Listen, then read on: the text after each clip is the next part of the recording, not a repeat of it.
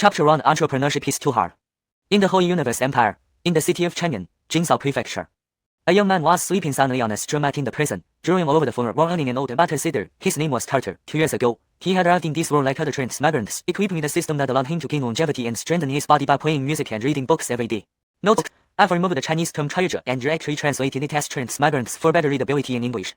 Tartar's mother had died when he was young, and his father was a compulsive gambler who lost not only their land but also his life to gambling. For 2 years, Tartar lived with his grandfather, Ho, before passing away, entrusting him with an old ox. They struggled to keep from the father's ends. After his grandfather's death, Tartar relied on the ox for company. Dop for his grandfather's funeral. Tartar sold the rundown house to the village chief. Although the system helped him gain longevity and health, it couldn't stop him from being hungry. So, he decided to seek a livelihood in Chang'an. Since he had to play music daily anyway, Tartar thought about performing on the streets. After all, in his previous life, he had trained for 2.5 years, becoming proficient in singing, dancing, rapping, and basketball. Tartar, get up, you can go now. The guard pounded on the prison door impatiently. Rubbing his eyes, Tartar wobbled toward the door. Don't let me go, Edimer, I committed such a grave mistake. How can you release me so easily? Tartar protested solemnly. The guard sneered and opened the door. Who's your brother? Get out. Panicked, Tartar huddled into the corner, hurriedly covering himself with the mat. Edimer, let me stay a few more days, Tartar pleaded urgently. The guard shook his head, never having seen anyone so shameless, and dragged Tartar by his ankles outside. 2 months ago, Wall Street performing in Chang'an, Tartar encountered an inspection by Jingzhou Prefecture officers. When asked to pay a fee, he handed over a bone, which the officers deemed an insult to their authority. Consequently, they banned him from performing in Chang'an. Feeling wronged his music might be bad but understandable, he found himself chased off by an unruly ox that accidentally mocked one of the officers, resulting in 10 days of detention. Released again, Tartar resumed his performances, but even the stray dogs stopped listening. To make ends meet, targeting places frequented by Jingzhou Prefecture officers, inciting the ox to charge at them whenever they appeared, leading to another confrontation. Leave before you bankrupt Jingzhou Prefecture, the guards strained to drag Tartar out of the cell. I can't believe you can't support a commoner. Won't you be laughed at if you can't even feed on? Tartar's face contorted as he clung to the ground with cone-like fingers. The last 2 months, you've been here 3 times a month for 10 days each. The guard dragged him out, leaving a long trail on the ground. If everyone were like you, Jingzhou Prefecture would be broke, the guard yelled furiously. Seeing Tartar trying to return to the cell, the guard slammed the door and locked it, shoving Tartar out. Tartar and his broken cider were thrown out onto the steps of Jingzhou Prefecture. Looking at the closed gate and the guard's disdainful kisses, he sighed. He never thought I'd lose serious Tibo up. Mo. The old ox slowly walked up and licked his chest. Tartar patted the ox's nose. You've gotten fat. Jingzhou Prefecture must have you food. Picking up the cider, he led the ox away, glancing back at Jingzhou Prefecture one last time. What a pity. Let's go perform. It was noon, and the streets of Hainan bustled with activity. Tartar, dressed in pantaloons, carried his old cider and led the ox to the broken brae. Finding an empty spot, he was about to sit down when a smelly foot nailed him. Hey, follow the code. Wait your turn. A scruffy beggar scowled. Tartar chuckled. Do I look like a beggar? The beggar studied him closely. You look too handsome to be a beggar. Tartar tapped the beggar's leg. So. The beggar kicked him and spat. Not looking like one doesn't mean you're not one. Wait your turn. Alright, tough guy. Tartar got up, looking for another spot. However, every beggar stared menacingly at him, forcing him to walk toward the bridge. On the arch of the broken bridge, couples strolled hand in hand, dressed in colorful clothes. Begging in was risky. Dirtying someone's clothes can lead to trouble. Hero deal, Tartar tied the ox to a pillar and sat down, placing the cider on his knees. He began to play 1,000 anchors of waiting. The melody, however, sounded disjointed and somewhat off-key. It was difficult, given the poor condition of his instrument. Hey, you're ruining our romantic mood. A white robed man strummed over angrily. Several women nearby murmured in agreement, complaining about the disruptive voice. Realizing he would get beaten if he didn't stop, Tartar quickly packed up and fled with the ox. The ox, sensing the urgency, followed without hesitation. The man, watching Tartar run down the brae, gave him the middle finger. Wiping sweat from his forehead, Tartar muttered, wrong place, or do people here like entertainment? Confused, he knew he had come from a world obsessed with entertainment. People should understand the concept of fun, right? Deciding to move on, he spotted another spot. Hey, brother, move a bit, we're all entrepreneurs. Help each other out. Tartar jiggled his hips. Devin rolled his eyes but moved aside, intimidated by Tartar's speed. Tartar sighed, putting away his cider. Alas, my soul is broken. Where can I find a true friend? The beggar suggested. Sell your ox, you can eat it too. One side, kid, do you really think I'm a beggar? Tartar reared and stretched out a hand. Sensational news. Fantasy Sound Guild is hiring helpers. A child ran shouting through the streets. Hearing this, the little beggar looked envious. Curious, Tartar asked, what's Fantasy Sound Guild? The beggar rolled his eyes. You country bumpkin, don't know Fantasy Sound Guild. Thought you were some noble's offspring. Please enlighten me, Tartar bawled. Fantasy Sound Guild is one of the whole universe empire's 3 only sites, home to immortals, female immortals, the beggar ruled. So was it shocking to hire helpers? Another glare, you idiot. Entering Fantasy Sound Guild can turn even dogs into immortals. Tartar knew immortals existed, but pursuing immortality was pointless since his system already granted him longevity. Playing music and reading books were enough for him, no need for immortality. End of chapter 1. Why don't you go then? I did, but unfortunately, the Fantasy Sound Guild only looks at talent, not background. The little beggar shook his head dejectedly. My musical talent is too poor, so I was eliminated. Ha ha ha, you actually have a background. Tartar almost laughed himself to death. Devin shot him another glare and pointed at the long line of beggars. Let me tell you this, half of these beggars are real people. He then tapped his chest and added, and my father is the city lord of China. To prove his point, he even pulled out a few intricately carved jade pieces and waved them in front of Carter. Carter thought back to the beggar from his previous life, used his legs to reveal an expensive car, and felt a deep sense of frustration. Climbing onto the axe's back with his tail between his legs, Carter muttered, entrepreneurship is too hard, I might as well become a helper at the fantasy sandgul. End of section. Chapter 2. Your lateral loveless younger brother. The hierarchy among beggars was too severe, and Carter's tender heart couldn't bear it. He decided to try his luck and see if he could become a servant at the Elusive workshop to earn some food. After all, as little beggars said, they didn't consider background but talent, and Carter was confident about his musical aptitude. One can endure anything but honor. Luckily, he had lunch at Xianxia prefecture office, otherwise, he would be starving now. He did think of doing hard labor, but the recruitment conditions were too strict in working hours too long. If that failed, he'd have to resort to the old tricks again, even though it would feel like cheating the Xianxia prefecture office. Carter led the old ox through the streets, inquiring for information everywhere, only to receive many scornful looks. Who won't tell him about the Elusive workshop? But there's always a turning point. Hey, brother, I noticed you're asking about Elusive workshop hiring servants. A plump boy in a plain room walked Carter's path. The boy had a chubby face with small eyes, looking honest and simple. Carter glanced at the almost hero-style fatty and asked, you know? Of course, I'm famous in China as an all-rounder. The fatty patted his chest proudly. Who wouldn't know better than Carter that no pie falls from the sky? With nothing on him, he was curious how this fatty would perform. So, can you tell me? Carter feigned excitement. The fatty scratched his head thoughtfully and said seriously, to put it bluntly, to participate in the registration, you need an official recommendation and a strict identity check and so on. So troublesome, Carter feigned surprise. Of course, do you think anyone can just waltz into Elusive workshop? Then forget it, I'll find somewhere else to bask. Carter pretended to be disheartened and started to lean the ox away. The fatty panicked, finally finding someone foolish enough. Why weren't they following the script? He quickly stopped Carter and sighed, brother, seeing you is like seeing my long-lost younger brother. The fatty tutted out Carter's hand, glancing nervously around. Carter thought, here we go, the main performance begins. To be honest, if you go to the officials for a recommendation, you'll need more than 10,000 taels of silver to get their attention. The fatty fished at a golden invitation card from his chest, but I'm different. I have an Elusive workshop patient application card.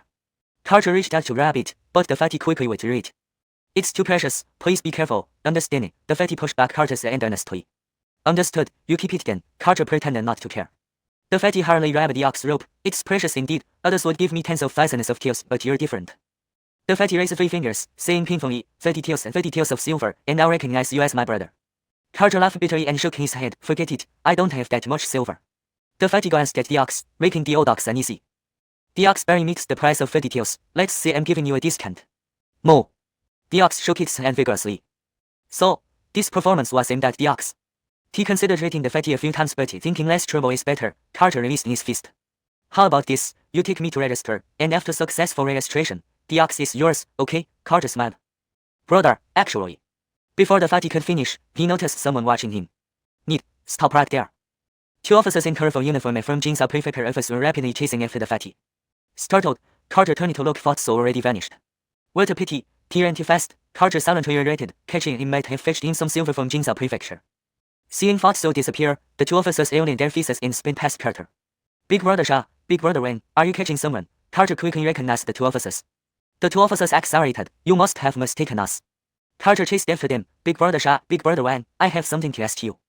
You must have mistaken us. They kept running while turning their hands away. Bystanders gasped. Xianxia prefecture officers were being chased by a beggar. Mistake, don't joke, he was familiar with these officers. If you don't stop, I'll bust it on Chinese streets every day from now on, Carter bellowed. The 2 officers bent over, turning back suddenly. What do you want? This pest had furrowed in merely for 2 months at Xianxia prefecture. Worse yet, everyone addressed him as brother.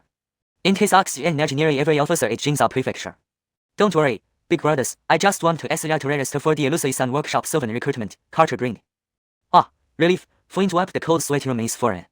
Easy, we'll take you there right now. I was thrilled, rushing him to register for fear he might change his mind en route. On the way, were you catching that fatty? Carter inquired as they walked. Angus, his name in it, a notorious conman in China, Flint didn't hide. You're an and still haven't caught him, Carter wondered aloud. Flint barged in explaining, don't let his perky appearance fool you, he runs faster than air. He thinks everyone wants to stay in jail like you, I added. Carter scratched his head awkwardly. Life pushes one to do things who hasn't faced tough times. I remember Xianxia prefecture's kindness. Ike pleaded instantly, please, don't. They walked for over an hour, discussing need. Carter thought of seeking revenge on him later for eyeing his ox. Here it is, Flint pointed ahead. So many people, Carter observed, seeing a crowd stretching tens of thousands. Just for servant recruitment, imagine disciple selection, Flint marveled. People vary greatly, success can transform lives completely. Don't worry, there are hundreds of tests of any setup here, Flint reassured, fearing Carter might revert to busking. We'll take you to register, it'll be faster. They help push through the crowd. Thanks, big brothers. Carter was relieved. Thanks to Jingzhou Prefecture offices, he completed registration within 2 hours. Registration done, ASM 0101, Carter read his phone joyfully. Good luck, we'll leave now, they bid farewell. Suddenly, Carter asked embarrassingly, tests start tomorrow, can either of you lend me some silver? Scared of refusal, he added, relax, I'll repay, I know Jingzhou Prefecture will. Their face turned green at no Jingzhou Prefecture will, could they refuse? Each reluctantly gave Carter 3 copper coins. Carter shamelessly accepted the coins, smiling, take care, big brothers, shall I see you off? Both waved frantically and bolted. Their speed rivaled the fatties. Too dramatic, Carter wondered. As dusk fell, Carter bought some wonton and steamy buns. After eating his fill, he found a place to rest near the examination venue. After casually playing a tune, he leaned against the old dogs and fell asleep. Chapter 3 in the first day. The sun had risen.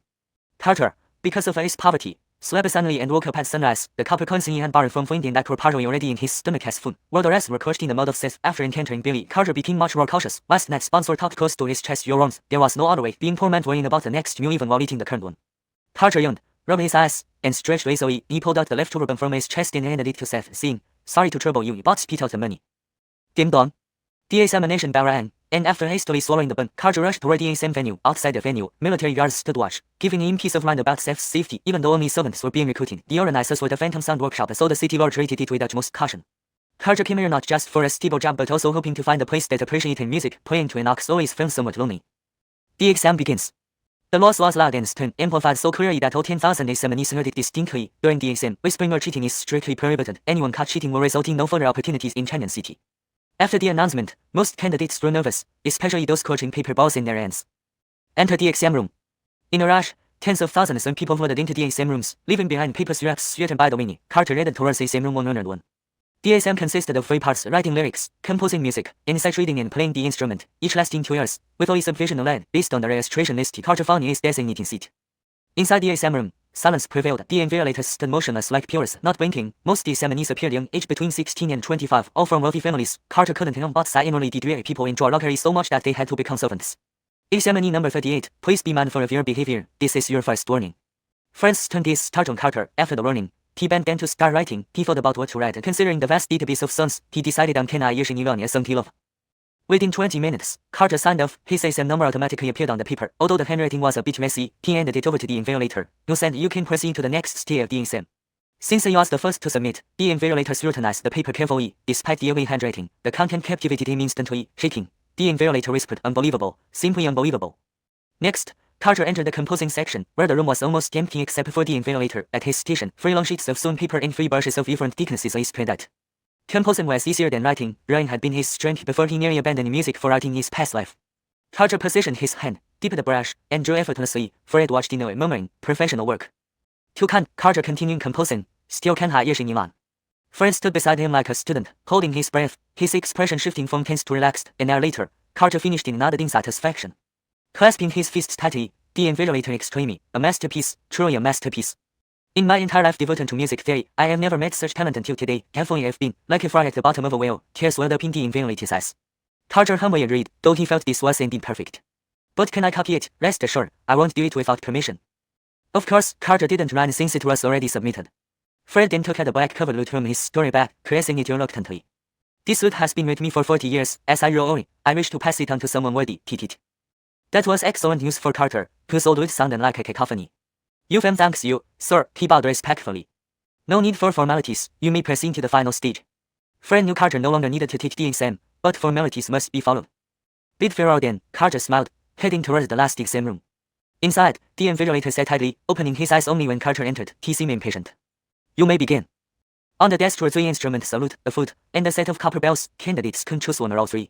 Looking over the score, Carter noted many flaws. He spent half an hour mentally revising it. With his conservatory background, modifying scores was trivial. Seeing him idle, the invigilator stretched lazily, resuming his rest. Carter tuned the lute and plucked a few strings, then swept his fingers over the copper bells, producing harmonious sounds. He closed his eyes and rehearsed mentally. Enhanced by the system, his memory retained every note clearly. Suddenly, the lute sounded, followed by the flute, accompanied by the jingle of the bells. 3 instruments played in unison. Fred's eyes flew open, nearly falling off his chair, staring at Carter in disbelief. The flowing music depicted a battlefield with galloping horses and intense flute melodies, creating a heart-pounding yet sorrowful scene. Fred felt his blood boil, wishing to charge into battle. With each ringing bell, a wave of sorrow washed over him. The blend of lute, flute, and bells resonated deeply. 10 minutes later, the performance ended, and Carter bowed to the invigilator. Fred, tearful, said, "A man's ambition lies in the battlefield." Carter was taken aback, realizing his changes turned the piece into a war anthem. "Forgive me for this display." The invigilator wiped away tears. "Was this the exam score you modified?" "Anchors, but with some alterations." "May you elaborate?" Fred clasped his hands. Carter pointed out the changes on the score, marking the notes he altered. "I never imagined a youth like you could achieve such mastery. Sir, too kind." Fred presented a white jade plaque. "May I know your name?" "Carter." Fred inscribed Carter on the plaque and dismissed him. After Carter left, the invigilator trembled as he carved "First" on the jade plaque. From the invigilator's reaction, Carter felt confident that first place was secure. Shouldering the loot that had been given to him, Carter was about to find something to eat. He hadn't taken a few steps when he encountered someone familiar. "Note: I've maintained the paragraph structure and line breaks as requested. Let me know if you need any further adjustments. ####Chapter 4. Return my money. Hey beggar, you actually came?" The elegantly dressed young man was walking towards Carter in surprise. Carter recognized him as the little beggar from the bridge yesterday. In Yesterday, he said he lacked musical talent. Was he just here to join the fun today? Idle pursuits. Carter rolled his eyes. As the son of the city lord, it was astonishing that he could lower himself to begging. The young man rolled his eyes back. "What do you mean, idle pursuits? It's called being prepared for the worst. Can't be bothered with you." Carter turned to leave. "Wait for me, I'll treat you." Walt hurried after him. Hearing those 3 words, "I'll treat you," Carter stopped in his tracks, his eyes gleaming. This kid was offering up his meal on a silver platter? Really? "Of course. I'm in a good mood today. Can we bring you?" "Don't mock anyone." Walt rolled his eyes again. "Fine, let's go," Carter said decisively. "Beggar, which exam room are you in?" Walt asked while walking. "Room 101.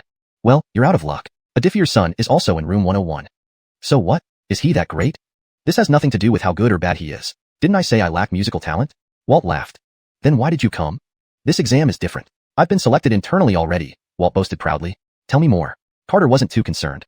"The chief examiner this time is from Xianxia. All 300 slots have been bought by powerful people. We aren't close yet. Are you not afraid I'll spill the beans?" Daring to engage in such blatant, underhanded dealings, Carter suspected this guy had a screw loose. "Who would believe you? You're just a beggar." Walt looked at Carter like he was an idiot. "You have a point. If I'm not chosen, so be it. Not like it's a big deal." "All right, you're tough." The young man didn't expect anyone to be so indifferent about Fantasia Academy. "My name is Germano." "Beggar, what's yours?" "Carter." They soon arrived at a small eatery. Germano found a seat and plopped down in lordly fashion. "What do you want to eat?" Germano asked. "A bowl of wonton noodles and 2 buns." Carter figured that would suffice. "Are you mocking me?" Germano rolled his eyes again. "Wine merchant." A waiter rushed over. "Ah, young master anchor, what will you have?" 2 bowls of wonton noodles, 8 buns, and 2 bowls of soy milk. Germano emphasized 8 with a smug look towards Carter. "And feed that cow outside until it won't eat anymore." Carter gave him a thumbs up. Impressive. This flattery nearly sent Germano to the moon. "Of course, who do you think my father is?" Soon enough, the steaming wonton noodles were served. Carter dug in without hesitation. A rare chance to pig out. He wasn't going to pass it up. Half an hour later, Carter patted his full belly and burped contentedly. "Ah, so comfortable. Haven't eaten this well in ages." "Wine merchant, the bill please." Germano rubbed his stomach arrogantly. 8 taels of silver." The waiter smiled widely, pleased with his big customer. Germano's face went blank, almost falling off his chair. "What, repeat that?" 8 taels of silver." The waiter emphasized 8 even more. Germano erupted in anger. 8 taels? Is your noodle made of gold?" "Not exactly. Together, you both ate 1 caddy, but that cow ate 9 baskets of buns. I've given a discount." "Excuse me? Did you seriously use buns to feed a cow?" "You told us to feed it until it wouldn't eat anymore," the waiter pleaded innocently. Stunned, Carter couldn't believe feeding a cow with buns. 9 baskets of them. That was too excessive. Germano was beside himself with rage, nearly overturning the table. "Are you idiots? Couldn't you use leftovers instead?" "But you didn't specify not to use buns," the waiter argued, nervously tugging at his apron. Fine. This is on me," Germano grumbled. He pulled out some silver. "Here's 7 taels. I'll send the rest tomorrow." Carter hadn't expected the old cow to be such a big eater. 8 taels of silver. That would require a lot of days sitting by the bridge. Seeing Carter still motionless, Germano shouted, "Hey beggar, let's go." Carter stood up immediately. "Sure thing, thank you for your generosity, young master anchor." Just outside, Germano pounded on Carter's back. "Beggar, give me my money back. I've been squatting by the bridge for half a year saving up that money, and you blew it all in one go. Give it back." Germano was on the verge of tears. Carter smirked. "The son of Chang'an's city lord can't even cover 8 taels of silver. Isn't that hilarious?" "Shut up, give me my money back." Germano tried to strangle Carter, but failed due to the height difference. He climbed onto the cow's back instead, pressing its hump to make it vomit. They returned to the square shortly, where Germano vented his frustration on the cow, getting thrown off several times. They found a spot to rest and waited for the exam results. Carter leaned against the cow, admiring the new zither given by the examiner, playing a few notes lightly. "What a fine instrument. If only I had one like this a few days ago, I wouldn't have had to run around to Jingzhou Prefecture daily." He hung his old broken zither on the cow's horn, planning to bury it somewhere once the results were out. Germano was still stuck on the 8 taels, struggling to come to terms with it. His poor father only gave him half a tael of silver each month for living expenses. Losing 8 taels at once was simply unbearable. The exam is over. Results will be announced in half an hour, the chief examiner announced again. Carter was impressed by the efficiency of Fantasia Academy. Inside the grand hall, the examiners were hastily reviewing the papers. Papers without names or poorly written were crumpled into balls. Suddenly, 2 maidens appeared in the room, their attire perfectly matching, green and white, and their demeanor ethereal, cloaked in light veils, moving gracefully and ethereally. Adrian's sister, what's so interesting about examining candidates? The green-clad maiden complained. Just passing by, thought I'd take a look, the white-clad maiden replied softly. All the examiners were busy, none noticing the maiden's arrival. An examiner crumpled up a paper angrily and hurled it aside. Pitter-patter. The paper ball rolled to the white-clad maiden's feet, who bent down to pick it up. From exam room 101, first place goes to Hudson. No need for further discussion. Everyone silently nodded. Carter's compositions were indeed masterpieces, rightfully deserving the top spot. Unfortunately, the chief examiner deemed Hudson superior in all aspects. Very well, let's follow Senior Lu's decision. The examiners dispersed, then noticed the 2 celestial maidens standing nearby. Your presence honors us. Forgive us for not greeting you properly. They knelt nervously, making the atmosphere tense. Do your work, pay no attention to us, the white-clad maiden said gently. As you wish. They resumed working but remained nervous inside. The white-clad maiden slowly opened the crumpled paper, reading through it. She almost couldn't believe her eyes. Song Hai Yi Sheng Elon, Tao Tao Lian and Chao, Fu Chen Sui Lang, Ji Ji Jin Zhao. The white-clad maiden read quietly, finishing the entire poem carefully. Carter, she murmured, a fine name. The green-clad maiden's eyes widened. Holy crap, this is brilliant. The white-clad maiden waved her hand casually, sending Carter's paper flying into hers before both vanished. After their disappearance, everyone sighed in relief. Too intense. The chief examiner wiped his sweaty forehead, utterly flustered. Outside the square, tens of thousands of people were anxiously waiting for the results, but only Carter was sound asleep. Under everyone's anticipation, the chief examiner's voice rang out once again, announcing the exam results. From exam room 1, Gavin. Hearing Gavin, Killy, slightly stirred. Could it be that fatty? From exam room 2, Germano. From exam room 3, Mia. From exam room 101, Hudson. Carter smiled. As Germano had said, he had been sabotaged by backroom dealings. You see, I didn't lie to you, did I? Germano said from the side. Not a big deal. Carter wasn't bothered at all. He initially planned to leave like this, but with so many wealthy individuals around, it would be such a waste not to showcase his talents. Besides, having just acquired a fine zither, it wouldn't do to hide it away without showing it off. Want to make some money? Carter grinned. Make money? Of course, I want to. Germano's mind was still fixated on those 8 taels. If you want to, follow my lead. Let's go and make a quick buck. The crowd outside the square was buzzing with excitement as they eagerly awaited the announcement of the results. Only Carter lay there, snoring peacefully. Under the intense anticipation, the chief examiner's voice resounded once more, announcing the exam results. First place from exam room 1 goes to Gavin. Hearing Gavin, Killiu perked up slightly. Could it be that fatty? Second place from exam room 2 goes to Germano. Third place from exam room 3 goes to Mia. 101st exam room, first place goes to Hudson. Carter chuckled softly. Just as Germano had mentioned, he was indeed the victim of behind-the-scenes manipulations. See, didn't I tell you? Germano remarked from beside him. It's no big deal. Carter wasn't fazed at all. Originally, he intended to leave like this, but with so many kindred spirits, and especially affluent ones, around, it seemed a shame not to take advantage of the opportunity. Moreover, having just acquired a fine zither, it felt wrong not to show it off.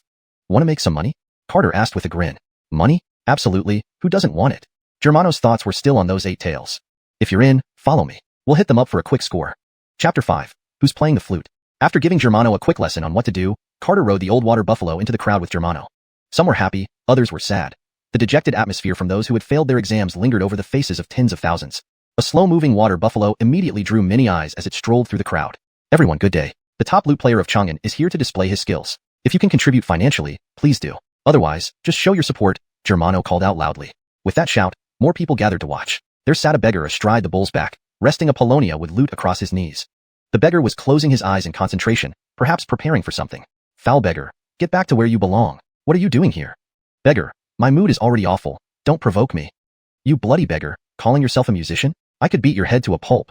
Germano, the son of a city lord associating with a beggar? You're disgracing your father. Insults rained down. It was inconceivable that a beggar had infiltrated this high-class event, like a crow amongst phoenixes. Paper scraps flew everywhere towards the duo. Germano could only squat and protect his head, yelling, Carter, what do we do now? Stay calm, Carter said serenely. His long fingers danced gracefully over the strings, producing a melody that immediately quietened the crowd. The light, free-spirited tune struck everyone. The atmosphere turned solemn as if they dared not disturb its beauty. Carter began to sing with an ethereal voice. The laugh of the sea. Waves crashing on both shores. Sinking or floating, only today matters. Heaven laughs at the chaos below. Who wins, who loses, only heaven knows. The kingdom laughs amidst the misty rain. All listeners were entranced. A liberating sentiment pervaded the hearts of the crowd, transforming their feelings of failure into a grand acceptance of life's uncertainties. Suddenly, Carter's singing was amplified so that every candidate on the square could hear it clearly. All candidates involuntarily gathered around Carter, who was completely engrossed in the performance and oblivious to the changes around him. Then, the sound of a flute arose, blending seamlessly with Carter's lute playing.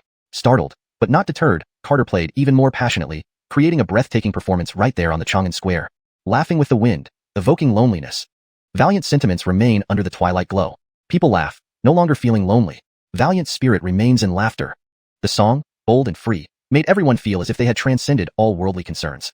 All faces suddenly relaxed. So what if they had failed the exam? Fame and fortune are fleeting. Why not sink or float with the waves and remember only today? After the song, Carter stood on the buffalo's back, scanning the crowd. Who's playing the flute? Can you come forward? This was the first time he performed this song in this world outside the test. Could it be another soul from Earth who could harmonize with him? However, thunderous applause greeted him instead. That was amazing. An unparalleled performance. Cheers filled the air, leaving Germano in awe of Carter. Could this have been played by a mere beggar? Unbelievably captivating.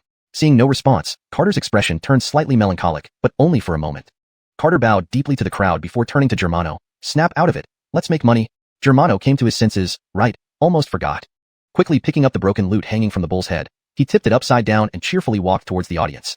Friends and family, if you enjoyed the performance, please lend your support. We've worked hard. Your encouragement and support would mean a lot. As the son of the city lord, lowering himself to ask for money indeed showed thick skin and resilience. The wealthy students were very generous, quickly filling Germano's lute with coins. Eyes shining, Germano exclaimed, "We're rolling in money." Precious jewels soon started flying towards Carter, piling up around the buffalo's hooves. Looking at the shimmering treasures, Carter couldn't stop smiling. We're rich now. Who needs menial labor? Asterisk asterisk ding. Points received. Host may allocate them. Asterisk asterisk. Still green points. Carter added them to his lifespan, extending it by several hundred years. Not only did he earn money but also completed a task, a double joy. Just as Carter was gloating, the crowd parted like the sea, making way for a passage. An elderly examiner with white hair rushed forward with a group of invigilators. This humble one, Olaf, sincerely invites the young master for a talk. Olaf had already learned that the lute player was Carter. The immortal lady instructed him to bring Carter back to Huanyanfang no matter what, almost frightening him. If the immortal lady found out about his underhanded dealings, he'd not only leave Huanyanfang but also risk his family's safety. Relying on Huanyanfang, Olaf had made many enemies. Surprised, Carter wondered why this old man, who had just rigged the exam, was now inviting him. Regardless of his intentions, the money was enough to last decades. Why become a servant? Senior Liu having failed, I have no face to go to Huanyanfang, Carter replied sadly. Silence, dead silence. Then came a flurry of gasps. He failed. Good heavens, who else in Chang'an could play such an unprecedented masterpiece? If he failed, what does that make Germano? I seem to recall he was in my exam room, but Hudson was the top scorer. So Hudson must be better? Olaf's face turned ashen. If he didn't quell this buzz, his deception would be exposed. Sir, you're listed as number 1 overall, which is why I personally came to invite you, Olaf said without blinking. Of course, muttered the crowd. That explains the Adrian's personal visit. Speechless, Carter wondered how shameless this old man was. Thank you, senior, but my aspirations lie elsewhere. Please understand, Carter politely declined. Everyone was stunned. Someone refused Huanyanfang's invitation? Were their ears deceiving them? I can't believe this. He actually refused? My heart feels unstable. I need to find a place to settle. This doesn't feel real. Someone pinch me. No one could stay calm. People went to great lengths to get into Huanyanfang, even as a servant. Anchored, Carter had publicly rejected it? Is it that you don't know Huanyanfang? Olaf asked, looking perplexed. Not exactly. It's the revered sanctuary of immortals, renowned worldwide, Carter explained. Knowing that, why refuse? Olaf couldn't comprehend. Anyone else would prostrate in gratitude. Senior, my mind is preoccupied with earning money, Carter said, glancing at the treasures on the ground. Now I have money. I want to eat and sleep every day. Stunned, Olaf couldn't fathom such an attitude from someone with exceptional musical talent. Sir, a man should have lofty ambitions, Olaf urged, wanting to say how much money Huanyanfang could provide. Senior, my chest is too small for big ambitions. A simple life suits me. Was he joking? Olaf had rigged the results yet now invited him again. Didn't he have any pride? Desperate, Olaf pleaded, please, sir, come with me to Huanyanfang. Everyone was astounded by the treatment. But Carter remained unmoved, ready to get off the buffalo and leave with the loot. Who's throwing trash around the square? Such disrespect for cleanliness. Olaf shouted, heard loud and clear by all. Immediately, everyone retrieved the jewels they had thrown, even grabbing others, until even the broken lute in Germano's hand was snatched away. Carter was utterly bewildered. This old man had gone too far, hadn't he? This was hard-earned money. The exam is over. Anyone who lingers will never be given another chance in Chang'an, Olaf said, clearly somewhat angry. The crowd scattered in a hurry. Those who walked slowly were immediately carried away by the army. Fortunately, the square was large enough. Otherwise, a stampede would have definitely occurred. Only the people from Huanyanfang and Carter remained on the square. Germano had long vanished. Since that's the case, I'll take my leave, Carter said angrily but helplessly. He couldn't stand up to them. However, it didn't matter. Now that he had fame, wouldn't it be easy to earn a living through his art in the future? Seeing Carter about to leave, Olaf instantly became furious. When had he ever been so unpopular? Even the Emperor of Xianxia would give him some face, yet a mere beggar was putting on airs with him? Sir, please stay. Olaf's tone was slightly cold. All of you, step back. The others left one by one, secretly lamenting for Carter. Chapter 6, A Master Arrives. The vast square was now left with only Olaf and Luke. Olaf's expression turned icy, and the air around him began to swirl. Luke frowned. Is this old man about to go berserk? This could be troublesome. Why is he so upset? Olaf scanned the area, noticing they were the only two people present. His face changed dramatically as he knelt down abruptly. Sir, please, come with me to the illusory sound pavilion, Olaf pleaded, sobbing on the ground. The sudden shift startled Luke. Damn, I thought you were going to fight. Instead, you pull this move. Senior, this is not necessary. Please get up. You really scared me, old man. Olaf had no choice. The fairy lady instructed him to bring Luke to the illusory sound pavilion without revealing who wanted him there. She couldn't just have him bound and taken. If binding wasn't an option, wouldn't begging work? If you do not agree, I will kneel here indefinitely, Olaf said firmly. All right, I'll go, Luke sighed, feeling the pressure.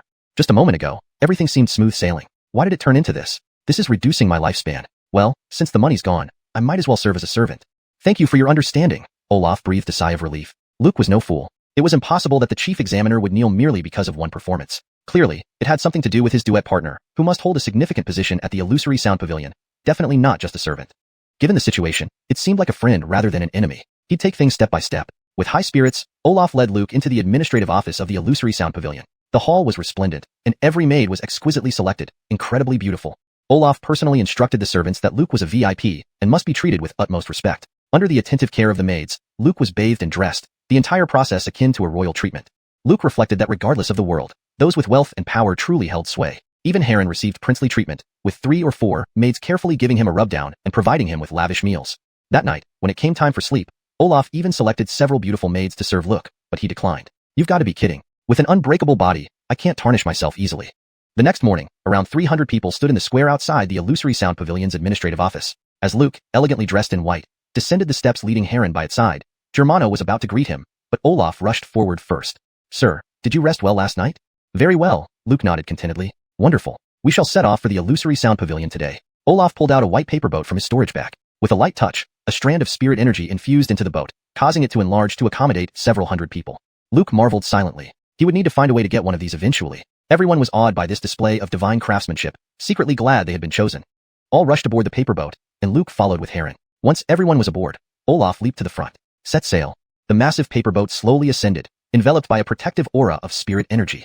After the paper boat stabilized midair, Olaf began briefing them. We are recruiting 368 servants this time. Upon entering the illusory sound pavilion, strive to work hard and advance to become inner door servants, understood? Anchors, over 300 people responded excitedly. This journey to the illusory sound pavilion will pass through the misty forest. Despite our reputation, we should keep a low profile to avoid unnecessary trouble. Understood? Understood. Germano tried to talk to Luke, but Olaf walked over, forcing Germano to leave dejectedly. Olaf briefed Luke on various protocols and future duties, which Luke listened to attentively. The paper boat flew half the day before reaching the misty forest. Ahead lies the misty forest. Everyone, stay alert, Olaf warned loudly. Below them stretched an endless forest, shrouded in thick mist even during the day. Olaf cautiously steered the paper boat along the outer edge, avoiding the center. As twilight approached, the forest fog grew denser, and the paper boat moved swiftly through the dense mist. Night fell, and the moon rose high. Olaf instructed everyone to rest in the cabins. As Luke remained on deck, he noticed several yellow lights approaching from the distance. Quick, get inside, Olaf urged urgently. No one dared delay, sensing impending danger. The lights drew closer, revealing 6 red paper boats surrounding the white one, forcing Olaf to stop. I am Olaf of the illusory sound pavilion passing through here. Could you let us proceed? Olaf asked diplomatically. Given the illusory sound pavilion's reputation, even demon cults would give some leeway. He doubted the forest bandits would dare confront them head-on. The illusory sound pavilion? A haunting voice responded from the red boat. That's exactly what we're after. Startled, Olaf threw a spirit charm. The charm passed through the shield and exploded in the sky, destroying one red boat. Harnessing his full cultivation, Olaf accelerated the paper boat. Hold on, he shouted as sword beams struck the shield, causing the white boat to shake violently. Inside, people tumbled and vomited. We're being robbed. Luke's face turned pale. Harren was still tied at the rear. He couldn't hide in the cabin. Luke sprinted to the back while others huddled together, trembling in fear. Luke, are you crazy? Germano grabbed Luke's leg amidst the turmoil. I'm going to save Harren. Without waiting for Germano's reaction, Luke dragged him towards the stern. Caught off guard, Germano had no strength to resist and ended up at the stern. Olaf was too busy to help anyone else. Boom. Spirit charms exploded like fireworks behind the paper boat. With only mid-foundational base cultivation after a century, Olaf faced several peak mid-foundational base experts. If not for years of stockpiled spirit charms, they would have been captured long ago. As soon as Luke and Germano reached the stern, 6 sword beams flew toward them. Ah, We're gonna die. The beams hit the protective shield, almost capsizing the boat. One beam broke through the shield, severing the stern railings where Heron was tied. A strong wind threatened to sweep Heron away. Luke grabbed the railing with one hand and the bull's horns with the other. Heron's legs floated up. Help! Luke shouted. Germano clung to the railing, his clothes flapping wildly in the wind. Seeing Luke struggling, Germano wrapped his legs around the bull's horns. Ugh, we're gonna die. Germano screamed, still clinging tightly. With Germano's help, Heron's feet touched the ground, stabilizing slightly. Luke felt his arms straining, but thankfully the shield's breach was closing. Suddenly, 3 sword beams flew towards them again. Germano's eyes nearly popped out. All done for, we're dead. The sword beams suddenly veered back, slicing through the pursuing red boats. There's a master, retreat. The attackers immediately stopped. The red boats quickly turned and vanished into the night in the midst of the chaos. Olaf cast a spirit charm into the spiritual energy shield, which closed in an instant, leaving Luke and Germano drained of strength. The 2 people in the bull collided with the spiritual energy shield, nearly losing consciousness. Ow, that hurts, Germano groaned as he rolled on the deck. The red paper boats fled into the distance, and in the darkness, a graceful white figure stood still. The figure let out a soft chuckle. You're about to die, and you're still worried about the bull. Chapter 7. You resemble my long-lost brother. Early morning at the Illusory Sound Manor. A white paper boat gently descended at the foot of the southern gate of the Illusory Sound Manor. After an eventful journey, more than 300 people finally arrived without any major incidents. Everyone disembarked one by one. Some couldn't help but vomit right there on the spot. Carter's stomach was also churning, while Germano was in even worse shape, having already vomited several times. Everyone, rest here for a while. We'll head up to the mountain gate after half an hour, Olaf panted. The tightly strung group collapsed on the ground as soon as they disembarked, still shaken from the journey. As soon as he got off the boat, Germano caught Carter and scolded him. Carter, you were way over the line last night. Did you realize how dangerous your actions were? Carter felt guilty and scratched his head awkwardly. Sorry, I shouldn't have dragged you into that risk, but the situation was urgent, and I didn't think much about it. That's not okay, you're too dangerous. I should keep my distance from you. Germano kept shaking his head. Carter wanted to argue further, but noticed someone deliberately avoiding his gaze amidst the crowd. He smiled thoughtfully. It must be that fat guy. Which fat guy? Germano looked puzzled. Leaving Germano behind, Carter strode towards the fatty with authority. Seeing Carter approaching ominously, the fatty shrank deeper into the crowd, his heart sinking. Oh no, he found me. The fatty buried his head behind others. Carter was now a hotshot, and if he held a grudge, it would spell trouble. The fatty could only close his eyes, pretending to see nothing. Carter grabbed the fatty's ear. Price, trying to hide? Do you miss my ox so much you've come all the way to Illusory Sound Manor? Pain. Big brother, this is a misunderstanding. Definitely a misunderstanding. Misunderstanding? Do you think I'm a fool? You should think about how to make it up to me instead of trying to talk your way out of this. Big brother, let go first. We can talk it through. Sure, let's talk it through. Letting go, Carter looked down at the fatty. Seeing you is like seeing my long-lost brother. It's natural for a brother to take care of his brother, right? Right. The fatty was almost in tears. 30 taels, family price, no discount. Crossing his arms, Carter glared menacingly. Pay up or else. Big brother, I don't have that much money. My parents. The fatty tried to explain. Shut up, don't give me that crap. Want me to have Lou Sr. arrange daily latrine duty for you? The fatty shook his head vigorously. Brother, no, I'll pay, okay? With a sullen face, the fatty pulled out his money pouch. Brother, can we call it quits between us from now on? Carter pocketed the pouch. Not yet, we'll see. Curious about how Need managed to get here, Carter planned to interrogate him but was interrupted by a voice. Well, isn't this Lou Sr.? A mysterious young man in green robes, waving a fan gracefully, stepped down from the platform. Seeing him, Olaf frowned. This person was even more despicable than his underhanded tactics. But Olaf quickly regained his composure. Well, Fong Steward, what brings you here? The young man waved his fan lightly, smiling disdainfully. An unlucky breeze. Haha, Fong Steward really knows how to jest. I'm not joking. Look at the recruits you've brought. They're all a sorry lot. Fong Steward sneered. Things went awry along the way, resulting in this outcome. Who doesn't know that Gus is from Chang'an City? Fong Steward gave a cold, mocking smile. Gus, you can keep your thoughts to yourself. Fong Steward glanced at a few handsome youths among the crowd. I need a few assistants to cultivate spirit flowers. Gus wouldn't mind lending them, right? Olaf's expression darkened. Fear gnawed at him, wondering why this trouble came so soon. All right, choose whoever you want, Olaf reluctantly agreed. Fong Steward pointed one by one, finally landing on Carter. Carter's face turned green. What the hell? Picking males over females and handsome ones at that. Not only did Carter's face turn green, Olaf's did too, looking like days-old liver. Anyone but him. Fong Steward raised an eyebrow. Gus reluctant? Anchors, if you must choose him, then we'll both be dead. Startled by Olaf's reaction, Fong Steward grew even more curious. Ho, I really must pick him then. Adamir, don't push it. Olaf's anger flared, his aura expanding. He intended to invoke the fairy's name to intimidate Adamir, but she had warned against revealing her identity. He wouldn't dare offend her, even if given 10,000 chances. Engaging Adamir might cost him his elder position, but angering the fairy meant certain death. Seeing Olaf's stance, Adamir panicked, realizing he could actually be killed. He was only at the chi refinement stage, after all. Fine, Olaf, I'll remember this. Adamir gave up on Carter and randomly picked another handsome youth. As he left, he gave Carter a chilling glance, making Carter's skin crawl. Why is he still thinking about me? Relieved by Adamir's decision, Olaf breathed easier. After Adamir disappeared up the mountain, Olaf led everyone up. Do not look around or speak when we meet anyone. Understood? Everyone nodded eagerly. Reaching the summit, they were greeted by an enormous gateway carved with dragons and phoenixes soaring into the clouds. 2 words described it perfectly: magnificent. How tall is this? Germano marveled aloud. Carter silently marveled as well. In his previous life, skyscrapers seemed like child's play compared to this. Stepping through the gate felt like entering another world. Strange beasts soared overhead. Dense spiritual energy enveloped their bodies, causing every pore to relax. No wonder dogs can become immortals here. Pigs could easily live 100 years in this environment, Carter mused. Remember your status. You are the lowest tier laborers, not even disciples. Stay silent unless necessary, Olaf reminded sternly. Everyone nodded, though many secretly dreamed of soaring to greatness. Follow me closely, don't fall behind. Olaf led them to the Labor Affairs Center, where work assignments began. They encountered no cultivation disciples along the way, only hurried laborers. This was the back mountain, where laborers lived alongside roaming beasts. Olaf assigned Carter a light and unoffensive task, caring for spirit horses. Few disciples chose spirit horses as mounts because they weren't flashy, but they were indispensable in battle. Caring for them was simple, just graze them on the prairie and herd them back at dusk. Lu Sr., I have a request, Carter said, holding the token for the horse stables. Go ahead, Lu Wuxing responded politely. Can you assign Germano and need to help me with the horses? Certainly, Germano need. You two will assist Carter from now on.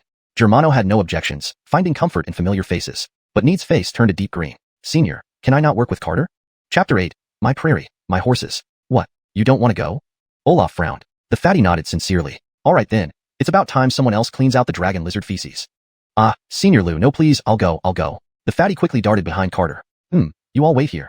Someone will come to lead you to your assigned positions shortly.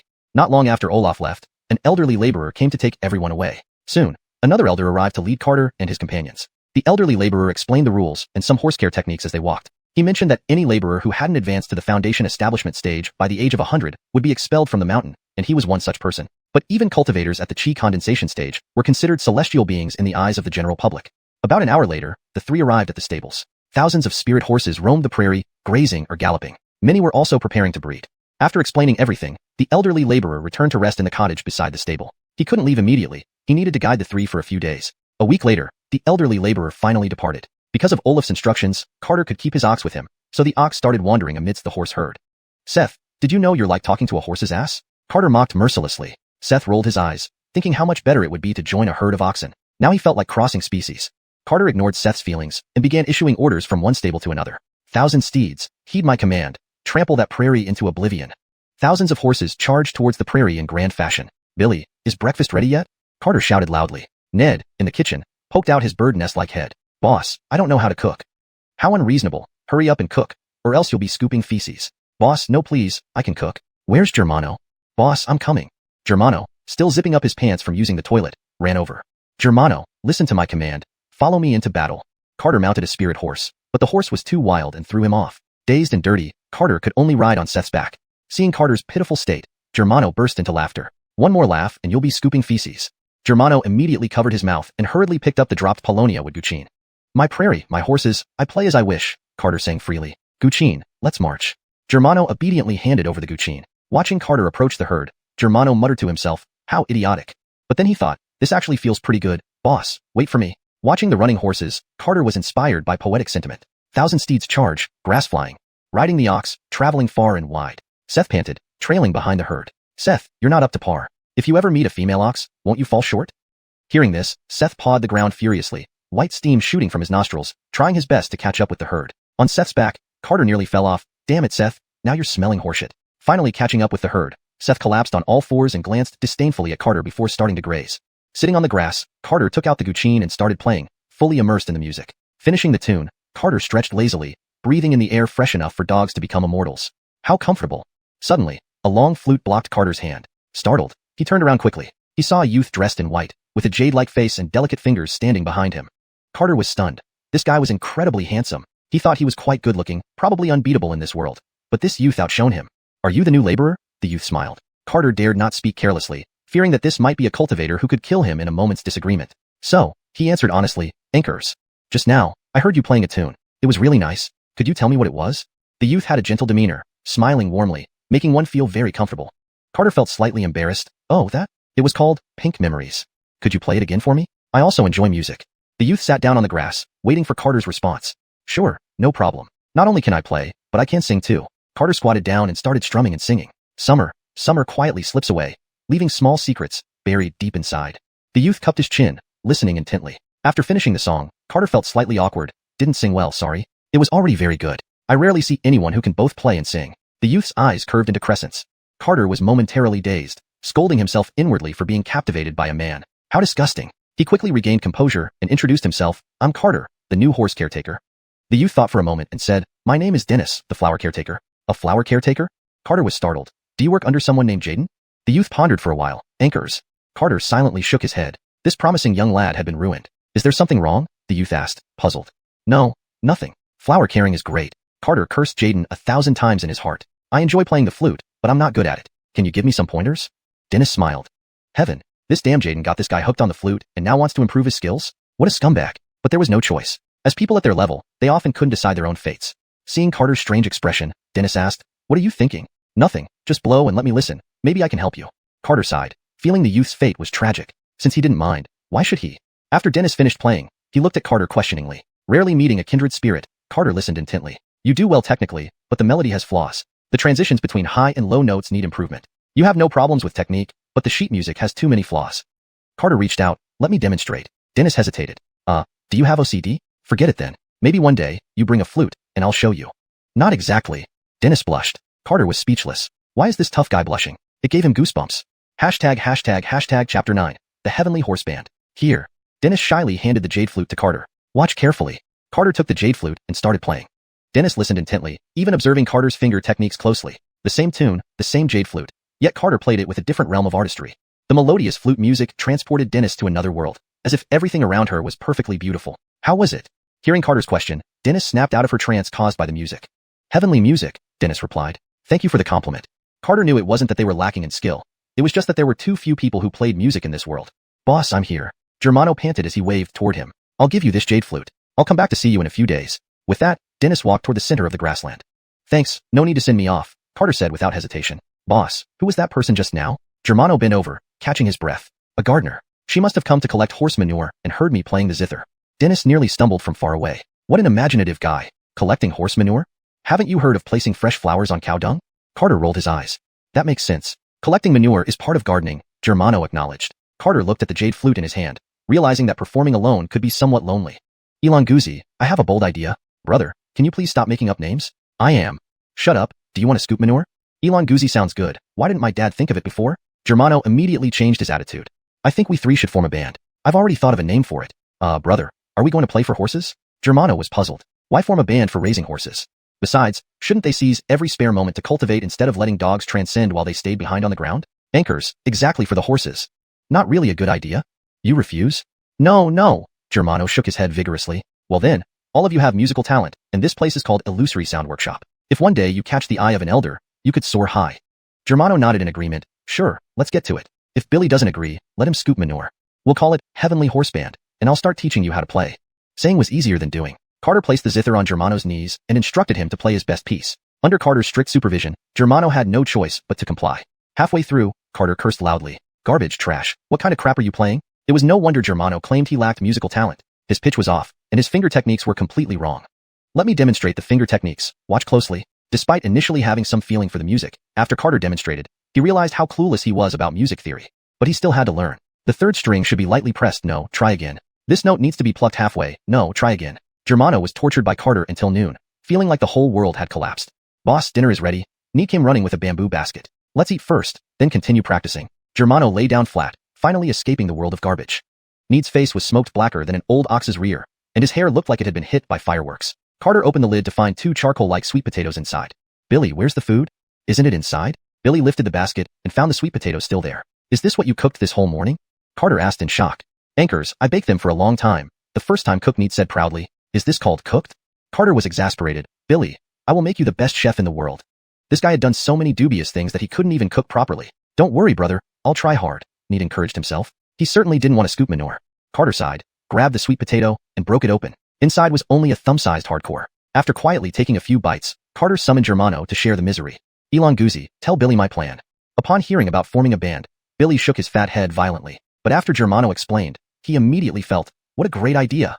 With plans in mind, Carter ignored his growling stomach and taught Billy on the side. Seeing Carter's teaching method, Billy trembled, gaining a deeper understanding of the phrase, regretting one's actions. Teaching continued from noon till evening, and both finally showed some improvement. Their foundation was decent, but Carter always held himself as the standard, inevitably finding their skills subpar. Well, it's getting late. You two go bring the spirit horses back, and I'll go prepare dinner. At the sound of this, they bolted. They preferred dealing with horses now. Seth, stop fighting that mare. It's time to go home, Carter called out to Seth, who had been knocked over by the mare. Though reluctant, Seth slunk over to Carter. Back at the stable, Carter rushed into the house to cook. Nowadays, they were supplied with food daily, so hunger was no longer a concern. Feed horses. Chop firewood. Treasure food and vegetables. Be a happy person. How perfect. Just as he was about to start cooking, Dennis arrived with a basket, holding a new white jade flute. Dennis smiled as she handed the basket to Carter. Can I have the jade flute you gave me this morning? Here's a new one for you. Of course, does the basket contain food? He was starving. Anchors, you're probably wealthy children who don't know how to cook, so I brought some food. Carter patted his chest. Young brother, for your kindness. I'll take care of all your music-related troubles. Carter took the basket and new jade flute, then handed the one hanging on his belt to Dennis. Opening the basket, he saw delicious dishes. Damn, can gardeners cook this well? Dennis's food was ample enough for the three of them to enjoy fully. Taking a bite of the snow-white bun, Carter felt his tongue dancing. Darn, is this how good it can get? He swore, this was the best bun he'd ever tasted, whether from his past life or this one. Carter ate happily, feeling like he was flying. A loud rumbling echoed, and the earth trembled as horses returned home. Brother, we're back? Carter hurried into the house with the basket, and the others followed like wolves charging in. Don't grab, there's plenty for everyone. Grab any more, and you'll be scooping manure. Chapter 10. Encountering danger in the Beast Burial Valley. Carter taught the fatty and Germano how to play the lute, flute, and drums every day. In the evenings, they secretly went to trim the manes of the spirit horses. The fatty had been kicked half to death by the spirited steeds multiple times, while Germano ended up eating horse droppings several times. Once they got familiar with each other, they even started stealing pots and pans from the neighboring servants. Fortunately for them, the fatty was good at pilfering. Otherwise, their mischief would have been discovered long ago. Carter took great care to polish the stolen items himself. After the trio's relentless efforts, they finally managed to assemble a complete set of instruments. 3 months later, one early morning, the tranquil stable was suddenly pierced by the shrill neigh of a spirit horse. Charge! A stampede erupted as a cacophony of music followed. They had just captured a few demons and subdued some monsters. Why were there so many chimeras? Price, take a taste of old Jose's staff first. A song titled, Heavenly Path is Broad and Wide, was fully formed in this foreign world. Ding, points delivered. The host can allocate them. The system's voice rang in his mind. Unlike before, this time the points were golden. Carter allocated the golden points to his physique. After doing so, he felt significantly stronger. With a lifespan of over 200 years already, he didn't want to end up as a living skeleton. Hence, a robust body was crucial. Not bad, much progress. Carter gave both men an approving nod and decided not to bring up the manure digging incident again. It's all thanks to Brother's teaching. You are truly a godlike person. Brother, you're the greatest musician in history, unmatched by anyone before. Both continued showering Carter with flattering remarks, though clearly insincere, they sounded quite pleasant. Price, you take care of the horses for the next few days. I'll go with Jean and Easy to pick the devilish grass. Okay, brother, be careful on the way. To maintain the spirited temperament of the horses, they needed to feed them devilish grass once a month. The stock of devilish powder was nearly depleted, so they had to go to the Beast Burial Valley to gather more devilish grass. The Beast Burial Valley was quite far from the illusory sound workshop, so they needed to leave early. If they were found not feeding the spirit horses, the lightest punishment would be having their rations cut for 3 months, and the severest being expelled from the workshop. Carter brought along a map and a sickle, while Germano packed water and dry provisions. They set off toward the Beast Burial Valley. After leaving the workshop, the sky turned dark, but such weather was suitable for harvesting devilish grass. Half a day later, it began raining heavily under the gray sky. Since they hadn't checked the forecast, neither had an umbrella. How unlucky. No clouds in the illusory sound workshop, yet it rains here, Germano grumbled. This kind of harsh weather was nothing new to Carter. He had endured countless such situations. Let's find shelter from the rain and continue when it lessens. They took refuge under a large tree with the ox. However, after 2 hours, the heavy rain showed no sign of letting up. Night was approaching, and it seemed the rain wouldn't stop anytime soon. We can't wait any longer. Let's go through the rain, Carter said. If they waited until nightfall, they might end up spending the night outdoors. All right, let's head for the Beast Burial Valley. An old servant had mentioned that there was a hut in the valley specifically for those who came to gather devilish grass. Braving the rain, they ventured deep into the forest, eventually reaching the hut the old servant had described. It was too dim to make out much detail of the hut. Pushing open the door, they finally stepped inside without getting soaked further. The sky had completely darkened, making it impossible for the drenched duo to see each other in the room. Can the flint still work? Carter shouted. The rain drowned out most of their voices. It works, waterproofed by the illusory sound workshop, Germano replied loudly, trying to boost his courage. Germano lit the flint, the weak flame providing temporary visibility. Look for torches or candles to light up the place, Carter instructed. Germano held the flint and searched around, eventually finding an oil lamp. I found it. Lighting the oil lamp, they noticed the rain intensifying outside. Carter wrung out his clothes. Looks like we'll have to spend the night here. Brother, could there be monsters in here? Germano asked nervously. The old servant said there's a beast soul suppressing this area. There shouldn't be any demons or spirits, Carter reassured him. But what about tigers, leopards, and wolves? Why don't you think positively? Carter retorted irritably. An hour later, the rain gradually diminished, bringing silence outside. Carter curled up in a corner to sleep, while Germano squatted nearby, too afraid to close his eyes. Whoosh! A gust of cold wind blew out the candle, startling Germano. Ghost! Germano screamed, waking Carter. Why are you yelling? Carter stood up, noticing the pitch-black room. Whoosh! Ghost put out the candle. Brother, I'm scared. Germano clung to Carter and cried in terror. Give me the flint. Carter relit the oil lamp. Outside, continuous rustling noises echoed, sounding like something crushing branches. Carter was also scared but couldn't leave the ox outside unattended. Keep the light on for me, he told Germano. Holding the flint, Germano's face was deathly pale. The rustling grew louder, closing in on them. Germano's teeth chattered uncontrollably. Brother, see, could it be real ghosts? Carter opened the door and untied the rope. Seth, get inside. The ox tried rushing in, but its thick waist got stuck halfway. The rustling approached closer, accompanied by chilling screams. Sweating profusely, Carter pushed against the ox's rear. Seth, try harder. With a screeching sound, the ox finally squeezed inside. Carter quickly slammed the door shut. The door shook violently, and Carter yelled for help. Germano froze in fear, pointing at the door crack. Brother, look above. Carter looked up and saw a huge bat struggling between the door crack. Get the knife, quick. Carter shouted. Panicked, Germano grabbed the sickle and shakily handed it to Carter. But Carter was too busy holding the door. Chop its head off now. The bat struggled fiercely, nearly breaking free. Germano swung the sickle, cutting the bat in half. The severed bat head lunged at Germano, frightening him to scream. Fortunately, the ox crushed the head underfoot. Hurry, hold the door. We can't hold on much longer. Carter's face turned pale as black claws continuously forced their way through the door cracks. The ox rammed the door with its head, sealing the gap, and Carter bolted it shut. Standing at the door with the ox, they felt the increasing pressure from outside. Even the window rattled violently.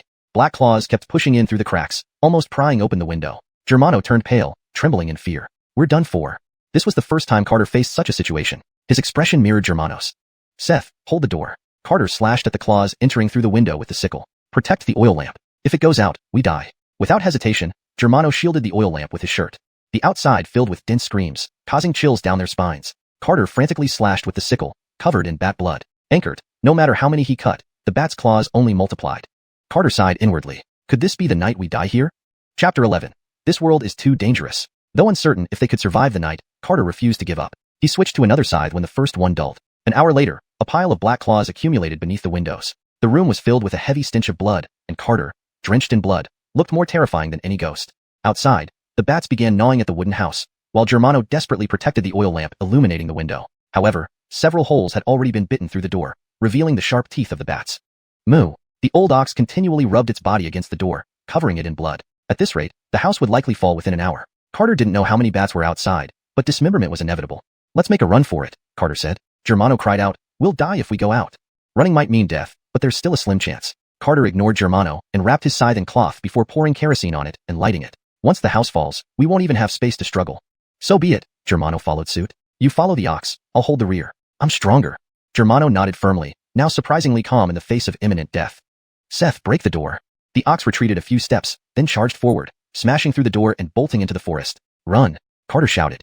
They rushed after the ox, and the house, already weakened by the bats, collapsed immediately. A swarm of bats attacked the two men and the ox. Carter waved the flaming torch to fend them off. The bats, fearing fire, fled to the other side. The old ox was covered in bats and seemed on the verge of being overwhelmed. Germano grabbed a torch to drive them away, allowing the ox some respite. Ahead lay darkness, and Germano ran aimlessly, leading the way.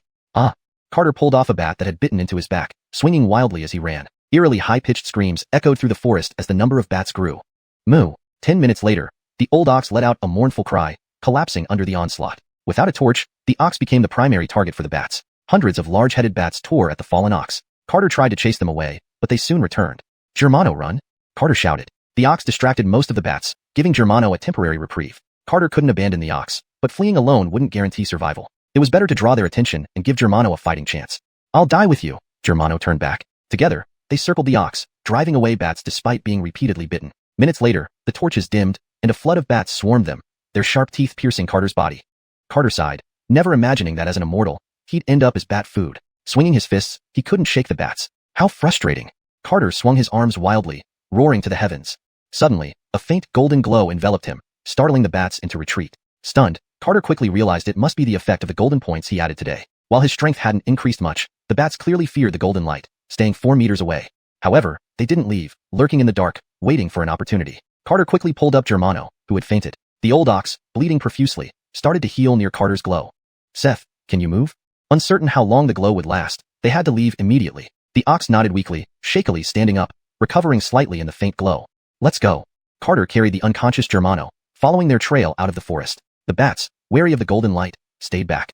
3 hours later, they stumbled out of the forest. The bats lingered at the edge, seemingly deterred by something, not daring to pursue further. After leaving the forest, Carter's golden glow faded, and the ox finally collapsed from exhaustion. Only the will to live kept Carter going. Seeing they were close to Huanin workshop, Carter lay down beside the ox, too exhausted to continue but dared not close his eyes. The next morning, Carter woke the ox. Now somewhat recovered, the ox moved steadily. Together, they carried Germano back to Huanin workshop. Upon returning, Carter told Olaf what happened, claiming they were saved by a fairy from Huanin workshop who entered Beast Burial Valley. Olaf deemed it serious and reported it, arranging treatment for both men before heading to the Hall of Officials. After 3 days, Carter healed, while Germano remained unconscious. These days, Billy handled the horses, relieved he avoided this ordeal. Dennis also stayed away, making the stable unusually quiet. Carter and the ox lay in the grass, enjoying a rare moment of peace. I nearly became bat-dropping, Seth. We're too weak. Even as an immortal, he could still be killed. Bats this time, perhaps humans next. We might not provoke others, but dangers are inevitable. Think about it. If an ordinary person lived forever without cultivating, what would happen? Moo. The ox was puzzled. They'd be dissected for research. Moo moo. The ox agreed. That sounded horrific. So, we must prepare while we can. Even if we can't fight, we need to escape. We must cultivate, not for anything else, but for our lives, Carter resolved. Moo moo moo. The ox nodded vigorously, recalling last night's torment. You need to cultivate too. Don't be worse than a dog. Carter pointed at the ox's snout. Remember, we cultivate quietly, no grand displays. Dennis approached, holding a basket, looking tense. I heard you were injured, she asked. Anchors, almost killed by bats. Luckily, a beautiful fairy appeared and slaughtered them all, Carter said enviously. Do you want to cultivate? Dennis guessed. Don't people here come for that? Dennis handed Carter a book. This is Ling Yinju, a beginner cultivation technique. Can I become immortal with this? She shook her head. It draws celestial energy into the body. Whether it works depends on your spiritual roots. Isn't this too valuable? Carter felt awkward, assuming such a book must be expensive. Compared to your music sheets, it's quite cheap, Dennis smiled. Carter accepted the book and began instructing Dennis in music until dusk. ####Chapter 12. Dissipation happened so quickly. Carter sat cross-legged on the bed and opened the guiding spirit formula. The world has spiritual energy. All things have awareness. Activate your divine consciousness. Comprehend the spiritual energy of heaven and earth and guide it into your body. Carter carefully studied the guiding spirit formula, not daring to skip a single word for fear of accidentally going astray and causing internal damage. This was his first encounter with the knowledge of cultivation. The more he read, the more shocked he became. From guiding spiritual energy into the body to opening the dantian, reaching the first stage of qi condensation could increase one's lifespan by 10 years. Reaching the 10th stage would allow one to surpass the limits of human life and live up to 200 years. This was no less impressive than playing music every day. The guiding spirit formula only covered up to the qi condensation stage, while foundation establishment depended on one's spiritual root quality and luck.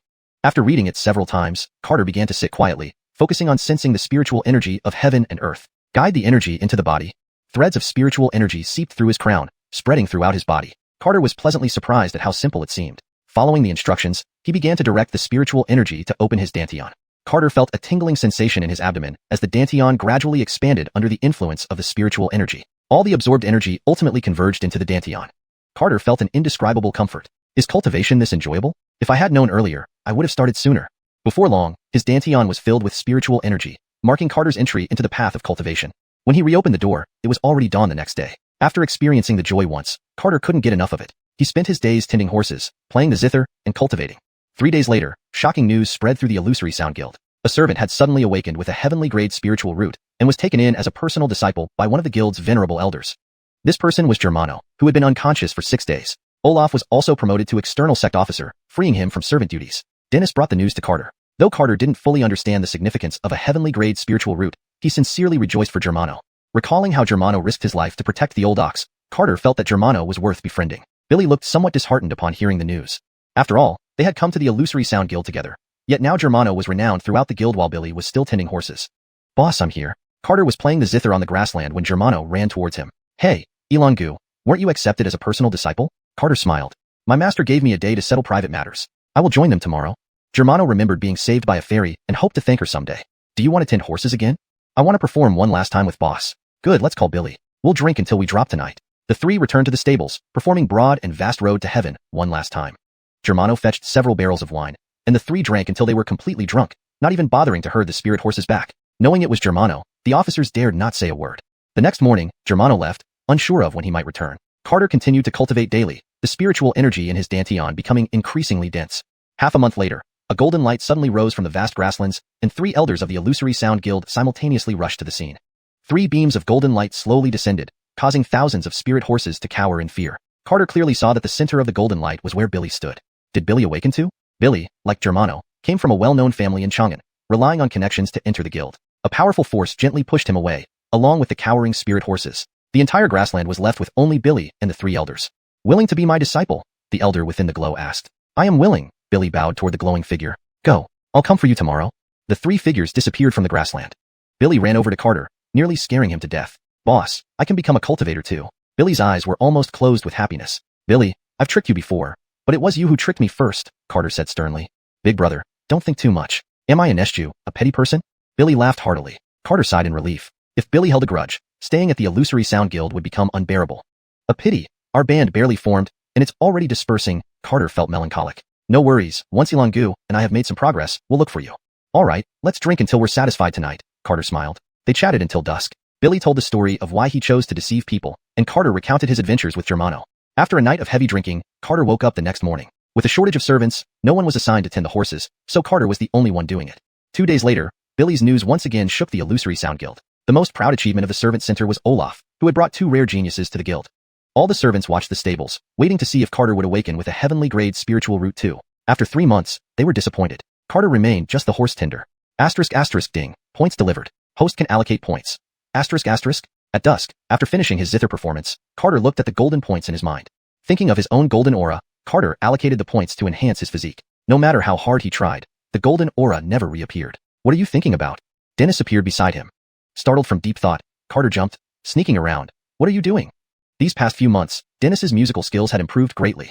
Carter believed she no longer needed guidance in the flute. How's your cultivation? Dennis asked. I've stayed at the first level of chi condensation, no improvement.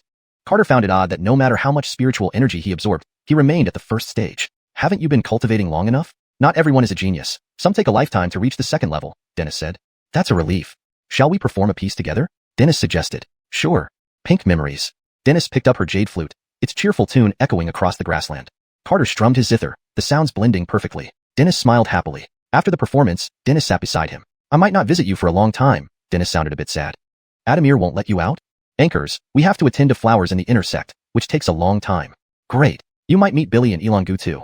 Well, I'll come find you after attending to the flowers. Take care of yourself, Dennis hesitated. Don't worry, it's not like it's a life or death farewell. See you later, Carter hurriedly urged.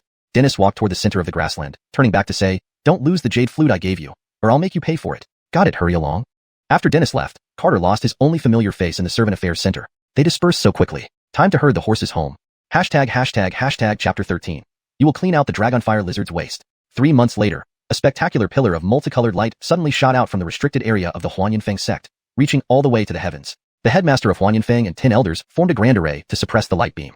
At the origin of the light beam sat a young girl with her eyes closed, meditating in lotus position, with a jade flute lying beside her. The founding ancestor of Huanyanfeng flung open the coffin lid without hesitation, even though it was made of 10,000-year-old purple crystal.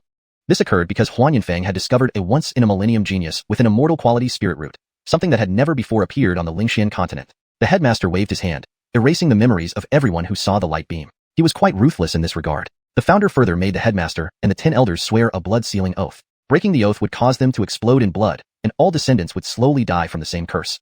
Over the past 3 months, Carter had been living a very fulfilling life, except for his cultivation, which remained at the first stage of chi refinement. However, he noticed something peculiar. Every time he added golden points to his physique, his dantian expanded by double its size. After adding these points 3 times over 3 months, Carter's dantian had far exceeded the description in the spirit induction art. Initially, he worried about his dantian bursting, but each expansion felt like entering another world. Carter did not feel any discomfort. Instead, he grew stronger, effortlessly lifting old oxen as if they were toys.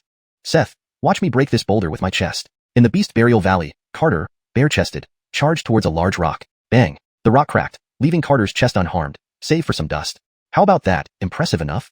Seth nodded vigorously, thinking Carter should seek revenge on the bats now. Since the bat attack incident, the Beast Burial Valley had been sealed for a long time until today. Carter was there to gather more devilish blood powder for the oxen and take revenge on the bats.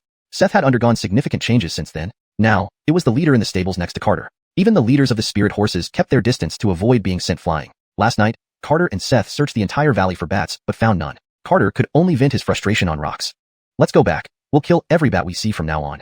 Seth hated bats too, considering them the most detestable creatures. On their way back, Seth carried over 10 bags of devilish bloodgrass. Seth, do you have a thing for that red mare? Seth shook its head. But why do you always sniff around her? Even getting kicked a few times didn't stop him from pursuing the mares, making anyone think otherwise. Seth angrily stomped the ground with its front hooves, indicating it was just curious, and accused Carter of smearing it. If you keep misinterpreting me, I'll make you carry the grass yourself. Shua, someone's coming. 3 large men dressed in Huanyanfang laborer uniforms approached from not far away. They seem to be heading straight for them. They don't look friendly. Remember, don't hurt them too badly, Carter whispered. The 3 men stopped in front of Carter, one of them asking, "Are you Carter?" "Anchors, senior brother. What can I do for you?" Carter replied with a smile. "I'm straightforward. We need your devilish blood grass," the man said, crossing his arms, as if daring Carter to refuse. "Damn, so direct?" Carter scratched his head, replying sheepishly, "Sure, seniors can take it." None of the men expected such easy compliance. Harvesting those bags of devilish bloodgrass took a whole day's work. They couldn't believe it when Carter offered it so readily. "But the devilish bloodgrass isn't mine. It belongs to Seth. It's up to him whether he gives it or not." Carter smiled and stepped aside, implying they should ask Seth directly. "Is a beast's consent needed?" One of the men reached for the bags, but Seth gave him a swift kick with its hind legs, sending him flying. The remaining 2 quickly ran to help their companion, who lay pale-faced and clutching his chest, spitting out a mouthful of blood. After the kick, Seth walked away calmly as if it didn't know Carter. "You, get the devilish bloodgrass," the burly man ordered Carter. "Okay, let me try." Carter moved closer, only to be kicked hard again by Seth, much harder than before. Carter pretended to faint, silently cursing Seth for holding a grudge. These 3 men had met Carter for the first time, unsure if the ox truly belonged to him. With Carter injured, their mission was achieved. No need for further aggression. "Let's go." The 2 men supported their injured friend and cautiously walked past Seth toward Huanyanfang headquarters. After the men left, Carter clutched his slightly painful chest and chased after them. "Seth, you went too far. Didn't I tell you to go easy on them?" Seth flicked its tail proudly, mocking Carter for defaming it earlier. Back at the stable, Carter dried the devilish bloodgrass while pondering who might be targeting him. Seth, could it be Samson? Seth agreed. Indeed, Samson was the only one within Huanyanfang who held grudges against Carter. Soon, 2 laborers arrived at the stable. "Carter, Adrian Fong wants to see you." Adrian Fong? Just as he suspected. "Seth, I'll go check it out. You mind the stables?" Seth nodded, and Carter followed the laborers to the administration hall. Beckham sat on a grand chair, silent but filled with rage. Thinking about his son's sudden disappearance, he burned with anger. After the conflict with Olaf 3 months ago, Samson vanished without a trace. Despite searching thoroughly, he found nothing. Now Olaf held a high status, and Beckham dared not provoke him. Thus, he waited until 3 months after Olaf's departure to act against Carter. "Are you Carter?" asked Beckham.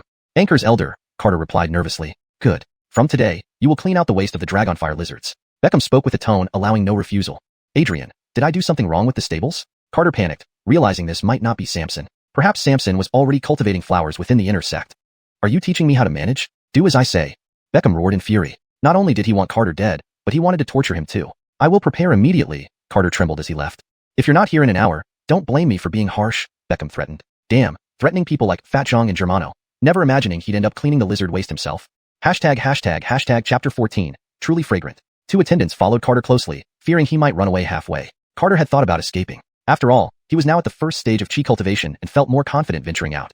But this place's spiritual energy was perfect for Seth to cultivate, so he needed to endure it for a while longer. Recently, Seth had grown significantly stronger and healthier, with his hide gleaming brightly. After packing some clothes, Carter led Seth to the enclosure of the Earth Dragonfire lizards along with the 2 attendants. Earth Dragonfire lizards were temperamental creatures, but their meat was incredibly delicious. Their flesh contained rich fire elements, making them a favorite among disciples cultivating fire-based skills. The core of an Earth Dragonfire lizard could be refined into fire attribute spirit pills, which could speed up the cultivation of fire-based techniques. However, there was one downside. Their feces stank terribly, hence their enclosures were placed in remote areas. Even before reaching the enclosure, the pungent stench hit them, causing even Seth to roll his eyes. Upon arriving at the enclosure, Carter nearly fainted from the smell. "This is way too smelly." The 2 attendants ignored him, handing him a handbook on rearing and explaining the daily tasks before leaving. Carter walked into the shelter and read through the handbook. The requirements weren't too high. Just feed the creatures on time and clean up their droppings. Carter approached the iron fence where the Earth Dragonfire lizards were kept, and they immediately began roaring at him. Each Earth Dragonfire lizard was several times larger than Seth, covered in fiery red scales with sword-like spines running down their backs. Due to prolonged confinement, the Earth Dragonfire lizards made the spiritual energy in this area more volatile than in the horse stables. Carter fashioned a makeshift mask from cloth and said, "Seth, from now on, you'll handle the cleaning, and I'll take care of feeding. What do you think?" Seth shook his head vigorously. It was too smelly here, and Carter's suggestion wasn't appealing at all. "We need to pull together and overcome these challenges, right?" "Moo." Seth nodded reluctantly but looked disdainful. "I'll modify the tools for you." Without delay, within an hour, Carter had crafted shoveling shoes for Seth's hind legs. Carter opened the iron gate. "Seth, go try them out. If they don't fit, we'll make adjustments." Seth gave him a white eye but complied, walking into the enclosure. As soon as Seth entered, the Earth Dragonfire lizards charged at him. Terrified, Seth rushed back. "Sorry, I forgot to give you the medicinal water." "Don't mind." Carter applied blue medicinal water to Seth's body. "All right, try again." Things got worse. Several even larger Earth Dragonfire lizards surrounded Seth. Shaking with fear, Seth turned around and rammed into one of the lizards, then fled from the enclosure heartily. Carter quickly closed the door, realizing the medicine was fake. It seemed someone wanted to get rid of him. Seth shook his head violently, unwilling to enter again. Seeing the earth dragon fire lizards writhing in pain after being struck, Carter was astonished. Seth, did you become this strong? Moo. Seth shook his head. Those lizards were just too frightening. Glancing back, Seth noticed something was off. The lizards dispersed when he turned around, seemingly startled. Great job, Seth. Now you can start cleaning without worry. Carter couldn't help but laugh. Unbeknownst to Seth, he felt strangely empowered and entered the enclosure once more. The lizards immediately stuck close to the wall. Delighted, Carter realized that Seth was perfectly suited for the job. In the office, Adrian Xianxia watched as 2 attendants kneeled before him. Everything arranged, he asked. Adrian, rest assured. We've replaced the medicinal water with aphrodisiacs. The attendants replied proudly. Very good. In 1 month, retrieve the corpse, and I want to lash it. Anchors, Adrian. 3 days later, Seth patrolled the enclosure, kicking any lizard defecating randomly. Seeing their comrades in pain on the ground, other lizards sheepishly picked up their own waste and threw it into the waste chute. Carter only had to ensure the water flowed smoothly, making his task easier than horse grooming. Over 3 days, thousands of earth dragon fire lizards adjusted, now defecating only in designated spots, suffering miserably under Seth's discipline. Seth, mealtime. Seth ignored Carter, secretly enjoying his solitary meals inside the enclosure. Carter felt uneasy. Seth hadn't returned for meals or even grazed on the mountain herbs. He wondered if Seth had attained immortality. Fearing something wrong with Seth, Carter entered the enclosure to investigate. Seth sat surreptitiously, behaving strangely. Carter rubbed his eyes and saw Seth sucking a red spirit egg. Oh no, Seth, leave that spirit egg alone. Seth picked up the egg with his forelegs and hopped like a kangaroo, escaping swiftly. A chase ensued, causing chaos among the lizards. Deep into the night, in a remote valley, Carter wiped oil from his mouth with satisfaction. Truly fragrant, the meat of earth dragon fire lizards is absolutely exquisite. Moo. Seth gnawed on a golden leg, nodding repeatedly. Life would be blissful if he could eat like this every day. Seth, your appetite is over the top, Carter complained. A 1,000-pound earth dragon fire lizard was now reduced to just a thigh. It wasn't entirely Seth's fault. Since returning from Beast Burial Valley, his appetite had increased tenfold. Had it not been for the vast plains, he might have starved. Moreover, the flavor of the earth dragon fire lizards was simply irresistible, melting in the mouth and leaving him unsatisfied no matter how much he ate. Although Carter had tried extorting spirit eggs from the lizards, it always fell short. Seth devoured the leg, leaving only bones on the ground. Get up, let's tidy up. Man and ox cleaned up, burying the bones in pre-dug pits. Considering the nature of their actions, they ensured no trace was left behind. Carter covered the burial site with a large rock and dry branches, restoring the area to its natural state before leaving contentedly. Given the aggressive nature of earth dragon fire lizards and frequent fights leading to casualties, the disappearance of one lizard wouldn't be noticed. 10 days later, the enclosure was spotless, and the lizards obediently listened to Carter's music. After each piece, they would howl in appreciation, and any misbehaving lizard received a beating from Seth. Finishing a piece, Carter smiled and bowed. Thank you for listening. Go relieve yourselves now. 2 attendants came to collect Carter's body but were stunned to see the lizards queuing up to defecate neatly, and the area clean and odor-free. Did we come to the wrong place? The attendants blinked in disbelief. If not for the actual earth dragon fire lizards in the enclosure, they wouldn't believe what they saw. Do the lizards queue up to fart too? The lizards indeed waited their turn to fart, and those who didn't finish had to hold it. And Carter was leisurely playing the zither inside the enclosure? Go tell Edward immediately. The attendants ran off, feeling like they had seen a ghost. Bang! The reclining chair in the hall shattered under Xianxia's wrath. How dare they? In 3 months, let him raise the explosive 3-headed tigers. Hearing about the 3-headed tigers, the attendants broke into cold sweat. Hashtag chapter 15. The Seth charges. 3 months later, at dawn, Carter was sitting on the roof, cultivating. Now his dantian had grown as large as a pond, storing more and more spiritual energy. Indeed, cultivation is very different from ordinary life, Carter remarked to himself. He found that his eyesight far exceeded what it used to be. He could clearly see the legs of ants several dozen meters away. His senses had also improved dramatically. He could even hear the heartbeat of the earth dragon and fire lizards through dozens of meters of distance. There was just one drawback. He hadn't yet broken through the first stage of the chi condensation realm. The 10 stages of chi condensation are like 10 steps. Am I really one of those people Dennis spoke of? Carter mused aloud. Seth, have you succeeded in your cultivation too? Carter had carefully explained the spirit induction technique to the ox, which seemed easier for the ox to understand than listening to music. However, he wasn't sure if the ox had succeeded because its strength was indeed terrifying now. Moo. The ox, lying under the eaves, shook its head, indicating it wasn't very insightful either. Maybe you're one of those oxen too. Don't lose heart, keep working hard. Carter clenched his fist, encouraging the ox. Moo. The ox's eyes sparkled with determination. It refused to believe it couldn't match even a dog. Just as Carter was about to continue cultivating, he was interrupted by 2 obnoxious attendants. Carter, Adrian Fong has ordered you to tend to the fierce 3-headed tiger. Carter felt frustrated. He didn't expect his good days to end so quickly, but given the dangers of the cultivation world, he couldn't afford to be rash. All right, let me gather my things, Carter said amiably. After hastily packing, Carter gave a lingering look at the earth dragons and fire lizards before turning to leave. Seeing Carter and the ox depart, the reptiles screeched joyfully. They were finally free after their miserable days. The fierce 3-headed tiger, known for its immense power and bloodthirstiness, was confined to a remote island spanning several dozen kilometers. Legend had it that only half of the attendants who came here ever left alive, and those who survived were at least at the 3rd stage of chi condensation. At noon, a small boat carried Carter, the 2 attendants, and the ox to the island. After the attendants briefed the local attendants, they left immediately. A dedicated attendant took Carter to his quarters, surrounded by a circle of 1,000-year-old cold iron. The house was built from hard redwood, looking sturdy from the outside. After showing Carter around, the attendant tossed him a feeding manual. Soon after, the boat returned without leaving any boats behind on the island. Looking at the departing boat, Carter grumbled, "Damn, this place really wants me dead." It seemed that Kieran was determined to kill him. Carter didn't know that if not for fear of Olaf's retaliation, Kieran would have killed him much earlier. From the warehouse, Carter took out a piece of cured meat and held it near the ox's mouth. "Seth, taste this. They say it can cause mutations." "Moo." The ox wrinkled its nose disdainfully. It preferred eating earth dragons and fire lizards over this dry, cured meat. Carter made some simple food. Although he couldn't leave the island, the food supply was sufficient, so he wouldn't starve. Compared to the earth dragons and fire lizards, the food here was quite unpalatable. "Seth, it's time to feed them. Let's get to work." Carter placed the cured meat on a cart, letting the ox pull it while he sat on the cart playing the zither. "Seth, what do you think the fierce 3-headed tiger looks like? Does it really have 3 heads?" Carter was quite curious. Although he saw various flying beasts when entering the sect, he only closely interacted with spirit horses, earth dragons, and fire lizards. "Moo moo." The ox indicated it was also curious, considering it was just an ordinary water buffalo from the human world. The island was vast, and the fierce 3-headed tigers typically appeared at dusk. According to the manual, they needed to place the cured meat at designated locations before dusk. To prevent attacks, the service center provided special potion bottles to restrain the tigers. Having learned from past experiences, Carter carefully inspected the storage area of the potions. Noting that some bottles were dusty and unopened, he dared to use them. More importantly, he and the ox had become stronger, giving him the courage to proceed. After walking for over an hour in the forest, they finally reached the designated feeding spot. Carter placed the cured meat in an iron trough, nervously checking around but finding no signs of the 3-headed tigers. Although curious, Carter knew it was better not to meet these creatures given Kieran's intentions. "Seth, let's go back." "Moo." The ox was even more nervous, intimidated by the tiger's reputation. Carter played the zither as they went back. "Blue sky, hey yo, I love you, my home, my paradise." Hearing this, the ox wished it could return to the horse stable. "Woo yo, woo." Suddenly, the ox froze. Carter pressed down on the zither strings, trembling. Ahead lay a massive, red-furred 3-headed tiger as big as a hill, mouth open wide, waiting for them. "Seth, run." Carter jumped off the cart, climbed onto the ox's back, and the ox swiftly turned and dashed into the forest. The tiger watched them flee without moving. Relieved initially that the tiger wasn't chasing them, Carter's relief was short-lived. The ox suddenly braked, raising dust underfoot, blocked by another white fierce 3-headed tiger. Narrowly avoiding it, the ox managed to slither around it. The white tiger didn't chase either, seemingly teasing them. As they desperately fled, they encountered yet another barrier.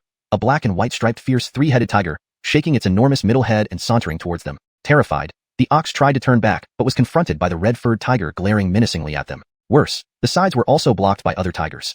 "Don't worry, Seth, we've been smeared with the potion," Carter reassured, though visibly nervous. The ox snorted, nodding affirmatively. A roar echoed, and 3 fierce 3-headed tigers pounced. Their paw strikes aimed at Carter, and the ox were as thick as the ox's waist.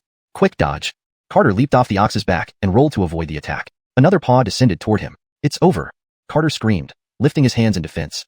Bang! The tiger's paw was deflected by the ox's side, which stood defiantly beside Carter, glaring at the tigers. A crack echoed. The tiger's paw bone broke, sending it tumbling, uprooting a small section of the forest. Holy cow, that's impressive. The Seth charged it. Carter couldn't believe how powerful the ox was. Once angered, the ox didn't care about being the king of beasts. Any creature daring to harm Carter would be sent flying. A comical scene unfolded as the ox chased after 4 fierce 3-headed tigers, charging into their rears whenever it caught up. It knocked 2 down and drove 2 away. Still unsatisfied, it shattered the left head of a red-furred tiger, reducing its 3 heads to 2. "Wow, brutal." Carter shouted in awe. These tigers, weighing at least 10,000 pounds, were now under the ox's wrath. Carter didn't fully understand the ox. In just over a year, had it become demonized?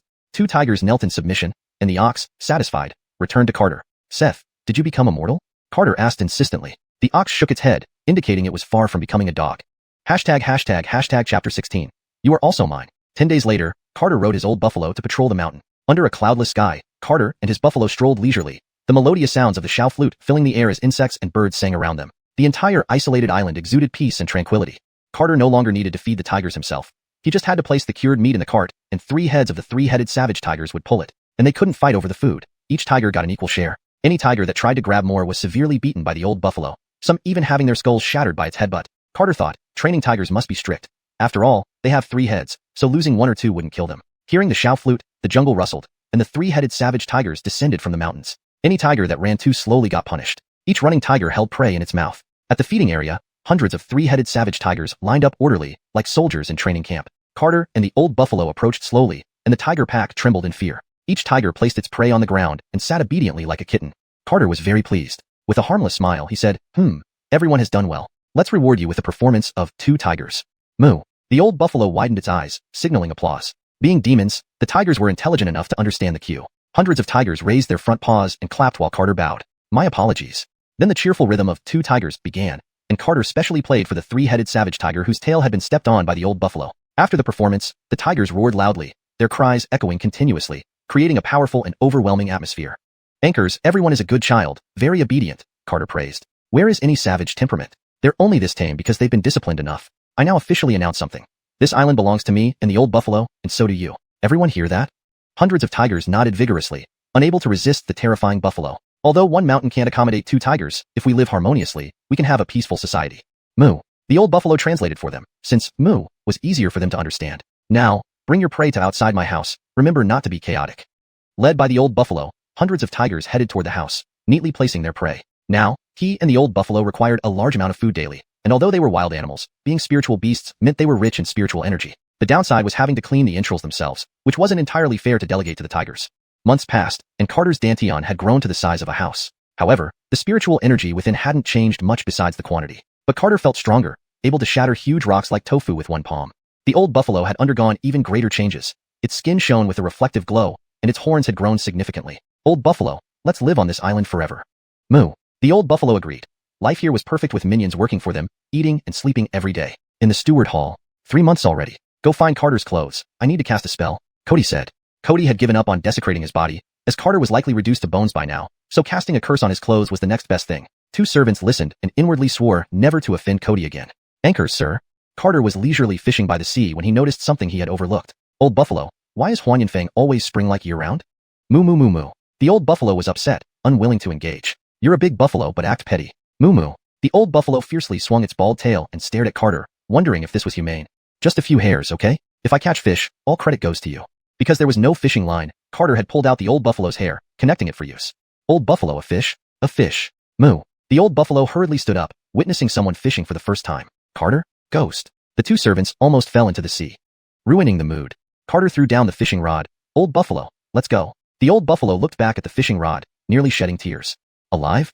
The servants recovered. Go, report to Adrian Fong. The servants paddled away hastily, moving faster than they ever had before. Smash. Cody destroyed another chair, gritting his teeth. What? Say it again?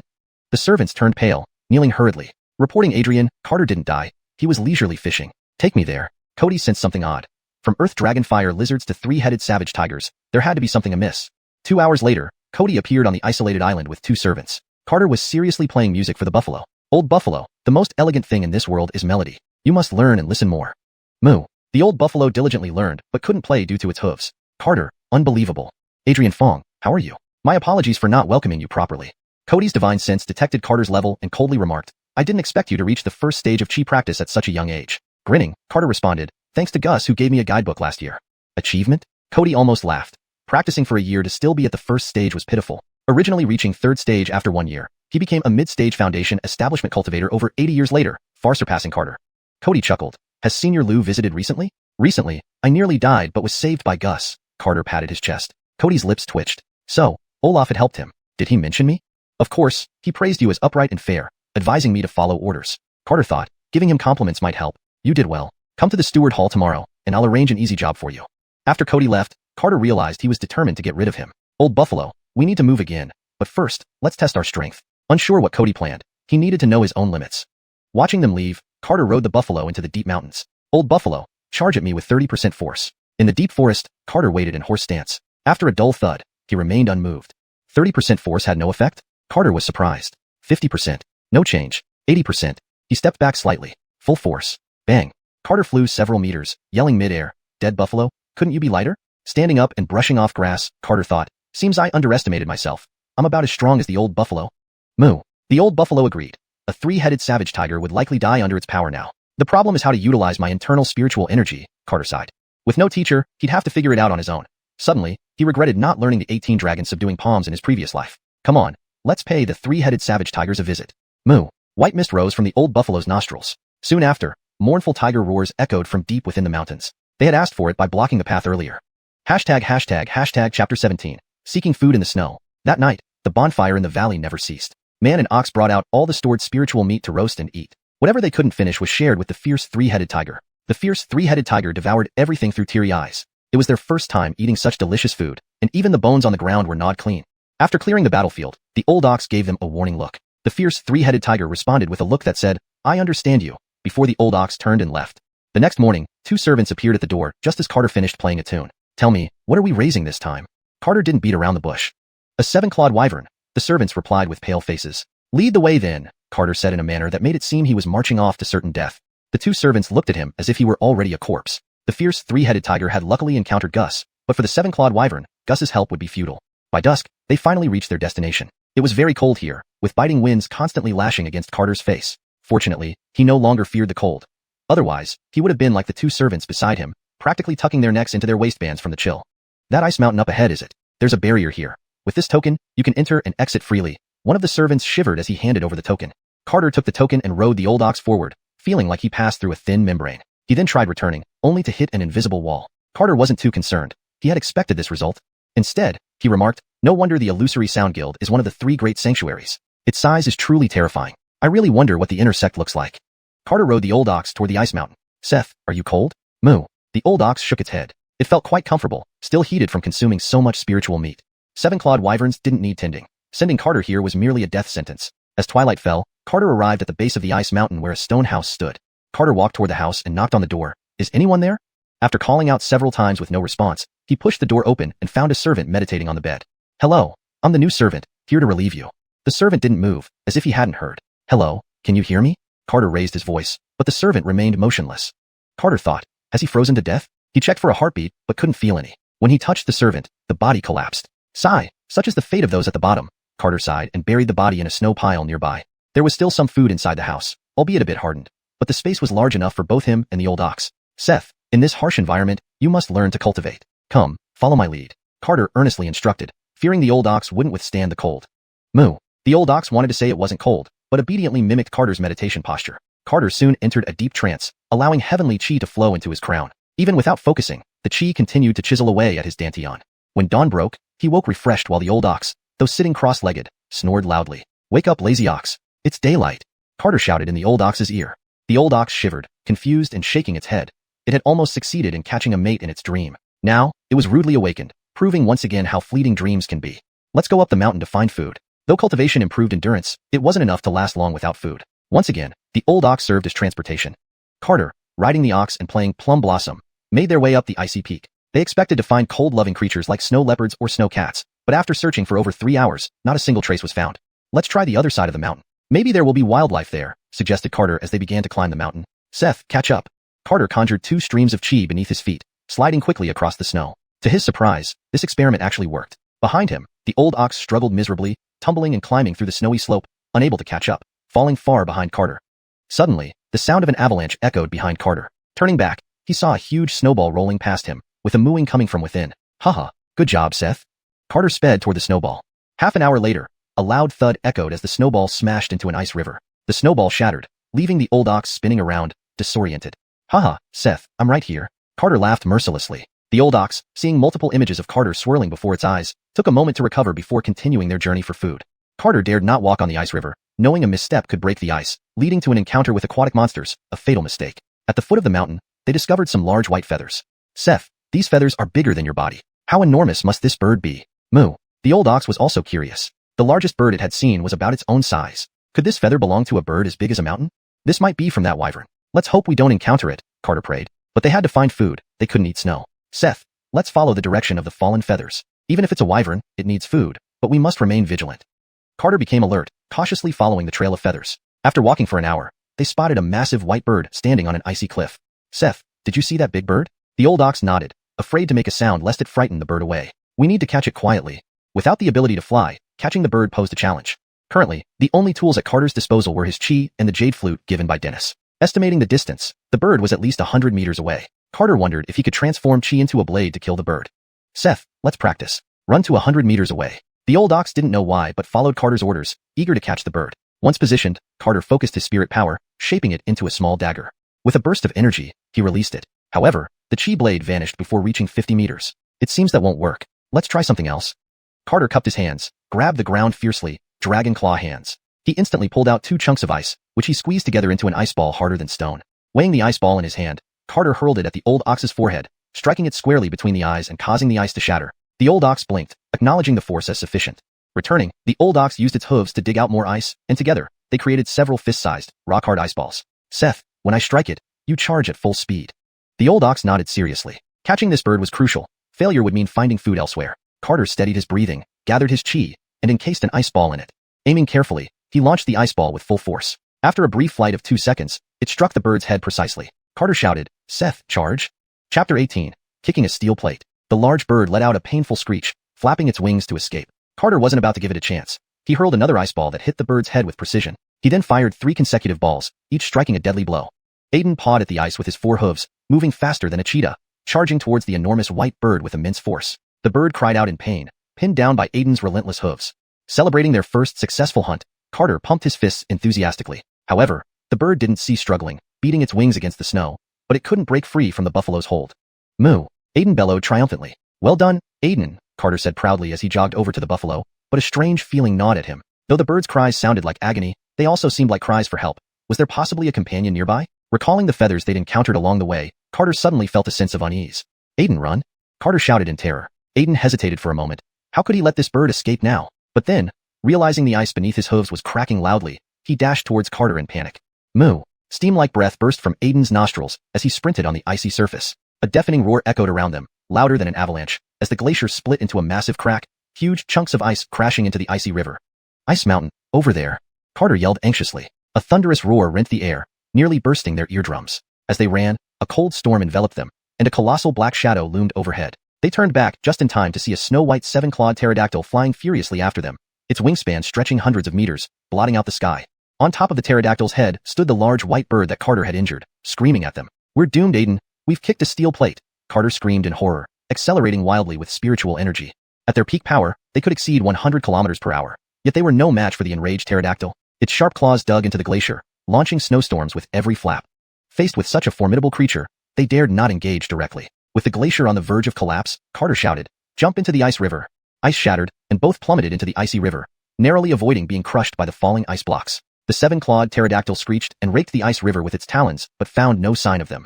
It soared upward, circling in the sky for over an hour before finally leaving. Fortunately, the water beneath the ice river was warm, and there were no other powerful beasts. Carter swam toward a glowing area and discovered a cave within. Both emerged from the water and climbed ashore, breathing heavily. Phew, we almost died, Carter sighed in relief. This must be inside the glacier. We're safe for now.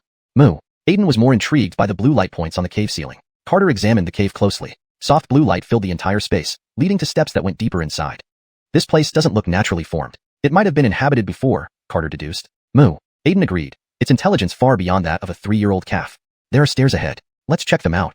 Climbing the steps, they saw walls adorned with glowing blue gems. Carter tried to remove one with dragon claw hand, but failed to break the stone. Something feels off. This could be an ancient beast's lair, Carter warned. Moo. Aiden agreed. They should wait for the pterodactyl to leave and return to the glacier. Carter shook his head. The pterodactyl won't forgive us easily. Let's go in. Following the steps upward, they reached a new world. The sight left Carter speechless. Wow, Aiden, we found our paradise. Before them lay a colorful land where everything glowed. Red, orange, yellow, green, blue, and purple. Fruit-bearing trees sparkled, and even the grass emitted a silvery glow. Moo. Aiden spun joyfully in place. Surely, fortune follows misfortune. Let's live here, Aiden. Moo. Aiden nodded eagerly. Breathing deeply, Carter wanted to play his jade flute, but restrained himself. Despite temporary safety, we can't be complacent. Check for dangers first. Moo. Aiden understood and maintained alertness. You go left, I'll go right. Meet back here after 100 meters quietly. Moo. They set off silently. After checking the area, which revealed only small spirit creatures and no dangerous beasts, they regrouped. The fruits smell sweet, but don't eat any without insects or birds having eaten them first. Moo. Aiden promised to remember. The spiritual energy here is very dense. Eat cautiously and practice diligently. We don't know if there are strong beasts. Moo. Aiden vowed to focus on cultivation. They gathered some fruits, with Carter instructing Aiden not to kill unnecessarily. After half an hour, they harvested a pile of fruits. Testing one, Carter bit into a glowing red fruit. Delicious, it melts in the mouth. Upon tasting, streams of spiritual energy flooded Carter's dantian. Too dense, take it easy, Aiden. Aiden, hungry, disregarded the warning and ate several fruits without issues. Astonished, Carter remarked, impressive, Aiden. Are you immortal? Moo. Aiden felt a bit superior to dogs and continued eating. Carter hurried to gather more before Aiden ate all. After eating, they began cultivating to absorb the spiritual energy.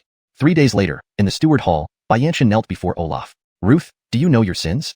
Olaf's chest heaved with anger, nearly fuming. Why make a fuss over a servant? Ruth responded indifferently. You may not realize the severity. If Carter dies because of you, you won't last long either. Olaf softened, given Ruth held leverage over him. Do you mean it? Ruth panicked. Do I need to intervene for a mere servant? So what should we do? Find him. Hopefully he's still alive. Olaf no longer paid attention to Ruthan and flew toward the ice mountain. Ruthan followed anxiously. Olaf no longer paid attention to Ruthan and flew toward the ice mountain, with Ruthan nervously following after him. Chapter 19. A desire for meat. Olaf found a Cheen in the house beneath the glacier. Carter, who usually never parted with his Cheen, still harbored hope. After crossing the glacier, they searched the chaotic ice river for a long time. They did not dare to venture too far in, knowing they were no match for the seven-clawed wyverns. After a week, they gave up, assuming Carter had been swallowed by the wyverns. Meanwhile, Carter and Aiden lived contentedly, feasting on delicious spiritual fruits, practicing music, and meditating. Each day, they ventured 100 meters deeper into the secret realm, now reaching depths of nearly 1 kilometer. Carter was happily playing canon, when cheerful flute sounds attracted butterflies and birds, even glowing squirrels that paused their activities to listen intently. 3 months later, Carter and Aiden coexisted harmoniously with the local creatures. Though they wanted meat, it felt wrong to start killing after invading another's world, as he valued fairness. So they waited for wild beasts to attack first. However, disappointingly, none did. With tattered clothes, Carter shouted, "Aiden, full speed. Charge at me." Without hesitation, Aiden charged, leaving behind only a fleeting shadow. But with a metallic thud, he hit what felt like an iron wall. "You're getting old, Aiden," Carter taunted mercilessly. Undeterred, Aiden tried again, only to end up dazed from the impact. Despite consuming countless spiritual fruits and gaining strength, he couldn't budge Carter. 3 months ago, when the golden points reached 10, Carter's body emitted a foul odor, with black fluid seeping from his pores. Cleaned by luminous lake water, he felt invigorated. Anchored, the limit of his newfound strength remained unknown. Lifting enormous rocks was child's play. Afraid of damaging plants, he experimented only on Aiden, unexpectedly almost knocking himself out each time. "Don't be disheartened. With diligent practice, you will become as strong as I am," Carter reassured Aiden, painting him a picture of potential. Moo, Aiden immediately sat down to cultivate, unwilling to fall behind. Carter's Dantian had expanded to a small lake, but his cultivation stayed at the first level of Qi practitioner. According to the Ling Dao formula, each level would compress the spirit Qi, turning it liquid by the 10th layer. His case was peculiar. The spirit Qi expanded continuously without compressing. "Aiden, let's venture deeper into the secret realm. I want some meat." Carter licked his lips hungrily. "Moo," Aiden eagerly agreed, longing for meat. They delved 10 kilometers into the secret realm to hunt, arriving at a marsh emitting green smoke. Large scales littered the surface. "This scale is similar to snake scales. The snake should be as thick as a cow's waist," Carter observed. "Moo," Aiden remained unimpressed unless it rivaled the 7-clawed wyverns. "Don't underestimate it. We must understand its strength first," Carter warned. Aiden nodded, understanding the caution. Following the trail of scales, they reached the marsh center, finding shed snake skins. "It must be here. Let's wait for it to appear." "Moo," Aiden positioned himself covertly. Hidden in tall grass, Carter extended his senses over several hundred meters. Hours passed, yet the creature did not emerge. Impatient, he instructed Aiden to pretend to drink water. While Aiden faked drinking, a massive black shadow coiled around Carter undetected. The bull snake beast silently extended towards the unsuspecting duo. Just as it opened its gaping maw, Carter smirked, punching it through the jaw due to excessive force. The beast screamed in agony, lunging at Carter. Trapped by the snake's coils, Carter shouted, "Aiden, help! It's swallowing me!" "Moo," Aiden rammed and tore the snake apart with his sharp horns, yet it refused to release Carter, eventually crashing into trees. Finally, the snake spewed Carter out covered in vile green slime. "Trying to swallow me? Watch me bash your head in." Climbing atop the beast's severed head, Carter crushed it thoroughly. Aiden watched nervously. It was fortunate the head belonged to a snake. Sitting bloodied atop the dead snake's head, Carter reflected, "Aiden, raw strength isn't enough. We lack technique." "Moo," Aiden conceded, aware of his limited skills. Shrugging off worries, Carter focused on eating. Carter grinned eerily. "Start a fire. We're eating meat." "Moo," Aiden eagerly complied, enjoying the spoils. They lived like wild men in the secret realm, savoring spiritual fruits and hunting beasts, living blissfully. 2 years later, 3 astonishing events rocked Phantom Sound Guild. An ancestral red spirit horse awakened its primal bloodline. A 9-headed explosive tiger roared, shaking the island. A fire lizard dragon burst into flames, awe-inspiring. Brought to Spirit Beast Mountain, they were designated guardian beasts. In his coffin, the patriarch muttered, "Heaven blesses Phantom Sound," feeling accomplished even if he died now. The master convened elders for a meeting, planning to open the Jade secret realm in 3 days. Thousands of young disciples gathered in the training field, all under 30, excited. The Jade secret realm supposedly contained abundant treasures and countless beasts. Legends told of miracles within, finding sacred fruits leading to rapid advancement or encountering companion beasts boosting cultivation. These tales filled everyone's minds, including Ned and Germano. "Price, let's find brother after returning from the secret realm," Germano said excitedly. "Sure, giving him some spiritual fruits might help him cultivate too." Price clenched his fists. Since awakening their celestial grade spirit roots, they rapidly advanced, reaching the 9th level of Qi practitioner in just 2 years. After a long while, the elder of the Phantom Sound Guild spoke.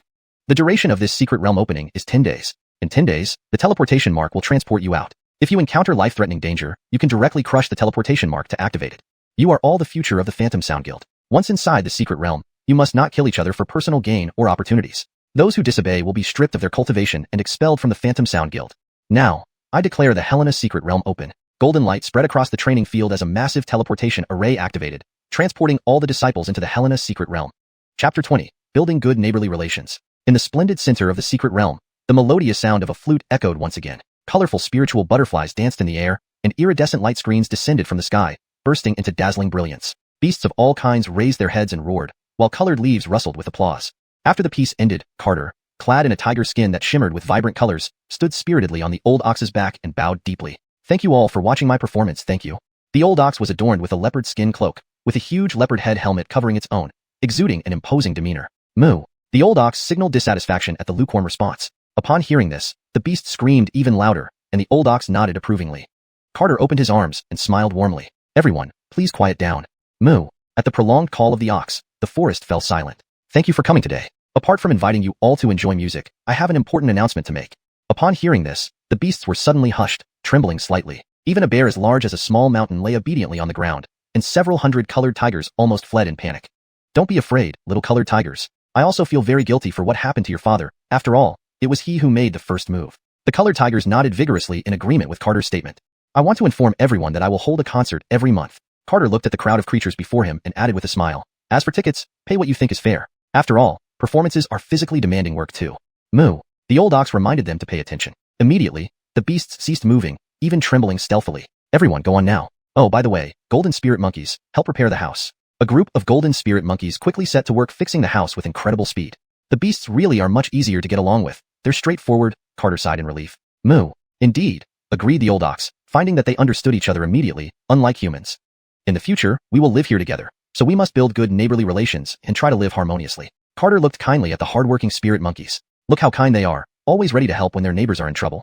Upon hearing this, the spirit monkeys worked even faster. Moo. I'll help others too in the future, I hope they don't mind. Anchors, that's the right attitude. Let's go check out the other side of the secret realm. Carter rode the old ox away from the center, promoting harmonious coexistence over the past 2 years. On the other side of the secret realm, thousands of students from the illusory sound sect were still in shock. Billy, look, those butterflies are glowing? Germano exclaimed curiously. Even Billy, seeing this colorful glowing world for the first time, strained his small eyes wide open. Janine, there are luminous spirit fruits over there. Just as they were about to pick one, a squad of people blocked their path. These spirit fruits were seen by us first. You can look elsewhere. A young man in dark robes led 5 companions and stopped them. Junior brother Lance, we saw these fruits first, Germano protested unhappily. Lance sneered. What, do you plan to snatch them? Although we can't kill each other, there are many beasts here. Getting hurt or killed by a beast is quite reasonable. Let's snatch them then. Janine, let's look elsewhere. Billy dragged Germano away, understanding the dangers better due to more experience. Seeing them leave, Lance spat. Bah, fake core disciples. Germano almost turned back but was held firmly by Billy. Far away, Billy said. Don't be impulsive, Janine. It's not worth it. He spit on me. How can that be impulsive? He's at foundation establishment stage, while you're only at chi cultivation stage, and they're more in number. Hmph, I won't fear facing someone higher ranked. Billy slapped his forehead. You brute, just follow my lead or else I'll report you to the leader. Alright, let's find opportunities elsewhere. Despite becoming a core disciple, Germano admired Carter deeply. They continued their journey deeper into the secret realm. Seth, do you think we could beat a 7-clawed wing dragon now? Carter wasn't sure about his current strength. Moo. The old ox shook its head, signaling that it didn't know either. But if met, running away would be best. Carter understood. We are strong but still at chi cultivation level 1 without martial skills, so we should avoid danger where possible. Immortals come in various levels, and he, at chi cultivation level 1, barely qualified. Moo. The old ox had always run away first. It was wise to learn from it, but we shouldn't worry too much. As long as we stay here, we'll be safe. Thinking of this, Carter felt grateful to the 7-clawed winged dragon, now undisturbed. Over 2 days, traveling through serene areas, some demon lords had fled without even packing up. By the 3rd day, they approached the far end of the secret realm. Carter tried a spirit fruit, finding it less than satisfactory. It seems there's nothing special here. Let's not disturb the other beasts. Just as he planned to return, he noticed beasts rushing toward the secret realm center, looking tense. Seth, ask them what's happening. Moo. The old ox stopped the double-headed dog, easily asking questions as it now understood most beast languages. With fear on its face, the dog explained the situation to the old ox, which then conveyed it to Carter. Flying immortals. Carter grew anxious. We need to hurry back. Moo. The old ox carried Carter back to the center at blinding speed. Carter packed hurriedly. Seth, alert our neighbors and dismantle the house. Moo. Soon, the old ox led the beasts to dismantle everything usable, carrying them off. The beasts were more nervous seeing the ox's anxiety. The old ox warned the beast leaders of powerful flying immortals that could fly and sent them into hiding. The beasts followed orders strictly, avoiding chaos. The old ox and Carter hid with the golden monkey king, blending easily with their humanoid features. Within a day, mature spirit fruits in the secret realm center vanished as demon lords took refuge in secluded spots. Beasts arranged by the old ox protected the spirit animals, many hiding with former hunters. The old ox's strict orders prevented conflict, sparing these spirit animals from human captivity. Thousands of illusory sound sect disciples advanced in the Helena secret realm, some discovering valuable opportunities, making their expectations for the center soar. However, the deeper they went, the fewer spirit fruits and beasts they found. Billy, why does it get quieter approaching the center? Germano wondered. Exactly. Quiet means stronger beasts have detected us and are guarding the fruits. Germano understood. So we must be more cautious. Don't use aerial flight, drawing attention from the beasts, Billy reminded. Other disciples shared similar thoughts, especially the self-assured ones, accelerating toward the center. Chapter 21. Where are the beast and opportunity? 6 days have passed since the Longling secret realm opened, leaving all disciples with only 4 days remaining. To seize greater opportunities, they had to move faster than others. The secret realm was eerily quiet, as if it were brewing a massive storm. Senior Brother Chen, why don't even the spirit butterflies dare to fly around here? A disciple asked, puzzled. Suppression, from the powerful beast kings, Lance said in a serious tone. Do we still go ahead? The appearance of such a situation means that there must be a shocking opportunity within this secret realm. It would be too regretful to miss it, Lance replied, his eyes filled with anticipation. All right, let's take a gamble. That disciple did not want to miss out either, and the others also nodded in agreement. A day later, nearly 1,000 disciples rushed to the center of the secret realm, each on high alert, prepared for battle. The dense forest was ominously silent, without a single bird call. More and more disciples from the illusory sound shop gathered at the heart of the secret realm. Thinking that the opportunities were just within reach, they soon discovered that most of the spirit trees didn't even bear a single mature spirit fruit. Nearly 1,000 people scrambled frantically for hours, but ended up finding nothing. Some couldn't hold back any longer and started cursing loudly. Damn, where are the beast and the opportunity? There's nothing here. Shit, I've been brandishing my sword all the way here, expecting a grand opportunity. What kind of absurd secret realm is this? Many disciples screamed out in frustration. The result was too disheartening. A half-step core formation beast, come out and fight me. Bullshit beast kings, all of you are cowardly turtles. All kinds of curses echoed in the center of the secret realm, making Seth shudder. These immortals could fly. How could he possibly fight them? Several beast kings almost jumped out to bite someone but remembered that even Seth had been slapped away, so they gritted their teeth and endured it. They yelled for over an hour, but the center of the secret realm remained still and quiet. In rage, needing an outlet, they began picking immature spirit fruits and even digging up spirit trees. Lance's face was as ugly as if he had eaten shit, having promised a shocking opportunity but ending up finding nothing. Nearly 1,000 disciples attacked various deep valleys, marshes, and even the toxic mists, but their efforts eventually sank like stones into the sea. Seeing their homes being destroyed, the hidden beast kings gnashed their teeth in anger. Carter cautiously released his divine sense, which now covered the entire center of the secret realm. These people have gone too far. Carter was also furious. Moo. Seth was unhappy too, but what could he do when they could fly? They could endure, but it didn't mean other beasts could. The golden Amir bared its fangs in anger, its eyes nearly bleeding as its home was being ravaged, yet they could only hide. Amir, calm down. They'll vent their frustrations and leave, Carter consoled. The Amir calmed down. Fine, it could recover in a few hundred years. No need to make a fuss. Though the Amir was consoled by Carter, the other beast kings weren't. Disciples attacking the marshlands were oblivious, unaware that they were about to face the wrath of the beast kings. Suddenly, towering waves surged from the deep marsh, causing the surrounding disciples to flee in panic as a bull-headed, snake-bodied beast charged at them. Beast King Swallow Sky Bull, Arlen, retreat quickly. Seeing Arlen appear, the disciples fled, but many more rushed forward. Don't be afraid, we'll kill it together. Dozens of disciples wielded their swords against Arlen, who, despite being strong, couldn't match the power of many hands and was soon overwhelmed. There must be a great opportunity in the water, and the core of Arlen is already a tremendous opportunity. Kill it together, Lance urged. Roar. Hundreds of people prepared to attack Arlen, but then a colorful giant tiger appeared, its roar scaring everyone nearly to flight. Don't be afraid, we'll kill this beast tiger together, one of the stronger disciples called out. Good, let's kill it and divide the core. A dozen Foundation establishment disciples rushed toward the colorful giant tiger. Germano and Ned never joined the fight, knowing it was unusual for two beast kings to appear simultaneously. Giannanese, something feels off, Fat Man worried. I also think something's strange. The boss once said, extraordinary events often lead to demonic occurrences. Let's observe quietly. Fat Man suddenly shouted, quiet my ass. Run quickly. Beast kings started appearing, followed by earth-shaking roars, and a surge of beast tides swept in. Run. Nearly 1,000 disciples bolted, some instantly activating their teleportation marks. The beast tide surged, transforming tens of thousands of beasts into dazzling streams of light. Carter knew it was uncontrollable. Anyone seeing their home destroyed would react. Seth, aren't we too timid? Carter felt a bit embarrassed. Moo. Seth shook its head. It didn't know those immortals were so weak. Not that they're weak, but the powerful ones haven't shown up. You should act secretly. Moo. Seth nodded. Rest assured, it wore leopard patterns. Seth mimicked the leopard's roar and rushed towards the illusory sound shop disciples, but only feigned aggression, not daring to truly charge for fear of attracting bigger trouble. Panic ensued as illusory sound shop disciples shattered their teleportation marks in fear. Germano and Fat Man were held by two giant golden hands, knocked unconscious by the Amir. Once the beast tide calmed, any disciples who hadn't managed to activate their teleportation marks were all knocked out. They didn't dare kill because they weren't the rulers here. The final decision lay with Carter and Seth. They were very intelligent, especially some beast kings who had experienced similar situations before, knowing that exterminating all humans would cause the secret realm to collapse. This time was different. These humans' actions were simply too outrageous, so sparing them showed considerable mercy. About 100 disciples were knocked out, and the beasts led the captured disciples to Carter. Carter felt awkward. Killing was impossible. He wasn't stupid. He realized that what he thought was a paradise was just a small secret realm of the illusory sound shop. Let them wake up later and leave on their own, Carter instructed. He saw Germano and Fat Man among the captives. Too embarrassing. Take them away, Amir.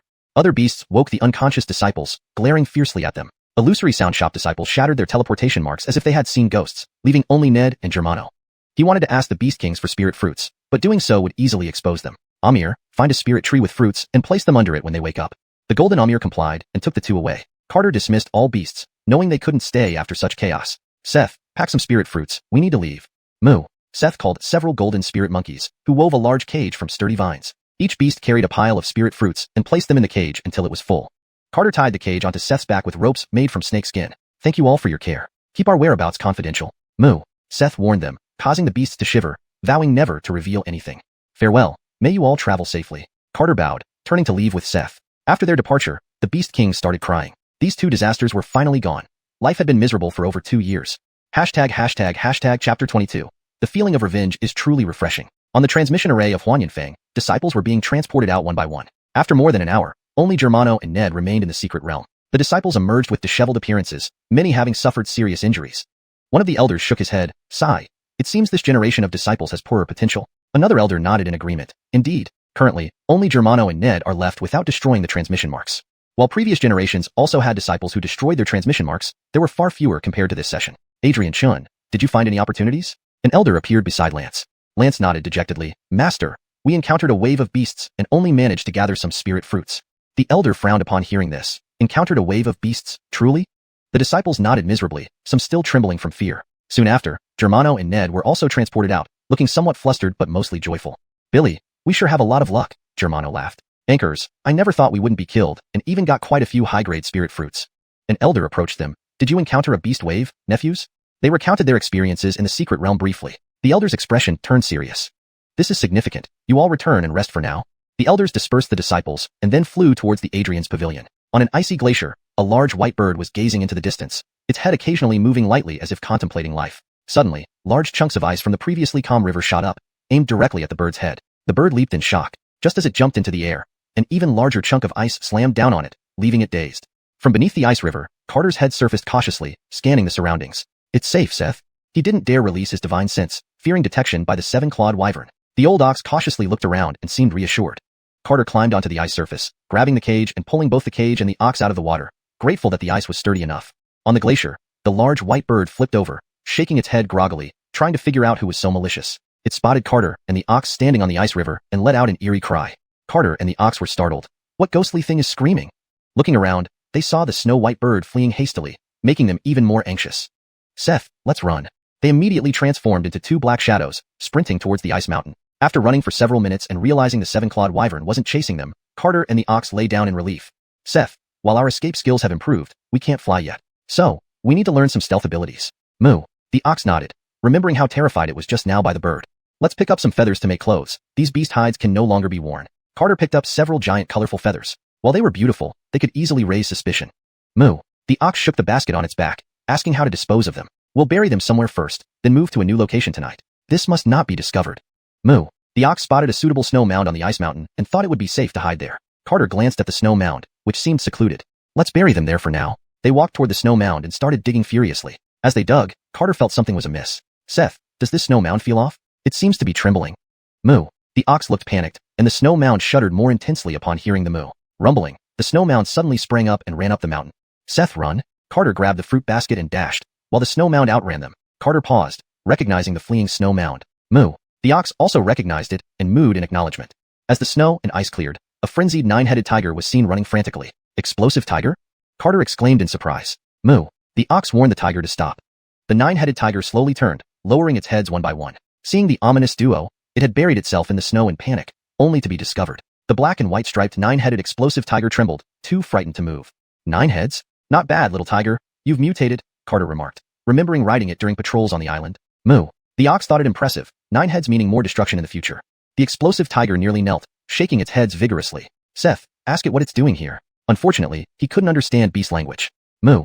The ox tried approaching when shrill cries erupted behind them. Turning around, they saw a furious whirlwind of snow with the seven-clawed wyvern chasing them alongside the white bird. Carter and the ox stiffened, wondering if the bird still held a grudge after 2 years. Moo. The ox instructed the explosive tiger to hold back, and they fled as two black shadows toward the mountaintop. The explosive tiger was baffled by their incredible speed but stayed to challenge the wyvern. Seeing the enormous wyvern approach, the explosive tiger emitted a faint blue glow, forming wings. It pounced at the wyvern. Meanwhile, Carter and the ox had already hidden back in their shelter, pondering an escape plan. After a moment, Carter felt uneasy. Seth, will the little tiger win? Moo. The ox doubted, considering the tiger only fought under duress. Let's go see. They quickly buried the spirit fruits and ran to the other side of the ice mountain. They soon witnessed shattered ice blocks everywhere, the ice river severely damaged. A huge, seven-clawed wyvern emerged from the river, roaring fiercely. The explosive tiger's claws tore into its back, leaving a shocking scar as it clawed relentlessly on the wyvern's back. Holy crap, is this little tiger so fierce? Carter was astonished. Moo. The ox snorted through its nostrils, unimpressed. Suddenly, the ox charged at the struggling wyvern, creating a deafening crash. Its body pierced through the wyvern, blood spurting like a river, turning half the ice river red. The wyvern screamed in terror, shaking off the dazed tiger and fleeing desperately. The explosive tiger did not chase, exhausted from energy consumption and lacking the ox's order. The ox shook its head in bewilderment, amazed by its own strength. Haha, you're really strong, Carter marveled. Moo. The ox stared at the fleeing wyvern, feeling a sweet sense of revenge. Seth, don't pursue a cornered enemy. Beware of ambushes, Carter reminded. The explosive tiger stood trembling, appreciating having listened to the ox. Moo. The ox nodded approvingly at the tiger, albeit criticizing its reliance on others for combat. The tiger nodded, following them back to Carter. Back at their shelter, the explosive tiger informed the ox it was the mountain deity and needed to practice. However, it complied to help with clothes, delivering spirit meat every 10 days due to its clumsy hooves. Chapter 23. Brother, your life has been so hard. 2 months later, deep within the glacier, a white figure staggered and slid through the icy storm, about to crash into the glacier. Big white goose, quickly protect me. The snow-white bird instantly appeared beneath Carter, catching him steadily. Sigh, why can't I fly? Carter complained. Big white goose, will you teach me to fly? How about exchanging it for a spirit fruit? The bird panicked, flapping its wings and shaking its head. It was born with flying talent, but teaching a man-shaped fierce beast covered in bird feathers was impossible.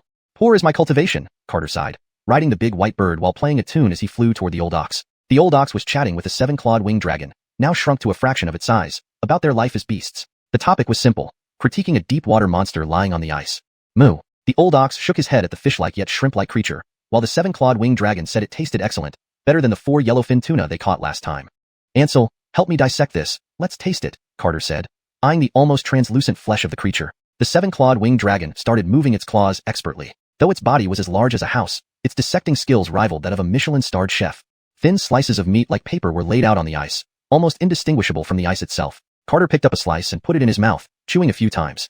Wow, delicious indeed, Carter praised, giving a thumbs up to the seven-clawed winged dragon. The seven-clawed winged dragon was so moved that it shed tears. Just then, the old ox kept shaking its head, scaring it nearly to death. The old ox couldn't resist trying a few bites either. It did indeed taste good, so it complimented the seven-clawed winged dragon. The seven-clawed winged dragon assured there was more and promised to catch more later. Carter awkwardly waved, saying it was enough, and they could eat the rest another time.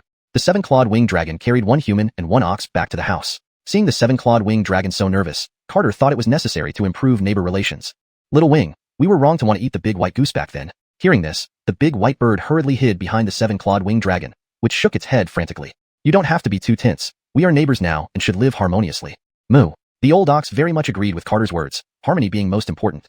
The seven-clawed winged dragon nodded so vigorously its head nearly hit the ground. After all, its mountain-sized body had been beaten into its current state by them. Harmony was indeed crucial.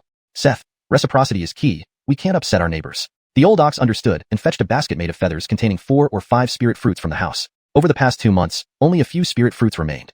Little Wing, this is a small token of appreciation. Take care. Carter hung the basket around the neck of the big white bird. Seeing the spirit fruits, the seven-clawed winged dragon bowed deeply to Carter.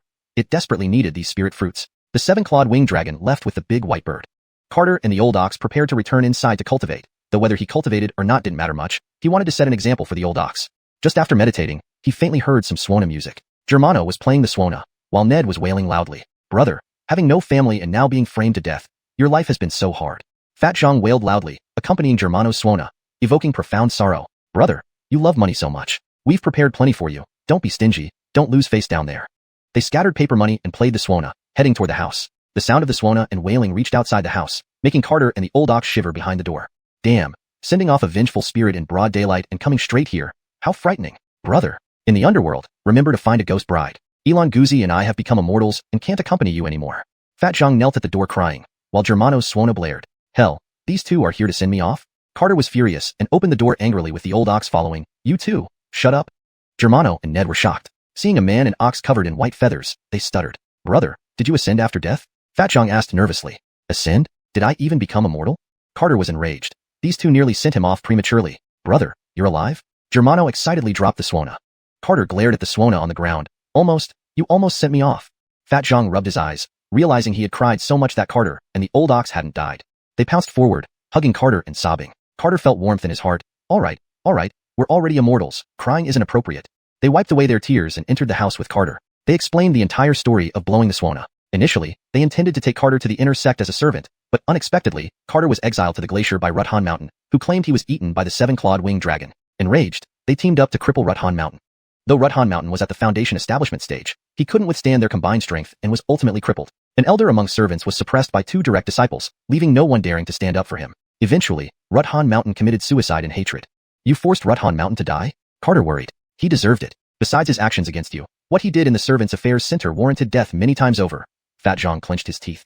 Don't worry, brother. Gus has already exposed Ruthan Mountain's misdeeds publicly, Germano added. That's good. How are things in the inner sect? Don't worry, brother. We are both direct disciples. Fat Zhang patted his chest proudly. Brother, Gus has arranged for you to be a Qintong, music boy. This place is too harsh. You should come to the inner sect with us, Germano said compassionately. Carter scratched his head awkwardly, feeling embarrassed. Other than the cold, there's nothing bad here. He didn't want to leave. The food and drink here were great, and the inner sect wouldn't offer the same freedom. Germano shook his head. While it's free here, due to strange events in the Helena secret realm, sect elders will soon be stationed here. Everything might be cleared out. Strange events? Carter never expected his accidental actions would alert the upper echelons of the Huanin Hall. Anchors, if you join the inner sect, we can take care of you to some extent. At least, no one will bully you, Fat Zhang added. Thinking this place was sparsely visited and safe, Carter assumed they could live peacefully. Though the spirit fruits were gone, the seven-clawed winged dragon could still provide food. However, such tranquility ended sooner than expected. Many servants were promoted by Ruthan Mountain. We fear they may attack you when we're not around. So the inner sect is safer, Germano said. Carter also considered leaving Huanin Hall. But thinking about the attacks there, he found this place relatively safer. Fine, being a Qintong isn't bad, Carter agreed without further hesitation. Thus, the three humans and one ox left the glacier. Chapter 24, Fellow Taoists. The three of them chatted about their personal experiences. When they talked about the Ling secret realm, both still felt a lingering fear. When asked how he had survived on the ice mountain for over 2 years, Carter fabricated various excuses, such as a kind giant bird bringing him food or stealing from a tiger's excess prey, and so on. Carter inquired if either of them had seen Dennis during this time. After all, he hadn't seen that fair-faced man for a long time and was somewhat worried. However, both shook their heads. It was as if Dennis had vanished without a trace. They had asked many laborers, including Olaf, and none had seen Dennis. After escorting Carter to Olaf's residence, they specially instructed Olaf to take good care of him. Seeing Carter, Olaf's reaction was no less intense than theirs. He had prayed day and night for Carter's return. Fortunately, the immortal seemed to be in seclusion. If she had come looking for him earlier, he would have had to commit suicide by biting his tongue. The two plump individuals wished to stay and have a proper drink with Carter, but unfortunately, the sect-wide competition was only 3 months away, so they had to enter seclusion for cultivation. Seeing Carter clad in white feathers, Olaf nearly offered his own clothes to him. Master, you've suffered these past years. Olaf's old tears flowed as if he were seeing his own son. To Olaf, Carter was his good omen. Not only did he get the chance to serve the immortal, but he also gained favor with 2 personal disciples. He wished he could chain Carter to his waist with 7 or 8 iron chains. Carter gave a faint smile. I thank you for your concern, Gus. After joining the outer sect, Olaf became more reserved and low-key, making him very popular despite his weak cultivation. Come, let me help Master bathe and change clothes, Olaf said nonchalantly. This left Carter awkward. It wasn't appropriate for an old man to assist him in such a manner. There's no need to trouble you, Adrian. Just prepare some clothes, and I can manage myself. Olaf slapped his forehead, realizing he had gotten too excited. Ha, forgive me, master. Let me instruct the maids. Led by the maids, Carter finally shed his bird feathers. Olaf arranged a room for Carter and told him to rest, promising to take him and other Qin boys to the inner sect the next day. Inside the restricted area of the Illusory Sound Guild, a middle-aged man in purple was closing a coffin lid reluctantly. Old friend, after nearly 1,000 years of nurturing, we can now retire. The founding patriarch of the Illusory Sound Guild stored away the coffin. With good things comes vigor. The prosperity of the Illusory Sound Guild also nurtured Amal. He had hoped to extend his life using the 10,000-year-old purple crystal coffin to protect the guild. But then a monstrous talent appeared with an immortal-grade spiritual root, making him uneasy even inside the coffin. He leaked vital energy several times, feeling the need to guard daily.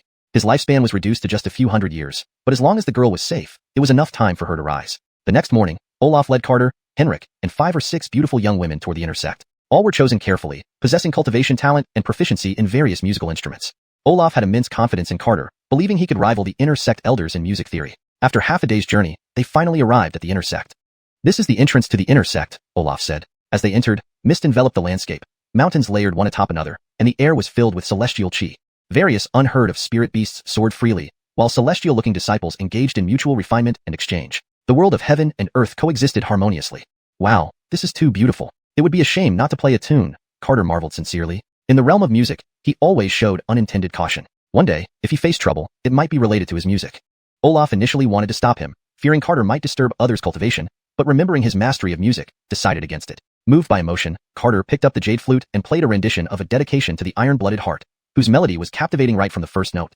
Everyone stopped to listen. The music was simply enchanting. Even those who prided themselves on their exceptional music talent felt dim in comparison under this exquisite performance.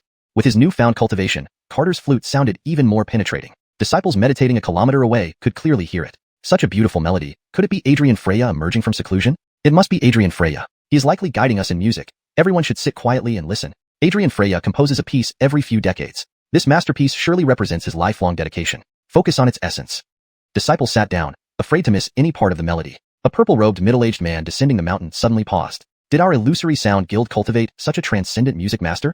Hearing the melody sent shivers down his spine. The man's snow-white fingers grabbed at the air, weaving melodies into the fingertips. At this level of skill, even I am far inferior. He took out a jade zither and smeared the melody principles onto it, causing strings to move and playing the same tune. Shaking his head privately, he thought, though such a shortcut is despised, it would be a waste not to share it. Let this be a blessing for the younger generation. The harmonizing zither and flute sounds entranced all present. Suddenly, Carter frowned at the intrusive zither sound, which clashed awkwardly but remained acceptable. Sister, I understand. A Dolores exclaimed joyfully. My heaven sound-breaking demon technique was stuck here. Thank you, Adrian Freya. She bowed deeply towards the flute's direction. All disciples bowed, grateful for this rare fortune. Opening his heavenly eye, the purple-robed man saw a youthful figure casually inserting the jade flute into his waistband. After completing the song, the system awarded points, consistently granting 1 point per song per month. Carter added the points to his physique. He didn't know his strength limit since he had never used full power. As for his dantian, it resembled a lake yet was only at the first stage of cultivation, showing no signs of compression. Moreover, she flowed into his body effortlessly, frustrating him. The purple-robed man rubbed his forehead, thinking his heavenly eye malfunctioned. Bone age suggests 20. Cultivation at first stage of breath condensation? He couldn't contain his surprise. No, he must be possessed. Upon probing with divine sense, he found Carter's soul and body perfectly integrated, with no sign of possession. Phew, unbelievable. The purple-robed man appeared beside Carter almost instantly. Brugnans and the Cheen boys were still immersed in the flute's echo when the purple-robed man approached with a smile. Were you responsible for that wonderful melody, fellow Taoist? He asked warmly. Please ensure the translation meets the original request for style and structure fidelity, and adjust any parts as needed. ####Chapter 25. At least 4 to 5 anchorars. The Taoist fellow who spoke was by no means putting on an act. Had his mastery of music not been insufficient, leading him to rashly attempt transcendence, he wouldn't have been half dead from the heavenly Tao lightning. Carter sized up the purple-robed middle-aged man, who appeared to be around 30, striking and handsome. Indeed, everyone here looked good. Other than a slightly poor complexion, there was nothing much to criticize. This elder brother, the tune I just played was spontaneous. If it seemed abrupt or impolite, please forgive me, Carter said, clasping his hands together respectfully. The smile on the purple-robed man deepened. Who didn't like youth? Little brother's musical prowess is truly remarkable. Where are you headed? He struggled to find appropriate words. He now thought he needed a way to coax this young man into revealing all without frightening him. Telling him that he was the senior ancestor of Huanin Manor, and wanted him to play music would likely scare the lad away before any music could even start. Olaf, being sharp, spoke first, reporting to Senior, your junior Olaf, outer sect overseer. This trip is to arrange music attendance for the inner sect elders. Hearing the word, senior, the purple-robed man clearly showed displeasure. Oh, is that so? Then please continue with your duties. Oh, right, little brother, what's your name? The purple-robed man asked. Carter, the one playing just now. Were you elder brother? Carter was curious, amazed at how someone could follow his melody so precisely. His musical talent rivaled Carter's. Do not mind my interruption, I am Amal. Let's practice more when we're free, Amal said as he walked towards the inner sect. That's exactly what I wish, Carter smiled. After Dennis's disappearance, Carter felt lonely in his pursuit of music. Now, encountering Amal felt like finding a kindred spirit. On Ethereal Peak, beside bathing Immortal Lake, Freya, dressed in simple white, sat lost in contemplation as she played her cheen. Suddenly, Amal appeared, interrupting her thoughts.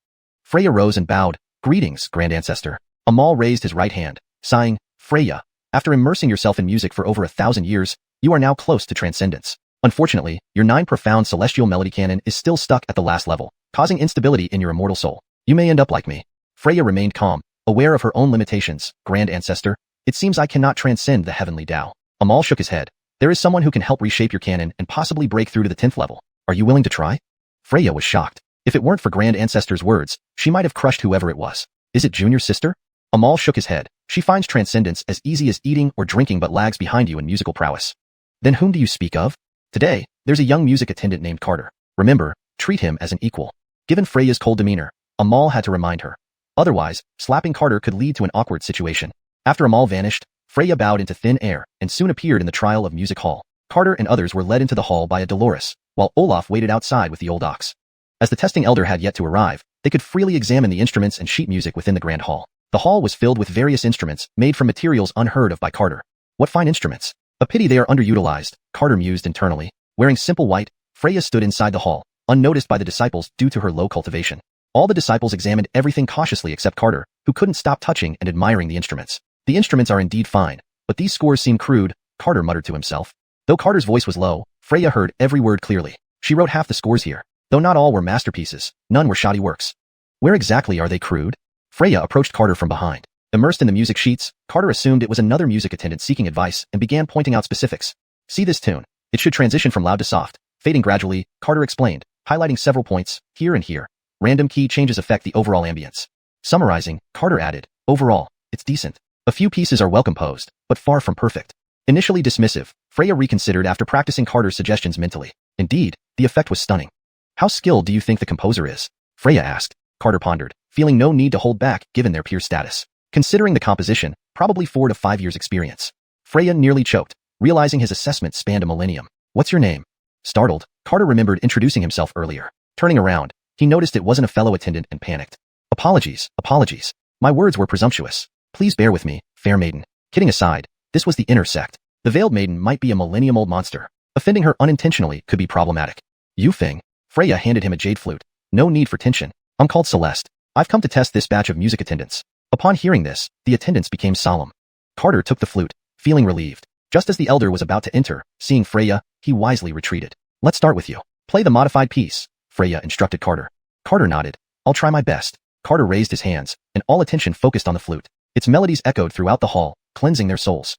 No one thought of competing with Carter. It would disgrace such beautiful music. Closing her eyes, Freya listened intently, immersed completely in the flute, despite having played the tune countless times. Even the hidden elders marveled at the rarity of such music. When the music ceased, silence fell. Freya, initially confident, found herself applauding instinctively. Wonderful, absolutely wonderful, she praised. No wonder Grand Ancestor believed this person could aid her path to enlightenment. The female attendants blushed, finding Carter irresistibly charming. Lady praises too much, Carter smiled, bowing respectfully. After listening to Carter, Freya lost interest in the others, briefly settling them before taking Carter to Ethereal Peak. A current lifted Carter's feet, and he began flying upward. Leaving the hall, Carter nervously reminded, please bring my ox, maiden. With a wave, Freya levitated the old ox effortlessly. ##### Chapter 26, Who Struck Me? Carter and Seth were led by Freya to the Ethereal Peak. They were still savoring the thrill of flying. Everyone cultivates spiritual energy, so why can others fly while I can only use it for physical fitness? Freya carefully examined Seth and remarked, I didn't expect an ordinary livestock from the mortal world to develop intelligence. That's quite rare. Seth panicked and slunk behind Carter. Lady Immortal, you flatter us. Thanks to the sect, both Seth and I have already become immortals, Carter said with a hearty laugh. Hearing this, Freya glanced at Carter and noticed he was only at the first level of chi cultivation. Should I crush his hopes? He dares to claim immortality at the first level of chi cultivation? It seems this boy has a profound misunderstanding of what it means to be an immortal. You can briefly ride on air and fly at the first level of chi cultivation, Freya said. Carter was overjoyed. Please teach me, Lady Immortal. Sure, it's simple, but you need to satisfy your master first. What do you mean? With a casual wave of her hand, Freya summoned a pile of scrolls in front of Carter. First, look through these compositions, make any changes you like, and perform them all in 3 days. That's easy. I can do it in half a day, Carter exclaimed excitedly. Fine. From now on, you will reside in that bamboo house behind you. I will come every 3 days to discuss our progress and report back to the master. With that, Freya vanished. Carter stood stunned. She just left like that? Hey, Lady Immortal, what about food? Can Seth eat the grass here? There are spirit fruits on the mountain. Find them yourself? Freya's distant voice echoed around Ethereal Peak. Carter walked into the bamboo house and found it minimalist. A writing desk, a straw mat, and a chin, a traditional Chinese string instrument. That was all. Seth, let's find something to eat. Encountering such an immortal, whose fault is this? At dusk, above Ethereal Peak. Have you made your choice, Freya? Amal asked. Ancestor, Freya has decided, she replied with determination. Very well. Envy you. If not for Phantom Sound Shop, I would also wish. Freya, this era of prosperity is also one of great calamity. We must prepare, Amal finished before vanishing. Freya looked at Ethereal Peak and remained silent for a long time. Then, a drop of cherry red blood trickled from her mouth, and her cultivation dropped to the spirit refining stage. The next morning, Carter rode Seth around Ethereal Peak searching for food. Seth, we've become immortals, yet we still worry about 3 meals a day. Isn't that a bit embarrassing for immortals? Moo. Seth didn't feel embarrassed. If being an immortal means no more meat, then immortality sounds too painful. Carter agreed. He missed the Beast King and the adorable white bird from the Helena secret realm. Suddenly, the white bird yawned for no reason, hoping whoever had just thought of it wasn't that human-shaped beast. Who dares to intrude upon Ethereal Peak? A green-robed immortal descended on a sword, appearing instantly before them, her sword pointing at them. Startled by the sudden shout, both man and ox jumped.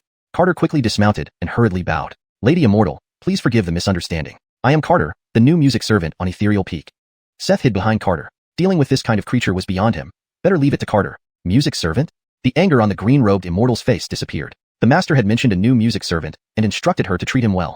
But why should she be courteous to a mere first-level chi cultivator? Hey kid, there are many powerful spirit beasts on this mountain. Don't say I didn't warn you. Best not to wander around.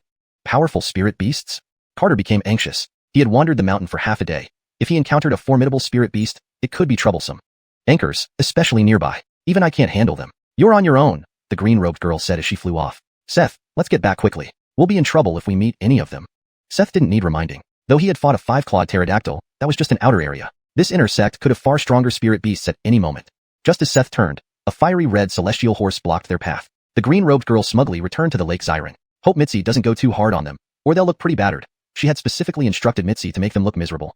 Half an hour later, Carter and Seth were contentedly gazing at the scattered spirit fruits. Mitzi, who knew you'd become the guardian spirit beast? Congratulations. Carter petted the spirit horse's forehead, which nuzzled affectionately. Seth, don't just eat. You two have a lot to talk about. Moo. Seth ate the spirit fruit disdainfully. Carter really misunderstood him. Let's go back, or the little immortal might suspect you. The fiery spirit horse nodded and took off into the sky after a hearty meal. Afterward, Carter smeared mud on his face. Mitzi had told him that she came under the green-robed immortal's orders to cause trouble, so he couldn't let her get into trouble. As soon as the divine beast left, Carter wrapped the spirit fruits in his sleeve and prepared to return. Suddenly, he felt a chill down his spine. In an instant, he dropped the spirit fruit and channeled all his chi to his back. A blade of air struck his shoulder blade, yet oddly, he felt nothing. Carter froze, then rolled forward several times, feigning pain. Who attacked me? Seth immediately rushed to Carter's side, guarding him fiercely. His nostrils flared with barely contained rage. Thankfully, Carter gave him a glance, and Seth retreated timidly behind him. A young man in white robes floated down from the sky, his eyes cold. Is Ethereal Peak a place for someone of your caliber? Carter scratched his back vigorously, hoping to draw some blood, but only got mud. I'm the new music servant on Ethereal Peak. Why can't I come here? Carter stammered, beads of sweat forming. A new music servant, huh? Do you believe I could kill you and no one would care? The youth's eyes glinted with killing intent. Seeing the youth's seriousness, Seth began pawing the ground anxiously. Slap. A sharp slap rang out in the forest, spinning the youth 360 degrees. The green-robed girl arrived just then and saw Carter clutching his back, looking in agony. She rushed over, startled and angry. Senior brother Aristide. What are you doing? Aristide covered his red face, bloodshot eyes glaring, yet he tried to speak again. Slap. Another hard slap sent Aristide spinning once more and landing like a frog. The green-robed girl winced. Her master was being too harsh. Lady Freya. Aristide tried to speak again but was slapped into the sky. The green-robed girl was shocked. She'd never seen the master so furious. She hurried to help Carter. Are you all right? Carter clutched his back tightly, his face contorted in pain. It hurts. My shoulder is almost broken. The girl quickly produced a pill and pushed it into his mouth without regard for its value. Swallow this bone-healing pill. She never expected a high-level cultivator to attack a mere first-level chi cultivator. Carter swallowed the pill, and warmth spread through his body, turning into pure chi. He was speechless. Was he lacking in chi? Everything turned into chi. Seeing Carter's pain easing, the girl checked his back. Aside from a torn shirt, the wound had completely healed. Not bad. The bone-healing pill left no trace. To be continued, the girl sighed in relief but then burst into tears, sitting on the ground. Wah, my Shugadin. I only had that one pill. Carter didn't know how precious this medicine was until he asked the weeping girl. He realized that even if he worked 10 lifetimes, he wouldn't be able to pay it back. Aristide, with bloodshot eyes, stood high in the sky and said, word by word, Freya, you will eventually be a toy under my control. And that damned music servant, I'll start by taking some interest from you for today's humiliation. Note, Shugadin is kept as a proper noun for the specific type of medicinal pill. Chapter 27, The Sect Grand Competition. Aristide was slapped away by Freya and wouldn't dare return to the Ethereal Peak anytime soon. The young girl wiped her tears as she stood up. What's your name? Carter feigned a pained expression as he moved his limbs, putting on an act that wasn't far from reality. Carter. My name is Althea. I'm Master's disciple. Do you have senior sisters or junior sisters too? Anchors, lots of senior sisters, Althea replied, not quite catching what Carter meant. Oh, good. Who was that guy just now? He's Aristide, the head disciple of the previous session at Illusory Sound Workshop, a monstrous genius who achieved core formation at 200 years old, causing a stir in the 3 major holy sites. Althea felt lingering fear, realizing how her momentary playfulness nearly caused a huge mistake. Watching how their master acted, If Carter were truly in mortal danger, Master would likely have killed Aristide. What exactly is core formation? Carter only knew about foundation establishment, and even then, very vaguely. You don't know? Let's walk and talk. Althea explained to him until she reached the so-called essence shattering, finally stopping. Oh, so that's how it is. Carter gained some understanding of the entire cultivation system, recognizing that his own level 1 chi practitioner status was nothing much. If Brother Aristide had used full force just now, you'd probably be left with nothing but ashes. Carter realized why he hadn't sensed any danger. Aristide was playing around with him. He needed to understand his own strength better. He must maintain a good relationship with Althea from now on, especially after standing up to Aristide. After returning to the bamboo house, Althea left as Master had matters to discuss with her. Carter opened the scroll, looked over the musical scores, then modified them one by one. In just a few hours, all 15 scrolls were done, and he began playing in complete immersion. Althea stood outside, listening intently with a basket in hand. So this is why Master protects him. His proficiency in music surpasses even Master, Althea sighed softly. Seth listened contentedly, alternately sleeping and waking while enjoying the beautiful melody. Of course, he mostly thought about how to deal with Aristide. Carter looked up, seeing Althea motionless outside. Fairy Althea, did you come back so quickly? Althea returned to her senses, slightly embarrassed. The music you played is amazing. Can you teach me? Sure, but it has to be an exchange. Carter found flying particularly important for quick escapes. Alright, but it'll have to be tomorrow. Althea set down her basket, smiling happily. Master originally intended for her to teach Carter some techniques, but she had struck gold beyond expectations. 3 months later, Carter flew joyfully through the forest on a long sword. He finally mastered sword flight, which he had longed to achieve. Haha, am I awesome, Seth? Moo. Seth ran alongside, bellowing to express his wish to fly as well. Seth, watch and learn carefully. With a loud crash, Carter collided with a large tree. For 3 months, he inadvertently destroyed the environment of Ethereal Peak. Moo. Seth reared up, emitting a lewd cow laugh. Carter picked himself up covered in dust, not amused. Take note, Deadox. This was a bad example. Moo. Seth agreed he had noted it, though his obnoxious laughter persisted. It's time. Celeste is here to collect the assignments. Carter grabbed Seth's ears and headed toward the bamboo house. For 3 months, Carter had met with Celeste every 3 days to discuss music, using the rest of his time to study sword flight. According to Althea, it might take him over a year, given the weak spiritual energy at Chi level 1. But for Carter, spiritual energy was as plentiful as lake water. However, to avoid suspicion, he used it cautiously. Dressed in plain white, Freya began playing inside the bamboo house, no longer nagging Carter about sitting on cushions. Miss Celeste, this piece has profound meaning, but lacks rhythm, Carter called out loudly. Tell me more, Freya responded softly as she continued to play. Carter gesticulated wildly, almost as if trying to merge Freya into the music. They discussed until noon, and Freya seemed to gain some insight. I'll report this to Master. You and Althea should go check out the sect grand competition. After Freya disappeared, Althea hurried over. Carter, hurry up and get ready. The sect grand competition is starting. What's so interesting about it? I'd rather continue learning sword flight. Carter showed no interest in the competition, happy with mastering sword flight. It's spectacular, and I'm participating too. Can't you cheer me on? Does everyone participate? Anchors, and this session offers rich rewards. Everyone wants a ranking. Fine, let's go. But you've got to keep an eye on me. Carter really wanted to see Germano and Gavin. Don't worry, nothing untoward happens during the grand competition. Althea brought Carter and Seth to the training ground by flying. As they left Ethereal Peak, scores of disciples appeared in the sky, flying on swords. Wow, like a swarm of bees. So many people are attending? It was Carter's first time seeing so many flying cultivators. Of course, it's the grand competition. Adrians and disciples from the other 2 holy sites will also be observing, Althea said proudly. Althea, why does Ethereal Peak have such a burden? Several Dolores mocked sarcastically as they flew by. Beautiful fairy sister, Carter complimented loudly, instantly making the mocking women blush. He was undeniably handsome. Even among the handsome crowd at Illusory Sound Workshop, his looks were top-notch. The vast training ground was packed with thousands of disciples already in place. Althea and Carter found the designated spot for Ethereal Peak and sat down. Althea explained the rules and rewards. Hearing that the top 10 disciples of each realm received an opportunity for empowerment, Carter became concerned for Germano and Gavin. The rules were simple, divided into 3 realms: Chi Practitioner, Foundation Establishment, and Core Formation. Each arena had protective barriers to prevent harm to observers. At noon, numerous Core Formation cultivators, riding mighty spirit beasts, entered the training ground. Look, it's senior sister Shangwan with her majestic celestial phoenix.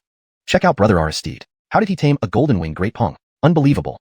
Seems Brother Aristide will definitely top the Core Formation category.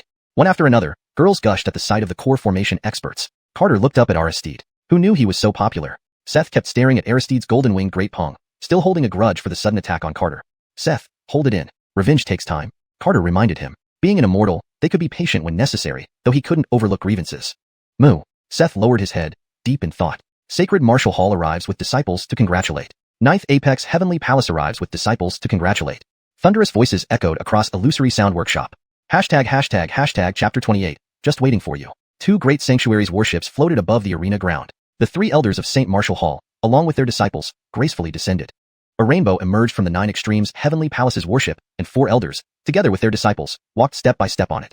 Ha ha ha, the presence of both holy places is a great honor to our illusory sound sect. Sect leader Uncor greeted them.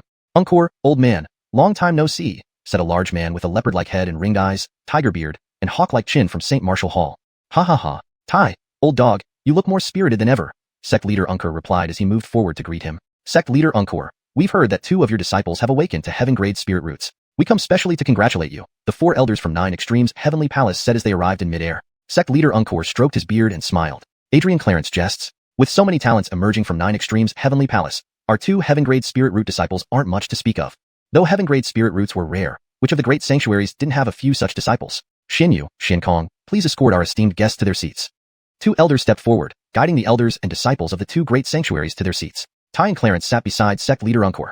Uncor, old man, are you going to let us just watch the disciple spell duels? Tai laughed. I've heard that Adrian Freya of your sect has unparalleled musical talent. Could we be fortunate enough to witness his performance?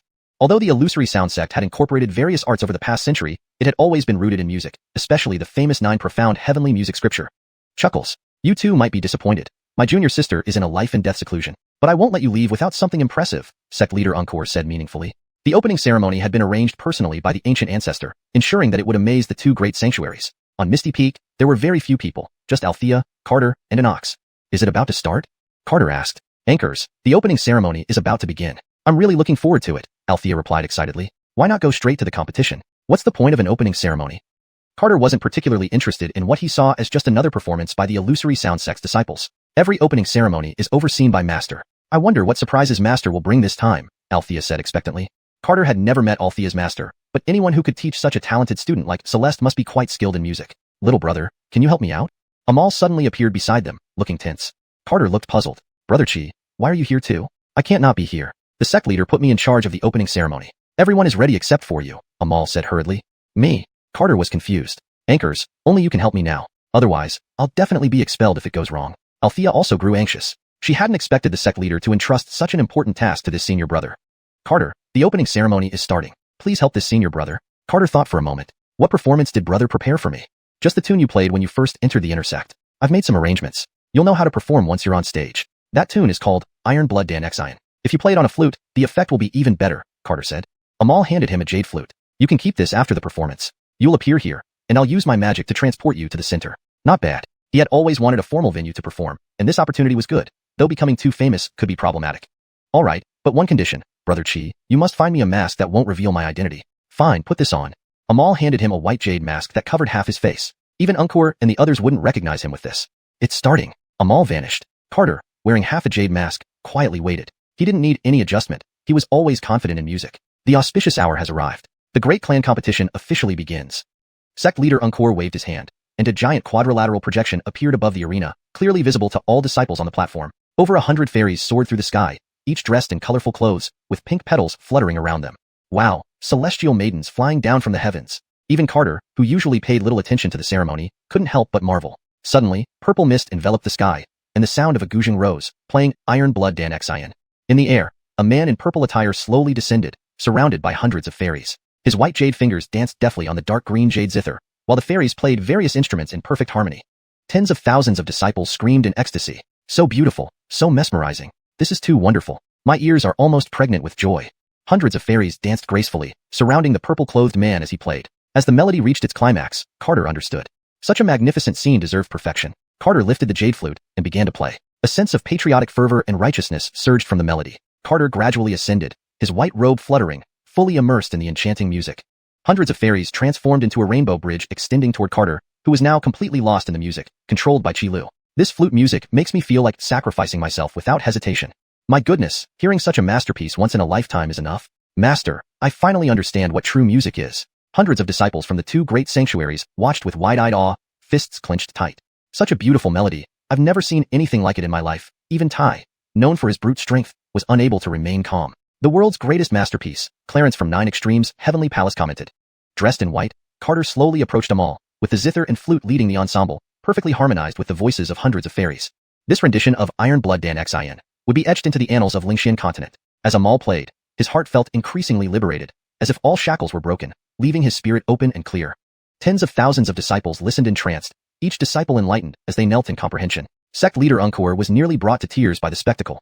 With the slow and lingering music, the world-class performance came to an end. Below, Althea was dumbfounded, her mouth agape. My word, Carter is truly astonishing. Carter put away the jade flute and bowed respectfully to Amal and the hundreds of fairies. Amal hesitated briefly before reciprocating the bow gracefully. Carter turned to bow to the audience, eliciting wild cheers and applause from tens of thousands. The applause echoed throughout the arena. Amal suddenly realized and laughed heartily. Haha, I see. He followed Carter in bowing to the audience, and soon the fairies caught on, performing impeccable bows. Seeing the ancestral master bowing, sect leader Unkor almost prostrated himself, until Amal's voice sounded in his mind. Truly breathtaking. The music of illusory sound sect is unparalleled. Tai bowed deeply, genuinely admiring it. The applause continued unabated as Amal led Carter and the Dolores back into the sky, leaving behind a shower of pink petals. Chapter 29. Do you want to fly higher? Amal and Carter changed into different clothes before returning to their original seats. Carter wore a black and white Chilean robe with mountain water patterns, while Amal switched from purple to white attire and carried 2 jugs of wine for celebration. Unkor, old dog, wasn't the one performing earlier an extraordinary genius hidden within your sect? Tai asked, having been so engrossed in the performance that he forgot to ask about the performer. The sound fantasy shop truly hides dragons and tigers. Might I have the honor of meeting such talented performers? Sheldon expressed keen interest. They are disciples trained by our ancestor. I, Unkor, cannot make that decision. The head of the Unkor family deferred the matter to their ancestral patriarch. What a pity, sighed someone. The major competition is what really matters. Let's continue watching, said Unkor. Ankara, it would also be beneficial for the disciples to broaden their horizons. Tai agreed without further questioning. The competition officially begins. The authoritative and resonant voice of the Unkor Sherman pulled everyone's attention back from the opening ceremony. Althea was still staring blankly at Carter. Miss Althea, have you had enough yet? Carter asked, exasperated. It was just a performance after all. Not yet, Althea shook her head. Then keep looking. Ivan is pretty impressive too. Why don't you watch him? You're more attractive. Spray. The fine wine Amal was sipping sprayed out instantly from his mouth. Amal looked miserable, wondering how this girl could speak so boldly to her great ancestor. If she didn't learn some manners, she might get herself reverted to her original form. Watch the match. It's starting. Carter pointed to the projection in the sky. The tournament adopted a lottery scoring system where a win earned 1 point. If there were consecutive victories, 10 straight wins would allow direct advancement to the next round. There were 30 arenas for Chi practitioners, 20 for Foundation Establishment stage, and only 3 for Core Formation stage. It's time to draw lots, Amal reminded her. Oh, almost forgot. I need to get a good ranking. Althea blushed as she rushed off to draw her lot. Amal tossed a jug of wine to Carter. Little brother, no thanks necessary for my help. Don't refuse this jug of wine. What big favor? What are you talking about? Carter was confused. Wasn't it just a performance? Hee, even if I explained, you wouldn't understand. Amal felt sorry for him. This remarkable musical talent had mixed spiritual roots and remained at the first layer of Chi cultivation for 3 months. Upon examining Carter's dantian, Amal noticed only a vague ball of Chi the size of a bowl. Carter shrugged. Fine, doesn't matter. Anyway, I'm a flying immortal now. Amal wanted to slap him dead. How dare he call himself an immortal? After some thought, Amal got an idea and suggested, do you want to fly higher, like up to the clouds? Of course I do. The white bird had taken him above the clouds once, and the view was stunning. I'll give you a flying technique. It's very stable, and you can stand in midair, Amal coaxed. Is this amazing technique expensive? Not really, much cheaper compared to your help. Okay, I'll give you a few music scores later, Carter agreed. Sit cross-legged and clear your mind. I will impart the technique directly to your forehead. Having conversed more with Carter, Amal's speaking style had become more casual. Carter trusted Amal, and knew he wouldn't harm him. Soon, a technique called the 9 Mystic Heavenly Music Scripture appeared in his mind. Done. Amal withdrew his hand, secretly cursing that it cost him a decade of life. Carter was delighted. The technique seemed straightforward and easy to practice. Carter, I'm back? Althea ran over to them. Did you get a lucky or unlucky draw? Carter asked. Althea gave him a look. Can you talk better? I got number 101, and when it's my turn, the tag lights up. Look, they've started. Carter excitedly watched the aerial projection, but soon grew tense. In the center of the projection, it was Germano who stepped onto the arena, facing someone he clearly knew. On the arena, Germano stood opposite Lance, both swords drawn. So unexpected. After coming out of the secret realm, you actually advanced to the Foundation Establishment stage, Lance sneered. Humph, take this. Germano attacked first, sending several fiery sword beams toward Lance. Their rivalry made for a ferocious start. Seeing the incoming beams, a wall of earth rose before Lance. The fiery beams shattered the wall, and Germano charged forward. Blazing Jose slash. Leaping into the air, flames wrapped around his sword, unleashing a massive blade of fire dozens of meters long toward Lance. Lance was taken aback and quickly defended, a semicircular yellow shield enveloping him. The sword beam struck the shield with a crack, shattering it instantly. Lance raised his sword defensively, but the force of the attack sent him flying dozens of meters, slamming into the barrier. Before he could rise, Germano's sword was already pointing at his forehead. Winner, number 12. The referee announced the result. Whatever. Germano put away his sword and walked off the stage slowly. Below, Carter couldn't believe his eyes. Damn, Janine Z is that strong? He thought Germano would struggle, given he'd only practiced for 3 years. Do you know him? Amal asked. Anchors, we tended horses together, but he became a personal disciple, Carter replied. Others tend horses and reach Foundation Establishment, while you're still at Chi Cultivation. How shameful, Amal said with disdain. Even Chi cultivators are immortals, Carter grinned. Amal almost choked on his wine. Here, elder brother Chi, Cheers. Carter clinked jugs with Amal and took a large gulp.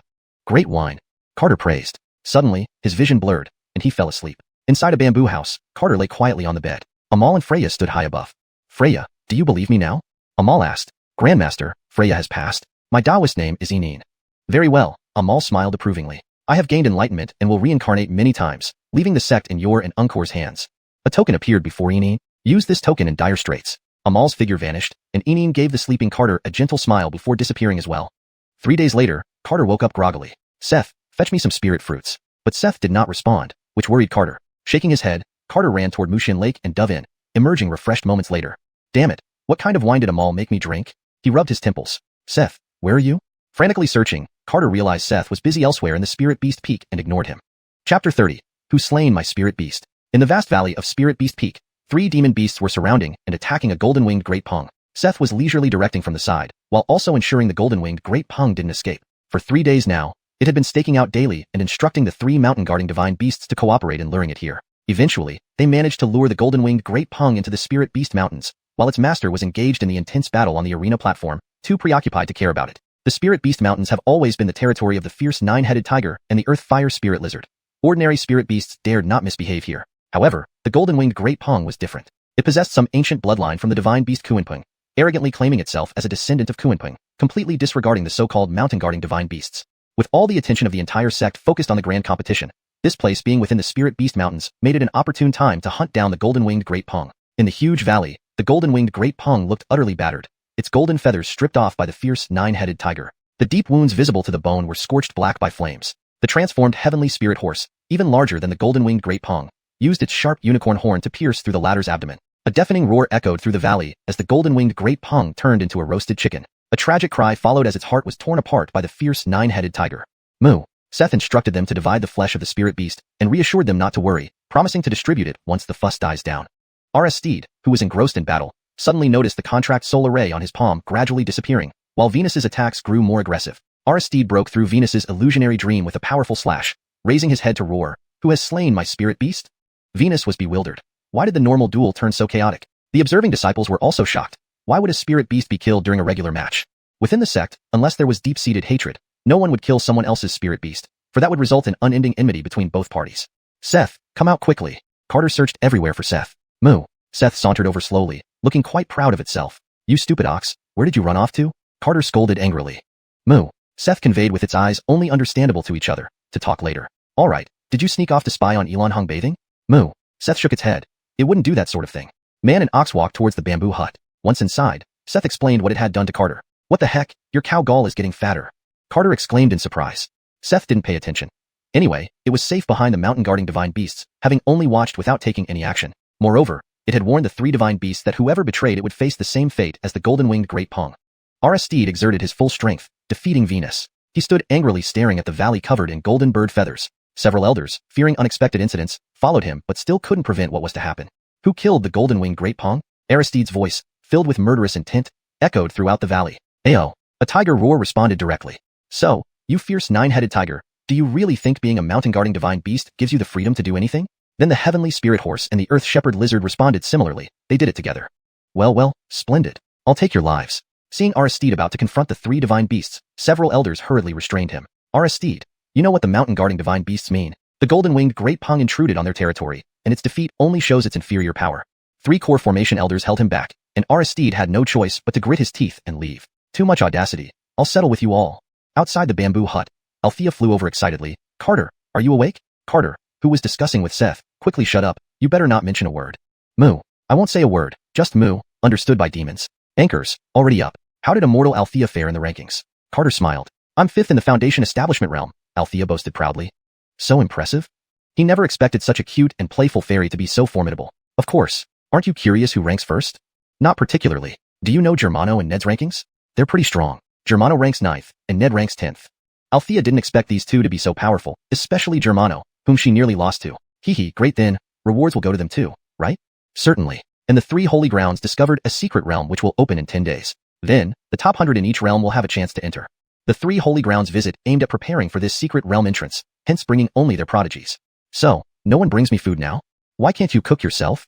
Althea snapped irritably. If it weren't for her master's order, she'd rather eat fasting pills every day than deal with cooking smoke. Right, give him fasting pills. Just as she thought to give Carter some fasting pills, he looked up at the sky. Wow, Althea, look at that beam of golden light, so bright. Althea lifted her head and was equally amazed. My heavens, such intense golden light. Amal, about to assume countless forms, suddenly appeared at the source of the golden light. A golden monkey king sat under a spirit fruit tree, radiating dazzling golden light. Amal flicked his finger, dispelling the light. Amber and Clarence also appeared above the lingling secret realm, wanting to enter but were stopped by Sherman Uncor. This is our ancestors' place of meditation, forbidden territory. Your Ted probably can't move his coffin lid. Who are you kidding? Amber laughed. Such brilliant golden light required thorough investigation. Smack. Amber was sent flying by a slap. Honor you as guests, don't make it a habit. A massive avatar of Amal loomed over the illusory sound market, his cold voice sending chills through everyone. Disciples and elders of the two holy grounds fell to their knees. Greet the patriarch. Greet ancestor illusory sound. Illusory sound market disciples were ecstatic. Their ancestor was still alive. Do your business. Panic over a small disturbance isn't proper. Anchors, sir. Clarence's face paled with relief at his own composure. Carter rubbed his eyes. The patriarch seemed familiar somehow. The avatar gave no pressure, but instead felt somewhat endearing. Hey, immortal Althea, your ancestor left. Althea rushed up, realizing Carter hadn't prostrated before the patriarch. Ah, you didn't kneel to the ancestor? Althea reprimanded. Immortal, I did, but I got up faster than you noticed. That's better. Althea handed him a jade vial. Here, eat this before I return. One pill lasts 3 days. My master called me, I must go. In the forbidden land of Ethereal Peak, Celeste gazed at the sky, pondering, with Althea quietly standing behind. Althea, take Carter on the secret realm journey, Celeste said. Master, but he's only first layer of breath practice. Won't it be too dangerous? Just bring him along. I'll inform the Sherman. As you wish, I'll take good care of him. Althea left reluctantly. Hashtag chapter 31. One more person and a buffalo. 3 nights later, deep within the Spirit Beast Mountains, Carter placed the golden-winged great rock's thigh on a makeshift grill. Little lizard, use low heat to slow roast it for an hour. Remember, you must control the heat precisely. Mitzi horse, sprinkle the fire spirit pepper, dreamy cumin, and heavenly chaos spirit salt one by one. Little tiger, wrap it with the cinnamon-scented lotus leaves. A large lotus leaf tightly wrapped the golden yellow thigh. Little lizard, turn up the heat and roast for half an hour until the lotus leaves turn charred, Carter said with a serious expression, diligently rotating the grill as if he were facing a formidable opponent. Beside him, the old buffalo dared not utter a sound, afraid of disturbing the 3 divine beasts. Otherwise, he would bear the brunt of any failure. Reduce the heat. The ground fire lizard instantly reduced the heat, and Carter took out a long sword to cut through the charred lotus leaf. As the leaf fell away, an enticing aroma filled the air. Under the glow of the campfire, the golden yellow bird leg exuded a fragrance that was almost intoxicating. Drool almost formed rivers among Carter and the 4 beasts. Don't move yet, everyone. The flesh of the golden-winged great rock might contain unknown toxins. I'll try it first. Carter used his sword to cut off a palm-sized piece of meat and stuffed it into his mouth. Good heavens, the taste of the golden-winged great rock's meat was worth at least 10. What the hells, making him nearly cry from pleasure. The 4 beasts swallowed hard, and the old buffalo could no longer resist. Moo. The old buffalo asked Carter how it tasted, but Carter was too engrossed in the flavor. The taste isn't quite right, Aiden. I need to try another piece. Carter seriously cut off a bigger piece and devoured it vigorously. Moo. The old buffalo felt like he was being tricked and lunged forward to take a bite. Hold on, Aiden. It really is toxic. The 3 divine beasts shrank their bodies and joined in the fray, all helping themselves without hesitation. You can't hog the food all to yourself. Aya, watch your manners, you 3. After all, you're divine beasts. Moo. The old buffalo sighed. This was just too good. After finishing the thigh, they grilled other parts and left the Spirit Beast Mountains only when they couldn't eat anymore. In the morning, Carter rode the old buffalo back to the bamboo house while playing his jade flute. Althea had been waiting for some time. Carter, did you go looking for spirit fruits again? Carter smiled sweetly. Good morning, immortal Althea. Aren't you supposed to be practicing cultivation? If not for you, I would have gone already. Althea replied with a frown. How do you mean? Carter looked curious. As a diligent zither boy, how could he cause trouble again? Master instructed me to bring you to the secret realm. Who knows what she was thinking? Take me to the secret realm? Carter almost fell off the buffalo's back. I'm just at the first stage of breath condensation. Should I fight mosquitoes in there? No way, absolutely not. Carter shook his head repeatedly. Why go to the secret realm when everything in the Piao Miao Peak was so good? Besides, he didn't need to seek any opportunities. Althea panicked. She had been entrusted by Master, and this guy didn't want to go? Hey Carter, are you scared? Althea thought this provocation method would work since there were plenty of opportunities in the secret realm. Scared? Anchors, very scared, Carter responded decisively. Althea gritted her teeth. Many disciples would die for the chance to enter, and here this guy was afraid. Master said if you don't go, I'll be expelled from the sect. Althea looked aggrieved. Ah, is that true? Carter was skeptical. It's true, Celeste's voice echoed from the sky. Althea nearly cried. Master, I was joking. She tugged at Carter's arm pleadingly. Carter, please help me. Carter scratched his head, confused. All right, I promise, but I'll wait outside the perimeter of the secret realm. Anchors, yes, that's what I thought too. I'll go practice and find you when the secret realm opens. Althea flew off on her sword to find her master. Aiden, this journey will be perilous even if we remain still inside the secret realm, Carter warned solemnly. Moo. The old buffalo didn't want to enter either, but Althea delivered food every day. They couldn't let her get expelled. So, we need to prepare well. Brother Chi gave me a set of flying techniques, and I'll teach you these days just in case. Carter started teaching the buffalo the technique using incomprehensible gestures. Fortunately, the old buffalo learned quickly, mastering the skill in 3 days. 9 days later, Carter and the old buffalo could hover motionless in the air, ready for Althea's entry into the secret realm. Celeste hadn't come looking for him during this period. Carter and the old buffalo strolled gracefully over the mountains of the Spirit Beast range. As Brother Chi said, this technique is indeed more stable than the sword riding technique. Carter was delighted, surprised at how easily he and the old buffalo had learned it. Aiden, we'll only use this in uninhabited areas. In places where people live, walk as much as possible and avoid flying. Moo. Without a word, the old buffalo landed. Bulls shouldn't show off or risk getting beaten. Carter climbed back onto the buffalo's back. Let's go. Immortal Althea will likely be coming for us. With a whoosh, the old buffalo turned into a black streak of smoke. Carter, let's go. Althea appeared in purple attire, grabbing Carter and the buffalo onto her flying sword, which then ascended into the sky. High in the sky, 3 massive ships hovered with each sex flag fluttering at the prow. Bursts of sword light entered the ships, including Carter and Althea. Everyone present? Sect Master Lan Lian asked from high above. 30 core formation cultivators. 100 foundation establishment cultivators. 101 breath condensation cultivators, plus 1 extra person and a buffalo. Upon hearing this, everyone looked towards the breath condensation group where Carter and the old buffalo stood out prominently. Being stared at by hundreds, Carter and the old buffalo felt tense but secretly pleased, hoping they wouldn't have to enter the secret realm. Althea blushed with embarrassment, wishing she could hide under the deck. Oh, if only I could find a hole to crawl into. Althea gnawed her lip. Carter whispered to Althea, who was almost burying her face in her chest, Immortal Althea, if we're sent off the ship, your master won't blame you. Don't worry. Althea grumbled, shut up, it's embarrassing. People began murmuring. Only at the first stage of breath condensation. How did he get in? This is ridiculous. The secret realm isn't a children's game. Is he here to commit suicide? If it were me, I'd rather not show my face. Also, I know some disciples after the top 100, but I've never seen him before. What a disgrace. Aristide sneered. However, Aristide secretly hoped Carter would enter. Otherwise, hiding on Piao Miao Peak made things difficult. Well, this is our big brother. Ned and Germano ran excitedly towards Carter, whispering amongst themselves. All right, everyone quiet down. We're leaving, Sect Master Lan Lian sternly commanded. Everyone looked puzzled. The Sect Master didn't say a word but tacitly approved. But with the Sect Master speaking, no one dared continue the discussion. Sect Master Lan Lian finished, and a blue spiritual force shield enveloped the ship. The 3 massive vessels soared eastward.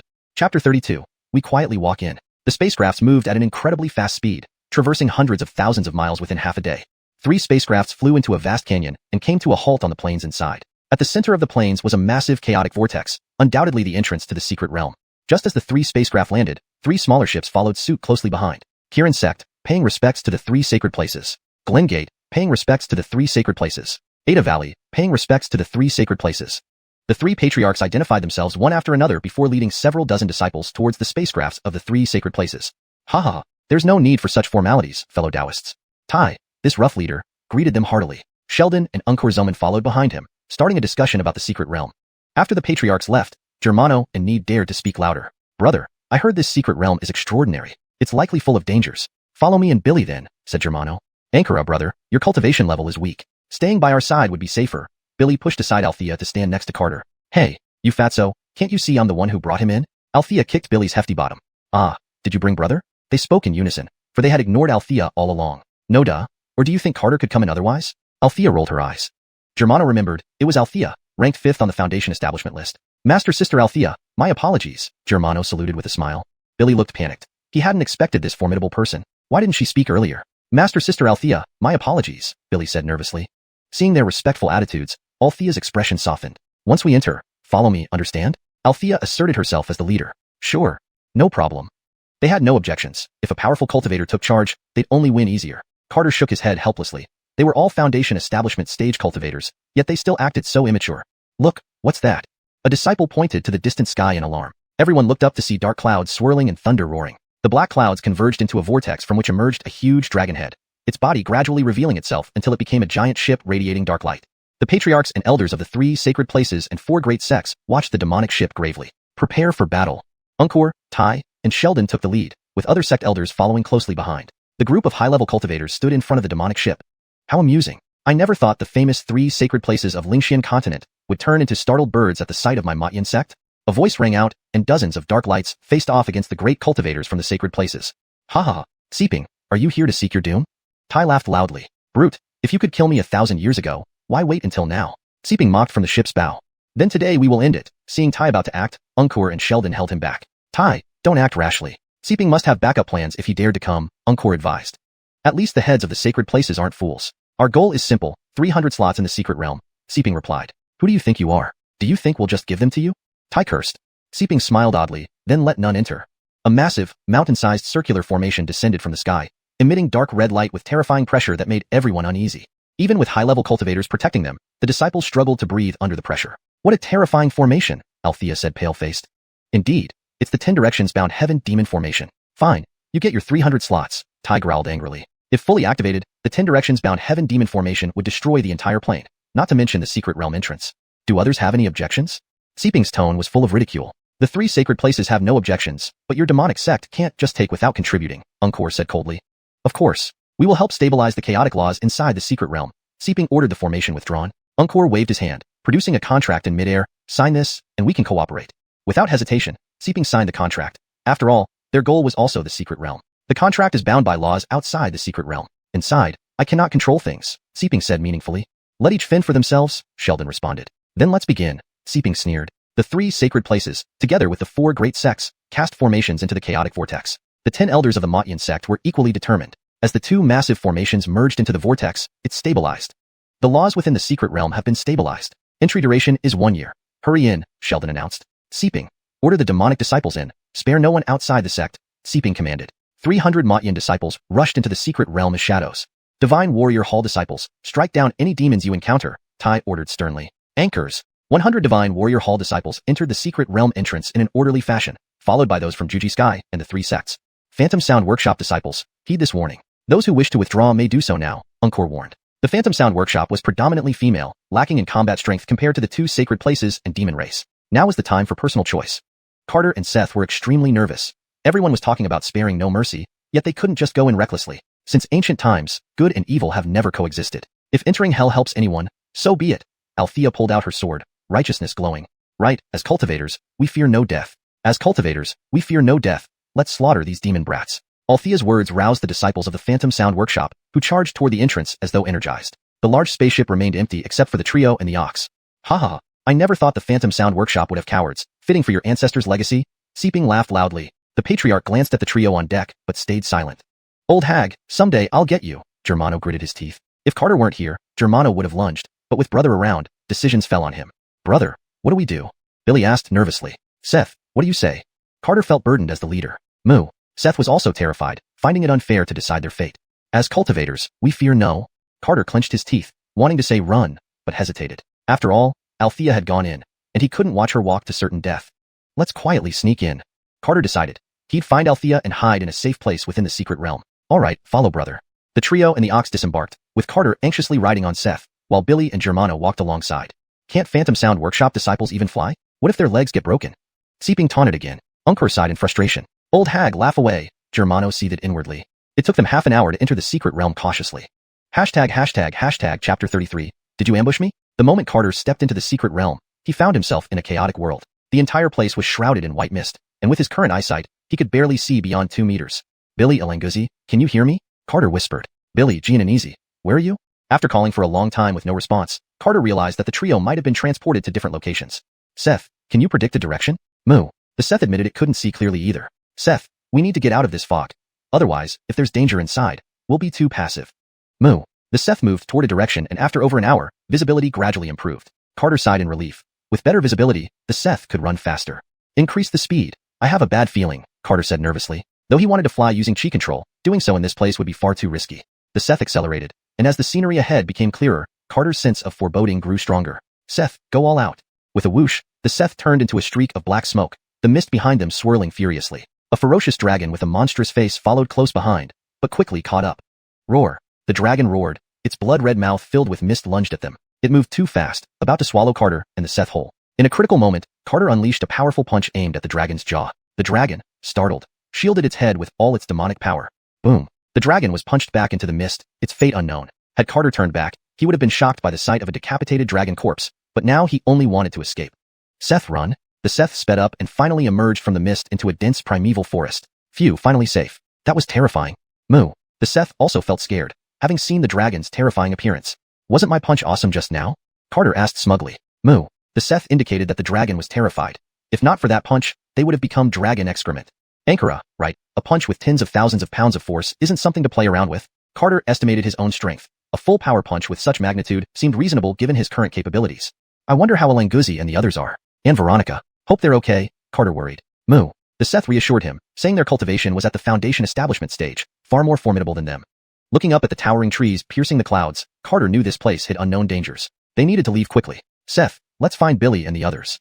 Moo. Carter expanded his divine consciousness and flew cautiously, with the Seth vigilantly following behind. They passed through massive trees, avoiding deep valleys where demon beasts might reside, heading west.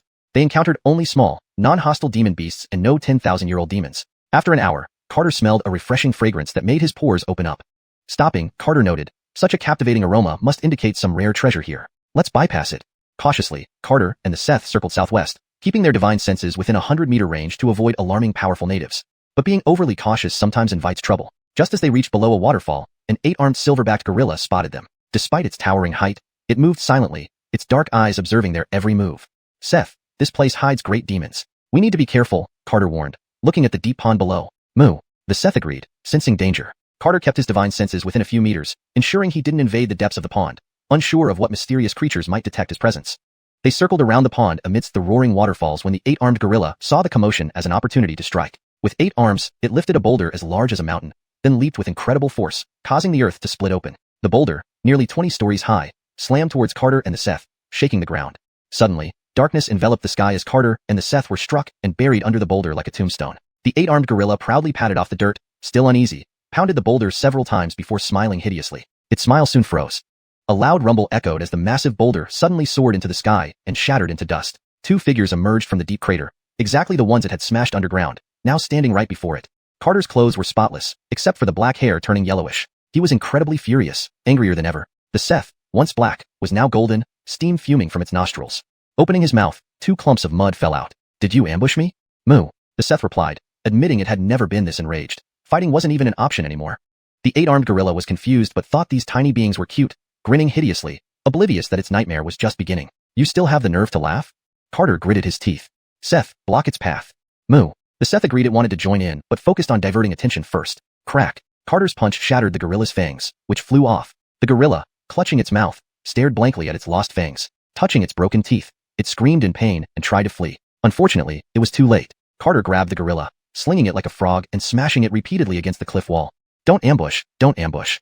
Anger surged in Carter's heart. Throwing the gorilla into the air, he leaped and delivered a knee strike to its chest, bending it like a shrimp and eliciting a shrill scream. He didn't expect the gorilla to be so weak, restraining his strength to prevent accidentally killing it and thus losing his outlet for anger. Kicking the gorilla towards the Seth, Carter shouted, Seth, catch the ball. Easy does it. This ape is too weak. Moo. The Seth, steam shooting from its nostrils, fiercely rammed the gorilla's back, sending it flying back to Carter. For 2 hours, Carter and the Seth played soccer with the gorilla near the waterfall cliffs, leveling them flat. Lying limp on the river, the gorilla pleaded tearfully, indicating it had something valuable that could save its life. Moo. The Seth understood and relayed this information to Carter. Calm down. Let's see what treasures it offers. Seth, ask it where the item is. Moo. The Seth gave a stern look, urging it to speak. The gorilla made sounds pointing to the location of the treasure. Carter picked up the gorilla and flew in the indicated direction.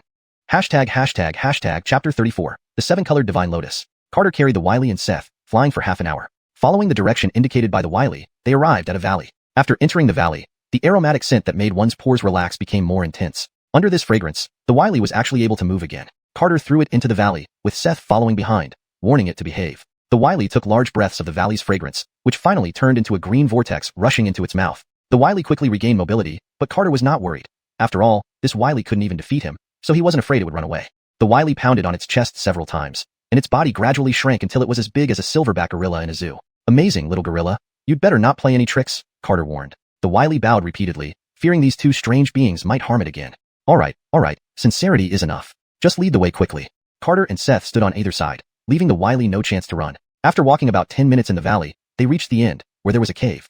Carter followed the Wily into the cave, while Seth waited outside to prevent any deception. Inside the cave, Carter once again entered a new peach orchard world filled with strange flowers and plants, their vibrant colors making it hard to look away. Various creatures coexisted harmoniously, lively and adorable.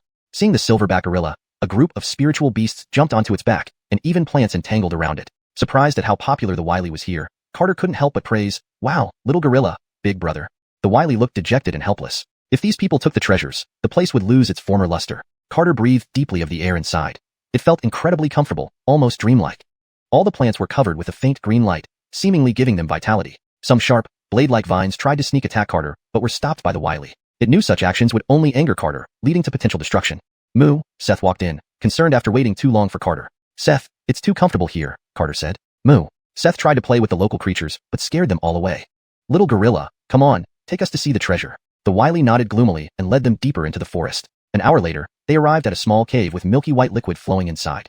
Following the flow, Carter finally saw what the wily called the treasure. What a beautiful flower, Carter exclaimed. A 7-colored divine lotus bloomed in the center of a milky white pool, emitting points of green light from its petals. The wily respectfully bowed to the 7-colored divine lotus, then drank some of the pool's water. Its wounds healed rapidly. My goodness, it's so miraculous, Carter marveled. No wonder the wily wanted to secretly kill them. Such extraordinary treasures would tempt anyone. Of course, except for Carter, who had no interest in such things, especially since he was already immortal. Moo moo moo. Seth called out 3 times, admitting it was also seeing this amazing lotus for the first time. Carter approached the divine lotus and gently touched a petal. The wily shed 2 tears. It seemed the divine lotus wouldn't be protected much longer. At the moment Carter touched it, green light flowed into his fingertips, bringing an indescribable comfort. Then, all colors of light particles surged into Carter's fingertips, converging into his vast dantian before disappearing. Carter withdrew his finger, realizing the 7-colored divine lotus didn't seem to mind him. So comfortable, Seth, come try it. Moo. Seth wanted to experience the comfort too, and nudged its nose against the petals. Just like Carter, colorful light particles rushed into it, making its life incomparably pleasant. After the multicolored light vanished, the divine lotus dimmed considerably. Carter felt somewhat embarrassed and bowed to the lotus. Sorry for disturbing unintentionally. Moo. Seth admitted it was also rude and slightly lowered its head toward the lotus. The lotus petals shook as if responding. Let's go, Seth. We should find Xianxia and the others. Carter now just wanted to find the others quickly. What use were opportunities and treasures here?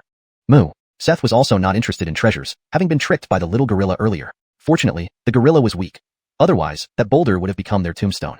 Carter and Seth left the valley. The wily, confused, asked why they weren't taking the treasure. Ugh, it queried Seth. Moo moo. Seth gave it a look, asking why treasures must always be taken. Seth, remind the little gorilla of its current situation. Carter thought this place shouldn't be destroyed. It would be too regrettable. Seth communicated with the wily, warning it that many powerful beings were here, and it should hide and avoid acting rashly, or it would be dangerous. The wily pointed out a path through the jungle. Carter thanked it and rejected its offer to guide them further, instructing it to protect its territory. As dusk fell, the sky turned blood red, revealing an ancient city sprawling ahead, its towering walls crumbling. Carter and Seth cautiously flew toward the city. Upon entry, they found remnants scattered everywhere, human and beast alike. The breeze transformed the remains into sand. Clearly, an epic battle occurred here in ancient times. Seth nervously followed Carter, fearing such places could harbor ghosts. They slowly moved through the ruins toward the city center, avoiding flight to stay hidden from those within the secret realm. Night fell. From a nearby castle came fierce fighting sounds. Though Carter initially wanted to leave, concern for Althea and Billy urged him to investigate. Given the vast size of the secret realm, finding them was challenging, so encountering anyone sparked his hope. Carter and Seth cautiously approached the fighting area, slowly releasing their senses.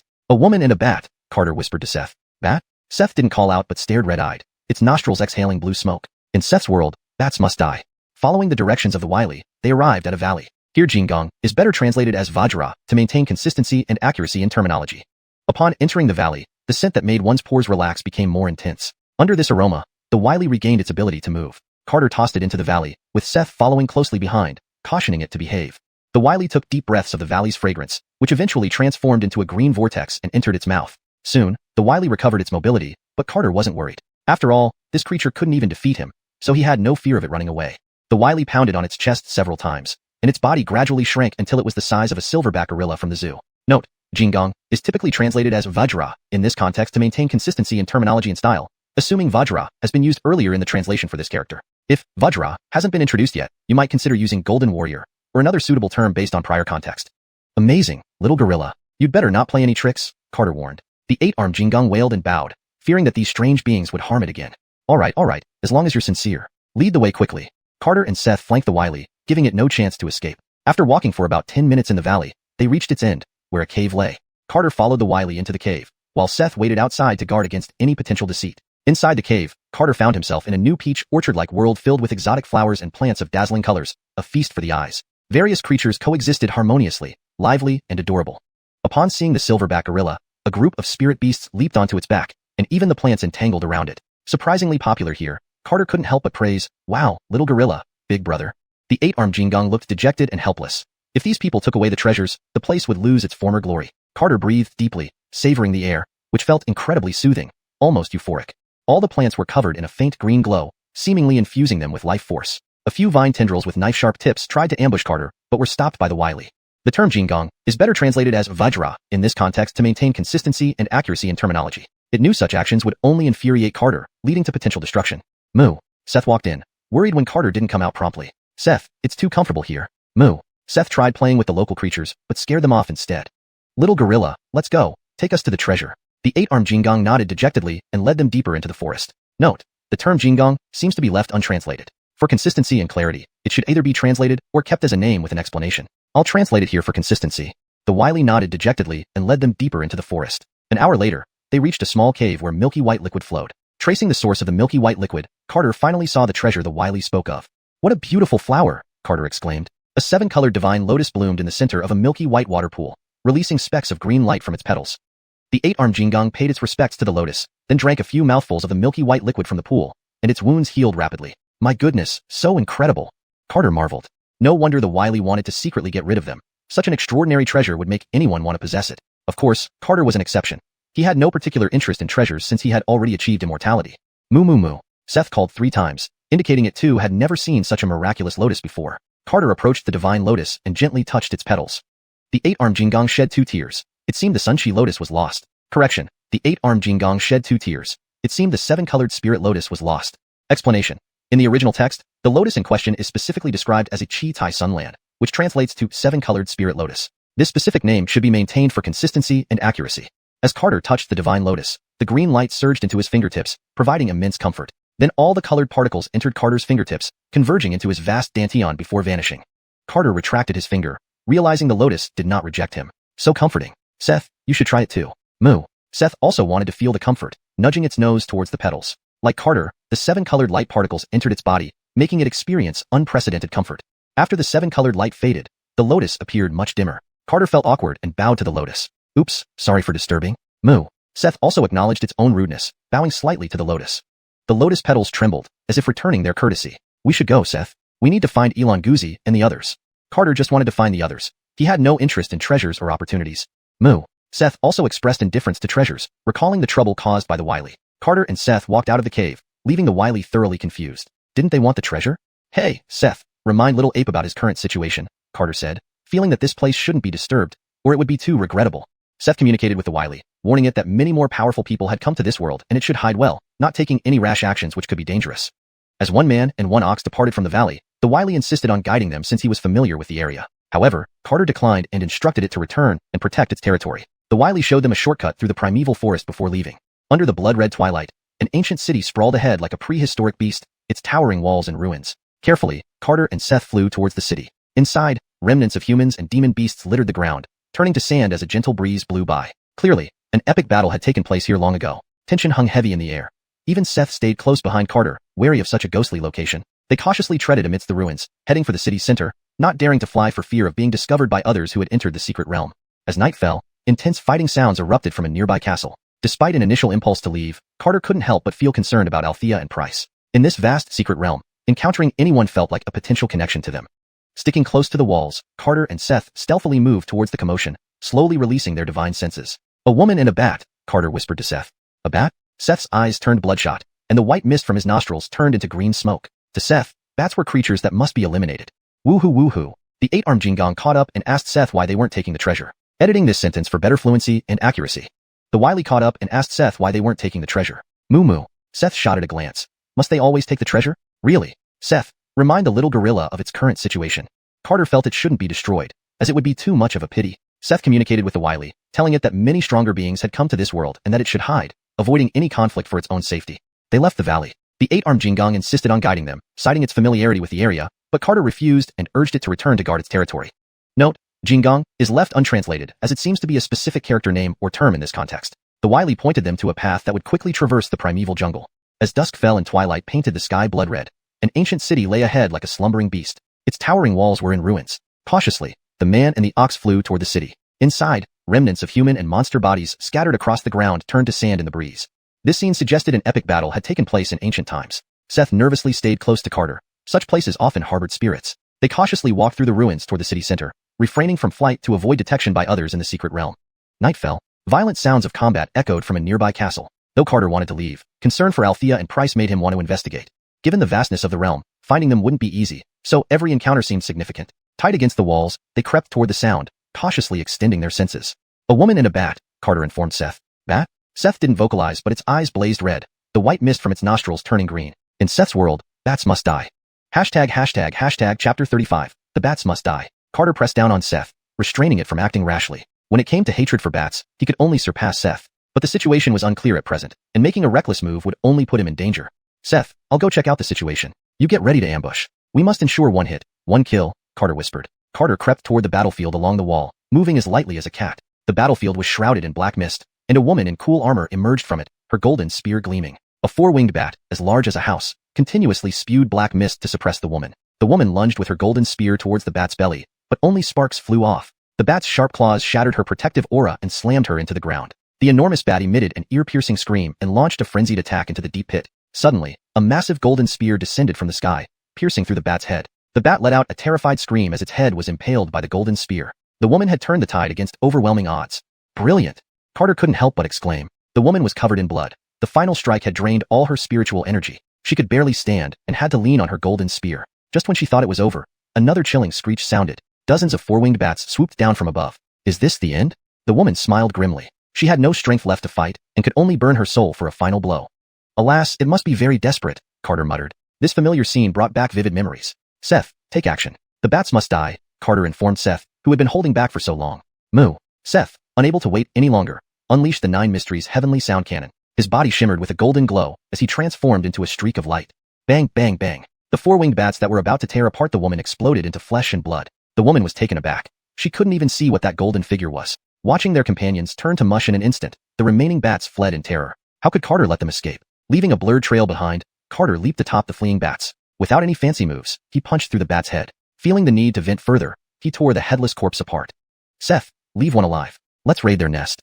These few bats were far from enough to avenge them. They needed to eliminate all the bats here. Moo. Seth vowed to exterminate every bat to vent his anger. Within moments, dozens of house-sized bats were reduced to just one escaping deeper into the city. The woman, propped up by her golden spear, was utterly stunned. A Peak Foundation establishment demon beast was no match for these two. Could they be core formation cultivators from the three great sanctuaries? Exhausted from her intense battle, she couldn't clearly see Carter and Seth. Intent on thanking her saviors, she found they had already vanished. Chasing the fleeing bat, Carter and Seth arrived at a grand palace. Their enemies in sight. Neither of them hesitated even if the bat ancestor appeared now. Inside the dark palace, countless red dots flickered. While they symbolized fear to others, Carter and Seth felt nothing but disgust. With his divine sense fully activated, Carter didn't fear startling stronger bats, but wanted them to know he had come. With his senses active, all the bats fell under his watch. Regardless of 4 or 6 wings, all would be slaughtered. A mad massacre unfolded within the grand hall. Carter charged inside while Seth blocked the exit, preventing any escape. As swarms of bats attacked, a colorful storm erupted within Carter's vast Danteon. His fists glowed gold, keeping the bats at bay. His golden fists, empowered by the Nine Mysteries' heavenly sound cannon and the 7-colored light from his Danteon, unleashed devastating blows. Whether 4-winged or 6-winged, any bat touched by the golden light instantly disintegrated into ashes. A thunderous roar echoed as the mountain-like palace and its inhabitants vanished in the golden light. The residual wave tore through the entire city, splitting it in half. Outside the city walls, the woman with the golden spear watched the distant golden light, her heart racing. Carter gazed dumbfounded at the vanishing golden light, scarcely believing it was his doing.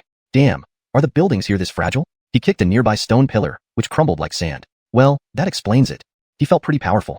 Seth, am I awesome or what? Carter asked fiercely. Moo. Seth was annoyed. Sure, he was impressive, but where were the bats for him to vent on? Carter looked at the deep pit he created, feeling oddly satisfied. Seth, let's find the female warrior we met earlier. Remember, don't reveal ourselves. Moo. Seth, with my speed, most people can't even see me. Searching aimlessly for someone was like looking for a needle in a haystack. Asking others would be more effective. After all, the woman struggled against the bats, posing no threat to him and Seth, and seemed not from a demonic sect. For caution, Carter and Seth circled around and re-entered the city. In the dark city, a blue light appeared. Carter rode Seth towards the light. As they approached, the woman scanned them with her divine sense. Despite their low cultivation at the Chi practitioner stage, she remained cautious. Seeing the woman, Carter pretended to be nervous. Immortal Maiden, I'm a disciple of Huan Yanfeng. Please don't hurt us. She realized they were Huan Yanfeng disciples, but found their cultivation too low. Both righteous and demonic factions competed within the secret realm, and such low-level cultivators shouldn't have entered. I see you're a sanctuary disciple. I'm Lori from Jinxiang Gate. The woman greeted with a bow. Pleased to meet you. My name is Carter, Carter replied. Have you seen any other sect disciples, Immortal Maiden Lori? Carter asked. Lori paused, then shook her head weakly. We got separated upon entering and haven't encountered anyone yet. She considered mentioning the recent encounter, but couldn't even see their appearances clearly. Are you injured, Immortal Maiden? Carter asked with concern. Just some wounds from battling a 4-winged bat, Lori admitted. Lori had entered the ancient battlefield to seek opportunities. High-grade beasts and remains of ancient warriors abounded here, possibly harboring valuable artifacts. Unexpectedly, she faced a four-winged bat and nearly lost her life after a day-long battle. What do you plan next, Immortal Maiden? I'll recuperate and head towards the center of the secret realm. And you? Her goal was simple: seek opportunities to enhance herself.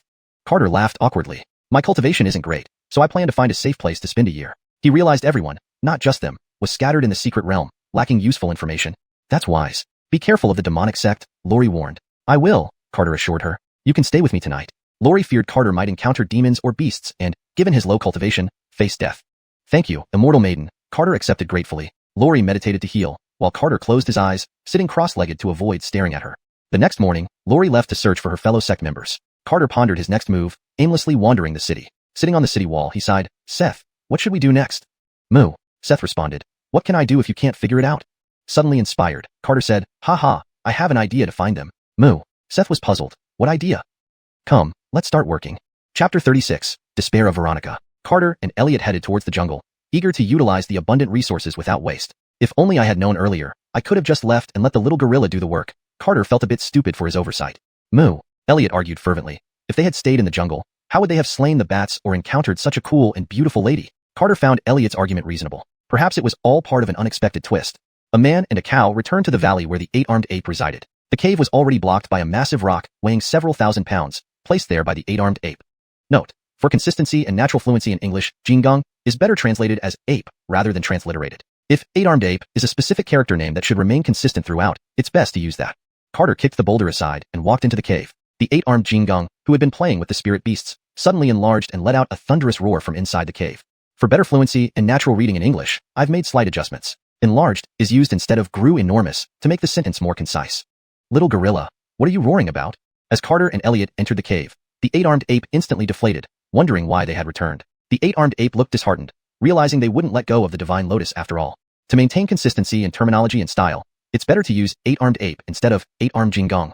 This ensures that the translation reads naturally and fluently in English while accurately conveying the meaning of the original text. Moo, Elliot gave him a glare. What's your problem? Don't be afraid, little gorilla. We're not here for the divine lotus. We need your help, Carter reassured him.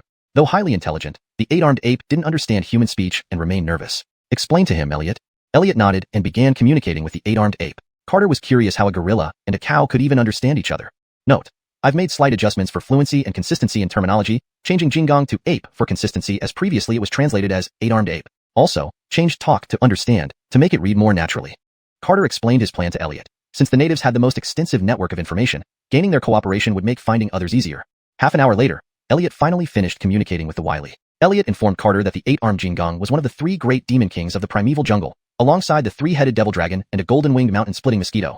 Go find the neighbors while I guard the tower, Carter instructed. Moo. The eight-armed ape pounded its chest nervously, fearing Carter would take the divine lotus.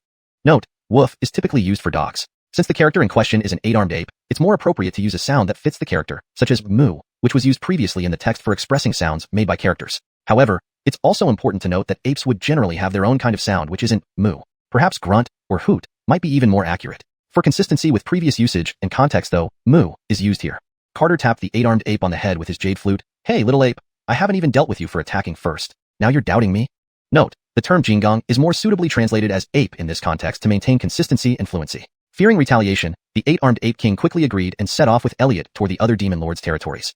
Carter picked up his jade flute, and the melody of Dong Feng Pu filled the secret realm, attracting all living creatures to watch. Half a day later, Elliot and the eight-armed ape arrived at the territory of the three-headed devil dragon. Without needing to invite it, the dragon appeared on its own. Note: the term Jinggang is more accurately translated as ape in this context to maintain consistency and clarity in the narrative. Entering another demon lord's territory was considered a challenge. In the deep pool, the three-headed dragon revealed half of its body and roared up at the eight-armed ape, warning it to leave immediately. The eight-armed Jinggang pounded his chest with his eight arms and roared in response. Note: for consistency and natural fluency, Jinggang should be translated as golden monkey, or another appropriate term rather than left in pinyin. Here's the improved version. The eight-armed golden monkey pounded his chest with his eight arms and roared in response. The terrifying auras of the two mighty demon lords swept through the jungle, causing all creatures within miles to flee. The eight-armed Jinggang attempted to persuade the three-headed devil dragon to surrender, but in response, it only bared its sharp teeth. The dragon lunged out of the deep pool, stirring up waves over a kilometer high. Its body was more than 3 times larger than the eight-armed ape's. The three-headed dragon bit at the eight-armed ape, who countered with his 8 arms against the 3 dragon heads. They clashed fiercely in the jungle, causing kilometers of trees to fall. Neither side gained an advantage after hours of fighting. Moo. Elliot transformed into a black streak and slammed into the dragon's belly. Feeling the danger, the dragon concentrated its power in its abdomen, but failed to withstand Elliot. With a roar, the massive dragon was knocked over and then mercilessly dominated. 2 days later, Elliot and the 8-armed Jinggong returned, with the massive head of the dragon hanging from the latter's shoulder, causing all the beasts to flee in terror. Note: for better readability and consistency in English, Jinggong should be translated or replaced with an appropriate term like gorilla, or kept as a name, 8-armed gorilla. Here it is left as Jinggong for now, assuming it might be a specific character name or term in the story's context. Improved version. 2 days later, Elliot and the 8-armed gorilla returned, with the massive head of the dragon hanging from the latter's shoulder, causing all the beasts to flee in terror. Carter and Elliot tempted the 8-armed ape into eating meat, thus breaking the vows of another vegetarian. All the heavy work was left to Elliot and the 8-armed Jinggong, while Carter focused on practicing and playing the flute daily. Note: Jinggong can be translated as Vajra, but since it's a name or title in this context, it might be better left untranslated for accuracy. If you prefer it translated, please let me know. For better fluency and natural reading in English, I made slight adjustments to the sentence structure and word choices. He discovered that meditating next to the 7-colored divine lotus improved both his mental clarity and cultivation speed without depleting the lotus, making it even more radiant. A month passed, and Estebangia's physical points increased to 39. His dantian had doubled again, and the 7-colored divine lotus continuously supplied him with spiritual energy. Over this period, Elliot and the 8-armed ape had already completely taken control of the primeval jungle, with their current goal being to expand their territory into other regions. One day, the scout beast dispatched by the widely reported signs of human activity. Moo, moo. Elliot grew anxious because this news might concern Veronica. Carter became tense too. Let's go see. After 2 days, guided by the scout beasts, Carter, Elliot, and the 8-armed ape arrived at a valley scattered with broken stones and smooth sword marks on the cliff walls. Carter found a piece of purple fabric among the rubble and bloodstains on the ground. Veronica had worn purple the day they entered the secret realm, making his heart race. Let's search separately, Elliot and little gorilla. Man and beasts began searching for any clues of a battle. Veronica, pale-faced and hiding her presence, crouched in a hollow tree nearly a kilometer tall. She took out a vial from her storage ring and swallowed the last healing pill, trembling. If only the bone-molding pill was still here, she gritted her teeth in pain. Her spiritual power was depleted, and escaping from 2 Peak Foundation establishment disciples was a lucky feat. She had a life-saving charm, but so did they. They were well-prepared and overwhelmed her comprehensively. They must be nearby. Black-robed disciples of the Heavenly Demon Sect released their divine senses, searching for Veronica. She can't run far. Such a pretty genius from the Holy Land deserves some fun. One disciple transmitted telepathically. Their senses covered hundreds of meters as they moved swiftly through the jungle. Veronica's shoulder bore a large puncture wound emitting black mist, which ordinary pills couldn't remove. With demonic chi in her body, she couldn't escape detection within a kilometer. Veronica, who had never faced such a crisis, shed tears of anguish. She wasn't afraid of death but feared the loneliness her master would face if she died. Crack! A sword light severed a massive tree, sending dust billowing into the sky. Veronica transformed into a purple streak, fleeing. Another sword light slashed towards her chest, which she barely blocked with her sword. Exhausted, she was flung hundreds of meters away, crashing into a tree and falling hard. Blood gushed from her mouth, and her vision blurred. She struggled to stand but the world spun around her. Where will you run now? You little bitch, we chased you for 3 days and nights. I'm damn tired, said a disciple. Veronica bit her tongue to stay conscious, but everything became blurry. Desperate, she swung her last strike. Not at the enemy but at her own chest. Clang, her sword fell. Even suicide wasn't possible. The world went dark as Veronica finally collapsed. Holding the severely wounded Veronica in his arms, Carter felt immense sorrow. Once playful and sweet, she brought him meals every day and danced behind the bamboo house when he played music. An adorable elf, now beaten so terribly by the Heavenly Demon Sect, Carter's eyes reddened with anger. Chapter 37. I won't kill you. Wow, there's even a backup. The disciple of the demon sect under the black robe sneered. Not bad cultivation. Already at the first level of chi practitioner. Another demon sect disciple appeared behind Carter. Carter's expression was icy. This was no longer a question of whether he could handle them or not. Moo. The old ox rushed over, with the shrunken Wily appearing as well. Seeing Althea covered in blood, steam started rising from the old ox's ears. Little gorilla, take her to get treated. Make sure she gets healed. Carter's cold expression frightened the Wily considerably. He picked up Althea and dashed into the valley. The demon sect disciples were about to give chase, but one laughed. Malcolm, no need to hurry. They can't escape. Haha, right? I'm curious to see what this chi practitioner thinks he's doing here, Malcolm replied with a sneer. Seth, block the way, Carter said without any emotion. The old ox understood, transforming into a wisp of black smoke to obstruct the two behind him. Edric, this ox seems unusual. Go deal with it. The old ox's speed was astonishingly fast, almost undetectable by them. A black glow floated up from Malcolm's dagger as he swung a dark blade towards Carter. But to Carter, it moved incredibly slowly. Carter slightly shifted his body, easily evading the blade. Boom. Edric, who went to confront the old ox, was smashed into the ground. His chest caved in but still alive. Malcolm attempted to slash with his sword but was grabbed by the neck and lifted up by Carter. He struggled, but his spiritual energy seemed frozen, unable to flow. Carter tore off Malcolm's black robe because he needed it. Carter now clearly saw Malcolm's appearance. Yellow hair, with strange patterns on his face. Ugly, in Carter's eyes. Who are you? Malcolm struggled in fear, but Carter's hand felt like a mountain pressing down on him. You're too stupid. Tell me your cultivation level and I won't kill you. Carter wanted to kill him right then, but thought it too lenient for him. On the ground, Edric realized he was no match and intended to ambush Carter to make an escape. Unfortunately, just as he was about to move, Carter kicked him away. Crack. Edric's spine snapped, emitting a painful cry. He was then kicked back by the old ox and caught by Carter, who stepped on him. Foundation establishment peak. Malcolm, clutching Carter's wrist, managed to say through great difficulty. Carter thought he applied too much force, so he slightly eased off. Then what do you think my realm is? He had to know his exact strength to plan the next step. Malcolm's eyes bulged out. Yes, sir, at least core formation. All right, I won't kill you. With the answer obtained, there was no need to waste more time. But a man's word was his bond. If he said no killing, then no killing. Then came a series of terrifying screams that would haunt even ghosts. Half an hour later, Carter carried the demon sect disciples, who looked like red toads, and flew toward the valley. They didn't die, but there wasn't a single bone in their bodies that remained intact. The two half-dead demon sect disciples deeply regretted chasing Althea and failing to flee when they saw Carter initially. As Carter mocked, their intelligence was too low. Carter and the old ox passed by the territory of 3 demon pythons. Carter threw the 2 demon sect disciples into the deep, dark pond. Moo! The old ox bellowed. A 2-headed demon python opened its enormous mouth and swallowed the 2 demon sect disciples. Carter only wanted a black robe. Everything else, whether it be magical weapons or swords, went into the mouths of the 3-headed dragon snakes. Returning quickly to the valley, Althea lay quietly by the rainbow lotus pond. The wily used leaves to make her drink milky white pond water, restoring some color to her face. Seeing Carter frown, the wily whined to the old ox, meaning that while they were beating him half to death, several breaths helped restore him, making Carter and the old ox feel reassured. The old ox nodded approvingly. Carter probed into Althea's body with his spiritual sense and found everything stable, with her spiritual energy continuously growing, which set his mind at ease. Little gorilla, take care of Althea. When she wakes up, tell her you saved her. Seth and I will go find others.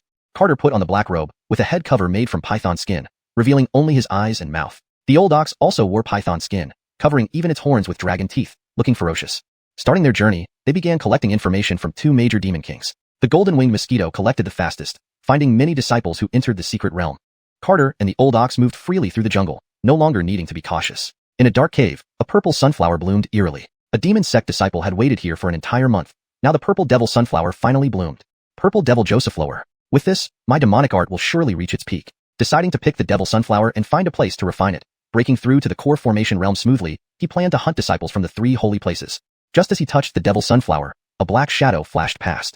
Who? Crack. The demon sect disciple's Danteon shattered, destroying all his cultivation. A swarm of mosquitoes bigger than cattle buzzed into the cave, leaving only a black robe on the ground.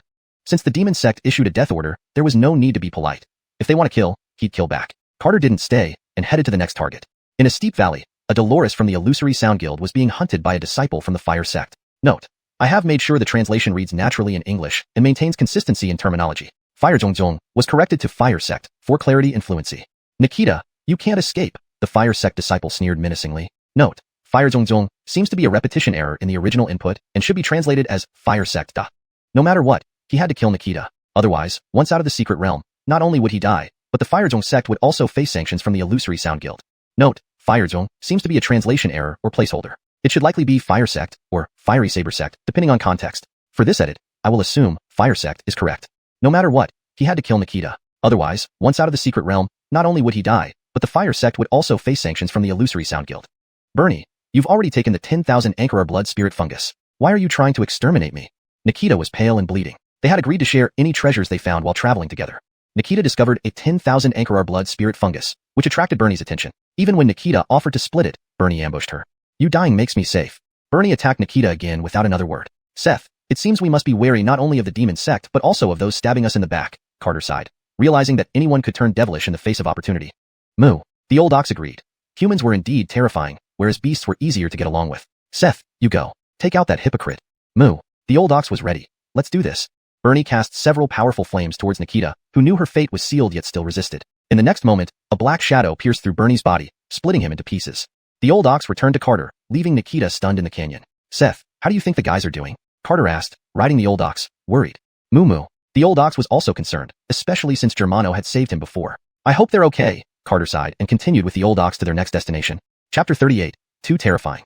3 days later, Althea awoke from her unconscious state. Before opening her eyes, a fragrant aroma wafted into her nose, making her feel as if she were in heaven.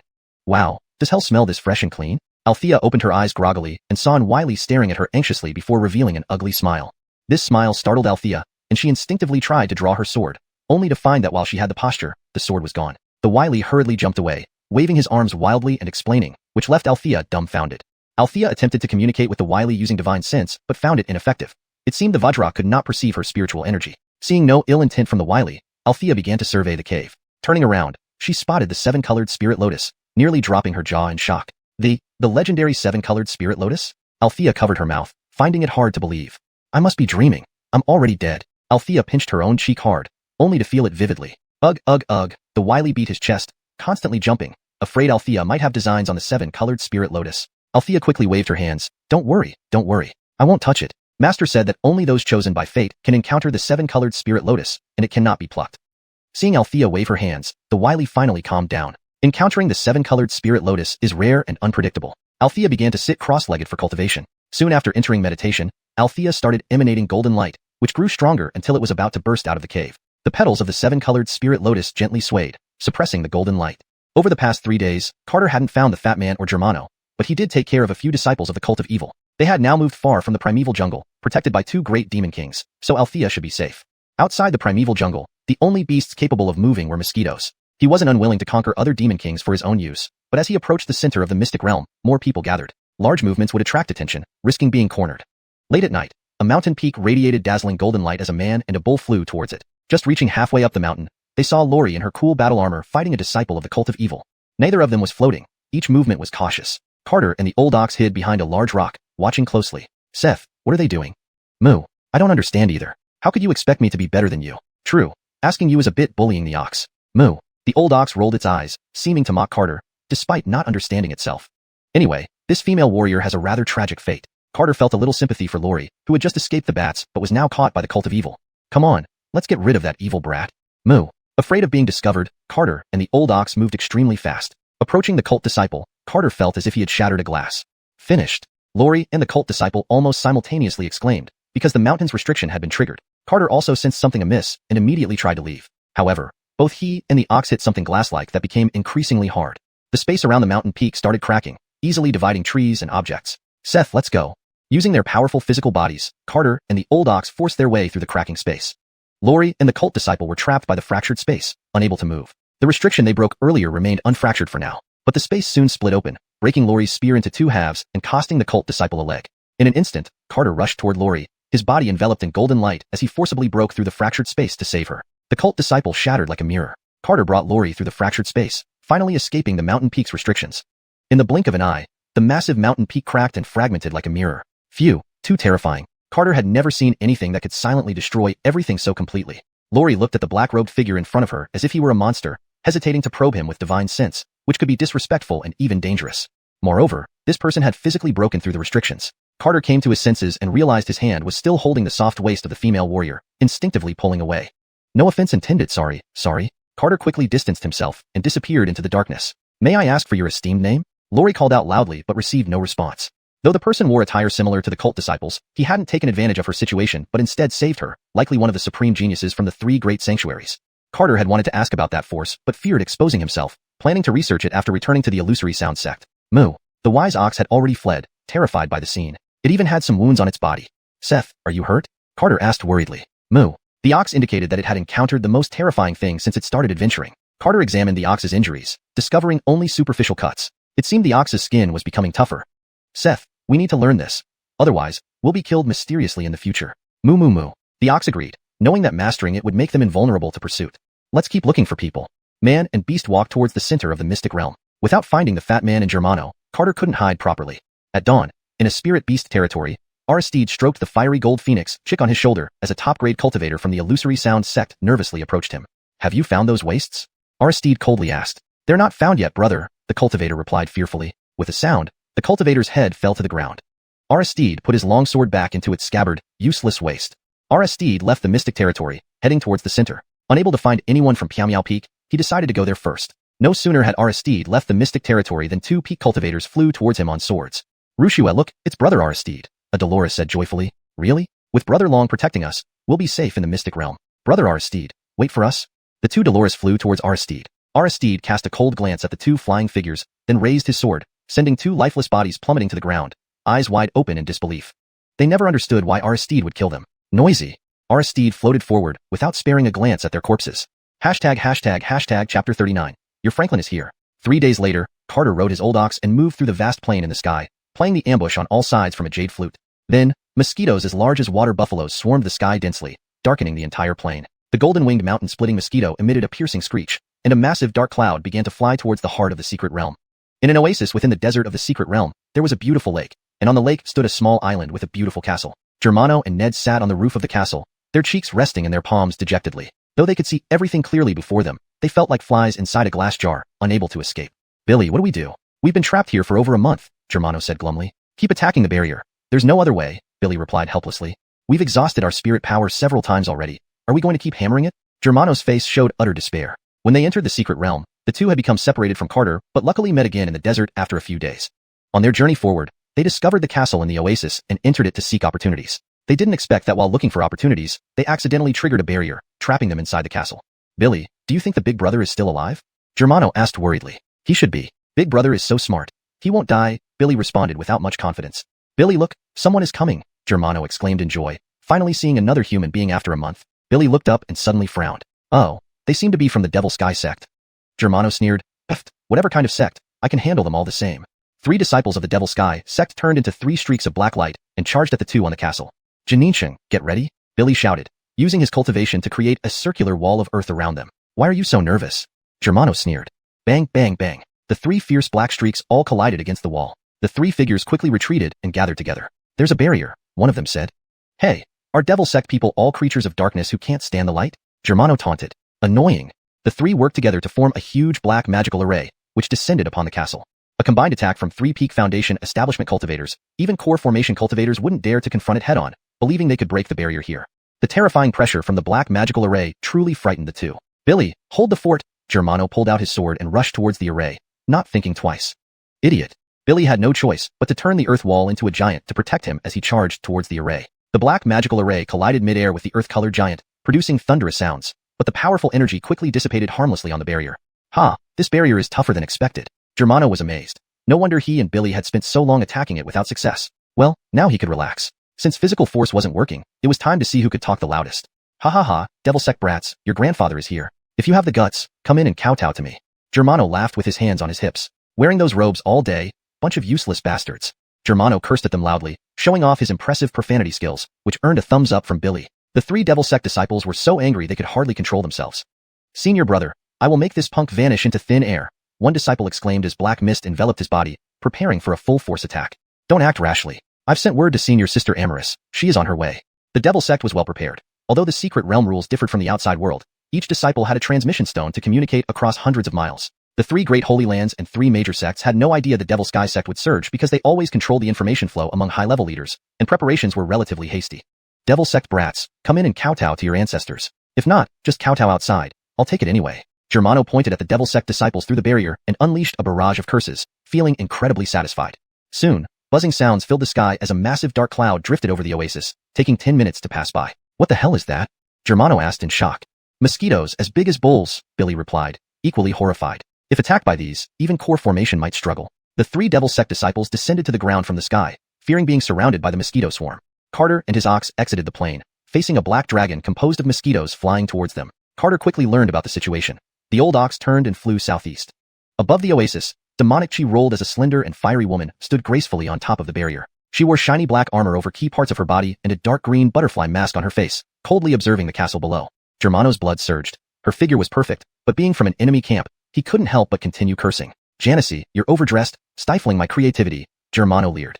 The 3 Devil Sect disciples clenched their teeth, but Amorous remained silent, slowly raising her right hand, revealing a twisting black sphere in her palm. The sphere grew larger and transformed into a black dragon, roaring into the sky and then plunging into the barrier. The terrifying pressure made Billy pale.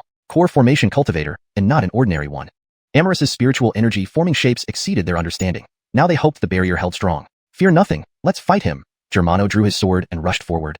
Billy hurriedly pulled him back. Get down. Let's go into the castle's secret chamber.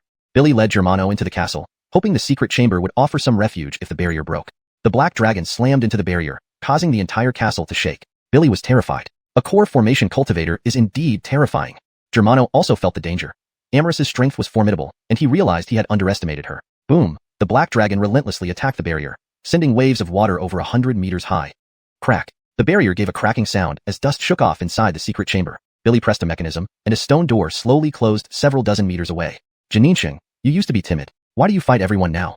Billy asked curiously. For some reason, ever since escaping the Beast Burial Valley with Carter, Germano's courage grew. He attacked regardless of the opponent's strength. You don't understand that feeling. It was too suffocating. I vowed that if I survived, I'd die standing, Germano said resolutely. Billy, aren't you the same? From a fraudster to someone who thinks things through carefully, Germano smiled. Ankara, all thanks to the leader. I was so scared. So now I think thrice before acting, Billy complained. Thinking about how he failed to deceive Carter and was instead tricked by him, he realized there was always someone stronger out there. Boom. The secret chamber vibrated violently. The barrier seems to be broken, Billy said gravely. Hashtag chapter 40. Going all out. The barrier was breached, and Callie clenched her hand, sending the black dragon soaring towards the castle. The castle crumbled under the dragon's attack, and the surging lake water rushed into the collapsed structure. The violent shaking made the two people in the secret chamber feel uneasy. The secret chamber is collapsing. Billy, we can't just sit here waiting to die, Germano said in panic. Billy frowned deeply. They had no way out now but to charge forward. He activated the mechanism, and fortunately, it still worked. A crack opened in the stone door, and a surge of lake water flooded in immediately. Spiritual energy shield, Billy shouted. In the sky above the island, clouds of mosquitoes swarmed densely, their numbers unknowable. The demonic cult disciples were taken aback. Formed the formation. A circular black magic array appeared beneath the three individuals, with an obsidian smoke-veiled barrier forming over them. The shield was instantly besieged by mosquitoes. The three constantly attacked the mosquitoes, and dead insects rained down from the sky. Callie stood still in midair, surrounded by the enormous dragon. Each golden-winged mountain-splitting mosquito was shattered by the force field of the dragon before it could reach her. Germano and Ned burst through the water and found the sky covered in darkness, making their skin crawl. The demonic cult disciples were tightly surrounded by mosquitoes, yet it seemed that the golden-winged mountain-splitting mosquitoes had no intention of attacking them. Run, Billy called out. But how could Callie let them go? The black dragon tore through the swarm and charged at them like a whirlwind. Giant formation. Billy's spiritual energy surged frantically, gathering earth elements around him until he transformed into a giant, several dozen meters tall. The giant swung a punch towards the dragon. Meanwhile, Germano slashed a blade of fire tens of meters long at the dragon's head. Unfortunately, the gap in cultivation was too great, and their full attacks merely caused the dragon to pause briefly. Boom. The giant disintegrated, the flames dimmed, and the powerful impact sent both of them flying back. The dragon attacked again, ready to engulf them. Suddenly, a mountain-sized golden-winged mountain-splitting mosquito appeared, emitting a fearsome sound wave that forced the dragon back and dried up the surrounding lake water. Germano and Ned spat out blood and, without hesitation, turned to flee. Callie remained calm, lifting her delicate right hand. A long sword gleaming with purple light appeared in her grasp. With a casual swing, she unleashed 300-meter-long beams of purple sword energy that sliced through space towards the golden-winged mountain-splitting mosquito. The mosquito spread its wings protectively, and the three beams struck its massive wings. Thunderous booms echoed across the desert as the mosquito was hurled thousands of meters away, leaving deep sword marks on its proud golden wings. Carter, watching from afar, was shocked. This alluring woman dressed even more provocatively than a female warrior was incredibly fierce. Seth, you guard Billy and the others. I'll hold off the demonic cultists, Carter instructed. Moo. Seth transformed into a black beam of light, chasing after Germano and Ned. Seeing they were no match, the golden-winged mountain-splitting mosquito emitted a long howl and soared into the sky. Other mosquitoes followed suit, fleeing the scene. Pursue. Seeing the mosquitoes retreat, the three demonic cult disciples caught their breath and pursued Germano and Ned. These mosquitoes are really too tough. Hidden behind a sand dune far away, Carter felt a bit anxious, unsure if he could handle the woman. However, if even the golden-winged mountain-splitting mosquito couldn't win and managed to escape, maybe he could too. Carter ignored the three disciples, confident that with the golden-winged mountain-splitting mosquito and Seth guarding them, Germano and Ned would be relatively safe. Callie did not chase after them, but instead looked in the direction where Carter was hiding. Come out. Callie's voice was melodious but cold. Under his hood, Carter frowned. Discovered? Sigh, my stealth skills must really suck. Screw you, I'm not fighting you. Carter turned and ran. If she had spotted him, she would definitely come after him because he was more interesting to her than Germano and Ned. Sure enough, Callie chased after him, or rather, blocked his path as she already stood in front of him. Carter was startled. What kind of insane speed was this? She covered kilometers in a blink? Carter quickly composed himself and laughed awkwardly. Ha ha ha, it's senior sister. Look at my attire. It's obvious I'm one of us, right? Callie remained silent, finding his act laughable. Hee hee, just hiding because those mosquitoes were terrifying. Don't be upset, senior sister. Carter dared not look up, as her figure was too perfect. Callie stayed calm, her divine senses scanning kilometers for any ambushes. Carter scratched his head awkwardly. Senior sister, I have things to do, so I must go. Carter turned to flee, but Callie instantly appeared before him again, blocking his path. Carter cursed inwardly, cursing her incredible speed. Carter backed away fearfully. What does senior sister mean? Callie sneered, putting on a show. She then waved her purple sword, sending a 30-meter-long beam of purple sword energy slashing towards Carter. Carter was taken aback. That sword energy could even cut through a golden-winged mountain-splitting mosquito. He didn't dare to withstand it directly. Thankfully, its speed wasn't too fast in his eyes, giving him a chance to dodge. He rolled sideways in midair, evading the sword energy. Callie frowned, unleashing dozens of beams that formed a crisscrossing web of swords. The vast desert instantly became engulfed in swirling dust clouds. The purple sword net swiftly engulfed Carter, but he squeezed through the gaps, evading the fatal blow. However, the explosive energy from the sword net shredded his black robe, leaving only the dragon skin hood. After dodging the attack, Carter knew today might not end well for him. Callie's frown deepened. She realized the opponent's chi cultivation level 1 was undoubtedly hidden, but his combat style was childlike and absurd. Worse, he had managed to dodge her attacks. Roar! A dragon roar echoed, and the black dragon whipped up a storm towards Carter. Then, 300-meter-tall beams of purple sword energy sliced towards him, followed by Callie herself, bearing a crimson magical array descending upon him. Steadying himself, Carter had no time to react or even register what was happening. Going all out, Carter barely managed to shout, convoking a rainbow of light within his dantian. He punched upwards with his golden fist towards the descending magical array. Boom! Several kilometers of desert erupted into towering sand waves, resembling a nuclear explosion. Carter felt as though he had cracked open the magical array, gaining a brief moment to breathe. In this instant, he smashed the dragon aside and fled as a black beam of light. After a while, Callie lay bleeding in a deep pit spanning several kilometers, barely alive due to her life-saving artifact activating during the crisis. As the sacred maiden of the demonic cult, she had never known defeat. Anchored today, she suffered a complete and utter loss. Worst of all, that person had managed to escape. Humiliation, utter humiliation. Chapter 41. Immortal Fairy Veronica, is it really you? Callie struggled to her feet, coughing up a few mouthfuls of blood in agony. She refused to believe that the other party could have such strength. There must be an extremely precious life-saving talisman on them. After swallowing a pill, Callie turned into a wisp of black smoke and vanished, realizing she shouldn't stay here any longer. Now that she was severely injured while her opponent remained unscathed, she needed to gather her demonic cult members to discuss their next big move, or else the Iantos plan would likely fall through. Carter dashed toward the jungle, unsure if his attack had managed to drive off the woman. He needed to quickly reunite with Seth and gather the forces of the 3 great demon kings in order to potentially stand against the Demoness. Carter had already discussed with Seth to find Germano and Ned before hiding in the jungle until the mystical realm closed. Running for a long time, he found that the Demoness did not chase him, so Carter fled in different directions. He only reappeared at the edge of the forest after a day. Only his profound spirit energy dared to be consumed this much. Carter informed the 2-headed dragon to show up to keep things in check, but it waited till dawn without seeing anything. Phew, it seems like the Demoness has encountered some sort of blessing, thus she didn't pursue, Carter said as he tugged at his clothes, admiring the quality of the outfit Brother Chi had given him. It had endured the 8-armed Vajra's blow and emerged without a speck of mud or a trace of damage when his black cloak had been destroyed. Moo. Seth walked over leisurely. Everything seemed to have gone smoothly. Seth, did you dispose of those demonic brats properly? Carter asked as he took off the headgear made from a python's hide. Moo. Seth was very pleased. The golden-winged cleaving mountain mosquito had drained them till nothing was left. Moo. Seth summoned the wily and the golden-winged mountain mosquito and expressed his ideas to Carter, how to explain things to Germano and plan their next steps. The golden-winged cleaving mountain mosquito had knocked Germano and Ned unconscious, and they were still recovering in the valley. Carter stroked his smooth chin thoughtfully. Little ape, just say you were injured and we saved you and brought you here. Little mosquito and little snake can be your subordinates, Carter instructed. Moo.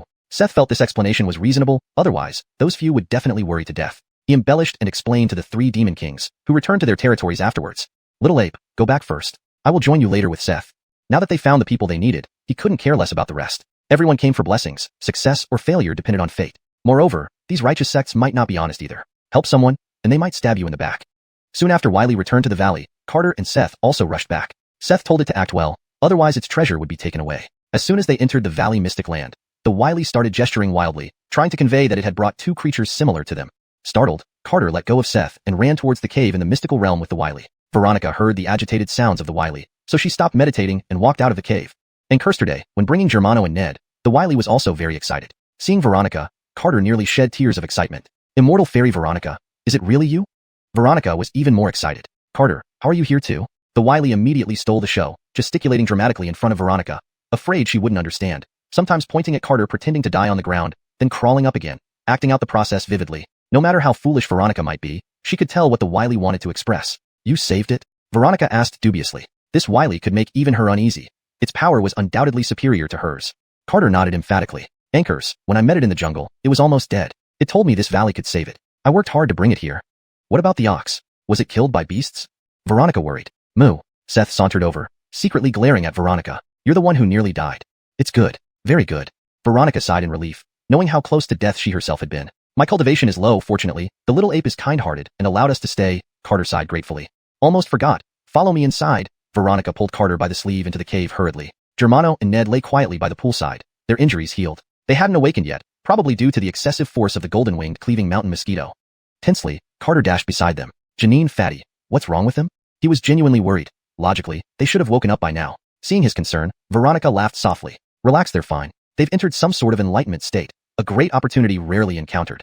She then led Carter to bow before the 7-colored lotus. Carter could only comply. As they bowed, the petals of the 7-colored lotus lightly touched them in return. This is the 7-colored lotus, a legendary divine object. Who would have thought we'd encounter it? Heaven bless us, Veronica sighed. Afraid Carter didn't know what the seven-colored lotus was, she began introducing it to him. Carter listened dumbfounded. She mentioned cultivating beside the seven-colored lotus was the greatest fortune, insisting Carter sit down and cultivate, despite his protests that he'd already done so. However, Veronica insisted he didn't have the approval of the lotus, emphasizing the importance of sincere devotion. After all, sincerity brings miracles. What could he do? Just practice. Carter was forcefully pressed by Veronica to cultivate by the seven-colored lotus pond for 3 days, skipping meals in favor of fasting pills. Each day, he performed a tune for the audience in the secret realm. 3 days later, Germano and Ned gradually woke up, not only feeling fine, but also having rapidly advanced to the peak of foundation establishment stage. Heavens! How am I at peak foundation establishment? Germano exclaimed upon waking, looking around and seeing Veronica and Carter ready to meditate. Veronica was truly meditating while Carter emitted soft snores, saliva nearly dripping onto his chin. Brother! Germano yelled. Carter jerked awake, sucking in his saliva. Who called? Brother, it's really you. Germano threw himself at Carter, almost crying. Carter pushed him away disdainfully. Stop it, stop it. What are you doing? Men have dignity. Another heavy body plopped onto him from behind. Ned clung to his back. Brother, you're alive. That's great. Carter groaned internally. Perhaps they shouldn't have seen each other, as they looked completely out of shape. That's enough. Say something decent for once. Carter flung Ned into Germano's arms. Seeing the commotion, Veronica vacated the cave for them. They chattered happily for hours, learning they were saved by the wily, which prompted them to form brotherhood with it. Carter slapped his forehead. What was this? Just as they were enjoying themselves, the golden-winged cleaving mountain mosquito brought bad news. #### chapter 42. The Eye of All Things. Moo. The old ox mooed outside the cave, and the wily heard it and promptly left the cave. Upon hearing this, Carter frowned slightly, his face showing a hint of concern. Big brother, what's wrong? Germano immediately grew serious. The Garth also stopped chatting idly, noticing Carter's worried expression. It seemed something bad was happening. Big brother, are you feeling unwell? The Garth asked anxiously. Carter hadn't expected such strong reactions from the two and scratched his head awkwardly. No, I just need to go relieve myself. Althea said that multicolored lotus is actually a seven-colored divine lotus. You two should seize this opportunity. Carter pointed at the seven-colored divine lotus and said, What, a seven-colored divine lotus? Both spoke in unison, their expressions vivid and colorful. Then they were captivated by the seven-colored divine lotus. How astonishing. Carter hurried out of the cave. Outside, Althea noticed his somewhat pale complexion and asked with concern, What's wrong? Carter felt a bit embarrassed. Nothing. My stomach feels a bit uncomfortable. It was clear what he meant. You should let me go quickly. Seeing Carter struggling to hold it in, Althea smiled lightly. Go on. Be careful of the beast men. Carter, along with the old ox and the wily, swiftly flew out of the cave towards the territory of the golden-winged rift mountain mosquito. The golden-winged rift mountain mosquito had been waiting within its territory for a long time. From deep within the misty primeval jungle, the golden-winged rift mountain mosquito emerged, its body as large as the old ox. If not for the 3 sword marks on its golden wings, Carter would have thought it was an ordinary golden-winged rift mountain mosquito. The 3 beasts and 1 human stood on a giant branch, starting their discussion. The golden-winged rift mountain mosquito reported the collected information to the old ox. After learning about it, the old ox appeared somewhat frightened. Moo. The old ox explained to Carter. Their communication was now seamless. According to the old ox, quite a few people entering the secret realm had ventured into the primeval jungle. Among them were over a dozen very powerful individuals. Carter pondered deeply, tapping the white jade flute lightly in his hands. Now, the important thing was to evaluate their strength. How many subordinates do you have that are on par with your strength? Carter asked. Moo. The old ox first asked the wily. The wily gestured, indicating that it had 3 6-armed Vajras under its command, each slightly weaker than itself. The golden-winged rift mountain mosquito buzzed and communicated with the old ox, saying it still had 2 silver-winged rift mountain mosquitoes that had not yet been mobilized. Including me and the old ox, we only have 10 experts on our side, which seems like a significant gap. Carter stroked his smooth chin. Initiating a beast tide was currently unwise. First, the people from Illusion Sound Guild and other sects were among them, easily causing collateral damage. Secondly, if a beast tide were initiated here, they would certainly become the target of everyone. Moreover, according to Althea, this 7-colored divine lotus must be the most heavenly treasure in the secret realm. If discovered, those cultivators might go berserk, erasing the distinction between righteous and evil paths. Carter sat on the tree trunk, supporting his forehead and thought, what should we do? Seth, what do you think should be done? With no other options, he could only ask the ox. Moo. The old ox shook its head. This brain-stretching matter was beyond its capacity. Carter turned to the wily, who beat its chest in frustration, suggesting a full-scale attack using a beast tide. Brute force. Carter rolled his eyes at it. There was no need to ask the golden-winged rift mountain mosquito. It would just be ready for battle. Picking them off one by one was feasible, but too slow. Inviting the Beast Kings would speed things up but risk harming the immortal maidens of the Illusion Sound Guild. Carter pondered, unless he had 10,000 eyes. If there was a way to control those lower-level beastmen with spiritual sense and make them his eyes, it would be perfect. Carter suddenly had an idea. He didn't have this skill, but these 2 Beast Kings might. Do you have any method to control a vast number of low-level beastmen? Carter asked expectantly. Moo. The old ox, acting as translator, embellished, explaining how it wanted the low-level beastmen to become Carter's eyes, controlled to attack randomly and even decide their fates.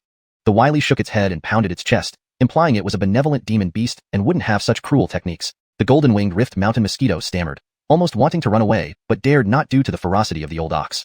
Moo. The old ox glared fiercely at the mosquito, suspecting it of hiding something, even getting the wily to threaten it. The old ox glared fiercely at the mosquito, suspecting it of hiding something, even getting the wily to threaten it. The golden-winged rift mountain mosquito had no choice but to explain that it was a unique talent of the golden-winged rift mountain mosquito, and sharing it would be useless unless it willingly sacrificed itself. Seeing the dispute among the three beasts, Carter interrupted, "Little mosquito, you can try teaching me, and I won't blame you if I don't learn." The golden-winged rift mountain mosquito buzzed dejectedly, acknowledging it couldn't compete and had to teach. The golden-winged rift mountain mosquito instructed the old ox to tell Carter to look into its eyes. Carter complied, staring straight at the dark green eyes of the golden-winged rift mountain mosquito. Gradually, the pupils transformed into two enormous vortexes. Carter felt himself immersed in a swirling world of dark green. A nearly transparent golden-winged rift mountain mosquito surged into his mind, dissolving into a stream of memories. When everything ended, the golden-winged rift mountain mosquito couldn't even stand, collapsing onto the giant branch. Carter urgently inquired and confirmed through communication with the mosquito that it was just exhausted from overusing its demonic soul, needing some rest to recover. Carter sat cross-legged, assimilating the memories. After more than 10 minutes, he opened his eyes slightly. I never imagined the little mosquito had such a profound background. Carter felt uneasy. The memories were terrifying enough, thankfully not from the same world, or he would have fled. Moo. The old ox looked at Carter anxiously, asking if he had learned anything. Carter nodded with a smile. I learned it, the eye of all things. Following the method of using the eye of all things, Carter closed his eyes and released his spiritual sense. Instantly, a terrifying pressure swept across the jungle. The wily fell to its knees, bristling fur standing on end. The weakened golden-winged rift mountain mosquito lay prostrate on the tree trunk, its 8 wings trembling like a fan. The old ox fared better, only experiencing slight palpitations, considering it was Carter. In Carter's mind, his spiritual sense became countless fine golden threads, allowing him to see everything around him through these threads. After covering 100 kilometers in all directions, the golden threads couldn't extend further. Carter tried to intrude his spiritual sense into the bodies of flora and fauna. A strange phenomenon occurred. The golden threads could instantly control their minds. Carter felt as if he were those plants and animals, becoming a god within the 100-kilometer primeval jungle. After a long while, Carter withdrew his spiritual sense, fatigue evident on his face. The creatures, finally relieved, rose. The eye of all things is truly miraculous, far superior to the heavenly eye from my past life. Carter chuckled with satisfaction. Little monkey, take little mosquito back to your cave to rest, Carter instructed. The wily carried the mosquito and rushed off. This man was terrifying. Seth, I have a plan to deal with them. Let's go find the little snake. Carter felt eager. Chapter 43. Sudden change. Carter returned to the cave and found that all three were meditating with closed eyes, seemingly entering a state he did not understand. Afraid of disturbing them, Carter wrote on the ground, I've achieved enlightenment. I will seek a place for seclusion. Soon after, he and Seth appeared in the territory of the two-headed dragon. Although they had been cooperating with the two-headed dragon for some time, Carter had never visited its lair before. With a splash, man and ox plunged into the deep pond, descending 1,000 meters before arriving at a golden, glittering cave entrance. The cave entrance was enormous, making Carter and Seth appear as tiny as ants beneath it. They passed through a curtain of water into the cave, where an entirely different world lay within.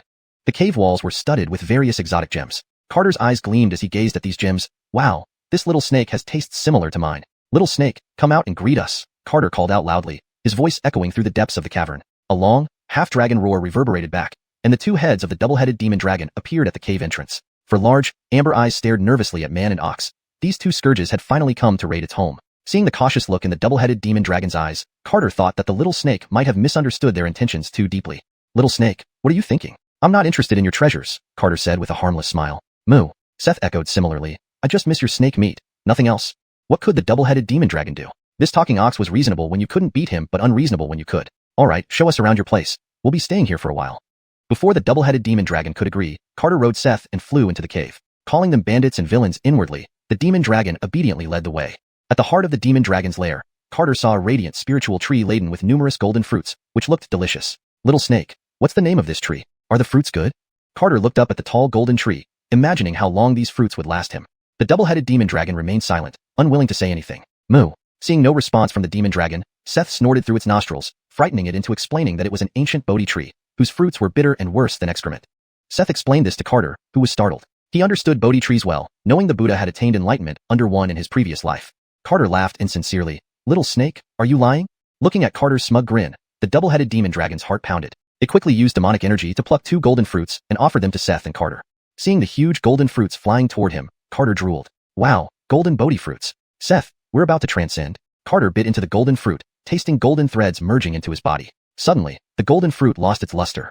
Wow, Seth, it's truly delicious. Carter relished it, as if he were ascending. Seth followed suit and swallowed the fruit whole. Watching Seth finish the fruit, Carter grimaced. Haha, it really tastes like excrement.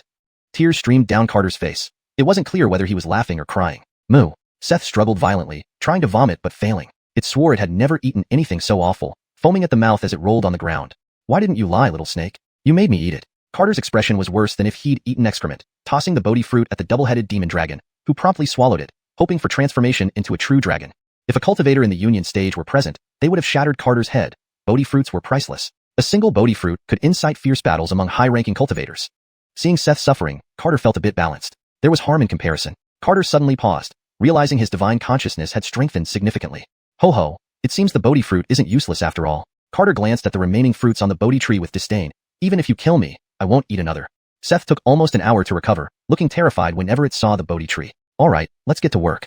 Carter sat cross-legged under the Bodhi tree and began releasing his divine consciousness. The double-headed demon dragon lay flat on the ground, not daring to lift its eyes. The awe-inspiring pressure enveloped the primordial jungle, turning all creatures within 100 kilometers into Carter's eyes. Over 10 days, Carter gradually extended his control over the entire jungle, subduing stronger beasts as needed. 3 months later, anyone entering the jungle, whether from the 3 sacred places or the 3 major sects, ended up bound in the demon dragon's lair. No disciple of the demon sect survived. When encountering powerful disciples, Carter sent the 3 demon kings and 5 demon generals to besiege them. If they belonged to the 3 sacred places or the 3 major sects, he often let those who could escape go free. The demon dragon's dungeon now held nearly 100 disciples, most of whom were Chi Condensation or Foundation Establishment Realm practitioners. Somehow, the demon dragon had suppressed their cultivation and set up a barrier at the cave entrance. Inside, the captured disciples anxiously fretted, unable to escape. Meanwhile, Carter's Bodhi tree radiated brilliantly, bending its branches towards him. A beam of golden light shot out of the deep pond, causing the 7-colored lotus to sway gently. Its rainbow light formed a bridge with the golden beams, visible to everyone in the secret realm and even beyond. In the center of the secret realm, Zaina watched solemnly. The 7-colored lotus has finally appeared. Zaina chanted strange incantations, dark red runes appearing beneath her feet, rising and expanding until they covered the entire secret realm. Chapter 44, Seth, smash it for me. Everyone in the mystical realm looked up at the sky, where an endless demonic light enveloped it. Heavens, is this the apocalypse brought by demon gods? It's over, we're dead. Someone, please save me. A massive, sun-obscuring formation pressed down on the 7-colored golden bridge of light. The sky twisted violently, as if about to collapse. What in the world is that? Carter's expression turned grave. The sudden change left him completely off guard. He quickly retracted his spiritual sense and ordered the 2-headed demonic python to release the disciples. Then he transformed into a streak of light and rushed toward the valley. The 3 people meditating in the valley were greatly alarmed as the 7-colored divine lotus was now repelling them with blinding, multicolored light that made it impossible to open their eyes. They hurriedly retreated from the valley, only to find the dark red sky pressing down on them like an impending heavenly tribulation. Oh no, the sky is changing. Let's go find Big Brother, Germano exclaimed anxiously. Just as they were about to rush out, they realized Carter had already arrived behind them. Big Brother, are you okay? The fatty ran to Carter's side. Althea looked up at the rolling demonic clouds and the dazzling golden bridge and said solemnly, "We need to find a way out of the mystical realm." Before Althea could finish speaking, the surrounding space began to distort. The same thing was happening to Germano and Ned. The rules of the mystical realm are expelling us, Althea was cut off as she was expelled through a spiral mirror. Then came Germano and Ned. They didn't have time to speak before disappearing. Carter nervously waited, beads of cold sweat forming on his forehead. Seth, the sky is collapsing. Carter stood restlessly, clenching his fists. Moo. The old ox spun around, seemingly panicked too. As the dark red sky pressed down further, Carter's heart raced. Suddenly, people started raining from the entrance of the mystical realm. Those who entered were being expelled by its rules. Outside the mystical realm, Dominique trembled all over. The 7-color divine lotus ultimately belongs to our demonic sky sect. Uncor gasped. That's the aura of the 7-color divine lotus in the Bodhi god tree. An ominous demonic aura surged from the entrance. Uncor shouted, "It's not good. Everyone must destroy the formation quickly. We cannot let the demons succeed." The 3 holy lands and sects hastily dismantled their formations. Boom. As the formation self-destructed, chaos enveloped the entrance. Don't even think about it. Dominique angrily cast a black formation which pressed down on the entrance. The great cultivators from the Holy Lands tried to stop them but were held back by the elders of the demon sect. The formation instantly merged with the mystical realm, which then disappeared into the void. Oh no, it's a spatial shifting formation. Uncor panicked. Attacking the mystical realm would be futile now. The demonic disciples also vanished, transported onto a demon ship. Stop them. Uncor, Ty, and Sheldon attacked the demon ship with devastating spells. Haha, there's no need to see us off. Dominique's laughter echoed across the sky. The demon ship shrank into a speck of light and vanished, while their spells hit a huge formation instead. Boom. The formation shattered, and the spells dissipated. Uncor's expression was grim. All fellow Taoists, return to our sects immediately for discussion. The 3 holy lands and sects returned to their respective bases with the disciples who had been expelled from the mystic realm, knowing they needed to discuss a strategy urgently or else the Spirit Shen continent would soon face calamity. Note, Shen seems out of place in English. If it's a proper noun or specific term, you may need to provide more context or confirm if it should be transliterated or translated differently. Inside the secret base of the demon sect, a dark red formation floated above the altar, emitting an awe-inspiring demonic aura. 5 people sat below, with eerie black runes constantly merging into the formation. Inside the mystical realm, the dark red sky pressed down harder. The 7-colored golden bridge struggled to support it, and towering peaks crumbled under the pressure. Skybound beasts scrambled frantically like ants on a hot pan. Forest creatures wailed and flew into the sky. Countless beasts charged upward, only to scatter like moths drawn to a flame. Carter's valley descended into chaos. Beasts soared skyward as the ground shook violently, massive cracks spreading through the mystical realm. Carter and the old ox hovered motionlessly in midair, trapped with no way out. Looking at the apocalyptic scene, Carter paled. Seth, it's really over. Moo. The old ox nudged Carter, urging him to think of a solution. Carter lamented, the sky is falling, Seth, I don't know what to do either. The 7-colored divine lotus and the Bodhi god tree emitted brighter light, the bridge shining intensely once more, momentarily holding back the red sky. But then stronger demonic energy rolled through the clouds, black lightning striking the rainbow bridge. Help me, please help me. A voice echoed in Carter's mind, sounding like a helpless little girl. Caught between a rock and a hard place, Carter was at a loss. Please help me, can you? A faint, weak glow surrounded him, the desperate voice echoing again. Carter saw the colorful light surrounding him. It wasn't just in his head, but how could he help when he was about to die? His face green with despair. Sis, can't you see I'm about to die? How am I supposed to help? Break it. Use all your strength. Break it. The 7-colored divine lotus pleaded. What? You want me to break the sky? Absurd. How could he possibly break the sky? That's not the sky, just a powerful formation. We've just awakened from a deep slumber. Our divine powers aren't fully restored yet. A faint ray of golden light approached him. Please, give us your all. Lend us your strength. Seeing the scattered beast corpses and the crumbling mountains, Carter knew he would die whether he helped or not. Might as well go out with a bang. All right, if I'm dying, I might as well die fighting. Carter clenched his teeth. He might as well be crushed by this formation anyway. Seth, we're either going to be the last straw or check out Hell's menu. Carter summoned all his cultivation power, the sea within his dantian roiling with spiritual energy. Moo. A faint golden light emerged from the old ox. If they were going to die, at least they'd feel something. Thank you. Thanks. The 7-colored divine lotus and the Bodhi god tree emitted a radiant light, preparing for a final, desperate battle. Carter channeled all his energy into one punch, his handsome face contorted with effort. Seth, full power attack. Moo. Man and ox transformed into twin streaks of light, smashing into the dark, reddish sky. Golden light enveloped Carter's fist, almost as if it were splitting apart. From afar, it looked like a tiny golden orb rushing towards the sky. Approaching the demonic clouds, Carter endured the excruciating pain, gritting his teeth. Seth, smash it for me. The enormous golden sphere slammed into the demonic clouds. The old ox followed suit with a headbutt. Boom. A deafening roar reverberated throughout the realm, causing everything to shake violently. Chapter 45. No need for such formality. The golden orb crashed into the dark red sky, unleashing a destructive force that spread and enveloped the entire secret realm in golden light. The array covering the sky groaned as Aiden transformed into a golden light and plunged headfirst into the crumbling array. Rumbling thunder shook the sky as it fractured, creating terrifying rifts that swallowed all energy into an unknown dimension, including Carter and Aiden. A rainbow of light illuminated the entire realm as a bridge of multicolored gold light pierced the broken sky. The secret realm disintegrated into stardust, vanishing into nothingness. The magical array within the demon cult's secret realm emitted a blood-red glow that intensified until, bang! The array shattered. Spatial cracks appeared on the altar, causing those 5 seated figures to spit blood from sheer shock. No! The central black-robed figure screamed, his voice filled with anguish and rage. His sanity was slipping away. Who has ruined my 10,000-year plan? His frenzied shouts made the entire devil heaven sect tremble. I will tear him limb from limb, so he can never be reborn. Demon aura roiled around him as he roared toward the heavens. Everyone in the devil heaven sect cowered in fear, shivering on the ground. The sky was clear, and the mountains were green with lush grass. Cicadas sang, birds chirped, and a clear stream flowed gently. Wallace, I'll go fetch some water. A 19-year-old girl, wearing a bamboo hat and carrying a basket, hopped off the ox cart and skipped towards the stream. Take your time, dear. The elderly man with silver hair sat at the front of the cart, kindly reminding her. Sure thing, Grandpa. Her voice was as melodious as a lark's, her rosy cheeks framed by long lashes. Her ponytail bounced like a squirrel's tail, radiating the vibrant beauty of spring. Humming a tune, she arrived at the stream and dipped a bamboo tube from her waist into the clear water. Just as it began to fill, the water turned red. Ah! She screamed in fright. Hearing her cry, the old man rushed over worriedly. What happened, dear? The girl pointed at the water, panic-stricken.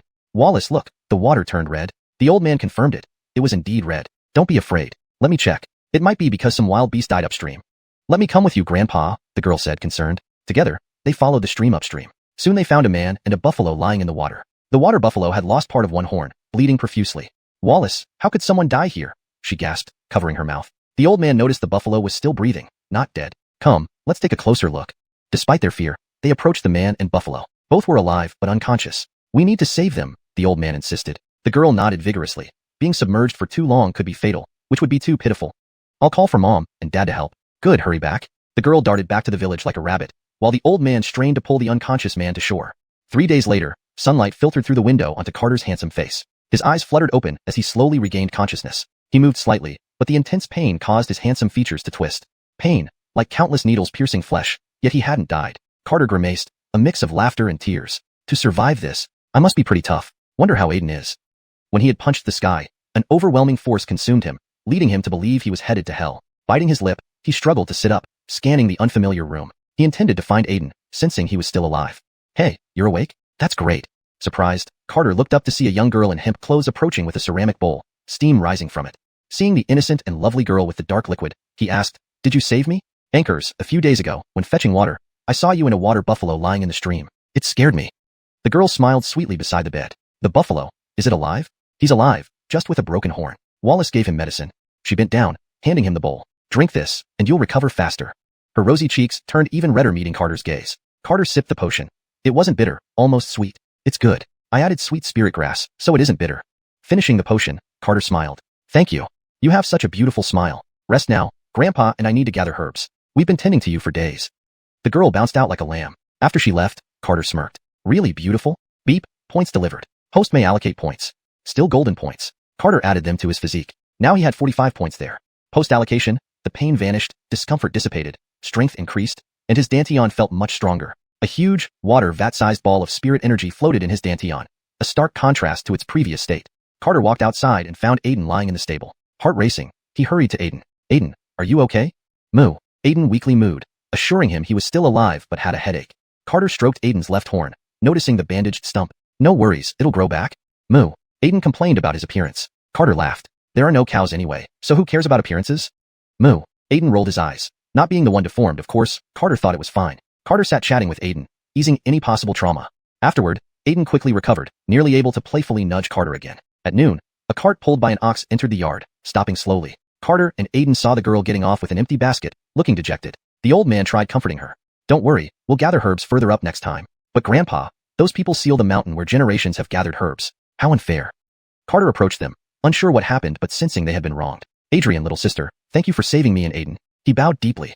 Seeing his patched-up clothes nearly revealing everything, his face flushed embarrassingly. No need for such formality. The old man hurriedly helped him up. But Carter remained flustered, his face burning to the ears. Unable to maintain the awkward silence, Carter pulled his robe tighter and changed the subject. "Adrian, did you encounter trouble?" he asked. "Oh." The girl covered her face and ran away like a startled deer. The old man laughed. "I'll find you some proper clothes." Carter, seeing his exposed thighs, blushed fiercely. The old man found some of his son's old clothes for Carter to change into. After Carter changed his clothes, he asked the old man about what had happened.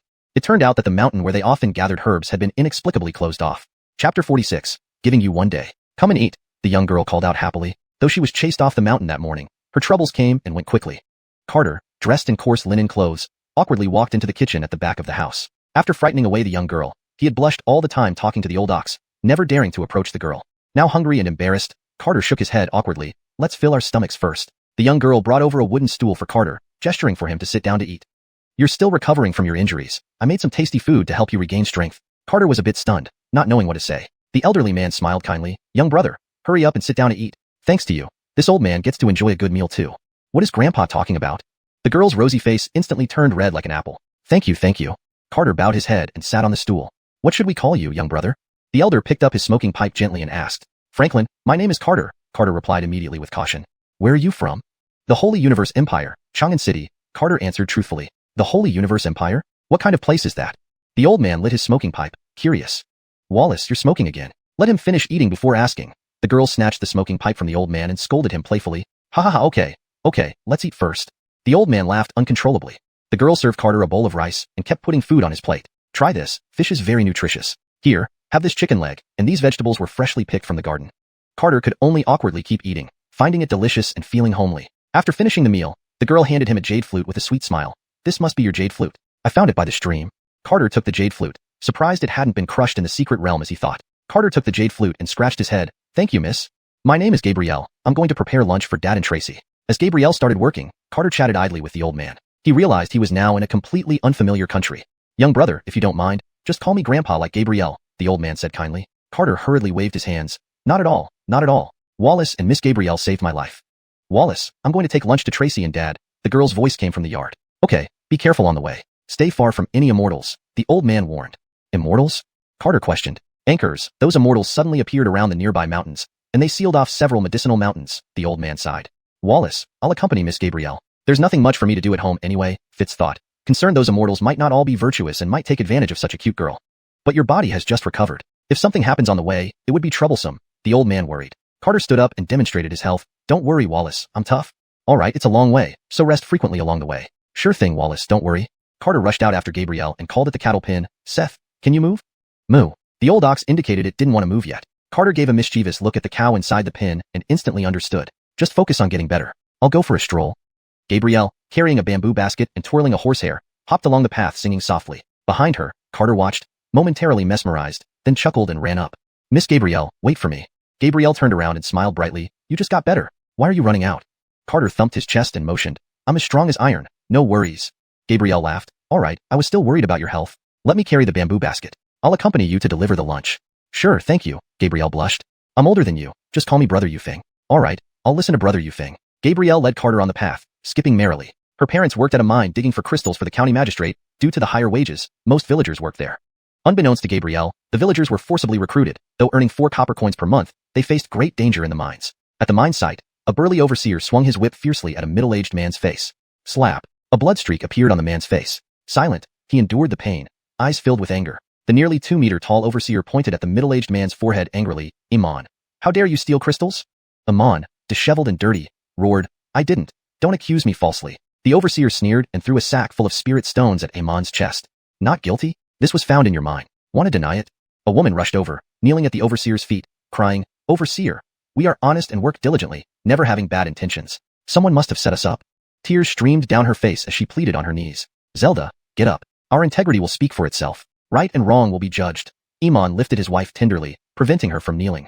He knew he was framed. Rocky coveted Gabrielle for a long time and chose this moment to act on his desire. Fine, you Iman have strong bones. Let me report this to the county magistrate. Then everyone in Mulin village will suffer, Rocky threatened. Hearing this, over a dozen miners from Mulin village rushed over to plead for mercy. Overseer Chin, there must be a misunderstanding. Please investigate clearly. Right, Iman is known in our village for being honest. He wouldn't do such a thing. Shut up. Rocky whipped the ground, dust flying everywhere. Have I ever accused anyone falsely? These spirit stones were found in Iman's mine. Isn't that right, Iman? Rocky yelled. Iman remained silent. With malicious intent, words mean little now. Iman, is it true? Iman, speak up. Were these really found in your mine? Villagers gathered. If Iman did this, their village would be doomed. Zelda cried hysterically. We didn't do it. We really didn't. Unable to refute, did they claim Rocky framed them by planting evidence? Who would believe them? Iman, answer. An overseer wouldn't frame someone. I've been here long enough to trust him. Iman, you're hurting us. Villagers blamed Iman one after another. Rocky, whatever you want, come after me, don't involve others. Iman clenched his teeth, trembling with rage. Rocky sneered, waiting for those exact words. What are you all doing? Get back to work. Rocky lashed the crowd away, leaving only Iman and his wife. Iman, you know what I want. Give me one day to marry Gabrielle, or I have 100 ways to kill you. Rocky whipped Iman once more as Gabrielle and Carter watched. Dad. Gabrielle cried and dashed forward. Chapter 47. Feed him to the dogs. As Gabrielle ran over, Rocky wiped his drool off with a lecherous smile and turned to scold the others. After all, this was the girl he longed for and couldn't afford to make a bad impression.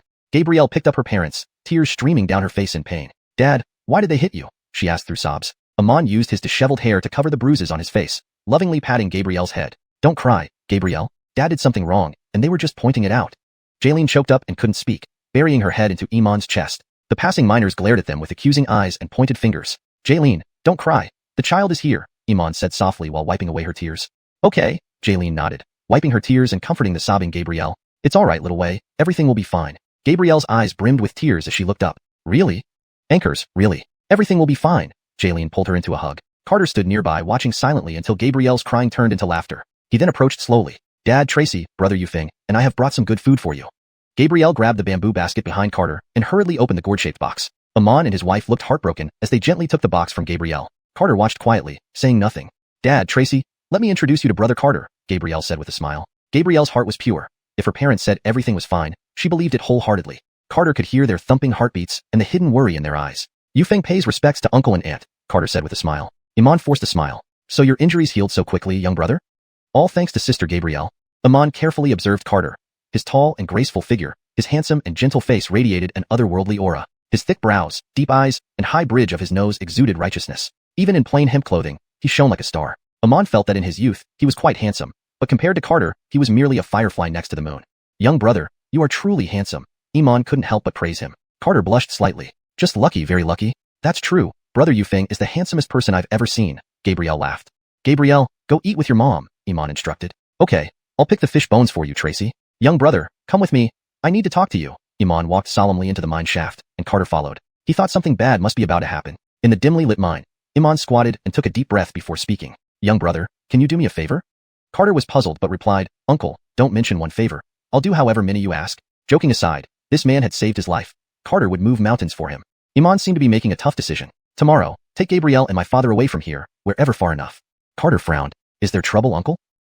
Rocky has been lusting after Gabrielle for a long time. Today, he falsely accused me of stealing crystals, using the entire village as leverage, forcing me to marry Gabrielle to him tomorrow. Iman slammed his fist into the ground, blood seeping from his hand, but he didn't notice. Carter crouched beside him, silent for a long time. Seeing Carter's silence, Iman knew it was difficult for him. Young brother, I know this is too much to ask, but I really have no other choice.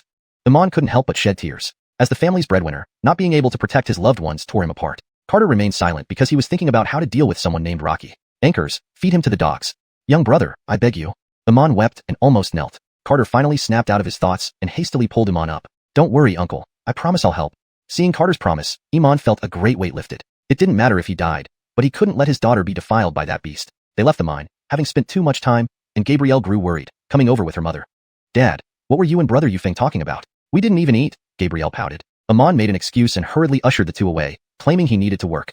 Carter and Gabrielle returned to the village. Seeing her parents' condition, Gabrielle was quiet most of the way back. Worried that Carter might also be unhappy, she started humming songs and chatting with him. The night was dark, the wind was strong, and everyone was asleep. Iman and Jaylene only got home every 15 days for 2 days, living at the mine the rest of the time. Gabrielle and her grandfather were already asleep. Carter went to the cattle pen and patted the old ox's rump. The ox startled awake, nearly pushing Carter over. Sure, Seth, we're working tonight. Remember, be quiet.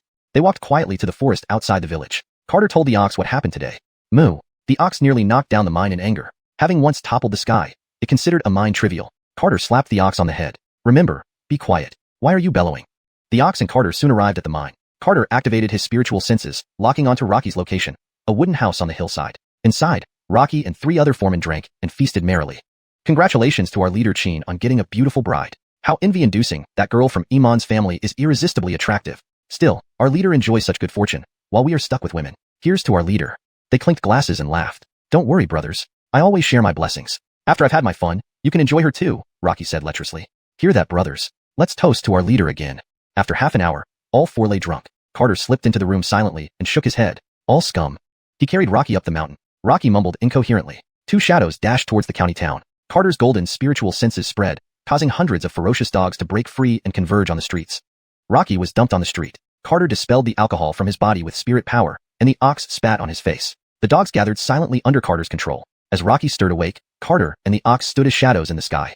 Rocky woke slowly, rubbing his forehead, feeling a headache. Am I drunk? Why is the bed cold? Thinking he was still in bed, he reached for a blanket but grabbed a furry dog leg. Rising to look around, he saw fierce dogs surrounding him, most owned by the county magistrate. Terrified, Rocky trembled and wet his pants. Please don't come closer.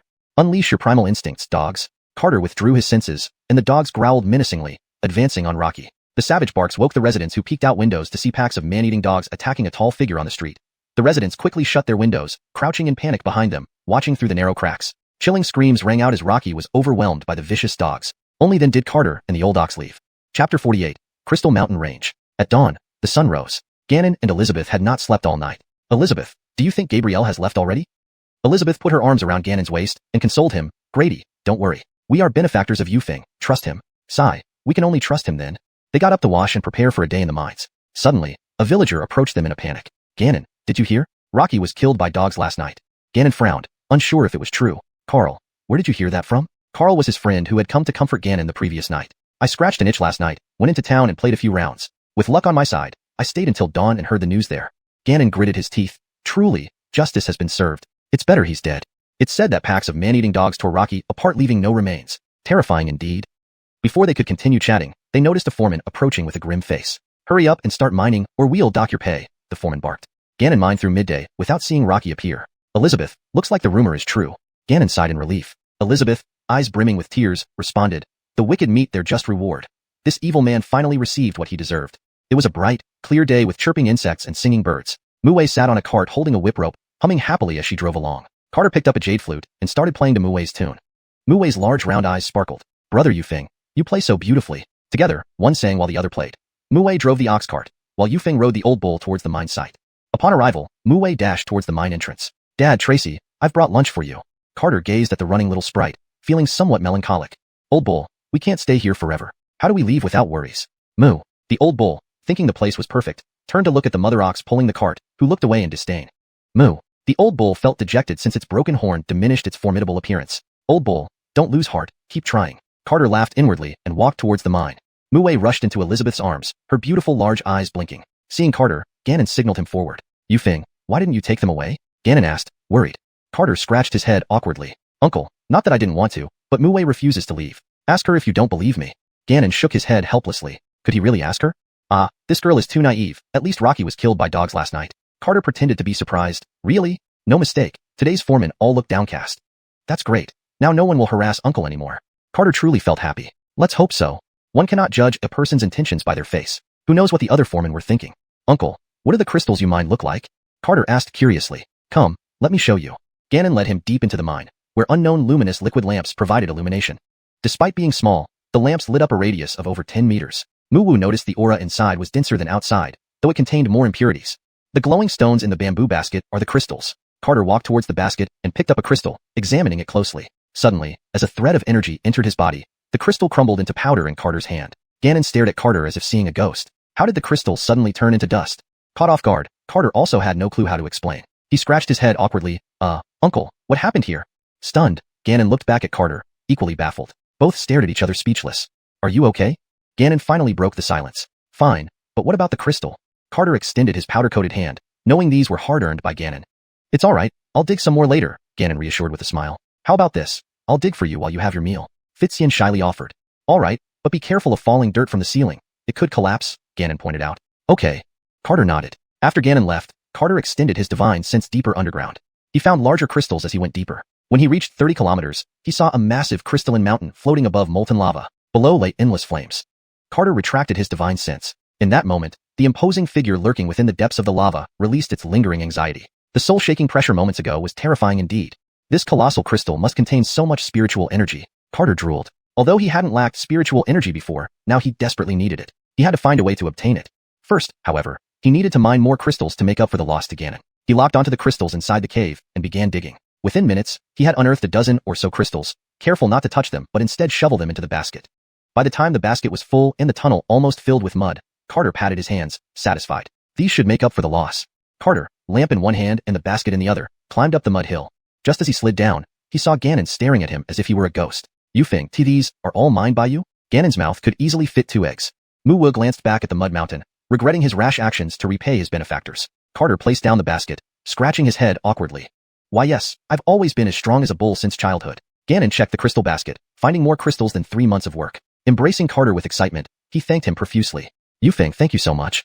Seeing Carter, Elizabeth and Mu were equally stunned, looking at him as if he were a monster. Wow, brother Yufeng is so impressive, Mu exclaimed, jumping joyfully. Not knowing what to say, Carter continued scratching his head. So, henceforth, I will join uncle and aunt in mining crystals. That way, you both can return home daily. Carter suggested. Great, many thanks Yufeng. Let's go register you. Happy, Ganon took Carter to register. Completing the registration, Carter arranged for the old bull to escort Mu home, instructing it to return to the mine in the evening while he stayed behind to mine. He desperately needed spiritual energy and was determined to obtain that crystal mountain range soon. Delay might mean losing it. Chapter 49. Peril in the Lava. With Carter's help, Iman and Perry found mining to be like child's play. Most of their daily work was just shoving dirt around, with much of it handled by Carter himself. Though he was repaying them, he couldn't make it too obvious. When it was time to pretend to be tired, he would rest. Otherwise, suspicions could arise. It wasn't that he feared they'd discover he was a transcendent being. Rather, the current camaraderie made Carter feel at ease. After completing their day's mining quota, Iman and Perry were able to return home to rest. Deep into the night, Heron quietly appeared inside the mine tunnel where Carter had been waiting for hours in the dark cave. To both him and Heron, there was no difference between day and night. Heron, there's a mountain-sized crystal here, and we need to get it done. Mu, Heron, I'm also in desperate need of spirit energy. The secret realm collision similarly exhausted all my spiritual power. Carter had discussed this with Iman. People here were unwilling to mine crystals, but were forced under the county magistrate's pressure. Many had died from mining over the past 3 years, with Iman's team narrowly escaping disaster several times. Given this, taking the crystal mountain would be doing the people a favor without burdening his conscience. Once the crystals were gone, the fields would emanate an inviting scent of rice. Heron, you guard while I probe deeper underground again. Mu, Heron signaled for him to proceed boldly, vowing to toss away anyone who might come. Carter's divine consciousness once again entered the lava, spreading throughout the cavern to find the nearest lava vent to the surface. The moment it delved into the lava, a red figure lurking deep within fled as if frightened by a ghost. Cursing inwardly, what powerful being is this, tormenting me repeatedly? Could it be coveting this spirit vein? Why would such a formidable presence, one who scared even me half to death, want this spirit vein unless it was for the rigs? Half an hour later, Carter broke into a smile. Heron, I found it. Moo. Heron indicated they should go now before flying became exhausting due to lack of spirit energy. Man and beast turned into two black shadows heading north towards Claire Village. They soon arrived at a perilous peak, but Carter dared not climb because someone was guarding the mountain. Carter and Heron carefully hid in a large tree. Here, the spirit energy was notably denser though still quite thin. Isn't this the mountain where Gabrielle and Wallace often collect herbs? Carter wondered aloud. Could these transcendent beings have similar intentions? If so, it would complicate matters since these transcendent beings hadn't harmed Gabrielle or her grandfather nor driven out nearby villagers, suggesting they weren't entirely malevolent. Plus, who knew if there were powerful beings among them? If an old monster unexpectedly emerged, Carter and Heron would be in trouble. Heron, let's rethink this, said Carter, retreating back to the mine to further investigate the lava.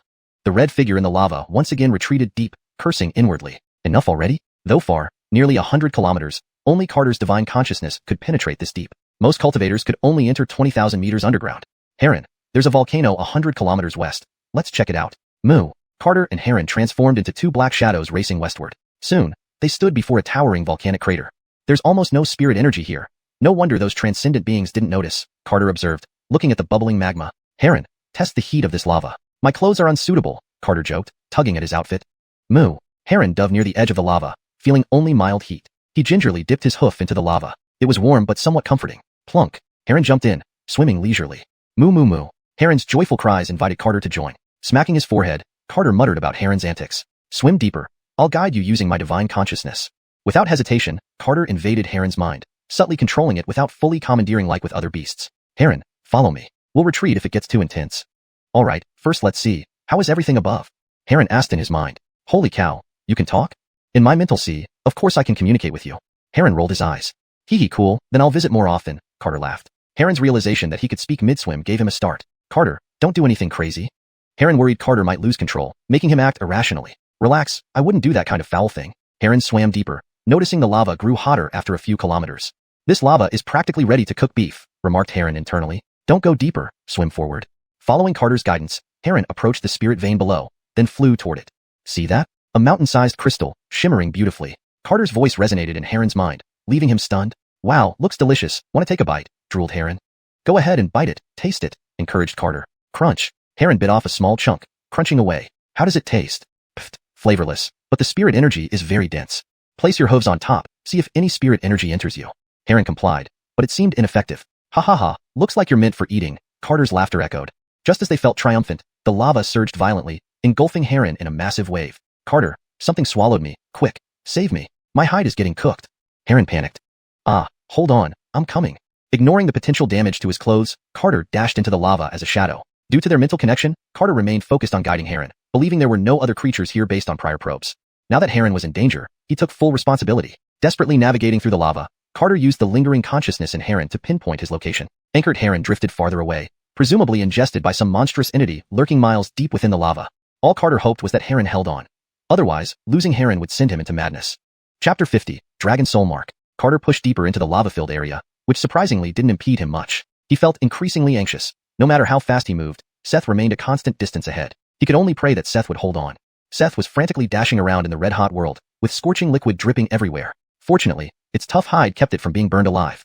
Moo. Seth struggled upwards and soon hit a wall. Moo. Steam burst from Seth's nostrils as it charged headfirst into the wall coated with red liquid.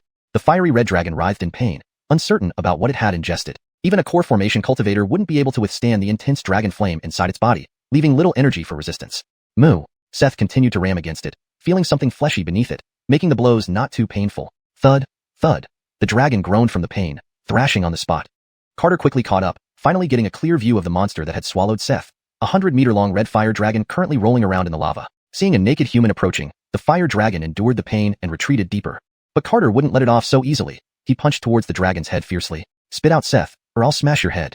A loud thud resounded as Carter's furious punch nearly killed the dragon. Had he not been worried about killing Seth and causing an earthquake, he might have genuinely finished off the dragon. After all, his current strength allowed him to contend with ordinary core formation cultivators. Roar. The fire dragon screamed in agony, struggling even deeper into the lava. Carter threw another heavy punch, and the dragon's body instantly curled like a shrimp. For some reason, the person above suppressed its power, rendering many of its moves ineffective. Bang! Seth broke through the dragon's body, emerging from its belly. Roar! The fire dragon let out an anguished cry, realizing this tribulation couldn't be avoided. Seth, filled with fury, charged at the dragon's head, nearly shattering it. With its remaining strength, the dragon roared in surrender. I surrender. Carter immediately restrained Seth. This dragon seemed rather weak and might have been killed if struck by Seth. Considering the current situation, this fire dragon still had significant uses, especially since Carter was unsure how to ensure Gabrielle and her family's safety after he left. Carter lifted the dragon's head and dragged it above the lava. Outside the lava, he threw the dragon below a spiritual vein, where the fire dragon, looking deflated, shrunk to a fraction of its size. Can you speak? Carter asked while standing before the dragon's head. The fire dragon nodded weakly. Anchors, yes, I'm afraid to die. Please don't kill me. Carter was speechless. How come all dragons he encountered were so scared of death? No problem, but you need to promise me one thing, Carter smiled. Tell me, the dragon panted heavily, with visible wounds on its abdomen. This naked human was incredibly powerful. As a dragon, submitting to a stronger being wasn't entirely humiliating. I want you to protect a girl named Gabrielle and her family. Carter squatted down, giving the dragon a look suggesting refusal was an option. That look sent chills down the dragon's spine. This harmless-looking expression was terrifying. All right, I promise. The dragon agreed hastily, thinking of burning the village to ashes once Carter left, to vent its frustration. I need more than just words. I prefer dragons that keep their word. Moo. Seth knew well how vengeful dragons could be. Even the seven-clawed flying dragon hadn't forgotten being attacked 2 years ago. I swear, if I break my promise, may I suffer a terrible fate. The dragon gritted its teeth. Carter shook his head. This dragon wasn't very intelligent. Seth, attack. Moo. Seth rammed the fire dragon into the air. Carter chased and kicked it back. They treated the dragon like a soccer ball, inflicting relentless agony, causing it to scream in anguish, stirring the lava. I'm swearing, really swearing. Bam, bam, bam. Carter and Seth ignored the oaths. They could see through the dragon's deceptive glances. Roar. Dragon soul mark. The dragon cried in pain. Even with its true dragon physique, it couldn't endure such torture for long. Carter held the nearly dead small dragon under the spiritual vein. If you had spoken earlier, none of this would have happened, Carter sighed. Moo. Seth disliked such violent behavior unless provoked, like being swallowed. Tears streamed from the small red dragon's eyes as it spat out blood. Too damned unfair. All right, stop crying. Just give the damn mark already. Carter comforted it. The dragon reluctantly nodded. Then a glowing dragon-shaped flame mark appeared in the air. Carter, surprised, grabbed the mark. This is amazing. How do I use it? Imprinted into her consciousness. If she dies, so do I. If I die, she lives. The small red dragon looked utterly hopeless, knowing its life would now be controlled by someone else, forced to obey any command. Seeing this, Carter felt relieved. Carter gently touched the dragon's small horns. All right, heal yourself. I'll be right back. Soon, the naked Carter, holding the dragon soul mark, appeared in Gabrielle's room. She slept soundly, with a smile on her face. Brother Yufeng, wait for me. Whoosh. Carter, gripping the mark, hid on the roof beam, noticing Gabrielle turned over but stayed asleep. Phew, almost gave me a heart attack. Carter pressed the mark gently to Gabrielle's forehead, using his divine sense to suppress the resisting dragon soul. The dragon soul trembled in fear, merging into Gabrielle's third eye. Carter stood silently beneath the beam, barely breathing. Don't try anything funny, little dragon. 10 minutes later, Gabrielle slept even deeper, murmuring in her sleep. Little dragon, come here. Phew. Relieved, Carter prepared to return to the volcano, only to feel a coolness in a certain area, causing him embarrassment. Luckily Gabrielle was asleep, otherwise, he'd never show his face to her again. After finding clothes in the room, Carter flew back to the volcano. Underground, Seth continued gnawing on the spiritual vein, still shaken by the recent events. If not for the dragon's weakness, it might have been in real danger. Thus, it needed to eat more spirit stones, or it wouldn't stand a chance against larger dragons next time. Moo. Seth bit off a piece for the little dragon. Since they were now acquainted, there was no need to be overly formal. The small dragon gulped it down, knowing it had to accept whatever was given, even if it tasted awful. Having learned his lesson, Carter took off his clothes before diving into the lava again. Chapter 51. Capture that Janice. Carter returned to the spirit vein and found the old ox staring at him disdainfully. Carter finally understood. Was this old ox mocking him? He went up and smacked the ox's head twice. Hey, you old ox, what are you looking at? Moo. The old ox didn't care. It just continued eating, clearly expressing its disdain for Carter. You're an ox, I'm a human. How can we compare? Get serious and start working. Carter scolded with a frown. Carter walked toward the little fire dragon, which was listlessly lying on the lava rock, resembling a 15-meter-long red python. Ansel, what's this big crystal called? The fire dragon's dim eyes flickered with some interest. How could this guy not know what a spirit vein is? Was he pretending, or was he really clueless? Spirit vein, the little fire dragon said weakly. Carter was still confused. He had never heard of a spirit vein. What's it used for? Moo. The old ox kept munching away, telling Carter that regardless of its use, they should first replenish their spiritual energy.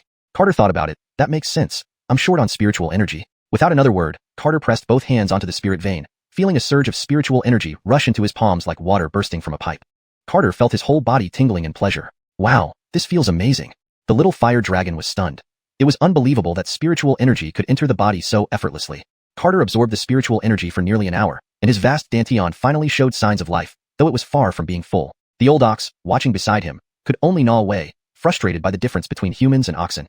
Carter calculated the time and realized dawn was approaching. Cohen, let's head back and come again tomorrow. Moo. The old ox's teeth were itching from all the munching. It was time to rinse its mouth.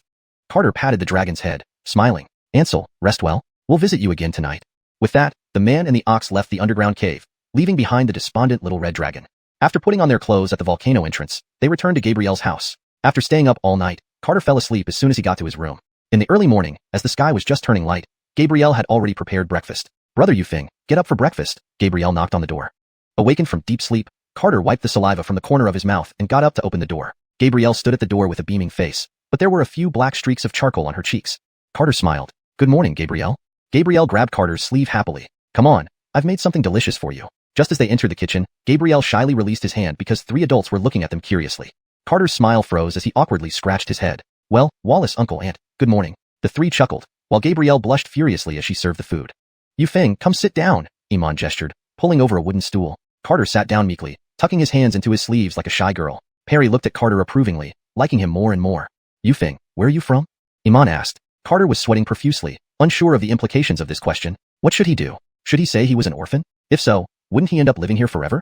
While living here wasn't bad, it seemed Iman might want to adopt him as a son. As an immortal, how would he live with Gabriel, who has a normal lifespan? Moreover, he had no plans to settle down and build a family. Eventually, when even his great-great-grandchildren pass away, he would still look the same, which would only add to his sorrow. I'm from Chang'an City in the Holy Universe Empire, which is quite far from here, Carter replied reluctantly. That's no problem. We'll work hard together, and one day we can move to the city, Iman laughed.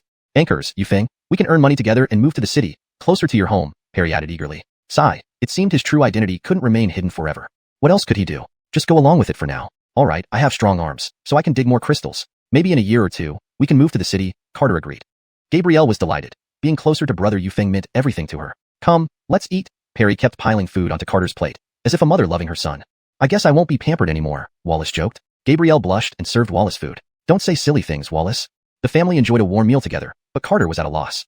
He still wondered about Ned and Germano's fates. He also worried about Althea and Dennis, who had disappeared suddenly. Moreover, he owed Zhaogu and Wang Dage for years. He couldn't keep owing them. Once everything here was settled, he still planned to return to the Phantom Sound Pavilion. After a hearty breakfast, Carter and the Moo couple resumed mining, while the old ox accompanied Gabriel to gather herbs. Since Rocky's death, the supervisors had been much calmer. They all enjoyed drinking together one evening, only to wake up finding Rocky gone, as if abducted by spirits. This left everyone in fear. Late at night, Carter and the old ox continued to absorb spiritual energy underground, aiming to deplete the entire spirit vein. Through conversations with the little fire dragon, Carter learned about the purpose of the spirit vein. The fire dragon explained that the reason for the sparse spiritual energy in this area was because it had sealed the spirit vein to prevent leakage. 2 months passed quickly. Carter and the old ox led fulfilling lives every day, mining, gathering herbs, and absorbing spiritual energy. Gabriel gathered many medicinal herbs, intending to sell them in the county town after drying them. Today happened to be market day. Gabriel and Wallace prepared the dried herbs to sell in the county. Wallace, everything is ready. Let's go. Gabriel held the whip happily sitting on the ox cart. Janice, I'll fill up the water jug and then we'll go. Wallace, holding his pipe and a full water gourd, closed the fence gate and climbed onto the cart. The female ox had been replaced by the old ox for the long trip to the county. Gabriel gently tapped the old ox's rear with the whip. Go on, old ox, we're going to sell herbs. The old ox, having gotten used to Gabriel, shook its head and started pulling the cart. The load of herbs and 2 people felt lighter than mosquitoes to the old ox. Because they were heading to the market today, Gabriel had cooked plenty of breakfast and packed lunch for her parents, allowing them to sell herbs without worry. Humming tunes, Gabriel guided the old ox along the road to the county. At noon, the old ox pulled the cart into a dense forest. To avoid overexerting the ox, Gabriel unhitched it for a rest. Wallace, let's take a break. I don't want the old ox to get tired. Wallace handed Gabriel a bottle of water. Drink up, dear. Stay hydrated. Gabriel smiled, her eyes curved like a crescent moon. Wallace, once we sell the herbs, we can save a bit more money. She dreamed of buying a house in the county sooner, to get closer to brother Yufeng's place. Chuckles, my girl is growing up. As they chatted, a sound of galloping horses approached from ahead. Wallace tensed up. Quick, push the cart to the side of the road. The grandpa and granddaughter struggled to move the cart to the roadside, and the old ox hurriedly helped. Just as the cart was off the road, a troop of soldiers rode past, kicking up dust. Seeing the soldiers pass by, Wallace heaved a sigh of relief. Let's continue our journey. Just as they were about to set off, the soldiers abruptly turned around. Dressed in black armor, the soldiers surrounded the grandfather and granddaughter. Gabriel's face turned pale, clutching Wallace tightly, while the old ox cowered behind them. Seeing the lecherous looks from the soldiers, Wallace pleaded nervously, Gentlemen, we are innocent civilians. Please don't scare my timid granddaughter. The leading officer grinned wickedly. Seize that girl. Chapter 52. Give it a try. Franklin was so frightened that he knelt down and begged for mercy, Honorable soldiers, we are good citizens. Please let us go. The leading officer grinned maliciously. Good citizens? Blame this little girl for being too beautiful. Kill the old man, the officer shouted. Gabrielle knelt on the ground, crying and pleading. Please spare my grandfather. I'll go with you. Haha, don't worry, young lady. After you enjoy it, you'll beg me every day. The leading officer laughed heartily. Soldiers, please, I beg of you, Franklin pleaded, banging his head on the ground until it almost bled. Seize him, the leading officer snarled. I'll fight to the death. Franklin pushed away the officer reaching for Gabrielle, grabbing his smoking pipe and swinging it. Moo. A cow's call echoed, followed by a blur. In an instant, the dozen men turned into blood mist, not even leaving a speck behind. The old ox stood in front of the grandfather and granddaughter, shielding them from the gruesome sight. Though timid, the old ox would risk everything to protect his saviors. On the path, nothing remained except horses neighing in terror and fleeing. The ground was stained red, but much of the blood had been vaporized by the ox's power, lessening the gore. Gabrielle stared at the old ox, dumbfounded by how fast everything happened. Franklin froze mid-swing, unable to believe what transpired if not for the lingering stench of blood. They only saw the old ox dash forward before everything ended, without a drop of blood on its body. The old ox felt these men died too easily. If not for protecting Gabrielle and her grandfather, it would have taken them to Carter, who had more ways to deal with such people. Gabrielle clutched her grandfather's arm tightly, pale-faced. Wallace, what happened? Where did they all go? Franklin was still shaken, unsure of what transpired but glad it was over. Don't be afraid, darling. They were punished by heaven for their misdeeds, he said shakily. After such an ordeal, Gabrielle was too terrified to focus on selling herbs. Thank you, Seth, for protecting us. She stroked the ox's forehead. Moo. The ox licked Gabrielle's palm, making her giggle despite herself. All right, let's hurry home. After laughing, Gabrielle felt somewhat lighter. The two quickly drove the ox cart back to the village. Ensuring Gabrielle and her grandfather were safe at home, the ox angrily stormed into the volcano, descending deep underground. Moo. Standing atop churning lava, the ox bellowed. The baby dragon poked out its head. In a flash, the ox transformed into a streak of light, crashing fiercely into the dragon's head. The baby dragon was scared witless. What madness is this ox on? Why am I getting attacked? The ox didn't care about grievances. Knocking the dragon dizzy, it provoked a fiery response. Anchored, remembering Carter, the dragon deflated. Running while shouting, Brother Ox, tell me what I did wrong, and I'll change. Moo. The ox was furious, demanding punishment first, repentance later. Despite trying to escape, the dragon couldn't outrun the enraged ox. Beaten severely, the ox finally explained its actions. Confronted by the ox's questioning why it hadn't saved Gabrielle, the dragon collapsed on the lava rock, tears streaming down its face. Could it be blamed when it received no summon? If summoned, it could instantly teleport through the dragon's soul mark.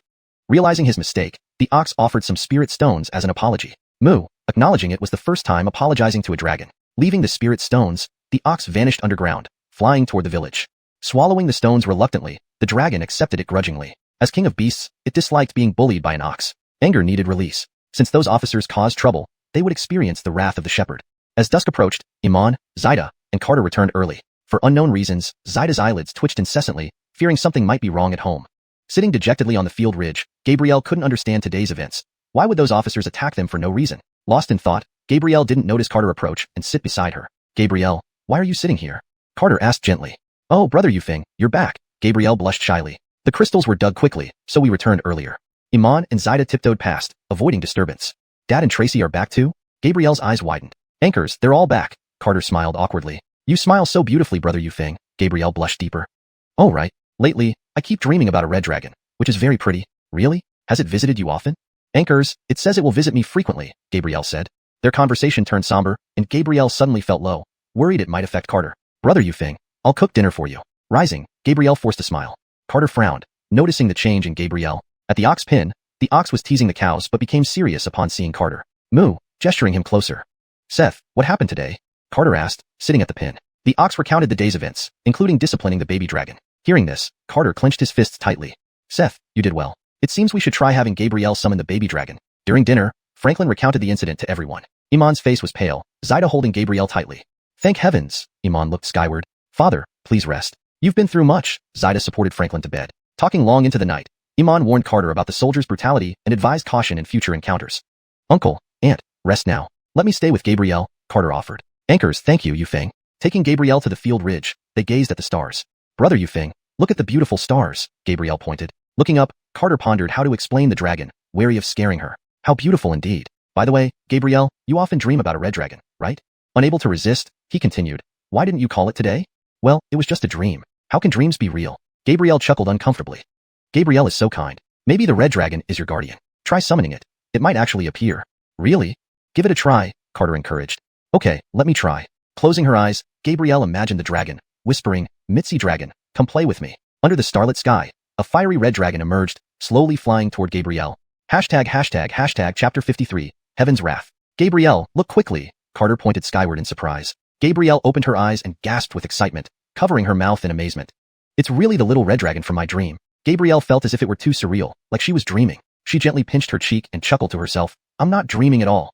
The little fire dragon had intended to make a grand entrance, scare Gabrielle, and take charge. However, upon seeing the fearsome person also present, it could only be as tame as a kitten, not daring to emit even a hint of flame. Carter took Gabrielle's small hand and guided it toward the dragon's head. Go ahead, touch it. Gabrielle nervously stroked the dragon's horns. The dragon, fearing to upset her, affectionately rubbed its snout against Gabrielle's palm. Little red dragon, you must protect my family and take care of Adrian brother Yufeng too, Gabrielle said in a praying tone. The little fire dragon nodded immediately, thinking, you don't need to tell me. If I suddenly die while lying here, who will I seek justice from? Yufeng brother, come and touch it too. Gabrielle grabbed Carter's hand and placed it on the dragon's head. Carter pretended to be afraid, nearly scaring the little fire dragon to death. The fire dragon inwardly cursed, brother, do we have to fake this? It found this act very frightening. Fitz expressed his surprise. It doesn't fear me either? Gabrielle giggled. Actually, you should be the one scared of it. It is a dragon after all. Carter scratched his head awkwardly, realizing he'd spoken incorrectly. Actually, I'm quite scared too, but as a man, if Gabrielle isn't afraid, neither can I be. Carter signaled to the dragon, which immediately understood and gently carried Gabrielle onto its back before soaring into the sky. Gabrielle was initially startled but soon relaxed, grabbing hold of the dragon's horns and gleefully lying on its head. Yufeng brother, I'm flying. Gabrielle shouted happily to Carter. This was probably the most magical and happiest day of her life. Carter watched the sky silently, lost in thought. Gabrielle was like the purest flower in the world, beautiful and kind-hearted. After a long time, Gabrielle asked the little fire dragon to return, telling it that she would call for help if danger arose. Deep within the dragon, anger began to build uncontrollably. To think someone wanted to defile such a pure girl and made him suffer unjustly, dragons could not tolerate this. Gabrielle and Carter talked for a long time. In her eyes, everything was beautiful. Eventually, Gabrielle leaned against Carter's shoulder and fell asleep sweetly. Carter gazed at the sleeping Gabrielle, his thoughts wandering. A golden point appeared on his fingertip. He hadn't added points last month, wanting to see if he could add them to Gabrielle. He had never tried this before and didn't know if it was risky, but he had to try. He gently pressed the golden point into Gabrielle's forehead, allowing it to merge. Gabrielle murmured softly, but continued to sleep peacefully on his shoulder. Ding. The host still has 2 opportunities to give points. Please use them cautiously. The system's voice sounded in his mind, putting Carter completely at ease. He hadn't expected this spontaneous attempt to bring unexpected joy. He decided to give Seth a point and save the remaining chances for future use. Gabrielle slept soundly, and Carter didn't want to wake her but feared she might catch a chill. So, he expanded his divine sense and carefully checked the house, finding everyone already asleep. He then carried Gabrielle back to her room, gently laying her down and covering her with a blanket. He quietly opened the railing, and 2 dark figures flew toward the volcano direction. The little fire dragon had been cautious, using a unique draconic stealth skill that even soul formation cultivators couldn't detect. Deep in the night, 100 miles outside the county town, the military camp was brightly lit. Due to prolonged peace, soldiers often indulged in revelry. They invited courtesans from brothels to perform songs and dances, followed by more intimate pleasures. The magistrate frequently sent young girls to please the officers, creating a corrupt cycle of protection and favoritism. At the moment, most soldiers were bare-chested, drinking and eating heartily, bragging about who they had abused or praising brothel workers, their words filled with disgust. Of course, there were some good people among these riffraff, but they could mostly only protect themselves. Suddenly, a massive fire dragon hundreds of meters long soared toward the camp, filled with pent-up frustration. Hovering in the sky, it coldly observed the flickering lights below. So, it's you garbage causing trouble, harming an innocent and beating me up, it growled. You've had fun enough. Face the judgment of the divine dragon now. With a roar, the dragon unleashed a pillar of heavenly fire that engulfed the camp like a catastrophic wave. The soldiers, still chatting and laughing, looked up, believing it was dawn. Why did it get light so quickly? I haven't drunk enough yet. What a cruel sky. Is heaven turning upside down? They looked up, feeling the air growing hotter. That's celestial fire. Run. Fire is falling. This is heaven's wrath, everyone run. People screamed in terror, their voices breaking. Flames raged like a waterfall from the heavens, instantly consuming the entire camp. Unsatisfied, the fire dragon turned to the next camp, burning through over 10 camps before finally leaving, satisfied. Returning, the little fire dragon saw Carter and Seth absorbing spirit energy, and it dared not disturb them, diving into the lava instead. Moo. Seth, sensing something wrong, called it back. The little fire dragon revealed its head guiltily, unsure what Seth wanted. Fitz, still absorbing spirit energy, asked, Dragon, where did you go? The dragon, unable to lie, admitted, I burned down over 10 camps to vent my frustrations. Hearing this, Carter slapped his forehead. Impulsive. Now we're in trouble. Not at all. They're all ashes, the dragon said proudly. Carter sighed and stopped absorbing spirit energy, though he didn't blame it, instead asking, Dragon, why did you seal this spirit vein? The dragon's eyes darted around. Why else? For spirit energy, of course. Moo. Seth told it to tell the truth or face punishment. The dragon felt incredibly frustrated. Meeting these 2 stars, it had no choice but to submit. There's a spirit dragon inside this vein, and I wanted to consume it, the dragon admitted, sounding somewhat dejected. What's a spirit dragon? Carter asked, confused. The dragon wondered how this ignorant guy, who knew nothing, could be so strong, not knowing about spirit dragons. Moo. Seth gestured for it to explain without looking down on them. A spirit dragon is a living being born from the spirit vein. With it, you essentially have a mobile spirit vein. Did you capture it? For 1,000 years, I've been trying and still haven't managed. 1,000 years? Carter widened his eyes, realizing this dragon must be a millennium-old monster. Anchors, including my hibernation period, it's probably been around 2,000 years. The dragon found Carter's reaction amusing. Dragons could live for hundreds of thousands of years, so 2,000 was nothing. All right, I admit my ignorance, Carter continued. We'll have immortals coming soon to slay you. It's not safe here anymore. Tisich, do you think anyone is as powerful as you? The dragon retorted disdainfully. Do I seem that powerful? Carter was puzzled, clearly implying it wasn't just him but the dragon being weak. The dragon, unwilling to talk further, dove back into the lava. Seth, dragon may not realize the severity of the situation. We have to help him, Carter said seriously. Moo. Seth nodded, agreeing they had to assist this time. In the morning, many immortals suddenly appeared in Xiaoling County, discussing in the air above. This demon's strength is formidable. Let's return to the sect and discuss with the elders. Chapter 54. Fellow Taoist, can we meet? In the early morning, at the mine, tens of thousands of cavalry gathered at the mine site. The thunderous hooves awoke the sleeping miners from their slumber. Each knight wielded a saber and charged toward the tents of the miners. They slashed at the tents with long knives, and the clanging sounds reverberated throughout the mine field. Everyone up, those who disobey will be killed. Confused but none daring to defy, many miners rushed out of their tents in their underwear. Thousands of miners were herded into an open space, exchanging puzzled and frightened glances. What's happening? These knights won't kill us, right? We haven't broken any laws, so there's nothing to worry about. Whispers and murmurs spread among the crowd, creating chaos. A knight captain clad in silver armor rode his warhorse towards the crowd. Be silent. The voice of the captain was cold and stern. The sudden rebuke made the thousands of miners freeze in place. The captain rode through the crowd, everyone stepping back to make way for him. The reason I've gathered you all is to ask some questions. His icy gaze swept over each person who passed beneath his horse. Have any strange events or creatures appeared recently? People as well. The captain continued riding, everyone lowering their heads in fear as he passed by. I want your answer within half an hour. You can choose silence, but those who tell the truth will be allowed to leave safely. Chills ran down the spines of thousands. Lately, nothing unusual had happened at the mine except for Rocky being killed by a dog. Last night, heavenly fire had destroyed several military camps, leaving tens of thousands of soldiers incinerated in the flames. News reached the capital, infuriating the emperor, who ordered the imperial 10,000 knights to cooperate with immortals to investigate thoroughly. The punishment knights were stationed near Liryang Pass, closest to Xiaoling County, so they rushed there overnight to investigate this matter and report back to the emperor. The captain rode deeper into the crowd, his eyes filled with chilling intent. Meanwhile, Carter and the Iman couple strolled leisurely towards the mine, chatting and laughing. Yufeng, let's not dig too many crystals today. Digging too much might make others jealous, Iman said. Carter, carrying a bamboo basket, smiled awkwardly. All right, uncle, I'll dig less.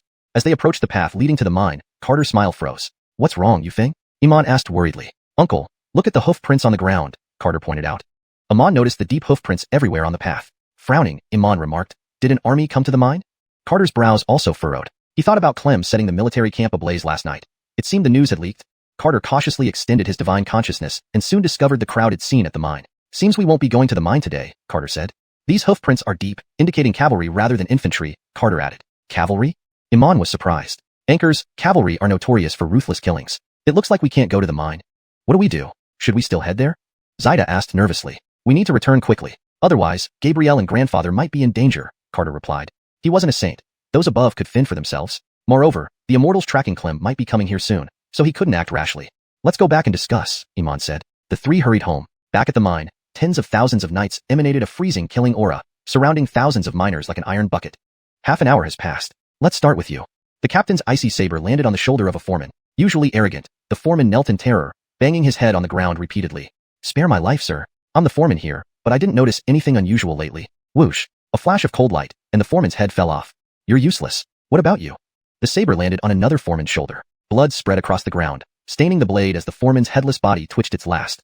Fear paralyzed the minds of the remaining foremen, who were unable to think clearly. Not only them, but all present could no longer stay calm, their pale faces drenched in cold sweat. Lord, I don't know anything.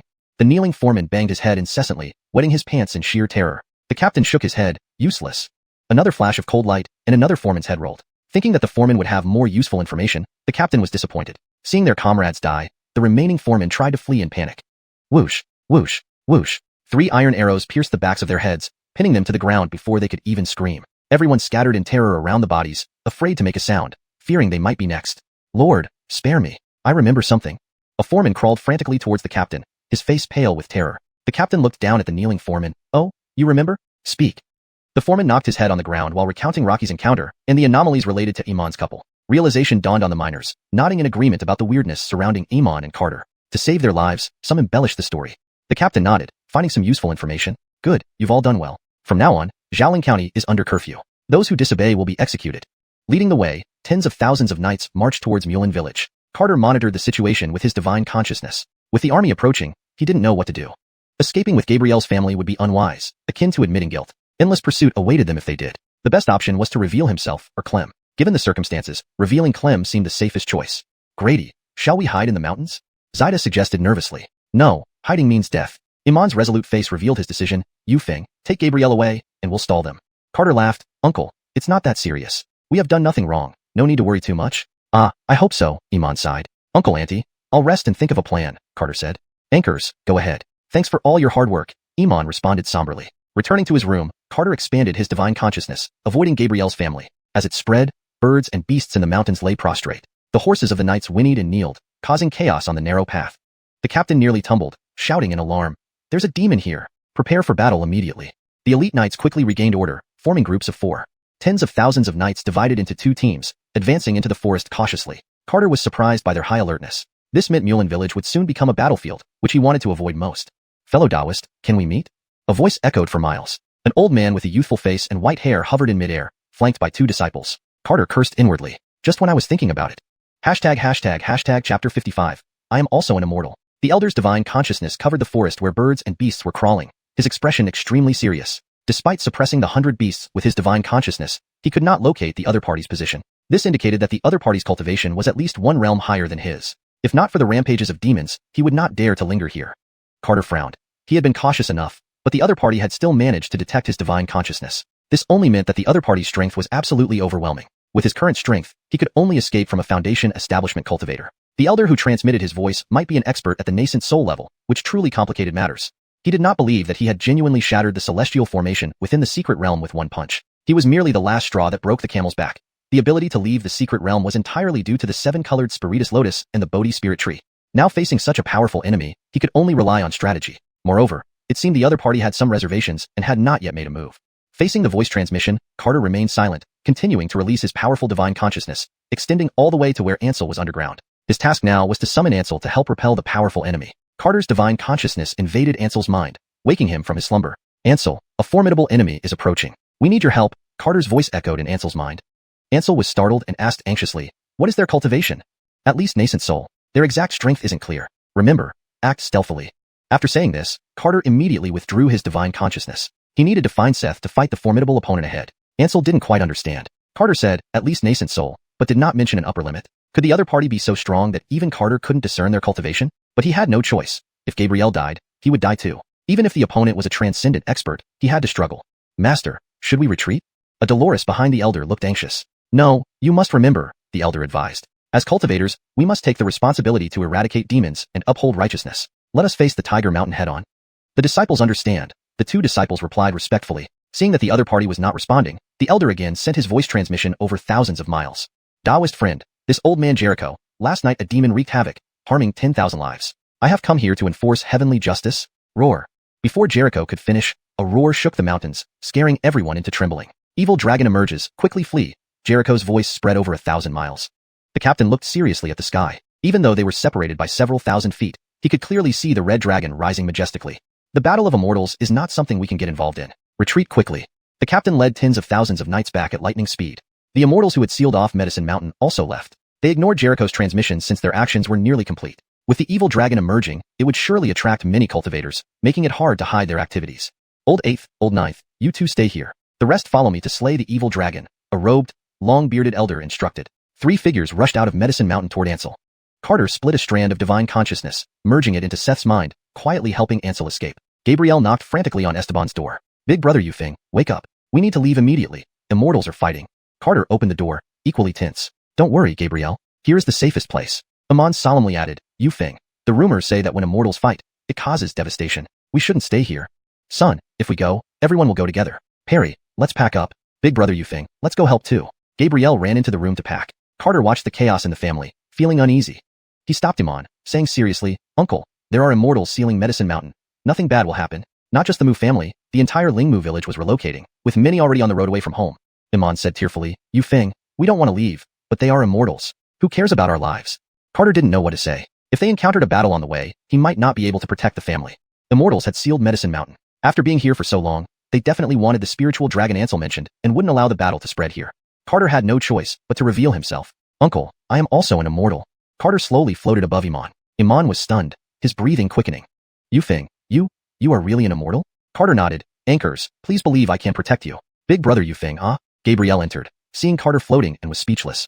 Carter gently landed in front of her. "Gabrielle, don't be afraid. I'm still your big brother Yu Feng." "Big brother Yu Feng, are you an immortal?" Gabrielle asked timidly.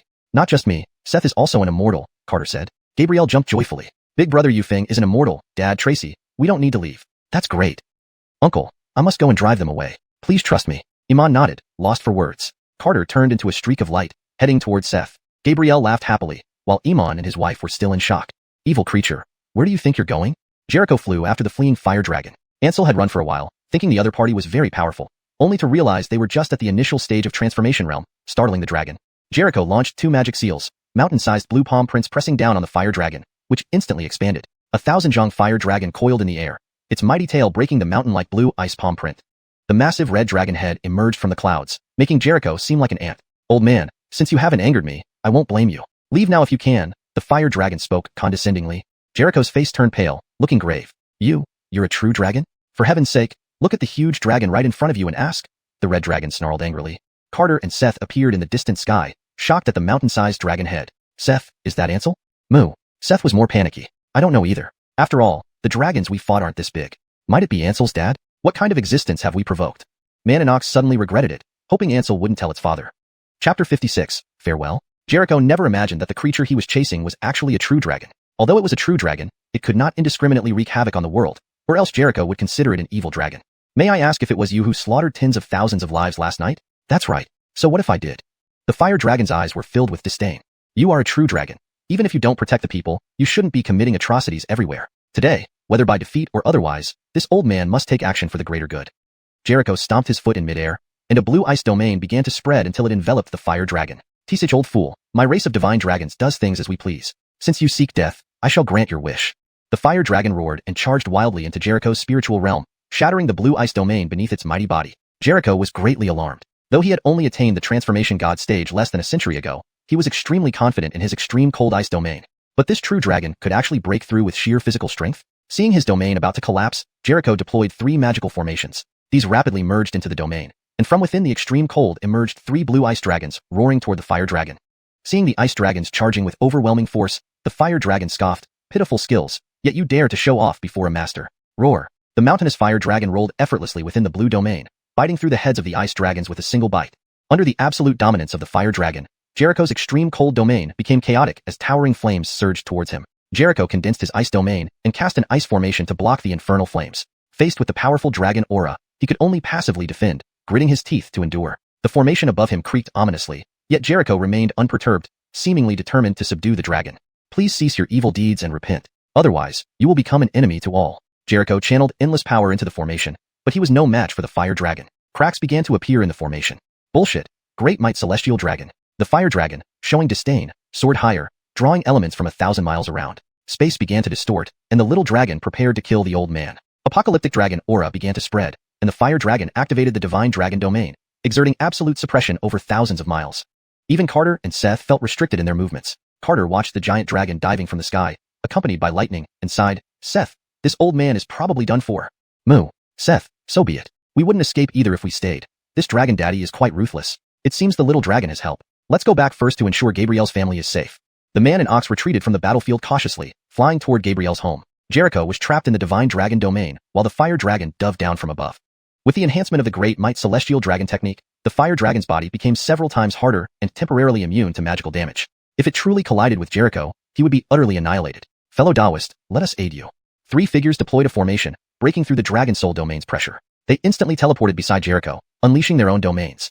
With their assistance, Jericho managed to catch his breath. "Excellent, fellow Taoists, let's work together to subdue this evil dragon." Seeing the situation turn against him, the fire dragon immediately fled southeast. The 3 quickly pursued. A true dragon. One hadn't appeared for tens of thousands of years. Jericho didn't chase after it, but shook his head in regret. A true dragon emerges, bringing another catastrophe. Perhaps I made a mistake after all. Master, are you all right? Two disciples hurried forward anxiously. Jericho's face was pale. Had the three not appeared, he would likely have met his end. I'm fine. Carol, you how, chaos may soon ensue here. You two accompany me to relocate the villagers to the base of Wisdom Spirit Mountain. Anchors, Master. Jericho hadn't expected such a result. Now, he could only do his best to move these villagers before the chaos erupted. The fire dragon transformed into a streak of light, diving into the sea after fleeing to a distant shore. The three followed it into the ocean, but the fire dragon's presence vanished underwater. After searching for hours in the deep sea, they still found no trace of the fire dragon, as if it had disappeared into thin air. Seth and Carter had already returned to Gabrielle's home, telling them that the immortals had left. Gabrielle, chatting with Carter in the kitchen, suddenly froze, a red little dragon appearing in her mind. Big sister Gabrielle, I need to hide in the dragon soul imprint for a few days. The small fire dragon's voice echoed in Gabrielle's mind. Gabrielle was filled with surprise. Wow, brother Yufeng, I saw the little fire dragon, and it spoke to me. Carter also frowned. This little dragon could enter Gabrielle's consciousness? What did it say? It said it needs to hide in some imprint for a few days. Gabrielle smiled. This little dragon not only had a powerful background, but also possessed incredible abilities. The older dragon probably didn't find him and Seth because the commotion was too great, and it was surrounded. Gabrielle, you must keep the little dragon's secret. Don't tell anyone, remember? Gabrielle nodded vigorously. Of course, I won't tell anyone. Gabrielle Yufeng, we should pack up and leave now. Iman rushed in, panic-stricken. Uncle, more immortals came? Carter asked, puzzled. The immortal is waiting at our door to escort us away. Let's go, I'll show you. Iman led Carter outside, where a blue-robed fairy waited. The fairy, seeing them approach, said gently, are you ready? If so, follow me aboard. Carter stepped forward and bowed. Fairy, is something significant happening here? The fairy's expression turned serious. Chaos will soon descend upon this place. My master has ordered us to relocate the villagers to the base of Wisdom Spirit Mountain. Thank you, fairy.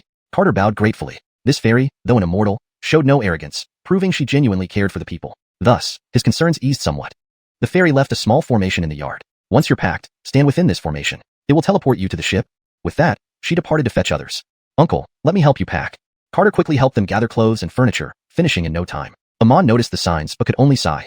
Uncle, Aunt, Franklin, Gabrielle, you must leave now. Brother Yufeng, aren't you coming with us? Gabrielle asked worriedly. Gabrielle, I'd like to, but my friends' fates are uncertain, and I must return to check on them. Carter sighed. Hearing this, Gabrielle teared up. But brother Yufeng, I don't want you to go. Carter wiped the tears from her eyes. Gabrielle, rest assured. Once I ensure their safety, I'll come back to see you. Yufeng, thank you for everything. Iman now understood how Rocky died. Uncle, you're too kind. Thank you for your hospitality. Gabrielle, let's go. Yufeng will visit us. I believe in him, Perry said, grabbing Gabrielle's arm. Brother Yufeng, you must visit me, or else I'll cultivate to find you. Gabrielle laughed through her tears. Don't worry, Gabrielle. I'll come back to see you. Carter watched silently as Gabrielle's family stepped into the teleportation array, praying internally. I hope you all stay safe. A golden light descended, enveloping the array. Gabrielle's family rose slowly into the air, waving goodbye to Carter. Tears streamed down Gabrielle's reddened cheeks, yet she kept smiling at him. Carter waved his hand and called out loudly, take care of yourselves. The golden light faded, and the massive ship shot off into the distance, vanishing from sight. Chapter 57. The Rigs. Carter walked alone in the empty courtyard, feeling somewhat downcast. Although his time here was short, it had been heartwarming. Everything had been perfect until now, but it felt like everyone and everything had left. Gabrielle had a small fire dragon guarding her, and she was under the protection of an immortal. At least he didn't have to worry too much about her. After wandering for a while, Carter shook off his melancholy thoughts. Seth, let's fill up with spiritual energy. Once we're full, we'll go and annoy the immortals who sealed the mountain, then figure out a way to get back to Huanin workshop. Moo. Seth had the same idea. Even if they couldn't beat up the immortals, playing some pranks on them would be satisfying. After all, why did they seal Gabrielle's medicinal mountain? A man and an ox set off toward the volcano and soon arrived underground. To absorb the spiritual energy faster, they began circulating the 9 profound heavenly sound scripture. The effect was excellent, much quicker than before. Seth, this spirit vein has caused my uncle and aunt so much trouble. They even haven't been paid for their last month's labor. Let's suck it dry. Carter felt extremely depressed. Since arriving in this new world, money had always been a source of frustration. The 30 taels he got from the fat guy fell into the ice river without being spent, and last month's wages were never issued as the place was disbanded. He couldn't rob anyone either, so he could only vent his frustration by tapping into the spirit vein. Moo. Seth also wasn't pleased with this spirit vein and agreed to drain it. Golden light enveloped the man and the ox as the spiritual energy surged into their bodies like breaking dikes. 3 days later, Seth could no longer absorb more. Another burst might tear him apart. But Carter kept getting stronger, with more than half of his dantian still empty. Deep into the night, a massive dragon head emerged from the lava, returning to its lair. Moo. Seth extended a hoof to help it climb up the lava, fearing it wouldn't make it. Brother Ox, what does this mean? The shepherd asked, puzzled. Seth communicated directly using beast language. Brother Dragon returns. I am delighted. Damn, was this bull losing it? Why was it treating him so politely? The shepherd's eyes widened, wondering if this bull was quite literate. Seeing the shepherd not responding, Seth continued fawning. Is your revered father well? No kidding. Thinking about that several kilometer-long giant dragon made one shiver. If it found out that Carter had been mistreating its son, Wouldn't it skin the ox alive? Revered father? The young dragon didn't understand. It had slept for countless years and had forgotten the appearance of its father. But seeing Seth's demeanor, it immediately caught on. The young dragon nodded. Father is fine. He has already torn those mud chickens and straw dogs to pieces. Holy crap, tearing apart cultivators at the nascent soul stage. This was troublesome. Seth hurriedly flattered, Brother Dragon, you've worked hard today. Let me massage your back. The young dragon nodded and floated out of the lava. Thank you, Brother Ox. No trouble at all, no trouble at all. Seth eagerly flew onto the dragon's back to prepare for massaging. Suddenly, golden light surged from the spirit vein, revealing a blue crystalline dragon watching Carter closely. Riggs. The young dragon was startled. After nearly 1,000 years of temptation, this spirit dragon finally showed itself today? The spirit dragon cautiously looked around and, upon noticing Carter within the golden glow, transformed into a blue streak of spiritual energy, rushing into his arm. Carter watched as a blue dragon entered his dantian, gradually growing into a long blue giant dragon. What the hell are you? Come out right now. Carter warned with his divine consciousness. The blue giant dragon opened its mouth, and the entire spirit vein's energy surged into Carter's dantian at an unbelievable speed. Seth's eyes widened as dense streams of spiritual energy poured into Carter's body. Damn, is this human even real? The young dragon exclaimed. After 3 hours, all the spiritual energy from the vein had been absorbed into Carter's body. The spirit vein instantly turned to dust, causing the earth to tremble, and forming a canyon stretching for hundreds of kilometers. Fortunately, the villagers had already been evacuated by Mount Yuetsong, avoiding another disaster. The cave remained intact due to the dragon's protective force field.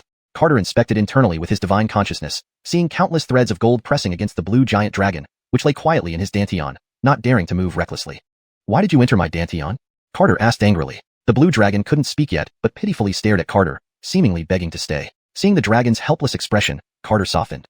Behave inside or I'll throw you out, Carter warned. The dragon nodded vigorously, then spewed out countless amounts of spiritual energy to fill Carter's dantian. Carter was amazed. Are you the Riggs? The blue dragon nodded emphatically. Wow, alright, you can settle here. The blue dragon bowed and flew to the chaotic realm, beginning to carve out Carter's dantian. Carter retracted his divine consciousness. With his dantian full of spiritual energy, he felt a significant increase in power. The fire dragon shrunk and danced around Carter, looking at him with suspicion, having not seen the spirit dragon. Did you eat the Riggs? Eaten. It's in my stomach. Really? Can you spit it out for me? My dragon belly is pretty big. Moo. Seth was equally shocked. Did he really eat it? I can't spit it out. How did you come back? Shouldn't you stay with Gabrielle instead of coming here for a beating? The young dragon sulked. It's for the Riggs, though it's eaten now, so I guess I accept it. After waiting 1,000 years, not only had it lost its soul imprint, but also the Riggs. Carter gently patted the dragon's head. Little dragon, take care of Gabrielle from now on. Remember to find us if you can't handle something. The dragon nodded sadly. If I can't fight, I'll bring Gabrielle to you. Go back now, Gabrielle needs you. The dragon's form flickered and vanished underground. Soon, both man and ox returned to Gabrielle's home, planning 2 tasks. First, to rob, and second, to annoy people. Seth, sleep now. Act after dark. Moo. They went to sleep, waiting for darkness to do their business. While Carter slept, numerous immortals appeared in the sky. Word of the true dragon had spread, and many powerful cultivators gathered here. The young dragon's secret lair had been thoroughly searched by these immortals. Those who sealed the medicinal mountain used a hidden array to hide the mountain. Now, surrounded by strong cultivators, they felt uneasy. Inside the emptied medicinal mountain, 9 nascent soul cultivators controlled a dark red formation pressing downward. However, the formation seemed blocked by some force, preventing further progress. 2 clouds of black mist floated outside, emitting strange black runes that continuously infused the formation. Ninth Adrian, things have changed drastically. We must control the Claire tonight. Anchors any failure, and we'll have to present our heads to the Ianto. The black mist emitted more frequent black runes. Chapter 58, The Little Wooden Doll. Night had deepened, and the sky was illuminated by the moon. Occasionally, one could see the fleeting figures of immortals under the moonlight. In the silent village, a single house remained lit. Carter smeared ashes from the bottom of a pot on his face and found an old cloth to cover his mouth. The old ox, adorned with rags all over its head, had been waiting for Carter for some time. Let's start with the easy target. Moo. Man and ox turned into streaks of light, appearing inside the county magistrate's room. Inside, the elderly county magistrate, well past his 60s, was sleeping with a young woman in his arms. At his age, embracing a beauty might just be a form of comfort. After all, he lay still. It couldn't be possible that he was having sweet dreams. Since discovering the crystal stones near Sherry Village, the county magistrate had spared no effort in mining them, using most of the resources to curry favor with the mayor of Wei City. Not only did he earn immensely, but the position of the next mayor was already within his grasp, just waiting for the current mayor to either get promoted or pass away. Carter extended his spiritual sense and swept through all hidden treasures, jewels, and forbidden ledgers, tossing the secret letters onto the streets. An hour later, the streets of the county town were littered with gold and silver. Looking at the gleaming treasures, Carter shook his head inwardly. The county magistrate's wealth is truly spread all over the street. Moo. The old ox indicated that these piles of gold and silver were more than what it had excreted throughout its life. Carter held a silver ingot in his hand. It was his wage along with Amon and his wife's. It couldn't be less. Let's go up the mountain. Man and ox returned to Sherry Village once again. They didn't know what these immortals intended to do. However, preventing Gabrielle and her grandfather from collecting herbs was certainly wrong. Under the shroud of the array, Carter and the old ox cautiously dug holes at the foot of the medicinal mountain. Cohen, we'll enter from underground. Moo. The old ox pointed out that although the soil was crumblier than sand, digging like this was too slow. Carter smiled. Then how about you show me your invincible wind fire wheel? Moo. Fine then. The old ox dove into the soil, spinning its body furiously. Its spinning speed exceeded that of a fan, and the dirt flew out with a whoosh. Carter gave a thumbs up, admiring the ox. Impressive, impressive. Carter followed the ox casually. The dark earth made no difference to them compared to daylight. An hour later, the ox staggered to a stop. Moo. It was feeling dizzy. If a great cultivator were to release their spiritual sense to inspect the mountain, they would find a long tunnel leading straight to the heart of the mountain. Unfortunately, the demon sect members wouldn't have thought that someone could uncover their invisible formation and invade the mountain in such a foolish manner. After resting, the ox resumed drilling. Half an hour later, sparks started emitting from the ox's forehead, lighting up the tunnel. Moo. The ox indicated that it encountered tough resistance and was finding it hard work. Cohen, let me take a look.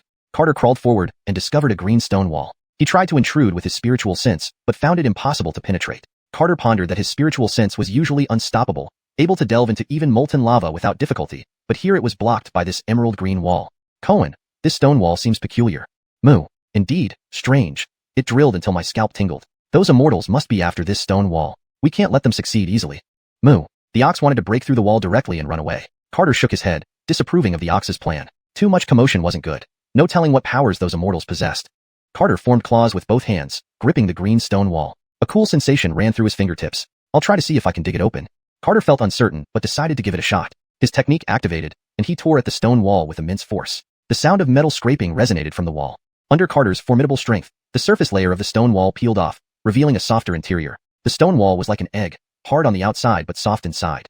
Of course, this limitation was only relative to Carter's strength. Cohen, the inner part of the wall is soft. Let's dig in. Carter began digging into the softer part of the wall. Half an hour later, they encountered another solid stone wall. Green light shimmered on the emerald wall, making Carter hesitate whether to break through it. After deliberation, Carter finally tore through the wall forcefully.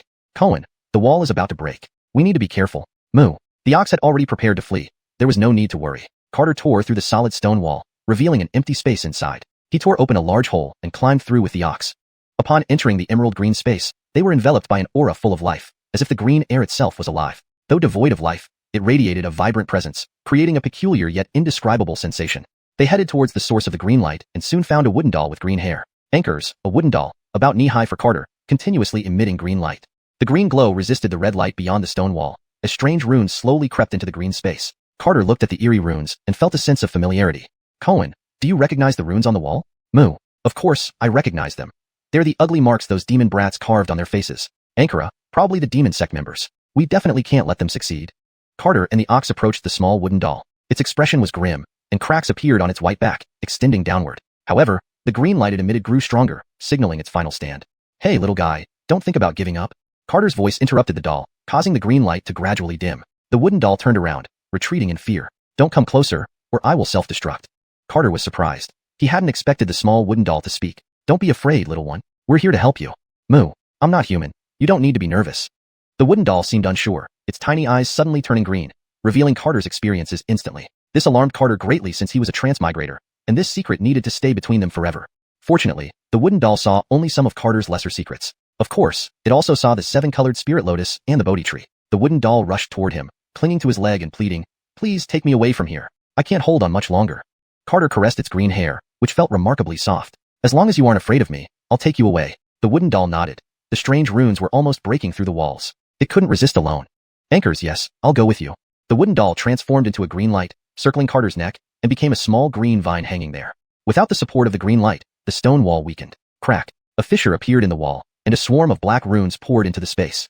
Chapter 59. Fleeing for life. The spirit realm is breached. Quickly control the Claire. 2 black arrays of runes pressed against the emerald stone wall, exerting an eerie and powerful force that caused fine cracks to appear in it. The black runes kept surging into the stone wall, making the space within seem locked down. Carter's movements were slightly impeded. Seeing the stone wall covered in strange runes, Esteban became instantly anxious. Seth, let's withdraw.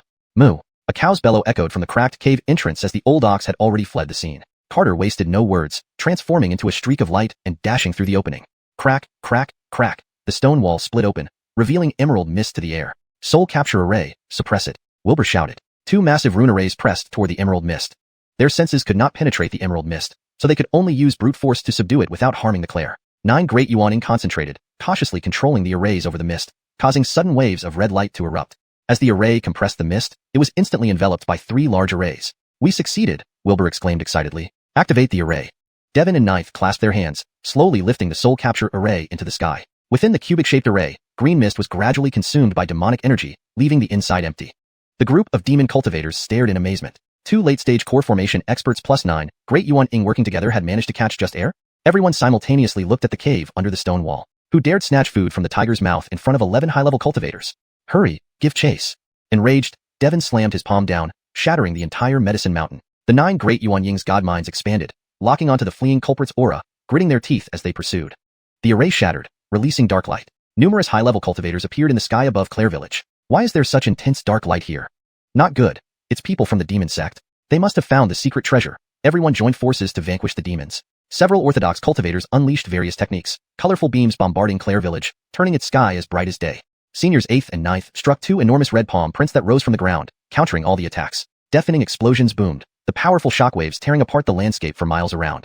Far in the sky, Carter and the old ox fled chaotically. 9 Great Yuan Ing locked onto Carter's aura, furiously chasing him, intent on dismembering him. Running forward, the old ox glanced back and saw rolling dark red clouds not far behind. Moo! The ox panicked, smoke spurting from its nostrils as it flew several tens of thousands of miles instantly. Carter didn't dare look back, fully mobilizing his cultivation to swiftly catch up with the ox. Brat, stop running. Stay still, and I'll leave you a full corpse. The sound wave reached their ears, making Carter and the old ox run even faster. Forget your mother's corpse. Carter's speed was too fast. After more than an hour, the 9 Yuan Ing barely managed to lock onto his aura. Frustrated, they chose to project their souls outside their bodies, pursuing Carter. The projected soul forms quickly caught up to Carter, 9 toothy black figures carrying terrifying pressure rushing toward him. Various devastating techniques pounded toward Carter, who along with the ox, dodged wildly like a dog with a burning tail. We're dead. Seth, we're done for. Carter called out while running, the ox panicking even more, weaving through the attacks erratically. Air around them ignited from friction as they accelerated away like 2 bolts of lightning. Fortunately, Carter's spirit energy was abundant, and he spared no effort maintaining a protective barrier. Otherwise, he would be running naked again. Moo. The ox was equally flustered, terrified by the ominous black figures. The 9 Great Yuan Ing roared in anger at this ridiculous speed. This kid is bizarre. Quickly use the body-merging secret technique. 1 Peak Yuan Ing practitioner roared. The 9 black soul forms used the taboo method, instantly fusing into a gigantic black ghost face. The ghost face emitted heart-stopping dark light, breaking through the limits of a Yuan Ying's speed, appearing right behind Carter and the ox. Moo! The ox was so scared its eyes almost popped out. The massive ghost face, emitting infinite dark light, opened a mountain-sized mouth, exposing sharp fangs, and swallowed them whole. Startled, Carter punched hastily. Get lost. Golden light exploded from his fist, shredding space as it charged toward the ghost face. Upon collision with dark energy, the ghost face let out a wail. Without looking back, Carter and the ox sped away, covering tens of thousands of miles in an instant. The golden light exploded, about to consume the ghost face, but the 9 Great Yuan Ing resisted fiercely. Swallow it. The leading Great Yuan Ing commanded in terror. The energy within the golden light was horrifying. If it detonated fully, they would surely die. Only by swallowing it into their array and using its power to suppress it could they survive. The ghost face instantly swelled, engulfing the golden light. Inside the dark light surrounded ghost face, the 9 Great Yuan Ing worked together to suppress the golden light with their array. The golden light suddenly dimmed, seemingly suppressed completely. But in a flash, it exploded, and the immense ghost face vanished. Terrifying energy tore through space, leaving a black rift spreading under moonlight before eventually fading. By then, Carter and the ox had run untold distances. 2 dark glows floated before the 9 practitioners' bodies. They thought separating their souls and fusing via the taboo method would suffice to capture the rogue. Little did they know their bodies had cracked open, and they were now both spiritually and physically extinct. A breeze blew, scattering their remains like cookies dissolved in hot water. Wilbur, can you guess who the opponent is? Devon asked heavily. No idea, but definitely beyond our match, Wilbur replied with palpable dread. Report to the Demon Lord. We can only assist 7th Senior in capturing the True Dragon to make up for our failure. The 2 dark lights disappeared into the night. They acted extremely covertly, hiding their identities by possessing 9 righteous practitioners Great Yuan Ing. To avoid drawing attention, they hadn't even cleaned up nearby villagers, keeping everything under control. Anchored, this perfect plan was foiled midway, and the opponent was terrifyingly powerful. Where could they seek justice? Carter and the ox ran tirelessly until dawn. Phew, I'm exhausted. Carter leaned against a tree, gasping for breath. Moo. The ox gave a call and collapsed. It had never been chased so intensely. The vine around Carter's neck turned into green light and landed, transforming into the little wooden figure with green hair. Suddenly, green light surged from the small wooden figure, causing Carter's tree to sway gently, followed by the entire forest. The swaying spread across thousands of miles. Soon, the little wooden figure returned to normal, looking more joyful. You don't need to worry, they haven't pursued us. Carter was doubtful, scrutinizing the small wooden figure. How do you know? I can control plants. They are my eyes, the wooden figure laughed. Carter patted its head, smiling at the cartoon-like wooden figure. You're free now, find a place to hide well. Moo. The ox hoped it would hide properly and never show up again, this little devil. Chapter 59. Fleeing for their lives. The spiritual realm has been breached. Quickly control the Claire. 2 black rune formations pressed toward the emerald stone wall, their eerie and powerful force causing the wall to crack with fine fissures. The black runes continued to flood into the stone wall, as if the space within it was being confined, slightly hindering Carter's movements. As the stone wall filled with strange runes, Esteban became increasingly tense. Aiden, let's retreat. Moo. A cow's moo came from the broken cave entrance, and Aiden had already vanished. Carter didn't waste any time, transforming into a streak of light and rushing into the cave opening. Crack. The stone wall split open, revealing an emerald mist in the air. Soul-devouring formation, suppress. Ninth Adrian roared. 2 huge rune formations pressed down on the emerald mist. Their divine senses couldn't penetrate the emerald mist, so they could only use brute force to suppress it, without injuring the Claire. The 9 nascent soul cultivators held their breath, cautiously controlling the formation as it compressed the mist, which suddenly began to glow red. The formation steadily compressed the mist until it was enveloped by 3 large formations. We did it. Ninth Adrian was exceptionally excited. Activate the formation. Adrian's 8 and 9 clasped their hands, and the soul-devouring formation slowly ascended. Inside the cubic formation, the green mist gradually dissipated into demonic aura, leaving nothing inside the formation. The demon cultivators were taken aback. 2 late-stage Ascendant Realm cultivators plus 9 nascent soul cultivators went all out and ended up catching nothing but air? Everyone looked at the cave beneath the stone wall in unison, wondering who dared to snatch prey from right under 11 powerful cultivators. Quickly chase after them. Achilles, furious, struck the mountain base with a palm, instantly shattering the entire medicine mountain. The 9 nascent soul cultivators unleashed their divine senses, locking onto the fugitives' auras, gritting their teeth in pursuit. As the formation shattered and demonic light erupted, numerous cultivators appeared above the Claire village. Why is there demonic light soaring into the sky here? Not good. It's people from the demon sect. They must have found the secret treasure. Everyone join forces and eliminate these demons to protect virtue. More than a dozen righteous cultivators cast various spells, colorful rays bombarding the Claire village, turning its sky as bright as day. Adrian's 8 and 9 launched 2 enormous red palm prints that rose from the ground, clashing with the array of spells. Thunderous booms echoed as powerful energy waves shook mountains and rivers for miles around. Far away in the sky, Carter and Aiden flew chaotically. The 9 nascent soul cultivators locked onto Carter's aura, furiously pursuing him, intent on tearing him apart. Running, Aiden glanced back and saw dark red clouds rolling behind them. Moo. Aiden panicked, smoke billowing from his nostrils as he instantly flew tens of thousands of miles. Carter didn't dare look back either, unleashing his full power to catch up with Aiden in an instant. Stop running, you brat. Surrender now, and we'll spare your remains. The deafening shout made Carter and Aiden run even faster. Spare his remains? Ankara, right?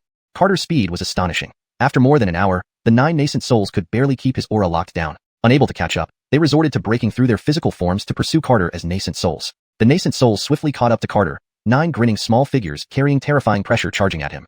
Powerful spells continuously struck Carter, who and Aiden zigzagged and dodged like lightning bolts. We're done for, Aiden. Carter shouted while fleeing. Aiden was even more frantic, constantly shifting directions to evade attacks. Flames crackled around them as they accelerated to escape. Fortunately, Carter had ample spirit energy and spared no effort to maintain protective barriers, or he would have been left defenseless again. Moo. Aiden was also helpless. Those black little men were too terrifying. The 9 nascent souls howled in anger, bewildered by this incredible speed. F***K, this kid is too sneaky. Quickly use the combined body secret technique. 1 peak nascent soul cultivator yelled in rage. The 9 black nascent souls used a forbidden method to instantly merge into a massive black ghost face.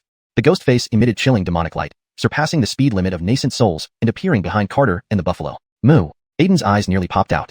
The massive ghost face opened a mouth big enough to swallow a mountain, revealing sharp fangs, descending towards them. Panicked, Carter punched forward. Get lost. His fist blazed with golden light, bursting with energy that tore through space, striking the ghost face. Golden light clashed with demonic aura, making the ghost face scream in agony. Carter and Aiden fled without looking back, covering tens of thousands of miles in an instant. Golden light exploded, almost swallowing the ghost face as the 9 nascent souls desperately resisted. Swallow it. The leading nascent soul bellowed in terror. The golden light's energy was terrifying. If it exploded fully, they would die for sure. They could only absorb it into the formation and suppress it using the forbidden formation's immense power. The ghost face expanded and swallowed the golden light whole. Inside the demon radiant ghost face, the 9 nascent souls controlled the formation to suppress the golden light. The golden light dimmed, seemingly suppressed entirely. But then it exploded suddenly, obliterating the massive ghost face. Terror ripped through space, a black rift spreading under the moonlight before slowly vanishing. Carter and Aiden were already far away. 2 dark glows stood before the bodies of the 9 cultivators, who believed breaking their physical forms and merging via forbidden methods would capture the thief. But their bodies were torn apart, disappearing into oblivion. A gentle breeze blew, and their bodies dispersed like cookies in hot water. Hawkins, can you guess who it was? Achilles asked gravely. No idea, but beyond our reach. Ninth Adrian's voice trembled. Notify the demon lord. AI, we can only help Adrian 7 capture the true dragon to make amends. The 2 dark glows vanished into the night. Their operation was highly secretive, with the 9 possessing the bodies of righteous cultivators to avoid suspicion. They didn't clean up nearby villagers, keeping everything under control. Anchored, this flawless plan was foiled midway. Moreover, the opponent's strength was terrifying. Who could they appeal to? Carter and Aiden ran millions of miles before stopping at dawn. Pant, I'm exhausted. Carter leaned against a tree, breathing heavily. Moo, Aiden moaned, collapsing to the ground. Having never seen anyone chase buffaloes like this. The vine around Carter's neck transformed into a green light, becoming a wooden figure with green hair. Suddenly, green light flared around the little figure, causing the surrounding forest to shake. After a while, the little wooden figure returned to normal, looking relieved. Don't worry, they didn't follow us. Carter, puzzled, eyed the little wooden figure doubtfully. How do you know? I can control plants. They are my eyes, the little wooden figure smiled. Carter patted its head, smiling at the cartoonish wooden figure. You're free now, find a safe place to hide. Moo. Aiden hoped it hid well, preferably never to be seen again. This mischievous entity. Chapter 60, Panlong City. Carter had no intention of bringing this troublemaker along. The purpose of the cult of demons was to get their hands on this little guy. If he brought it, he would never have peace. The little wooden figure looked at Carter pitifully. Please take me with you. I can help you a lot. Carter tousled its head full of green hair gently and said warmly, Little one, the place we are going is very far and dangerous. Find a place to hide and live a good life. The little Claire clung to Carter's leg, begging, but without the protection of the spirit world, if someone finds me, I won't survive. Moo. The old ox was getting impatient. Hey, you shameless little thing, why are you sticking around? The old ox nudged the little wooden figure, signaling for it to go away. Instantly, the little wooden figure transformed into vines, hanging onto Carter's neck. Hey, you little wooden thing, how can you be so shameless? Carter pulled it off. The little wooden figure hugged his leg again and wailed loudly. Please, take me with you. Green tears fell from its eyes, causing grass to grow instantly on the ground. Carter shook his head helplessly. He hated seeing people cry. All right, stop crying. I'll take you with me. The little one wiped away its tears happily. Really? Carter squatted down and stroked its head. Of course, but you mustn't let anyone find you. See if you can hide in my dantian. He couldn't keep it hanging around his neck all the time. That would be too easy to expose. I can, but if your dantian is too small, I won't last long, and it will drain your spirit energy, the little one replied. My dantian isn't small, go inside. Carter laughed. A small dantian? What kind of joke was that? The little wooden figure transformed into a green light and flew toward Carter's dantian. Thud. It hit something and got dizzy. What was this hard dantian? Can't you get in? Carter was surprised. That spiritual dragon was much bigger yet managed to enter. Why did this little one collide with a wall? It's too hard. You need to absorb spirit energy, and I'll follow it inside, the little one explained, somewhat aggrieved. Troublesome. Carter activated his cultivation technique, absorbing spirit energy. The little wooden figure turned into a green light and entered Carter's dantian, following the absorbed spirit energy. Upon entering, it was dumbfounded. This wasn't just a dantian. It felt like a small world. Roar. A blue spiritual dragon hovered above, almost scaring it to death. Coexist peacefully. Whoever causes trouble gets kicked out. Carter's voice echoed within the dantian. The giant blue dragon immediately became tame, transforming into a small dragon that circled the little wooden figure. After resting for half an hour, Carter and the ox cautiously ascended into the sky, heading southeast. Flying for an hour, Carter finally saw a large city. Cohen, there's a city ahead. Moo. The ox got excited, having run all night and nearly starved. Soon, Carter walked on the road holding vines, leading the ox. Seeing a farmer driving a cart ahead, Carter quickly caught up. Carter came alongside the farmer and smiled, asking, Sir, are you going into the city? The farmer, holding a tobacco pipe, puffed out white smoke, knocked on the bag behind him, and grinned, revealing yellow teeth. Ankerp, planning to sell some soybeans and exchange them for white rice. Carter looked at the heavy sacks on the cart. The ox pulling it was already sweating profusely. Sir, it's a bountiful harvest, so many soybeans. Your ox can barely pull it. The old farmer laughed heartily. This year's weather was good. I've luckily been able to rely on the heavens. Sir, I'm also heading to the city. My ox is strong and can help pull your cart. The old farmer looked at Carter, finding him handsome and upright. Noticing the panting ox, he agreed. Sure, thank you, young man. Not at all. It's about respecting elders and caring for the young. Carter eagerly helped unload the harness, allowing the ox to replace the mother ox. The ox was even quicker than him, afraid of missing any opportunity. After finishing, Carter helped the farmer guide the mother ox while chatting as they walked towards the city. From the farmer, he learned that this city was called Panlong City, though he didn't know which empire it belonged to. Half an hour later, they reached the city gates. The towering walls resembled a dragon's body, and the gate was carved into a mountainous dragon head. The dragon's mouth opened wide, with two massive stone pillars like fangs. Seen from afar, it appeared as an ancient dragon coiled eternally. Truly worthy of its name, Carter sighed. Ankara, there's a rumor saying this city was protected by a true dragon, the farmer whispered. They entered the city together, passing through unmoving guards at the gate. Upon entering, they were met with bustling activity and countless vendors. The crowd was thick, pushing Carter and the farmer apart despite their proximity. He had to shout for the farmer to hear him over the noise. They were squeezed into the market with difficulty, Carter helping unload the sacks before leaving with the ox. The farmer insisted on treating him to noodles despite repeated refusals. Carter eventually accepted the farmer's hospitality. This delay took up most of the morning. The city was incredibly lively, almost overwhelming, and the ox nearly got lost several times. Their main goal was to inquire about the route to Illusory Sound Pavilion, ideally obtaining a map. After asking around, Carter found the city's all-knowing information provider. Carter stood outside a 3-story redwood building. A large signboard hung at the top inscribed with the words, all-knowing. Cohen, wait here and don't wander off. Moo. There were so many people. The old ox dared not move, afraid of getting lost. Carter knocked on the elaborately carved red door, which was soon opened. A plain-clothed woman greeted him. Her beauty was breathtaking. Carter stepped in, only to be stopped right at the threshold by the woman. She politely smiled. One tael to enter, sir. Carter's eyes widened in shock. What? One tael to enter? Wasn't this highway robbery? Did she know how hard it was to earn one tael? Pardon me, sir, but that's the rule here. The woman bowed politely. Feeling frustrated, Carter decided to haggle. Without another word, he turned to leave, thinking that she wouldn't want to miss a paying customer. As Carter walked away, the woman merely smiled and closed the door. Fuming, Carter knocked again, but before he could knock, the door opened. Fuming internally, he threw his only silver ingot in. Remember to give me the change. Leaving a message, he entered. The woman smiled faintly, unfazed by his actions. Chapter 61. Sincerity and Dedication. After taking only a few steps, Carter was met by a girl in purple attire who stepped forward to guide him. Sir, please follow me. The young woman politely smiled. The girl led Carter to the second door, which was even more luxurious and imposing than the first one. The young woman knocked on the door, and the gold-embedded door slowly opened. As Carter lifted his foot to cross the threshold, he was stopped by the young woman. Sir, 10 taels to enter this door. What? You don't wait for nightfall to rob people? Carter's face turned green with anger. Please calm down, sir. This is the rule. The young woman smiled gently, her demeanor sincere and dedicated. I'm not going in. Return my money. Carter snapped angrily. What nonsense, to lose a tael of silver without getting any information. Sir, perhaps you haven't fully understood our base tong's rules. The fee for the first door cannot be refunded, she replied with a smile, still sincere and dedicated. Ah, infuriating. Carter gritted his teeth, almost losing his temper, almost vanished over just one tael of silver. Azzy, charge this gentleman's silver to my account, a soft voice interrupted him. Carter looked up, almost ready to explode. He saw an elegant red-robed man walking toward him, nodding and smiling as he passed by. All right, Master Elon, the young woman smiled and bowed respectfully. Sir, please come in. She bent into another polite bow and gestured for him to enter. Carter hadn't expected someone to take on the burden, but he still shouted aloud as he entered, Thank you.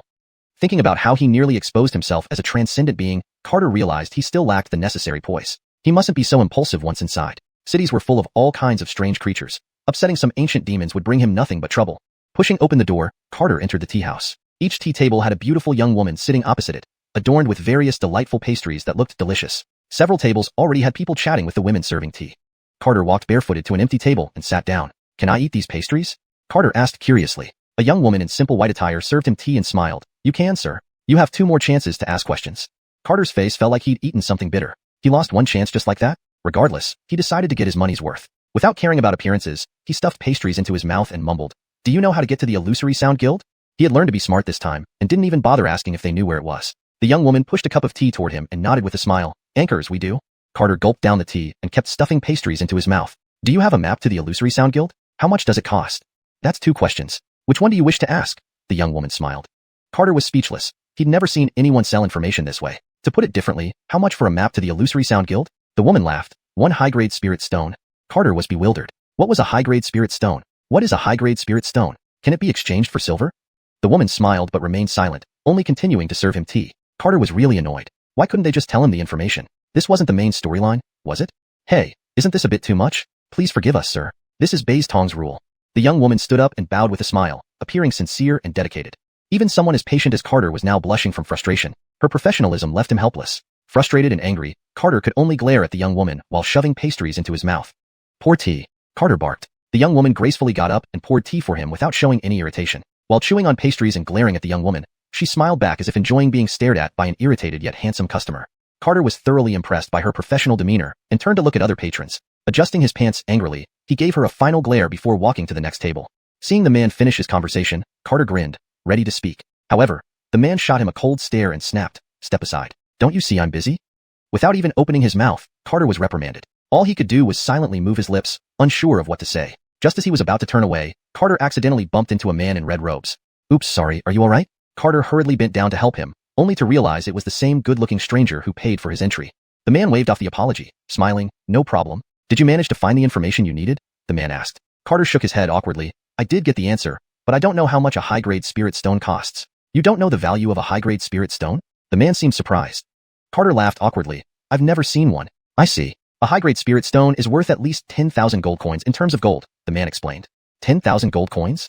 Carter's eyes widened in shock. Anchors, and that's just for an ordinary high-grade spirit stone. High-quality ones can go up to 100,000 gold coins. Carter was stunned. One map costing 10,000 gold coins? He couldn't afford that, especially since he hadn't even seen what a high-grade spirit stone looked like. Do you have financial difficulties? The man in red robes asked. Carter's expression grew bitter, more like dead broke. With not even a single silver coin to spare, where would he find 10,000 gold coins? Forget it. He would try again in another city in a few days. Thanks today, brother. I'll repay you when I make money. Finishing his thanks, Carter adjusted his pants and was about to leave when the man stopped him. My name is Kelvin. If you trust me, I'm willing to help you earn a high-grade spirit stone. Carter looked at Kelvin, giving a slightly apologetic smile. Brother Elon, your kindness is appreciated, but I'll take my leave now. Kelvin's offer was understandable, either out of goodwill or to gain a sense of importance. But 10,000 gold coins was astronomical, and he should avoid accepting such generosity to prevent future complications. Carter returned to his original table and stuffed all remaining pastries into his chest. Can I pack them? Carter glared at the young woman. She smiled and nodded.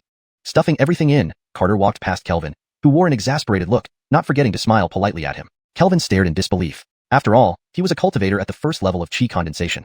Why was he in such a predicament? But he remembered his grandfather's warning and steeled himself to continue helping. Outside, Seth was getting anxious. Just as he considered rushing in to find Carter, he saw him approaching, looking bloated and dejected. Moo. Seth asked him about the result, and Carter tossed him a few pastries. Seth caught them, chewed a few times, and found them quite tasty. Come on, Seth, let's go busking and earn some travel expenses. Man and Ox walked into the crowd, while Kelvin arranged for someone to follow discreetly nearby. Chapter 62, Performing at the Brothel. On the Ox's back, Carter lifted his bare foot and sniffed it, frowning instantly. Seth, we'll probably have to hide here for a while. We'll leave once things settle down. Moo. The old Ox nodded. You're the boss. I'll follow your lead. Facing the threat of being hunted by the demonic sect, Carter couldn't be too careful, not knowing when they might catch up. If they really chased him to Panlong City, it wouldn't be easy for the demonic sect to find him quickly. With the crowd so dense, Carter had no choice but to dismount the Ox. Hey, beggar with the ox, sell your ox and come entertain us, a voice called out from the brothel balcony. Carter looked up to see a group of heavily made-up women leaning over the railing, beckoning to him.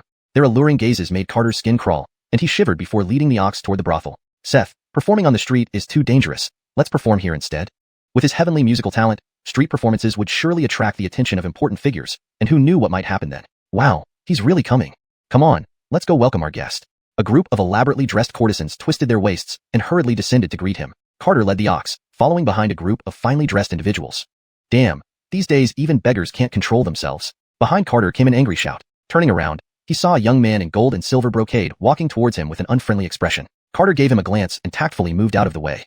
However, Walt kicked him in the lower body without warning. A kick there was not to be trifled with. In reflex, Carter clamped his legs together. A crack echoed, followed by an agonizing scream. The blood-curdling cry startled Carter, who instinctively checked his legs. Sorry about that. Carter gently lowered the youth's broken right leg. I'll kill you. The youth clutched his injured leg, his face contorted in pain, beads of sweat trickling down. Taken aback, Carter quickly squatted down to comfort him. Brother, are you all right? He swore he hadn't meant to do it. You bastard, I'll kill you. The youth roared and threw a punch at Carter's face. Crack, the youth's hand bones snapped, bending at an unnatural angle. Intense pain shot through his fingers, causing him to collapse and wail like a dead dog. Onlookers watched nervously. Oh my, his hand's broken. This beggar's finished. He's beat up Dayton like this. You're mistaken. It was clearly Dayton who did this to himself.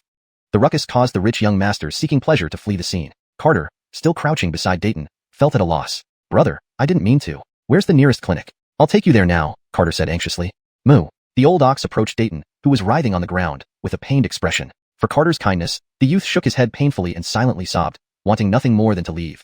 Carter, surprised by the refusal, reluctantly left him alone and continued toward the brothel. Seeing Carter approaching, people scattered in fear. Several courtesans surrounded him, trying to lure him in, forcing Carter to push them away carefully.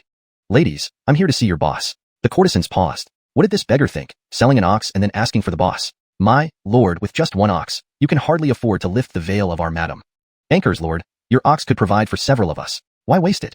Several mountains of pressure rolled over Carter's back, making him feel quite hot.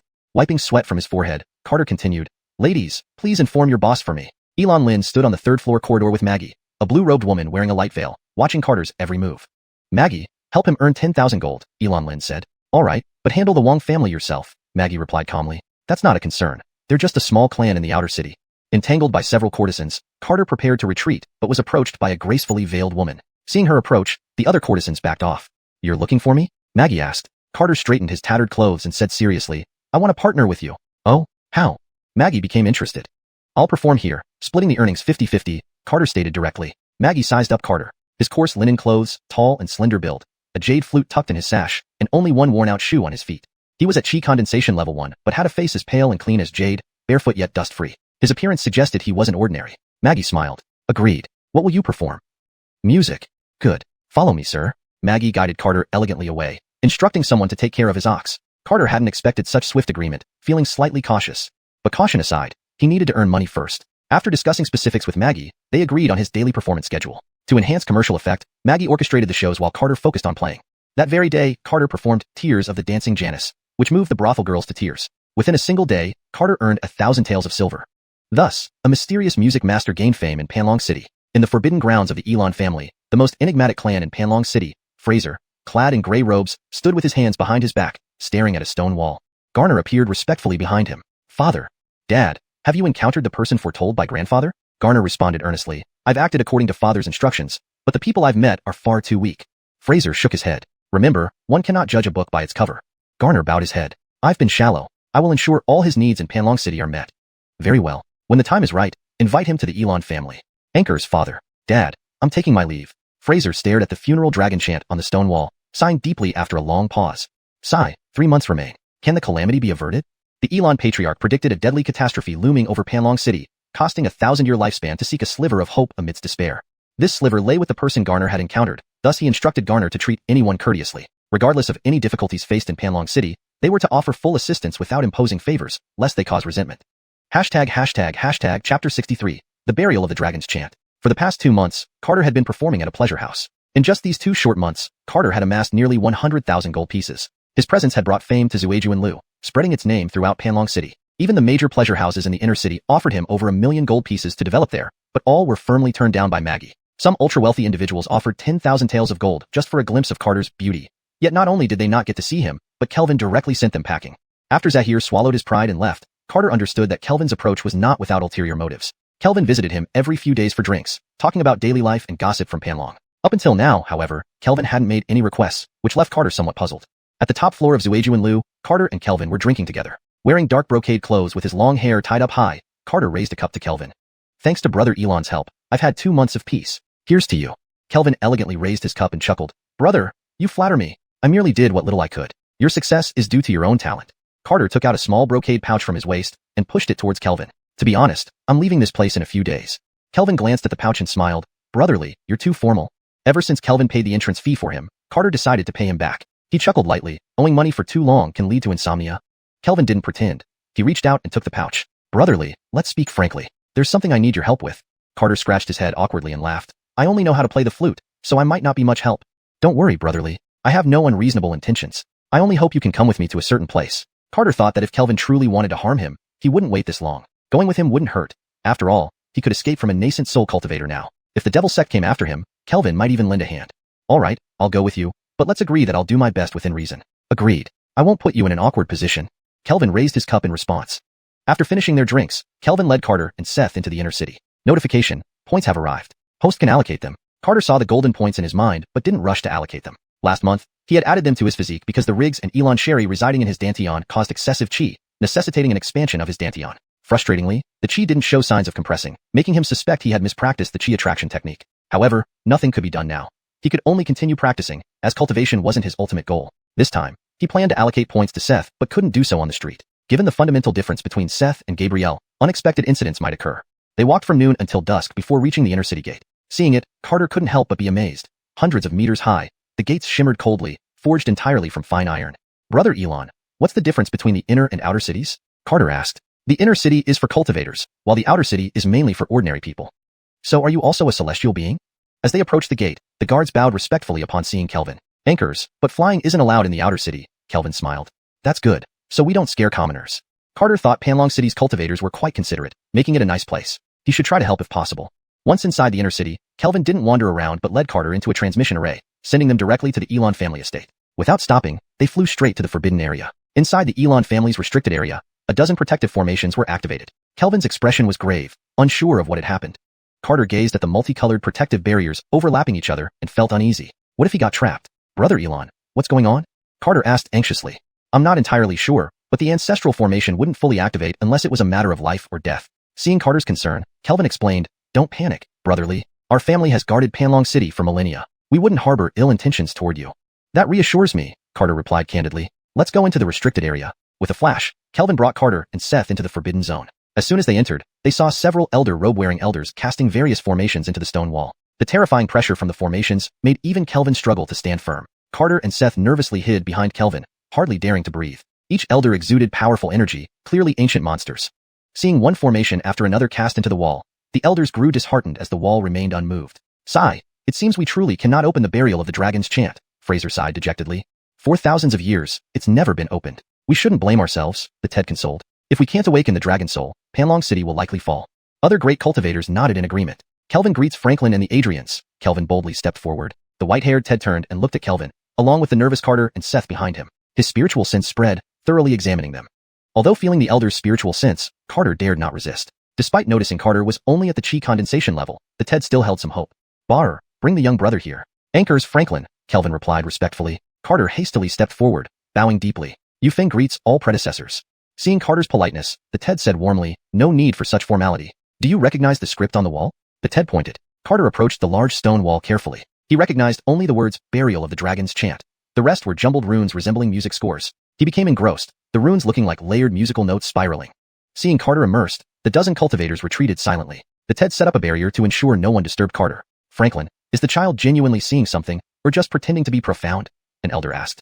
Kareem, whatever the case, our only hope rests on him now, the Ted sighed. Indeed. With the Sword Sect falling, only Panlong City and Huiling Mountain remain capable of blocking the Devil Heaven Sect. 2 months ago, the Devil Heaven Sect had swiftly annihilated the Sword Sect, leaving Panlong City and Huiling Mountain no time to respond. If not for the secrecy maintained, the North Domain would already be in chaos. The Sword Sect, having the only inter-realm transmission array in the North Domain, its destruction meant the region lost contact with the 3 sacred lands. Just as everyone felt uneasy, golden light suddenly flashed on the wall in the restricted area. Chapter 64, Sudden Change. Ancestor, the Zonglong Yin, seems to be loosening up. Fraser trembled all over, his eyes locked on the stone wall emitting golden light. Excitement surged within him like never before. Not only Fraser but even the ancient Elon family ancestor, who had long returned to simplicity after countless experiences, was incredibly moved. Inside the barrier, Carter played the jade flute gracefully. Although he was within the barrier, his soul had entered another world. In this world, golden musical notes floated everywhere. Each line of flying golden staff notation contained mysterious power. Carter lost himself in his performance. The golden notes on these staffs kept changing mysteriously. If it weren't for Carter's unparalleled expertise in music, he would have been bewildered long ago. The melodious tune echoed within the barrier as the golden glow from the wall intensified. By midday of the second day, Carter showed no sign of stopping. The characters, Zonglong Yin, became more and more radiant, with streams of golden aura flying out from the wall and merging into the dragon head gate outside Panlong City. The coiling giant dragon became more lifelike. Its ancient dim eyes gradually flickered with light, as if preparing to awaken. The unusual phenomenon at the city gate drew numerous citizens to watch. They were both excited and anxious. Heaven, is the divine dragon reviving? Everyone look, the divine dragon has opened its eyes. The divine dragon guarding Panlong is reviving. Everyone, kneel down and pray. Countless people knelt under the city gate, praying devoutly. Meanwhile, Carter inside the forbidden area remained lost in his playing, unaware of how many tunes he had performed. His practice of the 9 profound, heavenly melody canon grew astonishingly, breaking through to the 6th level instantly. Fortunately, he hadn't used any cultivation techniques, or else the Elon family's forbidden area might not have held up. It's unlocked. Zonglong Yin is unlocked. The Elon family ancestor was extraordinarily thrilled. The ancient dragon spirit, finally about to see the light of day. Several elders were almost in tears. Panlong City will be saved. Golden auras enveloped Carter, strands of golden musical notes constantly emerging from the jade flute into the stone wall. Just when everyone's attention was focused on Carter, an overpowering force that made the Elon family ancestor shudder emerged from Kareem. A black long spear pierced through the barrier, aiming straight for Carter's head. The Elon family ancestor panicked. It's the void-piercing spear. Stop him. Acting quickly, several elders unleashed various skills on Kareem. The Elon family's forbidden area shook violently. Kareem withstood the skills of a dozen elders, black demonic energy surging around his spear, protecting him. Bang! The black spear struck Carter's shoulder fiercely. Had it not been for the intervention of the elders, the strike would have taken off his head. Lost in his trance, Carter was oblivious to the ambush. He felt excruciating pain in his shoulder before crashing into the barrier. Pale-faced and furious, Carter was ready to finish off his attacker. But the elders already surrounded Kareem, and the Elon family ancestor appeared beside him, shoving a red pill into his mouth. Then a powerful force surged into his body, driving away the black demonic energy from his shoulder. Carter didn't know what the old man was doing, but it seemed like he was sparing no effort to save him. The Elon family ancestor exhausted his life essence, using the life force array to stabilize Carter's injuries. Under such circumstances, even a fellow cultivator could be gravely injured by Kareem's full attack with the void-piercing spear. Let alone Carter, who was merely at the first layer of the chi condensation stage. He would likely have lost his soul. The life force array was the only way to stabilize his condition. Otherwise, Carter might have perished completely. Feeling the comfort spread through his body, Carter closed his eyes, sitting on the life force array. The pill dissolved, forming medicinal power ready to reconstruct his limbs and organs. However, upon touching Carter's bones and muscles, it transformed into vast spiritual energy flowing into his dantian. Carter thought, why can't it reinforce my bones? All pills turned into spiritual energy, which he didn't need right now. Kareem was surrounded by the elders, trapped within the boundary formed by multiple arrays, making it hard for even a fusion realm elder to escape. Why did you betray the Elon family? Fraser demanded angrily. Smirking coldly, Kareem replied, "Words are futile." Demonic energy surged around the void-piercing spear in his hand, along with a rule force surrounding it. With one wave, space itself tore apart. "Hold him." Fraser struck Kareem's left leg with a powerful skill, reducing it to ashes. A spatial crack spread, allowing the heavily injured Kareem to escape into the rift. Colorful powers hit the spatial crack, causing the entire forbidden area to resonate. Without the void-piercing spear, they couldn't risk entering the void space. Even a fusion realm cultivator might perish if lost in space. Adrians could only grit their teeth watching the rift close, seething with anger. "Hurry, assist the ancestor." The elders poured their power into the life force array, while Garner and Elliot watched anxiously. Elliot wanted to act, but among the capable elders, he might turn into cannon fodder without a chance to fight. These elders proved useless, unable to capture Kareem. Now, all he could hope for was Carter's safety. Otherwise, endless revenge from Elliot awaited the Elon family and the demon sect. After an hour, the Elon family ancestor dared to use his divine sense to examine Carter's body. Finding Carter's spirit and body stable with no abnormalities, and noticing improvements thanks to the 9-turn rebirth pill, the ancestor withdrew the array. Apologizing slightly, he said, "Young friend, your body and soul are now stable. The 9-turn rebirth pill has reshaped your body, serving as the Elon family's gratitude." "Hey old man, what are you saying? Attacked out of nowhere, I haven't even started trouble yet, and you're apologizing?" However, Fraser's reaction changed his mind. "Ancestor, you gave the young brother the 9-turn rebirth pill?" Fraser exclaimed in shock. The pill was meant for crossing the tribulation stage. How could it be used so casually?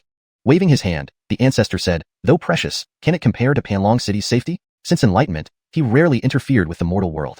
But concerning North Domain security, he couldn't ignore it." Originally planning to reprimand, Carter now admired the ancestor's character. "Thank you for your rescue, senior. I am grateful. You don't need to be so formal. You are Panlong City's, in the North Domain's, hope. Mistakes cannot be tolerated. The Zonglong Een isn't fully deciphered. May I continue trying with your permission?" "Go ahead. I'll protect you personally."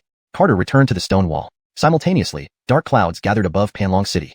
Chapter 65. The Battle of Panlong, Part 1. The sky above Panlong City was filled with deep, rolling black clouds surging in from all directions. The ominous black clouds gathered thickly, becoming more and more dense as they pressed down on the city like an overwhelming army. The distant gray mountains were stifled by the clouds, while countless birds and beasts rushed back to their nests, causing a stir among all living things. The black clouds pressed ever lower, as if trying to crush the vast city beneath them. Bolts of lightning tore through the sky, spreading a terrifying pressure over Panlong City. The bright noon suddenly plunged into darkness.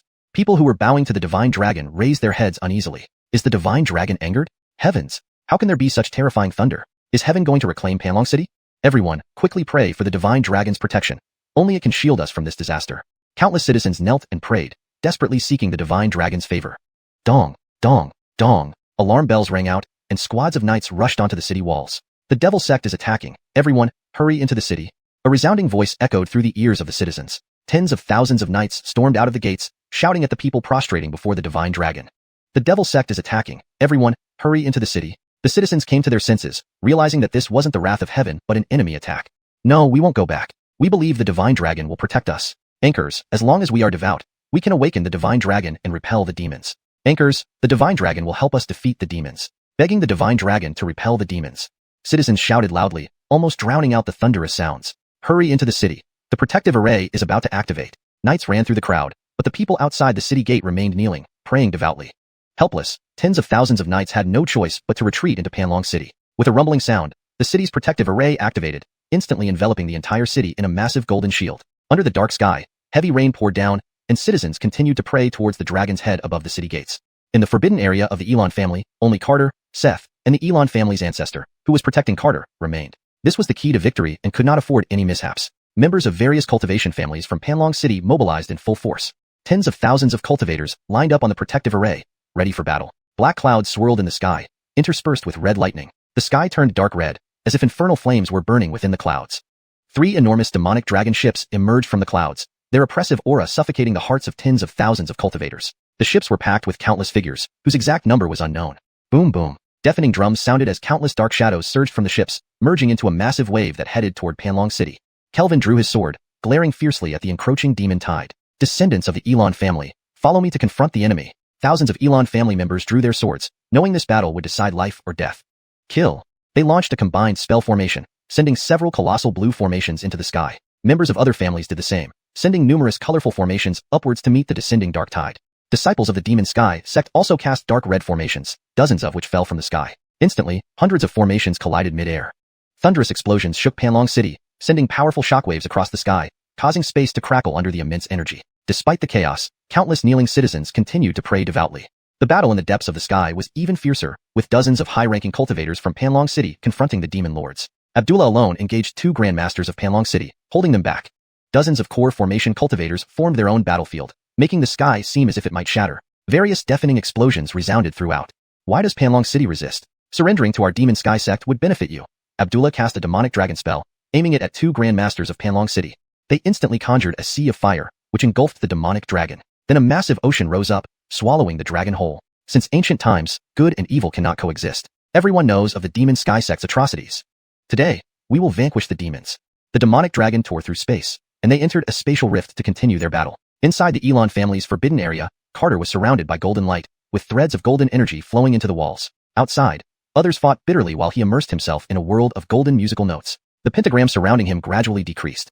Golden light emitted by the stone walls spread outward, merging into the massive dragon figure. Under the dark sky, the dragon's head slowly began to glow, the golden light gradually spreading to the city walls. Outside the city, citizens continued to pray devoutly. Remarkably, their prayers began to form a collective consciousness, merging into the dragon's body. Knights on the wall seemed to hear the dragon's heartbeat. Knowing they could not participate in the aerial war, they stood ready to protect the citizens with their lives if the barrier broke. But now there was hope, for the dragon was awakening. All soldiers, order every citizen to kneel and worship the divine dragon. Anchors, sir. Tens of thousands of knights acted, ensuring citizens bowed to the divine dragon. They too knelt in devotion. Instantly, Panlong City formed a formidable collective consciousness, continuously merging into the massive dragon's head. Inside a huge demonic ship, 2 hidden elder disciples realized the danger and attacked the citizens below. The rumor is true. We cannot allow the ancient dragon spirit to awaken. Destroy them. 2 palm imprints containing countless heavenly laws descended from the ship. Elon family's ancestor frowned and appeared above the barrier. He lifted his hand and cast Heaven in Palm, a small world devouring the demonic palms. The demonic palms shattered, and so did the small world. Thunderous explosions resonated for miles, space fractured, and many disciples from both sides were swallowed by powerful suction forces. Elon family's ancestor waved his hand, expanding the power of law to swallow all residual energies. Seeing the imminent destruction of the demon sect disciples, the 2 elders intervened, pulling the power of law and Elon family's ancestor into a demonic realm. Inside this demonic world, they unleashed powerful attacks, creating spatial rifts that spread across the sky. With major powers restraining each other, lesser cultivators took charge of the direct combat. They must fight to protect the array, buying time for the dragon's revival. Chapter 66, The Battle of Panlong City, Part 2. Above the golden shield surrounding Panlong City, the forces of light and darkness stood in opposition. Various magical weapons and swords clashed, releasing astounding waves of energy that spread in all directions. Sherry wielded her purple-red longsword, slicing through the air to produce a crimson sword beam hundreds of meters high, leaving trails of agony wherever it passed. Without any great powers on the battlefield, she herself became the power. The colossal demonic dragon continuously tore apart the formations of Panlong City's cultivators. In such a battlefield, her combat strength was unparalleled. Seeing their comrades fall one by one under Sherry's sword, Kelvin merged with his sword, transforming into a giant blade, breaking free from the encirclement of 3 core formation demonic cultivators. The massive sword shot toward Sherry like lightning. Sherry remained as icy cold as ever, cutting off the heads of several Foundation establishment cultivators with her sword before transforming into a demonic dragon and charging at the sword. The red demonic dragon collided head-on with the enormous sword. Boom! Violent energy exploded outward, warping the space at the point of impact as if it were about to tear apart. The longsword was hurled hundreds of meters away by the dragon. Kelvin spat out a mouthful of blood, and the 3 core formation demonic cultivators took the opportunity to strike him. 3 huge beams of black light slashed toward him. In haste, Kelvin could only form a protective barrier of spiritual energy around himself. The black beams struck the barrier. Kelvin was instantly thrown back thousands of meters, leaving a deep gash across his chest. Seeing the 3 of them closing in, Kelvin gritted his teeth, realizing his fate was sealed, and prepared to self-destruct his golden core. Fellow Taoist, do not panic. Huishan is here to assist you in slaying the demons. A massive formation appeared in front of Kelvin, releasing countless white sword beams that charged towards the 3 core formation demonic cultivators. Upon seeing this, the 3 quickly fled. Tens of thousands of Huishan disciples rushed into the battlefield, turning the tide in favor of Panlong City for a moment. Eliminate the demons and defend righteousness. Kill! Kill! The deafening battle cries echoed as over 100 formations bombarded the demon cultists. Even someone as formidable as Sherry had to evade their onslaught. Retreat!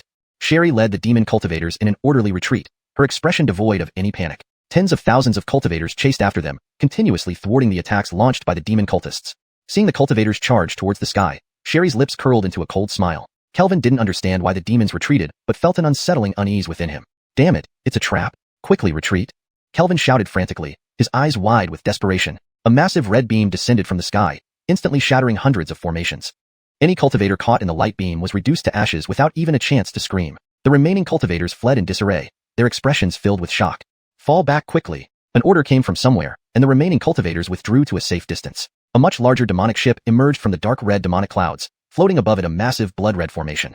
3 elder demon cultists controlled the formation, attacking the golden shield protecting Panlong City. Boom. Another dark red beam struck the golden shield, causing it to creak ominously. Kill! Deafening battle cries sounded as tens of thousands of demon cultivators stormed down from the ship, attacking the remaining cultivators. The demon cultists dared to attack Panlong City so openly because they had prepared thoroughly. Kill! Kill!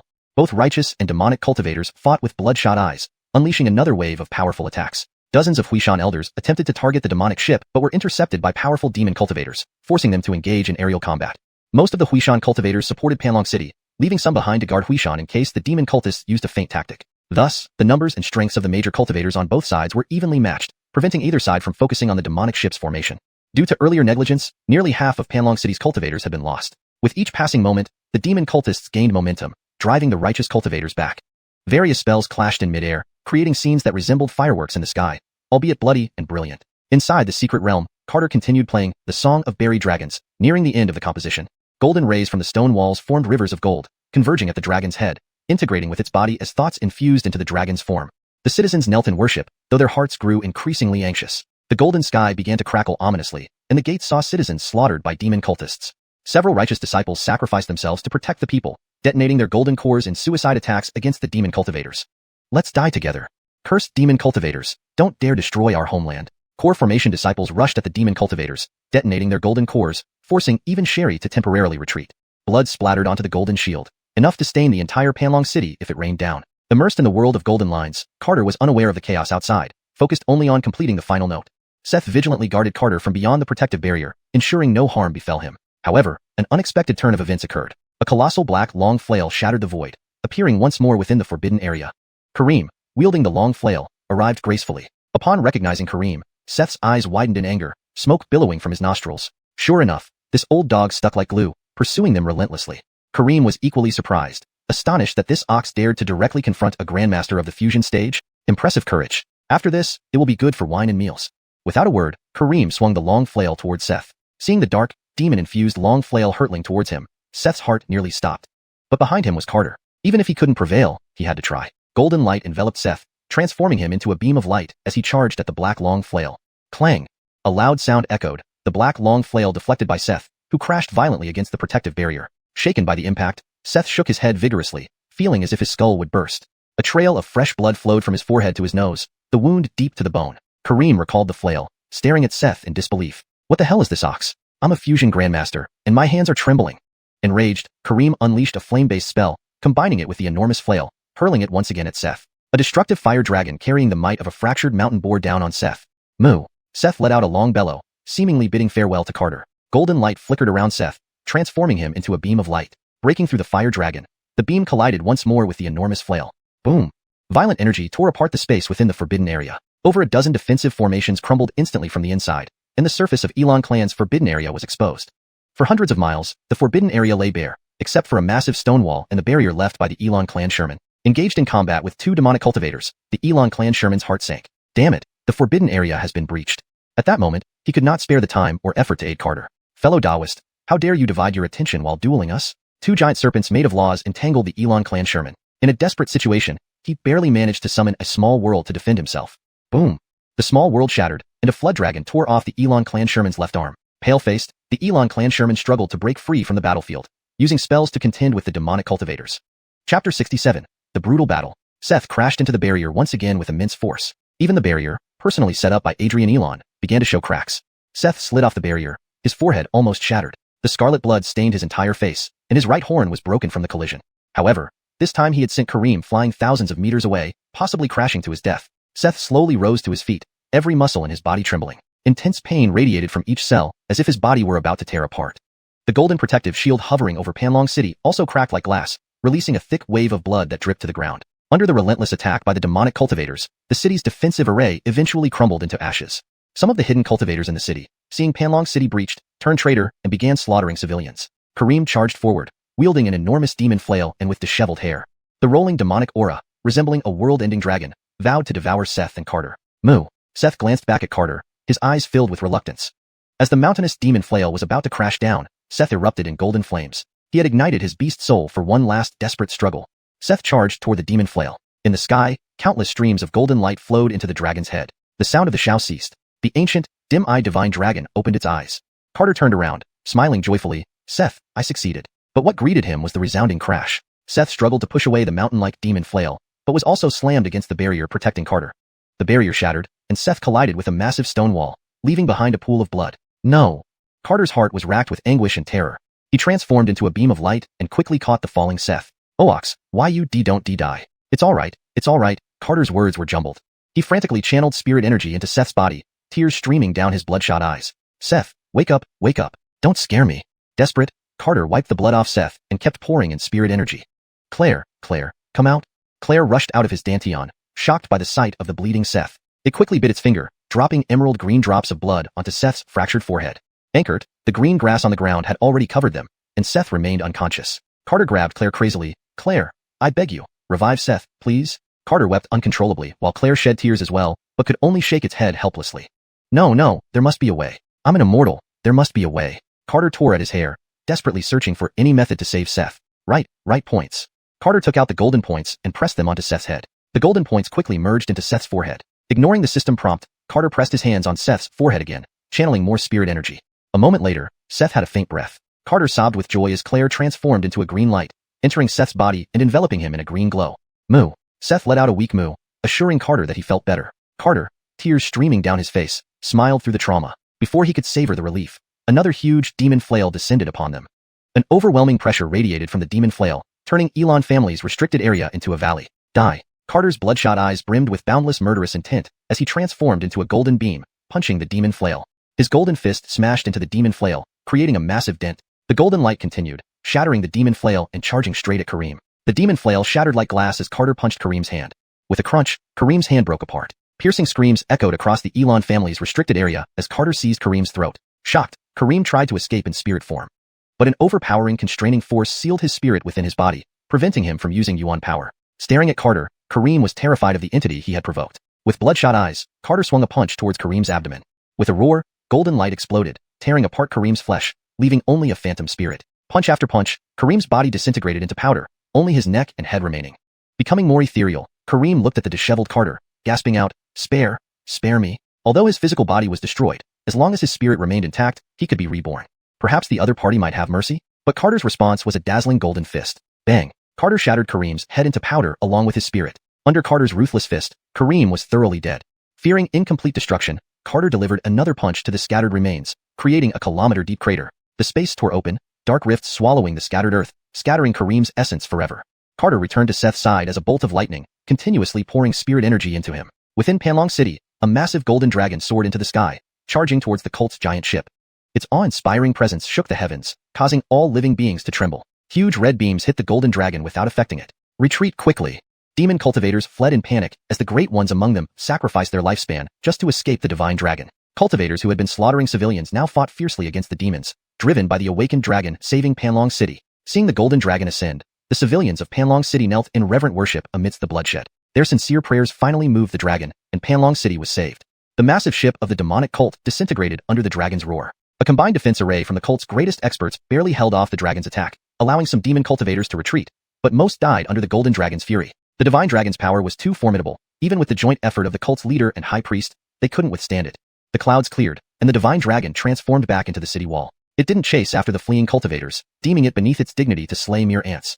Of course, it had its reasons for not pursuing. Jose light spread over Panlong City, restoring brightness, but everyone's faces were filled with gloom. Be it cultivators or ordinary people, they sat dejectedly. For countless years, Panlong City had never experienced such a large-scale war. Bodies and severed limbs littered the city, with rivers of blood flowing from inside to outside. No one knew how many lives were lost in this battle. At this moment, only 2 words could describe Panlong City. Brutal. ##### Chapter 68. Honest Ox. Kelvin, covered in wounds, walked dejectedly through the city with a broken sword in hand, blood soaking his long boots. He looked up to see despair and wailing everywhere.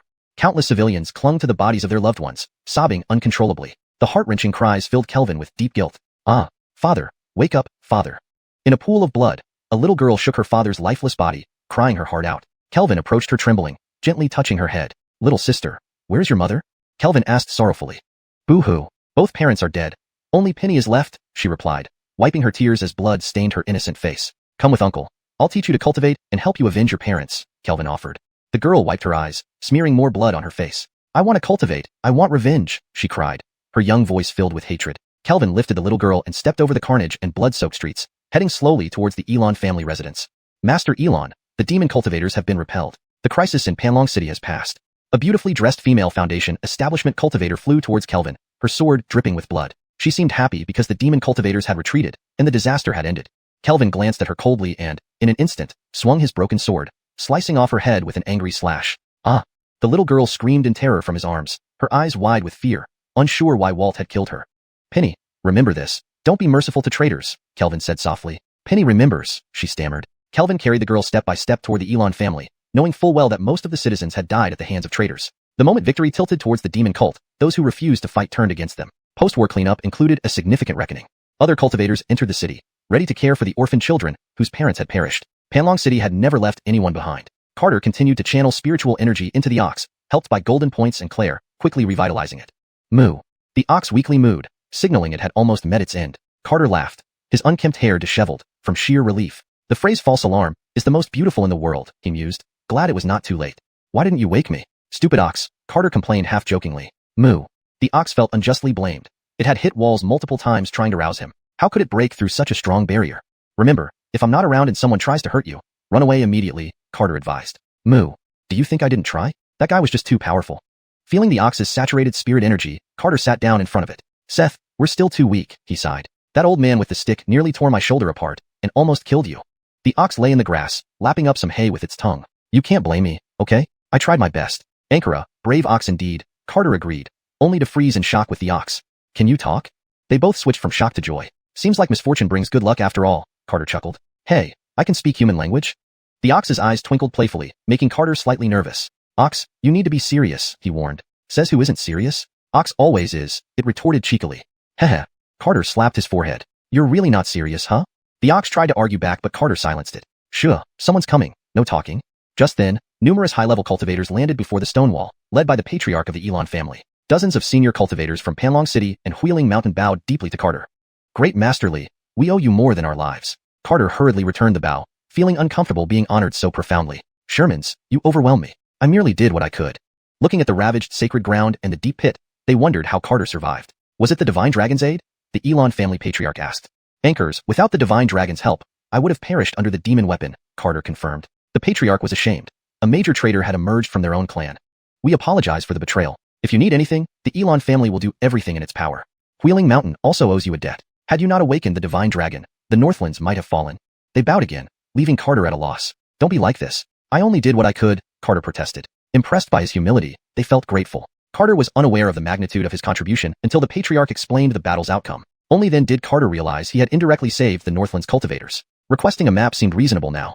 After socializing, the senior cultivators departed, leaving Carter to recuperate at the Elon family. The ox, though recovering, remained frail, so staying longer made sense. Months passed quietly at the Elon family. Carter played music for the ox daily, finding it improved his cultivation rapidly. One morning, dressed in green robes, Carter and the ox came to the stone wall to perform the burial dragon chant. Carter picked up the jade flute. Watch closely, Seth. The ox, now fully recovered, was energetic. Ox understands, but blowing might be too much, it quipped. Just learn. Be a brave ox, facing challenges head-on, Carter urged. Since learning to speak, the ox found Carter incessantly chattering. Carter raised the jade flute and began playing. As the notes echoed, he was abruptly pulled into the stone wall. The ox's eyes widened in panic, realizing the wall could consume people. Chapter 69, Divine Dragon's Blessing. As Carter was being sucked away, the enraged old ox charged at the stone wall. By accident, he ended up crashing into another world. The old ox stood dumbfounded. Ever since he started cultivating with Carter, bizarre things had never stopped happening. The world inside the stone wall wasn't much different from the outside. Birds were chirping, and flowers were in full bloom everywhere. At that moment, Carter was leisurely fishing with a middle-aged man dressed in white. Moo. The old ox didn't dare to speak and merely mooed at Carter. Carter turned around and laughed. Seth, come join this senior for some fishing. The old ox walked over to them. Though they claimed to be fishing, they only had bamboo poles without any fishing lines. What kind of fishing was this?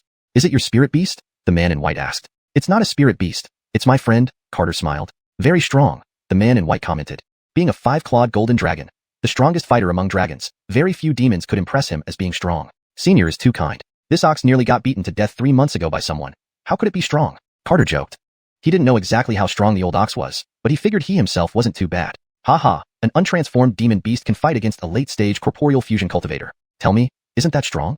Carter was momentarily at a loss. The strongest cultivators he had encountered so far were at the nascent soul stage, and even then, he had been chased around like a rat by nascent soul experts. He hadn't known anything about corporeal fusion cultivators.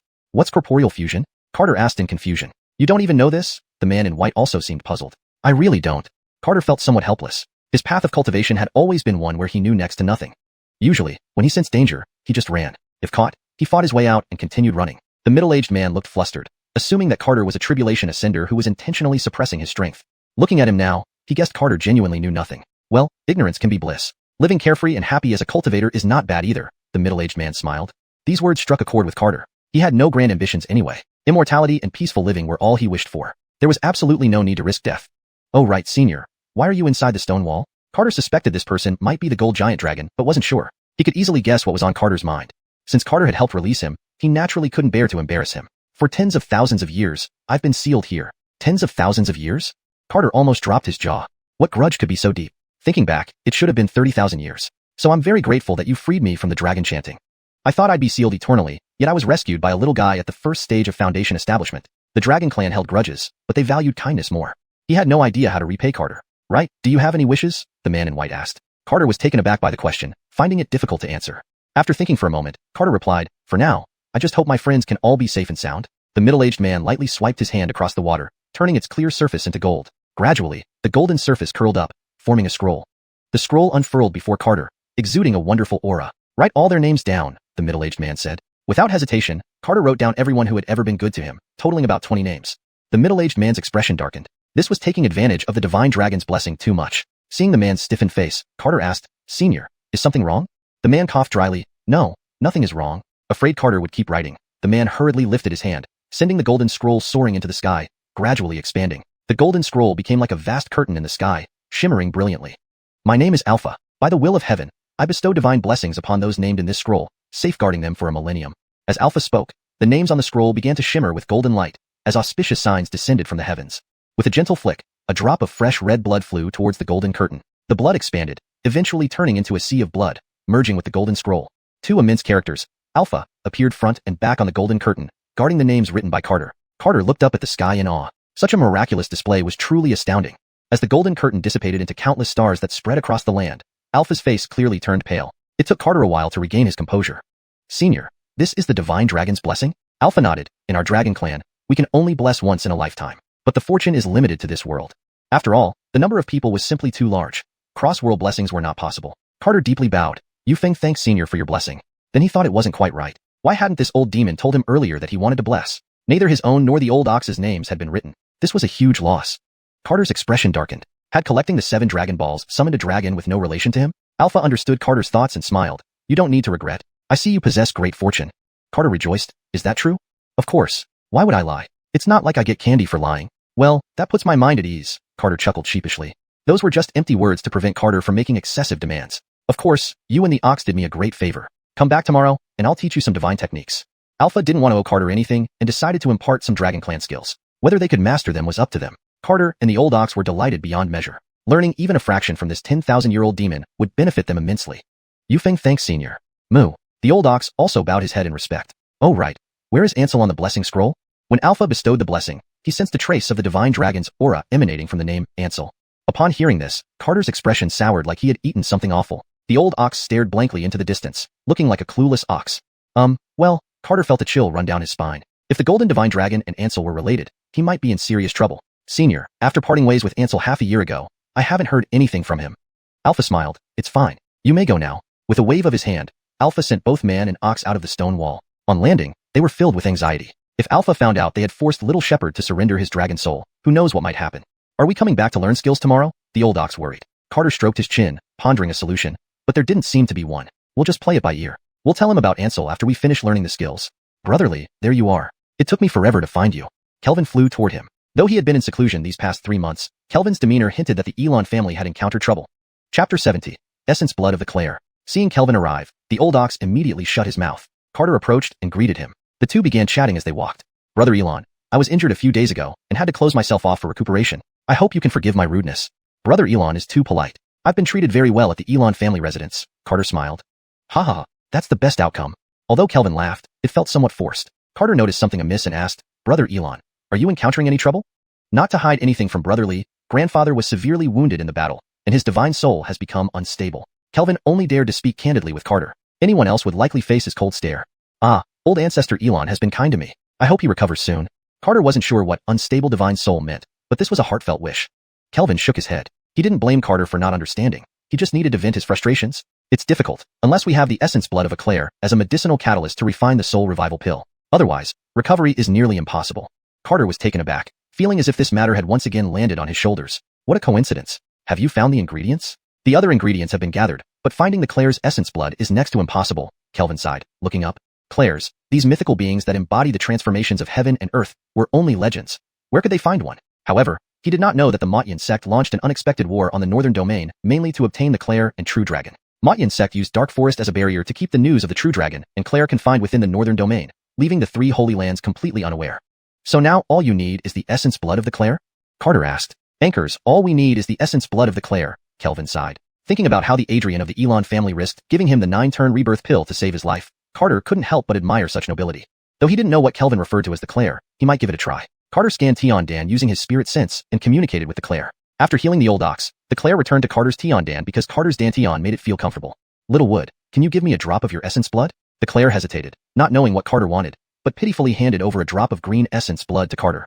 The last time the old ox was injured, it had already expended much of its essence blood saving him. Although it had recovered somewhat over the past few months, it hadn't fully restored. I won't take it for free. What do you want? Carter asked sheepishly. Hearing this, the Claire instantly perked up. Anything you want? Sure. As long as it doesn't involve my life, Carter joked. The Claire grinned. I just want to stay here. Speechless, Carter thought, this shameless little thing really wants to latch onto me. Such a heavenly treasure easily invites disaster. Initially planning to persuade it to leave on the way back to Illusory Sound Workshop, now he was inviting trouble himself. All right, just don't expose your identity, or we'll all be in trouble, Carter said impatiently. Got it. The Claire happily trotted off to play with Helena. Shortly after, the essence blood of the Claire appeared in Carter's palm. Just then, seeing Carter silent and somber, Kelvin, who had been tense, didn't know what to say. Brother Elon, is the Claire's essence blood like this? Carter spread out his palm, revealing a powerful wave of life energy as a drop of emerald liquid floated there. The strong life force startled Kelvin. Kelvin stared intently at Carter's hand, taking 5 or 6 minutes to regain composure. Where did Brotherly get it from? Seeing Kelvin's reaction, Carter regretted showing it. It seemed he had underestimated the value of the Claire. Collecting his thoughts, he started fabricating a story. While visiting Illusory Sound Workshop, I accidentally entered an ancient secret realm and saved a being by chance. This liquid was given to me as thanks. Brotherly quickly put it away. Kelvin urged urgently. Seeing Kelvin's nervousness, Carter closed his palm, the powerful life force vanishing. Brotherly, having a drop of Claire's essence blood is like gaining an extra life. You must guard it well. This item was too precious. Kelvin couldn't bring himself to ask for it. After all, Carter was the savior of the entire northern domain, and he couldn't act ungratefully. With that statement alone, Kelvin was determined to accept the essence blood. Brother Elon, this has been in my Dantian for a while, and hasn't been useful. Here, take it. Calm and composed, Kelvin was momentarily at a loss, unsure how to explain things to Carter. Brotherly, this is an extremely powerful item. Why? Kelvin rubbed his forehead in circles, unable to find words.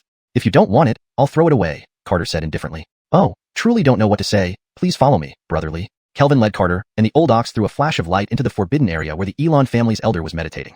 Without regard for waking his father, Kelvin grabbed a token and entered the protective boundary. In the vast forbidden zone, the Elon family's elder meditated alone.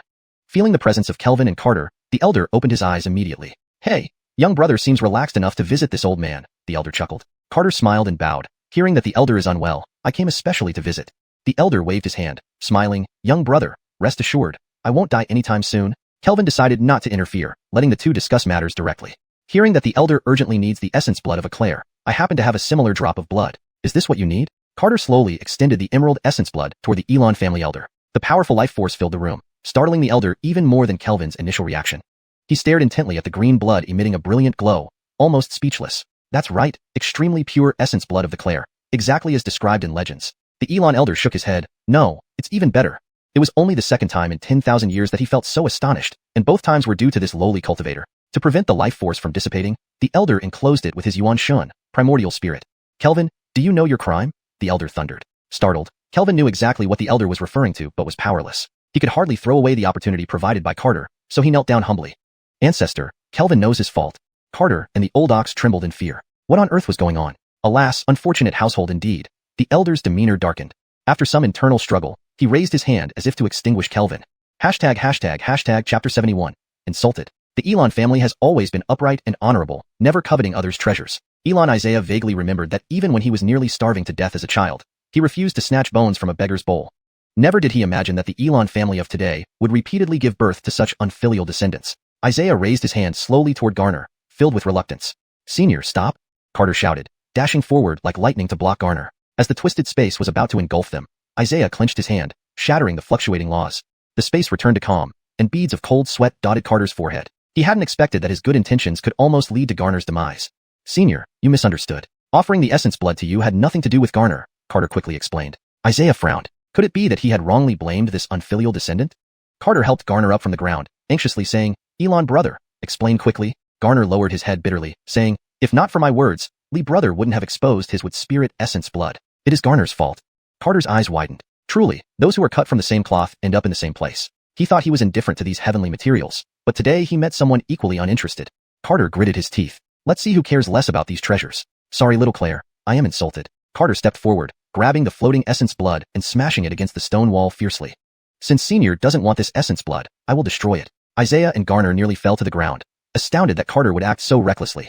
Isaiah hastily caught the flying essence blood, reprimanding him. Nonsense. Do you know that this drop of essence blood could make me kill until my head bleeds? Carter scratched his head awkwardly, chuckling foolishly. It didn't help much on me anyway and nearly got Garner killed. It's better to destroy something harmful. Isaiah knew further argument was futile. It would only make him seem pretentious. But after just receiving great kindness from Carter, he felt it wrong to accept more favors. Sigh, Yufeng, what should I do? Isaiah dared not call him a junior anymore. Carter laughed. Senior needn't worry. Consider it a personal favor owed to me. Fine. Anyone who bullies you, I'll skin them alive. Isaiah bit his teeth. Senior, hurry up and refine your pills. Yufeng won't disturb you. Just call me Franklin Elon in the future. Senior sounds too distant. Isaiah said kindly. Carter felt something was off, as if he was being taken advantage of. Carter pursed his lips. All right, Franklin Elon. Garner, go notify those rascals to come over. I need their help refining the pill. Anchors, Franklin. Garner respectfully replied. Franklin Elon, Yufeng will take his leave now. Good, take care on your way. Isaiah said with affection. As soon as they left the forbidden area, Garner immediately bowed deeply, almost kneeling. Brotherly, you. Stop. Esteban being interrupted instantly. This life. Shut up. Carter looked black-faced, hating such formalities. Haha, fine. I'll invite Brotherly to dinner once everything's settled. Now you're talking. Get to work. No blabbering in front of me. Carter said irritably. Garner laughed heartily, turning into a black streak heading towards the Adrian pavilion of the Elon family. Bored, Carter decided to seek revenge on by Shirtong with Seth. After 3 months of reconstruction, the outer city had mostly recovered, though not as bustling as before. But people found courage anew, continuing to yearn for a better life. After all, the dead are already gone. Carter, clad in green robes, with his hair tied back and feet adorned with dark white boots edged in gold, carried himself majestically. A jade belt, personally gifted by the Elon ancestor, wrapped around his waist, worth enough to buy the entire by Shirtong. Coupled with Carter's breathtaking beauty, one might mistake him for a celestial being descended from the heavens. Seth, under Carter's insistence, now had pristine dragon teeth replacing its broken horns, polished perfectly by an Elon family grandmaster. Carter strode arrogantly into by Shirtong, leading Seth. Let's go, Seth. Time for revenge. Carter stood before the red gate, gently knocking. The door opened quickly, revealing the same beautiful woman in white.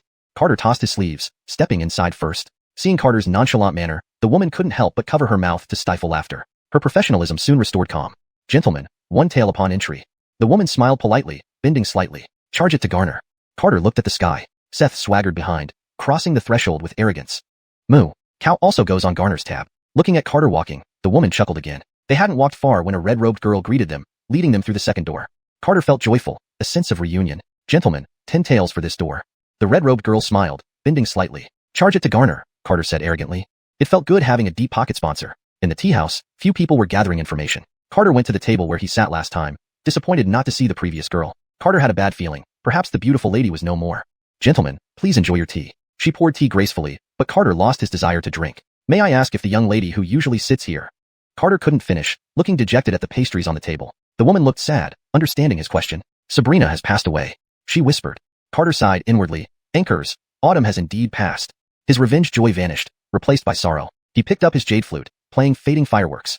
The sorrowful melody made tears stream down the purple-clothed woman's face. After finishing, Carter bowed to the purple-clad woman, then headed towards the pleasure quarter with Seth.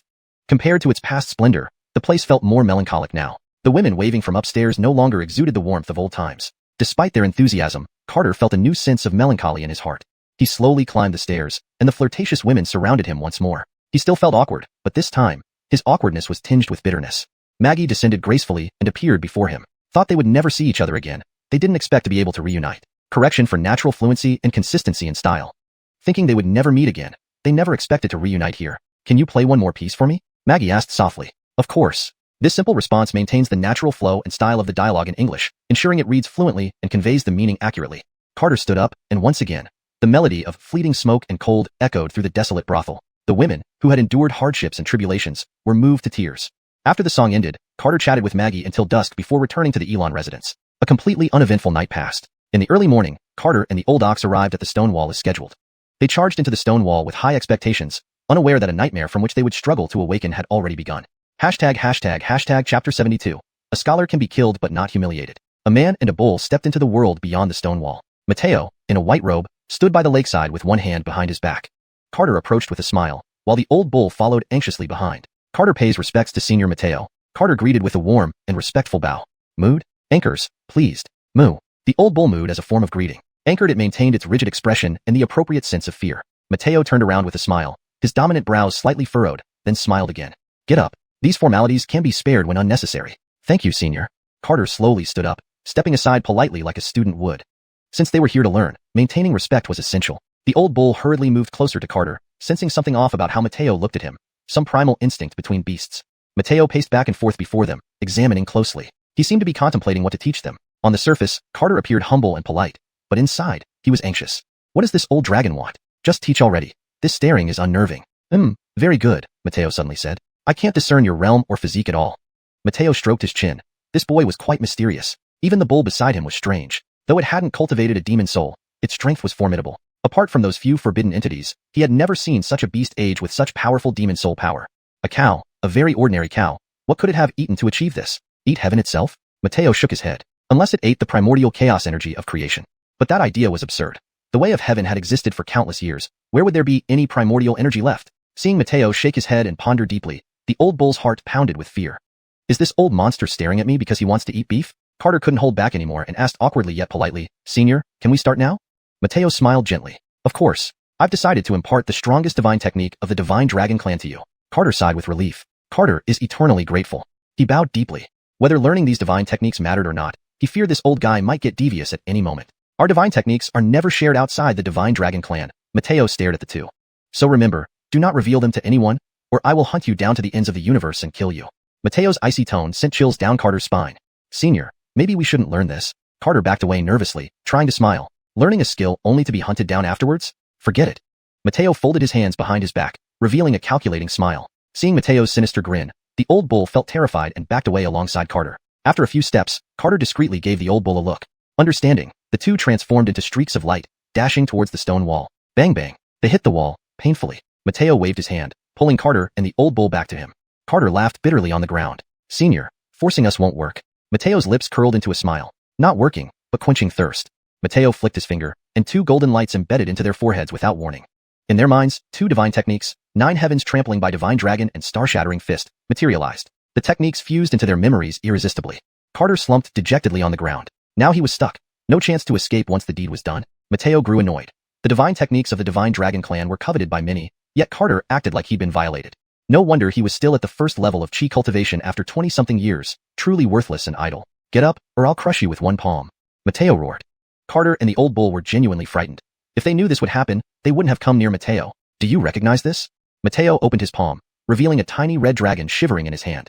Carter paled, and the old bull nearly knelt. The worst-case scenario unfolded. How dare you force the Divine Dragon clan to surrender our dragon soul mark? Mateo's teeth clenched in rage. Damn, as members of the Divine Dragon clan, they could be killed but not humiliated. Even divine emperors dared not covet the dragon soul marks. These mere ants from the lower realms were outrageously bold? Mateo flung the little dragon out of his palm, the creature sprawling on the ground in terror. Carter hastily explained, Senior, you misunderstood. The little dragon voluntarily surrendered the dragon soul mark, without any coercion from us. Bullshit. Do you think I'm a fool? When Mateo brought in the dragon, he'd searched its memory in fury. To think a divine dragon had been beaten half to death by a mere chi cultivator, tarnishing its pride. The old bull knew this situation wouldn't end well. If they had to die, let it be him. Senior, it was my fault. The little dragon swallowed me, provoking Carter to act. If you must punish someone, let it be me. The old bull hung his head in defeat. Though the bull spoke human language, Mateo wasn't surprised but extremely angry. Neither of you will escape punishment. You face two choices now. Either die, or spend a year inside this painting. Mateo waved his sleeve, and a giant painting appeared in the air, depicting countless ferocious ancient beasts with green faces and fangs. The little dragon lying on the ground offered a sympathetic smile. These two troublemakers finally got what they deserved. It was a delightful sight. You can laugh all you want. You won't escape either. Mateo wished he could just slap it to death. Surrendering to a stronger being wasn't shameful? I warn you, once inside the painting, you can only use your physical bodies and the divine techniques I taught you. And dying inside means dying for real. The three creatures exchanged glances, their faces turning ashen. What could they do? Struggling inside the painting might offer some hope. Facing this old monster directly was hopeless. Carter tried to bargain verbally, but a massive golden dragon claw descended slowly from the sky. The oppressive divine presence swept across the stone wall world, chilling everyone. Under this terrifying pressure, Carter's bones cracked under strain. The old bull and little dragon fared worse, sprawled on the ground, crying out helplessly, their strength bound by the divine might. Mateo remained unperturbed as the golden claw fell. Carter's face flushed red, drenched in sweat, enraged. A scholar can be killed but not humiliated. Senior will enter. The dragon claw vanished, and the trio transformed into light, escaping into the painting. ##### Chapter 73. This angers me. After the three beams of light vanished into the painting, Mateo smiled slightly and put the painting away. It was still this old trick that always worked. They tried to run away as soon as they entered. What surprised him was how quickly Gabrielle's divine soul had improved after offering the dragon soul mark. It completely defied his understanding. No matter how he deduced it, he couldn't figure out why. Perhaps for Gabrielle, it was a grand blessing. But the act of offering the dragon soul mark infuriated him. Forcing them into the ancient battlefield of monstrous beasts was both punishment and training. After all, given Carter and Seth's stubborn nature, without such measures, they would be hard to control. Inside the huge painting, the man and two beasts landed one by one. Looking around, they found themselves in a forest filled with charred tree trunks. The entire forest seemed to have been scorched by fire, with a suffocating aura emanating from the blackened trees. A dense white fog filled the black forest, making everything beyond 10 meters blurry and indistinct. Carter warily observed the surroundings. The silence was eerie, and an ominous atmosphere permeated the mist. Gabrielle, you're well-versed. Do you know what kind of place this is? Carter asked. Gabrielle looked somewhat flustered, curling into a mini-dragon and perching on Seth's forehead. I'm not sure, but I can feel this isn't a good place, Gabrielle said nervously. Seth, I also find this place bizarre. Seth cowered behind Carter, shrinking back. If only he could shrink smaller, he would have turned into a flea and hidden in Carter's hair. Each time they faced such situations, Carter went crazy, guessing and deciding everything on his own, with no reliable companions. Carter tapped Gabrielle on the head, scolding, You, offering the dragon soul mark for nothing, causing me to be in danger. That's right, useless thing, Seth agreed, rolling his eyes and trying to shake Gabrielle off his head. Gabrielle clung tightly to the ox's head, saying indignantly, Do you have any conscience? All right, enough arguing. Think of a way to survive here for a year. Carter sighed impatiently. Ankara, if you hadn't fought to the death stubbornly before, we wouldn't be in this mess today, Seth grumbled. I should have committed suicide. Gabrielle almost cried. Though he felt like the victim, in their mouths, he became the culprit. Stop fighting. From now on, follow my instructions. Carter extended his divine sense. Where's my divine sense? Startled, Carter clutched his head. His divine sense wouldn't come out? This was a disaster. Seth, Gabrielle, try releasing your divine senses. We have demon senses, Gabrielle explained. Shut up, do you think I don't know that? Carter snapped. He suspected Gabrielle was always looking down on him. It doesn't work. It feels restrained, Seth shook his head. What about Gabrielle? Can't release it either. Also restrained, Gabrielle despondently replied. Trouble now. Carter plopped onto the ground. According to the ancient dragon, dying here meant truly dying. They had to find a way to survive for a year. Supporting his chin, Carter pondered deeply while Seth and Gabrielle didn't dare disturb him, fearing they might cut off their own retreat. After a long while, Carter's eyes sparkled. I've got an idea. What idea?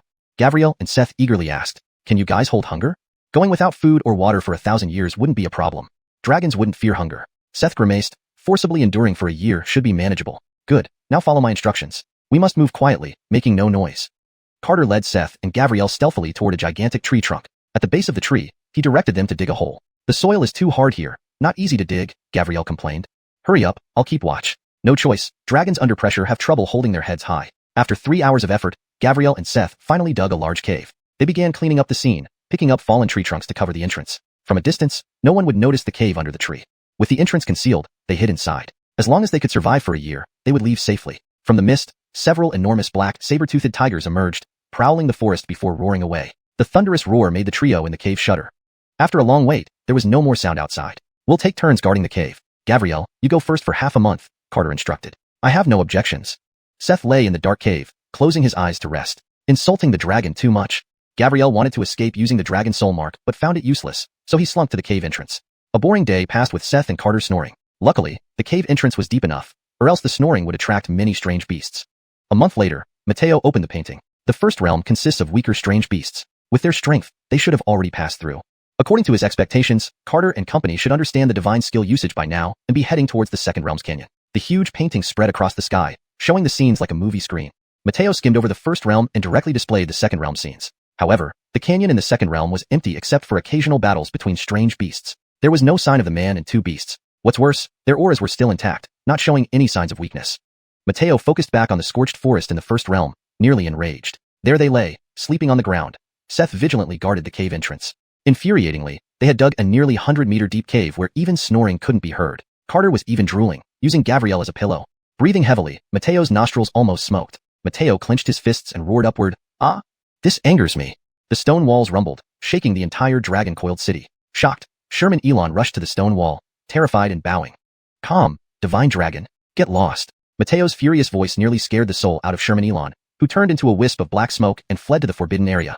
They had asked the divine dragon whether he was guiding Carter since he had disappeared for a month, and everyone at the Elon family was searching everywhere. Fortunately, the divine dragon assured them. Otherwise, they might have searched the dark forest. Initially, they rejoiced for Carter being guided by the divine dragon, something even Sherman Elon dared not imagine.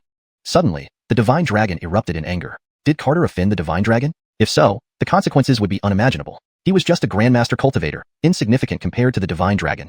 All he could do was pray silently for Carter. Staring red-eyed at the three fools inside the cave, Mateo drew his hand across the huge painting, sending a group of black saber-toothed tigers toward the cave. "You damn bastards, let me see you sleep now." Mateo cursed angrily. Chapter 74, Hellish Abyss Tigers. In the foggy, black bamboo forest, thousands of black, giant-toothed tigers quietly surrounded the cave entrance. Standing 7 to 8 meters tall, their bodies were covered with tough hexagonal scales. Each had white fangs several meters long that could easily tear apart a sturdy dragon's body. As ancient mythical beasts, Hellish Abyss tigers were infamous for their nefarious behavior. Not only did they excel at ambushing prey, but they also loved to overpower weaker creatures through sheer numbers. Their most revolting feature was their foul-smelling blood. At the cave entrance, the old ox lay with its eyes wide open yet alert, yawning heavily before closing its heavy eyelids. Mateo watched coldly, observing everything within the painting. "To think you still sleep when death is imminent." A group of Hellish Abyss tigers used their thick and sharp claws to silently dig into the ground, even pulling away the branches and twigs covering the cave entrance without a sound. Unfortunately, even among humans or beasts, there were always some clumsy ones. One Hellish Abyss tiger bit a branch near the cave entrance and turned as gracefully as a cat. However, in that split second, it lost control. Suddenly, a foul smell wafted from the cave entrance, nearly causing the old ox to faint. But it dared not make a sound. Through the chaotic tree trunks, it noticed dark figures outside the cave. The Hellish Abyss tigers glared fiercely at the one who let out the gas, almost ready to turn on each other. Fortunately, it didn't seem to have woken up their intended meal inside the cave. The old ox's expression grew grave as it carefully crawled back into the cave, gently nudging the sleeping Carter. "Carter, wake up quickly," the ox whispered. Carter rubbed his eyes and saw the ox's panicked look, growing tense. "What happened?" Carter asked in a hushed voice. "I saw some black shadows outside. They seemed to be moving the wood blocking the cave entrance." "Did you see what they looked like?" "Not clearly, but they released some extremely foul gas." "Go wake up Clem, I'll check." Carter walked nervously toward the cave entrance. Through the tangled branches, he saw black, fanged tigers removing the wooden barriers. Fortunately, there were enough logs blocking the entrance, or they might have been killed in their sleep. Despite his panic, Carter remained relatively calm and retreated back into the cave quietly. Clem was already awake, now perched on the old ox's head. Strangely, since entering this painting, Clem had lost much of its former majesty and seemed timid like it had lost its courage. "Seth, Clem, we don't know what's outside," Carter said seriously, "but I can confirm that we are surrounded." "Surrounded? What do we do?" the ox exclaimed in panic. "Can you fly, Clem?" "Small size yes, too big no." Upon hearing this, Carter fell silent. The atmosphere inside the cave grew tense. They felt like meat in a pot, waiting for the fire to cook them. "Clem, transform as large as you can and break out." "Okay." Outside the cave, the Hellish Abyss tigers continued to dig around the entrance, gradually enlarging the opening. Large tree trunks above the cave were also being removed. Just as they dug energetically, suddenly the ground shook violently, and cracks appeared in the soil.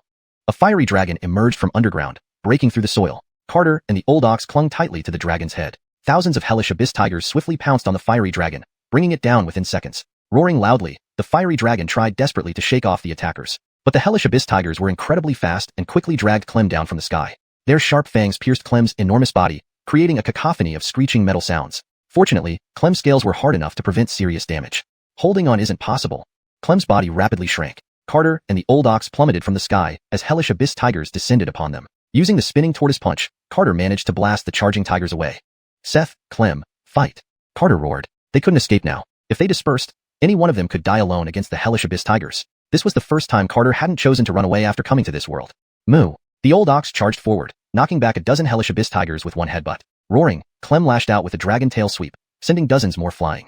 Together, the trio formed a triangular defensive formation, fighting thousands of Hellish Abyss tigers. Every tiger that lunged at them was knocked back, but these Hellish Abyss tigers seemed unstoppable. After being flung hundreds of meters, they would return to attack again. Mateo watched intently, smacking his palm to his forehead. "Gah, what kind of fist technique is that?" "It's the star-crushing fist, damn it, didn't I teach you?" "My goodness!" Mateo roared in frustration, causing the city of Panlong to tremble. Inside the painting, Carter was struggling amidst the overwhelming number of Hellish Abyss tigers. "Hit them as hard as you can." Dodging the fangs of a Hellish Abyss tiger, Carter struck one blow, shattering its teeth. The tiger immediately fell lifeless. Target their teeth, Carter reminded the old ox and Clem. Moving through the crowd of tigers, Carter shattered teeth with every leap. Inspired, the old ox charged into the mass, toppling them over effortlessly, leaving many airborne. The black forest became crisscrossed with paths cleared by its relentless charge. These tigers are weak, let's unleash all our strength, the old ox bellowed. Since the old ox called them weak, Clem unleashed the divine step 9 heavens, crushing the heads of hellish abyss tigers with every step. Holy crap, is this skill so powerful? Clem marveled, then went berserk, slaughtering the tigers. Outside the painting, Mateo smiled with satisfaction. My clan's talent is indeed superior. With each punch, Carter shattered a set of teeth, toppling another hellish abyss tiger. It surprised him how manageable these ferocious-looking beasts turned out to be. It was a waste that he had been overly worried earlier. The forest was littered with dead tigers, their black blood emitting an unbearable stench. 3 hours later, the forest lay in ruins with nearly 1,000 dead hellish abyss tigers scattered about. The remaining tigers, realizing they couldn't win, fled in terror. Carter was covered head to toe in the black blood, looking like a dark apparition. Haha, we're pretty strong, aren't we? Carter grinned, revealing shiny white teeth. The old ox, missing its mounted dragon tooth and completely blackened, muttered, "Hmph, anyone who messes with me will end up meeting their ancestors." The old ox strode confidently, forgetting its initial cowardice. A black dragon flew over, startling both the ox and the dragon for a moment. Holy crap, Clem, you're so dark, the old ox remarked, showing its white teeth. Clem curled up, laughing uncontrollably. Haha, you're the blackest water buffalo I've ever seen. Carter approached like an ape, and all 6 eyes met, none recognizing each other. Carter grabbed his sleeve and, with disgust, said, "We need to find a place to wash ourselves. These bloodstains may contain poison. If we're poisoned, we'll be in trouble." No one objected. The stench was unbearable, worse than rotting feces. Thus, the human and 2 beasts began searching the dense forest for water. Chapter 75. Punch startles the ancients. Mateo no longer closed the painting, his eyes fixed on the man and 2 beasts. At this moment, Mateo's anger had transformed into deep contemplation. Why is Carter's physical body so powerful when he is only at the first level of chi practitioner? Mateo murmured to himself. For Carter to be able to unlock the burial dragon chant was already an unfathomable feat. If one were to argue that the burial dragon chant had lost its divine power over tens of thousands of years, it wasn't entirely unimaginable. After all, Carter's mastery of music had genuinely left him in awe. But for someone barely in his 20s to possess a physical body comparable to that of ancient warriors was too far-fetched. Unless Carter was the forbidden legendary chaos warrior body, nurtured by nature from birth. Otherwise, it was impossible to reach such heights. The more Mateo thought, the more serious his expression became. If Carter truly was a chaos warrior body, his birth would have caused a heavenly uproar. Moreover, the fragile plane of Spirit Xuan continent simply couldn't withstand the powerful innate laws of a chaos warrior body. Note, Xin is typically translated as Xuan in Pinyin, so I've corrected Xin to Xuan for consistency and accuracy. If Carter were indeed a chaos warrior body, the plane should have shattered long ago. Who in the world is he? Mateo grew more confused the more he pondered. He had seen forbidden warrior bodies before, but Carter, who was both abnormal yet not a forbidden warrior body, was unprecedented. A dark-skinned man with 2 beasts cautiously moved forward into the single-stick forest. But they hadn't taken a few steps when everything started spinning wildly, and the entire forest vanished in an instant. The weather's changing. Everyone, be careful, Carter shouted loudly. Before they could react, the man and the 2 beasts found themselves in a massive canyon. Seth anxiously scanned the surroundings. The sides of the canyon were sheer, insurmountable cliffs. What kind of place is this? Carter looked up at the dim sky, which had narrowed into a long strip. I don't know either, but it's definitely not a good place. With a solemn expression, Carter felt that this place was as strange and ominous as the charred single-stick forest. Ansel, try to see if you can fly out of the canyon. No way. If I get caught by some ghostly thing while flying, who will protect me? The pitch-black Ansel worriedly replied. All right, then let me try running up. Carter turned into a streak of black light and charged towards the steep cliff. Mateo had done something to them, rendering their spiritual energy, techniques, and divine senses useless. Only their physical strength and the divine skills taught by him remained effective. Carter didn't know how strong his body was, but he believed he could run up the cliff. He sped upwards at a pace that defied visual perception, reaching halfway up the cliff in no time. Hands clawing, Carter climbed swiftly along the rock face. Just as he was about to reach the top, a giant brownish-red claw suddenly swiped towards his head. Trapped against the cliffside, Carter knew he couldn't evade it. In desperation, he clung to the wall with one hand and punched forward with the other. Bang! A dull thud echoed as Carter's punch hit the giant claw, causing it to crack instantly. Because he lacked a solid support point, the powerful counterforce embedded him into the rock face. Roar! A roar that sounded like neither lion nor tiger rang out in pain. Quick, save Carter! Seth roared. Ansel transformed into a streak of black light and charged towards Carter. Stunned and still clinging to the wall, Carter saw a huge human face covered in yellow fur opening its mouth to bite him. What the hell is this? Carter exclaimed, quickly springing off the rock face. Sharp fangs tore through the stone wall where Carter had been just moments before. With a loud crash, Ansel leaped with a divine skill and rammed into the colossal creature midair. Quick run! Ansel urgently shouted. Carter swiftly jumped onto Ansel's back, and together, they dove down the canyon. Just as they touched the ground, the colossal monster, having been thrown aside, attacked again. Seeing this, Seth charged at the man-faced lion-bodied creature, throwing it away once more. Ansel carried Carter and flew rapidly within the canyon. Seth, run fast, Carter called. Seth didn't hesitate and followed Carter and Ansel. 3 black streaks ran together, kicking up sand and dust along the canyon floor. However, they didn't run far before turning around because the path ahead was blocked by countless creatures. Even after turning back, they found more monsters blocking their way. Attempting to fly upward, they were met with monsters descending from the sky. Faced with a dense swarm of creatures, Carter's face paled. Charging into the sky now would only lead to being ambushed by the monsters.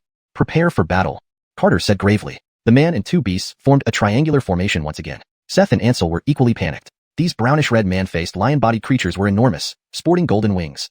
They were terrifying even in appearance. Seth, Ansel, use the divine skills, Carter instructed. Both nodded, though they weren't sure about the exact power of these creatures. But with such overwhelming numbers, they could die just from attrition. After all, even ants could overwhelm an elephant, and these weren't ants. Carter realized that everything here was under Mateo's control.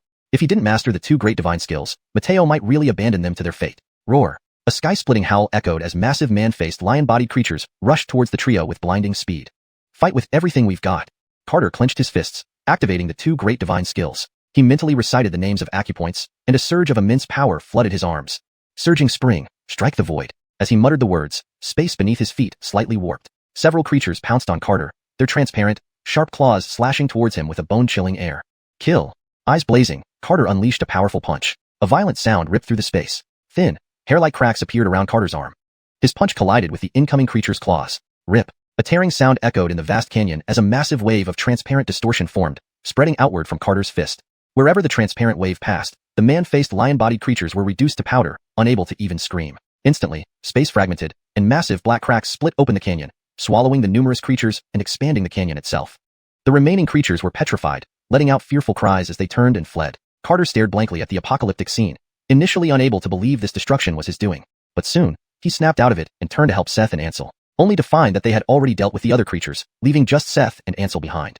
Seth and Ansel gazed silently at the vast, deep crater that stretched out before them like a sea. Outside the painting, Mateo drew in a sharp breath. Even as the supreme expert under this starry sky, he was stunned by the Carter inside the painting. This starry sky is going to be chaotic, Mateo whispered to himself. Chapter 76, Mateo's Fury. Mateo was well aware of how formidable Xianxia was. Carter's Xianxia fist barely reached the entry level, yet it could produce a power comparable to that of an expert. Carter's performance had already far exceeded the expected range of the Xianxia fist's power. This was why, despite looking like he was throwing random punches, he managed to shatter the Hell Abyss Tiger's fangs. In these 3,000 years of imprisonment, Mateo had no idea how the celestial realm had changed or whether any extraordinary geniuses had emerged during this time. But if Carter were to grow, even those exalted divine emperors might tremble in fear. He has already surpassed the 5th realm, and it can no longer be a hindrance to him. Mateo shook his head. Inside the painted scroll canyon, 1 human and 2 beasts were still in shock. Seth walked to the edge of the cliff and asked, Carter, was that punch really from you? Carter looked down and touched his fist, unsure whether it was truly his doing. Probably, Carter said uncertainly. Ansel looked at Carter with fear, hesitant to speak rashly. The divine skill taught by Old Demon Dragon is indeed very powerful. Carter took a deep breath. Seth, Ansel, both of you should learn it well. Seth and Ansel nodded deeply. Indeed, it was a divine skill. After the initial shock, the pungent stench returned, assaulting their noses once more. Carter shook his blackened sleeves. Let's go. We'll eventually be choked to death if we don't wash this off. The trio headed toward the other end of the canyon, but just after taking a few steps, the world began to spin again. It's happening again, everyone, be careful, Carter warned. They didn't know what kind of strange beast they would encounter this time but had to prepare themselves. Soon, a land of ice and snow appeared before Carter's eyes. Bitterly cold winds battered his face, turning his clothes, stained with the Hell Abyss Tiger's blood, into black ice blocks. Even as he ran at high speed, the blackened blood instantly froze, showing how low the temperature must have been here. His spirit energy was sealed by Mateo, so Carter had to rely on his physical strength to withstand the freezing cold. Ansel and Seth vanished, leaving Carter alone on the glacier. No doubt Mateo's doing.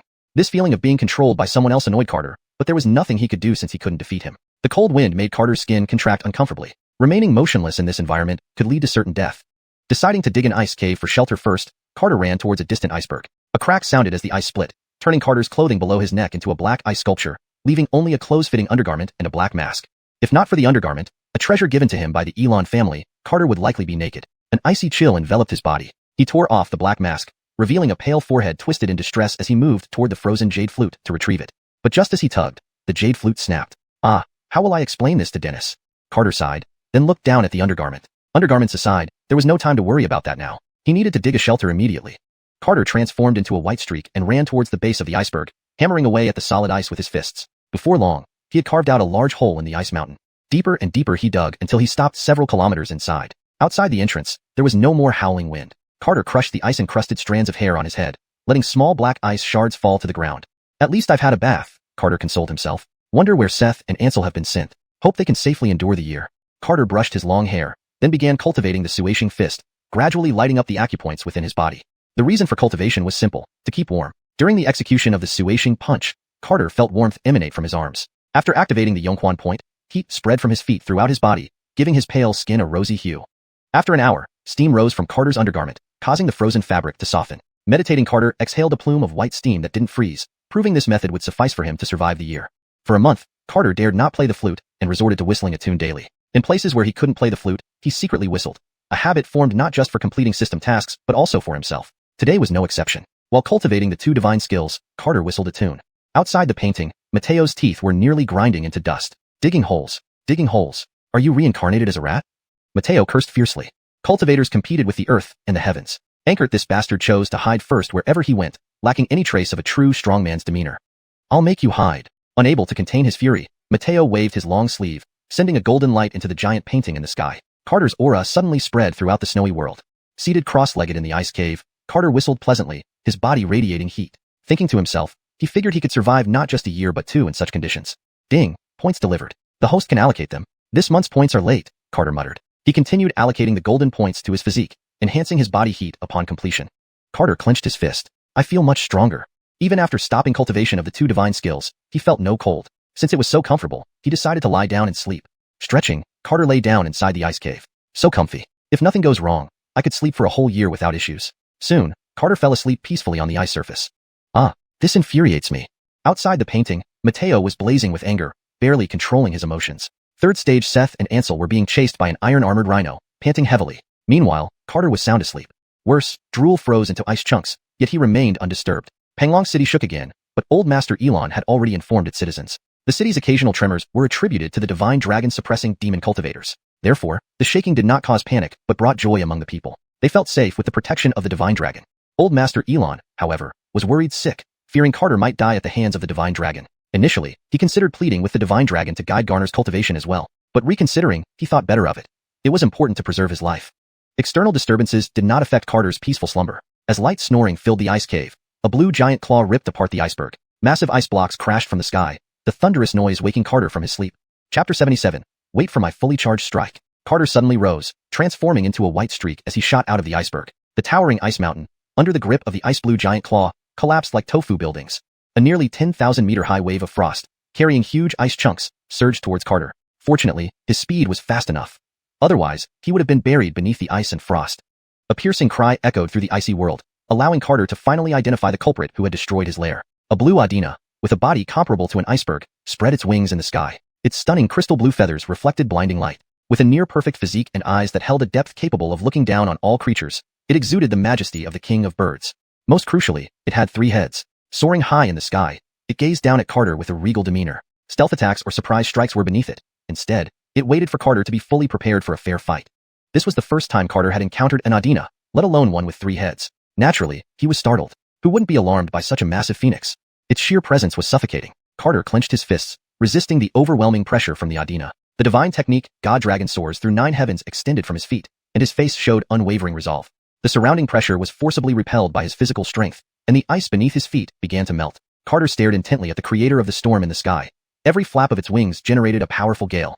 The icy storm capable of tearing apart mountains couldn't reach Carter. An Adina, right? Don't blame me if I get serious. Facing Carter's challenge, the Adina said with disdain, come then, I'll give you a fair fight. Fine, can you withstand my fully charged strike? Carter looked ready to face off with the Adina.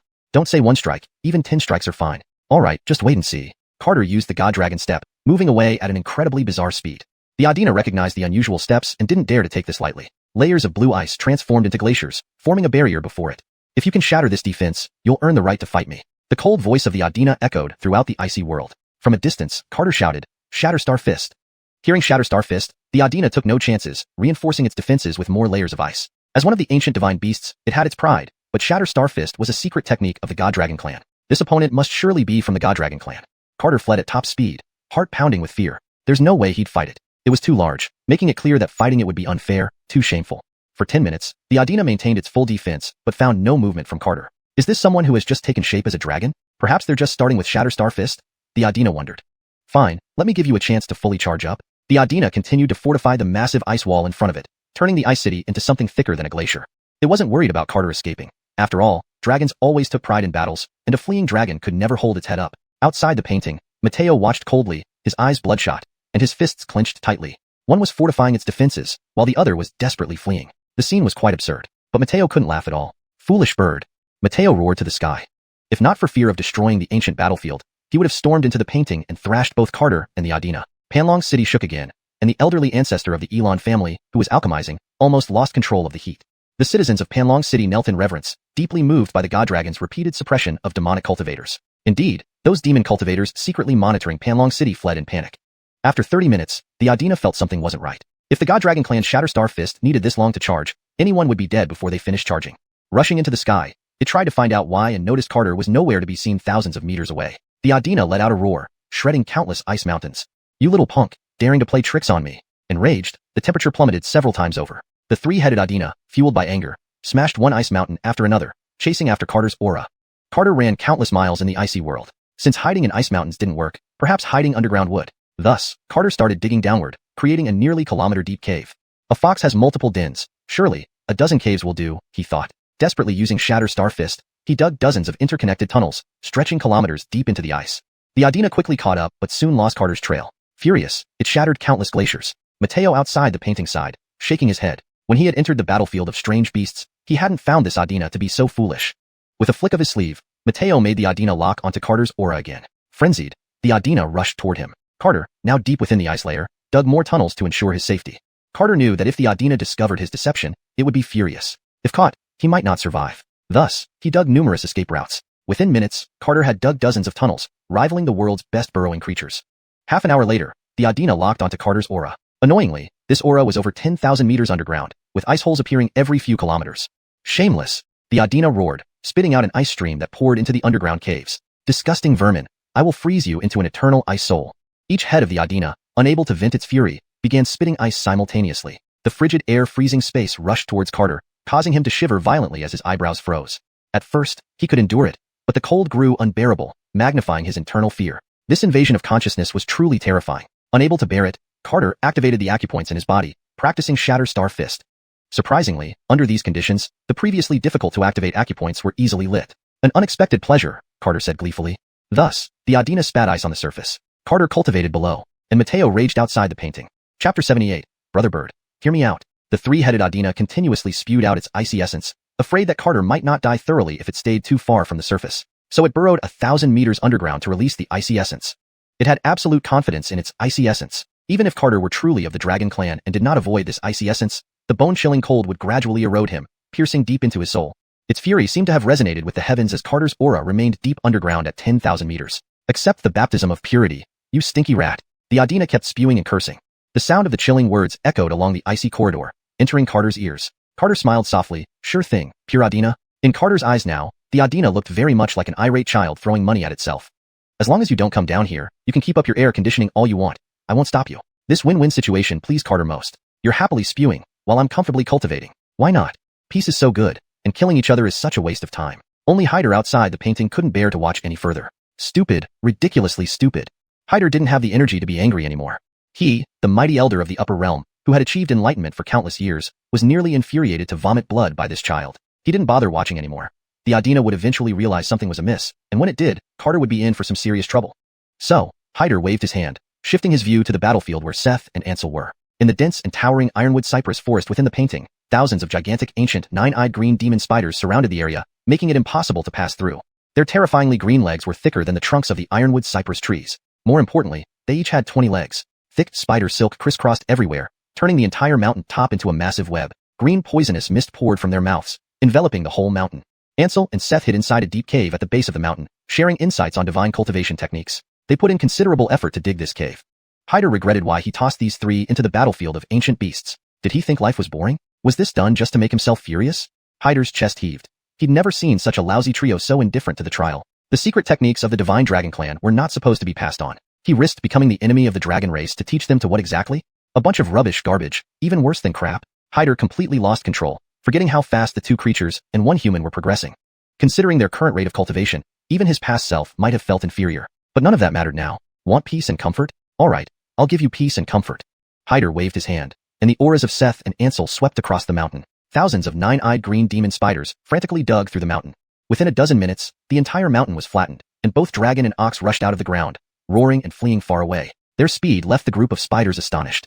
An angry Hyder almost regretted teaching them the heavenly dragon steps. Back in the icy world, although the three-headed Adina was still spewing icy essence frenziedly, it began to feel things were off.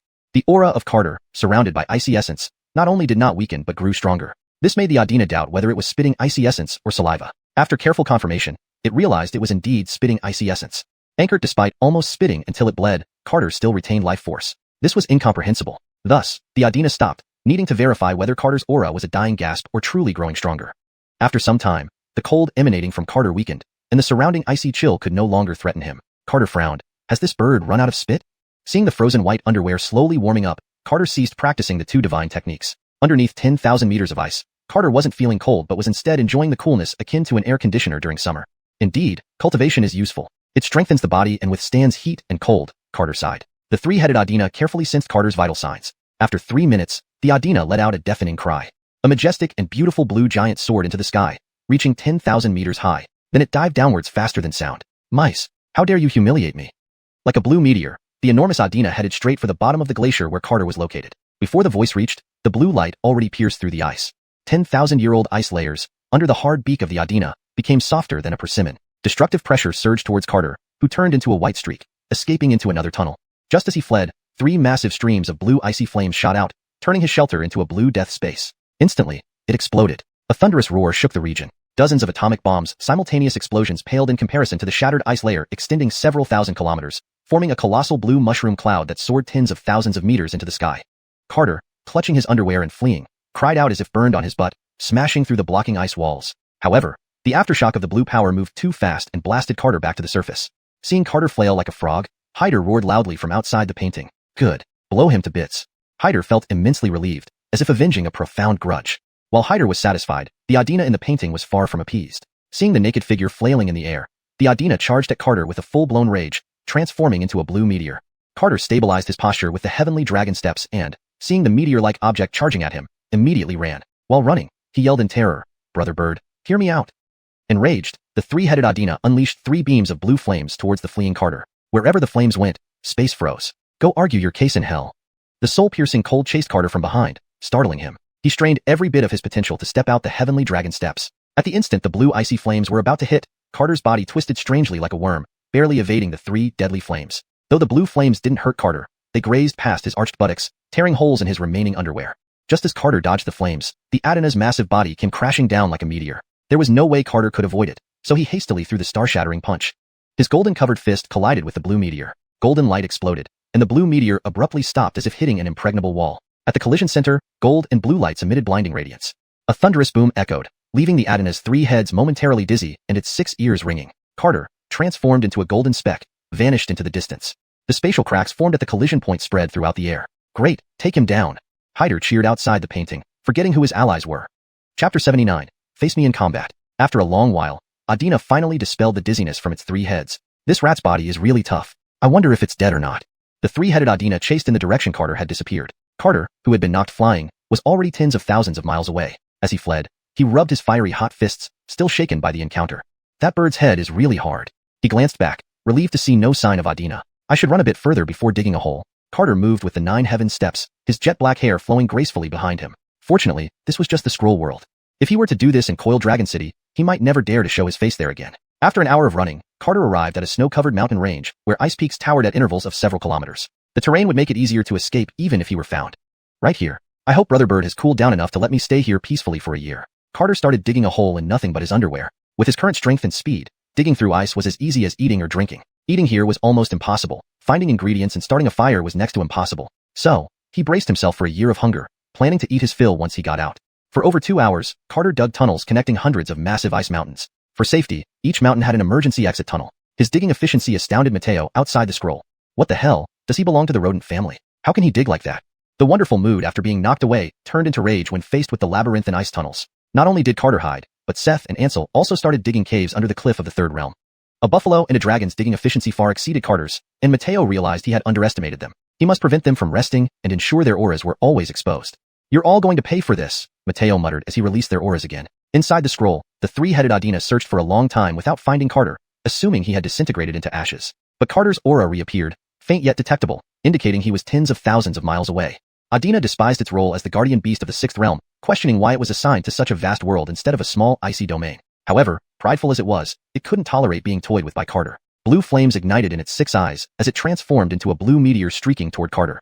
Seeing Adina not pursuing, Carter lay inside his ice cave, drooling contentedly. He believed sleep was the best way to conserve energy in such harsh conditions. An hour later, the ice mountain he was in exploded again. Awakened abruptly, Carter bolted through the escape tunnel like a wildcat whose tail had been stepped on. The ice mountain was shattered into shards by 3 jets of blue flame. Despite Adina's sharp claws tearing through the earth, Carter was already gone.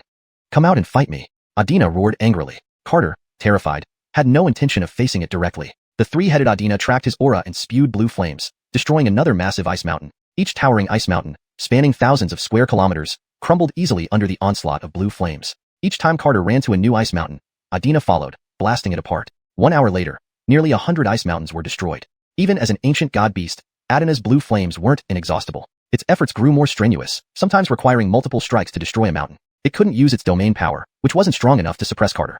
Thus, it resorted to using its blue ice flames. Mountains collapsed one after another like buildings demolished by explosives. Carter darted through tunnels, thankful for the numerous passages he had created. Without them, he would likely have died today.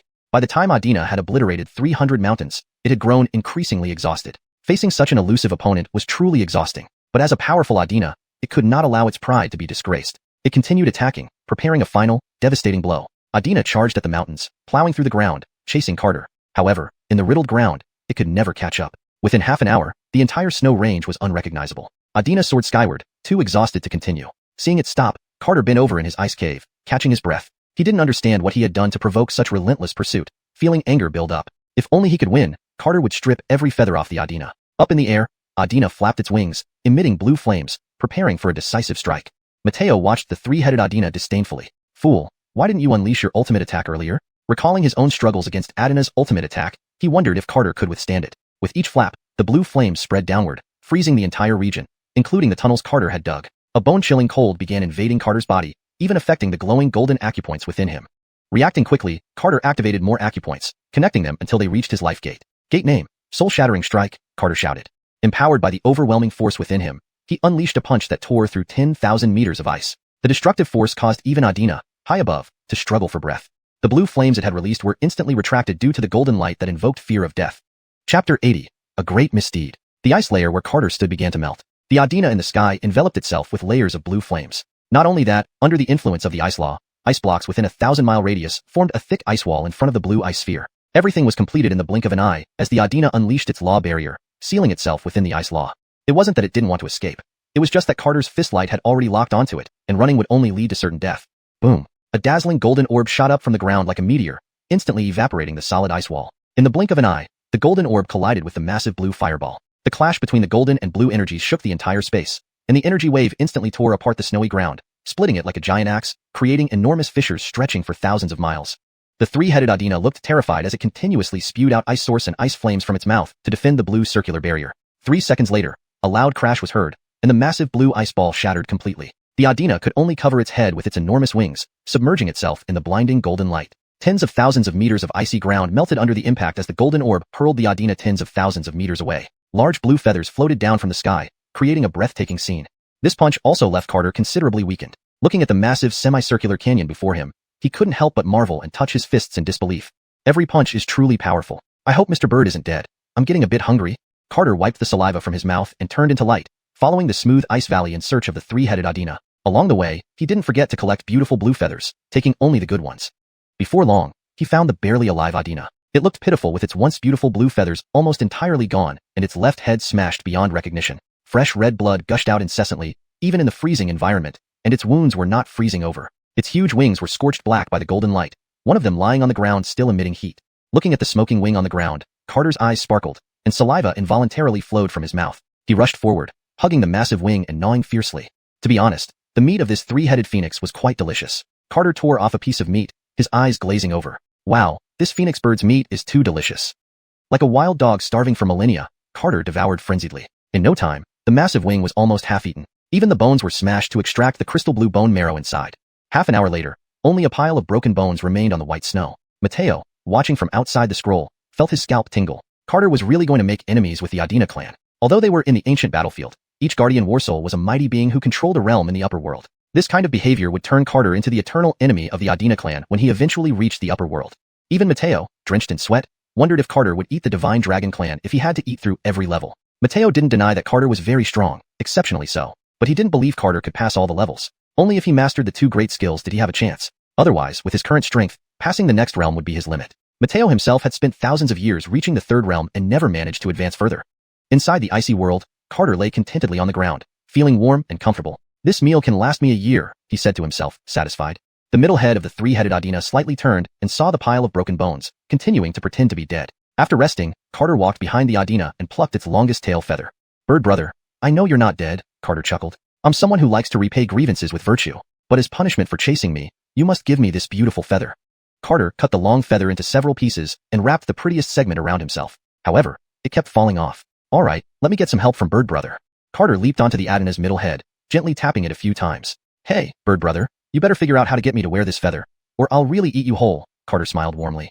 The three-headed Adina, burnt black, seemed dead except for the broken head bleeding incessantly, showing no sign of life. Carter sighed, well, there's no negotiating. He opened his mouth wide to bite the Adina's head, but suddenly, blue flames erupted from its body, enveloping Carter. Shocked, Carter initially thought the Adina was making a last-ditch effort. Unexpectedly, the flames fused with the feathers on his body, gradually melting them into a suit of armor. Aha, incredible, Carter exclaimed, delighted. He didn't expect the Adina to have such an ability. Trying to move, he felt as comfortable as if he were not wearing anything at all. Carefully examining the crystalline blue battle armor, Carter grew increasingly fond of it. Thanks, Bird brother. Let's call it even. He patted the phoenix head and vanished into the distance. He didn't know if there were other three-headed Adinas nearby. One had already chased him relentlessly, and another would mean certain death. After a long while, the silent Adina opened its ruthless eyes. It vowed to dig Carter out of whatever realm he was in and chop him into pieces to feed the dogs. Carter, using the nine-heaven step, flew to a place tens of thousands of miles away and dug a hole, collapsing inside. Although the punch was incredibly powerful and impressive, the toll on his energy was immense. Now, both tired and full, he decided to sleep until time passed. Mateo didn't rush to transition Carter to the next scene. That punch had likely drained Carter significantly, so he decided to reward him with a month's rest. The view shifted to Seth and Ansel, who were roasting spider legs in a canyon. The red flame Ansel spat roasted the spider legs carefully suspended by Seth. Ansel, pay attention to the heat. If it burns, it won't be tasty, Seth mumbled as he slowly turned the spider leg. Ansel carefully controlled the heat, tasting the blood of this ancient magic beast for the first time. Mateo slapped his forehead. A great misdeed. Translation note. Pinyin names have been used accurately. The translation maintains the original tone and style while ensuring fluency and coherence with previous content. Chapter 81. The Silent World. As a reward for passing the test, Mateo granted one human and two beasts from the painting a month's rest. After all, he hadn't been as quick when he had passed it himself. Several times he had nearly died and could only continue after recuperating. If not for Carter and company being overly timid, Mateo wouldn't mind letting them rest a bit more. But these creatures were only thinking about how to dodge and avoid danger, which enraged him. Just as Mateo was about to have Carter and his companions resume their trials, a surge of blue light suddenly erupted from Kelvin's seclusion chamber. The intensity of this blue light was such that even within the rock wall world, Mateo could feel its presence. Mateo sent out a thread of his soul essence, appearing at the source of the blue light. Not only did Mateo respond, but Elon Laozu also rushed over as if his pants were on fire, abandoning the alchemy process in favor of Fraser and others. Kelvin, who was meditating in the secluded chamber, had no idea what was happening, only feeling a powerful force awakening within him. Upon arrival, Elon family's patriarch hurriedly tried to cover up the sky-reaching blue light with his hands.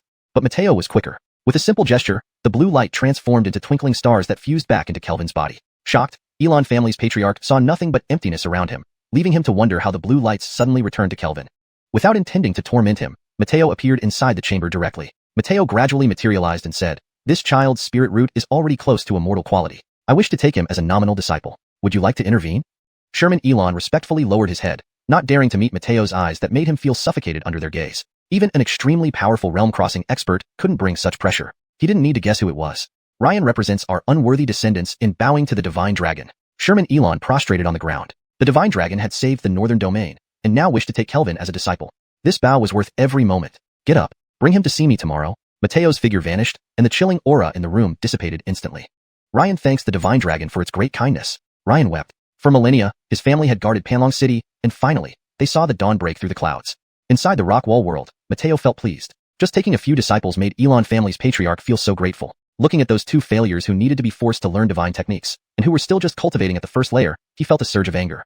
He waved his hand across the giant painting. There were those three fools snoring away in their sleep. With another wave, Mateo exclaimed, "Time for you to suffer."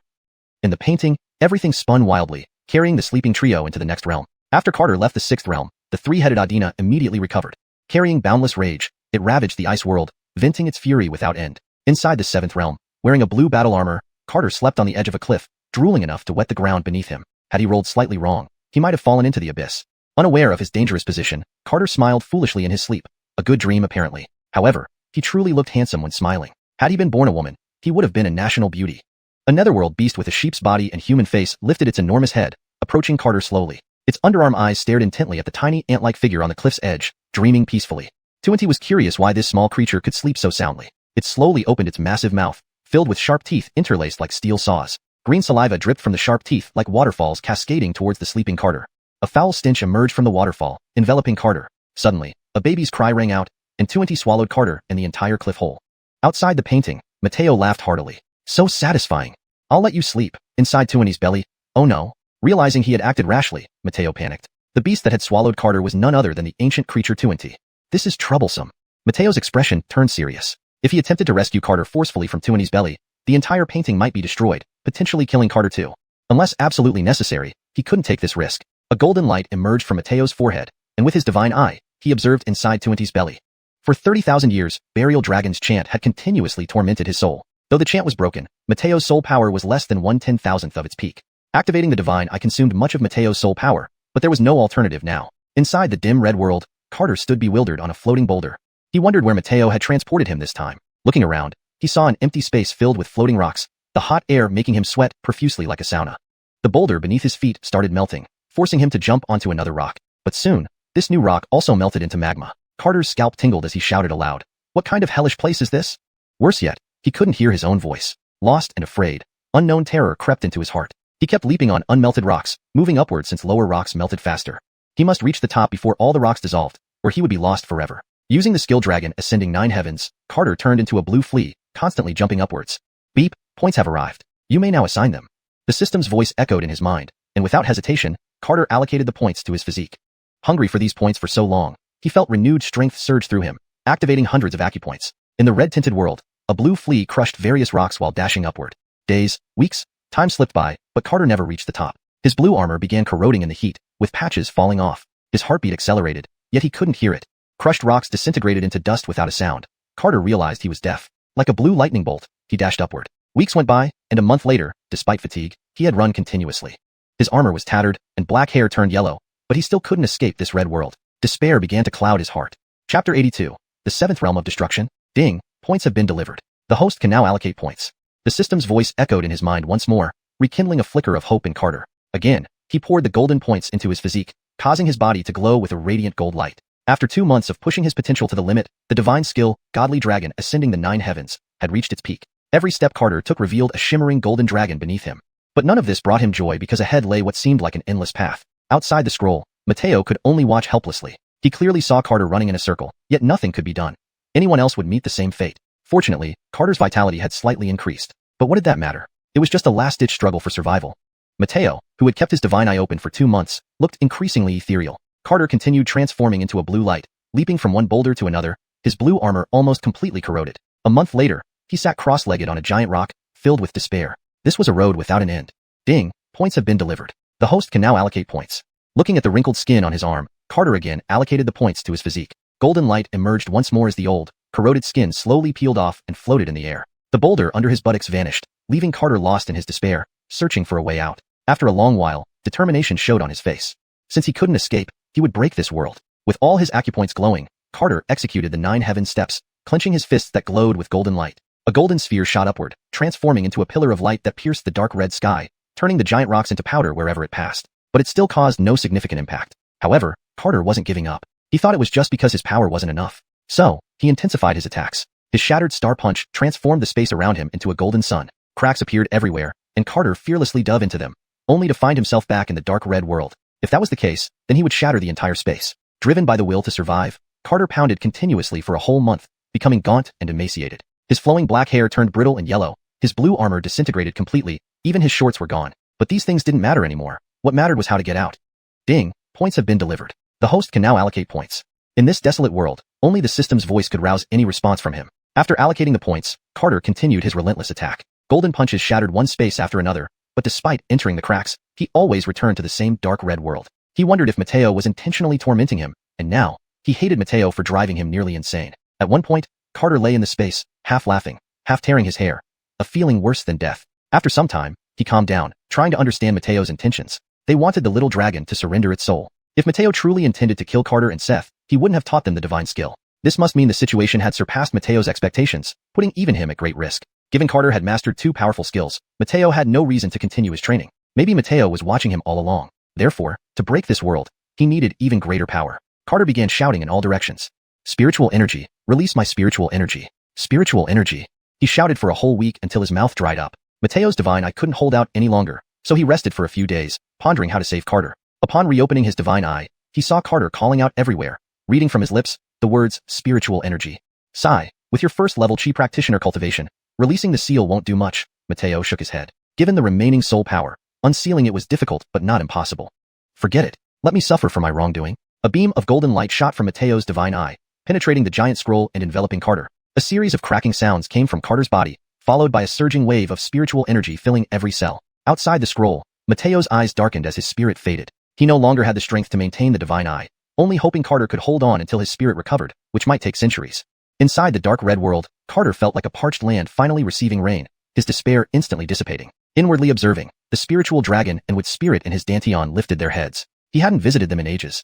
Spiritual dragon, create spiritual energy with all your might. The spiritual dragon was puzzled. There was already plenty of spiritual energy in the dantian. Anchored, it obediently exhaled spiritual energy. Carter sat cross-legged in the void, his glowing acupoints making him resemble a golden sun. A week later, the space around him began to twist. Rising slowly, each step revealing a shimmering golden dragon beneath his feet. His fists started gathering intense golden light, tearing through space with streaks of black. After 9 steps, Carter let out a silent roar. Shattered star punch. Carter punched upward, compressing countless amounts of spiritual energy into a golden sphere that turned into a massive sun shooting towards the sky. Wherever the golden sun passed, it turned into a black hole. An unbearable pain surged from his fist, blood streaming from it to his shoulder. This was a punch born from the will to survive, the second desperate blow since exiting the secret realm. Cracking sounds resonated as the world was no longer silent. The golden sun detached from Carter's fist, carrying the aura of destruction upwards. At this moment, the colossal Tautai devouring a mountain felt a mysterious pain in its belly, its green body shimmering with gold. Before it could comprehend, a ripping pain tore through its body. Roaring into the sky, a shrill baby-like scream echoed across the world. Boom! Golden light exploded from Taoya's body, resembling a miniature sun, obliterating the 7th realm. Outside the scroll, the 7th realm turned into a black piece of paper falling from the sky. As the night-black canvas gradually dissipated, Carter stood bare and bloodied in Mateo's rocky world. Chapter 83, Dragon Shield Armor? The solid feeling beneath his feet filled Carter with a sense of reality. He clenched his fists and roared to the sky. Heavenger, old scoundrel, you have bullied me too much. This translation maintains the emotional intensity and meaning of the original line while ensuring it reads naturally in English. The term bullying better conveys the sense of being pushed around or mistreated excessively, which fits the context of the story. For consistency in terminology and style, if Heavenger is a name or title that has been established in the narrative, it should be kept as is. However, if Gurg is meant to be translated, it would be better to use its English equivalent or an explanatory term based on context. Assuming Heavenger is a proper name, we'll keep it unchanged. Additionally, for fluency, push me too far can be replaced with bullied me too much to better fit the tone and situation described in the passage. The roaring, filled with resentment, shook the lake behind him, causing waves hundreds of meters high. Unbeknownst to him, he had already destroyed the world of the 7th realm, believing he was still within the painting world. So, letting out a roar to vent his emotions seemed reasonable. After all, in that dim, silent world, he nearly went mad. If not for the monthly system prompts, he would not have felt the passage of time at all.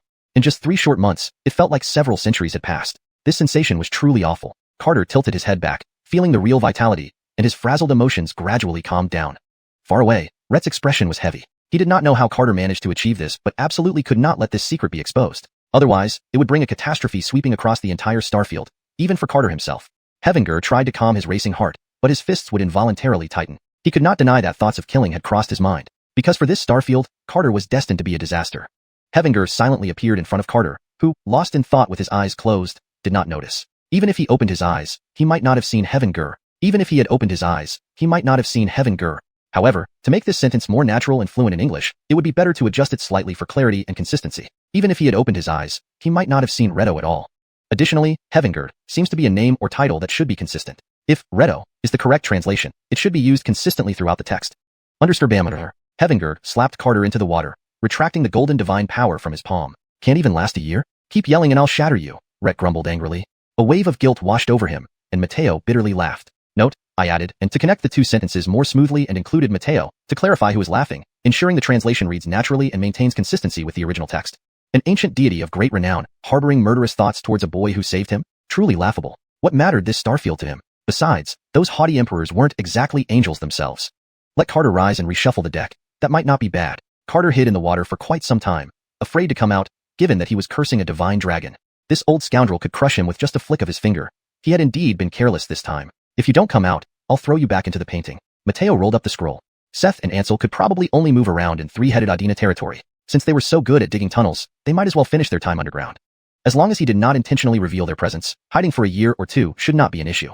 Hevinger glanced at Carter, who was now using branches to cover his waist. The most pressing task now was to limit Carter's power. Carter clasped his hands together and approached Hevinger with his head lowered like a child who had made a mistake. For better fluency and natural reading, it would be, Carter clasped his hands and approached Hevinger with his head hung low, much like a child who had made a mistake. Sorry, senior. Carter felt somewhat terrified.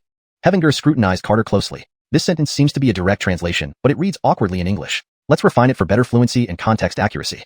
Hevinger examined Carter intently. However, Hevinger seems to be a name or title that should likely be translated fully for context. Assuming Hevinger refers to the character Tanger from the original text, a more fitting translation might be. Hyder examined Carter intently. To provide the best translation, we need to maintain consistency with how this character's name has been handled elsewhere in the document. For the sake of this example, I've used Hyder as a placeholder.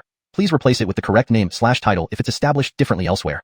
As if trying to see through the youth completely. I'll give you a set of turtle shells so that you don't get stripped during fights, said Hyder. Note, for consistency and accuracy in the character's name, Hevinger should be Hyder based on previous context.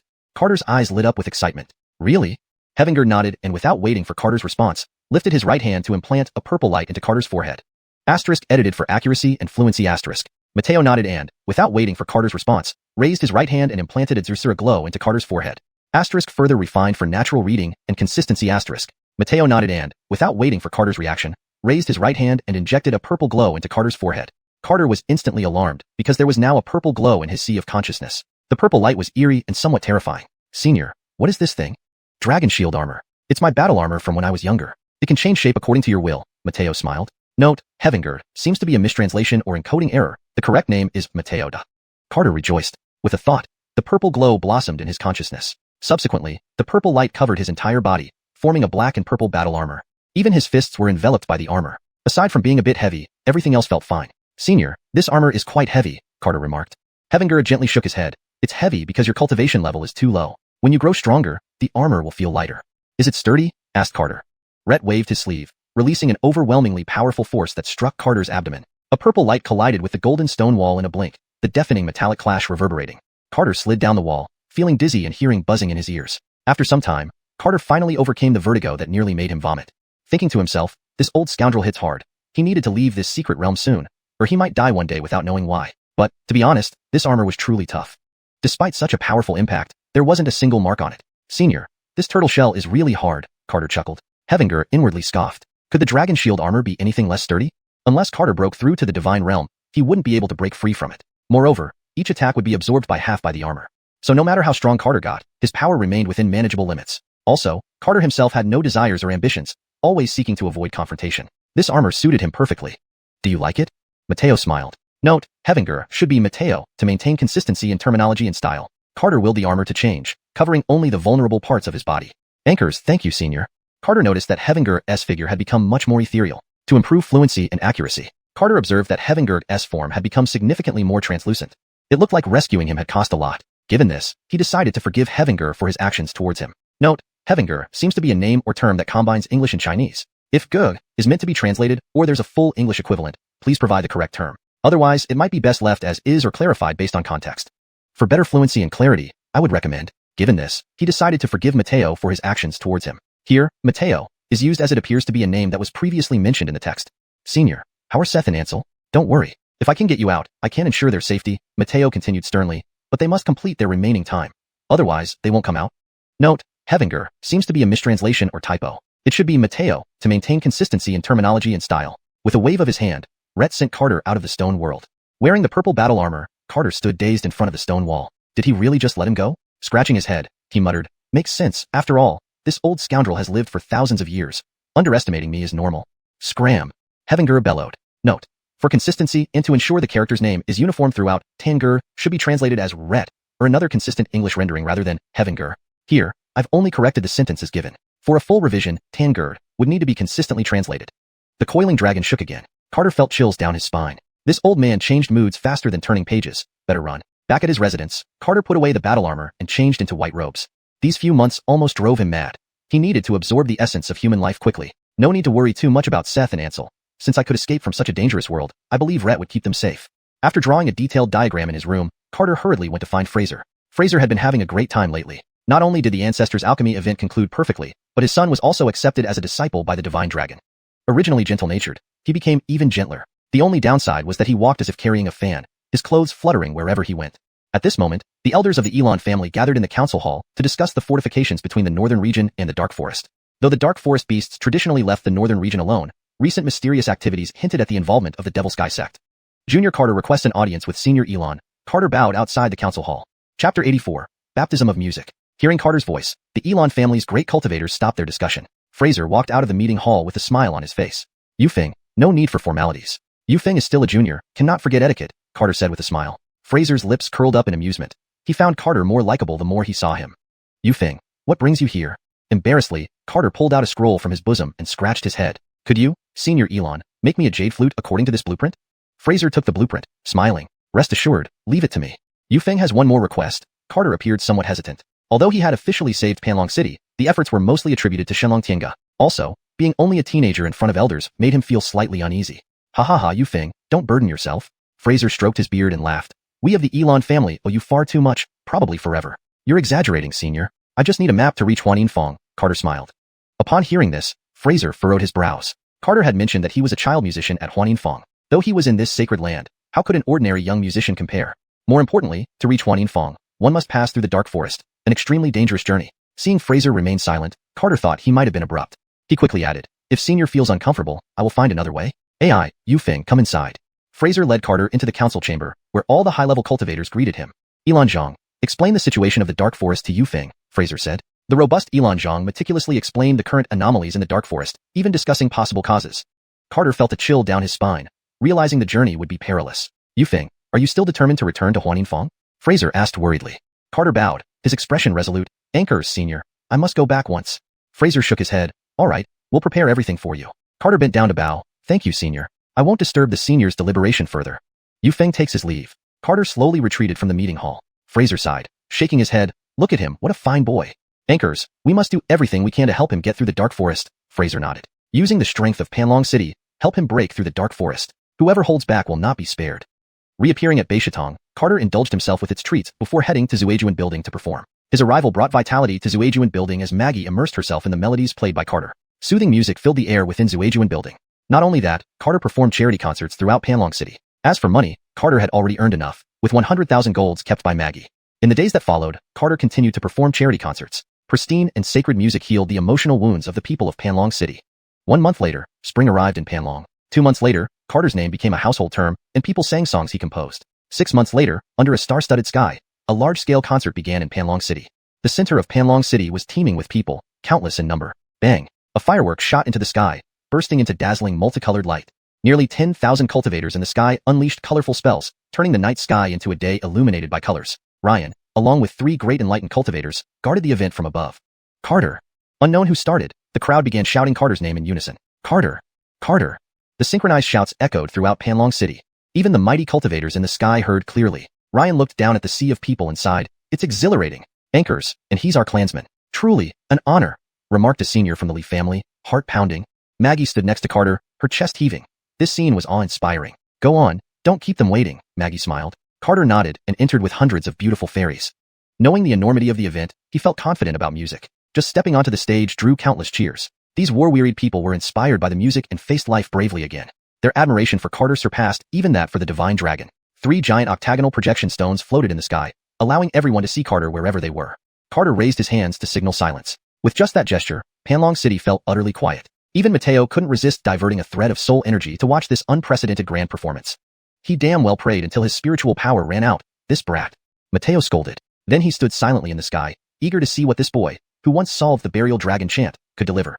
Quietly walking towards the white jade piano platform, Carter adjusted his breathing and let his fingers glide over the strings. Song Hai Yi Sheng Elon rang out over Panlong City, its carefree melody echoing in countless ears. This song had been performed most frequently in Panlong City, so many residents knew it by heart. Carter's clear and slightly weathered voice rang out. One laugh over vast seas, tides rise between shores. Adrift on waves, remember today? Heaven laughs as tides surge. Who wins or loses, only heaven knows. Mountains laugh, rain veils. Countless voices joined in, filling the skies over Panlong City with Songhai Yi Sheng Elon. Mateo's scalp tingled even from a thin thread of soul energy. Humph. No wonder making him learn divine skills felt like forcing him to eat *T. Mateo shook his head. After countless years of cultivation, my mental state isn't even as good as this kid. Ryan was even more stunned, opening his heavenly eye and listening intently. Inside, Carter was also shocked, never imagining singing would be this difficult at a concert. He could only bury his head into playing the piano. Hundreds of fairies were equally nervous, performing and dancing their best. Messing up even a bit would make them sinners. Brotherly is truly a celestial being. Knowing him is a lifetime's fortune, Garner marveled beside Maggie. Not just celestial but unique in the world. Maggie gazed at Carter on stage, heart in disarray. Maggie, I think you match Brotherly quite well, Garner grinned. Maggie shook her head, sighing, I don't deserve it. That night, Panlong City didn't sleep, but feasts must eventually end. When Carter bowed to the crowd, the entire city erupted in applause, some crying out, thank you, Carter. Carter walked to Maggie's side, smiling, time to say goodbye. I hope we meet again. Visit Zuejuan building when you have time. Maggie remained composed. Up to now, Carter hadn't seen Maggie's true appearance. Even at the moment of departure, she did not uncover her veil. I will, Carter smiled. Carter and Garner transformed into light, flying towards the Elon family, only leaving behind a melancholic Maggie. Is there a chance? Maggie whispered sadly.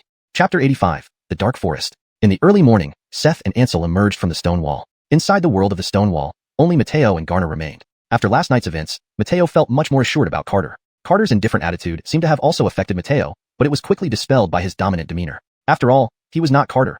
He couldn't let go of his hatred or the Divine Dragon clan. Seeing Seth and Ansel come out, Carter, dressed in white, stepped forward and asked, are you both okay? Okay. That three-headed ice phoenix went berserk and chased us for half a year, Ansel said sullenly. Ankara, luckily we beat it up at the end, or I would have been depressed to death, Seth chimed in with resentment. That's enough. Stop complaining. I was almost dead from being chased too, Carter replied, equally unhappy. Hearing this, the anger of Seth and Ansel subsided somewhat. Carter touched the broken horn on Seth's head, noticing it had grown a bit. Do you want me to mend it? No need, it's a battle scar, Seth replied proudly. All right, then I won't. Turning to Ansel, Carter gently patted his dragon horns. Ansel, hurry back to Gabrielle and help her know I'm safe, Carter smiled. Aren't you going to Wheeling Mountain? Ansel asked, surprised. After spending a year together, they found that despite appearing timid and domineering, Carter and Seth were very loyal when it mattered most. Especially Seth, who had often shielded Ansel from the three-headed ice phoenix to give him a chance to escape. Carter shook his head. No, we'll visit you after we handle some family matters. Carter didn't dare tell Ansel the truth. Otherwise, the Moo family wouldn't be able to sleep at night. All right, take care then, Ansel said dejectedly. Anchors, same to you. Seth glared at Ansel, warning harshly, you better protect the Moo family, or else I'll skin you alive. At this, Ansel vanished instantly. Better to run from such a fickle ox. Because Carter was about to leave, Garner stopped meditating and drank wine with him all night. Carter originally planned to set off early, but Seth felt tired, so they rested for a day. On the second morning, many powerful cultivators from Panlong City came to see Carter off. In the Elon residence, Ryan handed Carter 5 storage rings, explaining what each one contained. Clothes, pills, talismans, spirit stones, musical instruments, gold, and jewelry, just short of including a beautiful woman. Yufeng, these 5 storage rings represent the goodwill of all cultivators in Panlong City. Please accept them, Ryan said earnestly. I wrote down the restriction arrays we studied and put them in the storage rings. You must study them carefully. There are also treasures for setting up restriction arrays in the green storage ring, Ryan added. Yufeng, here is the jade flute you asked me to make. Is it satisfactory? Fraser offered, handing over the jade flute. Carter inspected it closely. It matched his design perfectly. Thank you, Sir Elon. I'm very satisfied, Carter smiled. Good, good, Fraser replied, somewhat dispirited. He wondered how they would explain Carter's departure to the city's people. All the cultivators gathered around Carter, their eyes filled with reluctance. They thought what a good young man he was. It would be nice if he stayed longer. Ryan waved his hand, and a small black, flying boat appeared in the sky. This boat is called Dukong. Though small, it can briefly enter the void and travel fast. Ryan controlled the boat to land gently. With this, your journey will be easier. Ryan transmitted the technique to control the boat into Carter's mind. Carter was delighted. He had long wanted his own flying boat, never imagining it would happen so soon. Thank you, Wallace Elon. Carter beamed like a child. The group of cultivators anxiously prepared various treasures for Carter, while Mateo inside the stone wall showed disdain. Does this guy need your worries? Thinking about it even annoyed him. It's time to send you into the dark forest, Ryan sighed. Brotherly, until we meet again. Garner clasped his hands in farewell. Brother Elon, until we meet again, Carter replied, appreciating Garner's character and hoping he would be well. Carter and Seth boarded the flying boat, with several powerful cultivators following closely to escort them. The flying boat moved swiftly, reaching the edge of the dark forest in just half a day. Up ahead is the dark forest. The darkness law here is too intense. Even transcendent cultivators dare not enter without caution, Ryan warned. Carter gazed at the boundless dark forest, feeling a bit nervous. Fraser had told him about its dangers. But he had to return home once, or he couldn't rest easy. Seniors, please stay here. Carter bowed deeply to the gathered cultivators, and then flew the boat into the dark forest. The flying boat disappeared as a streak of black light. Carter and Seth sat on the bow of the boat, looking down at the misty black forest below. Seth, lie down. Sitting up looks ugly, Carter teased. It made him feel oppressed that Seth was taller than him sitting up. Sitting feels comfortable, Seth insisted. Carter propped his cheek on his hand, eyeing a certain part of Seth. Won't you get cold like that? Seth, blushing, lay down sensibly. Carter, keep some dignity. Stop nagging. Learn the restrictions instead. Carter pulled out the restriction books given by Ryan. Seth envied the ring on Carter's finger. Hey, where do you want it hung? On the ox horn? These are war scars, don't laugh, Seth retorted indignantly. Carter stopped teasing and threw 3 thick restriction books onto the deck. Seeing the towering pile, Carter felt a sinking heart. These guys really write a lot. When will I finish studying? Nonetheless, he opened the book and began studying earnestly, explaining to Seth as he read. Days passed quickly, and Carter and Seth peacefully traversed above the dark forest for nearly 10 days. Everything seemed calm, making Carter think they could pass through quietly. Unbeknownst to him, danger was slowly approaching. Chapter 86. The Devil's Child? The dark forest was a paradise for demonic beasts. Here, as long as a demonic beast cultivated a demon core, it could speak human language. Once the demon core transformed into a demon pill, they could fully assume human form without retaining any beastly features. Of course, there were some exceptions. For instance, those who scorned complete transformation, or those who experienced failures during their transformation process. Certainly, once demonic beasts chose to transform completely, they would have to remain in the dark forest forever. Above the dark forest, a young man in purple robes and a maiden in green attire were traveling through the air. The 6-foot-tall youth was strikingly handsome with an ethereal gait, gently swaying a white fan in his hand. The green-clad maiden wore a villager's whip and was a head shorter than the youth, her round chubby face slightly plump and incredibly cute. Sir, why do we need to attend the banquet set by those fox spirits at the 9 immortal caves? The maiden pouted, looking somewhat unhappy. Susan, do you think I want to see those fox spirits? The youth lowered his head, smiling warmly as he countered. Then what else? Susan cocked her head playfully. What else is there to see in the 9 immortal caves besides those fox spirits? The place smells of musk everywhere. Susan, you are still young. There are many things you don't understand yet. The young man looked into the distance, exuding a demeanor of waiting until she grew older to comprehend. But Susan clearly saw a flash of mischief in his eyes, a smug satisfaction that tried to mask itself as profound wisdom, infuriating her so much she stomped her feet. I'm not talking to you anymore. Susan pouted and flew forward. Oh no, Susan, listen to me. The youth hurriedly caught up. In fact, this trip to the 9 immortal caves is about discussing an alliance. As for what this alliance entails, I'm not entirely clear on that either, the youth explained innocently. Why wouldn't you be clear? Isn't it just cooperating with the heavenly demon sect to lift the curse on the dark forest? Susan retorted disdainfully. If you want to see the fox spirits, just say so instead of pretending it's important business. The youth raised his head, waving his fan while putting on an air of depth. While that's true, this matter concerns our future living environment and must be taken seriously. Anyway, I think it's pretty good even if the curse isn't lifted. We're just stirring up trouble or listening to others' opinions, the youth smiled. Hemph, it's all just to see the fox spirits. Susan angrily flew forward, unaware that a black light was hurtling towards her. Susan, be careful. The youth shouted in panic. Aiden, you're going to hit someone. Carter yelled, hastily controlling the flying boat. Whoosh. The flying boat narrowly missed Susan, a whirlwind sweeping her high into the air. Ah, sir, save me. Susan cried out uncontrollably, spinning wildly in midair. The youth quickly steadied Susan, anxiously checking if she was hurt. Luckily, we didn't collide. The youth said with a sigh of relief. Carter and Aiden had been so engrossed in studying, having seen nothing for days, that they didn't expect to encounter anyone here. Thus, Carter quickly turned back to check on the girl. Seeing the flying boat return, the youth felt a bit uneasy. A demonic beast that could possess such a flying boat held significant status within the dark forest. The flying boat stopped before them, and a white-robed Carter approached gracefully, anxiously asking, Are you two all right? The maiden stared blankly at Carter. This person was incredibly handsome, 10 times more beautiful than her own master. Humph, Susan, pay attention to your manners. The youth reminded her. Yes, I am fine. Susan regained her composure, lowering her head awkwardly while clutching her sleeves nervously. Brother, I am truly sorry. How can I compensate? Carter politely asked. In the dark forest, he just wanted to settle the matter quickly. The youth tucked away his fan and returned the salute. You misunderstand. Little one merely got startled. She'll be fine shortly. That's best. I truly apologize for my carelessness earlier. We'll be taking our leave now. Seeing that the other party wasn't trying to complicate matters, Carter turned and left. After all, old Master Elon had warned him that humanoid demonic beasts were abundant here, so he shouldn't assume someone was human. Brother, are you headed to the 9 immortal caves? The youth asked. Carter was unsure of the other's intent and wanted to avoid the mentioned 9 immortal caves, so he responded cautiously, Brother, where did you hear that? Although the conversation sounded convoluted, in this world, one must learn and observe more. From your partner's broken horns, I guessed you were seeking the cowherd spirit grass from the 9 immortal caves. Upon hearing this, Carter's eyes lit up. Could this cowherd spirit grass help Aiden regrow his horns? Aiden also showed an eager expression. Losing the horns had severely affected his majestic appearance. Brother, can you tell me more about this cowherd spirit grass? Carter couldn't hold back any longer. The youth immediately noticed Carter's youth, likely a pampered offspring of a demonic prince who hadn't heard of the cowherd spirit grass otherwise. To ensure safety, the youth scanned Carter with demonic perception and discovered he possessed spiritual energy, very weak, equivalent to the first level of chi cultivation. The youth frowned, suddenly becoming cold. Brother, you cultivate spiritual energy? Carter was internally shocked but maintained his calm exterior. Had he been exposed? Should he flee? Or continue fabricating lies? After a brief struggle, Carter decided to help Aiden find the cowherd spirit grass. With a thought, purple aura enveloped him, making him appear like a demon cultivator. As soon as the purple aura appeared, the youth and Susan shivered in fear. An overwhelming pressure emanated from the purple aura, nearly causing them to kneel. Carter quickly retracted the purple aura, not knowing exactly what it was or how it could turn into armor. However, judging from the reaction, it seemed very powerful. Drenched in cold sweat, the youth raised his hands over his head and bowed respectfully. I did not recognize the arrival of a devil's child. Please forgive me. Susan likewise bowed in terror, never imagining she'd meet a devil's child here.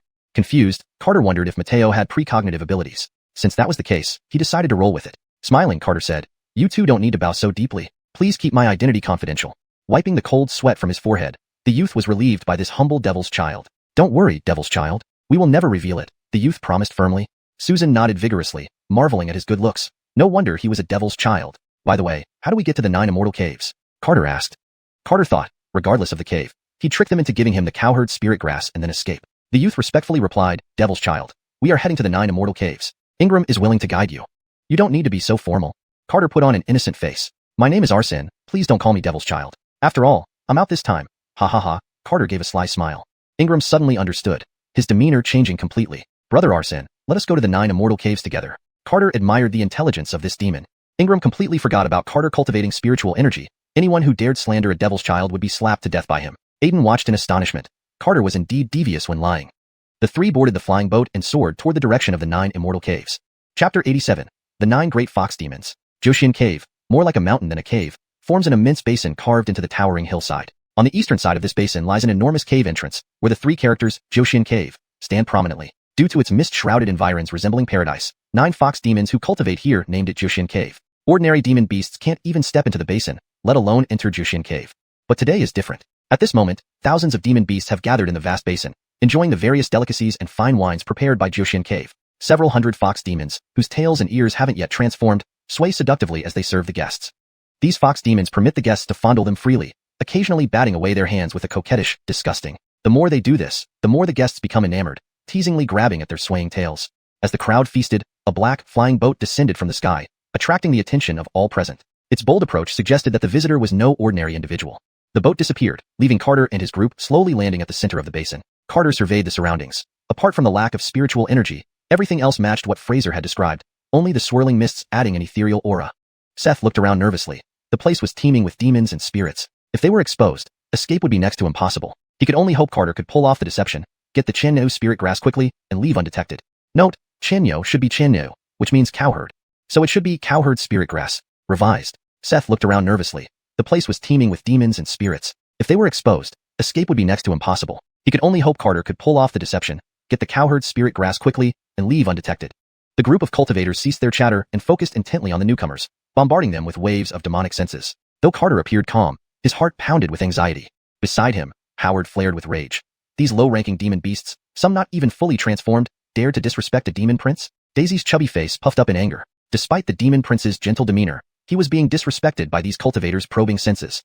Seeing Howard about to act, Carter raised a hand to stop him. "Ching brother, Daisy, please stay calm." As the demonic senses swept over, the atmosphere turned frigid. A throng of menacing cultivators surrounded Carter and company, while Seth's eyes betrayed his growing panic. "What are they doing?" Seth asked anxiously. Howard snorted coldly. "A bunch of small fries daring to disrespect me, Howard? How could a minor incident require the demon prince's personal involvement? That would make him seem too weak." "Lisa, what does this mean?" Howard roared. The group recoiled in fear, recognizing their formidable presence. "These are extraordinary times. Routine checks are necessary. Brother Howard, please don't be angry."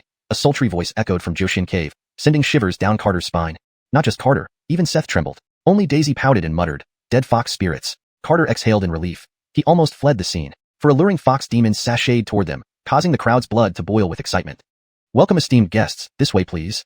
2 fox demons batted their eyelashes at Carter, their lips curling seductively as they each linked an arm with him, leading him into Joshian Cave. Carter felt the soft warmth of their bodies. Glancing down, he saw their ample bosoms brushing against his arms. He silently chanted, "Umitba, form is emptiness, emptiness is form." Anchored, one must adapt to local customs. Pushing them away would expose them. Grudgingly, Carter endured the tantalizing touch. In contrast, Howard seemed to revel in it, his hands wandering over the fox demon's curvaceous backsides.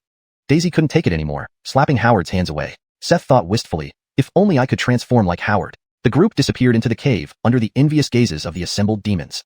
Ah, to have power is good. Even fox demons throw themselves at you, said a beast with a leopard head and human body, enviously.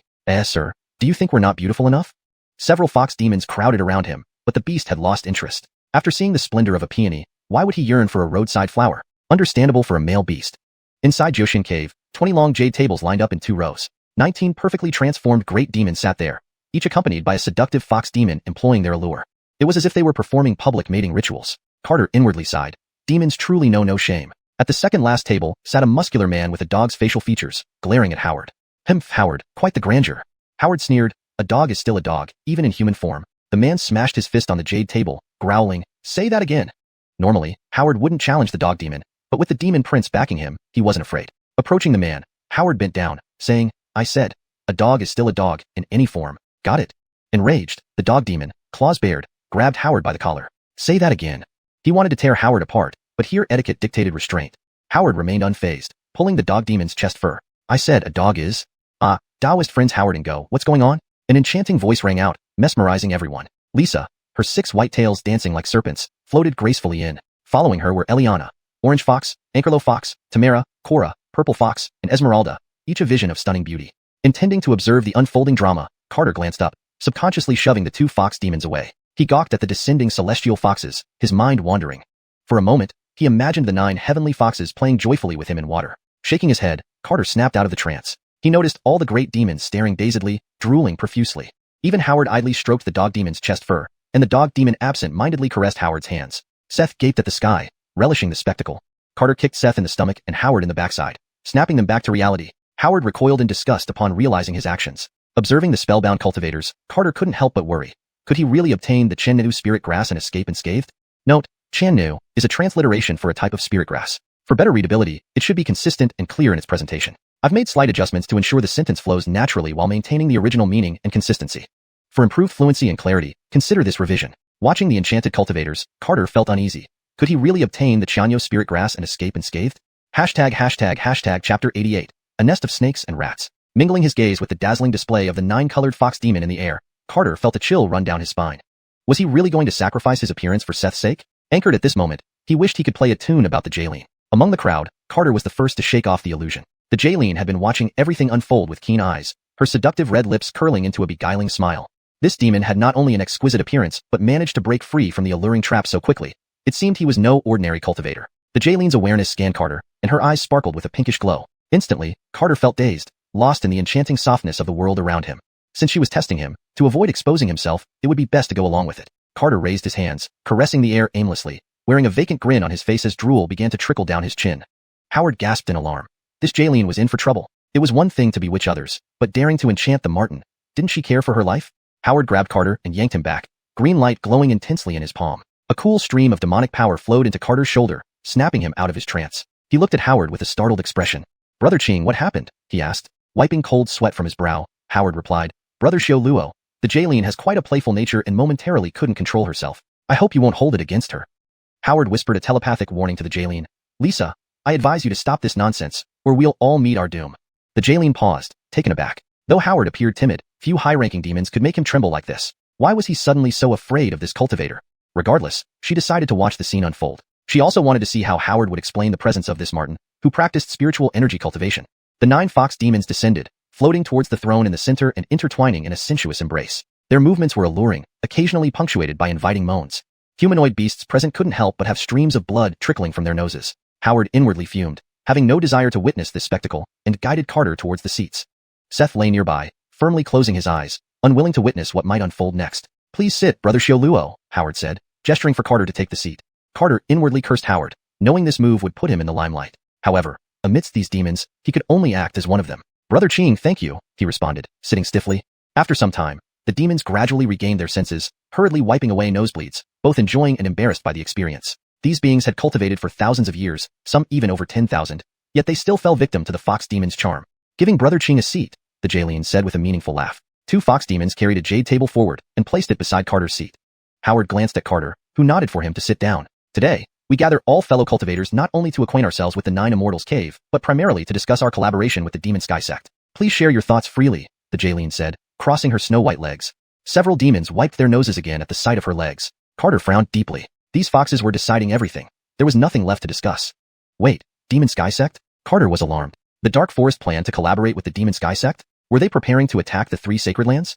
Carter took a deep breath, trying to calm his restless heart. He thought it best to observe and wait. There's nothing to discuss. Wherever the 9 maidens point, we shall strike, the dog demon boasted, pounding on his chest.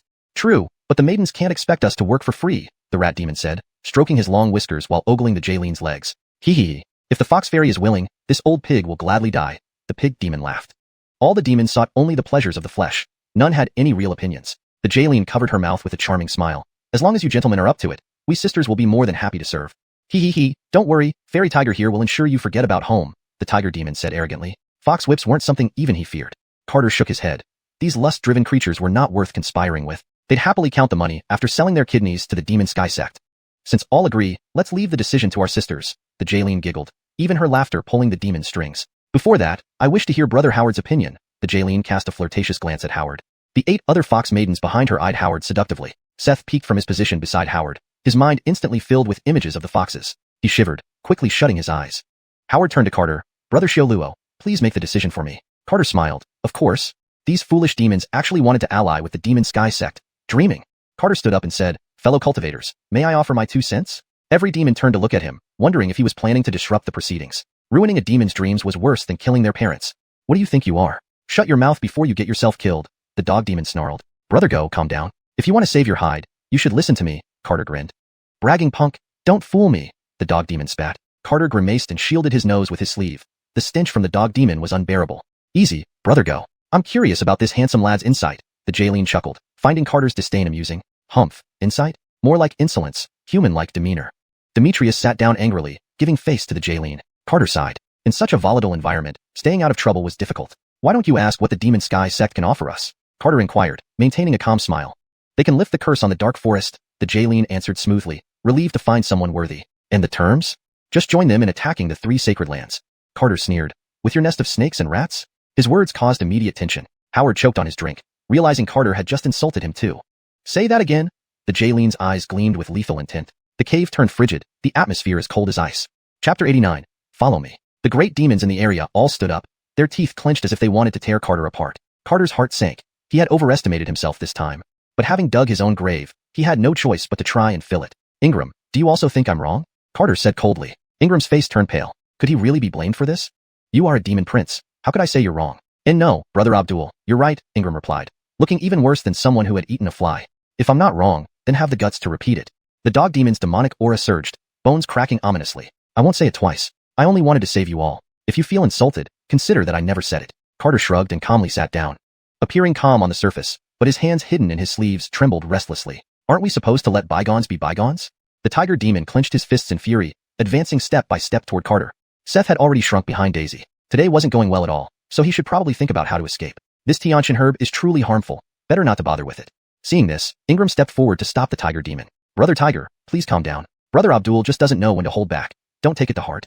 Not holding back? Slave girl doesn't see it that way, the red fox remarked. Anchors, Brother Abdul scolded every one of us here. Another demon added. Indeed, after nearly 10,000 years of cultivation, to be called a snake or rat, it's heartbreaking, chimed in the 8 foxes, twisting and posturing, stirring the pot. Carter felt embarrassed. It seemed his demon prince identity couldn't remain hidden any longer. Since it's like this, we can only settle it by force, Ingram sighed. Fine, I'll give him one hand, the tiger demon sneered. What do you think, Brother Abdul? Ingram asked, helpless. Carter nodded. What else could he do?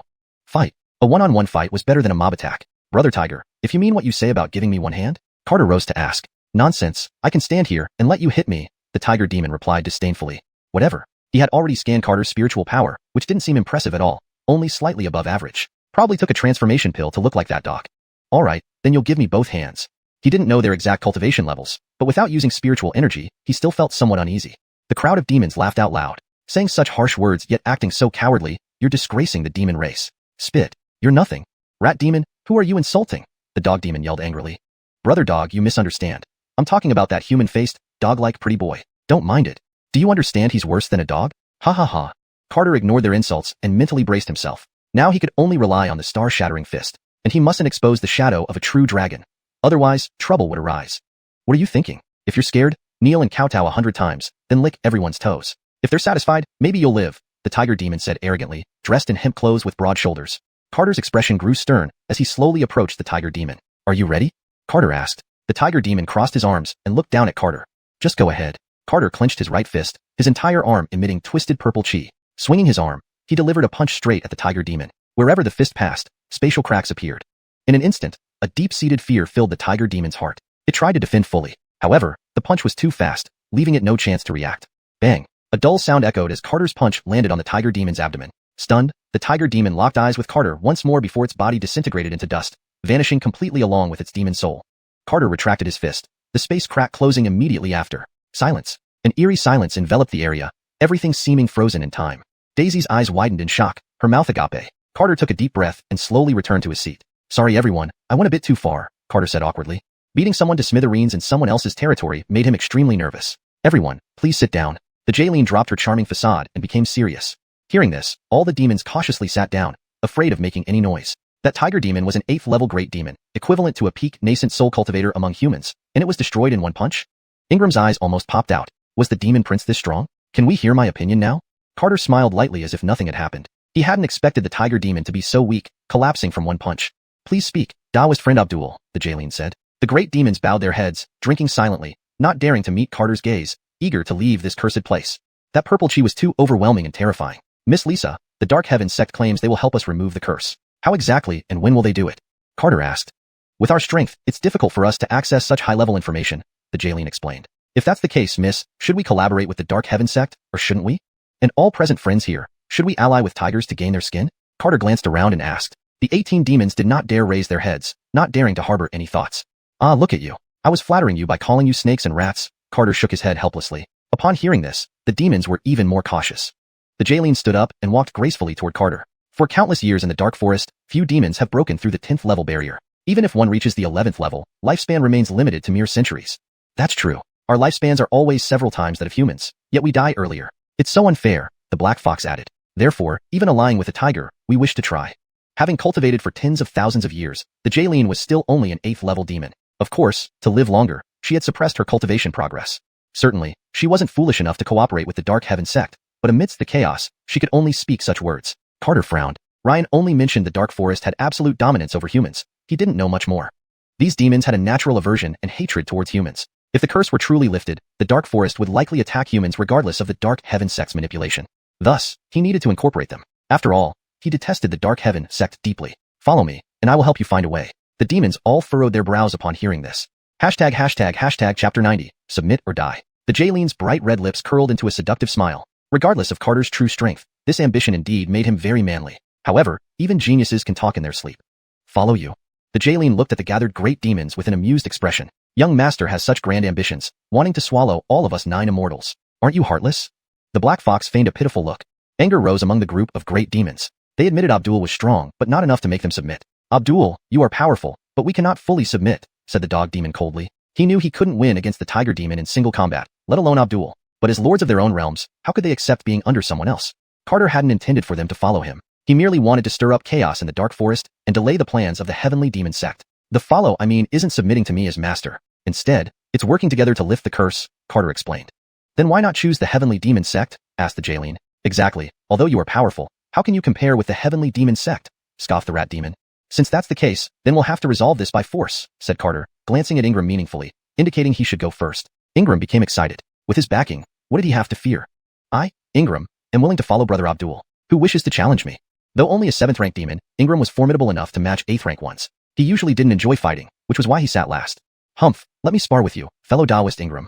Isidro stood up first. The Jaylene, along with 8 other fox spirits, created a colorful magical arena.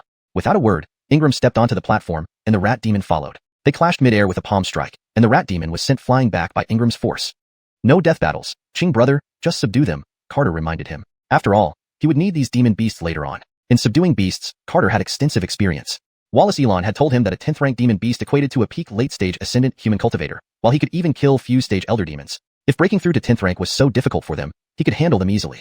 Ingram refrained from further action as the rat demon tried to step up again, but was pulled down by the Jaylene. Several more great demons were pushed back by Ingram's single palm strikes. The silent black-clothed youth who had been seated first finally stood up. Seeing the youth, Ingram immediately conceded. Carter frowned. Was this pale young man truly formidable? Brother Abdul, Ching has done my best, Ingram confessed, coming to Carter's side. No worries, Seth. It's your turn to test. Hiding behind Aaron, Seth nervously asked. Me? Me? You go first. It's nothing if you're not yet 10th rank, Carter reassured him. Seth glanced at the sickly-looking youth on the platform, thinking he could defeat him. All right, brave ox, fearless ox, here goes. Seth turned into a streak of light, charging towards the youth. The youth smirked and conjured a black circular array. Seth slammed into it. A thunderous crash echoed. The array shattered instantly, breaking even the protective barrier formed by the 9 fox spirits. They all tumbled backward as the youth broke through their formation and tore through the 9 immortal cave, standing menacingly outside. Though feeling dizzy, Seth realized he had one. All the demon cultivators inside were stunned. What kind of ox was this? So powerful? Carter furrowed his brows, recognizing the array. Its strange runes emitted demonic aura identical to the aura-cleaving flail. Heavenly Demon Sect, Carter said coldly. The youth teleported back into the cave, staring at everyone present. Choose your path. Either submit to the Heavenly Demon Sect or die. The youth's body crackled as though shedding some restraints, releasing a tremendous aura. I can clearly tell you that your demon emperor has already submitted. Any resistance is futile. The youth's crimson eyes locked on Carter. Brother Abdul, you're impressive. Submit to the Heavenly Demon Sect, and the Dark Forest will be your kingdom. Admiration showed in the youth's words since his mistake allowed Abdul's subordinate to break through.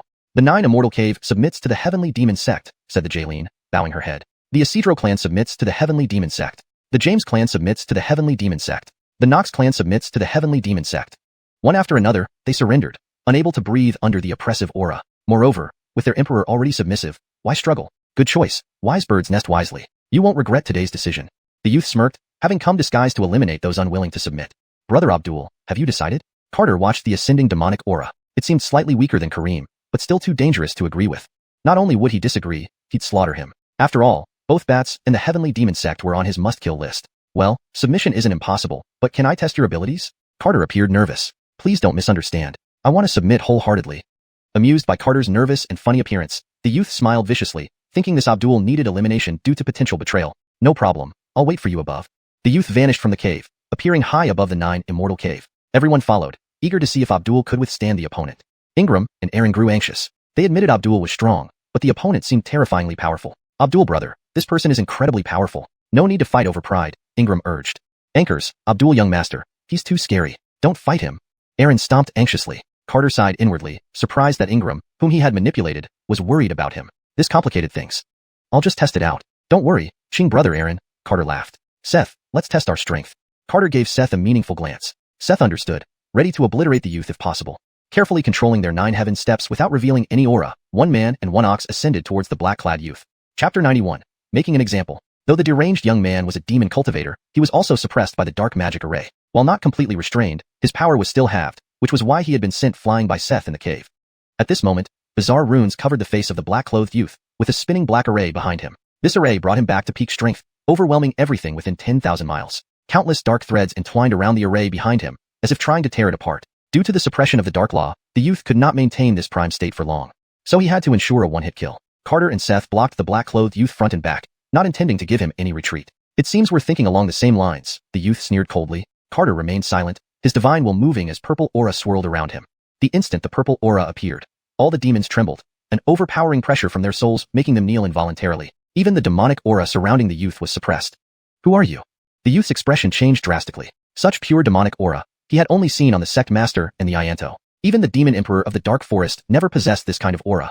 Carter had no time for small talk.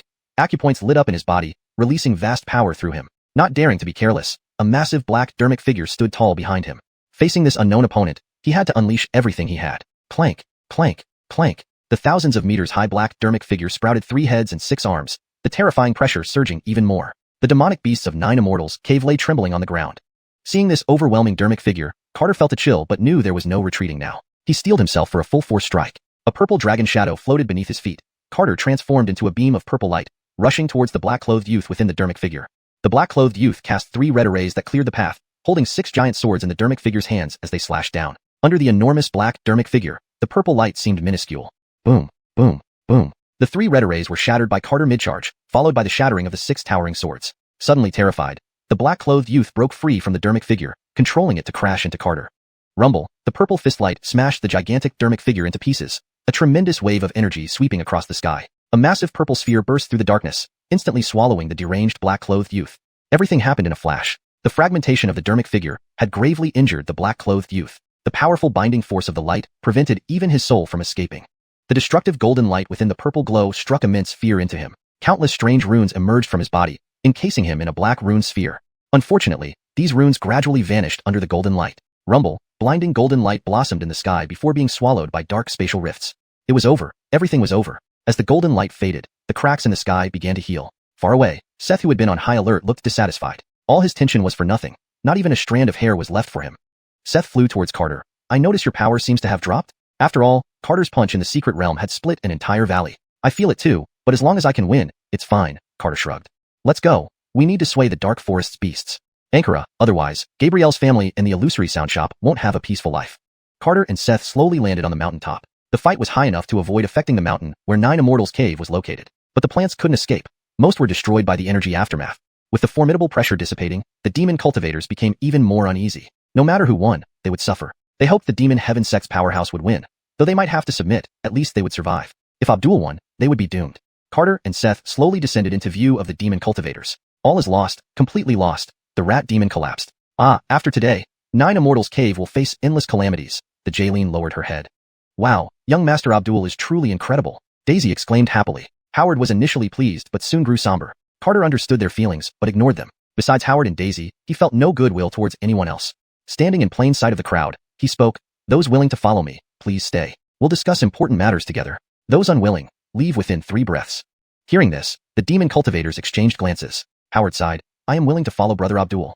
"The Nine Immortals' cave submits to Friend Abdul," the Jaylene said, bowing her head. "Sorry, Friend Abdul, my rat clan cannot follow you," the rat demon said, then turned and left. "My chicken clan is busy and can't follow you either," the chicken demon, adorned with a golden crown, followed suit.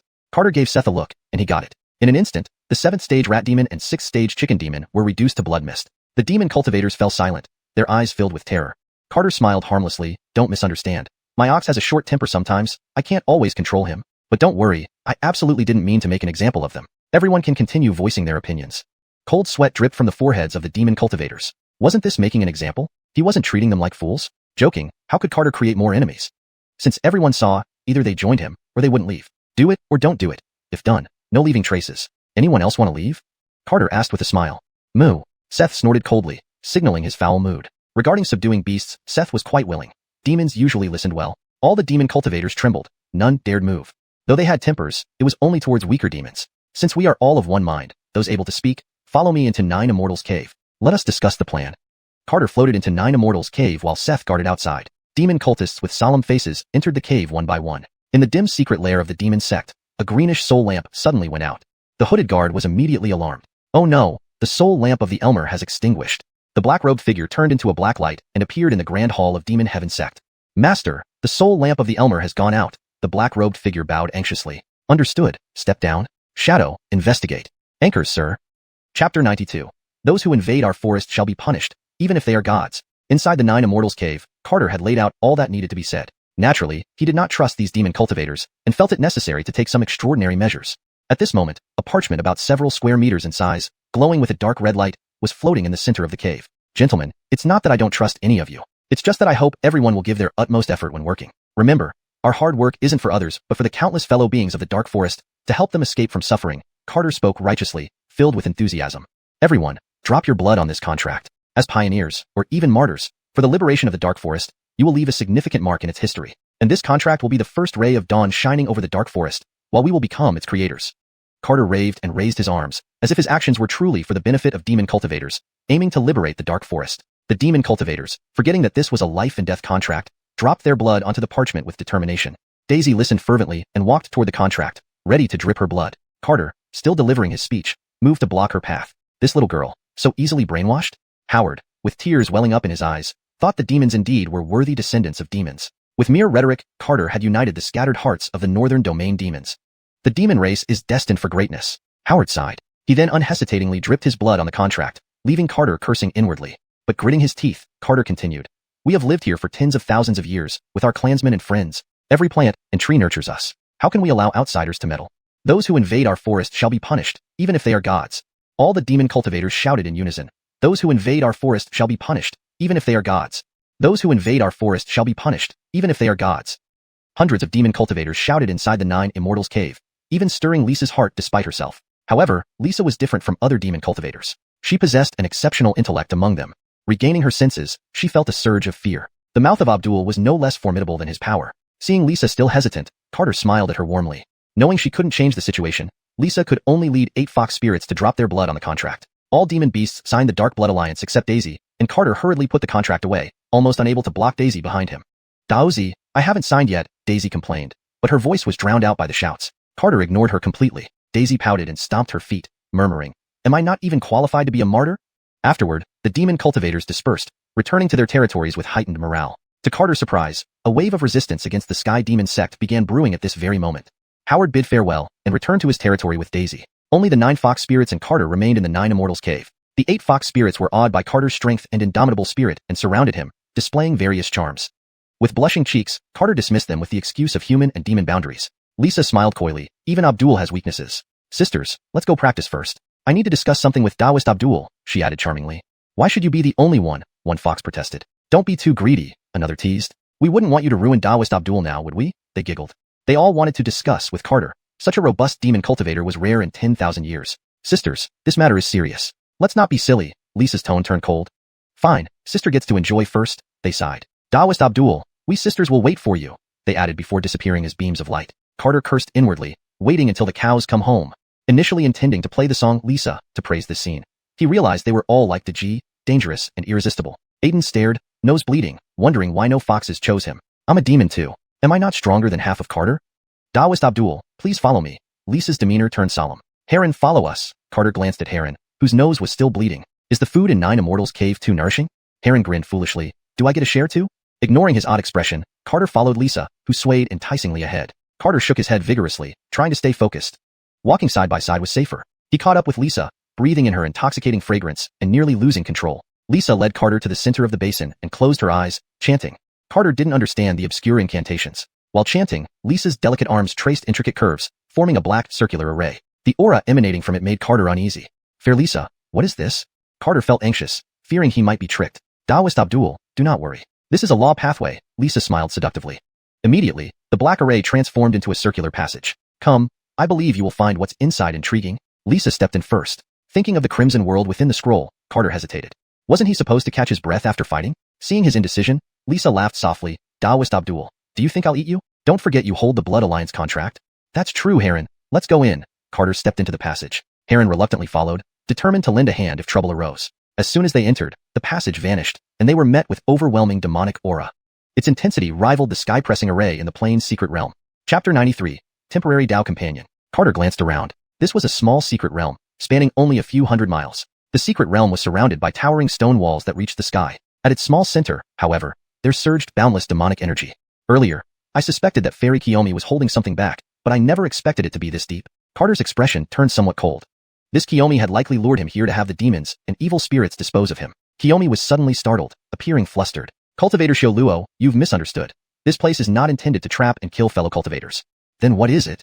Even Seth couldn't help but get agitated, smoke starting to puff from his nostrils. 10,000 years ago, an ancient demon god visited me in a dream, teaching me the incantations and gestures to enter this place. To this day, Kiyomi has yet to unravel the secrets here, Kiyomi said dejectedly.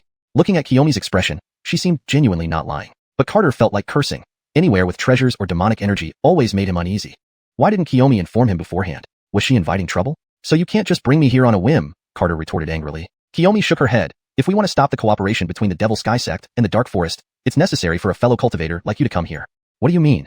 Because this is key to resolving the Dark Forest's curse. Carter stared at the surging black demonic energy in the heart of the secret realm. The demonic energy swirling upwards transformed into dark red demonic clouds, looking quite eerie. Carter frowned. What is this thing?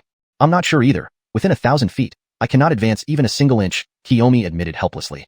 Then you're overestimating me. I doubt I can get any closer either. Let's leave. What kind of alternate world joke is this? How could he, a venerable immortal, be treated as a scout? Forget it. Fellow cultivator, I know you are not a demonic cultivator from the Dark Forest. Kiyomi looked at Carter earnestly. But the rules of the Dark Forest don't suppress you. Instead, they seem welcoming. That's why Kiyomi risked everything to bring you here. Carter was inwardly shocked. He hadn't anticipated Kiyomi would have such a deep scheme, actually manipulating him into coming here. Even so, how can you be sure I'll help you instead of killing you? I can easily eliminate people from the Devil Sky Sect, and now you dare risk your life on me? Because my Fox clan dislikes conflict and does not wish for the turmoil to poison the entire Dark Forest, Kiyomi explained sincerely. I believe you also desire a peaceful and serene life, right? Carter was speechless. Initially, he just wanted to frustrate the Devil Sky Sect and incite the Dark Forest against them, but now it seemed like he was being cast as some saint. Do you mean to say 9 Immortals Cave never intended to collaborate with the Devil Sky sect? Anchors, it was initially just pretending. If involved, withdrawal would be difficult. Alright, since our goals align, let's be temporary Tao companions. Carter could only reluctantly accept the situation. After all, if the Devil Sky sect really ruled this continent, he wouldn't have a good life either. Let's do our best. Kiyomi then looked at Seth. Your main purpose should be to obtain the Morning Glory Herb, right? Carter slapped his forehead. Smart foxes were truly troublesome. Fairy Kiyomi has keen eyes indeed, Carter complimented sincerely. Luckily, the Morning Glory Herb is also inside the Secret Realm Center. Kiyomi gave a seductive smile, her ample chest nearly spilling out. Carter quickly turned to look at the core of the Secret Realm. Compared to Kiyomi's allure, the Secret Realm seemed safer. Since that's the case, let's take a look. Carter stepped into the swirling black, demonic clouds. But just to be clear, I will only do what I can manage. Understood, fellow cultivator Xiao Luo. Kiyomi, like a cunning little wife who succeeded in her plot, swayed her Jaylene tail and followed. Seth shuddered. This little vixen is playing for keeps. Hearing this, Kiyomi cast a bewitching glance at Seth, making him chuckle and follow along. The secret realm wasn't large, and soon Carter and company approached within 1,000 feet of the demonic energy core. Here was a pitch-black forest. Even with Carter's keen eyesight, he could only see about 30 meters ahead. For Kiyomi, it was even worse. She was nearly blinded. Darkness threads continuously invaded her body, threatening to tear her apart. Kiyomi instinctively hid behind Carter, and the tearing sensation instantly vanished. Kiyomi was internally alarmed. Such intense darkness laws couldn't approach Xiao Luo? Could Carter be the reincarnation of an ancient demon god? Fairy, you're staring at Xiao Luo like that. Wouldn't you rather look at me? Seth grinned broadly. Kiyomi lost her composure. If Xiao Luo could resist the invasion of darkness laws, fine. It was known he was powerful. But how could this calm pervert bull withstand it too? Is he an ancient demon bull? Fairy, don't look at me like that. It makes me shy, Seth pretended modestly. Enough, don't distract us. This place is dangerous, Carter warned. Just 1,000 feet away, the demonic energy was already so strong. What could possibly be at the core of this secret realm? Fortunately, these demonic energies seemed hesitant to attack him directly. Otherwise, he'd turn back immediately. Curiosity be damned, safety first. Carter cautiously moved forward. The black trees surrounding him were covered with wriggling black lines, looking quite terrifying. Kiyomi Fairy, what are those things crawling on the black trees? That's the darkness law. Can you see them? Kiyomi once again revised her opinion of Carter. Indeed, they look like worms, wriggling disgustingly. Kiyomi took a deep breath to calm herself down. These trees are formed by darkness laws. Touching them is forbidden.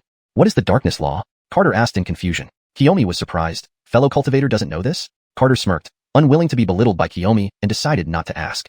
Just kidding. I wanted to see if Fairy knew. Carter laughed awkwardly. He was getting embarrassed. I have a question for Fairy. Please go ahead. Kiyomi stayed close behind Carter. The dark forest is filled with darkness laws, so shouldn't everyone here have heavy negative chi? Is there a problem with your cultivation? People need spiritual energy, and so do beasts, but pure beast chi is more beneficial for cultivation. The beast chi I'm referring to is different from what humans understand. Do you understand? Not entirely, but I get the gist.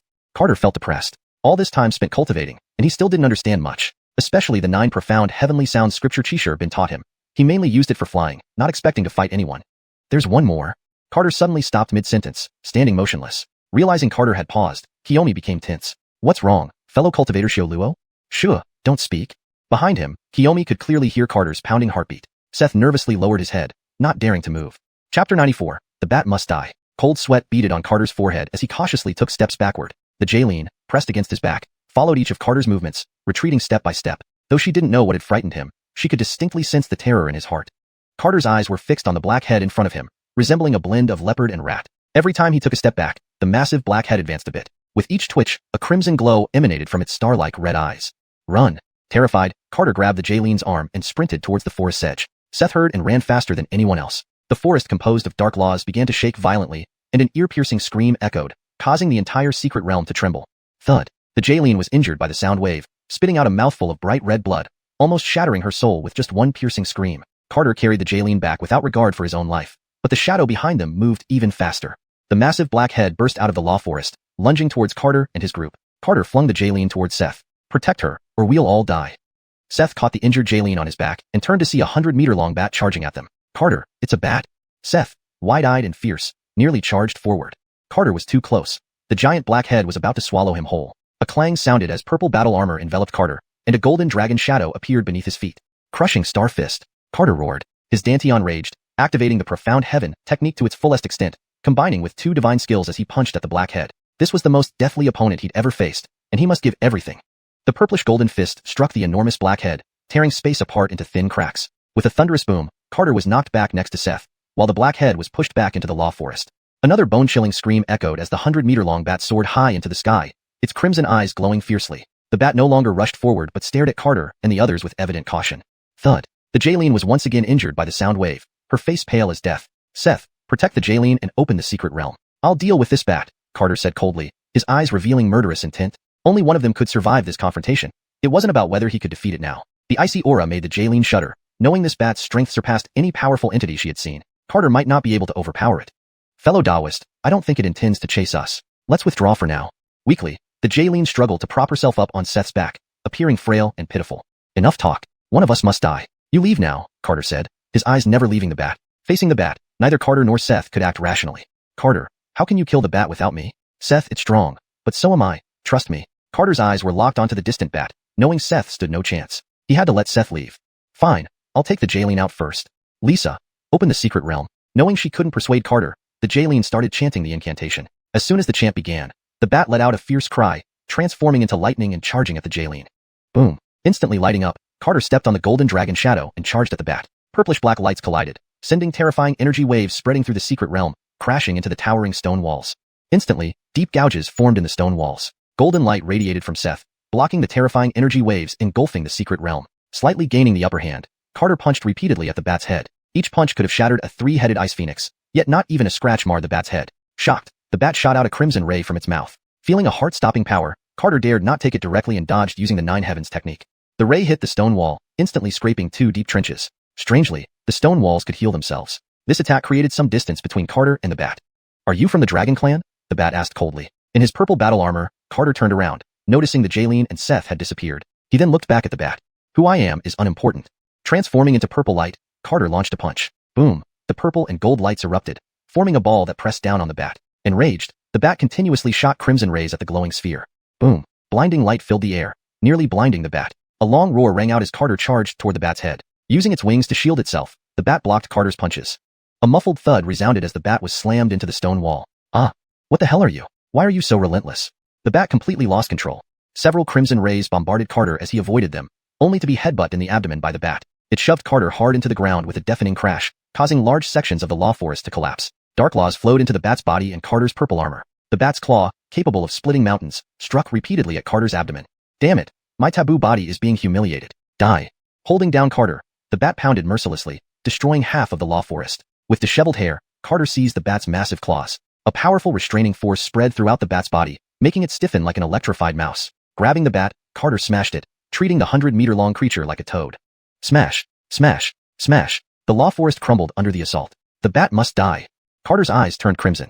Grabbing the bat's claws, he tore them apart. The sharp tearing sound resonated as Carter ripped off half of the bat's claw. Blood-curdling screams echoed through the secret realm, and the powerful restraining force prevented the bat from escaping.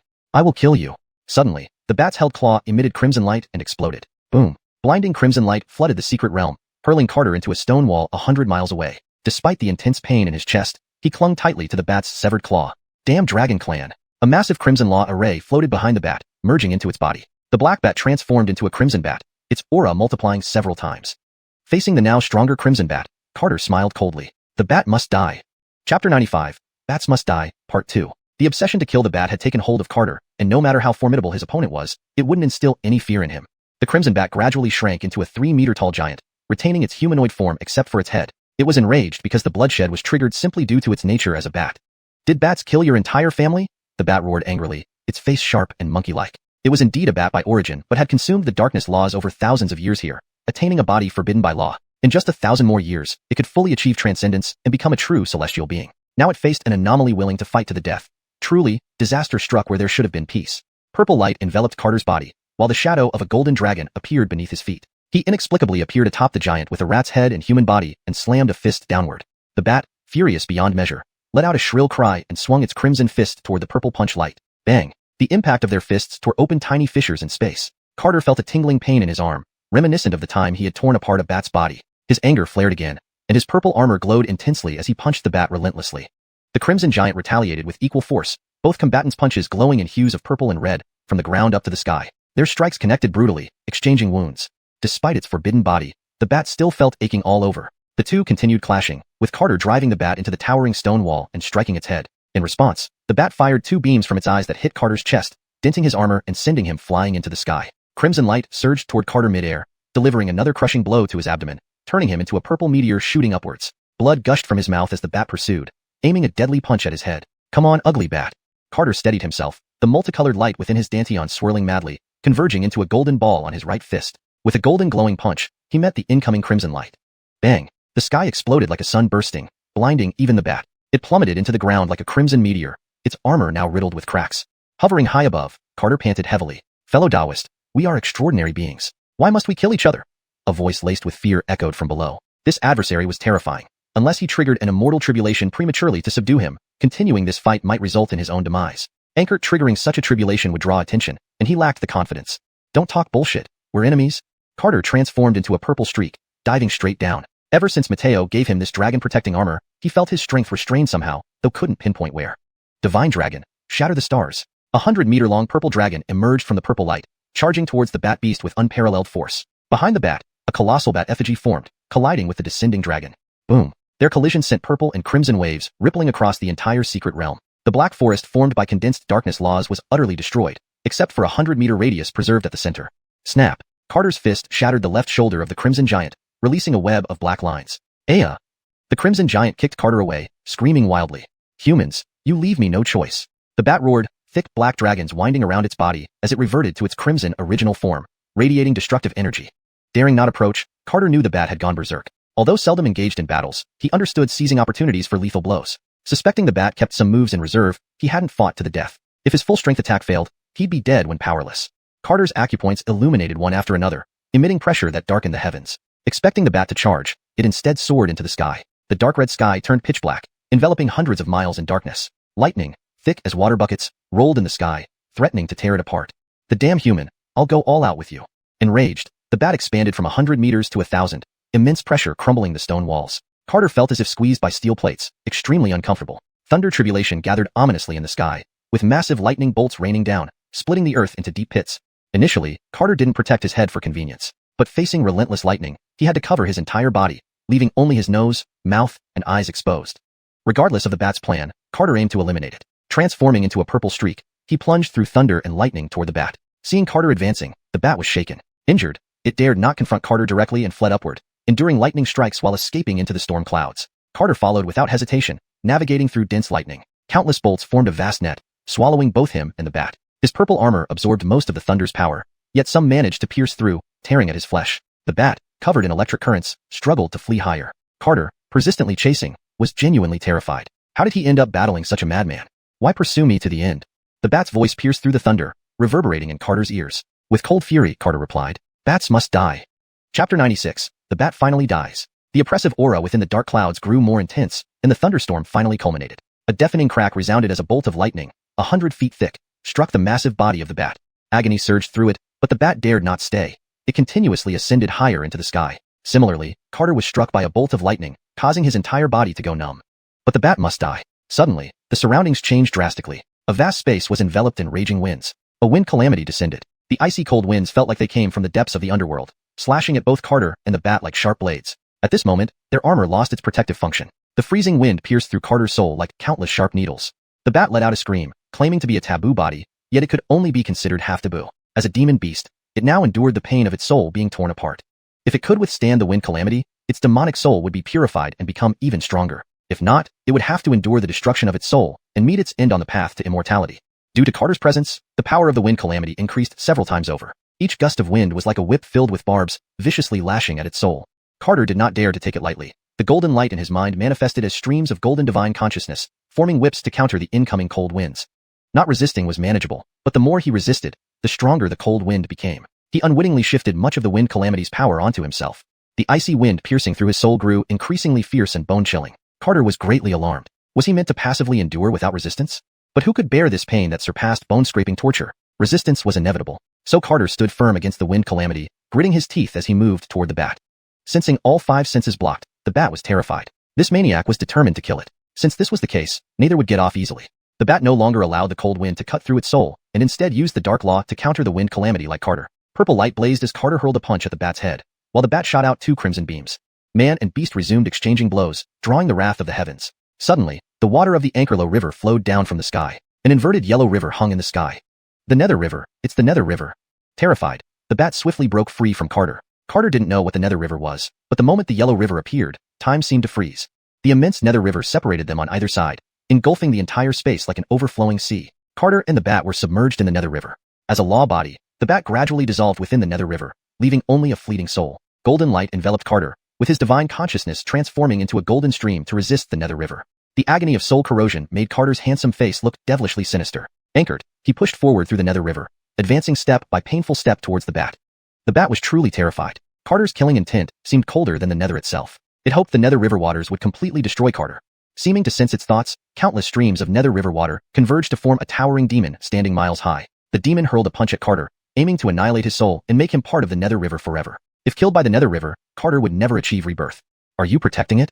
Pale-faced, Carter looked at the giant before him and spoke. Heaven's might cannot be defied. A voice devoid of emotion emerged from the giant. I will kill the bat. Heaven itself cannot stop me. Carter remained calm. In the vast sea of Danteon, the spirit chi formed a massive rainbow vortex, with the long-lost golden halo reappearing. Behind Carter, 9 enormous golden dragons appeared, ready to confront the demon. A formidable pressure that made the nether river demon tremble swept across the area, and the bat watched in horror. See cosmic golden war body. With only its soul left, the bat's eyes showed disbelief. It suddenly realized how laughable its so-called taboo body was, especially after trying to kill Carter earlier. Now it knew it wasn't even worthy of carrying Carter's shoes. But it didn't want to die. Truly it didn't. Star-shattering fist. A golden sun struck the nether river giant, with 9-mile-long dragons, bearing the weight of the heavens, smashing into the demon composed of the nether river.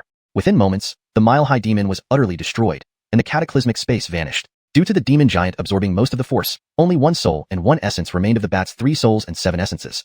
The sky changed color as Carter and the bat returned to the secret realm. Carter, disheveled, slowly approached it, the murderous intent in his eyes intensifying rather than diminishing after the battle. Can you tell me why you must kill me? The bat's figure had become translucent. If Carter spared it, perhaps it could recover after tens of thousands of years, but it seemed unlikely based on Carter's demeanor. In your next life, don't reincarnate as a bat. Golden light consumed the bat's soul, turning the black law into nothingness. The taboo bat vanished completely. A mouthful of crimson blood spewed from Carter's mouth. The purple armor faded, revealing Carter in white robes as he fell on the desolate ground. At the center of the secret realm, black magical chi transformed into a black python, circling around Carter. After a while, the black serpent lunged at Carter's body as if trying to possess it, but upon touching Carter, sudden golden light erupted, sending the python back to the center of the secret realm in panic. A golden light flashed in the sky, and the old ox urgently appeared beside Carter, knocking him onto its back and rushing out of the secret realm. Carter had a very long dream, where he saw himself enclosed in darkness for a long time. Did I die? Carter saw no light, his soul drifting aimlessly in endless darkness. After a while, a speck of golden light appeared in the dark world. Ding, points delivered, host can add points. The golden point expanded, becoming a radiant sun. Boom. Carter suddenly woke up, nearly collapsing the jade bed. Carter, you're finally awake. Ghost. A large ox face startled Carter. Carter quickly backed away to the edge of the broken jade bed, still shaken. The old ox panicked. Carter, did you lose your wits? Carter gazed blankly around him, taking a long time to regain his composure. Aren't I dead? Carter asked dumbly. The old ox felt a pang in its heart, tears streaming down its large eyes. It's over. Carter has gone mad. Hashtag chapter 97. Re-entering the secret realm, Carter tried to get up and slap the old ox, but the moment he moved slightly, excruciating pain from muscle tears spread throughout his body. He could only helplessly collapse on the ground, cursing weakly, "Stupid ox, you're the one who's gone crazy." The old ox was overjoyed and nudged Carter gently with its head. You're not dumb? The old ox's tears streamed down its face. The nudge made Carter's handsome face contort in agony, cold sweat beading on his forehead. I'm dying of pain here, Carter yelled out, feeling the sharp pain penetrate every cell, even more intense than when he had been at Gabrielle's place.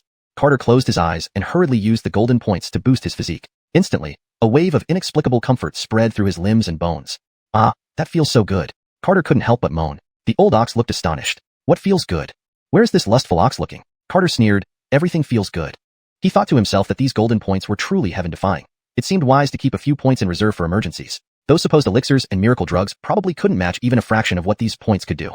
Carter slowly got up and stretched his back. I was unconscious for a month? The old ox wiped its tears with its hoof, dissatisfied. Were you pretending to be unconscious? This guy must have faked it. Otherwise, how would he know how long he was out? Does watching an old ox cry every day feel that good? Forget it. I really was unconscious, Carter said exasperatedly. Phew, you're addicted to making the old ox cry, the old ox retorted. Heh, are you calling me boring now? Carter replied, wondering whether he should tell the old ox about the system. But then he thought better of it. It was best if no one knew about this. You're not only boring but also shameless. Thinking of coming to Carter's bedside every day to cry, the old ox felt a surge of anger. Oh right, did the bat die? Relax, there wasn't even any residue left, Carter chuckled. That's good. Otherwise, it would have been a big loss for a bull like me. After the old ox and the Jaylene came out, they intended to re-enter the secret realm. However, the Jaylene had fallen into a coma immediately after emerging, and by the time she woke up, several days had passed. Thankfully, the old ox didn't enter, or it would have turned into a dead ox. Comrade Taoist, you're awake? A soft voice echoed as the Jaylene led 8 fox spirits gracefully approaching. Carter, you should thank me. If I hadn't stayed guard, you would have been sucked dry, the old ox declared proudly. During Carter's coma, the 8 fox spirits hadn't spared him much thought, especially the red fox, who nearly succeeded a few times. If not for the timely arrival of the old ox, Carter's purity would likely have been compromised. Do Comrade Daoist think so? Beauty and hero always make a good match, the red fox purred, her ample bosom pressing close to Carter. Carter felt a headache. Why wasn't it a bat again? It made things awkward. Seventh sister, don't trouble Brother Eider. The Jaylene smiled lightly. She didn't expose Carter's real name nor his human identity, keeping both secrets to protect the 9 immortal caves. Sister, how annoying. Last time, sister debated with Brother Eider but conceded within half a day. Seventh sister wants to see how deep Brother Eider's cultivation is. The red fox posed seductively, her suggestive gaze roving over Carter as if trying to devour him whole. Carter's face fell. He had no idea how to deal with these mischievous foxes and could only look to the Jaylene for help. All right, let's get down to business, the Jaylene said coldly. The group of fox spirits immediately dropped their flirtatious attitudes. Brother Eider, the North region has encountered trouble, the Jaylene said gravely. What kind of trouble? 2 great demon kings have started targeting the North region. Ever since Carter used righteousness to manipulate the demon cultivators, those in the North region began preaching resistance against the Devil Heaven sect, sparking a wave of rebellion that grew bigger and threatened some demon kings. How strong are they? As long as they weren't beyond level 10, he could eliminate them one by one. They were all enemies, after all. Level 10 Demon King Colin and Level 11 Demon King 2MO. The Jaylene took a deep breath. Level 11? You've got to be kidding me. Carter was stunned. The Jaylene herself had mentioned that Dark Forest never had demon beasts break through the level 10 barrier. How did a level 11 suddenly appear? This story is long.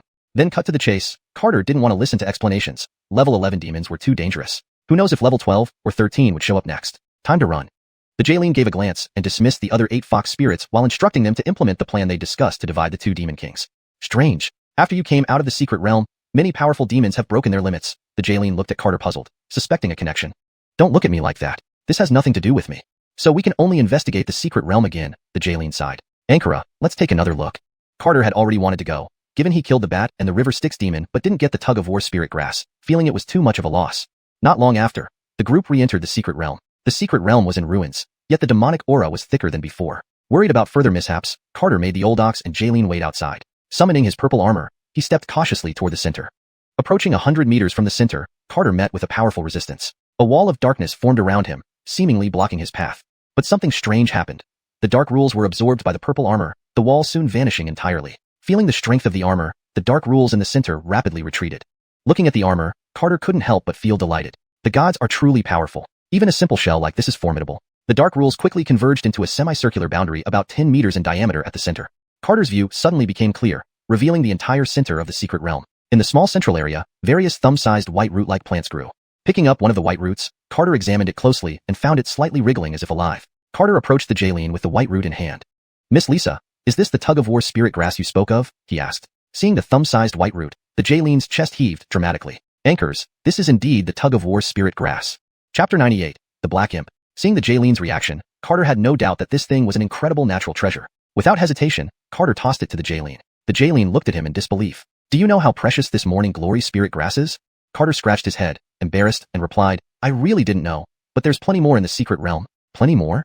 The Jaylene's eyes widened. Ankara, you can pick as much as you want. Now that whatever dark rule had shrunk into a small clump, it seemed safe for the Jaylene and the old ox to approach. Beautiful Lisa, can this really make the ox horns grow back? The old ox asked with a grin. Rest assured, fellow Taoist ox, I'll take care of your horns, the Jaylene replied with a charming smile. Then I must hurry and gather some more. The old ox transformed into a golden light and flew towards the center of the secret realm. Carter chuckled and quickly followed. The Jaylene soon caught up. Seeing the ground covered in morning glory spirit grass, she thought she might be dreaming. The old ox picked up a larger sprig and began chewing on it. It's sweet, but numbs the tongue a bit. Fellow Taoist ox, you're eating it raw, the Jaylene exclaimed in surprise. Can't eat it raw? Carter asked, confused. Startled by the Jaylene's reaction, the old ox hastily spat it out. Will I die? He asked anxiously. No, just temporarily lose your sense of taste. The Jaylene felt guilty for not reminding the old ox. It's only temporary, don't worry, Carter said with a smile. Shouldn't this grass be called morning glory demon grass?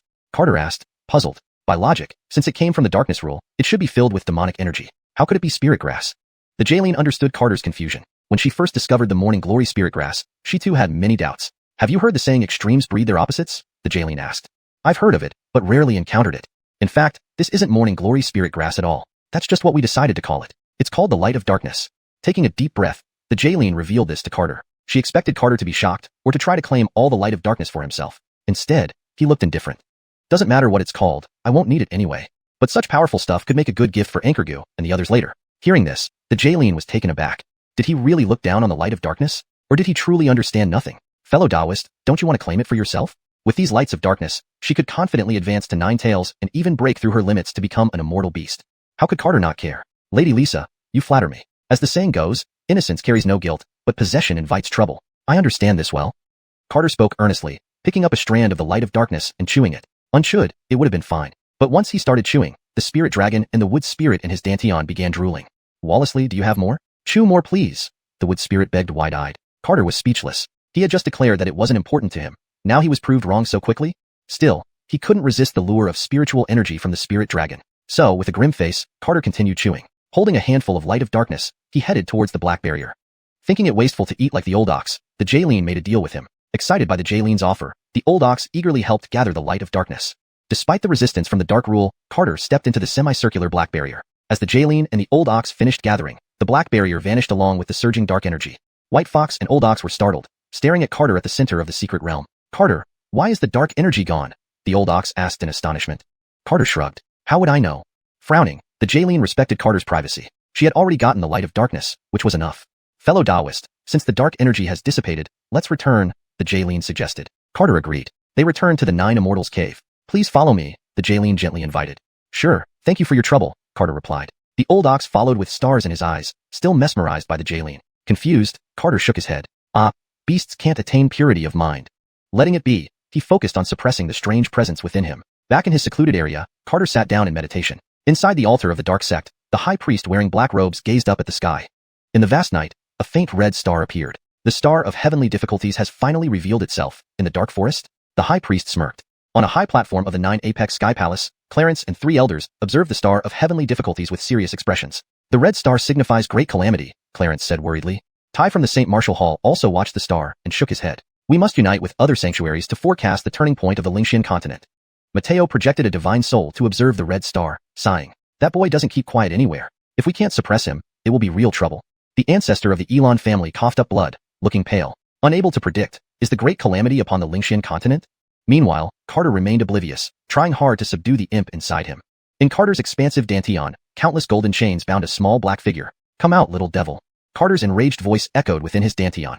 The black imp gritted its teeth, growling, no, never. Then I'll kill you. Countless golden threads turned into sharp swords, showering the black imp repeatedly. The nearby spirit dragon shuddered. It'll turn into a sieve.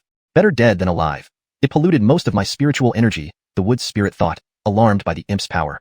Anchors, this black imp is very ominous. The spirit dragon nodded. Just as Carter struggled to control the black imp, a hostile voice sounded above the 9 Immortals' cave. Fellow Taoist Lisa, come out for a talk. ##### Chapter 99, Colin. Colin hovered in the sky above the 9 Immortal caves, flanked by over 20 demon cultivators. Friend Colin, isn't this quite a large force? Aren't you overestimating the 9 Immortal caves? A bewitching Jaylene appeared before the demons. The demon cultivators behind Colin discreetly swallowed their saliva. If I underestimated the 9 Immortal caves, I wouldn't have much of a standing as a demon king, would I? Colin said coldly. The 9 Immortal caves are just weak women. How dare we act recklessly in front of you, friend Colin? Imph, I have no patience for your quibbles. The wave of chaos has already risen. Are you planning to swim against it, Lisa? Friend Colin, Lisa is but a coarse demon. I don't understand what this wave of chaos means. Lisa covered her mouth with a light laugh. Colin grew irritated. This flirtatious vixen was still pretending to be ignorant. Lisa, do you intend to oppose me? Why would I do that? Your territory has always been off-limits to us. We've never crossed that boundary. You tempt the northern demons and spread seditious words about rebelling against the demon sky sect into my domain, causing nearly half of my demons to leave. And you still claim not to have crossed the line? Colin clenched his teeth angrily.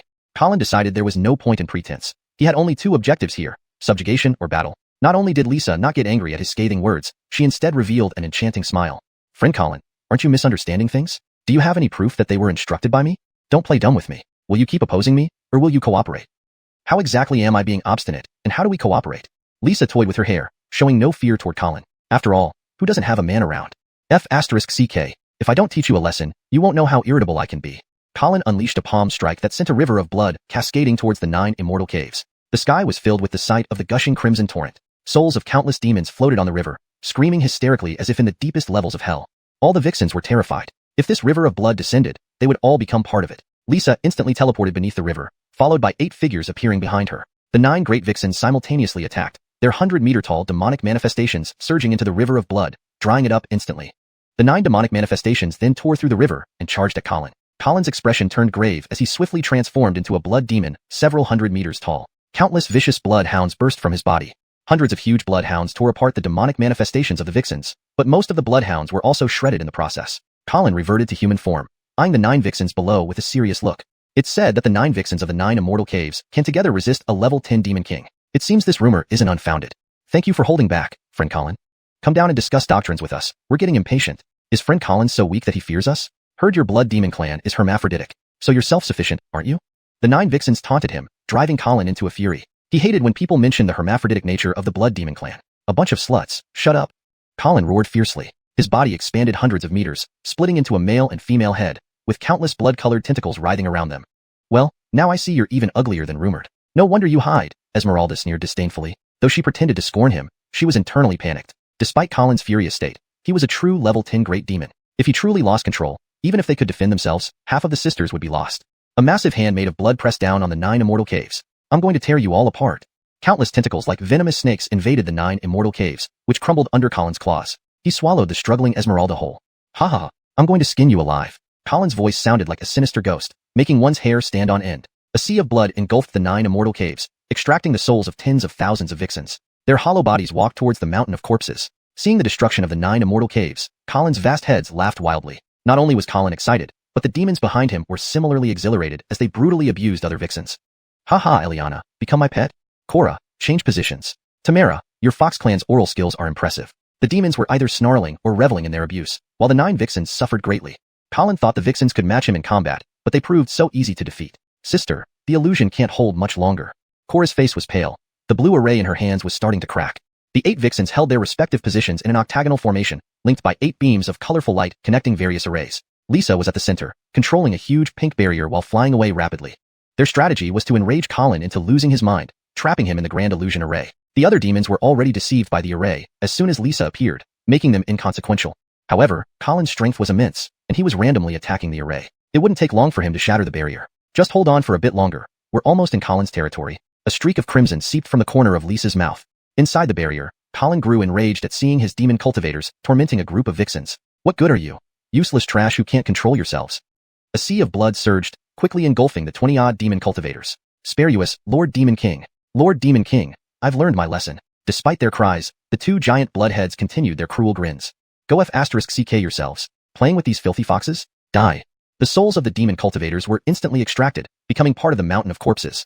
In the illusory world, demonic vixens burned their souls, charging at Colin to die alongside him. The destructive power of their assault startled Colin, but upon contact, it felt like a gentle breeze.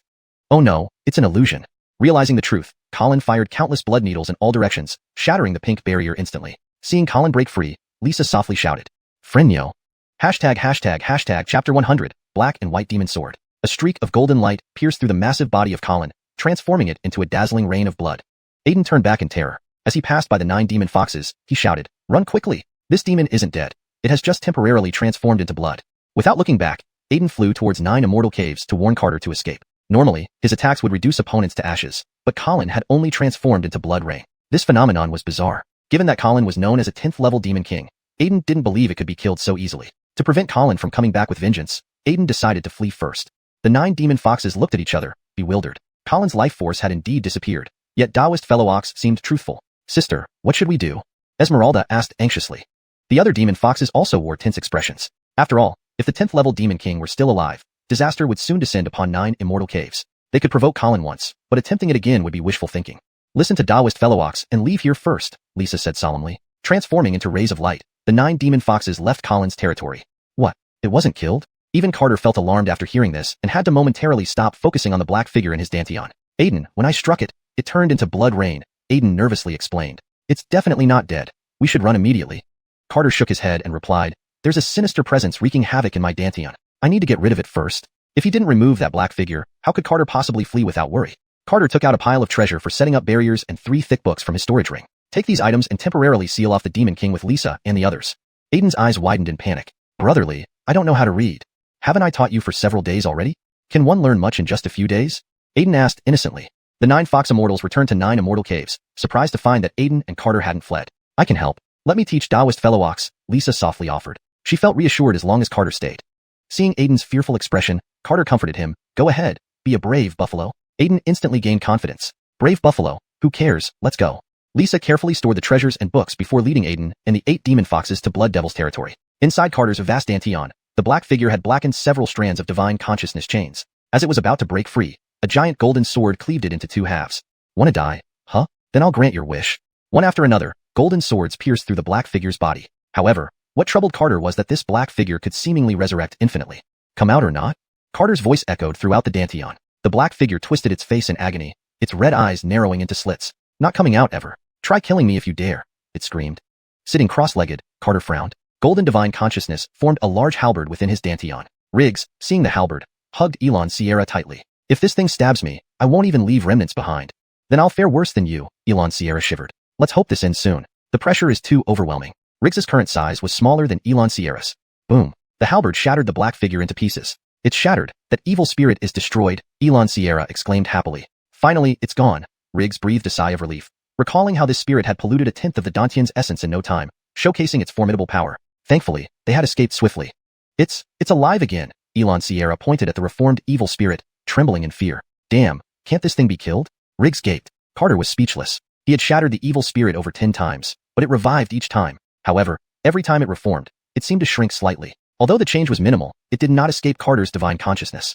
How many times can you resurrect? Countless golden chains intertwined, forming a cage of golden chains. Then, the golden swords transformed into a river of swords, piercing through the black figure's body.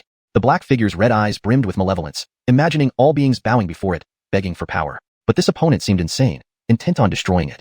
After multiple resurrections, the dark origin had diminished, but the golden chain's strength grew stronger instead of weakening. Carter's divine consciousness was incredibly powerful, but fortunately, the black figure couldn't utilize it. Carter grew increasingly frustrated, finding the evil spirit as hard to kill as a cockroach. Over a month, he had shredded the black figure more than 100 times. Chime, points have been delivered. The host can now allocate points. Each day, torturing the evil spirit, Carter didn't realize how fast time had flown by. To kill it faster, he tried allocating points to his divine consciousness. Boom. Upon adding points, the golden divine consciousness became purer and more condensed. Well done, Carter rejoiced. The binding golden chains instantly sharpened, emanating a devouring force that threatened the black figure. Panicking, the black figure knew its dark origin might turn into nutrients for Carter's Danteon. In a towering rage, the black figure suddenly emitted red light, appearing incredibly demonic. Clang, clang. It broke the golden chains binding it, releasing immense demonic aura. The chains stopped half an inch from its body, unable to penetrate further. Carter was startled. This thing was unbelievably strong. More alarmingly, the demonic aura turned the surrounding 100-meter radius red. Bang, bang, bang. 5 layers of thick golden walls trapped the evil spirit, with a huge halberd cleaving down. Dark clouds rolled around the evil spirit as a sword screeched. The evil spirit transformed into a magic sword, its blade divided into black and white sections. The handle was deep green. Esteban recognized it, the broken sword from the mystic realm. After entering the mystic realm's center, the sword, emitting demonic energy, strangely penetrated his Danteon and became an intractable evil spirit. When the demon sword appeared, Riggs and Xianxia heard incessant chimes in their ears. They attempted to communicate but could not hear each other. The halberd occupying half the sky lunged towards the black and white dual-sided demon sword. Chapter 101. The fearful Wuxia. The painted halberd slashed down. The demonic sword ascended into the air. The golden walls squeezed inward. Clang. The demonic sword met the painted halberd head-on. Fiery red demonic energy spilled out everywhere. Fortunately, the golden walls held it back. Otherwise, Carter would have doubted whether this formidable power might not shatter his Danteon. The sound of metal cracking echoed as the massive halberd was pierced and shattered by the demonic sword. But in its wake came wave after wave of towering celestial swords. Do you still think you can turn things around in my world? Carter raged. He controlled his divine consciousness to continuously attack the black and white demonic sword. You may withstand 100 strikes, but I will bombard you with 10,000, 100 million, until I reduce you to ashes. Countless colossal swords descended from the sky like hammers driving stakes into wood, striking one after another on the tip of the demonic sword. The demonic sword gradually sank inch by inch, the dark aura surrounding its blade weakening. Anchored, the resounding clanging grew even more intense. As one of the 10 great demonic artifacts, it had been brutally tortured by a mere lower realm cultivator. Blame it on itself for being just a sword spirit, and one that had been sealed away for countless years. If it were at its peak, this insignificant ant wouldn't dare look at it without trembling in fear. Damn, it truly was like a tiger fallen into the plains, bullied by dogs. Letting a lowly cultivator defile it. Even if he really was a chaotic golden body warrior, given his current strength, he should have prostrated himself before it.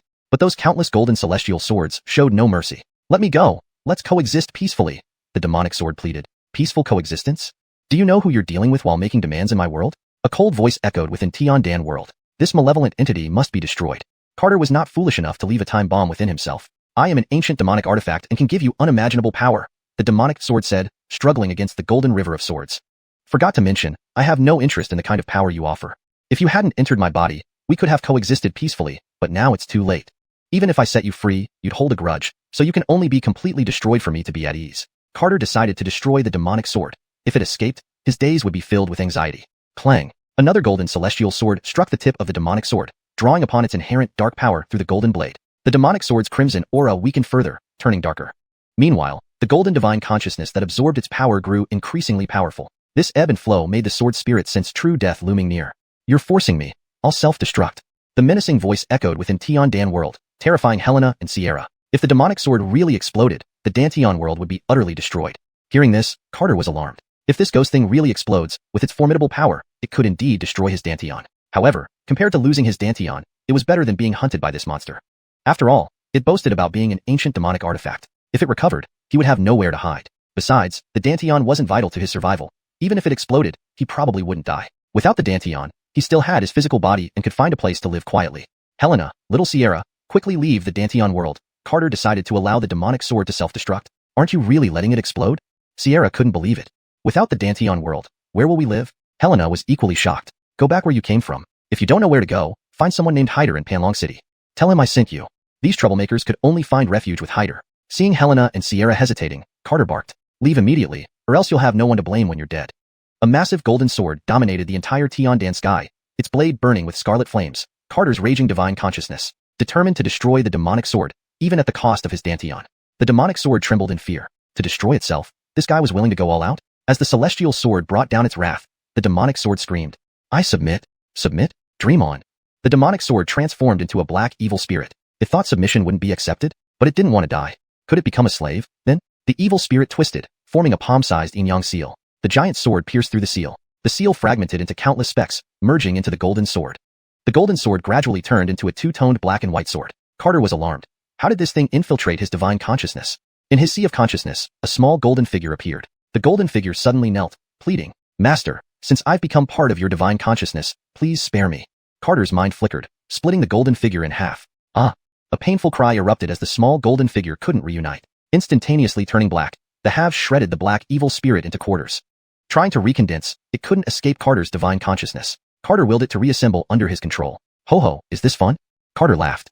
Master, since I'm at your mercy as a slave, please give me a chance to live. The black little evil spirit trembled on the ground. As an ancient demonic sword spirit, it never imagined it would use the yin-yang seal, becoming a slave to someone's divine consciousness.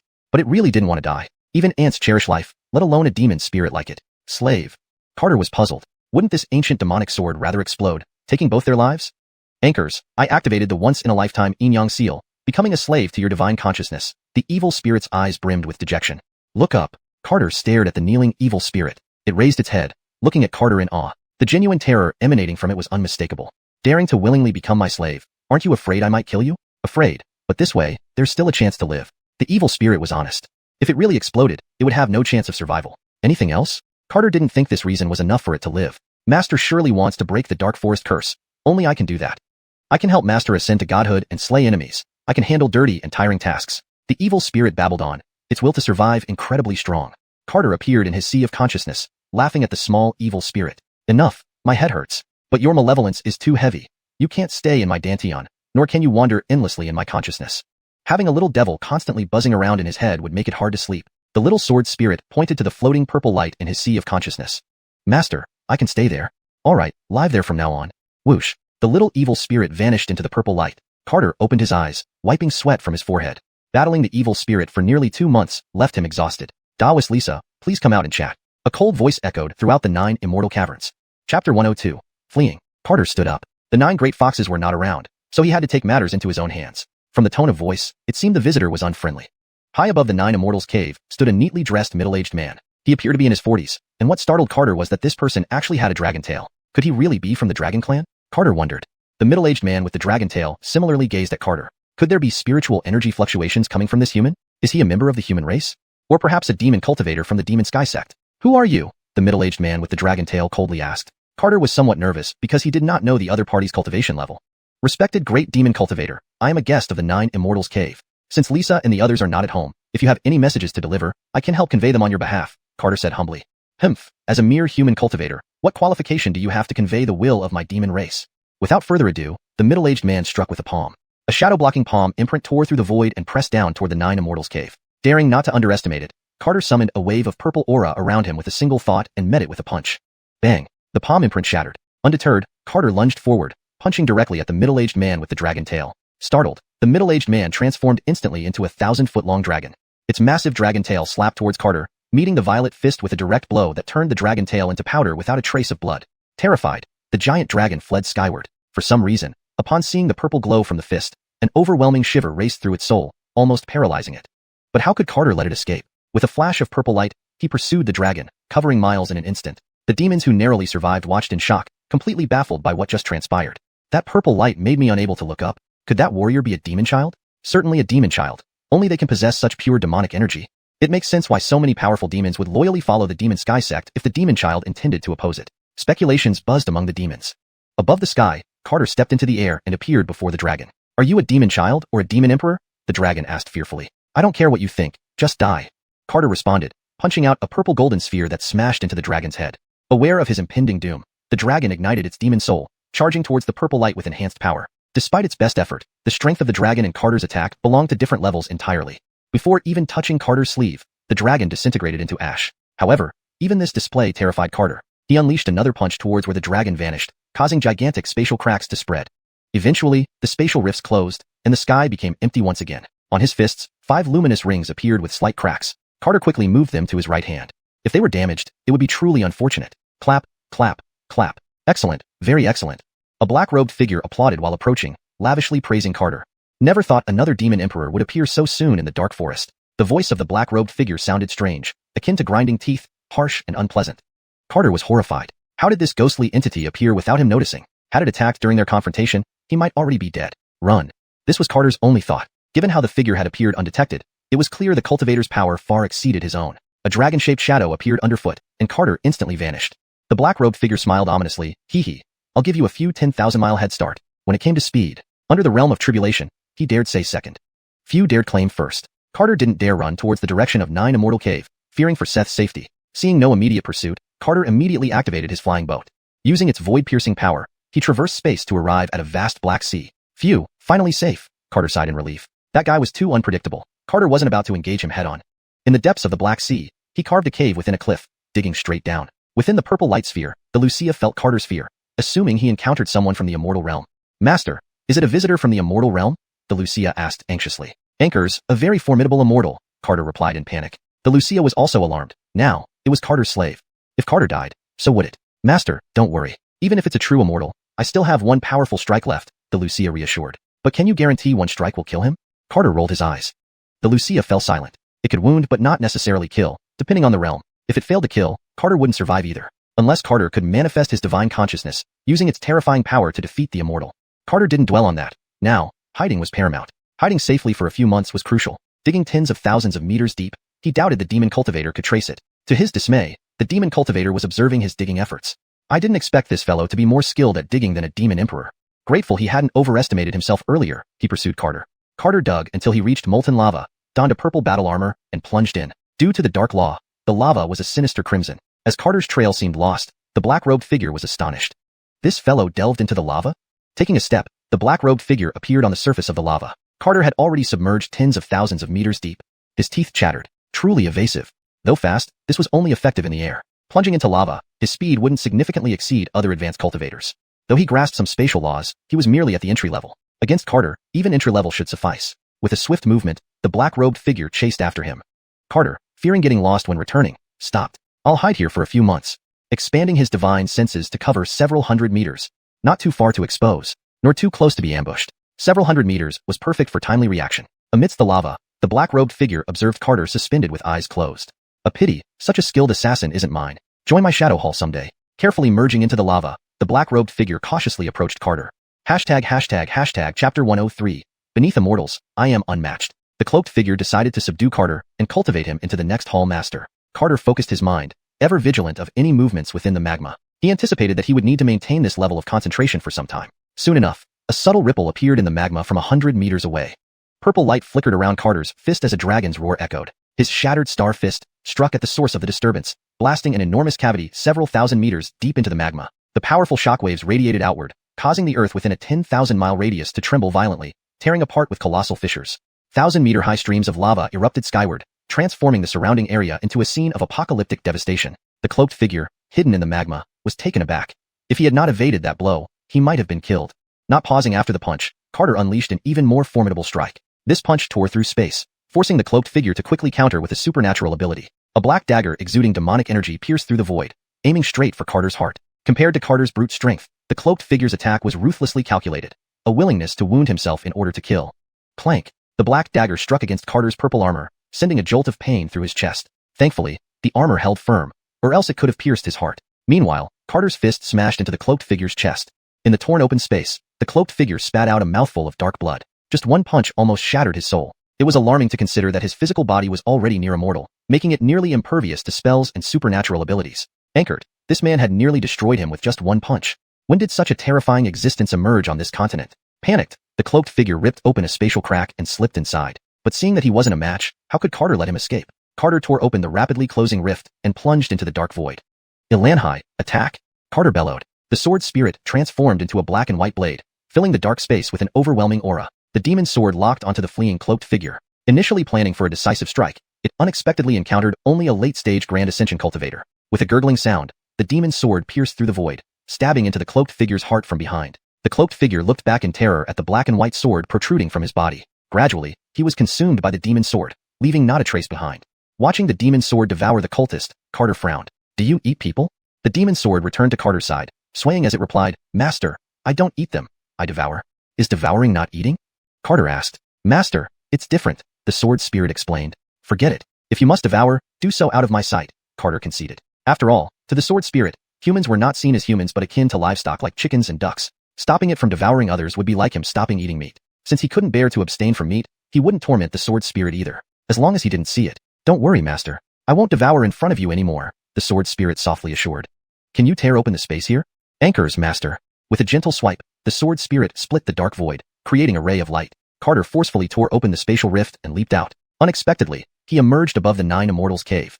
You can pinpoint locations within void space? Carter was astonished. The sword spirit had already returned to his mind palace. This lower-dimensional void space is easy to navigate. What about higher-dimensional void space? I can, but not over vast areas. All right, it seems you are indeed useful. Carter chuckled. Thank you, Master. For some reason, gaining Carter's approval seemed incredibly honorable to the sword spirit. This feeling puzzled it. Being an ancient demonic sword, it was supposed to be immensely powerful. Why should it feel this way? It must be its inherent servitude nature. Carter didn't seek Henrik because he had many questions for the sword spirit. Returning to the 9 Immortals' cave, he posed his first question. Lucia, how strong are you? Reporting to Master, beneath Immortals, I am unmatched. Above Immortals, I can trade blows 1 for 1, the sword spirit answered truthfully. Immortal?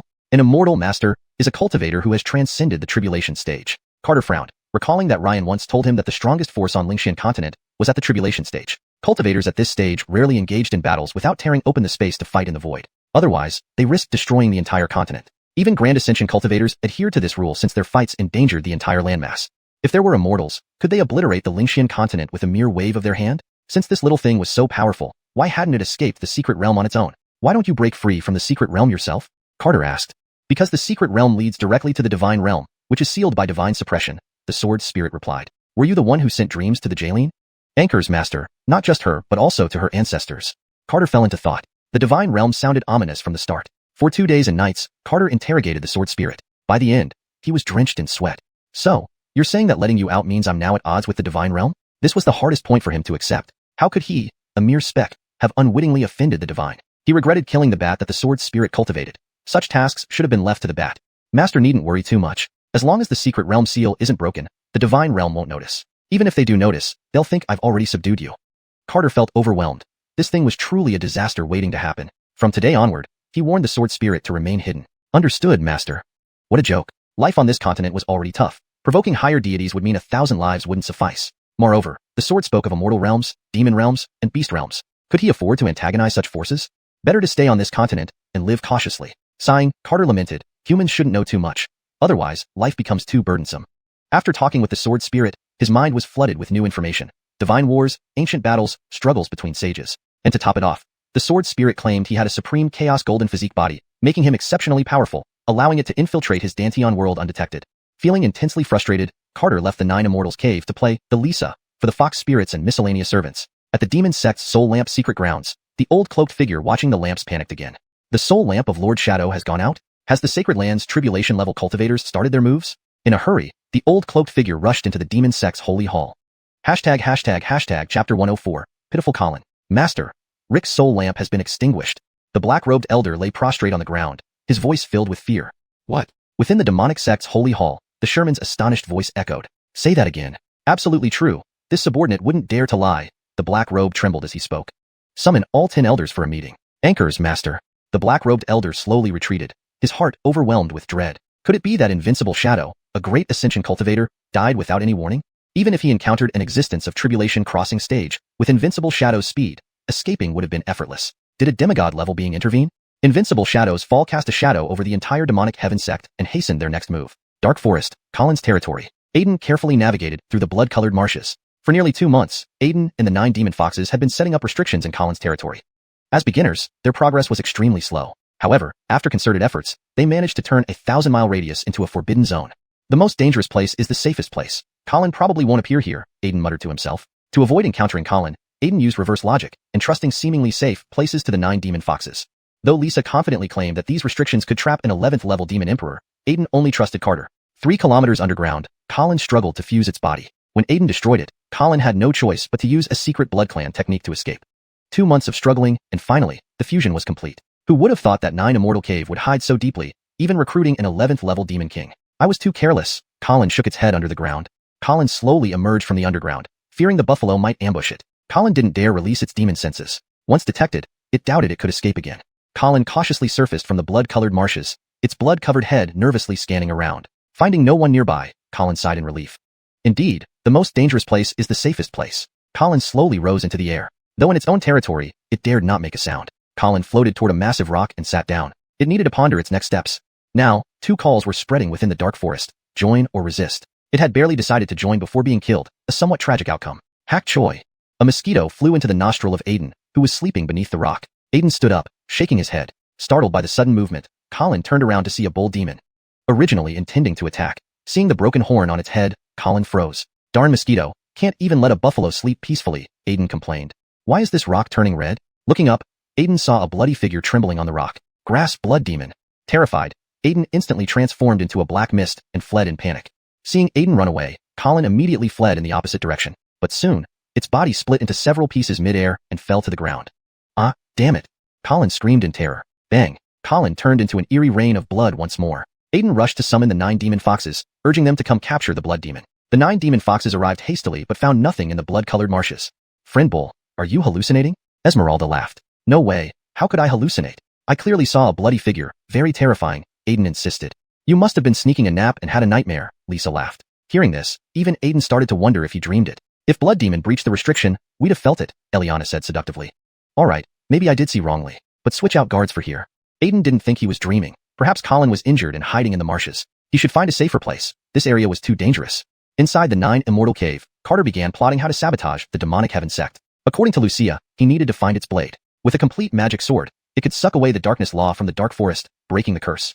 But Carter feared attracting attention from the divine or demonic realms if the sword were restored. Despite Wuxia assuring him otherwise, he still believed trouble would follow. After much contemplation, he couldn't devise a good plan. Forget it. Back to Phantom Sound Shop. The demons couldn't break the curse, and the transformed beasts couldn't leave the forest. The 3 sacred lands and the northern divine dragon would handle whatever happened. Carter, just a first-layer cultivation realm practitioner, could do little about it. He decided to return to Phantom Sound Shop after waiting for Aiden and Lisa. Meanwhile, Carter entertained the fox demons with music for 2 months straight. These 2 months were relatively peaceful in 9 Immortal Cave, while the rest of the region saw constant turmoil. Ingram and a dozen high-ranking demon cultivators led a large contingent southward, preaching the importance of protecting the dark forest. More and more beasts joined this army, including some demon kings. A powerful wave surged southward, growing beyond expectation.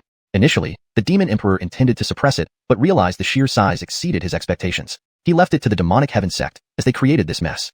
Using force wasn't an issue. He could repel anyone in the dark forest. What concerned him most was the dark red Tianan star. In Blood Demon's territory, Blood Demon knelt before Aiden, pleading for mercy. Wallace Bull, kill me quickly if you wish. Please don't torture me anymore. No matter where it tried to fuse, it encountered Aiden. And each time, Aiden fled faster, splitting Colin into countless pieces.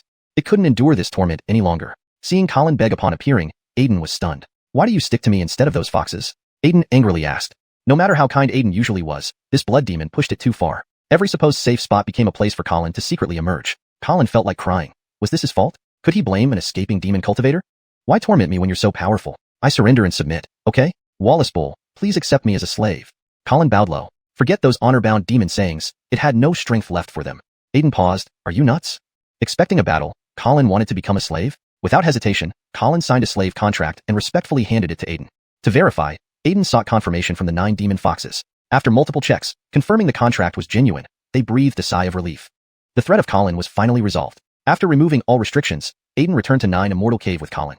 ##### Chapter 105, Immortal Body. Friend Julie, are you leaving the Dark Forest?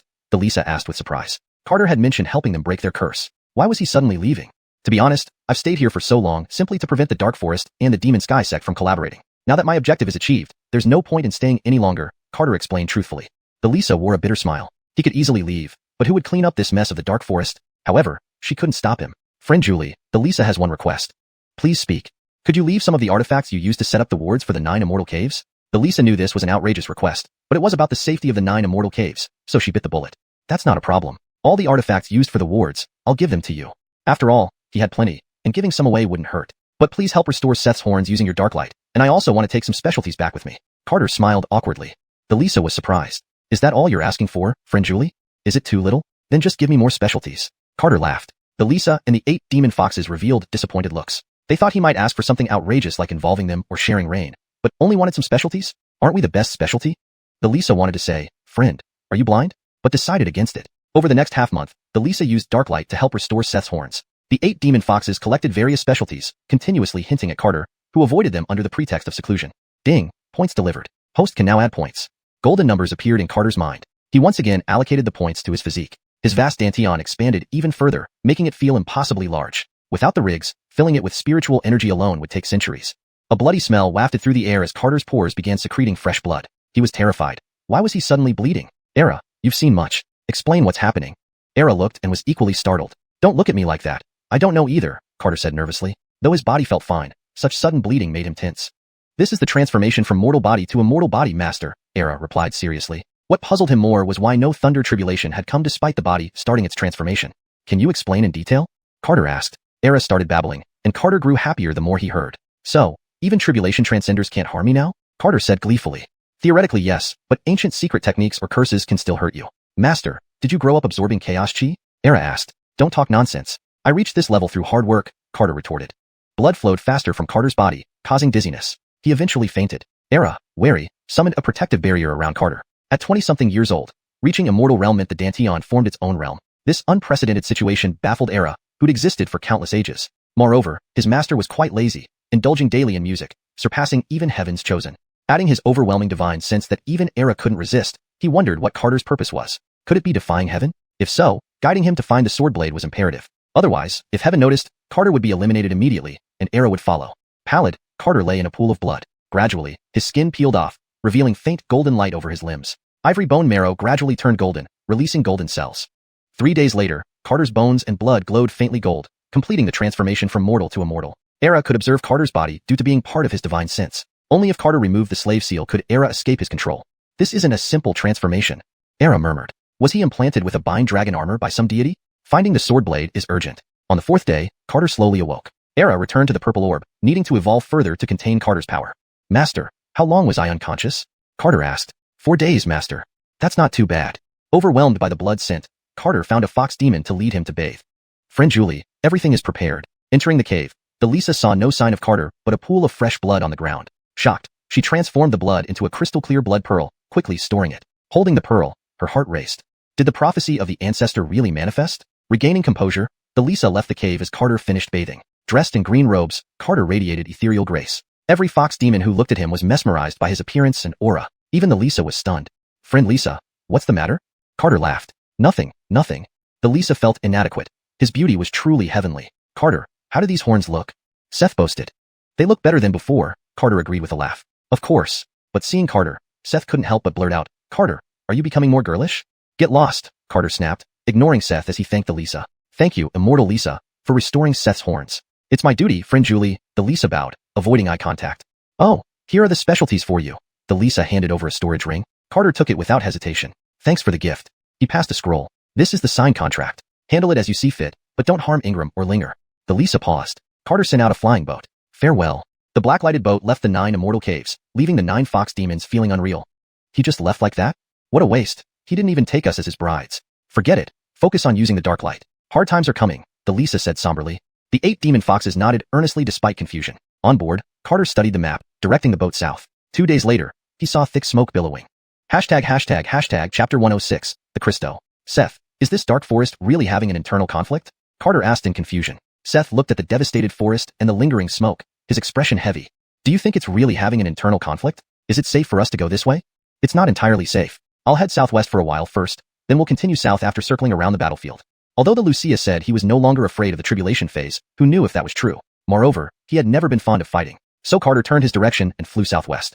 Fortunately, Ryan had prepared a compass for him. Otherwise, he might have lost his way in this vast forest. Kian, come out, Carter ordered sternly. The blood-colored caterpillar instantly transformed into a red-bearded middle-aged man. Master, what do you need? You pilot the boat, and once we leave the dark forest, you will be free. Understood, Master. Seth, come with me inside the cabin to study restrictions. Carter mainly wanted to learn from Seth, as the latter already knew how to set them up, while Carter had only studied some theory. Seth suddenly froze. I don't need to learn. I know them already. Just saying you know doesn't mean you really do. Come on, let's get inside. Reluctantly, Seth walked into the cabin. After discussing for a while, Seth began to doubt whether he had learned the correct restrictions. You're saying I'm wrong again, but isn't it written in the book? Seth retorted indignantly. Is everything in books necessarily right? Restrictions indeed utilize the laws of heaven and earth, and by merging various laws, one can create a chaotic area. Once triggered, even immortals would die, let alone someone at the tribulation phase. Carter explained quickly. The book says merging different laws is impossible. It will only lead to mutual repulsion, potentially causing one to be devoured by the power of these laws, Seth defended himself. What the book writes has its reasoning, but we must continuously expand our thinking, exploring beyond conventional wisdom, Carter taught earnestly. Seth was left speechless, nodding slowly. Carter thought it wasn't bad having a well-informed Wuxia. Both man and ox enjoyed learning in the cabin. Whenever Carter didn't understand something, he asked the Wuxia, though the latter also had limited knowledge regarding restrictions. However, discussing sword techniques or cultivation methods would be much simpler. Daoist Kian, where are we heading? A figure appeared in front of the flying boat, blocking their path. It was the Cristo. Colin was immediately alarmed. Why would the Cristo appear here? It's quite coincidental, Daoist Cristo. Colin just subdued the 9 immortal caverns and was preparing to persuade the demon emperor, Colin replied. Haha, excellent skills, Daoist Colin. I am also heading to the demon emperor palace. Shall we travel together? The Cristo laughed. Colin hesitated. The Cristo frowned. Is it inconvenient? Agree to him, Carter whispered telepathically. Hearing Carter's instruction, Colin smiled and responded. There's nothing inconvenient. Please board, Daoist Cristo. The Cristo waved a hand. Thank you for the invitation, but let's hurry. We shouldn't keep the demon king waiting. The Cristo kept a distance from the boat, clearly not fully trusting Colin. Colin felt awkward but couldn't say anything more. The Cristo's caution made Carter feel uneasy. Carter again telepathically instructed Colin. Colin, try to get closer to him.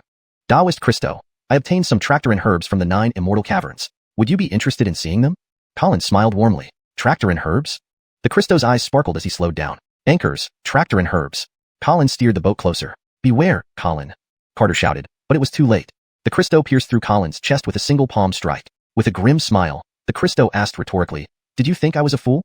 After extracting Colin's demonic soul, the Cristo disappeared instantly. Carter and Seth missed their target. Why did he know we were going to kill him? Seth raged. We're in trouble. The Sky Demon sect is now alerted to our presence, Carter said gravely. Standing at the bow of the boat, Colin's body gradually faded away. The Cristo knew how to kill the Blood Demon clan in one blow. Watching Colin's vanishing form, Carter shook his head in sorrow. Pity. What do we do now? Seth panicked. If it was this difficult to kill Colin, they should avoid heading southwest further for fear of running into the Sky Demon sect. We continue southwest and try to lure the Cristo out. The Cristo had to be eliminated. Otherwise, he would bring even stronger enemies. Can you defeat the Cristo? Seth was surprised. Chasing the Cristo wasn't very Carter-like. I'm currently very strong. In theory, there should be no problem. Carter steered the flying boat and continued southwest, staying low among the trees rather than flying high. The Cristo moved fast but deliberately left behind traces, worried Carter might lose him. Several hours later, Carter detected a faint wisp of demon chi. Even Seth noticed it. The flying boat stopped near the mist. Carter smiled coldly. Looks like the Cristo left some traces to ensure we wouldn't lose him. Is he luring us to our deaths? Seth panicked. Most likely. Should we still chase him? Of course, why wouldn't we? Though confused, Seth chose to follow Carter. They chased the demon chi for half a day as the sky darkened. The Cristo's trail became denser. Carter slowed the boat and entered the forest. Parking the boat, Carter and Seth climbed a large tree. Digging a hole in the tree, Carter sat cross-legged inside. Seth, guard me while I activate the Eye of All Creation. Seth grew vigilant. Once activated, the eye could easily attract powerful beings. Adelard, can you help transform my spirit sense into demon sense? The Wuxia emerged from the purple orb. Of course, has Master encountered any immortals? It asked curiously. With Master's current strength, he should be invincible in the dark forest. Did he need such careful observation? Mind your own business. Just do it. The Wuxia complied, transforming into a crimson aura that enveloped Carter's spirit sense. Carter extended his spirit sense, and wherever it went, demons prostrated themselves. With the Wuxia's enhancement, Carter's spirit sense became exceptionally powerful, extending tens of thousands of miles in mere moments. Within half an hour, Carter caught up with the Cristo without invading his body, quietly following him. About 10,000 kilometers later, the Cristo approached a massive altar. In the center of the altar sat several Sky Demon sect elders, surrounded by a large black array filled with strange runes combating dense dark arrays in the air. Chapter 107. The Demon Sword emerges. Carter did not dare to be careless, retracting most of his divine sense and leaving only a thread to observe the situation in the arena. What are they doing? Carter communicated with the sword spirit, replying to Master, they are using the supreme secret technique of the demon race to awaken my blade. Can it be awakened? They are using the supreme secret technique of the demons, which can summon demon gods, so it can certainly awaken my blade. Can awakening the blade break the curse of the dark forest? The aura emitted by the formation made Carter feel somewhat fearful. If they can truly summon a demon god, especially a Wuxia Gay, then yes. And then what? Then it will completely control the demon sword, becoming the new sword spirit. The tone of the sword spirit was somewhat solemn. If it really were a Wuxia Gay, he would lose control of the blade entirely. Is it that amazing? The sword spirit was momentarily speechless. To Master, this isn't too amazing. Didn't you say no one but you could break the curse of the dark forest? Carter's voice had an edge. This brat had actually deceived him. Anchors, but only if no one can summon the Wuxia Gay. But the runes emanating from the formation are undoubtedly ancient demon secrets. So, the Motyan sect isn't local demons? Absolutely not. Definitely not local. But don't worry, Master. I can feel the blade is not complete. Phew, then it's fine. Let's see what they can do first. Carter intruded with his divine sense into the nearest towering tree, observing the changes carefully. Gillis waited at a distance from the altar, not daring to approach too closely. After some time, the space before Gillis suddenly twisted, and a provocatively dressed, alluring woman stepped out from the distortion. Gillis bowed deeply. Greetings, Messenger Lila. How about the matter entrusted to Brother Gillis? Lila asked. I figured out who is disrupting our sacred sex plans. I have lured him here now. That's perfect, but as a precaution, I may have to do something impolite to Brother Gillis. Gillis showed a bitter expression but could only toughen up. No problem, please proceed, Messenger. A dark light appeared on Lila's white palm, then she pressed down towards Gillis's crown. Soul-searching was an absolute disgrace for an 11th tier great demon. But there was no choice. Since Gillis had chosen to cooperate with the Motyan sect, he had to face any possible outcomes. After all, he had been stuck at the 11th tier for a long time, now relying on the Motyan sect to remove the dark forest curse. Trations later, Lila suddenly frowned. Incredible, it's actually him. Gillis was puzzled. Who is the messenger referring to? Hee, no need to ask, Brother Gillis. Just do your part. I apologize for the intrusion, Gillis murmured and bowed. You go to the Demon Emperor city and tell him there's nothing to worry about. Gillis furrowed his brow. Did she mean to incite the Demon Emperor to massacre the Northern Realms cultivators? Are you worried, brother? Lila said, somewhat displeased. And no, I'll go to the Demon Emperor city right away. Gillis vanished, heading for Demon Emperor city. After Gillis disappeared, Lila smiled strangely, her body beginning to be eroded by darkness laws. With a casual gesture, she crushed a towering tree into powder. A mirage? Seeing no immediate response, Lila muttered to herself. As the surrounding darkness laws receded, Lila suppressed her cultivation again. Phew, almost got discovered by that old demoness. When the darkness laws appeared around Lila, Carter withdrew his divine sense. Aiden, Gillis indeed collaborated with the Motyan sect to kill us. Carter emerged from the tree hollow. What do we do now? I'm going to kill Gillis first. You wait here. Carter ripped through the air, tearing a rift. This move directly shocked Aiden. You're that powerful? It's easy. Carter smiled. He loved showing off in front of Aiden. Carter dove into the void world. With the sword spirit and the guardian dragon armor, he was unafraid of the darkness laws. A Lanhai, lock onto Gillis's position.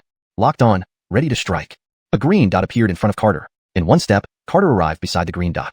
The startled Gillis, on his way to Demon Emperor city, struck toward the distorted space. Space split open with a fine crack. A pale hand thrust him into the void. Carter smashed Gillis's head with a punch. Gillis tried to struggle, but the binding force from Carter's palm immobilized him. Gillis shattered his arm, but stronger binding power followed, even trapping his demon soul. Transcending tribulation? Gillis's demon soul screamed in terror, never expecting to encounter someone transcending tribulation, yet transcendent cultivators should be unable to resist darkness laws. Carter paid no attention and smashed Gillis's demon soul with a punch. Alanhai, is an 11th tier demon king that weak? Carter wondered. Not him being weak, but Master being too strong, the sword spirit replied. Alright, I'll believe you for now. Back in the tree hollow, Aiden cautiously peeked out. Suddenly, a pair of hands appeared from space, startling it. Thankfully, Carter emerged quickly, otherwise, it might have run away. Did you kill him? Killed, didn't leave a trace, Carter boasted. Amazing, Mr. Lee. Of course, you know who I am. Can you teach me how to tear through space when you have time? Sure, but let's mess with the Motyan sect first. Carter summoned the flying boat, crossing through the void, arriving near the altar. He released a subtle divine sense to observe the altar's activities. At this moment, the altar was filled with increasingly dense demonic energy. Initially, he could still see cultivators on the altar, but now the center was pitch black. Behind the altar, Lila raised both hands, endless darkness laws tearing towards them. Lila's face was pale, enduring excruciating pain as her flesh tore. She chanted strange spells. A sky-covering black formation covered a radius of tens of thousands of miles, spreading a heart-wrenching power that even Carter found hard to breathe. Aiden felt its blood boil, as if it wanted to burst out. Scared, it hid behind Carter. Wuxia, do you know what they're doing? Carter asked gravely. To Master, they are performing a blood sacrifice for the demon god. Blood sacrifice? Anchors, it's the most common and effective method for demons. Carter observed the spinning formation in the sky. Such a huge formation. How many lives does it take? All 7th tier or lower creatures within tens of thousands of miles will be sacrificed. How brutal. Carter involuntarily drew in a cold breath. Above the altar, a black giant sword slowly ascended. Master, my blade has been awakened, the sword spirit excitedly said. Chapter 108, Fishing in Troubled Waters. The black giant sword, sealed away for countless years, finally emerged into the world. The moment the sword appeared, torrents of darkness laws surged into its body. The originally starry and moonlit sky turned pitch black in an instant. Thunderclouds rolled with countless bolts of lightning, as if a demon god had descended upon the earth. The ancient Yin-Yang god-slaying sword has finally been awakened by us, Dominique said excitedly. Descend, great demonic Wuxia. Dominique clasped her hands, and blood rivers sprouted from the ground, rushing into the vast array that covered the sky. Master, aren't you going to take action? It doesn't matter. Someone else will act. Carter was very calm. Even the demon emperor wasn't worried about the destruction of the dark forest, so why should he be? Besides, with the Chaos Sky sect making such a huge disturbance, he doubted the 3 major holy sites hadn't noticed. If they truly hadn't, then their reputations would be worthless. He didn't want to play the role of the savior. Master, this is the Yin sword. To obtain the complete demonic sword, they still need to awaken the Yang sword. So, this sword's full name is the Yin-Yang sword? Well, Master can call it that if you like. What the sword spirit was thinking about now was how to persuade Carter to seize the sword. If it were truly occupied by another sword spirit or demonic entity, it would never return to its peak state, and its many sealed memories would have no chance of awakening. In the sky, countless crimson rivers merged into the array, spreading a pungent stench over tens of thousands of miles of forest. For the beasts within this range, it was undoubtedly a nightmare. They could only watch helplessly as their blood was drained, leaving behind dried, emaciated corpses. Carter, what's happening? Seth was frightened by the overwhelming stench of blood. Carter, who had been meditating, suddenly opened his eyes. Seth, are you alright? I'm fine, just feeling a bit overheated. Perfect, I'll continue observing the Chaos Sky Sect's actions while you protect me. Carter closed his eyes again. The dark array covering the sky gradually turned red as endless streams of blood formed eerie runes. The blood-red runes began to coalesce into a human-like outline. Respected Lord Easton, please accept our sacrifice. Dominique shrieked almost hysterically. This crazy woman, always bringing blood and carnage wherever she goes, Carter thought disdainfully, watching Dominique with his spiritual senses. On the massive blood-red array, the figure of a blood-red giant had condensed up to its waist. Ha ha, Tai, old scoundrel, let me give you a hand. Tai's rough voice boomed from high above as a golden fist, several thousand feet wide, descended toward the blood-colored figure. Stop him. Dominique commanded coldly. 3 gigantic black arrays rose from the ground, blocking the golden fist. As the golden fist was blocked, a towering golden Dharmakaya stomped down fiercely, shattering the black arrays before it. In the sky, 3 black-robed Dharmakayas appeared at the same height as him, engaging in battle. Endless darkness laws spread over the Dharmakayas, as if trying to tear them apart. 3 against 1, combined with the suppression of darkness laws, soon put Tai at a disadvantage.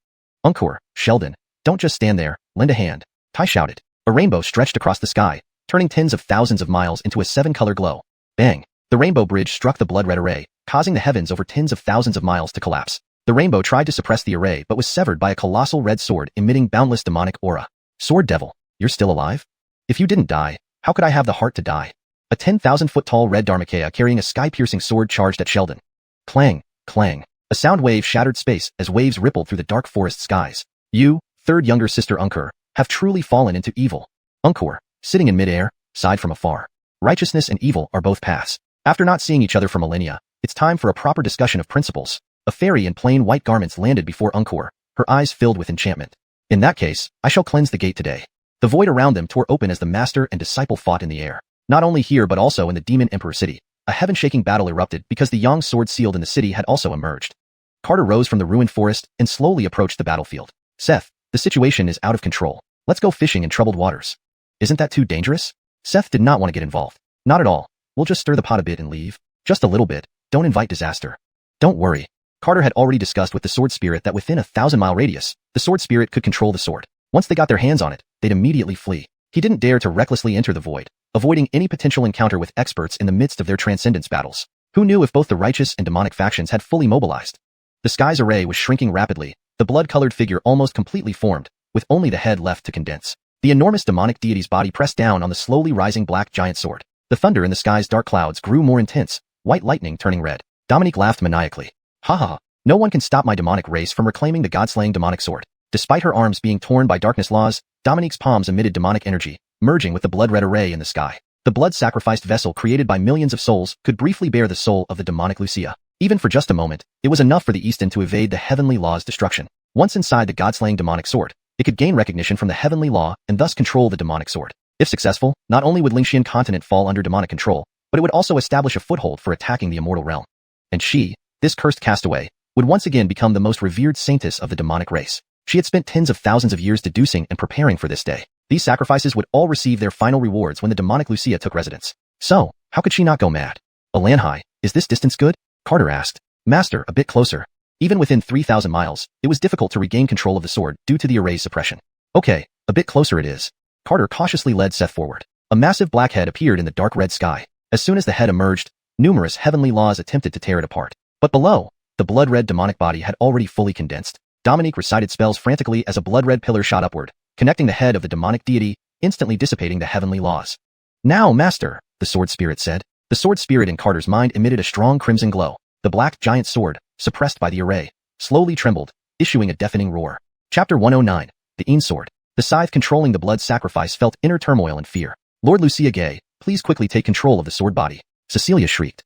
The channeling was already complete. The massive blood-colored figure abruptly opened its eyes. At the very moment the blood giant's eyes opened, the black colossal sword broke free from the altar and shot towards the sky. This sudden turn of events left the blood giant struggling to adapt to its new channel body. Where are you going? The demon god's enormous hand grasped the sky, and a vast crimson palm print descended toward the black colossal sword. The palm imprint, like a mountain of bloody fingers, pressed down on the black demonic sword. Master, the blade is under control, the sword spirit said, his tone heavy. Can you fight it? Carter asked. I'll try. The light emanating from the sword spirit became even deeper. The restrained black demonic sword sliced through a spatial rift, trying to escape via the dimensional crack. However, it was barely halfway in when red chains connected to the demon's palm trapped it. The demon god stepped to below the demonic sword. Time was not on his side. He had to inhabit the demonic sword before this borrowed body dissipated. With the original sword spirit still intact, he must sever the link between the sword spirit and the demonic sword. Otherwise, not only would he be unable to take over the demonic sword, but he might even perish. Descendants of demons, use the formation to assist me, the demon god whispered. Cecilia rapidly rushed into the altar, activating an ancient demonic array alongside several powerful demon cultivators. A black formation emerged from the altar, flying towards the feet of the demon god. Mysterious runes poured out of the formation, converging into 10 gigantic black dragons that began to wrap around the demonic sword. Master, I'm almost gone, the sword spirit gritted his teeth. Just hold on for a bit. I'll sneak an attack. Carter leaped forward, merging his waist and horse stance, illuminating every acupoint on his body. He delivered a punch from miles away to aid the sword spirit. Purple light surged in his mind sea, forming a purple-golden light sphere in his right fist. Focusing on the vast blood-colored palm print in the sky, Carter launched his punch. A purple light sphere tore through space, trailing a long tail as it rushed towards the enormous demonic palm. The light sphere grew larger, carrying a terrifying force that neared the 5-fingered blood mountain in the sky. Hold it back! The demon god screamed in alarm. The 10 black dragons, wrapped around the black colossal sword, roared and charged towards the purple light sphere. Cecilia ignored the invasion of black rules and controlled the ancient formation to strike at the huge purple light sphere. Upon contact with the purple light sphere, the 10 dragons instantly exploded. The light sphere paused but soon unleashed a storm capable of destroying everything, slamming into the black formation. The suspended massive formation groaned and temporarily blocked the purple light sphere. Like a blazing sun, the light sphere crushed the formation, heading straight for the restraining 5-fingered blood mountain. Cecilia was terrified. She had never seen such immense power before. Rip open the void space. Cecilia joined forces with over a dozen powerful demon cultivators, tearing open a vast void space that swallowed the purple light sphere. Boom. Inside the void space, the purple light sphere exploded, shattering the surrounding 1,000-mile space like shattered glass. Cecilia sighed in relief, turning her gaze to Blood Demon who was now halfway inside the great sword. Master, I can't hold on much longer. In the mind sea, the crimson light around the sword spirit gradually dimmed. Without hesitation, Carter threw another star-crushing fist. This punch was stronger than the last one, draining a third of his chi reserves from his dantian. Everything along the path of the light sphere turned into nothingness. Even flying high in the air, he still blasted out a colossal canyon 1,000 miles long through the dark forest, leading all the way to magma miles underground. Seth trembled in shock. Are you trying to destroy the dark forest? Endless lava spewed up from thousands of meters beneath the earth, making the 1,000-mile canyon look like doomsday. Well, I didn't expect it to be this strong. Carter's face was lined with sweat. If he kept going like this, he'd really end up destroying the dark forest. The light sphere, which could annihilate everything, struck the demon god's palm. Boom. The massive light sphere burst, releasing a force not belonging to this dimension. Master, go quickly. I've taken control of the blade. There was no need for the sword spirit to remind him because the explosive energy was already spreading out. Carter, what are you doing? This forest will be destroyed, Seth shouted as he ran for his life. Taking a step that covered hundreds of thousands of miles, Carter stared at the distant, annihilating light sphere, gulping inwardly. When did I become so powerful? The annihilation brought by the purple light extended for 10,000 miles. Within 10,000 miles, the sky became a void, and fire spread across the ground. This one punch has caused countless calamities. Seth exclaimed. This isn't entirely my fault, Carter sighed, having truly not realized how powerful he had become. A 3-foot black sword flew towards him, which he caught. Just as he grabbed the hilt, his right hand holding the sword turned black instantly. Shocked, Carter dropped the sword. What kind of cursed sword is this? He felt he had lost sensation in his right hand, but fortunately, the sword spirit in his mind, absorbed the black rules from his arm. Seeing his hand return to normal, Carter instinctively moved it. At least it's not damaged, Carter breathed a sigh of relief. Master, open your mind sea. I will put the sword in there. To hell with that. Can this thing enter the mind sea easily?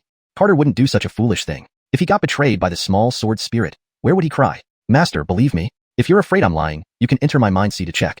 Carrying such a dangerous sword wasn't safe, so Carter entered the sword spirit's mind sea. Immediately, a flood of information rushed into Carter's divine consciousness. Fortunately, his divine consciousness was strong enough. Otherwise, it would have been overwhelmed. But soon, he regretted it, as the sword spirit's memories fused into his own mind. Images of world-shattering battles surfaced in his mind. Each previous owner of the demonic sword had been a towering figure in the cosmos, capable of obliterating star systems with a single stroke. After a long while, Carter came to his senses. Adelard, did you deliberately trap me? Carter realized the gravity of the situation. Continuing to carry the sword spirit would expose him to unimaginable horrors. Master, it's not intentional. I just wanted you to trust me, the sword spirit said somewhat aggrievedly. All right, if things get too tough, I'll destroy you. Carter relaxed his divine consciousness, allowing the sword spirit to bring the demonic sword into the mind sea. Master, the Yang sword has also appeared. It cannot fall into the hands of the demon god. Reluctantly, Carter steeled himself to retrieve the Yang sword. Master, I am losing contact with the Yang sword, the sword spirit cried out in alarm. Chapter 110, the Jose sword. What? Has a demon deity invaded the Jose sword? Carter was equally tense. If that were true, he wouldn't be able to rest either. Can you sense the location of the Jose sword? Due south, about 1 million miles away, said the sword spirit. Good, lock onto the location. I'm heading there now. Carter was about to tear through space and leave when the sword spirit stopped him. Master, the void is chaotic from your earlier battle. It's easy to lose direction.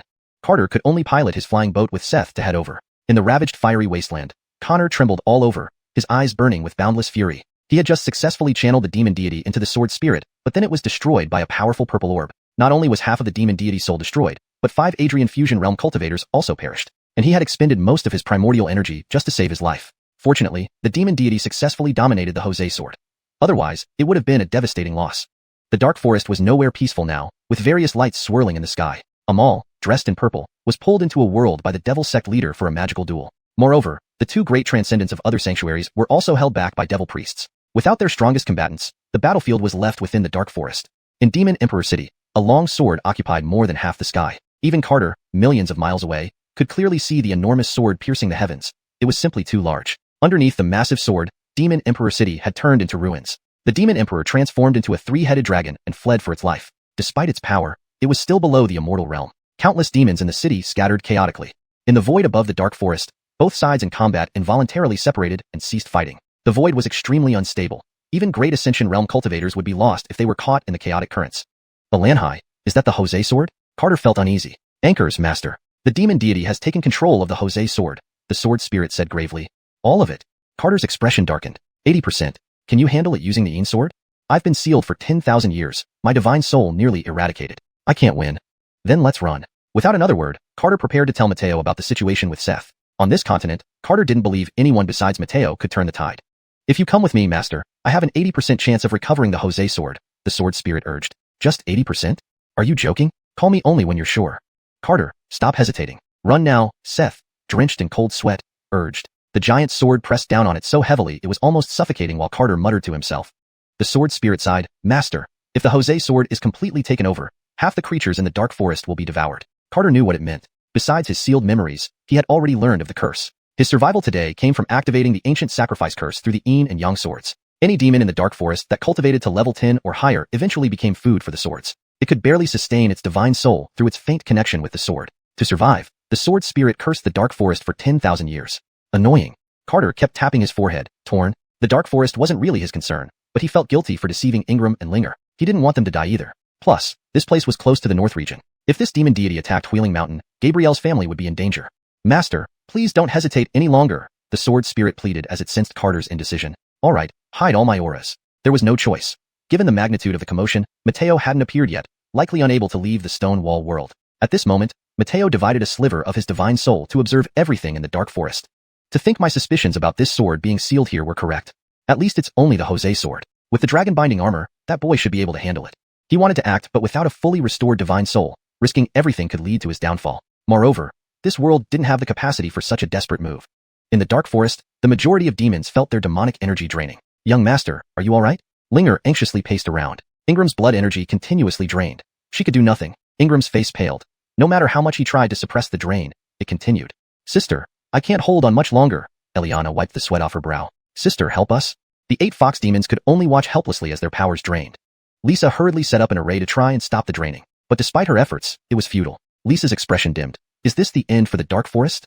Seth, go to the 9 Immortals cave and find Lisa. Have her take you to the secret realm. Carter handed the flying boat to Seth. Are you going after that giant sword? Seth asked, panicked. Anchors, I'll give it a try. If I can't beat it, I'll meet you at the 9 Immortals cave. Don't be reckless. If you can't win, run, Seth warned. Don't worry, I won't be that stupid. Alright, I'm off then. Not wanting to drag Carter down, Seth decisively flew back to the 9 Immortals cave. Clank. A purple battle armor covered Carter's body. A black long sword appeared before him, which he grasped firmly. As soon as he gripped the black sword, the purple armor instantly turned black. Overwhelming demonic aura erupted from him. Carter had become a demonic cultivator.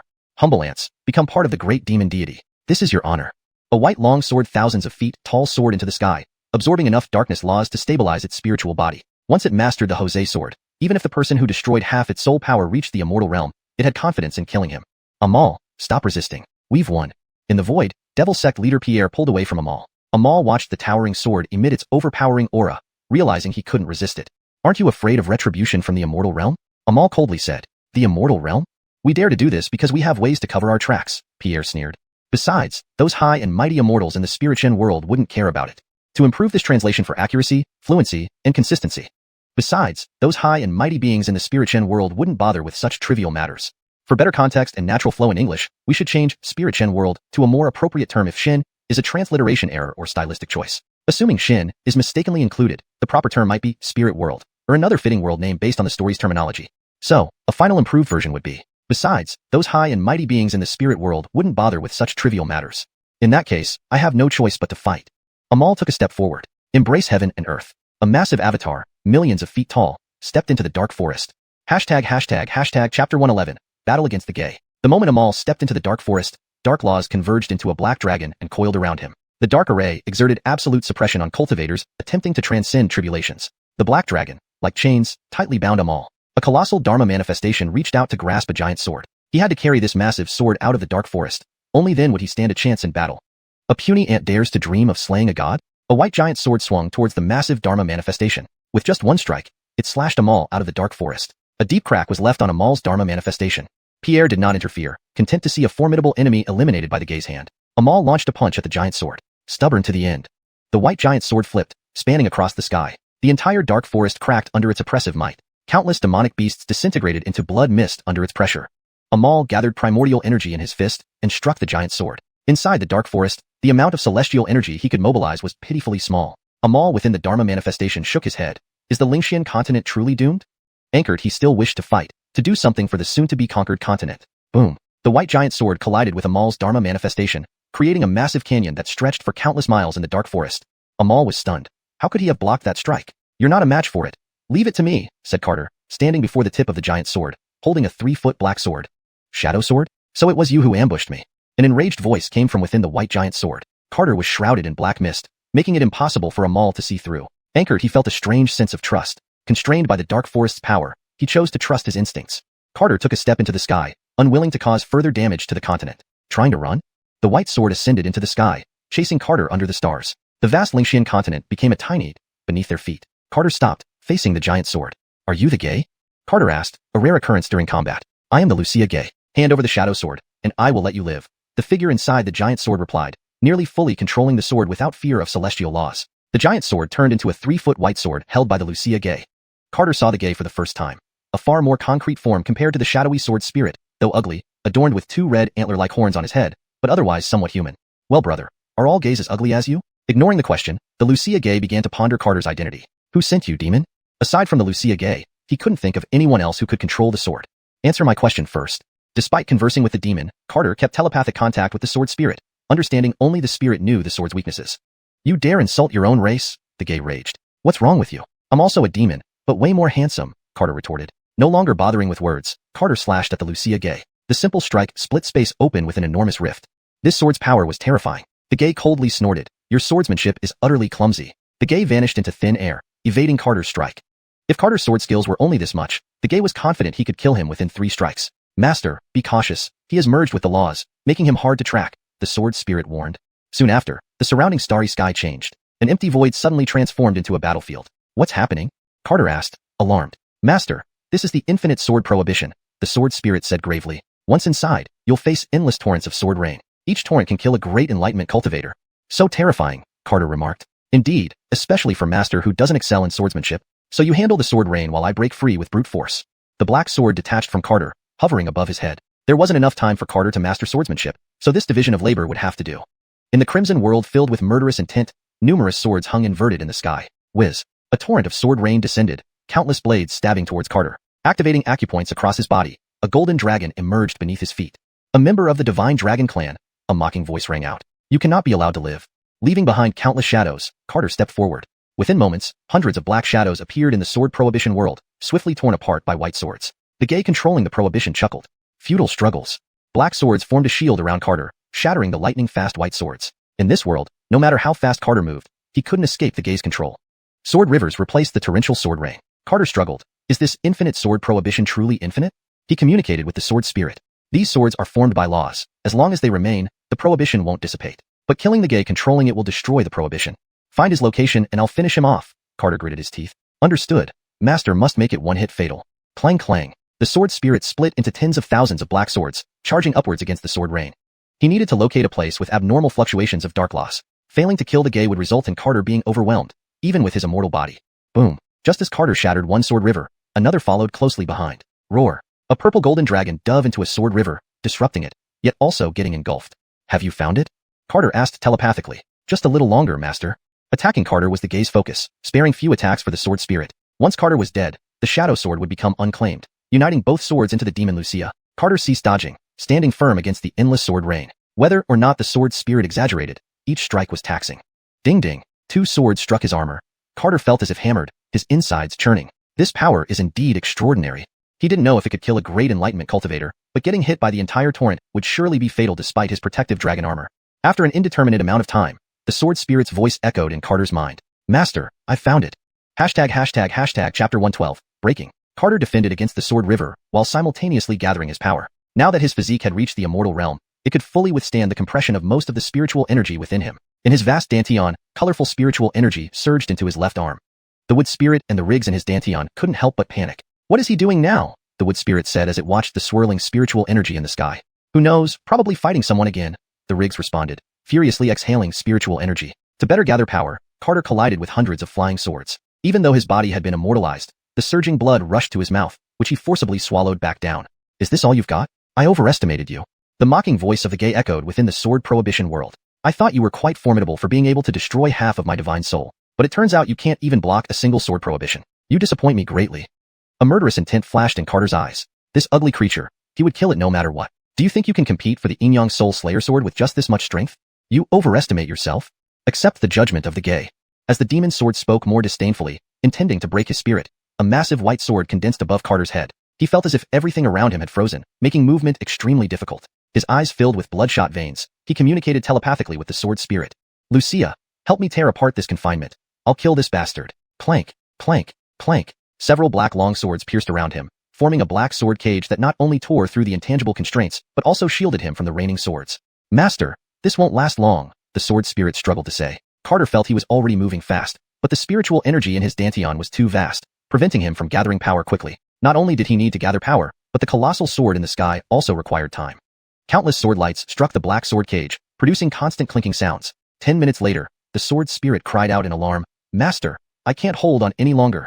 Break! Carter shouted. At the same moment, the colossal sword in the sky had finished condensing. A large purple orb condensed on Carter's left fist. The gay felt a chill but comforted himself that the fatal strike had already formed. Even if Carter managed to block it, he would be exhausted afterward, leading to the same outcome. The gay didn't believe Carter could locate his position. Besides, could he afford not to resist the Soul Slayer sword? Foolish insect, die peacefully. If I hadn't lost half of my divine soul, Killing you would be like squashing an ant. 9 divine dragon's shadows emerged behind Carter, roaring fiercely as if tearing apart the entire sword prohibition world. Locking onto the marked position via his divine sense, Carter launched a punch. Die! Carter roared loudly. A golden sphere flew out of his hand, followed by 9 golden dragon shadows, striking towards the Gay hidden in the darkness law. The Gay was stunned. How is this possible? The earth-shattering golden sphere arrived at its target in an instant. Continuing to hide in the laws would mean certain death. It could only retreat into the white demonic sword, colliding forcefully with Carter's lethal strike. After punching, Carter ignored the Gay and hastily threw another punch to block the descending colossal sword. Surrounded by divine force, unable to move, he relied on the protective dragon armor. But if he couldn't endure, neither could the wretched Gay. They might all die together. Pulling the Gay along wouldn't be a bad idea. Wuxia, help me hold it off. The titanic sword descended from the sky, with Carter's fist bracing the tip. Boom. A heavenly power radiated from the sword, shattering the purple light on his fist, forcing Carter to kneel on one knee. The sword spirit rushed into Carter's consciousness, enveloping him in a rule-based shield. Under the enormous sword, Carter felt incredibly insignificant, truly becoming an ant. It felt as if he wasn't supporting a sword but a massive planet. Carter went from kneeling on one knee to both knees, his bones creaking. You said, 80% chance. Carter seethed, betrayed by the sword spirit. The sword spirit hadn't expected the demon god to control the Yang sword so quickly. Master, please hold on a bit longer. I feel the Yang sword slipping from the demon god's control. Crack. The giant sword shattered the rule shield, piercing Carter's palms. Cracks appeared on his arm's battle armor. Severe pain spread throughout his body, and he spat out golden blood. Multicolored spiritual energy continuously flowed into his arms, resisting the titanic sword. How much longer? I can't hold on. Master, please hold on. The sword spirit transformed into a black beam, stabbing at the white sword, resisting the purple orb. Clank. The sound of morning bells and dusk drums resonated as the black sword collided with the Yang sword. The Yang sword howled as the demon god lost its final resistance. No. A voice of despair echoed across the starry sky as the Yang sword was completely consumed by golden light. The sword spirit seized the opportunity to fuse the Yin and Yang swords. It had to bear the destructive golden light to merge them, needing that power.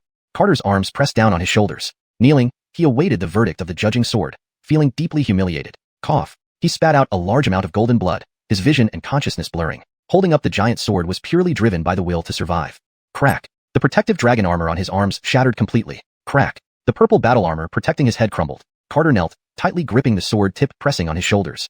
Boom. The protective dragon armor shattered entirely. Pop. His shoulder flesh exploded. An overwhelming rage burned inside him. I am so enraged. Carter roared to the heavens. Veins bulged on his forehead, and a golden bone hand tightly gripped the sword blade, embedding itself deeply. Golden light emanated from his body as he slowly rose from the ground, holding the massive sword. Snap. I'll tear you apart. Carter gritted his teeth.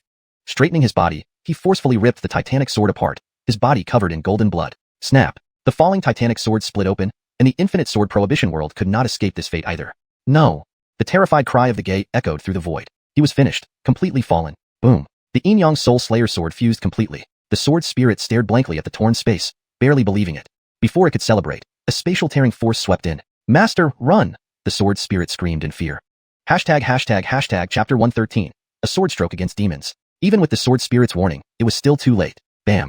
An invisible force struck Carter. He flew into the sky like a meteor, slammed away by that unseen power. The god-slaying sword transformed into a ray of light behind him. Master, are you alright? The sword spirit asked nervously. Carter felt as though his body were about to explode. Huh. Carter spat out another mouthful of blood, his hair disheveled. You've ruined my sword spirit. Today, I will slay you. A voice full of anger echoed through the cosmos. Master, it's the great Gay, the sword spirit whispered in Carter's ear. Run. Without hesitation, Carter leaped onto the god-slaying sword and fled into the vast expanse of space. You think you can escape? A black hand appeared in the starry sky. No matter how fast they flew, they could not escape its grasp. Countless heavenly laws entangled the demonic hand, which continuously shattered but healed itself just as quickly. The sword spirit didn't stop, knowing that if they could hold on until the heavenly laws destroyed the demonic claw, they would be safe. Master, please recover first. I'll take you to safety. Carter remained silent, sitting cross-legged on the sword to regain his strength. He hadn't expected to run from one wolf den only to enter a tiger's lair. He regretted helping this worthless sword spirit. Helena, generate as much spiritual energy as possible. Helena didn't dare slack off, creating spiritual energy with all his might. Sierra, I need your life force, Carter said. Sierra was delighted, finally having a purpose. Green rays of light emanated from within his dantian as Carter guided the life force to heal his damaged flesh. The green life force fused with his limbs, and his blood and flesh grew visibly at an astonishing speed. There was no time for Carter to marvel, as the demonic hand beneath them began to close around them. Damn ant, I'll tear you limb from limb. The god-slaying sword could only carry Carter higher into the sky. It had just recovered and was far from its peak strength. Wuxia, can we subdue him together? Carter asked anxiously. We don't know the extent of his power. If we get trapped, even if we aren't killed, we will be sealed away. But aren't the heavenly laws consuming him? If he sacrifices his arm, it is enough to kill you. Do you have to be so useless? Carter raged. This damned sword spirit had put him in this situation, yet now couldn't do anything. Hadn't that single strike severed the river of stars? Bam. Despite their resistance, the worst-case scenario unfolded. A huge demonic hand, like a massive continent, seized them in its grip. And, prepare to die. Carter was immobilized by a mysterious force, unable to move. The sky turned pitch black, and Carter lost all his senses. Wuxia, quick, find a solution. Carter's panicked voice reverberated in the sword spirit's mind. The sword spirit was helpless. He hadn't anticipated that a demon god would ignore the backlash of heavenly laws and forcefully reach into the lower realms. Master, I can only unleash one more stroke before falling into hibernation. Hibernation is better than death. Don't worry, I'll hibernate inside your dantian, and the sword blade will also reside there. Carter understood what the sword spirit was worried about. It feared being completely erased. Carter acknowledged this concern, but only while fighting it. Now, they were partners, and he wouldn't stab him in the back. All right, Master's word gives me peace. But Master, this last stroke may drain all the essence in your dantian. Be prepared. Stop yakking. My body is torn apart already. Carter cried in agony. All right, I will transmit this last stroke to your consciousness. Endless demonic power shredded the flesh on Carter's body. So you've reached the stage of divine flesh immortality? I underestimated you. Taste the torment of a shattered soul. Millions of hideous evil spirits surged into Carter's crown, as if poured over his head. While learning the god-slaying strike, Carter felt his soul being torn apart. Ah, what is this? Terrorizing evil spirits charged into his mind, tearing at his 3 souls and 7 spirits. Carter used his divine sense to counter these evil spirits. Ding, points have arrived. The host can allocate them. A blessing indeed, Carter almost wept. His soul was being gnawed upon by evil spirits, but he added points to his divine sense without hesitation. Bam! Carter's soul instantly grew by a third, and golden divine sense became even deeper. Golden sword rain drove back the flood of evil spirits. In the dark world, Carter clutched the Yin-Yang god-slaying sword, his flesh bloodied. The god-slaying sword devoured Carter's spiritual energy, its ancient body emitting cold light. Yin and Yang Qi constantly enveloped the blade. Golden light radiated from Carter as he unleashed a final stroke. Die! Black and white sword light flashed, drawing in all surrounding heavenly laws. The sword light grew larger, like a river of stars splitting the dark world in two. Ah, chaos golden body, Yin-Yang god-slaying sword. Ah, you must die. I will kill you, came a terrified roar from the stars. Initially, he could only track Carter and the god-slaying sword based on the aura of the demonic deity, because he dared not fully probe this realm. He wasn't enlightened enough to gain true recognition from heavenly Tao rules. Even if he had truly enlightened, it would still be the Tao of the demon realm, subject to destruction by this realm's grand Tao. But when his arm was shattered, he recognized the power that had destroyed it. Rumble. The shattered land was obliterated by the river of stars, formed from heavenly laws and Yin-Yang Qi. Carter utterly collapsed. Feeling his skin ripped off, Carter roared to the heavens. Off, gay. Remember Lordly. I'll chop off your head one day. He was truly enraged. All he wanted was a peaceful life, with enough food and clothing. Who knew such a simple request nearly cost him his life? Was this dream so great that all deities had to suppress it? Carter felt like crying. The stars gradually brightened, and Carter looked at the sunlight touching his body, shaking his head in a bitter smile. Is living really so hard? The black and white long sword in his hand vanished suddenly, and the sword's spirit fell silent. Carter lay powerless in midair, letting his body float. This was his most miserable battle since cultivation. Sierra appeared beside him, drops of green blood dripping onto Carter's bones. Strong life force enveloped him, driving out the demonic chi within his bones. Thank you, little Sierra. Exhausted and weak, he didn't dare fall asleep. After a long time, Carter was encased in a green cocoon, floating in the starry sky. Chapter 114. Return, Part 1. In the dark forest, Seth and thousands of demon foxes were hiding within a secret realm. Lisa Fairy, please open the secret realm quickly, Seth pleaded. I thank you for this. 3 months had passed, and Carter still hadn't come to find him, which made Seth anxious. This was not the first time he had begged. Ox Taoist, I'm also worried about Elrond's safety, but what difference would it make if you go to find him? It's as good as going to your death, Lisa said somberly. She knew that Ox Taoist was strong, but this was a battle among immortals. His presence would only distract Carter. Lisa, this is my last warning. If you do not open the secret realm, I will wipe out your entire race of demon foxes, no matter the outcome, Seth said calmly, as if chatting idly. Ah, since it's like this, let me go with you, Ox Taoist, she sighed. She understood Seth's anxiety and believed he would follow through on his words. Moreover, she was also very concerned about Carter's safety. Hadn't keeping him confined been a form of protection? Lisa opened the secret realm and followed Seth to search for Carter. As soon as they emerged from the secret realm, chaos met their eyes. Countless rivers of lava flowed across the ground, and the entire forest was filled with the smell of burnt corpses. Seth and Lisa rose into the air, where it was eerily quiet. If it weren't for the lingering smoke in the forest and the cracked mountains, who would have known a tremendous battle had taken place here? The power of darkness has weakened considerably. Perhaps the curse has been lifted, Lisa remarked. Seth sat on a flying boat, gazing at the devastated forest, feeling his heart tighten. The battle is over. Why hasn't Carter come to find me yet? As long as they were not too far apart, he could always sense Carter's presence. But now there was no trace of his aura, causing Seth's eyes to moisten. Don't worry, Ox Taoist. With Yufeng Daoist's strength, even if he can't win, he should be able to protect himself, Lisa consoled him. Worry? You don't know what he went up against. It was a giant sword reaching the heavens, containing a gay. A gay, you understand? Seth choked and roared. They usually fled at the sight of trouble and never actively provoked anyone. Vengeance came only when their hatred was unbearable. They never imagined facing such a powerful enemy. Lisa gasped, remembering the sword. The moment the giant sword appeared, other demon foxes lost control of their demonic powers. When Ox Daoist arrived at the 9 immortal caves, that force vanished without a trace. Could it be that Carter was battling the magic sword? If so, all surviving beasts in the dark forest owed Carter their lives. Yufeng Daoist is truly virtuous. Our Fox clan owes him an immense debt of gratitude. Seth didn't think about virtue. Carter simply didn't want Gabrielle's family to be harmed. So he intervened against the gay. But now, after all this time, some news should have surfaced. If Carter died, Seth would one day annihilate all demons in the world. Even if it took 1,000 years, 10,000 years, or 100,000 years until the demons were utterly destroyed, he wouldn't rest. Seth and Lisa searched frantically like headless flies. The current dark forest was full of fear, with no beasts daring to fly into the sky. The demons had retreated, and no matter how the battle in the starry sky unfolded, they couldn't stay in the dark forest any longer. If the gay won, he could reclaim it. If he lost, they could retreat to the western regions and resist the 3 great holy places. Similarly, the cultivators from the other 3 holy places returned to their domains, focusing on defense against possible demonic ambushes and preparing for the worst. During these 3 months, all cultivators on Xianxia continent lived in fear. They were powerless to participate in the battle in the starry sky and equally helpless against the towering magic sword. All they could do was try to contact the immortals of the immortal realm. Under the vast expanse of the starry sky, a green light orb floated aimlessly. Inside the orb, Carter slowly opened his eyes. 2 months already? Carter shook his head helplessly. Even with the Claire and gold points, it took him a long time to repair his body. Looking at his pale hand, Carter smiled bitterly. Pity my treasures are all gone. 5 storage rings had been destroyed in the battle, making him feel wasteful. Clang. His purple battle armor reappeared, and Carter prepared to return. Turning around, he saw a distant, dark red star. Why is that star red? Carter murmured. Whoa, did I actually reach the heavens? Carter exclaimed in surprise. He had dreamed of ascending to the heavens in his past life, but never imagined it would happen so soon. Previously focused on combat, he didn't realize how high he had flown. Unconsciously, he found himself in the vast interstellar space. Well, maybe I'll bring Seth along next time. Carter's mood shifted from sadness to joy.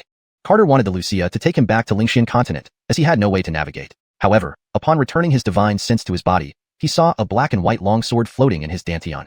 The Wuxia had fallen back into slumber. With no choice, he could only rely on his sense of direction to find his way back. 3 months later, Carter finally found a floating continent. On this land, he felt a familiar aura. Finally home. Carter breathed a sigh of relief. If he kept searching, he might have gone mad. Mostly, he feared Seth worrying and fighting against the Devil Heaven sect. Carter arrived above a sea, realizing he was unfamiliar with the area. In the middle of the vast ocean stood an isolated reef, standing out starkly. To Carter's surprise, an old fisherman was fishing on the reef. At first, Carter thought his eyes were deceiving him. Rubbing his eyes, he looked closely. Indeed, it's an old fisherman. Carter felt somewhat alarmed, not daring to disturb someone who dared fish amidst crashing waves. He turned to leave but heard the fisherman stand and say, "Young man, are you lost?" Carter nearly fell from the sky. From so high up and at such a distance, the old fisherman could see him? A master, definitely a master. Wanting to leave immediately, he noticed the fisherman's kind demeanor and landed on the reef. "Apologies for disturbing your cultivation, Adrian." Carter clasped his hands in respect. The old fisherman, dressed in coarse linen, stroked his beard and laughed. "Adrian indeed, I dare not accept. I've cultivated for 200 years and am only at the foundation establishment stage, far inferior to young people like you." Adrian speaks too humbly. "I've cultivated for just a few years and am only at the first layer of spirit chi." Carter scratched his head awkwardly. "Ha ha ha. The path of cultivation is long and arduous. One cannot rush it." The old man chuckled. "May I ask, Adrian, where are we?" Carter asked. "Hee, travelers on the same road. Why be in such a hurry?" The fisherman gazed at the surging sea. "Why not fish with me for a while before continuing on your journey?" ###Chapter 115. Return, Part 2. Carter's brows furrowed slightly. The old fisherman seemed to know the way, but why did he insist on fishing with him? Before Carter could react, the elderly fisherman tossed a fishing rod towards him. Afraid of offending the old man, Carter reluctantly caught it. It wasn't so much that he feared upsetting him. Rather, he was afraid he couldn't fight him. He sensed a dangerous aura emanating from the old man, a feeling that had always proven accurate. "Young man, if you accompany me fishing for 1 hour, I'll tell you how to return." The old man smiled kindly. 1 hour? Of course, I can do that. Carter thought that an hour was only 2 hours. No long time at all. If he got lost, he might spend far more time searching for the right path. Sitting by the cliff, Carter cast his fishing rod into the sea. "Senior, please don't break your promise," Carter said with a smile. "Naturally, I detest lying," the old man replied with a laugh. He then lifted and cast the fishing rod into the sea again, as if an invisible line with bait were attached to it. "Let's start," the old man chuckled. "Got it. I'll start timing," Carter replied gently. The old man closed his eyes and fished quietly. After 10 minutes, Carter started to feel bored, continuously casting the empty fishing rod in circles. 30 minutes later, he propped his chin up, watching the turbulent waves. An hour passed, and Carter turned to look at the old fisherman who was still fishing with closed eyes. He marveled at the old man's focus. He himself could sit this long only during meditation or while recuperating from injuries. By the time an hour and a half had passed, Carter began blowing bubbles, utterly bored. Just as the 2-hour mark approached, Carter's fishing rod clattered into the sea. A faint snore came from his nose, and drool trickled down from his cheek. Exactly 2 hours later, Carter woke up from his nap. Senior, 2 hours have passed. Could you please tell me where we are and how to reach the dark forest? Carter asked with a smile. Young man, just walk eastward, and you'll reach your destination, the old fisherman answered warmly. Thank you, Senior. Carter bowed respectfully before leaving. In one stride, he crossed the sea, traversing a vast plain for 10 days, wading through marshes, and climbing mountain after mountain until he finally arrived at the dark forest. Searching around the forest, the old ox finally sensed Carter's presence and rushed towards him in wild excitement. Carter, ha, I knew you weren't dead. The old ox laughed and cried. If it hadn't seen Carter, it would have searched even in the territory of the Devil Sky sect. Of course not. How could I die so easily? Carter replied with a satisfied smile. Friend Abdul, thank you for saving the dark forest. Lisa placed her hands above her head and bowed deeply. A supreme honor reserved even for the Emperor of Demons. You're welcome, Miss Lisa. I was just saving myself, Carter smiled. Lisa looked at Carter's battle armor apprehensively. Carter felt helpless. With his clothes destroyed, he couldn't wander naked. So, he returned to the Nine Immortals cave and asked Lisa for some clothing. After staying 2 days in the Nine Immortals cave, Carter and the old ox set off for Illusory Sound Manor. Clad in white, they safely traversed the dark forest. Together, they returned to Chang'an City. Looking at the bustling city, Carter smiled warmly. Welcome back, Chang'an. He wanted to visit Jingzhou Prefecture immediately to see old friends. Unfortunately, he had no money, but thankfully he had taken a jade flute from Lisa when he left the Nine Immortals cave. Cohen, let's perform. Great. Let's go seek revenge. The old ox agreed excitedly. Carter rode the old ox down the official road, eventually reaching Broken Bridge. With his exceptional beauty, he drew numerous admiring glances along the way. Whose son is this? He looks like a celestial being. I've never seen such a handsome face. Didn't you see the ox beneath him exudes divine grace? Hundreds followed Carter. At Broken Bridge, he took out the jade flute and played 1,000 Ankarars await one meeting. The melodious tune lingered over the bridge, captivating even the beggars. When the music ended, the crowd was eager for more. Heavenly sound. Please play another song, Immortal. Another one, another one. The crowd cheered, begging for more. I can play another one, but you must pay, Carter smiled humbly. Clank. A copper coin fell, followed by a shower of coins. Carter laughed heartily and played The Smoky Fire of Mortality, reducing many young women to tears. After the song, Carter collected the coins, beaming with joy. Unable to carry all the money, he bought a carriage to load the gold and silver inside. He planned to deliver these riches to Jingzhou Prefecture. Familiar with the route, Carter arrived at the gates of Jingzhou Prefecture. The guards rubbed their eyes, doubting their vision. He looks too similar yet different. They gaped in shock, hesitating to question Carter's identity. Brother Yonatan, Brother Jose, it's me, Carter. Carter's gentle smile stunned them both. Carter? They gasped in disbelief. Oh no, after all these years, you're back to trouble us? They slammed the gates shut, refusing to let Carter in. Pulling back the bamboo curtain of the carriage, revealing its wealth, Carter insisted, I'm here to repay debts, not for food.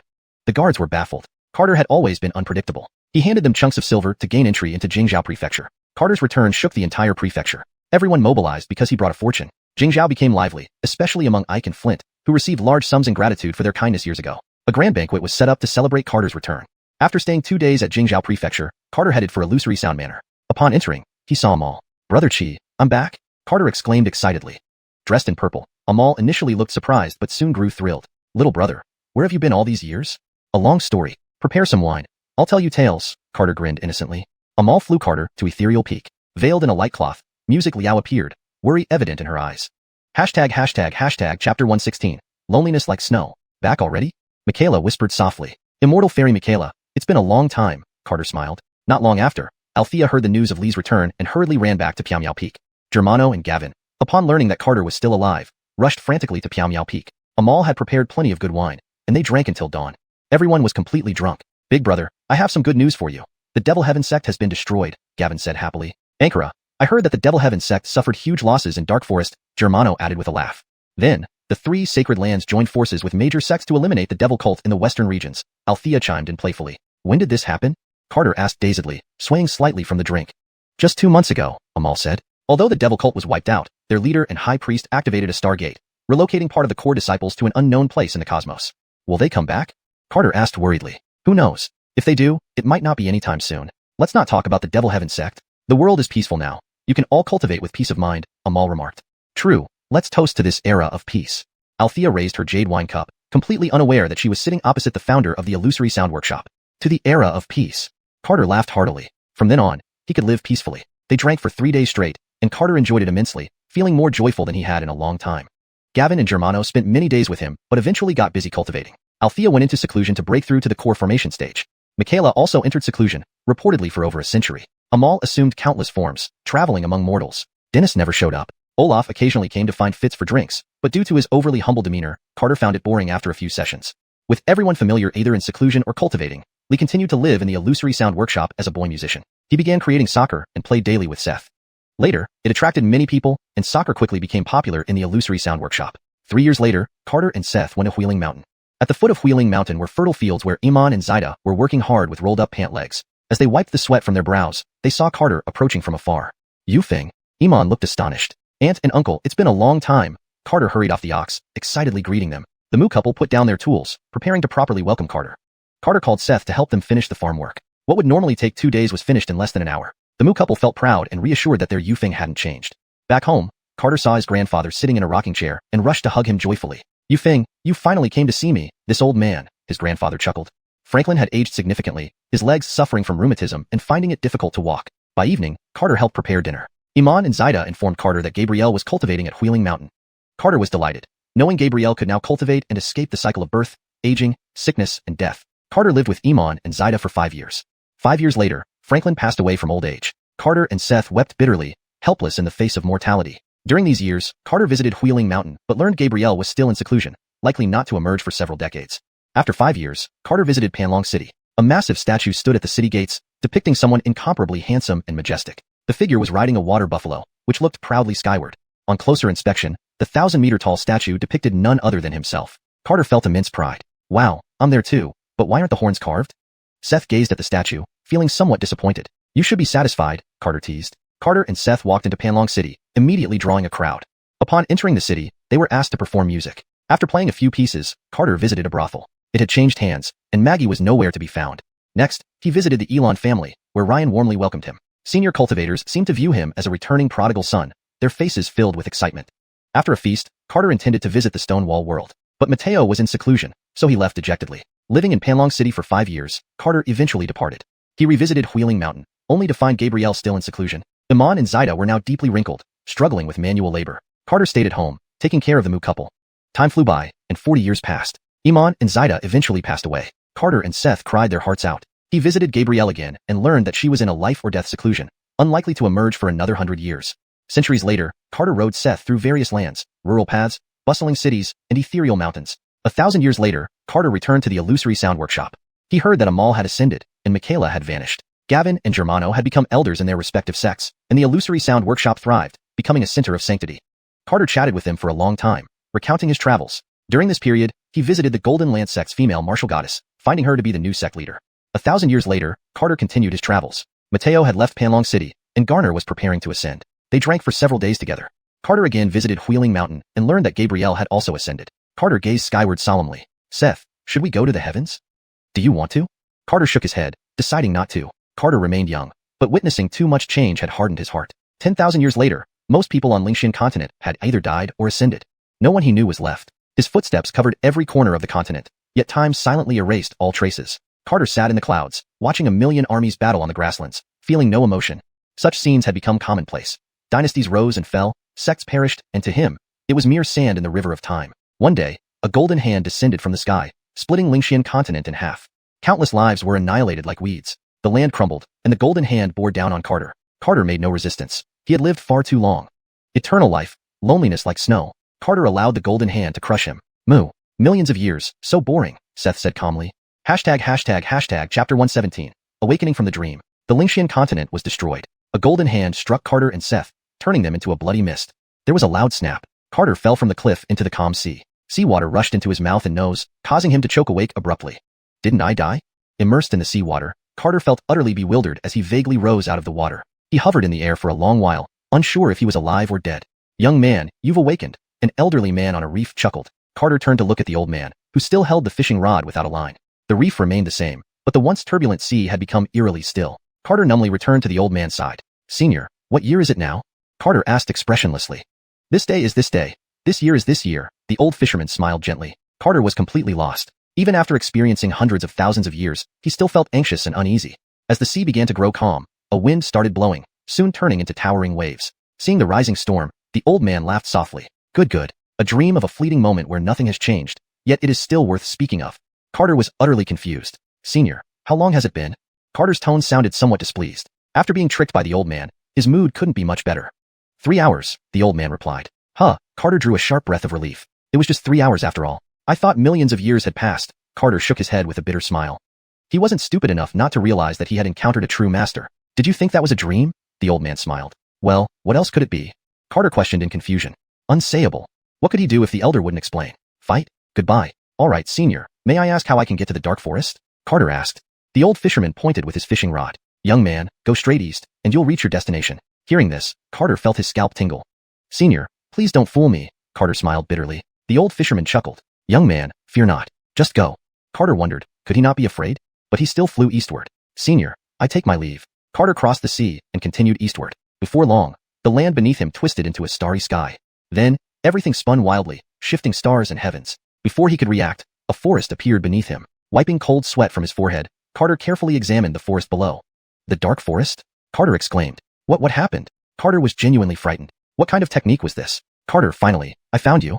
A mournful cry jolted Carter out of his shock. Seth appeared beside him, sobbing uncontrollably. Carter felt a sense of unreality, staring intently at Seth.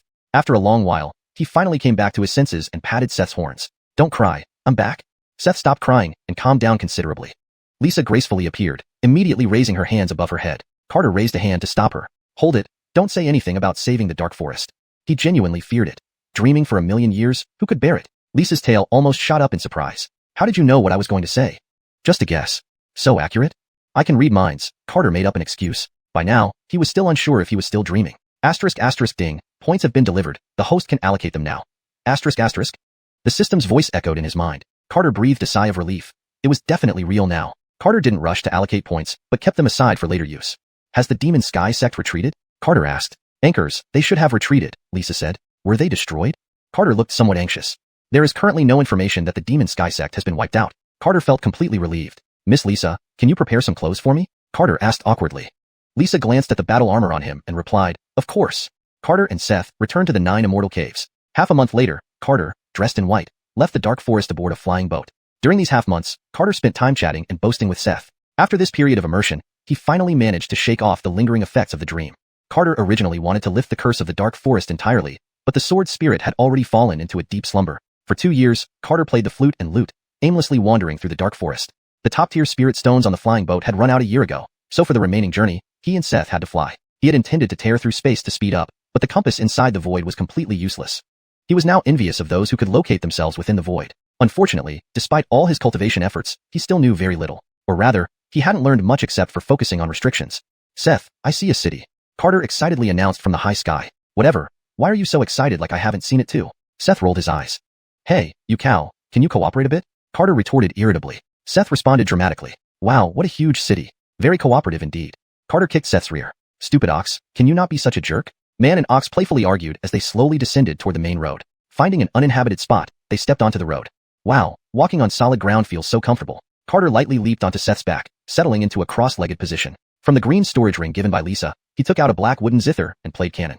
The light melody resonated along the autumn road. Seth followed the rhythm, creating a comical scene. Rider. Suddenly, hooves thundered nearby, sounding urgent. Seth slightly moved aside to let the riders pass. A squadron of silver-armored cavalry galloped past them. Bored, Carter counted 13 of them. Leaves fluttered and dust rose on the road, but not a single speck of dust dared approach Carter and Seth. They walked steadily toward the city. When they were 100 meters away from the gate, Carter had to lead Seth into the queue. Thousands of people lined up in 3 long rows, waiting to be checked by the guards. Looking up at the sky, Carter realized they might not enter the city until nightfall. Brother, does everyone need to be checked before entering the city? Carter turned to ask the middle-aged man sitting on a sack next to him. The middle-aged man with a face full of yellow stubble sighed. Usually not, but recently something big happened in the city, so checks are necessary. So that's the case. Hearing of something significant happening, Carter suddenly lost interest in entering the city. He only needed to find the exact location of the Phantom Sound Pavilion. If it was difficult here, perhaps another city would be better. Seth, let's go somewhere else. Moo, Seth nodded. He didn't want to stir up trouble or get involved in others' affairs. Encountering another peculiar old man and being taken into a dream world again would be too painful. Just as Carter was about to leave, a voice dropped from the sky. Carter. Turning to look, he recognized a familiar figure. Hashtag chapter 118. An unexpected encounter with Lori. Carter paused, scrutinizing the newcomer closely. It was the war Maisie, albeit her golden armor had been replaced by a tight crimson suit. She was still incredibly revealing. Her ample chest, rounded hips, and shiny golden hair.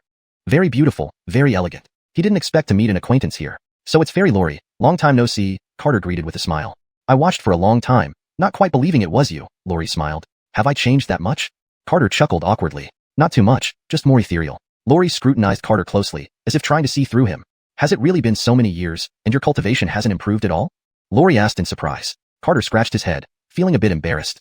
Perhaps I took a wrong turn in my cultivation, so I've been stuck at the chi condensation stage. It's alright, keep trying, you'll reap rewards eventually, Lori said. You're heading into the city, right?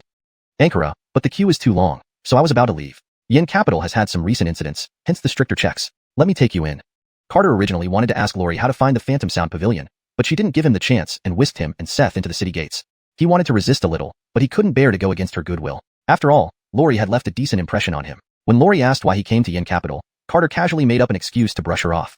Originally, he's an immortal? So modest? The middle-aged man on the burlap sack mused. He's not exactly modest in his attire, an elderly man beside him remarked. Our village has an immortal who raises chickens. One day, lightning struck, and that old chicken farmer ascended to heaven. The middle-aged man listened intently as the elder continued embellishing his tale. Lori led Carter to the front of the imperial palace. As soon as they landed, a young man in black greeted them. The youth exuded an ethereal charm, exceptionally handsome, clearly a cultivator, and a genius at that. Lori, you're back, the youth politely approached. However, his eyebrows furrowed when he glanced at Carter. He despised seeing anyone handsomer than himself, especially someone impossibly good-looking standing next to Lori. Who are you? The youth's voice was cold, like he'd just stepped out of a refrigerator. Carter felt annoyed and instinctively moved away from Lori. Before he could speak, Lori interrupted. Isidore, he's my friend. You should show more respect, Lori retorted coldly. Chortle. Carter couldn't help but laugh. He truly admired the creativity behind names like Isidore. Is my name that amusing? Being mocked by a cultivator at the chi condensation stage nearly provoked Isidore into striking Carter dead. Auspicious victory, commanding general, heroic conqueror. What a great name. Carter praised, sincerely. With this compliment, Isidore's expression softened slightly. You know how to act wisely. Isidore shifted his gaze back to Lori, his demeanor changing 180 degrees. Lori, I've prepared a welcoming banquet for you. Please don't refuse. I'm busy. I'll visit Mother and then return to the Golden Lance sect. Carter, come with me. Without waiting for Carter's response, Lori guided him into the palace, leaving Isidore fuming in the wind. Hey, Fairy Lori, did you even ask if I agreed? Carter asked, speechless. If you didn't agree, you would have been killed by Isidore, Lori replied matter-of-factly. Really that dramatic? Don't let his appearance fool you. He's quite sinister. After this brief conversation, they walked through the palace gates. Seeing them enter, Isidore spat out a threat before vanishing on the spot. Following Lori, Carter reached a garden. Passing through its rock formations, they arrived at a bamboo grove. Inside the grove stood a bamboo hut, where a middle-aged woman dressed in crimson brocade sat on a bamboo lounge chair. Mother! Lori rushed over, embracing the woman. Carter tried to sneak away, but Lori suddenly turned around. Carter, this is my mother. Slapping his forehead, Carter reluctantly approached. Auntie, hello. My name is Carter, and I'm Lori's friend, Carter greeted with a smile. The middle-aged woman looked him over in surprise. What a handsome young man. Carter scratched his head awkwardly. Well, thanks, Annie. Cloudy, is this young man the helper you brought? The woman asked. Anchors, he's very powerful and will definitely help me win first place, Lori nodded. Carter was bewildered. What helper? What first place? The middle-aged woman grew emotional, almost bursting into tears. That's wonderful. Our Yun family finally lives up to our ancestors' legacy. Young man, please help Lori. She's had a tough life, the woman choked up. Headaches flared as Carter hated dealing with tears. Don't worry, Auntie. I'll ensure Lori wins first place, Carter promised, not caring much about what first place meant. He just wanted to stop her tears. Once the middle-aged woman fell asleep, Lori escorted Carter out of the bamboo grove. Thank you, Carter, Lori said sincerely. You're welcome. I'll take you out of Yen Capital soon, to avoid Isidore's treachery. After you leave, I'll attend his banquet and distract him, ensuring your safe departure. Carter began to worry. And what about you? Lori pondered for a moment, but shook her head. I'll be fine. Even as a disciple of the Holy Land, Lori didn't think Isidore would show any respect. The man was capable of sacrificing thousands for cultivation improvement, a demon whom the Holy Land's name wouldn't deter.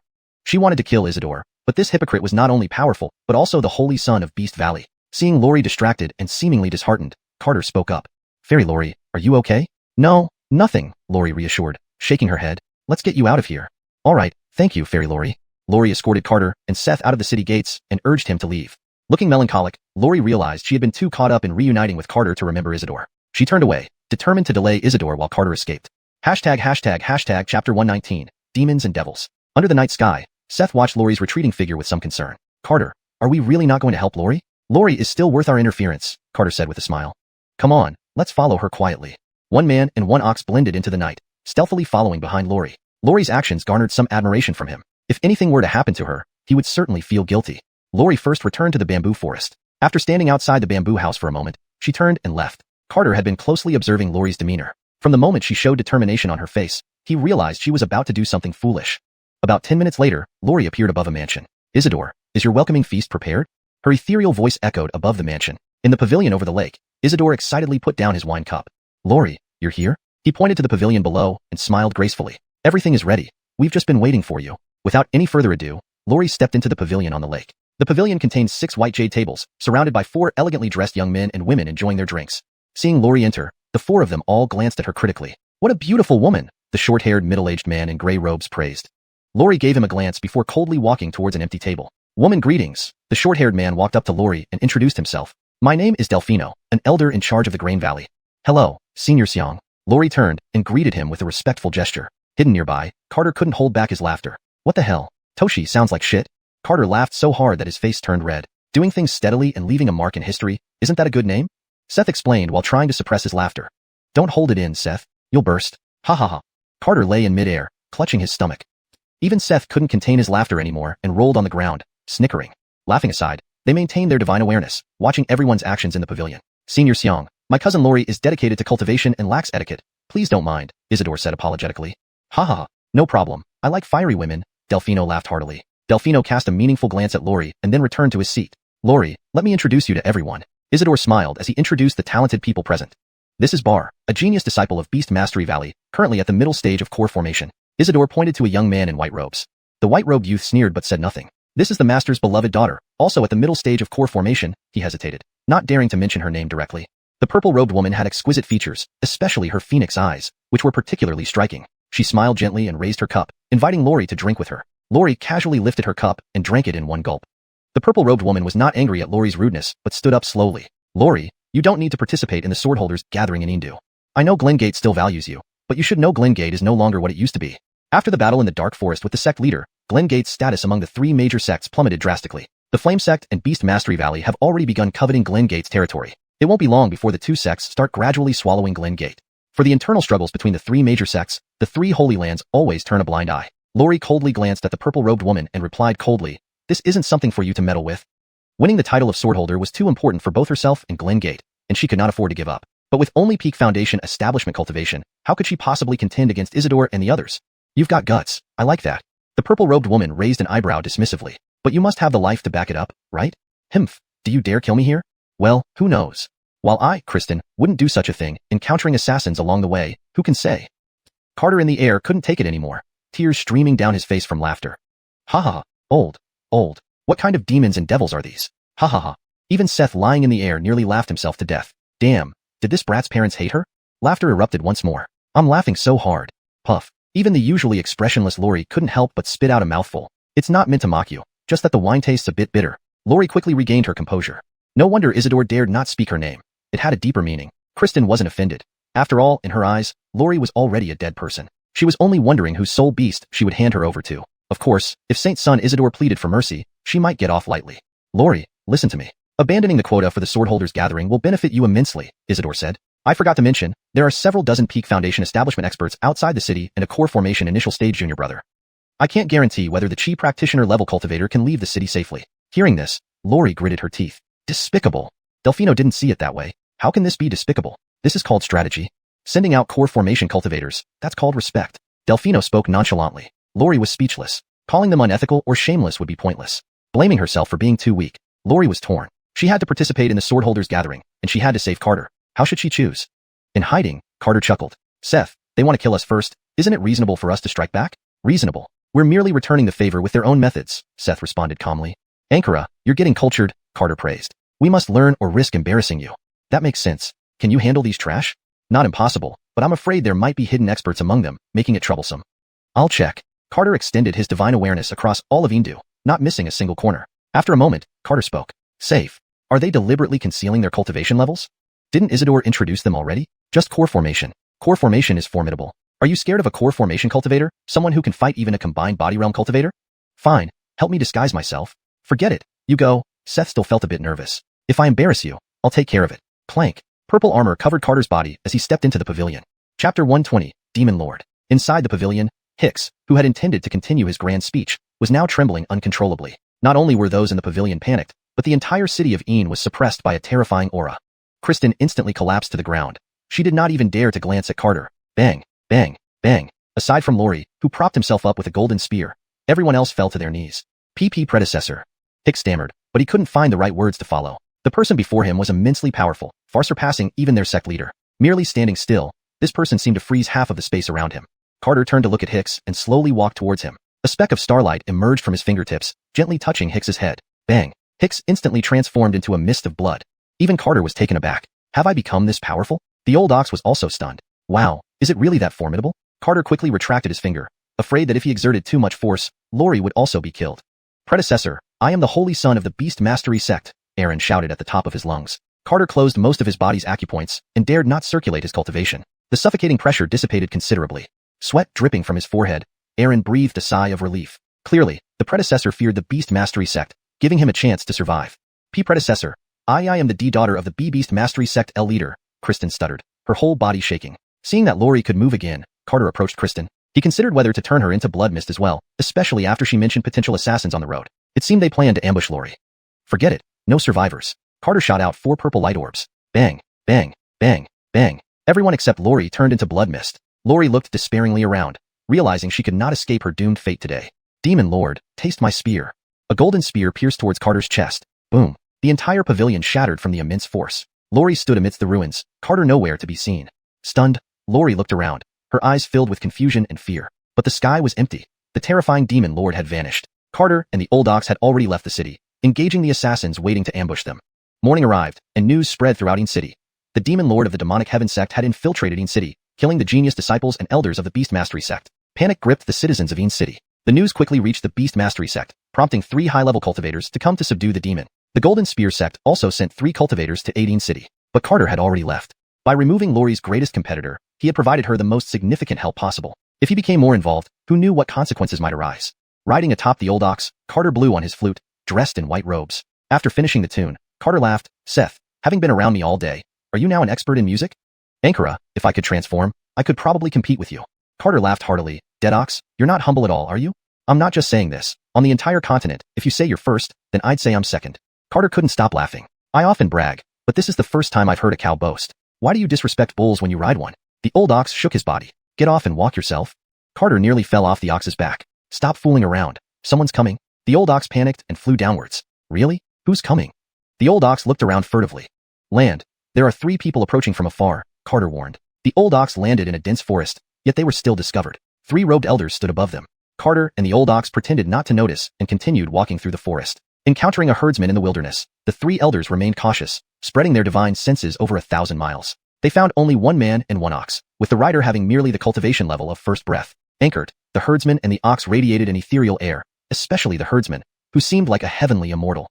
Upon closer inspection, they found nothing suspicious. Brother Chui, don't forget that ox. You better not fight me for it. One elder with silver hair grinned confidently.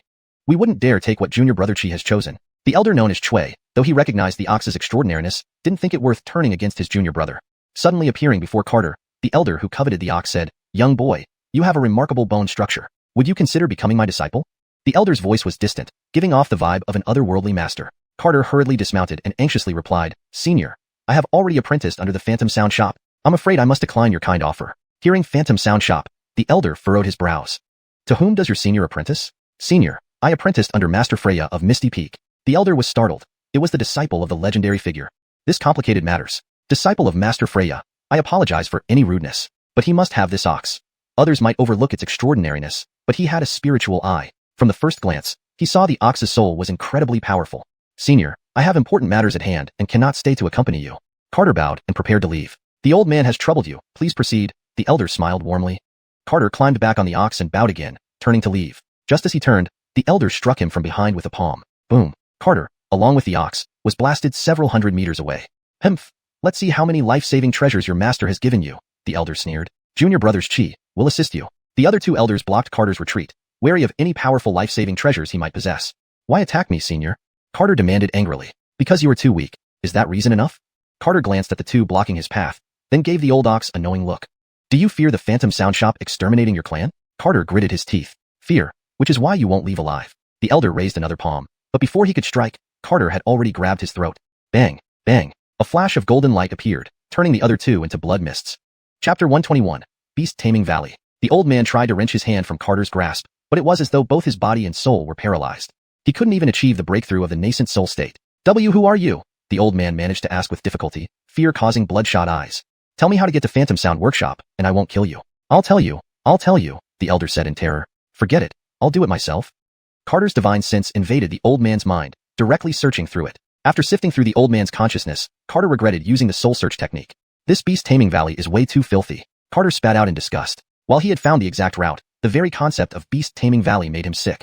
Utterly sickening. How could the three holy lands tolerate such a devilish sect to thrive? It was incomprehensible. Carter tossed the old man to Aiden and cleared the disturbing images from his mind.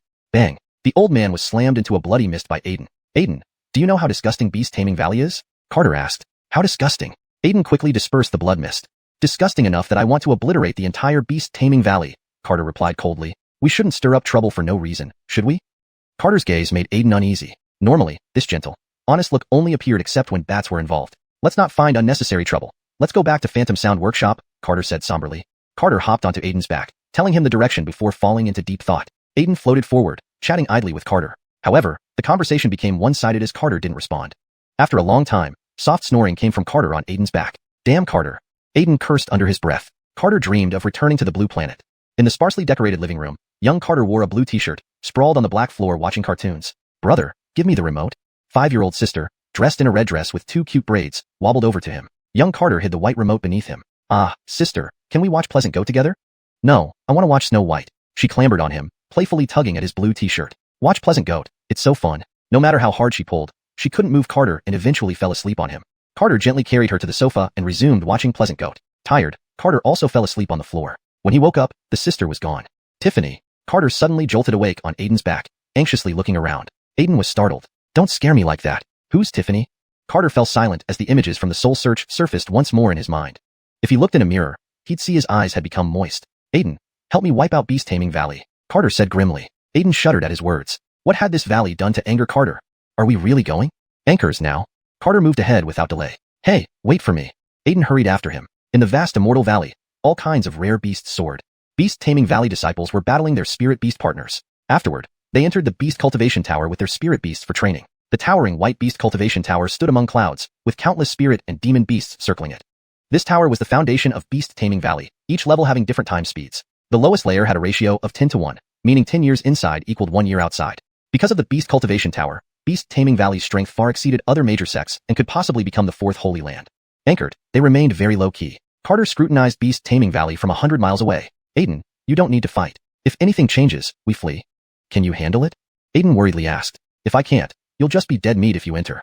So disrespectful to a buffalo, huh? No, I have a bad feeling. But you're still going? Must go.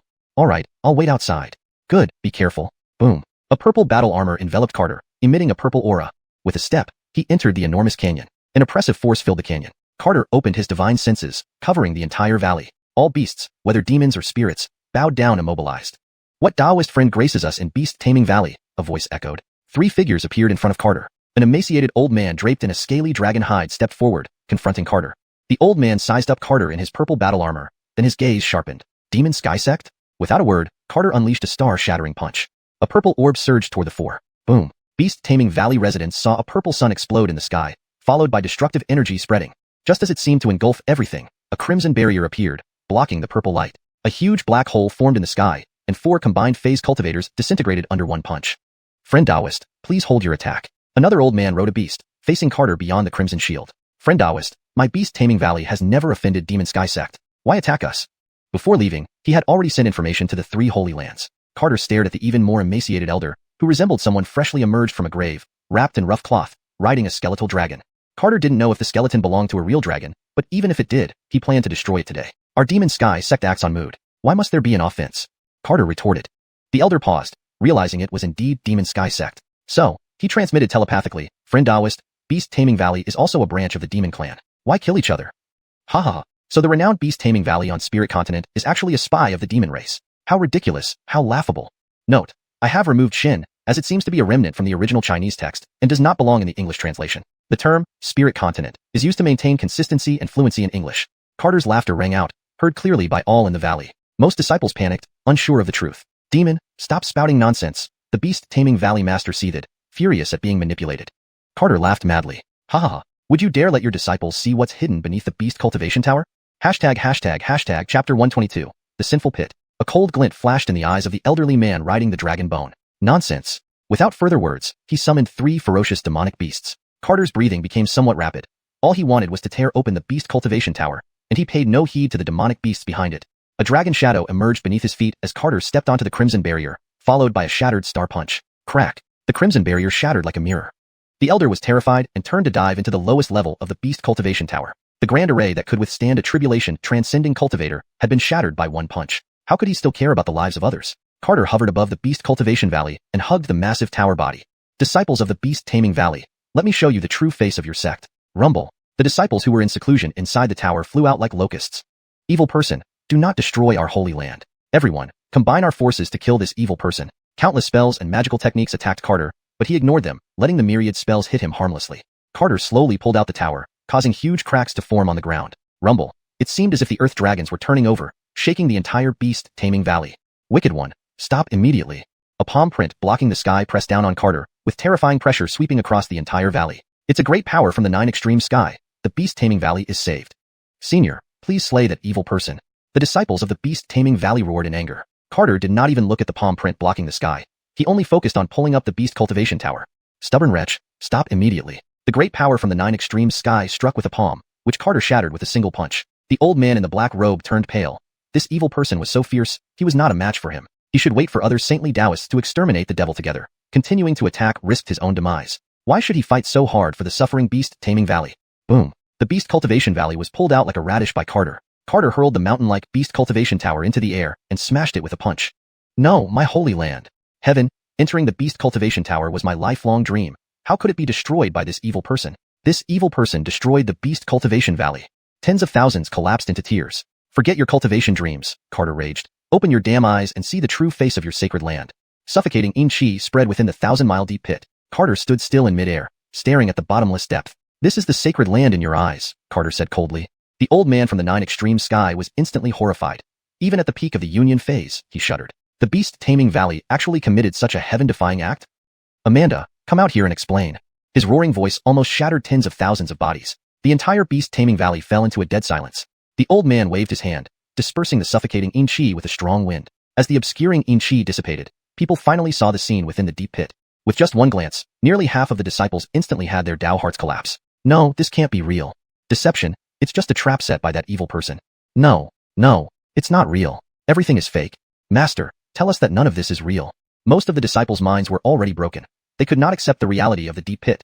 Looking at the pitch-black walls made of piled infants, they utterly crumbled. These were infants. Millions of infants stacked in the deep pit, resembling hell. Carter could not bear to watch.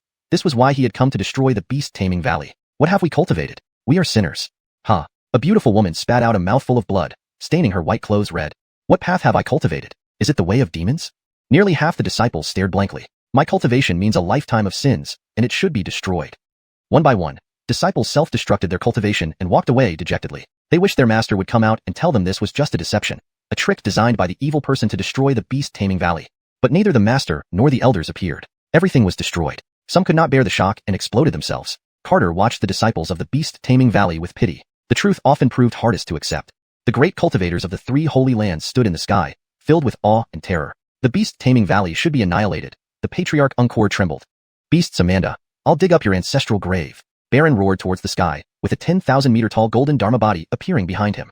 The Dharma body punched towards the deep pit. Senior, stop. This is an illusion cast by the evil person. A high-level void cultivator of the beast-taming valley shouted loudly. Get out of my way. Baron, enraged, crushed the man with a single punch. The golden fist carried suffocating law power toward the deep pit. Anyone who tried to stop was killed by Baron. At their realm, they were well aware of what was real. Just as the golden fist was about to destroy the deep pit, an infant spirit formation rose from the ground, countering the punch. Boom. Destructive energy spread out, evaporating the disciples near the deep pit instantly. Boom boom boom. The golden Dharma body was pushed back several steps. Baron was shocked. How could the beast-taming valley have something to resist him? Quick, get away from here, the Sherman Ungkor exclaimed in surprise. Overwhelming Xianxia swept through the beast-taming valley, causing tens of thousands to flee in panic. A black arm made of infant corpses extended from the deep pit, sending shivers down everyone's spines. To destroy my foundation, you will pay with your lives. A cold voice came from the depths of the 9 hells. Baron struck again, but the black hand grabbed his fist.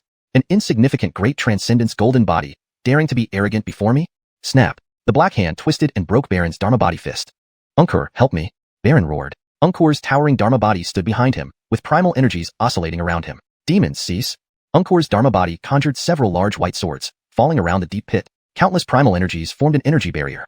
The huge black hand was temporarily suppressed by the barrier, moving sluggishly. All irrelevant persons, retreat immediately. Ungkor's voice echoed like morning bells throughout the valley. Those whose mindsets hadn't completely shattered fled the valley using their techniques. Although the beast-taming valley was hateful, most of its disciples were unaware of the atrocities. Ungkor did not want them to be caught in the crossfire. Not a single one will escape. A demonic sound shattered the energy barrier, and the escaping disciples were one by one disintegrated.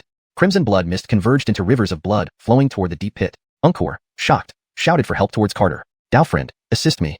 Chapter 123, The Hell of Destruction. A demon composed of countless corpses tore through the deep pit and leaped out of the ground, spreading a dark, ominous aura across the entire beast-taming valley. Sect Master Quinlan would need assistance, and Carter was determined to help.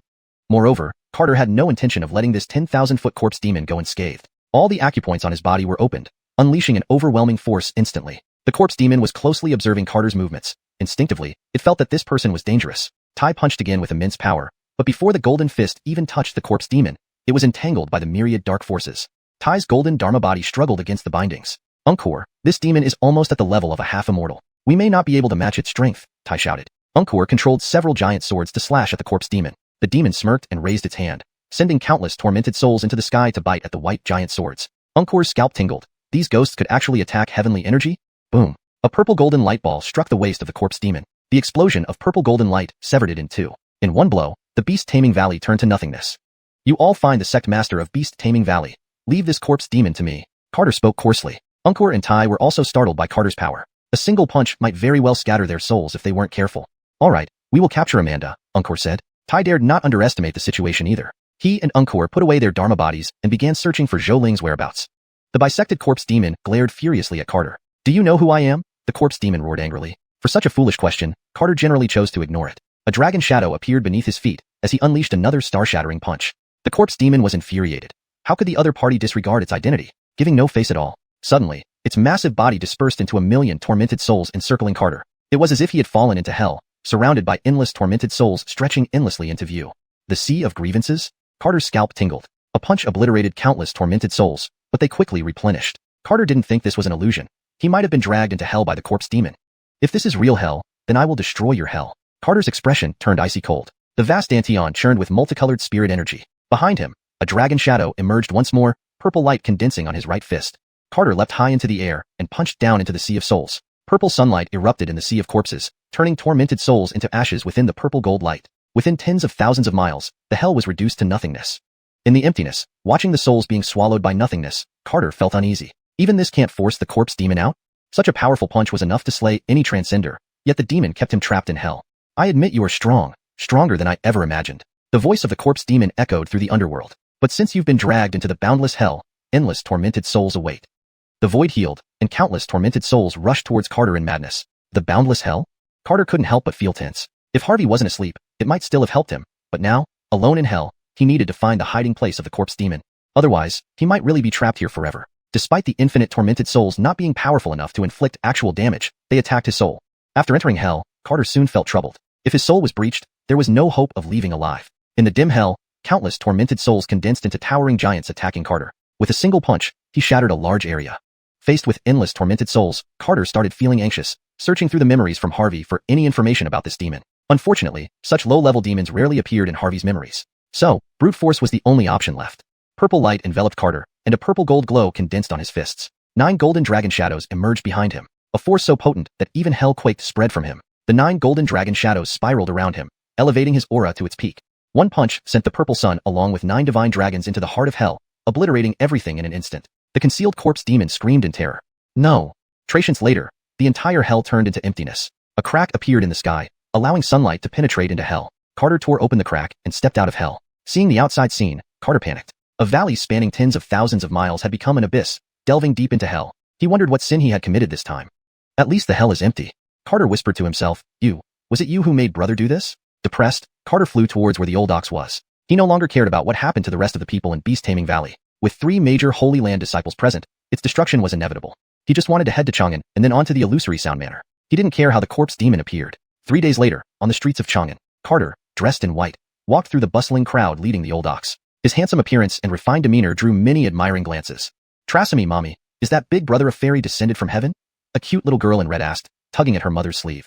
Perhaps, the lady replied uncertainly. Carter smiled gently at the little girl, and then walked into a pharmacy. The shopkeeper immediately showed surprise upon seeing the ethereal visitor.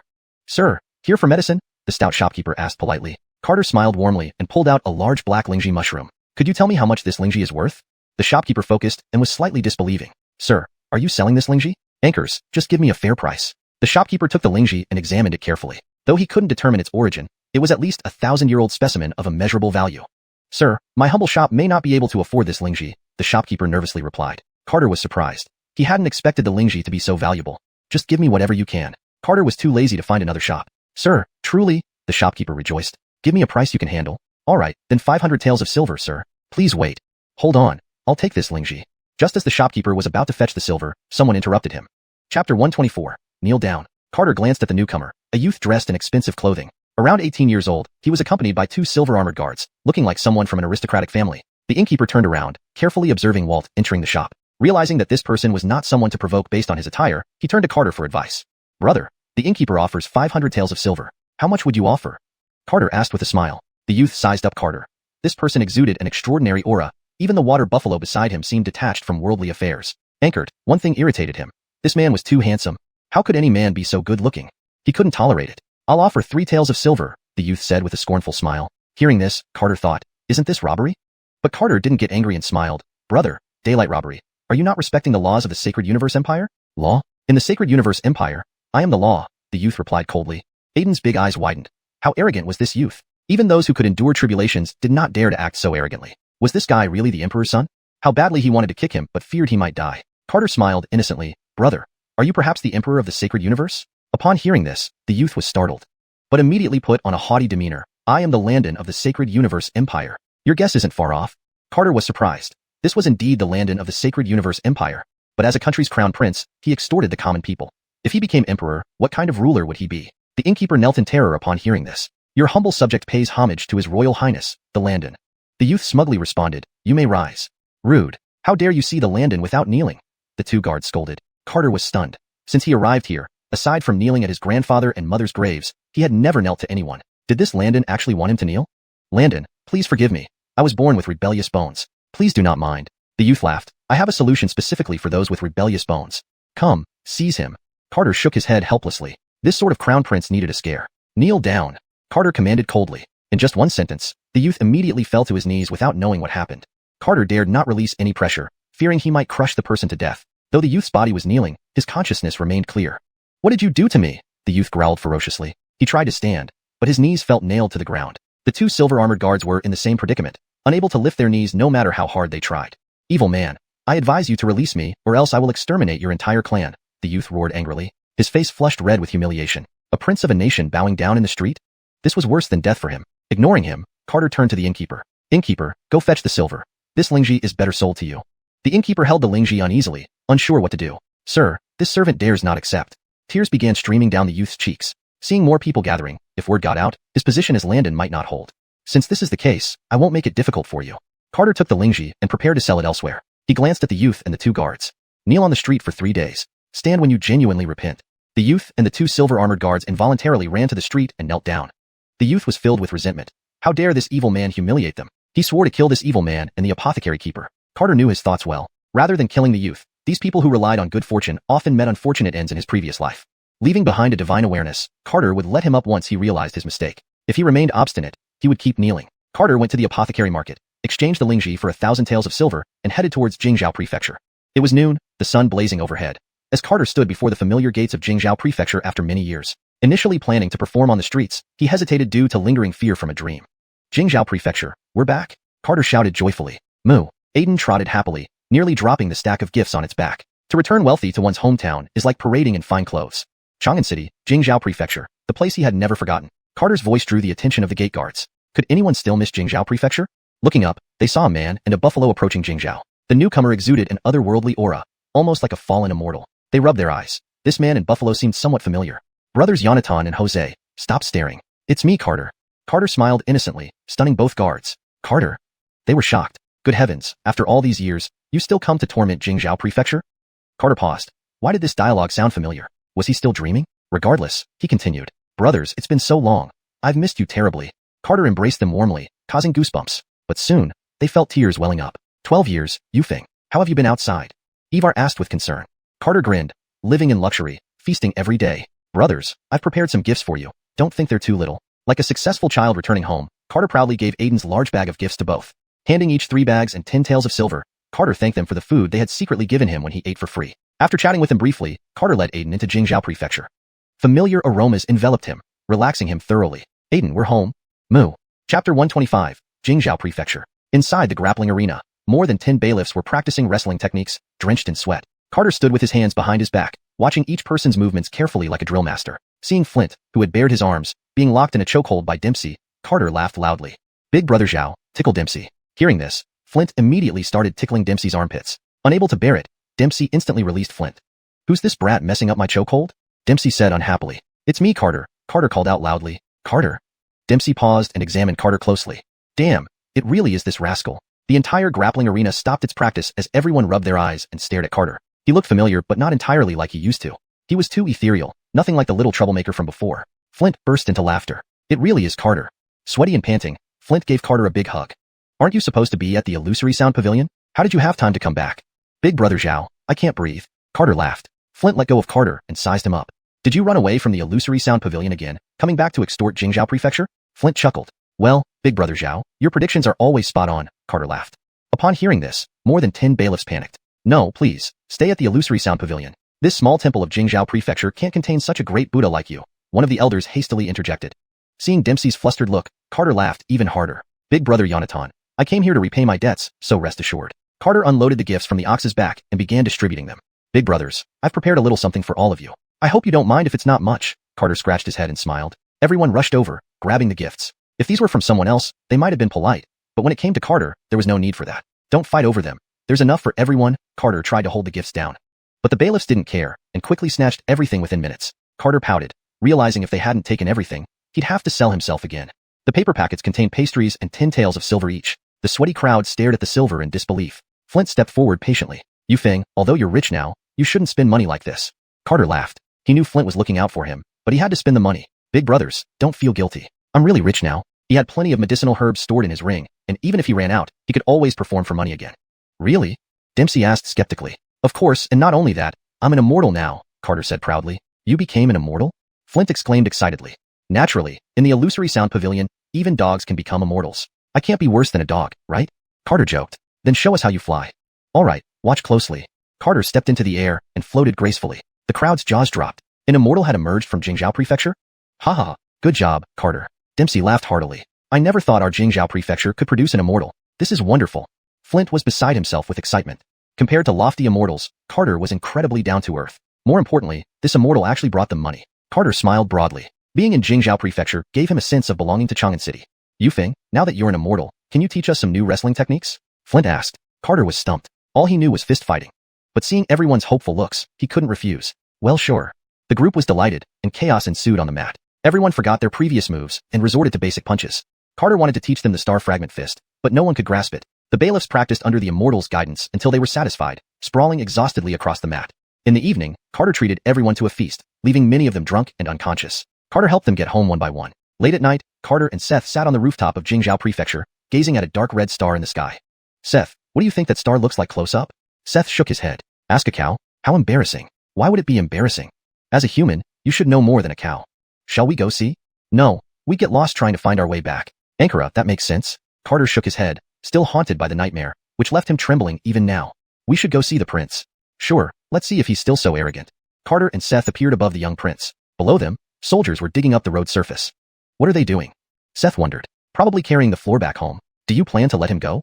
Anchors, why not? The prince lay unconscious, knees nailed to the ground. The city lord knelt in terror, pleading. The prince unknowingly offended an immortal. Please, immortal, spare him considering his youth. Carter observed the city lord closely. He bore a striking resemblance to Germano. Dressed in plain clothes despite his high position, it was clear why Germano nearly went mad over a few taels of silver. Ah, since father of Janine is pleading for mercy, I can't be too harsh, Carter sighed. Why does the city lord dress so plainly? Seth asked. He's an upright official, hence the simplicity. Carter withdrew his divine awareness from the prince. His public collapse terrified the old city lord. If anything happened to the prince, his tenure as city lord would end abruptly. A senior doctor hurriedly checked the prince. After a moment, the doctor breathed a sigh of relief. Dalen, don't worry. The prince merely fainted due to exhaustion, no serious harm. The city lord bowed deeply toward the sky. Thank you, Immortal, for your mercy. Carter waved his hand gently, and a breeze lifted the old city lord to his feet. As someone seeking immortality, such a deep bow could shorten his lifespan. Returning to the rooftop, Carter and Seth resumed watching the dark red star. The longer he stared, the more uneasy Carter felt. Seth, I feel like that star is staring back at us. I have the same feeling. It's bone-chilling. Carter remembered the words of the demon god during the celestial battle. He had a strong premonition that the demon god would return. Chapter 126, The Pitiful Landon. In the early morning, after washing up, Carter continued to teach the constables of Jingzhou Fu the combat techniques. More than a dozen constables were training enthusiastically, afraid they might miss out on any details. They often asked Carter for feedback. Every time, Carter told them that they had grasped the essence and were almost ready to graduate. During breakfast, Flint walked into Jingzhou Fu with a gloomy expression. Carter immediately sensed something was wrong and approached him, asking, Brother Zhao, did you encounter some trouble? It's not much of an issue. Flint sat down heavily on the black bench. The shopkeeper from the medicine store in the Western Quarter was inexplicably arrested by the Imperial troops. The medicine store in the Western Quarter? Carter's face turned serious. A short and plump shopkeeper? Right, he's honest and conscientious, Flint sighed. Chang'an's security is usually handled by Jingzhou Fu. It's strange that the Imperial troops would suddenly get involved. Brother Zhao, I have some business to attend to. I can't join you for breakfast. Carter left Jingzhou Fu hurriedly. Seth, stop eating grass. That clumsy crown prince is causing trouble again. Did he arrest that shopkeeper? Seth asked. How do you know that? TCH, human intentions, Seth, have seen through them all, quite disgusting. Seth glanced at Carter apologetically. Of course, there are exceptions. Give you a break this time, Carter rolled his eyes. A man and an ox appeared in the air above the city lord's residence, clearly observing everything within the mansion. The well-dressed crown prince sat high in the hall. Berkeley, the old city lord, knelt tensely in the main hall, while the short and plump shopkeeper was tied up, covered in blood. Berkeley, do you know your crime? The crown prince shouted fiercely. Your Highness, I know my crime. Berkeley prostrated himself. If you know your crime, then execute this thief with your own hands, and you can continue to be the city lord. The crown prince pointed at the short and plump shopkeeper coldly. The commoner has done no wrong. Your Highness, please investigate clearly. The shopkeeper begged continuously, banging his head on the ground. Ignoring him, the crown prince glared hatefully at Berkeley. Berkeley dared not speak up.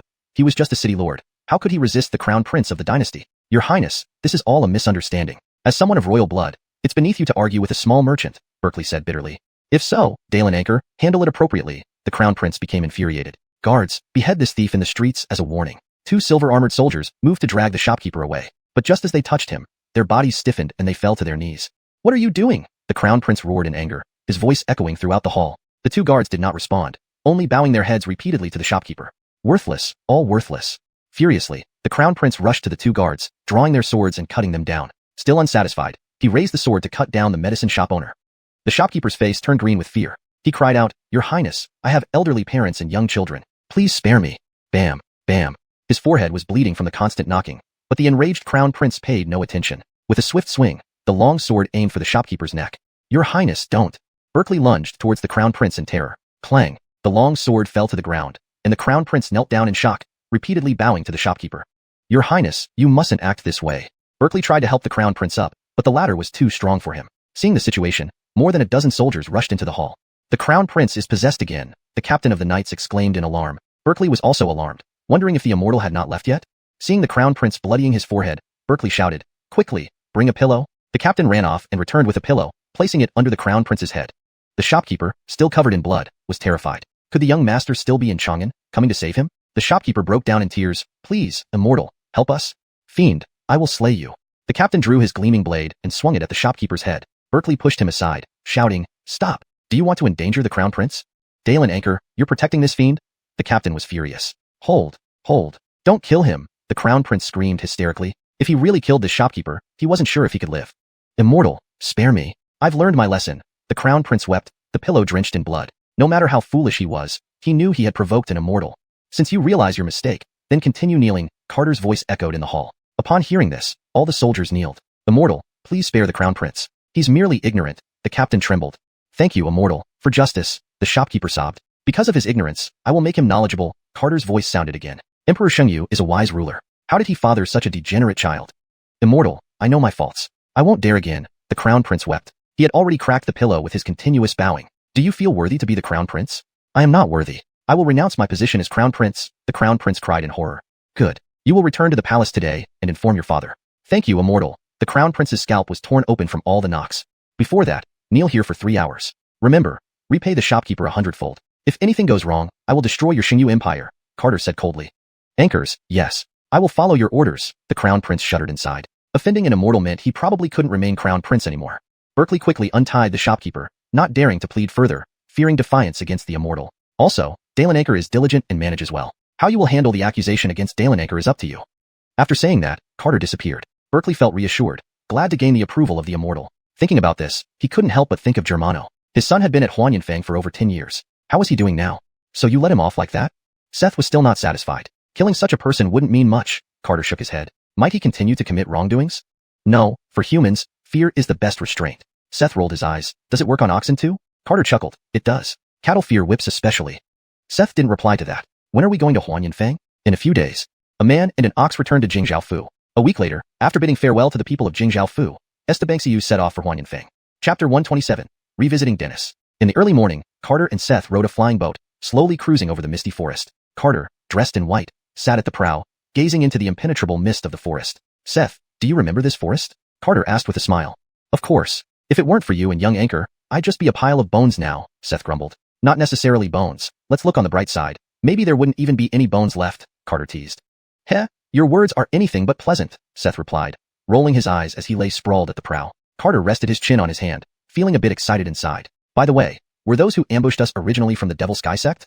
Probably not. Their sword light was white back then, Seth mused. Anchors, the sword light was definitely white, Carter confirmed. But their red spacecraft seemed quite suspicious. Perhaps they have some ties to the Devil Sky sect, Carter recalled. If it truly was the Devil Sky sect, how could they leave things so easily? But if it wasn't the Devil Sky sect, who else would dare to rob one of the 3 great sanctuaries? Carter shook his head, puzzled. Seth glanced around the misty forest and suddenly said, Do you remember how we were at a disadvantage back then? Carter gave him a disdainful look. At that time, only Gus had any cultivation. How could we not be at a disadvantage? Try letting them face off now, and see who is disadvantaged. That's not what I mean, Seth explained. They clearly could have pressed their advantage, but why didn't they continue the pursuit? Carter furrowed his brows, reviewing that night carefully. The sword light had been about to break through the aura shield but suddenly turned back, tearing apart the red paper boat trailing behind them. He didn't think Gus had time to counter the attack. I get it. Someone must have intervened secretly, Carter realized. But from Gus's reaction at the time, he didn't know anyone was helping us, he added. So, who do you think helped us escape unscathed? Seth asked. 2 possibilities. 1. A traveling disciple of the Sound Illusion Pavilion passing by. 2. The master who played music with me.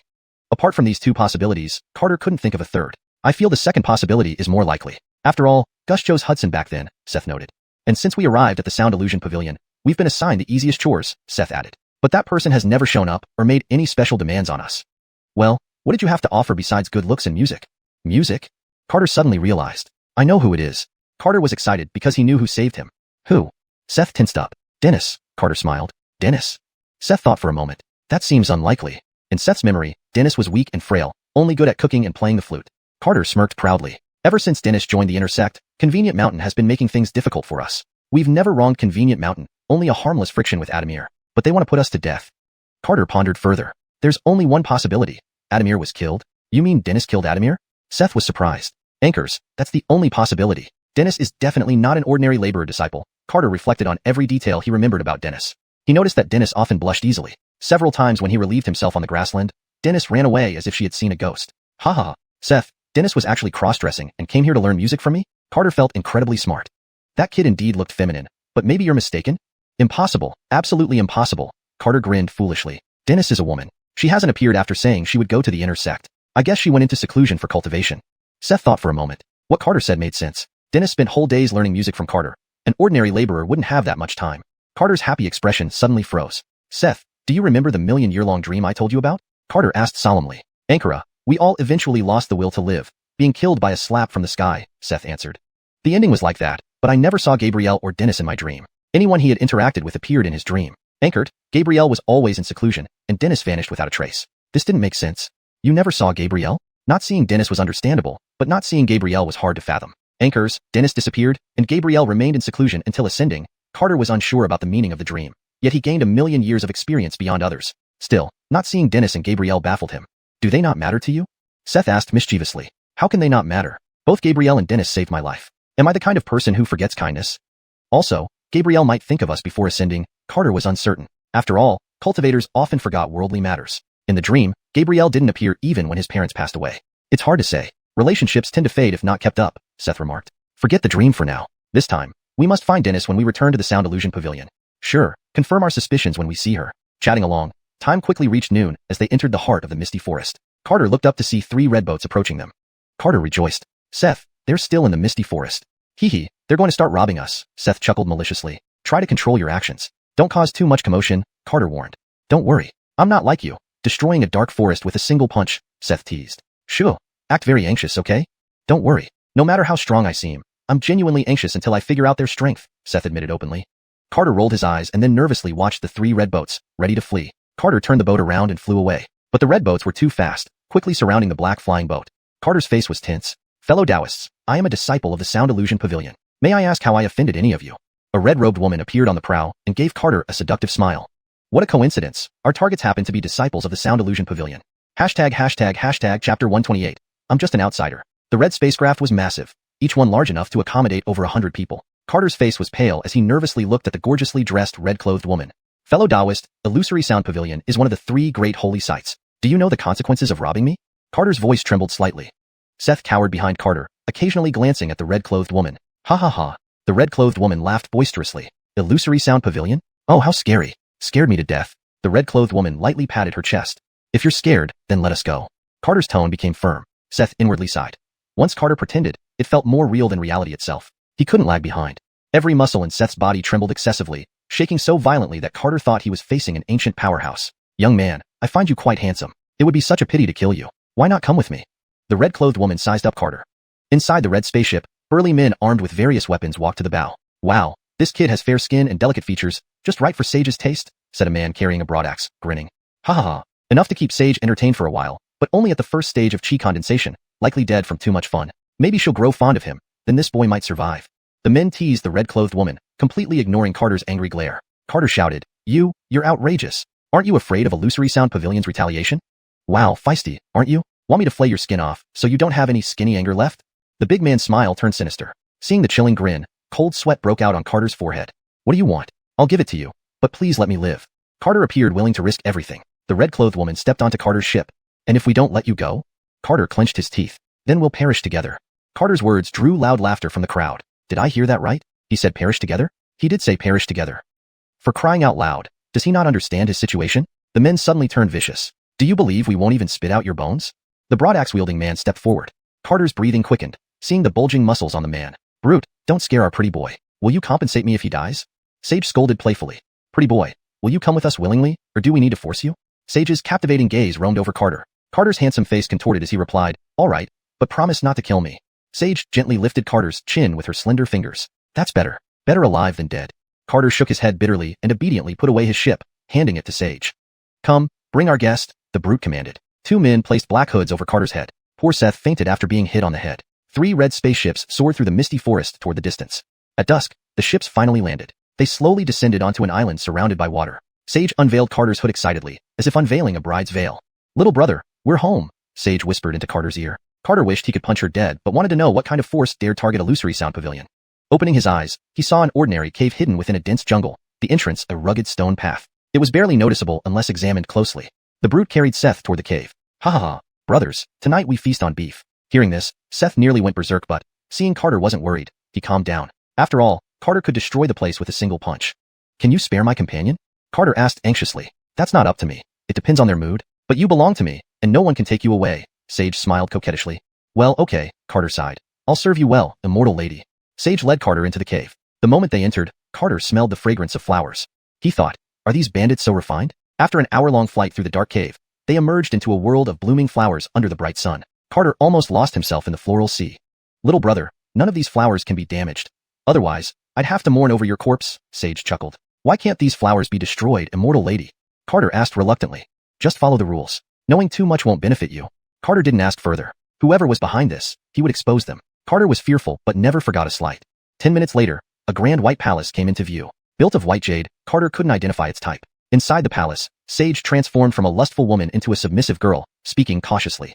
Never speak recklessly here or I'll sleep with a pillow tonight, Sage warned. Carter's face turned pale, clearly terrified. Entering the palace, a refreshing breeze greeted him. His pores seemed to breathe in the fresh air. Moreover, the spiritual energy here was several times denser than outside. The vast hall had only a central white jade dais, the rest empty. Carter thought, the owner must be extremely particular, believing only he deserved to sit. Anchored, why plant a flower field, if so extreme? The brute dropped Seth on the ground and bowed before the empty seat. Pay respect to the Holy Lord. Everyone followed suit, their expressions devout. Pay respect to the Holy Lord. Sage pushed Carter to kneel. Carter smiled awkwardly. Immortal lady, you guys kneel. After all, I'm just an outsider. #####. Chapter 129. The Mysterious Woman. Sage was taken aback. How could this kid not be affected by the water? To avoid making the night too unbearable, Sage's palm glowed with red light as she pressed her hand on Carter's shoulder. Carter shook slightly, and immediately Sage was blasted away. Several dozen burly men were all shocked. A cultivator at the peak of the Foundation establishment stage had been flung away by a mere first-layer chi practitioner? A brute rose up, gripping his mountain-splitting axe and swung it at Carter. Carter kicked out, instantly turning the brute into a bloody mist. Everyone retreated in panic, their eyes filled with fear. No one dared to attack Carter again. The unconscious Seth slowly stood up and came to stand behind Carter. Come out. I know you're here, Carter said coldly. Suddenly, over 10 figures appeared inside the White Jade Hall, surrounding Carter. Carter examined these people carefully. Although he couldn't discern their cultivation levels, he felt that they weren't enough to pose a threat to him and Seth. Among them, he recognized a familiar face, Aristide. Well, who would have thought? It's you, the bird guy, Seth laughed. Aristide's brows knitted tightly, his heart churning like a stormy sea. I never thought that in just over a decade, you've already reached the core formation stage. Though Carter still looked like he was at the first layer of chi practicing, kicking a brute into blood mist meant he must be at least at the middle stage of core formation. An old man dressed in a black cloak and holding a dark green cane suddenly smiled oddly. Oh, you two know each other? He directed this question at Aristide. Anchors, we do. And we have grudges, Aristide replied coldly. Carter merely smiled faintly without saying a word. These people looked formidable, but he didn't feel the slightest interest. What he wanted was to find the owner of this place. The old man chuckled. Since that's the case, why don't you settle your personal grievances first? Aristide thanks Davian for this opportunity. Aristide slashed his sword at Carter. Hundreds of meters of sword light tore through the air, aiming directly at Carter's forehead. Carter didn't even move, allowing the sword light to strike his head. Clang. The sound of metal clashing rang out. Carter touched his forehead and asked curiously, why is there no improvement in my cultivation? Aristide was alarmed and didn't dare to swing a second sword. This person's cultivation is bizarre. Let's all attack together. There was no need for him to remind them. The dozen powerful cultivators unleashed their strongest abilities simultaneously. Carter smiled lightly, leaving an afterimage in place while countless clones of Carter appeared before them. Bang, bang, bang. A series of explosions erupted like fireworks, reducing all except Aristide to bloody mist. Carter approached Aristide step by step, a slight smile on his face. How do you think I did? Aristide was paralyzed, unable to move. Why you can't kill me? He cried in fear. Why not? Do you want to get your hands dirty? Carter stared down at Aristide from above. And no, you don't know who I am. Aristide soiled himself, a yellow stream of urine leaking onto the floor. Incoherent. I'll give you another chance to rephrase, Carter said, dissatisfied. Could it be that a respectable core formation cultivator would actually soil himself out of fear? Too embarrassing. Aristide's face was pale, filled with terror, confusion, and a hint of resentment. I am a descendant of a hidden family, he shouted bravely, hating his own weakness in the face of death. Oh, I see, Carter said indifferently. Then he kicked Aristide's head, causing him to completely dissipate. This feud was now settled, but Carter didn't feel much satisfaction. After all, Aristide was too weak. Initially, he thought Aristide might cause trouble at the illusory sound manor, but it turned out he was a traitor. Why would he betray the illusory sound manor despite having a high status there? Carter couldn't figure it out, but he also wasn't bothered to think about it deeply. The fallen sage was terrified. What kind of person had she brought here? Could he be a great cultivator capable of killing even a combined cultivator with ease? The group of burly men seemed frozen in place, afraid to move. Carter ignored them. There was little point in killing them. Still not coming out? Carter's voice echoed in the hall. After a moment, space twisted in front of Carter, revealing a woman dressed in plain white. Carter took a closer look. A very beautiful, almost ethereal woman. Her beauty was breathtaking, as pure as the clouds in the sky. He felt like she was a Lorraine. The woman smiled softly. I'm surprised the illusory sound manor produced a disciple like you. Her gentle voice was melodious like celestial music. And you're so young. Surely you didn't follow the normal path? Carter paused. This woman seemed quite extraordinary. What does that have to do with you? He asked. Nothing, the woman replied with a shake of her head, smiling. Just a pity. No matter the path you took, it must have been difficult to reach this level, she added. Carter frowned. Do you think you can fight me? He wasn't boasting. He was indeed very powerful now, more so than when he fought the gay. This woman might not know how strong he was. The woman smiled charmingly. I'm not sure, but have you become a celestial yet? It sounded ridiculous, but she actually doubted whether this young man had already become a celestial. If I had, I'd have ascended and wouldn't stay in the lower realms, Carter replied. The woman laughed gently. If you haven't ascended, how can you compete with me? Carter didn't want to argue further. He felt oddly hesitant, as if something within him refused to harm her. Seth, watching from the side, was confused. Was Carter hesitating because of a beautiful woman? Carter wanted to say, I fought a gay, but since it was due to the sword spirit, he felt embarrassed to mention it. I came here confident I could defeat you, he said. The woman smiled warmly. Actually, we don't need to fight right away. You want me to listen to your story? Do you mind? But do you have any wine? The woman extended her hand, producing a delicate white jade bottle. Carter took the bottle and sipped from it. As she poured him the drink, the woman seemed lost in her memories.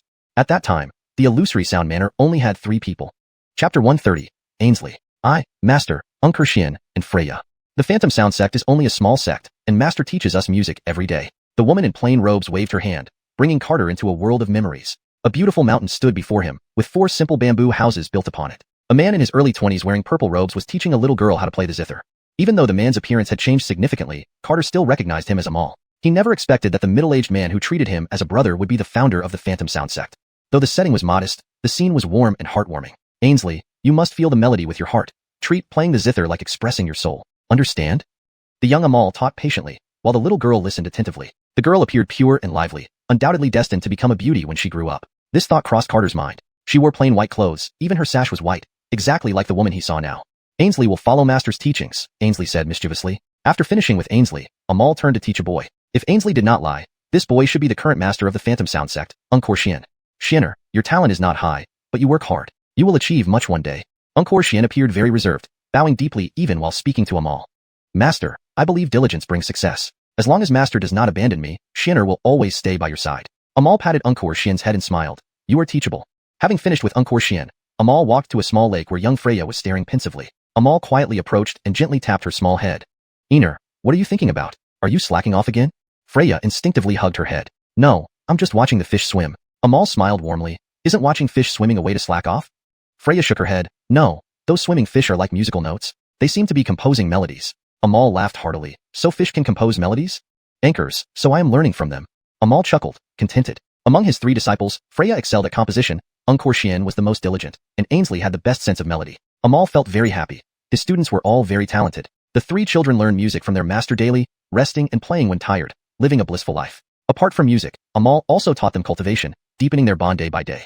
Carter watched and drank, enjoying the warmth of the scene. Time passed swiftly and soon, the children grew up. Encore Xian became a handsome young man, and Freya and Ainsley were stunning beauties. Each of them mastered their skills and worked in perfect harmony.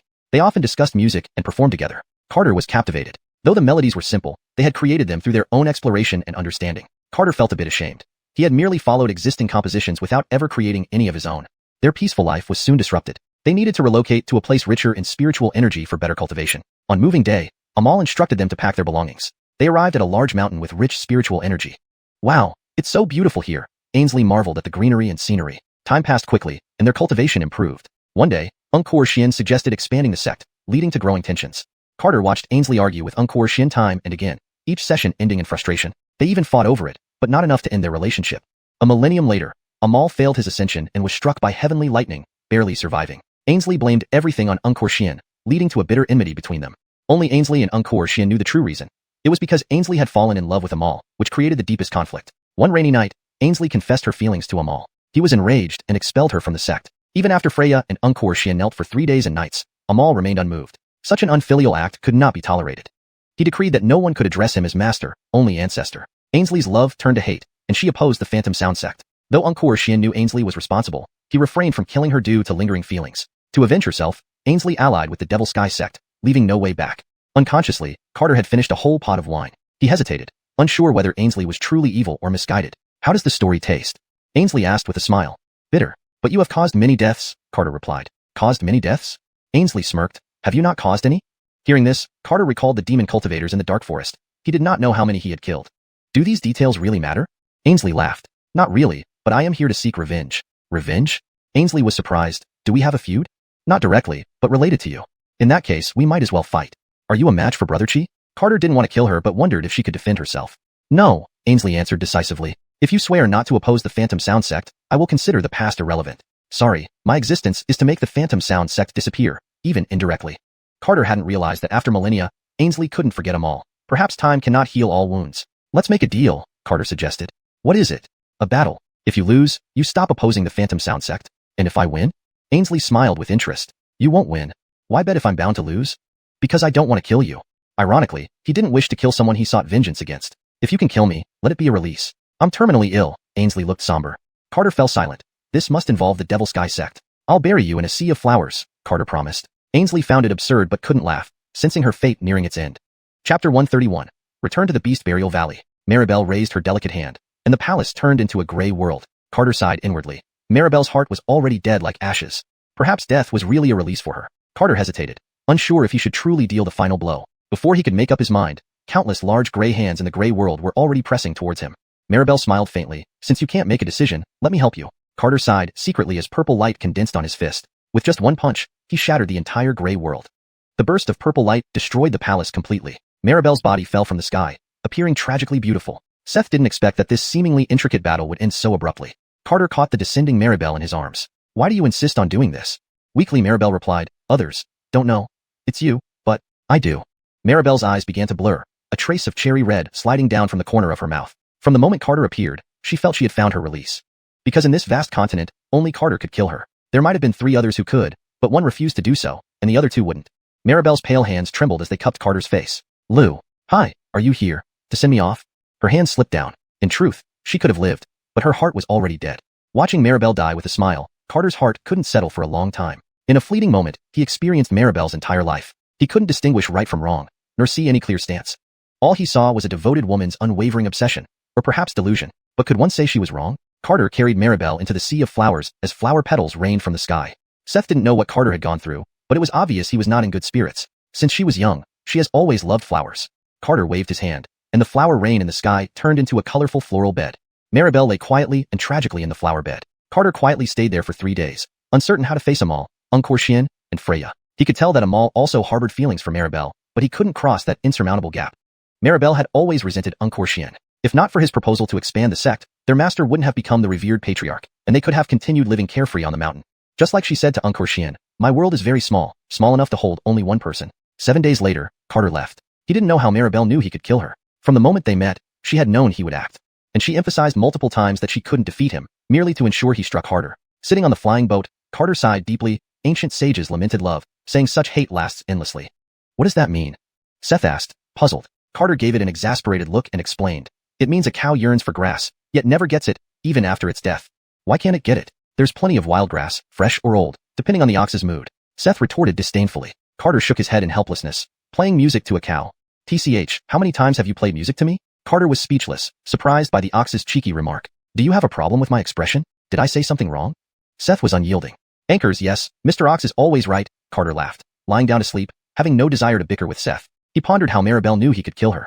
That question might never be answered. Seth glanced at Carter, noting his weary appearance, knowing he needed time to recover. Seth steered the spacecraft toward Huanin's shop. The next morning, Seth landed the flying boat in the Beast Burial Valley. Carter, wake up, we're here. Seth shouted irritably. Carter jolted awake, looking around bewilderedly before focusing on Seth. Don't shout at me, Carter glared. You're moody now? Fine, thank you, Mr. Ox, Carter laughed. He hadn't expected to sleep for a day and night, clearly impacted by Maribel's incident. Carter shook his head, clearing his thoughts. This is the Beast Burial Valley? Carter asked. It is the Beast Burial Valley, Seth growled fiercely. I think we should exterminate all the bats here. Carter nodded. I'll find their lair, and you go in for a slaughter. Carter's divine sense covered the entire Beast Burial Valley, making it clear in his mind.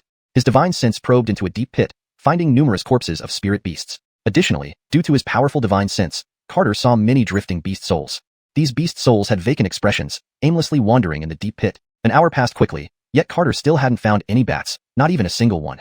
Can you use demonic souls, Seth? Carter asked. I've never tried. Don't know how, Seth replied without shame. Try it. As a beast, you might be closer to finding demonic beasts. Okay, teach me how to use them. Carter taught Seth how to use demonic souls for a full hour until Seth finally understood. After mastering it, Seth thought it was simple, just enhancing intuition. Why didn't you teach me this earlier? Seth complained. Have you ever initiated learning anything yourself? Carter rolled his eyes. Then, both spread their divine senses, searching every corner of the Beast Burial Valley. Even after diving deep into the lava, Carter couldn't find a single bat. How strange. Are all the bats here dead? Carter wondered. Probably. I haven't found any either, Seth added, equally puzzled. Impossible. Absolutely impossible. Even if Huanin's shop discovered unusual activities in the Beast Burial Valley, they wouldn't have idly killed all the bats. Who else but Seth and Carter would do such a pointless thing? Did Anchor Kid kill all the bats here? Seth suggested. Not sure. We'll ask Ilanguzi when we see him. The duo left the Beast Burial Valley, but Carter felt something wasn't right. Seth, could the bats have known we'd return and fled in advance? Carter speculated. Seth thought Carter was overthinking it. How could that be possible? Do these bats have precognition? Can't say for sure. Maybe the bat leader has such ability. Let's leave it for now. Let's head back to Huanin's shop. They arrived at the foot of Huanin's shop's mountain. Hashtag chapter 132. Return to the illusory sound pavilion. A gentle breeze blew in his face, filling Carter's heart with a long mist sensation. Dressed in white robes, Carter rode his old ox up the stone steps. The ox moved slowly, savoring the scenery that it had not seen for many years. After a long while, man and beast arrived at the mountain gate. Before him spread a scene of harmony. Precious plants and auspicious beasts filled the land, creating an idyllic atmosphere. Carter gazed up at the towering gate that reached into the clouds. The place where even dogs can become immortals is still the best, he remarked to the ox. Moo. The ox felt that it was far superior to any dog now. Who dares to intrude upon the illusory sound pavilion? A disciple in black battle armor swooped down on a flying sword, landing right in front of the old ox. Carter spoke calmly, Senior brother, I am Carter, a loot boy from Misty Peak. A loot boy from Misty Peak? The enforcer disciple thought for a moment. I have no recollection of you. Do you have an identity token?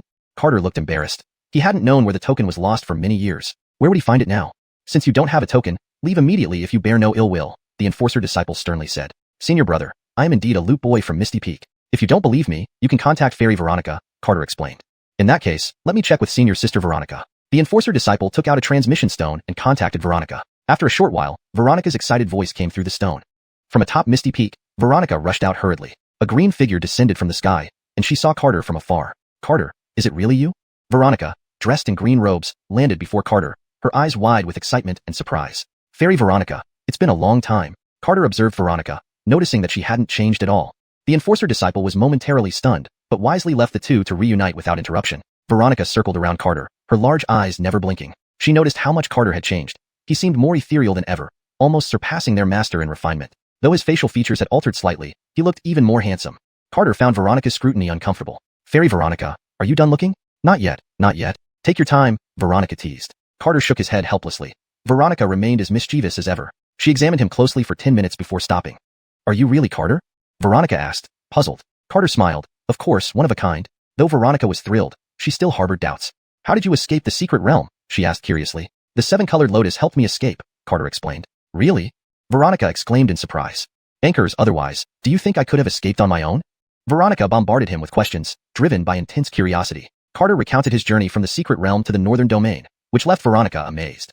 Phew, it's incredible you survived all that, Veronica sympathized. Ankara, there were times I thought I wouldn't make it, Carter sighed. Did you really awaken the divine dragon in the northern domain? Sure did, though it nearly killed me. Pfft, sure you're just boasting, Veronica scoffed skeptical. Carter shrugged. I knew you wouldn't believe me. Come on, back to Misty Peak. Veronica urged, leading Carter and the ox back on her flying sword. She still doubted him, and wanted to confirm with Master Janna. Beside the fairy lake, Janna, dressed in a red gown, looked at the scroll modified by Carter, her expression somber. 10 years and still no return, Janna whispered, shaking her head. Master, Carter is back. Veronica shouted from the sky. Janna froze, looking up at the sky in shock. Carter saw her from afar, his heart racing with nervousness. Janna waved her hand, revealing only her eyes beneath a veil, filled with longing. Besides longing, there was unmistakable excitement hidden beneath her calm demeanor.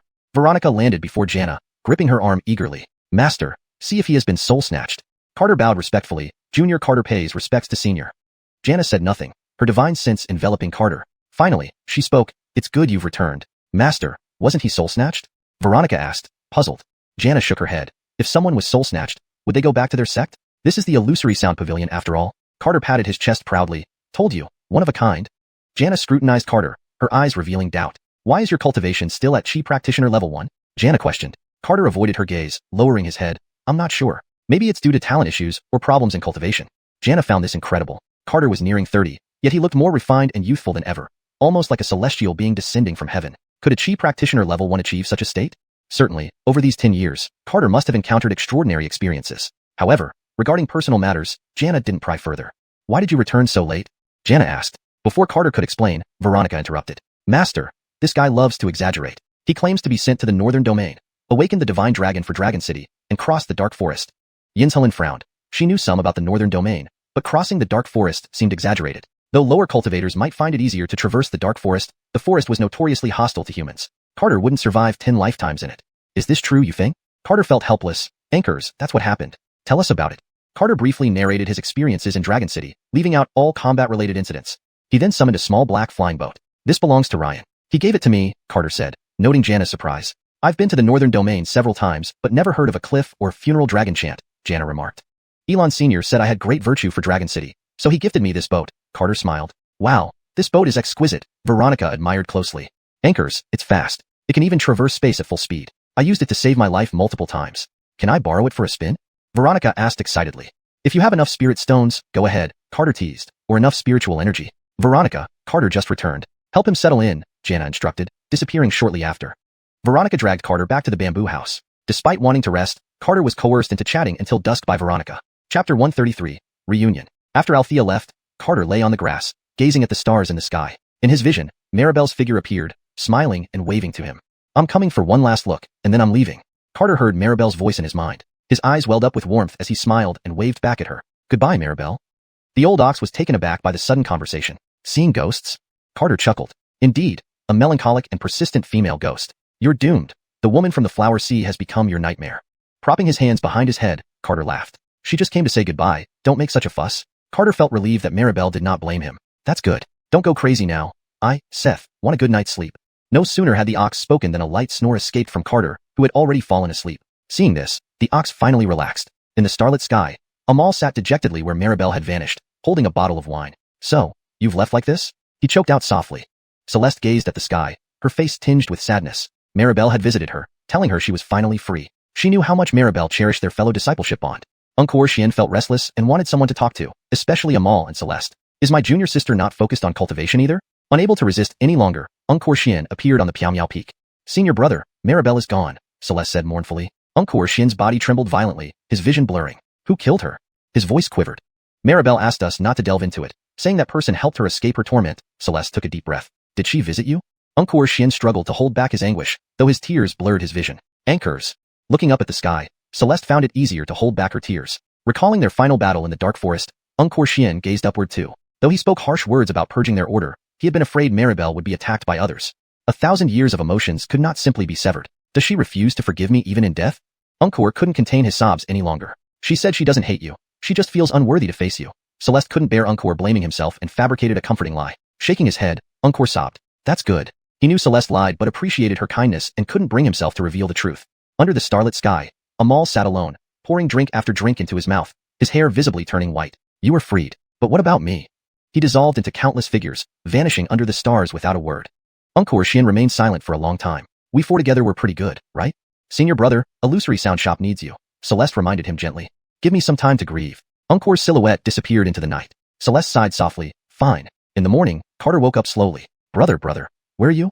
Wearing black battle armor, Germano shouted excitedly, his voice echoing across the entire Piaomiao peak.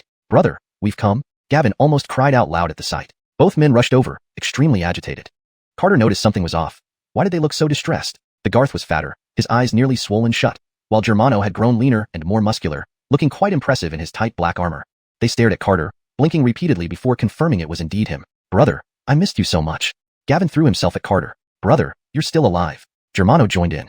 Panicking, Carter wondered why they weren't restraining themselves. The two knocked him down, shouting loudly. The old ox watched in disbelief. Were these guys here to mourn? That's enough. You're acting like kids. Carter pushed them away. Brother, it's been 10 years. You've been missing for 10 years, Germano cried profusely. The Garth sobbed like a child. Anchors, where have you been all these years? Carter felt embarrassed by their display. It hadn't been easy to survive this long, he thought inwardly. Don't cry. Be quiet, Carter snapped. They stopped crying instantly, smiling brightly. Althea stood quietly to the side, envious of their camaraderie. The trio resumed chatting. To Carter's surprise, both men had advanced to the core formation realm, incredibly fast progress. But compared to their achievements, Carter's experiences seemed far richer. He started embellishing his stories, exaggerating how he survived the dark forest with only first stage Qi cultivation. Regardless of whether the tales were true or exaggerated, he told them all. That's not what you told me. Althea couldn't listen anymore. Immortal Althea, you misunderstood me. I just didn't finish explaining, Carter replied calmly. Ankara, our brother only tells the truth. Germano quickly backed him up. Immortal senior sister Althea, my brother rarely lies. I believe in his integrity, Gavin added. Can you be realistic? How could a Qi cultivator escape from an origin soul powerhouse? Althea retorted angrily. Not even you two at core formation could do that. Nonsense, if an origin soul pursued me, I'd fight him, not run, Germano sneered. And even if caught, I'd set up a raise to take him down, he continued confidently. They're defending me, Carter noted. You two, Althea stamped her foot in anger, are completely unreasonable. Immortal Althea, please don't be angry, Carter tried to pacify her. Humph, I won't deal with you, Althea stormed off, clearly infuriated. The two looked puzzled, wondering if Immortal Althea needed better temper control. Ignoring her reaction, they sat on the grass, listening to Carter's tall tales. The old ox wanted to comment but recalled Carter's advice to remain silent in front of others, lest people misjudge it, given speaking beasts were usually high-level monsters. Best to stay low profile. They chatted until noon without stopping. By the way, little goo, did you kill all the bats in Beast Burial Valley? Carter asked. Germano responded coldly. Those stinky bats all fled. Not one was left. Anchors, Janine dragged me there to exterminate bats, but we found none when we arrived, Gavin added. Carter frowned. Had the bats truly all fled? He needed to revisit Beast Burial Valley and check again. Brother, the bats haven't caused trouble for you, have they? No, I checked Beast Burial Valley before returning and found no bats, thinking you had killed them, Carter replied. Probably all dead. Come, let's take brother for a drink, Gavin grinned. They led Carter and the old ox toward the imperial capital of the Holy Universe Empire. ##### Chapter 134, Immortal Forget Return. Half a day later, the three appeared in the sky above the imperial capital of the Holy Universe Empire. At a glance, within hundreds of kilometers, carved jade palaces could be seen everywhere. Dense crowds moved about on the streets, lined with blooming flowers and lush trees. Indeed, the imperial capital is extraordinary, Carter praised. Compared to the crowded Dragon Coil City, this place seemed much more orderly, with soldiers patrolling every street. Seeing the imperial capital, Carter couldn't help but think of the crown prince, wondering if he had returned to the palace yet. Anchors, it's livelier than Chang'an City, Germano said with a smile. Today, I'll treat you guys. Whatever you want, I'll cover it, the Garth said, patting his chest. Well, I won't be shy then. If Germano were treating him, Carter might feel a bit uncomfortable, especially since he had once taken advantage of him. As for the Garth, well, Carter showed a wicked smile. After all, those 30 taels of silver he had initially swindled from him hadn't even been used. Seeing Carter's mischievous smile, the Garth became uneasy, unsure if the spirit stones he brought were enough. The three arrived at the most famous restaurant in the imperial capital, Immortal Forget Return. Looking at the intricately carved dragon and phoenix motifs on the red jade building, Carter sighed. This restaurant is truly luxurious. It is very lavish. There are rumors that it was opened by people from Juji Sky, but who knows if that's true, the Garth said. Since there's a rumor, there must be some truth to it, Carter laughed. Germano nodded. Anchors, disciples from the three great sanctuaries often come here, and most of them are from Juji Sky. As the trio stood near the entrance discussing, a group of young men dressed in finery and exuding grace approached them. More young men kept arriving, some even flying on their swords. Whenever they passed by the three, they would invariably glance at Carter. Even those who felt envious couldn't resist stealing glances at him. Brother, did you see? They've been staring at me, Germano said proudly. You, with your muscular body, aren't exactly ugly, but your face is too ordinary, the Garth sneered, looking at him dismissively. They're clearly staring at me. The Garth believed that compared to Germano, who wore tight battle armor, he attracted more attention. Billy, do you ever look in a mirror? Germano asked with a grin. The Garth chuckled. There's never enough time for cultivation. Who has time to look in a mirror? That's not bad. Not bad? What do you mean? The Garth asked, puzzled. Of course it's good. If you don't look in a mirror, no matter how ugly you are, only others will find it disgusting, Germano laughed. Good one, little brat, making fun of me. Think I won't beat you up? The Garth grabbed Germano's shoulders and kicked him in the buttocks.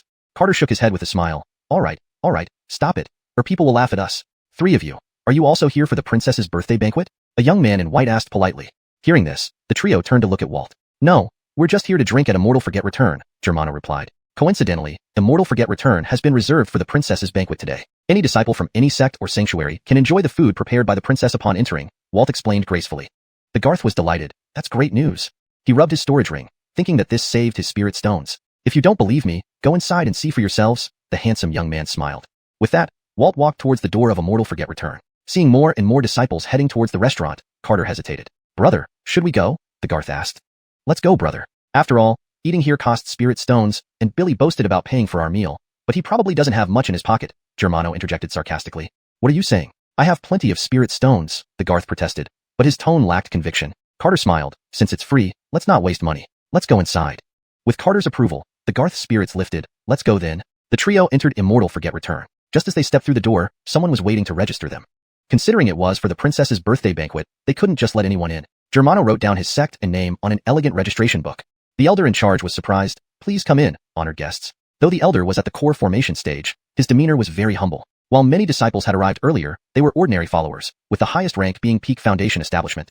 However, when registering the disciples, he felt an invisible pressure. His sixth sense told him that these individuals were beyond his realm. If not intentionally concealing their cultivation, they must be rare geniuses. As soon as they entered the hall, dancers from the western regions performed gracefully. Musicians immersed themselves in playing melodious tunes, creating a serene and beautiful atmosphere. To be honest, the musician skills are rather advanced, the Garth commented. Carter paused. How far have you advanced in music? The Garth's chubby face blushed. My skills are 100 times better than this musician, but I'm still far inferior to you, brother. Right? In the field of music, only heaven can match you, brother, Germano added. Although Germano spoke softly, a few nearby young men overheard. Can you three stop bragging? Careful that the bowl next to you doesn't burst from blowing too much hot air, a flashy-dressed youth mocked. The old bull, who had been quiet, glanced at the person speaking. He hadn't thought that remaining silent could still get him into trouble. Germano noticed that the speaker had shifty eyes and a sharp nose, looking much uglier than the Garth. Who cares if we boast? Who are you anyway? Germano snapped. When he wasn't engaging with Carter, Germano was like a walking powder keg. Elon Guzi, there's no need to quarrel with such people, Carter reminded him. He didn't want to start a fight before they had their meal, knowing that despite his strength, one must always stay alert in the world of cultivation. It would be troublesome if they encountered a formidable opponent. Fine, I'll listen to you, brother, Germano turned to smile. However, while he chose not to quarrel, the other party might not have the same restraint. The sharp-nosed young man approached them with a vicious expression. You just asked who I am? The finely dressed youth pressed his head against Germano's chest. Germano towered over him by 2 heads. To assert dominance, the youth could only press his head against Germano's chest. Carter couldn't help but laugh, finding the scene comical. Disciples in the hall gathered around them, sensing a possible altercation. Chapter 135, Paul. Germano lowered his gaze to the thin-faced, monkey-cheeked youth, his face filled with disdain as he pushed the youth's head away with one hand. I advise you to scram right now. Today, my elder brother is here, and I don't want to beat anyone up. Germano was somewhat annoyed. Were all riffraff emboldened enough to start making such a racket these days? The youth brushed off Germano's hand, looking at Carter with scorn. An initial chi cultivation practitioner is your elder brother? Are you perhaps half a layer in chi cultivation? Oh my, you piece of trash at the initial foundation establishment realm. Stop yelling already. The fatty could no longer hold his temper. If not for the master's order not to reveal his cultivation or cause unnecessary trouble when outside, he might have slapped this ugly guy to death. Hearing this, the youth remained unconvinced, turning to look at the small group of onlookers. Ladies and gentlemen, I heard them say that the musician's performance is subpar.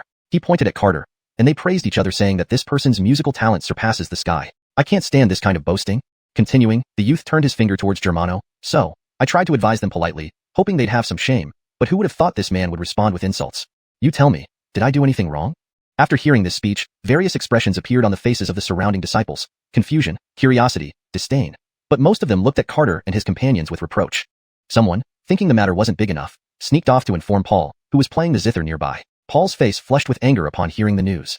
He had been involved with music from a young age, spending the majority of his life perfecting it. And yet, some greenhorns dared to criticize him. Even if they criticized him, they said his performance was subpar. Oh, Senior Paul is coming this way. There will be a good show, someone whispered. Ah, look at how agitated Senior Paul seems. What happened? Others muttered. The tavern hall was large, and groups gathered here and there, so only a few knew about the argument involving Carter and company. Germano was infuriated. This guy actually pointed at him? Pointing at him was one thing, but pointing at Carter too? He grabbed the youth by the collar, lifting him up. You can say whatever you like, but don't just point around. Apologize, Germano coldly ordered. The youth panicked. Despite being at the Foundation establishment realm, he couldn't sense how Germano struck out, and worst of all, he couldn't break free from Germano's grip.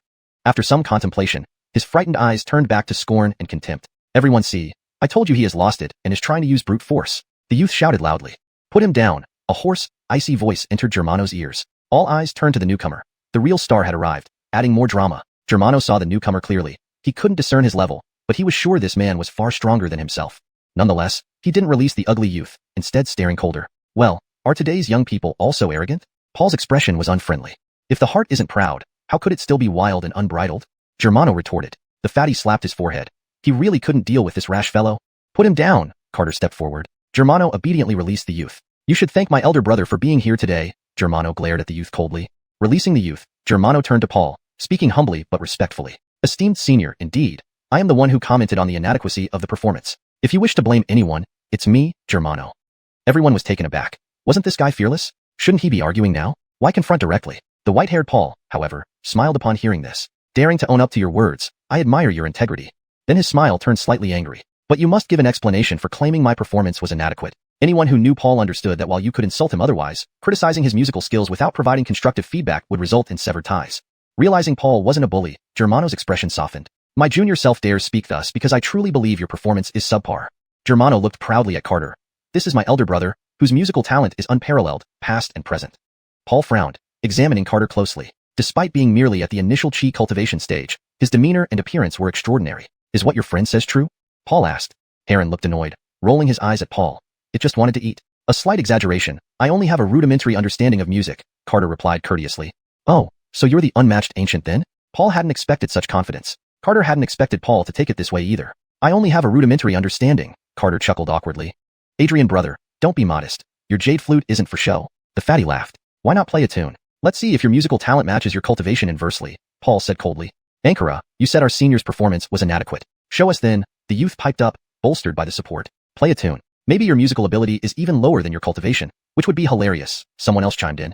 Don't delay, perform now. Encouraged by their friends, the youth's gang started heckling, wishing to see this trio and their buffalo make fools of themselves.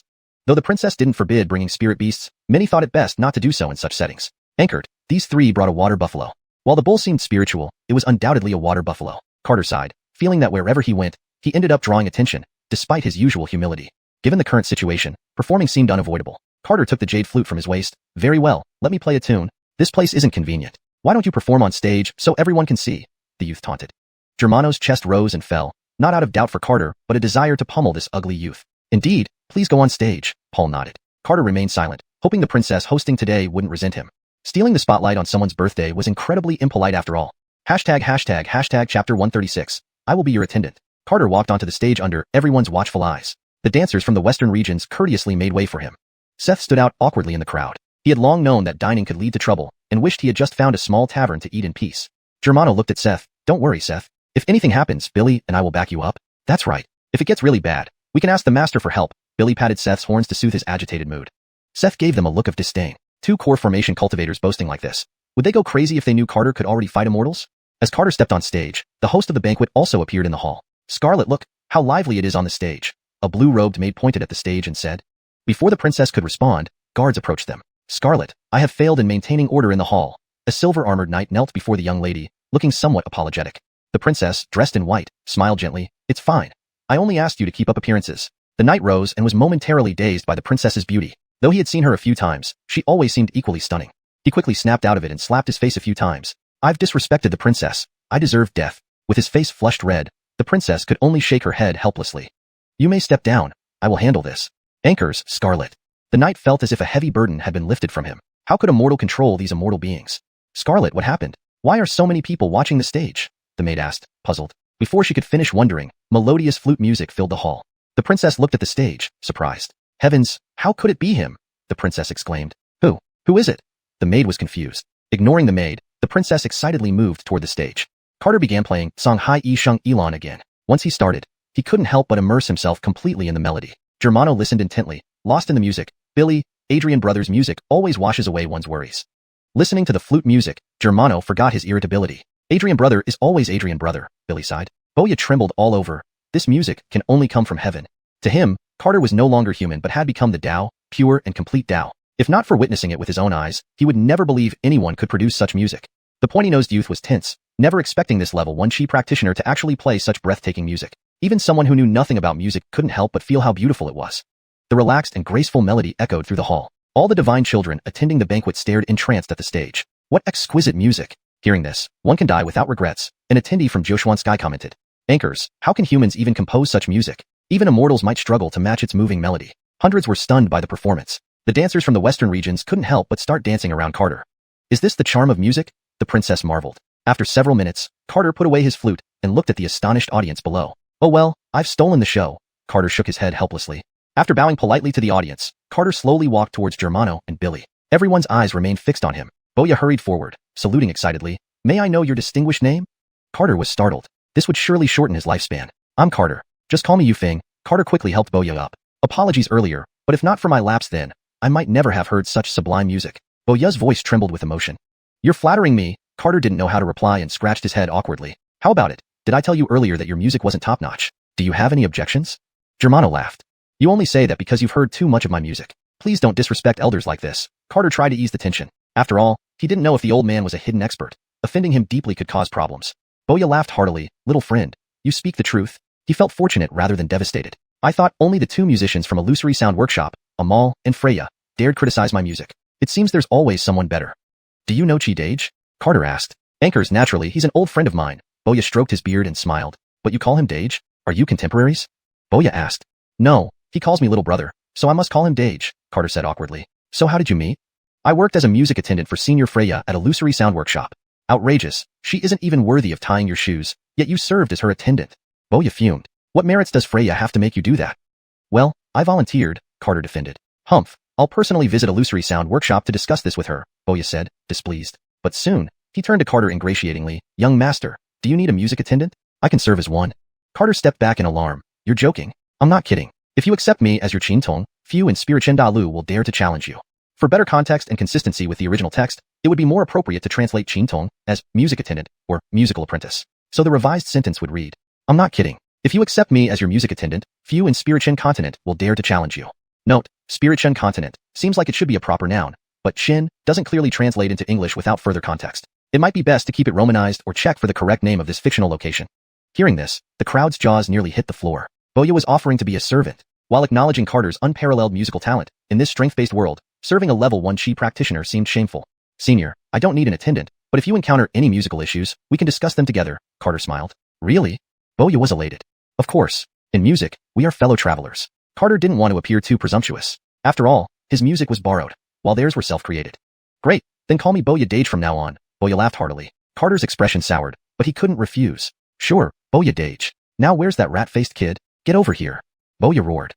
Junior Lincoln, greeting Boya Senior. Lincoln rushed forward and bowed respectfully. Apologize to these three and this ox, Boya commanded. Sorry, I was blind. Lincoln gritted his teeth and apologized. Seeing Lincoln's embarrassed face, Germano protested, not sincere enough. Rejected. Lincoln grudgingly pulled out some spirit stones and handed them over. Just a token gesture, please accept it. Billy took the stones and laughed. No problem. Maybe we can do more events like this later. Lincoln slunk back, not daring to utter a word. I envy you. Hearing that Boya Senior is a powerful Yuan Ying, I wish I could be friends with him. Ankara, mainly because he doesn't get distracted by women, someone else chimed in. Everyone sighed. Carter, can you play another piece for me? A charming voice broke the silence. They turned to see the princess walking towards them. Hashtag chapter 137, tilde. Carter turned at the sound, only to see a graceful figure in green walking toward him. She was incredibly beautiful, with an elegance and nobility that transcended mere words. Most importantly, she was tall, just half a head shorter than himself. Carter was certain he had never met her before. Greetings, Scarlet, the crowd said as they bowed. Tilda, the princess of the Holy Universe Empire and its acknowledged #1 prodigy. Carter gave a slight bow and smiled. Your Highness seems to recognize me? From her excited eyes, it was clear that the princess knew him and had known him for quite some time. Of course I recognize the famous Carter, Tilda replied with a smile. Carter looked puzzled. He believed he was well known in the northern region, but in the Holy Universe Empire, his fame barely extended beyond Chang'an City. How could he be so famous? Feeling somewhat awkward, Carter responded, Scarlet is joking. Tilda laughed. Could you play a tune for me? The crowd also hoped to hear Carter play again through the princess's invitation. Little brother, Tilda is my goddaughter and a cultivation genius at the illusory sound sect. She has quite the connection with you. Please fulfill this small request, Paul said with a smile. Carter thought for a moment and agreed. In that case, let me perform a humble tune. Carter returned to the stage and played Happy Birthday. A cheerful melody filled the air, and the princess danced gracefully along with the music. The atmosphere instantly became joyful, turning all the previous discomfort into happiness. Lincoln glanced at the merry crowd, then silently turned away. Though unwilling, he did not wish to die. After all, Carter was now associated with the illusory sound sect and Paul. It would be too easy to kill him. When the tune ended, Tilda announced the official start of the banquet. Carter and others were also invited by Tilda to join her at the table. Delicious wines and dishes filled the table, and Germano and the Garth acted gentlemanly in front of the beautiful women. Carter didn't care. He was just a rustic farmer who wanted to fill his belly first. Even though food wasn't necessary anymore, why waste it? Seeing others chatting while eating, Carter buried himself in his meal, deciding to talk after he was full. An hour later, when the fourth round of dishes was eaten, Carter finally finished his meal. Seth, did you enjoy your meal? Carter patted the ox behind him. Moo. The ox seemed very satisfied and seemed to approve of Tilda. The Garth grimaced, thinking if it weren't for the princess, the spirit stones in his storage ring probably wouldn't cover even half of what Carter ate, not to mention the old ox. Germano continued to chat with the princess, knowing he must give face to her because his father served in the court and he was a high disciple of the illusory sound sect. After eating his fill, Carter began chatting with Tilda. Your Highness, how do you know me? Carter asked curiously. I've known you for over a decade but couldn't formally meet you due to certain reasons, Tilda replied with a smile. A decade? Anchors, since we met in Chang'an. Chang'an? Anchors, I've seen the compositions you wrote. So, was it you who helped us escape the Mist Forest? No, it was my senior sister. Thinking for a moment, Carter asked, is your senior sister Dennis? Tilda was surprised. How did you know that? Just a guess, Carter chuckled. I don't believe that, Tilda smirked. Thinking about the Mist Forest, Germano and Innes still felt a chill down their spines. Senior sister Dennis really saved us back then? Germano asked. Call her senior sister Dennis.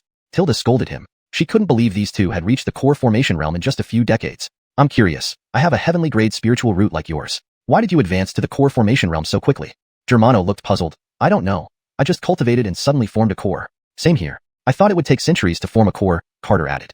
It doesn't seem so difficult after all, Germano laughed. Carter felt somewhat depressed, envying their rapid progress. I've been cultivating for over a decade, but am still at the chi condensation stage. Am I on the wrong path?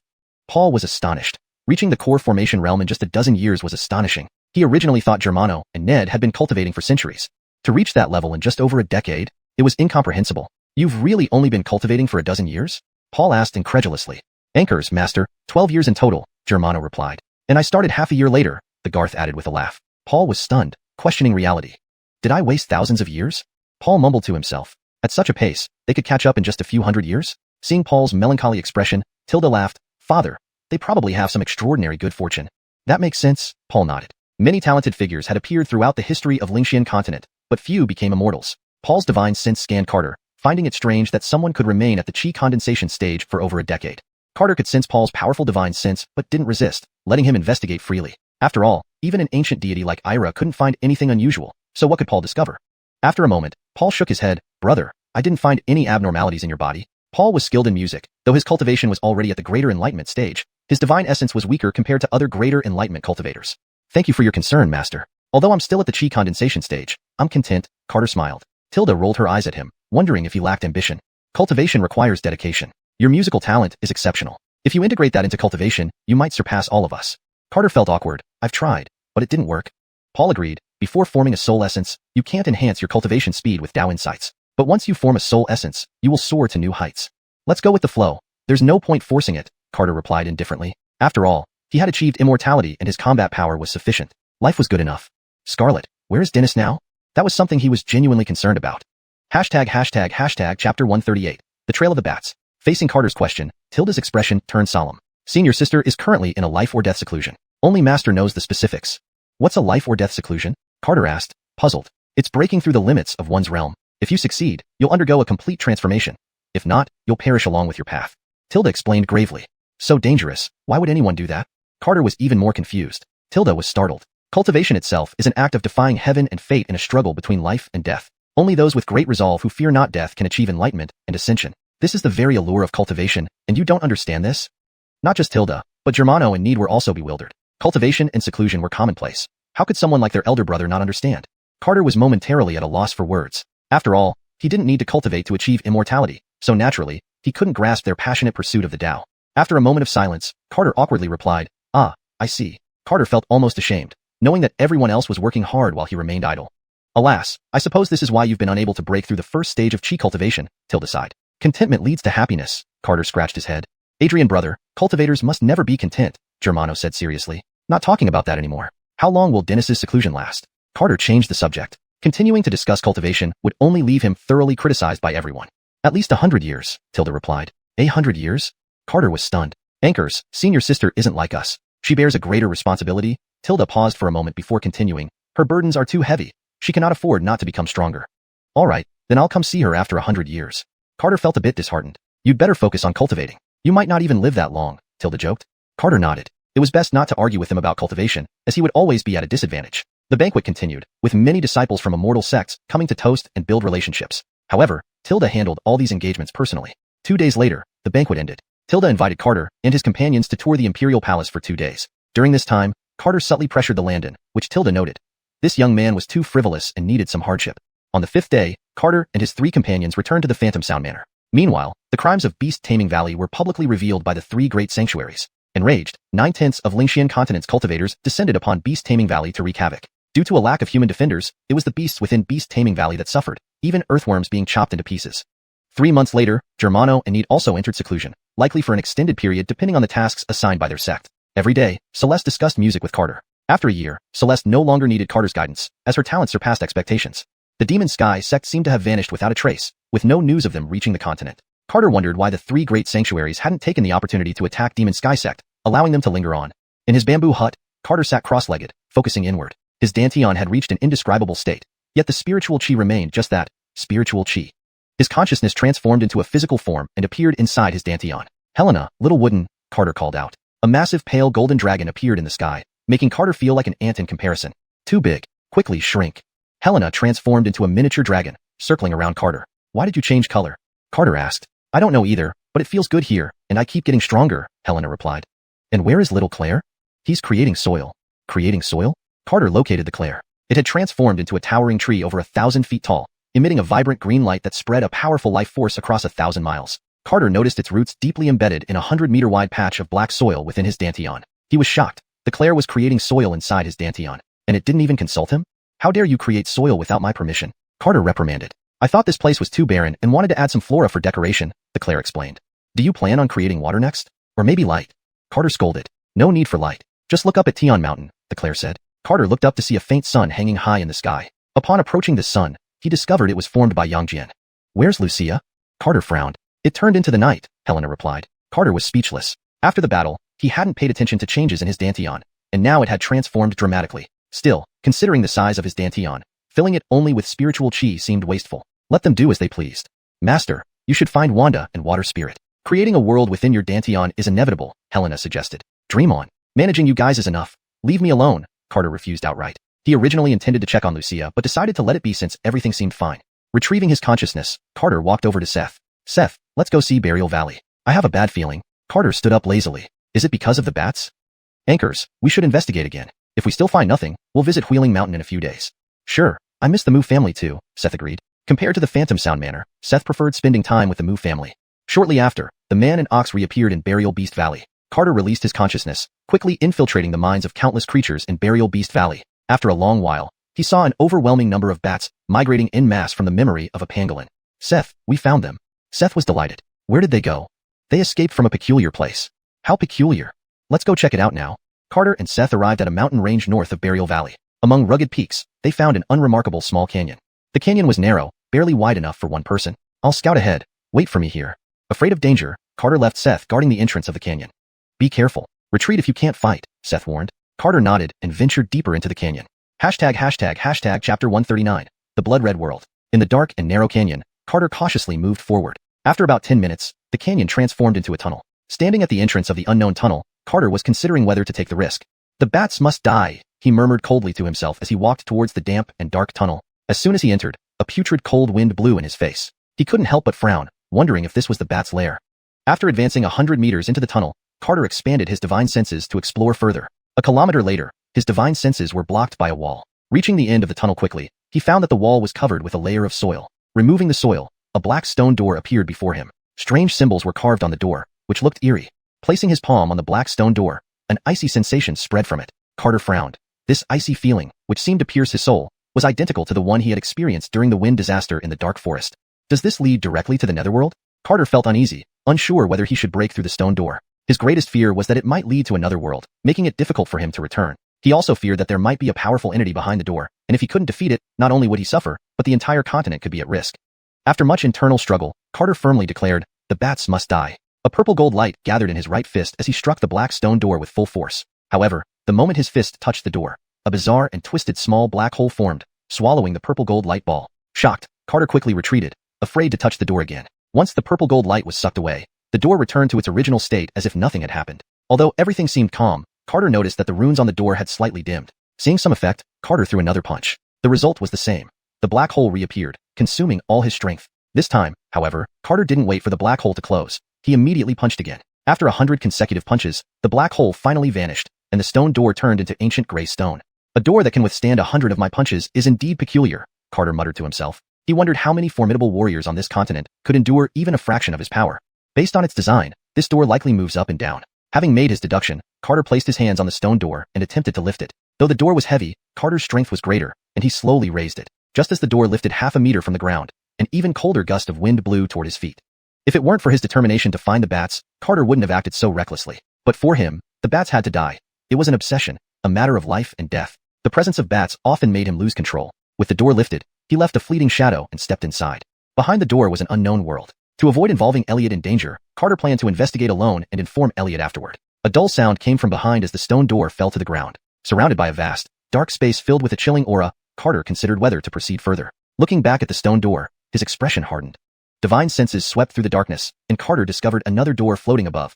A 1,000-meter-tall crimson door exuding a pungent, bloody odor. Strange runes were carved on the tightly closed door.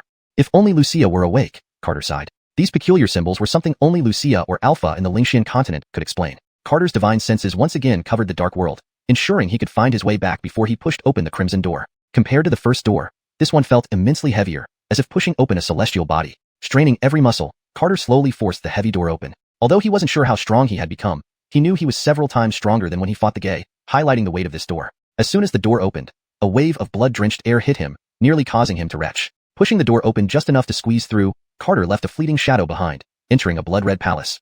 The palace was immense, standing over 1,000 feet tall, built entirely from blood-red crystals that emitted an unbearable stench. It seems this blood-like odor comes from these crystals, Carter surmised. Checking the surrounding area with his divine senses, he saw that the vast blood-red palace was completely empty, not even a fly in sight. Afraid of encountering powerful entities, he dared not expand his exploration too widely. Confirming the palace's safety, Carter flew outside. All around was a blood-red landscape, even the setting sun hanging in the west. The palace stood atop a pitch-black mountain, looking desolate and eerie. Below the mountain lay a massive canyon filled with colossal remains. Carter couldn't identify what kind of beasts these remains belonged to, but the scene was shocking, suggesting a titanic battle had taken place here. The blood-red sunset hung ominously on the horizon, astonishingly halved, adding to the unsettling atmosphere. Continuing his journey, after several hours of flying, Carter gasped in horror. Everywhere he looked were countless corpses, human and beast alike. This world was devoid of any living beings. Damn, is this hell? Carter muttered, striking the skeleton of what seemed like a dragon with a punch that could shatter a half-immortal. It only trembled slightly. Carter shuddered. These bones were eerily pale, having lain undisturbed for ages yet retaining such hardness.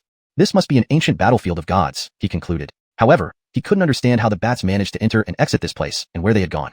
Determined to find the bats, Carter ventured further into this dead world. Not far ahead, several spiritual bodies appeared in the sky. Some were beast spirits, others human. They appeared incredibly ethereal, their eyes hollow.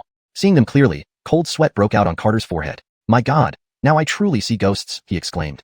Hashtag chapter 140, encirclement. Carter did not dare to disturb the spirits in the sky, so he leaped thousands of miles away in one step to avoid them. Strangely enough, those spirits appeared before him again.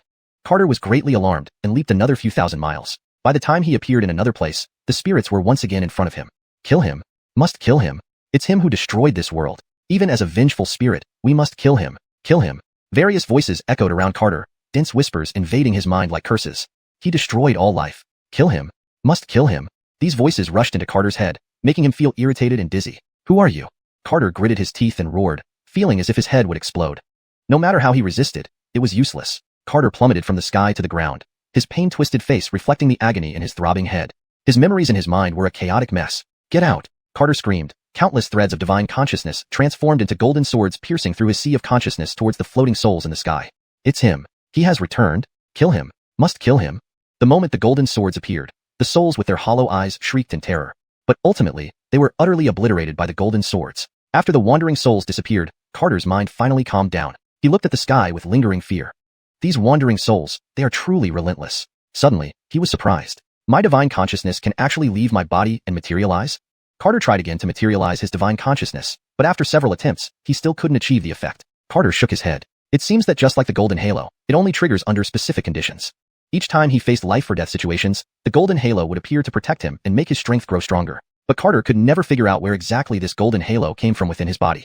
The system only gave him points to add, and now the points added to his physique had reached 99. After 99 points, it seemed as though adding more points hit a limit. Carter couldn't continue to add points to his physique. He believed his divine consciousness was already strong enough, so he had saved these points for other purposes. By now, he had accumulated over a dozen points. Could the golden halo be related to the golden points? Carter wondered. Finding it confusing, he simply decided not to think about it anymore. Now what he needed to think about was whether he should continue searching for the bat's trail. Carefully observing the sky, Carter extended his divine consciousness over 10,000 miles. Beyond 10,000 miles, his divine consciousness couldn't extend any further. Were 10,000 miles the limit? What kind of world is this? Carter frowned. What startled him even more was that there wasn't any sign of life within 10,000 miles. Recalling the ghostly words, he destroyed everything. Was this world truly destroyed by the wandering souls mentioned? Under the blood-red sky, Carter flew for 2 hours, covering hundreds of thousands of miles, but found no signs of life. The setting sun remained motionless in the sky. This is too strange. Carter felt nervous and decided to abandon the pursuit of the bats. He had to return first. Otherwise, encountering powerful wandering souls might lead to his demise here. Just as he was about to turn around and leave, blood-red light emerged from the distant sky. An unusual change occurred, reinforcing Carter's resolve to leave. However, just as he turned, immense red light appeared not far behind him. Then on both sides, even the sky was showered with blood-red light. Kill him. He is the source of sin. He is a demon laden with sin. The sky was filled with blood-red light, engulfing him. The earth beneath began to crack, and gigantic skeletal hands burst out of the ground. Skeletons from all directions pressured toward Carter. Carter's face turned pale, and beads of sweat covered his entire face. I'm done for. I can't escape. Carter gasped. Countless skeletal beasts, carrying endless resentment and blood-red light, rushed towards him, determined to tear him limb from limb. In the sky, an eagle-shaped demonic beast covered in rotting flesh swooped down. Facing this overwhelming death army, Carter's hair stood on end. Escaping was his only thought. A purple armor covered his entire body, and Carter stretched out his hand towards the void, attempting to tear open space and escape. But it failed miserably. The space merely twisted slightly. Breathing rapidly, purple golden light shone on his fists, and dragon shadows appeared beneath his feet. He charged towards the death army, heading towards the direction of the blood palace. A purple golden energy sphere shot out of his hands, dispersing the bone armies wherever it went. Boom. The energy sphere exploded, burying tens of thousands of bones in its purple golden glow, reducing them to ashes. With golden dragon shadows appearing under his feet, Carter leaped thousands of miles in one step. Before he could take a second step, a massive skeletal beast claw descended from the sky, pressing down towards his head. Carter could only throw a punch to meet it. Bang! Fist met claw. The enormous bone claw was shattered by Carter's punch, and the powerful countershock nearly made him fall into the bone army below. If fully surrounded by the army, escaping would be almost impossible for Carter. After repelling the claw, Carter leaped another 1,000 miles, followed by a Shatter Star Punch blasting forward. The Shatter Star Punch dispersed the skeletal army blocking his path, and Carter leaped another 1,000 miles. Awaiting him was a huge black magic saber cleaving down towards him like a force-splitting Mount Tai. Carter felt the surrounding space freeze, slowing his movements to a crawl. Dodging was too late. Carter had no choice but to meet the blow head-on. A dragon's roar resounded, and Carter punched the magic saber. The deafening sound of metal clashed, sending the magic saber flying away, while Carter was pushed back half a step. That half step caused Carter to be completely enveloped by the death army. Above and below, left and right, everywhere was crowded with countless skeletal armies. Carter's heart raced to his throat, his eyes full of terror. He really couldn't understand why he offended these ghostly beings, but now was not the time to ponder it. Riggs, Claire, come out and help. Carter's voice reverberated within the vast Danteon. ##### Chapter 141, Fury. The Riggs and Claire rejoiced, thinking they could finally be of some use. Roar. The pale golden Riggs let out a ferocious roar. It had just appeared beside Carter when it immediately began trembling in fear and retreated without a second thought into the Danteon. The Claire was even faster. The two spirits clung to each other, shivering within the Danteon. So terrifying. What are these things? I don't know. I hope Carter can fight them off. Otherwise, we're done for. The Riggs was almost crying. Let's create spirit energy, and you prepare life energy to help Carter. There's no other way. We can't handle even one of them, the Claire replied, his face full of terror. Carter, caught in chaos, didn't expect the two little beings to flee so quickly and found himself having to fight alone. At that moment, Carter dominated a 10-meter radius, striking blow after blow against the army of death. He had to reach higher altitudes or risk being overwhelmed. But the army of death surged relentlessly, never giving him a moment's respite. Skeletons with formidable power filled both the sky and the ground. Purple spheres opened up passage after passage, but they were quickly swarmed by skeleton armies, making it impossible to kill them all. Kill him. Destroy this demon. He ruined this world. Not only did the skeletal army appear, but the ghostly horde also emerged. The skeletal and ghostly armies filled tens of thousands of miles, and more kept arriving continuously. If Carter could see the entire battlefield, he would surely feel despair.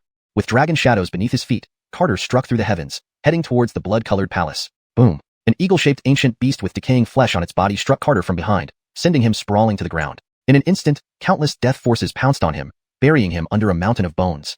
Green sword rain fell from the sky, striking directly at Carter's divine soul. Kill him. Make sure he doesn't survive. Harsh voices filled Carter's mind as countless skeletal hands pinned his limbs, tearing at him. Carter felt as if an entire world pressed down upon him, immensely heavy. His limbs seemed bound by adamantine chains, immobilized. Inside the purple armor, Carter's heart raced wildly as countless ghosts screamed chaotically in his mind. Their faces were hideous, their eyes crimson with hate, mercilessly gnawing at the golden swords formed by his divine consciousness. The bone mountain grew taller and taller, reaching 10,000 meters in less than 15 seconds. Various skeletal hands emerged from underground, tearing at Carter's body. His soul and flesh were in absolute confinement. His heart nearly stopped beating. Clank. The death army tore open Carter's armor, and 5 immense skeletal chains linked together, pulling at his body, threatening to tear him apart limb by limb. The agony spread across Carter's entire body, making him realize how close he was to death. His consciousness became increasingly fragile yet clear. He couldn't comprehend why, on his first visit to this world, simply wanting to kill bats who wronged him, he was attacked by this world's undead. Since it's like this, then I'll send all of you to hell. He poured all the golden points into his divine soul. Boom. Carter's divine consciousness surged several times over, expanding his Danteon realm to encompass a vast world. Green spiritual energy turned into milky white gas, surging with tremendous power throughout Carter's body. Beneath the 10,000-meter-high bone mountain, countless golden lights exploded. Golden light pierced through the entire bone mountain, shattering it into dust within an instant. Within a 100-mile radius, the death army was swept away by the golden light. Carter slowly rose, surrounded by 9 10,000-foot-long golden dragons. His gaze was icy cold. All traces of his usual clumsiness and bashfulness vanished, replaced by boundless killing intent. He coldly surveyed the approaching death army and punched upwards. A golden sphere like the blazing sun obliterated tens of thousands of skeletons in the sky. With a single step, Carter leaped 10,000 feet into the air. Looking down, he saw the endless ranks of the skeletal army stretching endlessly before him. Now he understood he faced the dead souls of an entire world. Kill. Carter spat out one icy word. 2 golden dragons materialized beneath him, his divine consciousness transforming into tens of thousands of giant swords. Empowered by the might of heaven and earth, he plunged into the ghostly hordes below. Since they insisted on killing him, let's see whether they would be torn apart first, or his fists would lead them to enlightenment. The 10,000-foot-long golden dragons charged into the endless skeletal army, destroying everything in their path. Whether skeletons or ghosts, nothing remained after the golden dragons rampaged through. Shielded by 2 golden dragons, Carter shattered the ghosts rushing at him. Golden light condensed in his hands, while in the Danteon realm, the milky white gas flowed continuously into his fists, concentrating inside the golden sphere. Trations later, the battle armor on Carter's hands couldn't withstand the power of the golden sphere and shattered. The golden sun flew from his hands as Carter slammed his fist downward. All ghosts within a 100-mile radius of the golden sphere disintegrated into ashes. In the blink of an eye, the golden sphere struck the ground. Boom. Blinding light illuminated tens of thousands of square miles, golden light spreading destruction. Countless ghosts were annihilated, forming a mushroom cloud tens of thousands of feet high that soared into the sky. One punch destroyed 1,000,000 ghosts. The bloody ground below was blasted into a massive crater tens of thousands of feet deep. The god of apocalypse, it is you who has destroyed this world. It's you. You, this demonic god who slaughters all. A ghost 10,000 feet tall appeared at the horizon, its voice filled with infinite hatred and anger. Carter had no idea what it meant. What did this world's destruction have to do with him? But since these ghosts wanted to kill him, there would be no rest until one side perished. At the ghost's appearance, all the undead halted their attacks and gathered around it. Carter's gaze turned icy cold as the 10,000-foot-long golden dragons raged towards the horizon. Awaken your will, undead ones, join me to erase this demonic god from existence. A staff appeared in the ghost's hand, emitting a deep green glow that spread across the world. Carter didn't care what this ghost planned. Now it wasn't about whether he could win or not. Either he killed them or enlightened them. He only wished for a peaceful eternity but hadn't expected that in this unfamiliar world, he would be despised by the world's dead, nearly meeting his doom. Carter stepped forward, charging towards the ghost at the horizon. Hundreds of golden spheres like falling stars streaked towards the distance, obliterating countless ghosts. Anchored, their numbers were too vast. Hundreds of punches barely made a dent. The sky's green light disappeared, replaced by a blood-red hue. Countless ghosts gathered around the towering ghost. Carter knew the decisive battle was upon him. Chapter 142, Karma Fire. 10,000-foot golden dragons were recalled, circling behind Carter. Rix, generate as much spirit energy as you can, Carter commanded. The Rix strained to release spirit energy, which quickly merged with the milky white gas. Transform into swords. Golden divine consciousness transformed into 9 towering swords, standing upright behind Carter. All the acupoints on his body glowed with a golden light as Carter braced himself. On the horizon, countless undead armies converged to form a gigantic skeletal giant that reached from the earth to the sky. Eerie green soul lights emerged from the giant's body and eventually turned into burning green soul fire that engulfed its frame. It was so enormous that even at a distance of tens of thousands of miles, Carter could clearly see the burning emerald fire in its eyes. The end times gay. I have gathered the boundless hatred and fury of this world's spirits to tear you apart into pieces. Your sins are too deep. Even eternal torment in hell cannot cleanse them. Carter could sense the endless resentment and fury in its voice, yet he did not understand why. He had come from Earth, obtaining the immortality system, living cautiously without any quarrels. He dared not offend even an ordinary person and always treated everyone respectfully. Anchored somehow, he was being accused of being some sort of end times gay. He had fought demons before. How could they possibly be related? I don't know what you're talking about, but today... Carter stared angrily at the towering skeletal giant. Either I die, or I purify the souls. He knew the skeletal giant burning with green flames was immensely powerful, so much so that it made him struggle to breathe. But this battle was inevitable. If they broke through into Xianxia continent, those close to him would be utterly destroyed. They lacked the strength to resist, and while he didn't want to be a hero, some people were worth protecting. There is no need for words between us. Only unending enmity. The skeletal giant roared furiously, causing the entire world to tremble. A star-like fist smashed toward Carter, while the 9 golden dragons ascended to counter the massive fist. Boom. A vast force exploded outward, creating black rifts in space. Today, you will surely die, the hateful voice echoed in Carter's ears. Star-shattering fist. The golden sphere released alongside the star-shattering fist struck the giant's fist instantly. Boom. Golden light illuminated half the sky, shattering the skeletal giant's fist into powder. But it regrew almost immediately. You cannot kill me. I am the embodiment of all this world's deceased soul's will. The skeletal giant took a step toward Carter, enveloping the entire sky in darkness. 9 golden swords transformed into 9 rivers flowing upward, breaking through the darkened sky. Carter stood atop the golden dragon shadows, appearing beneath the giant's skull in an instant and punching upwards. However, the head was enormous, dominating the sky within his vision. Boom. The light from the golden sphere barely matched the size of one pupil in the skull. Though the power was immense, it merely tickled the skeletal giant. 1 eon has passed, and you've only grown this strong? Then you will utterly perish today. 2 green beams shot from the skeletal giant's eyes, blinding like the sun. Carter couldn't avoid them. Within the green light, he felt like sinking into quicksand, being pulled downward by some unseen force. Worse still, the green light was tearing at his soul, whipping and torturing it. Standing before the giant, Carter felt like an ant facing an elephant. His purple armor eroded under the relentless green light, slowly disappearing like sand in the wind. Boom. A star-like fist slammed into Carter's head, forcing him into the ground 10,000 feet deep. From the skeletal giant's mouth erupted a sea of green flames that engulfed millions of square miles. Taste the endless karma fire. This is what you deserve. Gag. Carter coughed up golden blood, his bones feeling shattered. Do I really stand no chance? Carter smiled bitterly. He had used everything, his godly consciousness manifesting physically, golden aura, star-shattering fist, 9 heaven steps. Yet he couldn't harm the skeletal giant at all. Green karma fire encircled him, his purple armor gradually melting away. Carter felt an agony akin to arrows piercing his heart, even his soul scorched by the karma fire. His face was deathly pale, his eyes empty and hollow. The guilt from killing countless lives in the dark forest surged within him. He felt his sins were too deep, perhaps only this karma fire could cleanse them. You should die. Over 1,000 times, 10,000 times, the skeletal giant stomped on Carter's head, pushing him deep underground. If this battle happened on Xianxia continent, this stomp would crush the entire land. Carter smiled grimly. Kill me. My sins are too heavy. I've destroyed too many lives. I will kill you, but first, you will suffer in the karma fire for tens of thousands of years until all the souls will vanishes. Intruded by the karma fire, Carter's mind was filled with visions of his victims. The pain caused by the karma fire faded from his mind as his purple armor burned away entirely. Carter's golden consciousness had turned entirely green, the karma fire seeping into the Tiandan world, turning the sky into a sea of green fire. The Rigs looked up at the sky in terror. What's happening? Why is the sky turning green? Leanne shook her head with tears. I don't know. The fire in the sky is terrifying. Fortunately, the milky white gas continuously resisted the flames, otherwise, both would have been incinerated. Kill me! Carter screamed in agony. His purple armor had burned away entirely, green flames now burning his flesh. The skeletal giant laughed mockingly. Ha ha! Truly laughable. You think you have deep sins too? Pitiful. Disgraceful. The skeletal giant kicked Carter into the sky, the endless sea of fire following closely. Carter's eyes were full of regret, thinking of Zola and all the beings he had wronged. I'll send you to the depths of hell, where you will eternally endure the karma fire. A punch sent Carter plummeting into the ground, through the subterranean magma. Countless ghosts and vengeful spirits rushed towards him, instantly engulfing him. In the Tiandan world, the sky could no longer withstand the green sea of fire. The green flames finally fell completely. Suddenly, a yin-yang mark appeared, expanding until it supported the entire sky.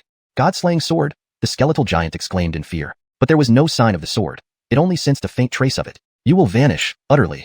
This translation maintains the structure, tone, and narrative continuity of the original text, ensuring a natural and fluent English rendition. Chapter 143, The Sword Comes. Carter was torn by the evil spirit and sank deep into the ground. His eyes were tightly shut, his consciousness gradually fading. In a daze, a little girl in a red dress appeared in the green inferno. She had two adorable braids and wobbled towards Carter.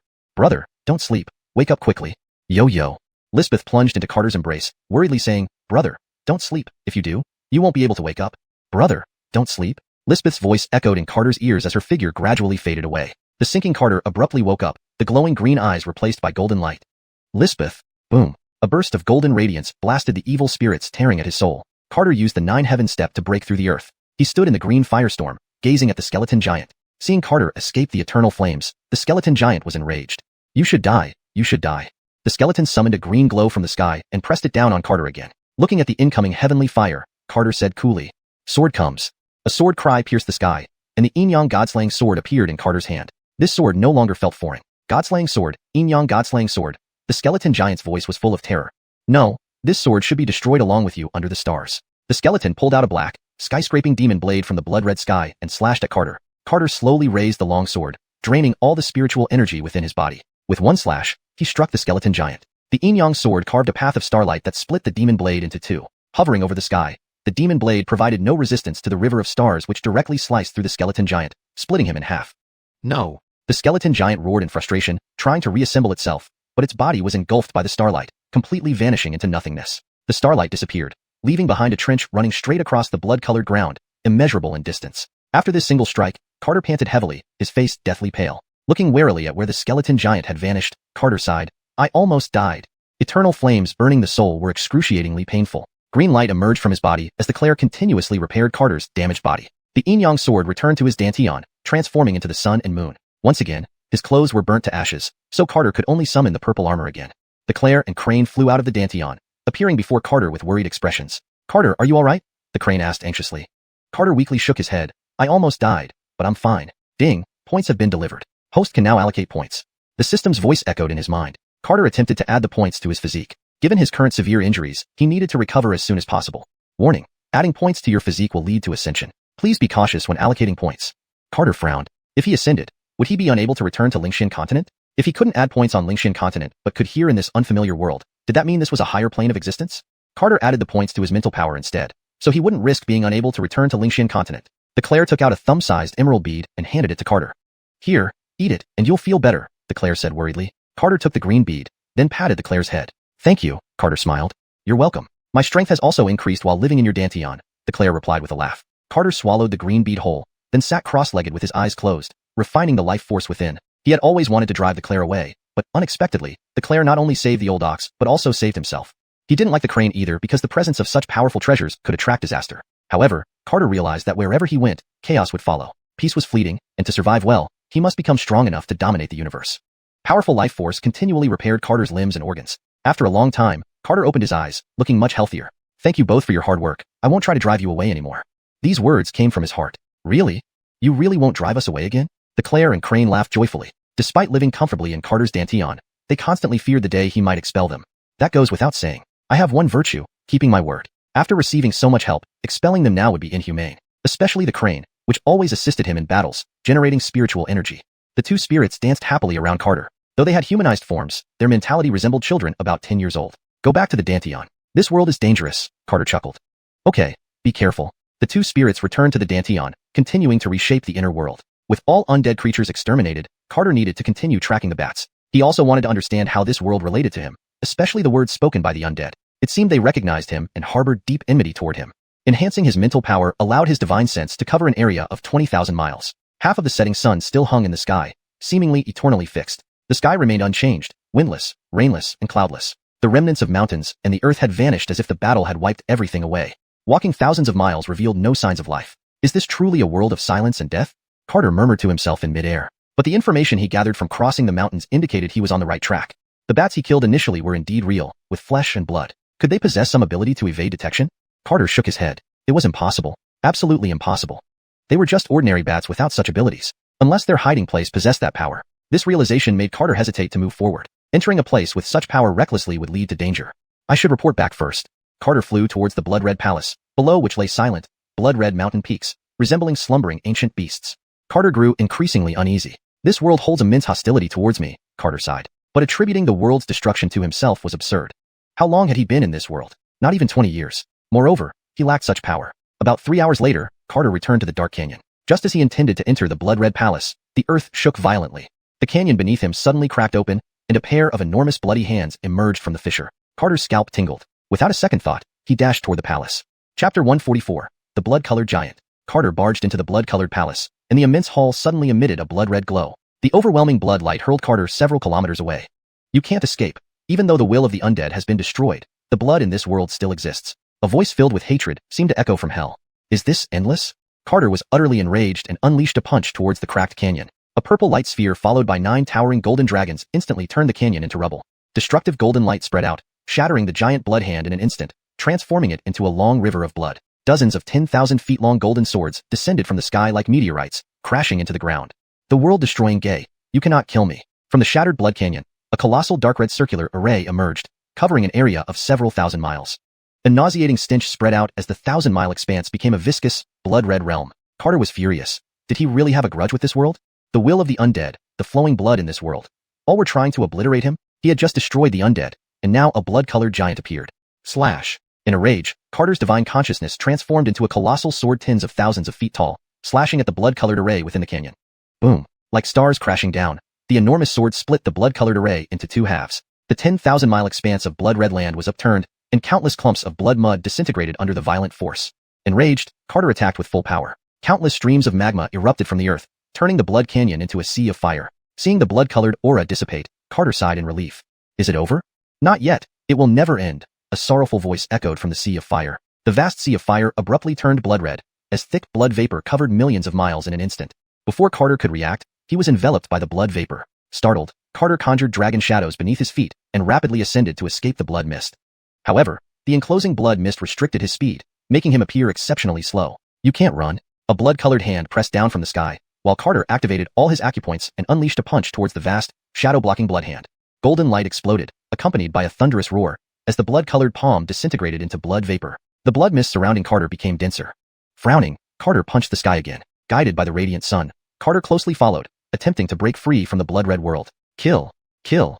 Numerous figures appeared in the blood mist, clad in blood-red armor, wielding various weapons, charging at Carter. Dense rows of armored blood figures charged at Carter, their eyes filled with hatred. Carter began to doubt whether he had truly destroyed this world. But this absurd thought was quickly dismissed. Behind him, golden light surged, and countless golden swords materialized. With his enhanced mental strength, he could freely transform his divine consciousness into tangible forms. Millions of golden swords rained down on the surrounding multitude of soldiers. Blood figures shattered into mist, which quickly reformed into armored blood men, endlessly multiplying. A single world age's worth of blood. You can't kill it all. World-destroying gay, vanish from under these starry skies forever. A massive blood-colored hammer fell from the sky. Carter felt restrained, unable to move. His internal spiritual energy had been drained, leaving only his physical body and divine consciousness to rely on. The divine consciousness had already transformed into countless swords to combat the armored blood men. Against the descending blood-colored hammer, he had no choice but to use his physical body to counter. Come! Carter roared defiantly. With his Shatterstar's ultimate punch, the sky's blood hammer began to crack under the blow and shattered. Black cracks spread densely across the sky. Dragon Clan, they actually ally with you? Ridiculous. Absolutely ridiculous. A blood-colored figure towering 10,000 feet high appeared, its face contorted with pain.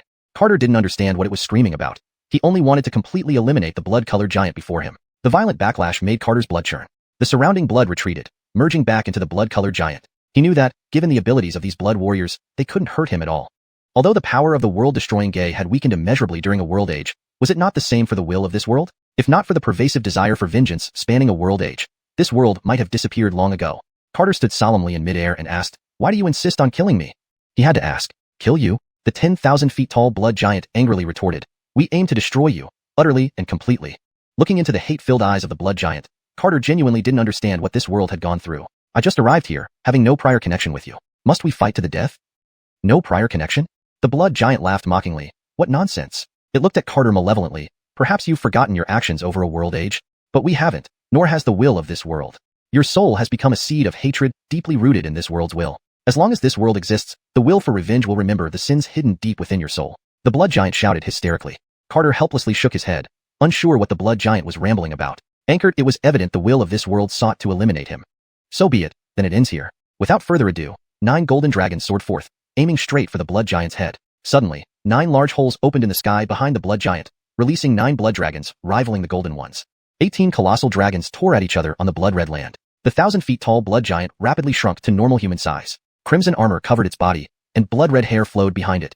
A blood-colored spear appeared in its hand. With a flash of bloodlight, the spear aimed directly at Carter's forehead. Clang! A golden sword, condensed from divine consciousness, appeared and clashed with the spear. The sound of metal shattering echoed as both the red spear and golden sword disintegrated into powder. Carter threw a punch, and the armored blood figure met it head-on. Their fists collided, releasing powerful bursts of gold and red energy, opening terrifying dark fissures in space. Every punch was delivered with all their might, a deadly battle. Carter's Shatterstar's fist had reached its pinnacle, failing to shatter the sky only because his realm wasn't high enough. Even if he achieved the immortal realm, he still couldn't command this world's power, for this universe was now his adversary. Hashtag chapter 145, shattering the armor. Boom. A thunderous sound echoed as Carter and the armored blood figure were hurled thousands of miles apart. The ocean of magma beneath them gradually turned crimson, with countless threads of blood chi and cosmic power continuously merging into the armored blood figure. The presence of the armored blood figure grew ever more formidable, exuding an intense pressure that made it hard for Carter to even breathe. The opponent had the world will on his side, while Carter was already at the end of his strength. Continuing the grueling battle would likely lead to dire consequences, so Carter had no choice but to consider how to escape. With a single step, the armored blood figure lunged forward, his blood-red fist carrying an overwhelming force, as if one punch could shatter a planet. The space was sealed off, and Carter did not dare be careless. A golden aura reappeared around him. Encased in golden light, a purple fist clashed head-on with the incoming blood-red fist. Crack! Carter's purple battle armor shattered into dust, but fortunately, this punch also pushed back the blood-red fist. Chaos Golden Battle Body? The armored blood figure was greatly alarmed. "You actually cultivated the Chaos Golden Battle Body? Impossible." The armored blood figure continued his assault, striking another blow towards Carter's chest. Pale-faced, Carter could only hastily retaliate with a fist. Bang! Carter was sent flying several thousand miles by a single punch, and the armored blood figure gave him no respite. Another flurry of punches and kicks followed, with another powerful blow landing squarely on Carter's chest. A sound akin to glass shattering resonated as the purple battle armor covering Carter's body crumbled into powder. Wah! Spewing out a mouthful of golden blood mid-air, Carter felt as though his entire body was about to split open. The excruciating pain nearly caused him to faint, but he bit his tongue to keep himself conscious. With a thought, the purple armor once again enveloped his body. He steadied himself mid-air, and 9 dragon shadows reappeared behind him, punching towards the attacking armored blood figure. Bang! The collision of fists shattered Carter's armor once more, but this time, cracks appeared on the armored blood figure's fist. "You must die." The armored blood figure, hair disheveled and feeling no pain, charged forward again. They fought fiercely, from the sky down to the ground. Shockwaves filled with destructive power mercilessly ravaged the crimson earth. At times, the figures of purple and red separated. At other times, they collided. With another crack, Carter's armor shattered once more. In his mind's eye, the purple light grew weaker, yet Carter felt himself becoming stronger. Bang! The blood-red fist struck Carter's chest, the force reverberating through his entire body. He felt as if his heart was about to burst. Boom! Along with the disappearance of the purple light in his mind's sea, the protective dragon armor vanished completely. As the purple light dissipated, Carter felt an unprecedented lightness in his body. "Heh, are you enjoying yourself?" Carter wiped the blood from the corner of his mouth. He was extremely angry, seething with rage. "You must die." Another red fist came rushing at him, and Carter, now glowing with a golden radiance, transformed into a streak of gold, retaliating with a powerful punch. Bang! The space shattered, and the armored blood figure's right hand was smashed, sending him plummeting into the earth. With a golden dragon appearing beneath his feet, Carter swiftly stomped on the armored blood figure's chest. Blood chi scattered everywhere as rapid golden punches rained down on the armored blood figure's head, driving him several 10,000 meters underground. Not content with just that, Carter grabbed the blood figure by the neck, surged out of the ground, and hurled him high into the air. Star-shattering fist. A massive surge of energy erupted from every part of his body, illuminating the entire sky with golden light. One punch later, the armored blood figure disintegrated into nothingness under the golden glow. As the golden light faded, a colossal black hole appeared in the sky, its powerful suction drawing all the rising blood mist into itself. Staring at the terrifying black hole, Carter panted heavily and shouted into the heavens, "To hell with your world will." After cursing, Carter felt significantly better.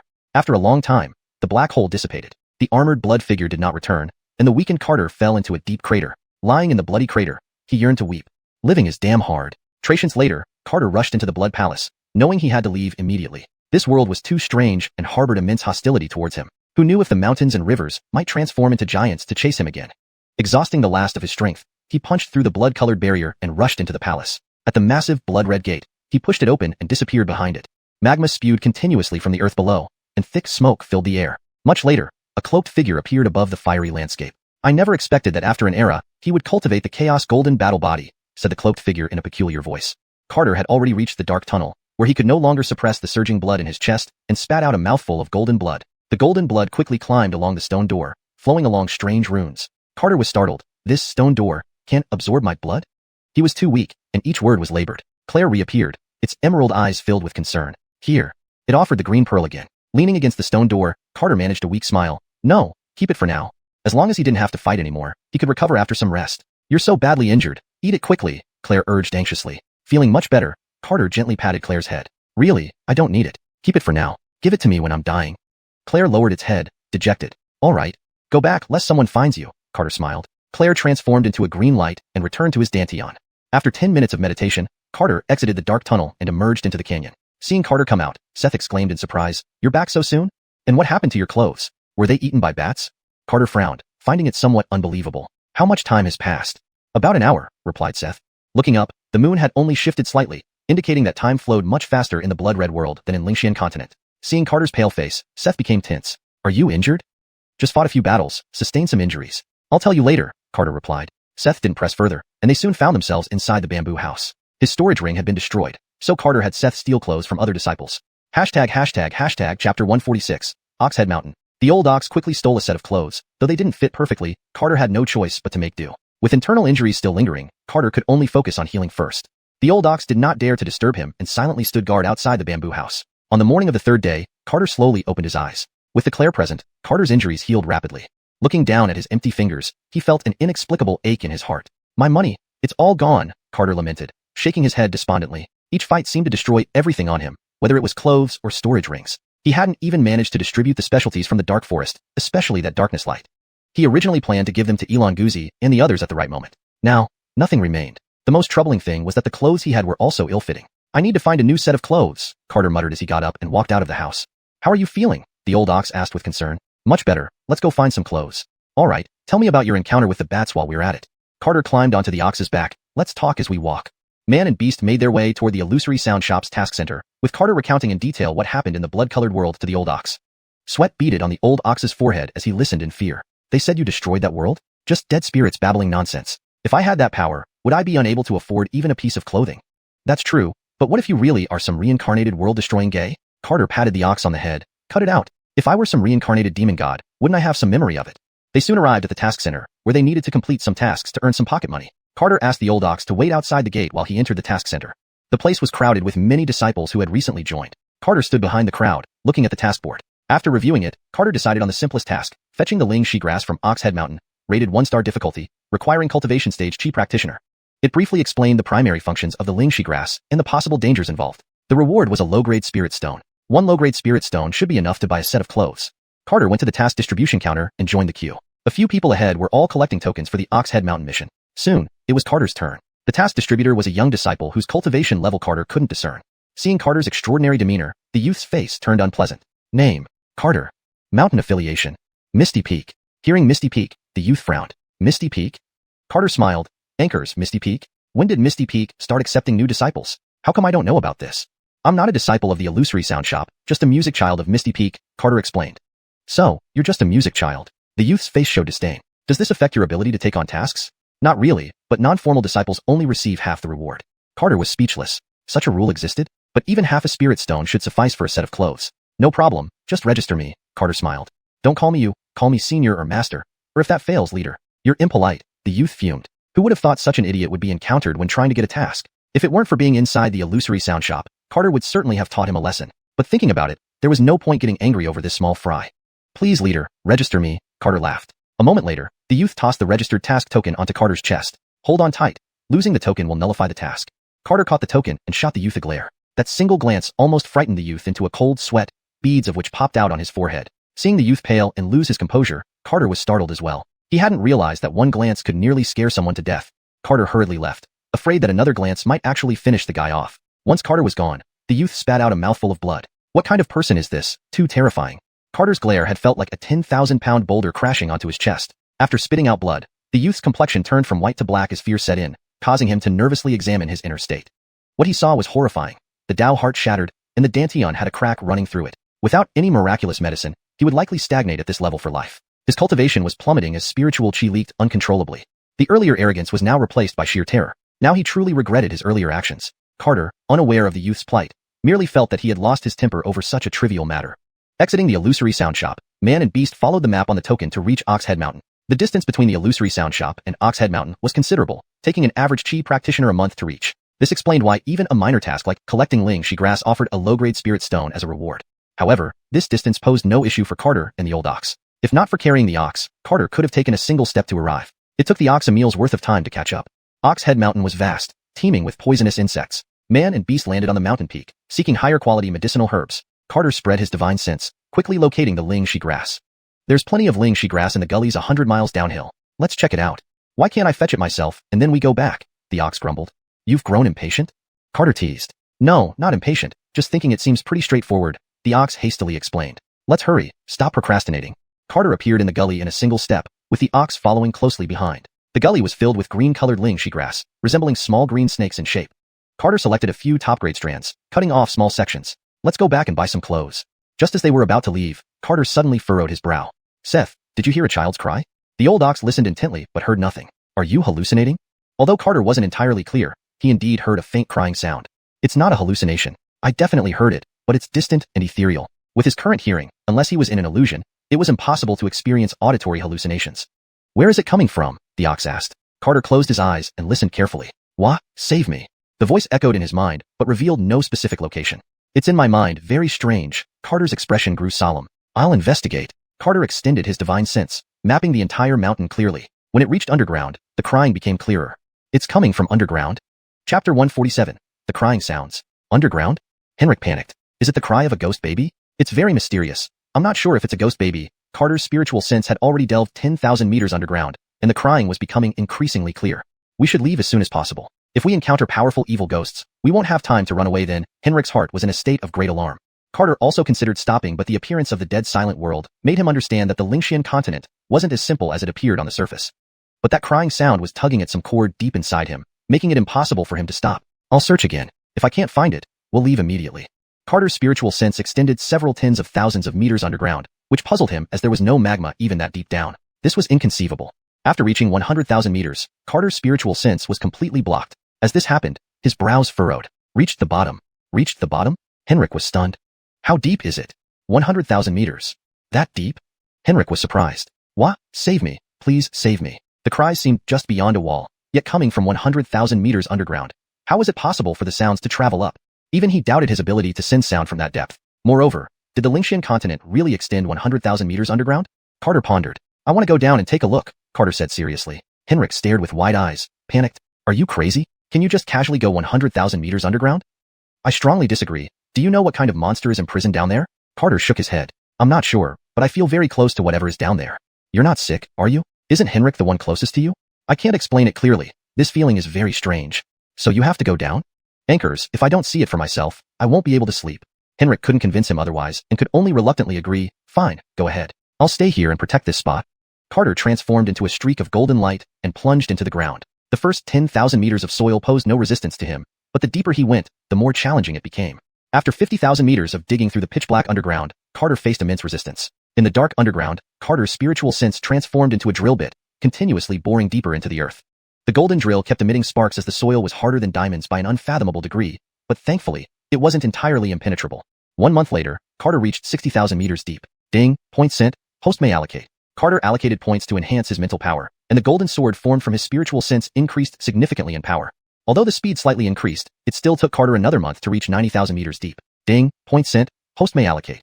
Carter once again reinforced his mental power, and after allocating points, the golden drill's power increased again. Digging sped up considerably, and Carter couldn't help but pick up some fallen dirt. Upon close inspection, the excavated soil, aside from its high density, didn't differ much from ordinary black mud. Henrik came down a few times, seeing no anomalies underground, returned to the surface to guard Carter.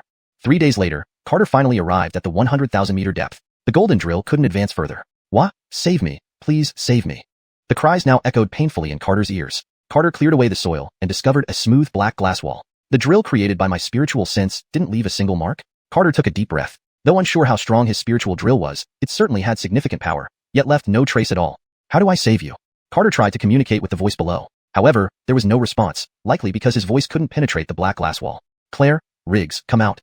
The small wooden figure and Riggs quickly appeared within a dozen meters underground. What's wrong? Claire asked. Do you know what this wall is? Carter pointed at the black glass wall.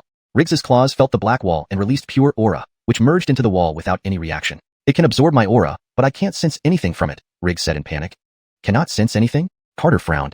Anchors. When you absorb the aura initially, I release some too, allowing me to sense your Danteon realm. How did you sense it? This is a special talent of mine. Okay. That explained why those powerful figures couldn't examine his Danteon world while Riggs could enter it.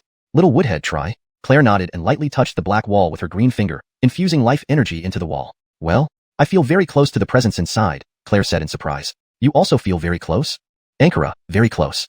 Release more life energy. Claire's body glowed green, pouring abundant life energy into the black wall. The surrounding 10-meter black wall gradually turned green.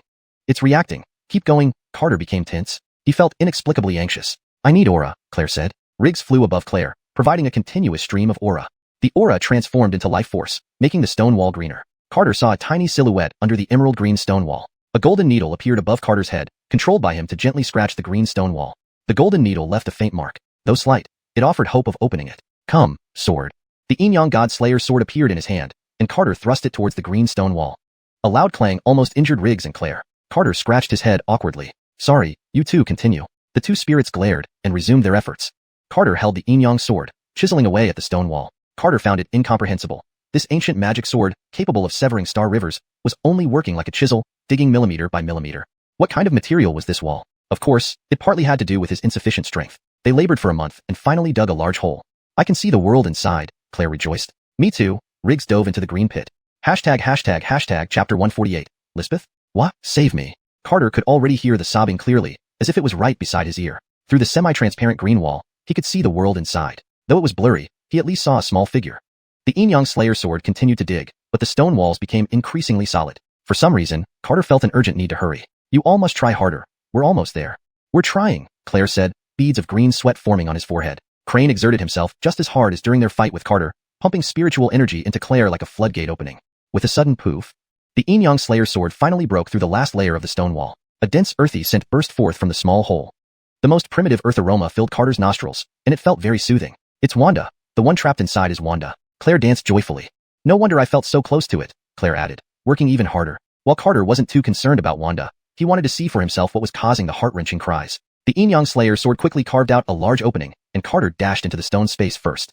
Inside the space spanning several dozen meters, pure earth elements filled the air. As soon as Carter landed, a tiny figure darted into his arms like lightning. You really came to save me. Wah. A little girl in a red long dress clung tightly to Carter. His whole body trembled, his breath faltered, and his heart nearly stopped beating. Why you? He stammered. Carter crouched down, looking at the little girl in his arms. Are you Lisbeth?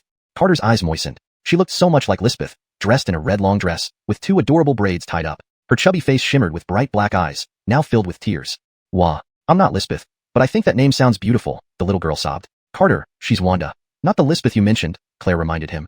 Ignoring Claire, Carter held the little girl close. The feeling of regaining something lost was indescribably blissful. The little girl cried, I sensed such a familiar aura, so I started calling for help. Thankfully, you really came to save me, Wah. The little girl sobbed pitifully. Tears streamed down Carter's cheeks. Be good, don't cry. Big brother will take you away now. He embraced the little girl lovingly. She resembled Lisbeth so much, her cries tugged at his heart. He didn't know if Lisbeth had crossed over too, but this girl gave him an inexplicable sense of closeness, like reuniting with a long-lost family member. Wiping her tears, the little girl whimpered, I've been here for a very long time. I thought I would be trapped here forever, but thankfully, you came. Don't worry, what's your name?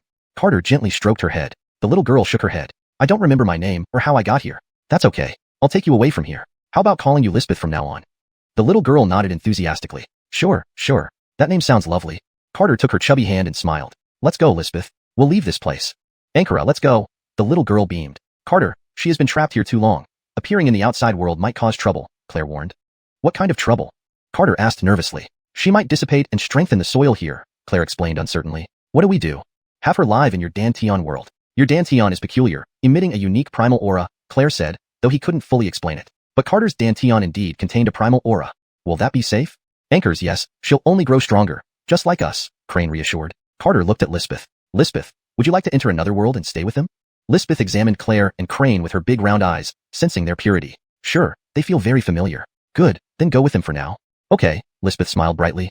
Claire, Crane, bring Lisbeth into the Danteon world. Both spirits nodded and carried Lisbeth into Carter's Danteon world. The vast expanse welcomed her with a warm, embracing aura. Wow, this place feels so comfortable. Carter's consciousness appeared beside Lisbeth. Do you like it here?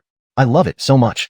Lisbeth danced around happily, like a joyful sprite in the air. Carter watched her dance, a part of his heart filling a long-felt void. I have a task for you too, Carter told the two spirits. What task? Claire asked, a bit anxious. Not fighting, right? Crane panicked more than Claire. Didn't you want to create a world here? Carter smiled. You agreed? Claire cheered. Anchors, but you must do one thing. Carter gazed at dancing Lisbeth. You must make her happy every day. If anyone makes her upset, I'll deal with them. Oh, no problem. Leave it to us. Claire puffed out his chest. Pie in the sky stuff. Crane transformed into a golden bridge leading up to Lisbeth. Wow, what a beautiful golden bridge, Lisbeth exclaimed, her face lighting up. Carter tossed the Yin Yang Slayer sword into the air, creating a sun above. Carter appeared beside Lisbeth, lovingly asking, do you like it here? Lisbeth nodded vigorously. Anchors, I love it. Carter patted Lisbeth's little head. Then you can live here. If you want to leave anytime, just tell Big Brother. Big Brother? Lisbeth seemed puzzled. What's Big Brother? Carter patiently explained. Big Brother is the person closest to you in the world, someone who will do anything for you. Ah, so you're my big brother? Anchors, I'm your big brother. Carter embraced Lisbeth again. Big brother, I have a big brother now. Lisbeth ran joyfully along the golden bridge. I have a big brother now. Carter smiled through his tears. Chapter 149. Reunion with Celeste. Carter's consciousness stayed in the Danteon world for 3 days, chatting with Zola every day. After 3 days, Zola fell asleep and remained in slumber for several more days. Initially worried, Carter was reassured by Sherry that Zola was just overexerted mentally and now needed rest. With Zola still not waking up, Carter instructed Air Ling to take care of her and then left the Danteon world. As his consciousness returned to his body, Carter carefully examined the pitch-black space around him. He punched the stone wall, but the smooth surface didn't budge an inch. What are these things made of? They're so solid. Picking up a few pieces of black crystal he had dug out, Carter flew toward the ground 10,000 meters below, where Seth had been waiting anxiously. Seeing Carter emerge from the ground, Seth nervously asked, how did it go? Did you dig anything up? Carter laughed, saying cheerfully, I found something incredible. Let me see, Seth said eagerly. It's not convenient right now. I'll show you later. Huh, you good-for-nothing Carter. Do you know how hard it is for me to keep watch? You treat me like this? Now really isn't the time. There will be plenty of chances later. What's the rush? Seth glanced at him bitterly. Fine, let me be without curiosity. Let's go back, Carter smiled. Just as they were about to leave, dark clouds gathered overhead, signaling an impending downpour. The weather changes faster than turning pages. It was sunny just now. Why would it suddenly rain? Seth complained. Carter shook his head. These aren't clouds, they're demonic chi. Demonic chi? Seth grew tense. Does this mean there's a powerful demon nearby? Carter extended his consciousness and discovered a black dragon deep in a pond 1,000 li away, staring menacingly at Nyo2 Mountain where many Huanin disciples were working on tasks. There's a malevolent dragon 1,000 li away, probably targeting the Huanin disciples. How strong is it? Seth asked nervously. Carter gave him a look. How should I know? I'd better run fast. If it's a true dragon, we're in trouble. Carter shook his head. It's probably not a true dragon. If we flee, the disciples down there might be in danger. When did you start getting involved in other people's business? If it were another sect, I might ignore it, but Huanin has become our base. We shouldn't stand by and do nothing. All right, let's check the dragon's strength. Let's go. In an instant, they appeared above the deep pond 1,000 li away. The black dragon leaped from the water, lunging at Carter and Seth. Who dares intrude on my territory? Its majestic voice shook the surrounding mountains. Seeing the 1,000-foot-long dragon ready to swallow them, Seth quickly hid behind Carter, trembling. Carter, deal with it. Though unsure of the dragon's strength, Carter gauged that it wasn't a match for him. Stand down, Carter coldly ordered. At his command, the dragon felt as if a mountain pressed upon its back, nearly shattering its spirit. Trembling on the water's surface, it pleaded, please spare me, exalted immortal. Seth was shocked. Why is this dragon so scared? Carter was also taken aback. What are you afraid of? The dragon quivered, too terrified to raise its head. Exalted. Immortal, please don't tease me. It seemed the dragon wasn't particularly powerful, overwhelmed by Carter's aura. Were you planning to eat the cultivators below? Carter asked. No, exalted immortal. These are holy disciples. Even with 10 livers, I wouldn't dare. Why were you glaring at them earlier? I was just intimidated by their extreme methods for harvesting spirit snake grass and wanted to scare them off, the dragon hastily explained. Carter extended his consciousness and saw that the disciples indeed used overly aggressive methods, pulling plants by the roots or destroying entire patches unsatisfied with the quality. Frowning, Carter agreed that their methods were excessive. If that's the case, teaching them a lesson is justified. Thank you, exalted immortal, the dragon gratefully responded. Carter didn't concern himself further with the matter on Yo2 Mountain and returned to Huani. At the task center, Carter brought the spirit snake grass to the counter for completion. After examining the grass, the elder chuckled. High-grade quality, very nice. This is your reward, the elder handed Carter a low-grade spirit stone. Thank you, Adrian, Carter politely replied. The elder happily said, you deserve it. No need to be formal. With the spirit stone in hand, Carter and Seth headed to the capital city, choosing a reputable clothing store to buy a proper white shirt. After a small meal with Seth, they returned to Piao Peak. Upon arriving, Celeste appeared in the bamboo hut. Immortal Lady Celeste, long time no see, Carter greeted. He hadn't seen Ruayao's senior sister Celeste since his return. Not that long, Celeste said coolly. Anchor hours have passed. Doesn't that count as long? Carter remarked awkwardly. I am actually Ruayao's master, Celeste calmly revealed. Ah, you are senior master Freya, Carter exclaimed in surprise. My Taoist name is Celeste. Freya is history. Caught off guard by the revelation, especially given the loss of her junior sister, Carter felt at a loss. Celeste sat by the Qin table. Tell me about the dragon funeral ode. Despite the veil between them, Carter could imagine her breathtaking beauty. He hesitated before responding, sure, let me play a small part for you. Taking the jade flute from his waist, Carter began playing the dragon funeral ode. As soon as the melody started, Celeste found herself transported to a golden world filled with floating musical notes, each one holding endless variations. Even after immersing herself in music for millennia, she couldn't comprehend its mysteries. This was only the simplest section of the dragon funeral ode. Sweat dripped down Celeste's forehead amidst the overwhelming sea of notes, binding her mind tightly. Fully engrossed in playing, Carter didn't notice her distress. Suddenly, immersed in the golden world, Celeste spat out a mouthful of fresh blood. Hashtag chapter 150, a visit. Fresh red blood splattered across the Qin table, shocking Carter so much that he abruptly stopped playing. Senior, are you alright? Carter asked anxiously. Celeste, now awake, had an extremely pale face, as if she had just gone through a life and death illness. Without answering, Celeste closed her eyes and sat cross-legged. After a long while, she slowly opened her beautiful eyes and said gravely, I do not yet have the qualifications to play such music. Is it really that exaggerated? Carter asked in surprise. Celeste looked up at Carter. The dragon's dirge was something she couldn't even listen to. Why could this young man play it so easily? Could he be the ancestor of musical arts? Anchored he was only in his 30s. Celeste couldn't find an answer no matter how hard she thought. Did you also enter the world of the golden musical score? Celeste asked. Anchors, it was magnificent, Carter replied. Celeste lowered her head dejectedly. She had thought her musical abilities had improved several times over, and that the gap between her and Carter wouldn't be too great. But the difference remained vast. I'm going into seclusion. Thank you, Carter, Celeste said seriously. Even though she hadn't heard the complete dragon's dirge, even a small segment had been incredibly beneficial. Carter knew how profound and abstruse the dragon's dirge was, but he was puzzled by why Celeste couldn't comprehend it. With Celeste leaving, Misty Peak was left with only him and Seth. Seth, let's go visit our old friends in the secret realm, Carter said. Sure, we have nothing better to do anyway, Seth replied. The two quickly arrived at the Helena secret realm, which still felt novel to them. Moo, Seth roared loudly, and the echoing sound reverberated throughout the entire secret realm. The realm became restless upon hearing the roar. Boom. 100-meter-tall golden monkey king rushed over, emitting an aura that made even Seth nervous. Old Amir, long time no see, Carter greeted with a smile. Benefactor, long time no see, the old monkey king replied. You can speak human language now? Carter asked in surprise. Thanks to you. I've advanced to the 9th level, the old monkey king said excitedly. Thanks to me? What did I give you? Carter joked. Don't misunderstand, benefactor. It means everything to me. The monkey king bowed deeply. Carter didn't quite understand what he meant, but it seemed like a good thing. Just tell me whatever you want. Carter decided not to dwell on the topic. So, does that mean you're the boss of this secret realm now? Seth asked. The old monkey king scratched his head awkwardly. Pretty much. Can you get us some food then? Seth shamelessly requested. Before they could ask, the old monkey king prepared a pile of food and summoned a group of powerful beasts for company. Despite being exploited by Carter initially, they had kept their hidden stash of monkey wine a secret. Hey, old Amir, you've been pretty sneaky, Carter remarked, eyeing the monkey wine. The old monkey king blushed instantly. Please don't mind, considering we were exploited back then. Don't worry about it. We all did what we had to survive, Carter said calmly. Initially entering the secret realm was forced upon them, but later thriving within depended on Seth's strength. But today, you need to bring out all of it. We'll drink until we're satisfied before you put it away again, Seth sternly insisted. Pulling tricks right under my nose? That's too much. The powerful beasts exchanged uneasy glances, feeling anxious. Is this ox not reasonable anymore? Don't worry, we're here to catch up, Carter reassured gently.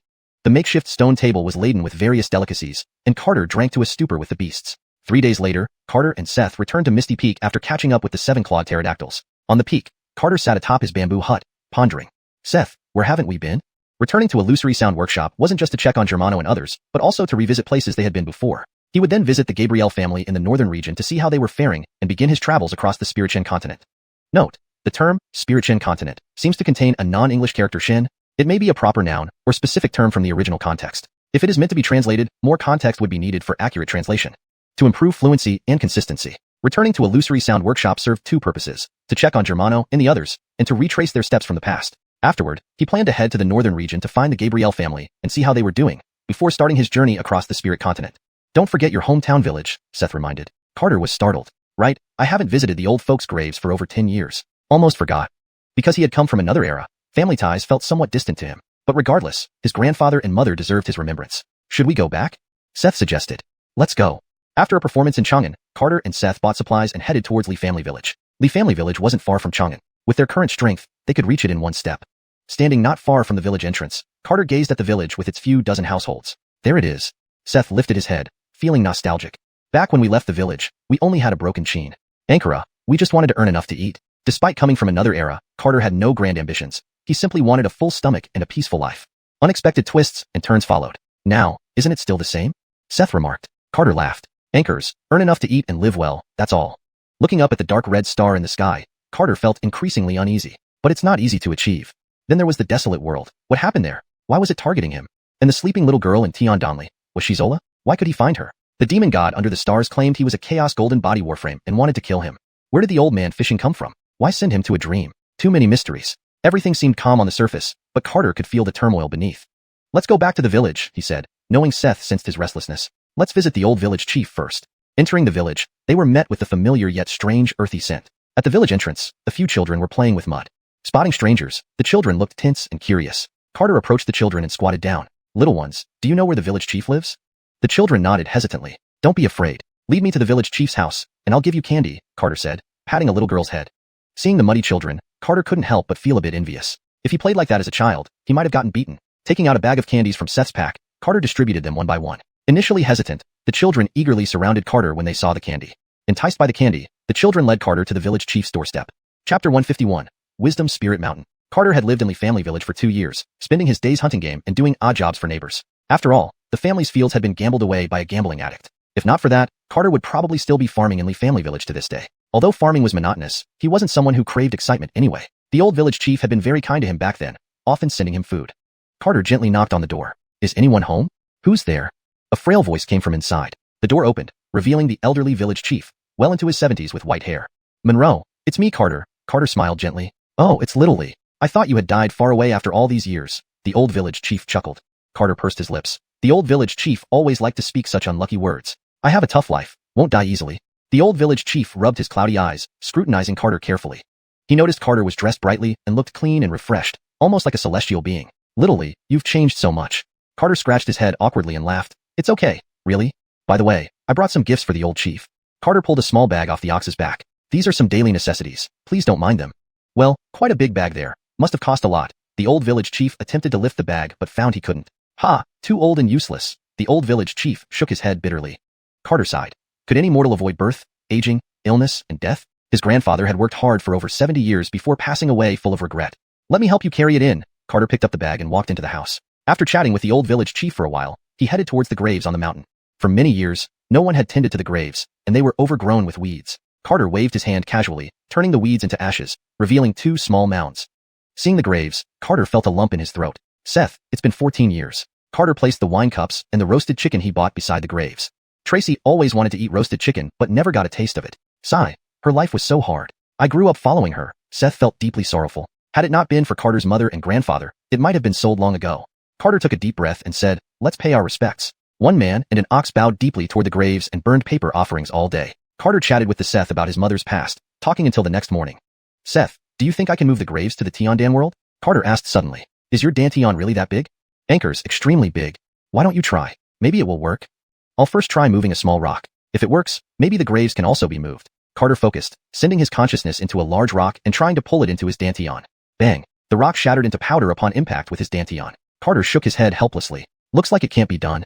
Although his Dantian was huge, he had never spent time understanding it fully. At present, only those 4 little creatures could enter his Dantian world. What now? Seth asked. Carter nodded. Forget it for now, we'll see later. We should set up some simple wards to prevent living beings from disturbing them. Seth and Carter collected stones and set up a simple ward. Under its influence, the soil within a dozen meters became as hard as stone, enough to prevent human interference and weed growth.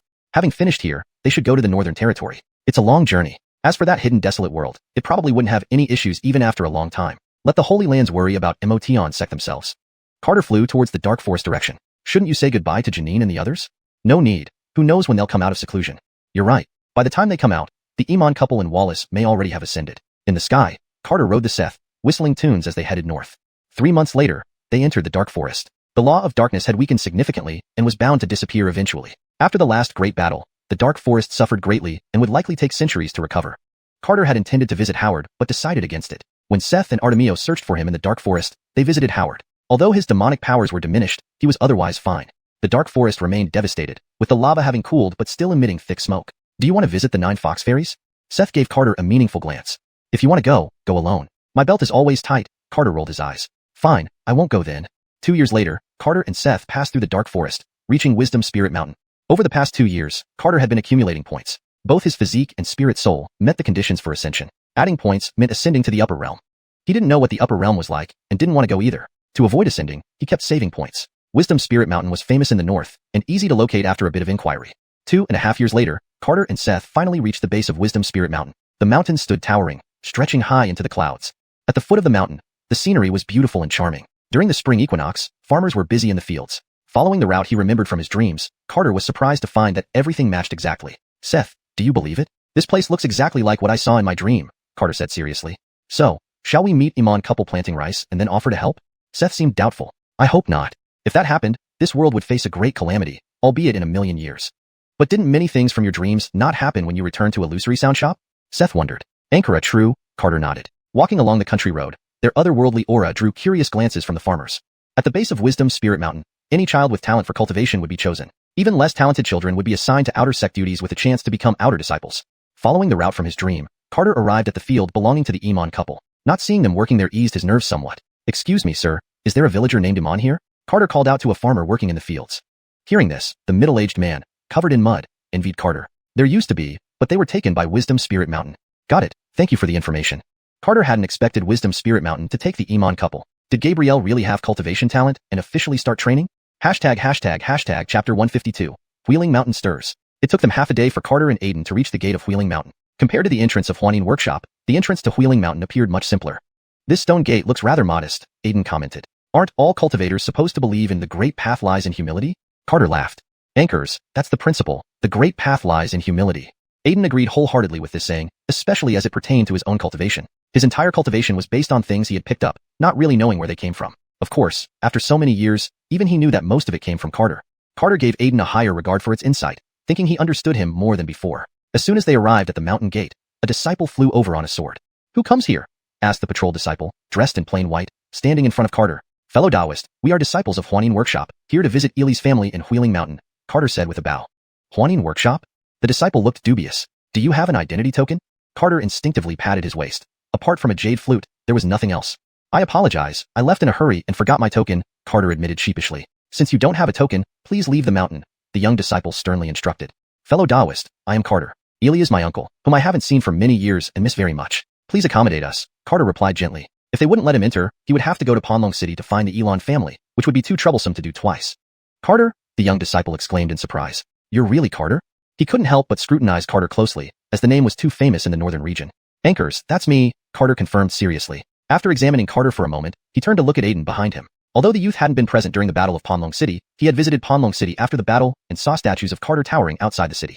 The youth grew increasingly excited and emotional. They look exactly the same. I can't believe I actually got to see the real Carter. Carter felt bewildered. There was no need to get this worked up just seeing him. If there were cameras, the youth would probably want 100 selfies with him. I'm sorry, I got carried away. I hope I didn't offend you, the youth bowed apologetically. My name is Daryl. Welcome to Wheeling Mountain. Daryl's attitude did a complete 180-degree turn. Fellow Taoist, you don't have to be so formal, Carter hurriedly returned the bow. You are our benefactor in the northern region. What you have done for the northern region will always be remembered by its cultivators, Daryl said emotionally.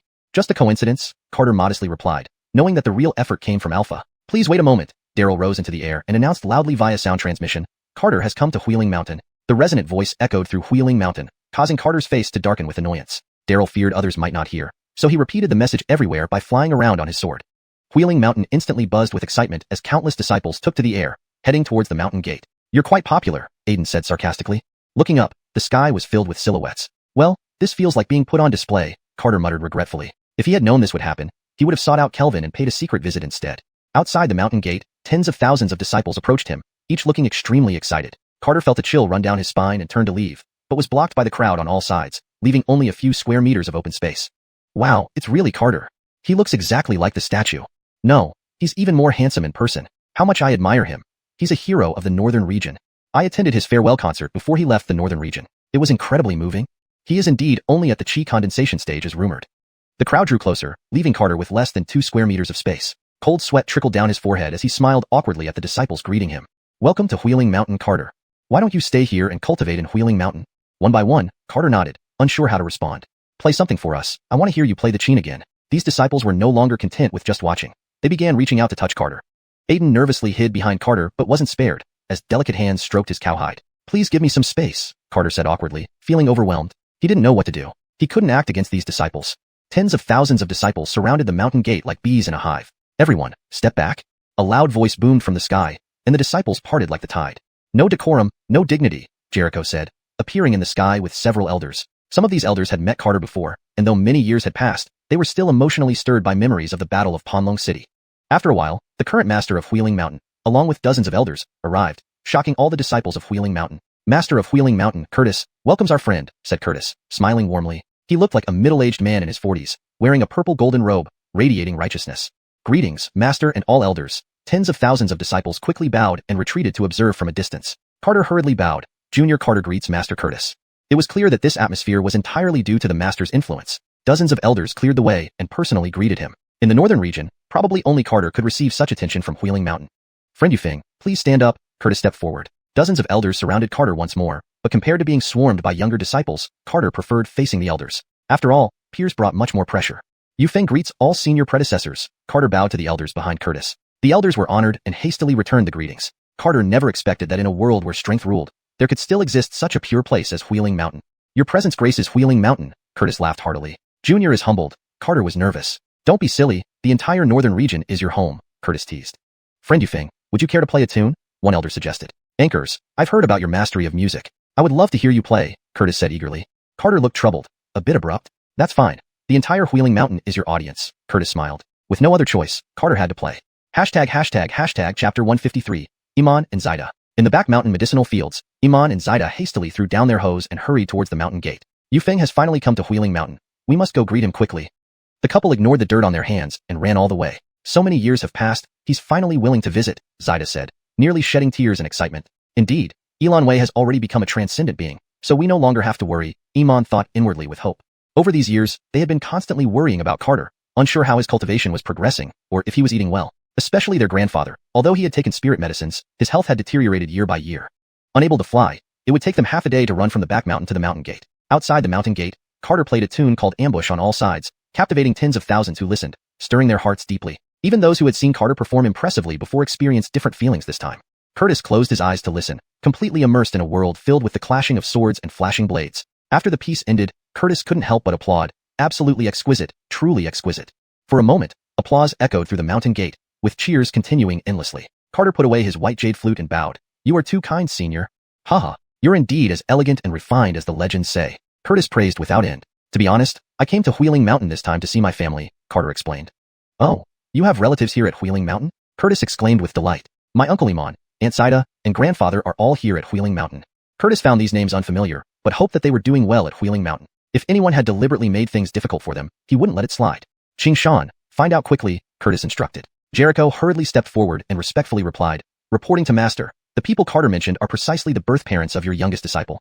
Curtis was slightly stunned before smiling awkwardly. Such is the case? It seems I focused too much on the young lass's cultivation. Carter was surprised. Gabrielle's cultivation talent was that exceptional? Is the youngest disciple you mentioned named Gabrielle? Haha. Curtis laughed. Anchors, her cultivation talent is incredibly good, but specifics I cannot disclose for now. Forgive me, young friend. Carter naturally didn't blame him, as long as everything was fine. It's a good thing I haven't met the parents either. Let's go see them together. Curtis decided to personally receive Carter. If Panlong City found out that Carter came to Wheeling Mountain and he didn't appear, he would lose face in the northern domain. I'm indebted to you, senior, Carter said respectfully. Don't be so formal. If you don't mind, just call me Brother Curtis. Curtis pondered and continued, anyway, I'm younger than Ryan. Only around 2,000 years old. Carter gave a wry smile. These elders weren't shy about age. This junior doesn't dare, Carter replied with a smile. There's nothing to dare. We can get used to it after a few drinks, Curtis said with an air of familiarity. Now that we've seen each other and heard the music, everyone should hurry back to Cultivation. Curtis dismissed the surrounding disciples without ceremony. No one dared to linger after the Mountain Master spoke. All disciples thought it was appropriate for the Mountain Master to personally entertain Carter. Not only did it showcase Wheeling Mountain's grandeur, but also its humility. Xianxia, lead the way, Curtis instructed. Carter took a moment to appraise Jericho, who initially brought the villagers of Sierra Village to Wheeling Mountain. He exuded righteousness. Greetings, Senior You. Carter bowed respectfully. Friend Carter, please rise. Jericho quickly helped Carter up. Do you know each other? Curtis asked. Met once before, but you were in the sky while I was on the ground, Carter smiled. My honor indeed, Jericho laughed. Had he known that the dragon that beat him half to death was part of their group, his reaction might be different. But the process wasn't important. The outcome was what mattered. The three flew toward the back mountain. Just as they arrived, they saw Iman and Zaida running up the mountain path. Carter excitedly ran to them. Uncle Aunt, Yufeng has come to see you. Yufeng, is it really you? Iman excitedly patted his shoulder. You've gotten stronger. Yufeng, it's finally you visiting us. Zaida shed tears in excitement. Aunt, I'm sorry it took so long to visit. Carter felt guilty. Why cry, Zaida? We should be happy, Iman laughed. Anchors, yes, I'm just too happy. Zaida wiped away her tears. Seeing their mud-covered hands, Carter asked with concern, have you both been well over the years? Just fine, eating and drinking well every day, with plenty of spirit medicines, Zaida answered quickly. Jericho and Curtis joined behind them. He was genuinely afraid that Iman and Zaida were struggling at Wheeling Mountain. If so, he'd face backlash from Northern Domain cultivators. Greetings, I am Gabrielle's master. Curtis introduced himself. Iman and Zaida became even more emotional. Gabrielle had mentioned her master as a powerful figure at Wheeling Mountain, someone high above others. Anchored, he looked like a middle-aged man close to Iman's age. Immortal sir, please accept our salute. Iman and Zaida bowed. No need for formalities. Curtis lifted them gently with an invisible force. Young friend Yufeng, enjoy reuniting. I won't disturb your reunion. I'll invite you for drinks another day. Curtis and Jericho disappeared. Iman apologized. We should not have disturbed your meeting with the immortal. Uncle, what do you mean? I'll apologize to Gabrielle's master later, and if necessary, drink a few more cups. Haha, good, but tonight first drink with me, Iman laughed. Moo.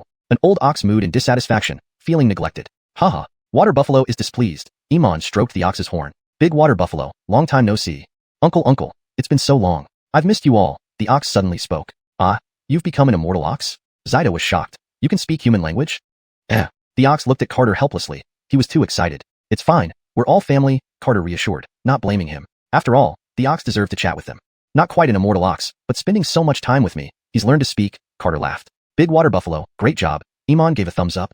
I've seen many spirit beasts in the mountain speaking. Never thought Big Water Buffalo would talk, Zaida cheered. Right, how is grandfather's health these past few years? Carter asked. At this, Iman and Zaida's expressions dimmed significantly. Hashtag chapter 154. Time leaves no trace. Although the air on the mountain is fresh, and Devin gave father a pill of immortality, but Iman hesitated to continue. Carter's mood had noticeably dampened. Let's go see Wallace. Apart from his own grandfather, he only felt familial warmth in Devin. To make the journey faster, Carter took them through the air to the back of the mountain. The air in the back mountain was very fresh, filled with the fragrance of herbs. From the rosy complexion of Iman's couple, it was evident this was indeed a good place for elderly people. Several houses were situated by the streamside, inhabited by families of Huishan Mountain's gifted disciples. They were all poor families, living harmoniously with their neighbors. They were responsible for weeding and fertilizing the ordinary herb fields, earning a fixed monthly wage. As soon as the group entered the small village, returning neighbors greeted them warmly. Oh, Iman, are you bringing your son-in-law home? He looks quite handsome. He could compete with my son. Carter blushed deeply and was about to explain when Iman quickly interjected. Anchors, just got out of seclusion and hurried home. You found a fine son-in-law. We're all envious.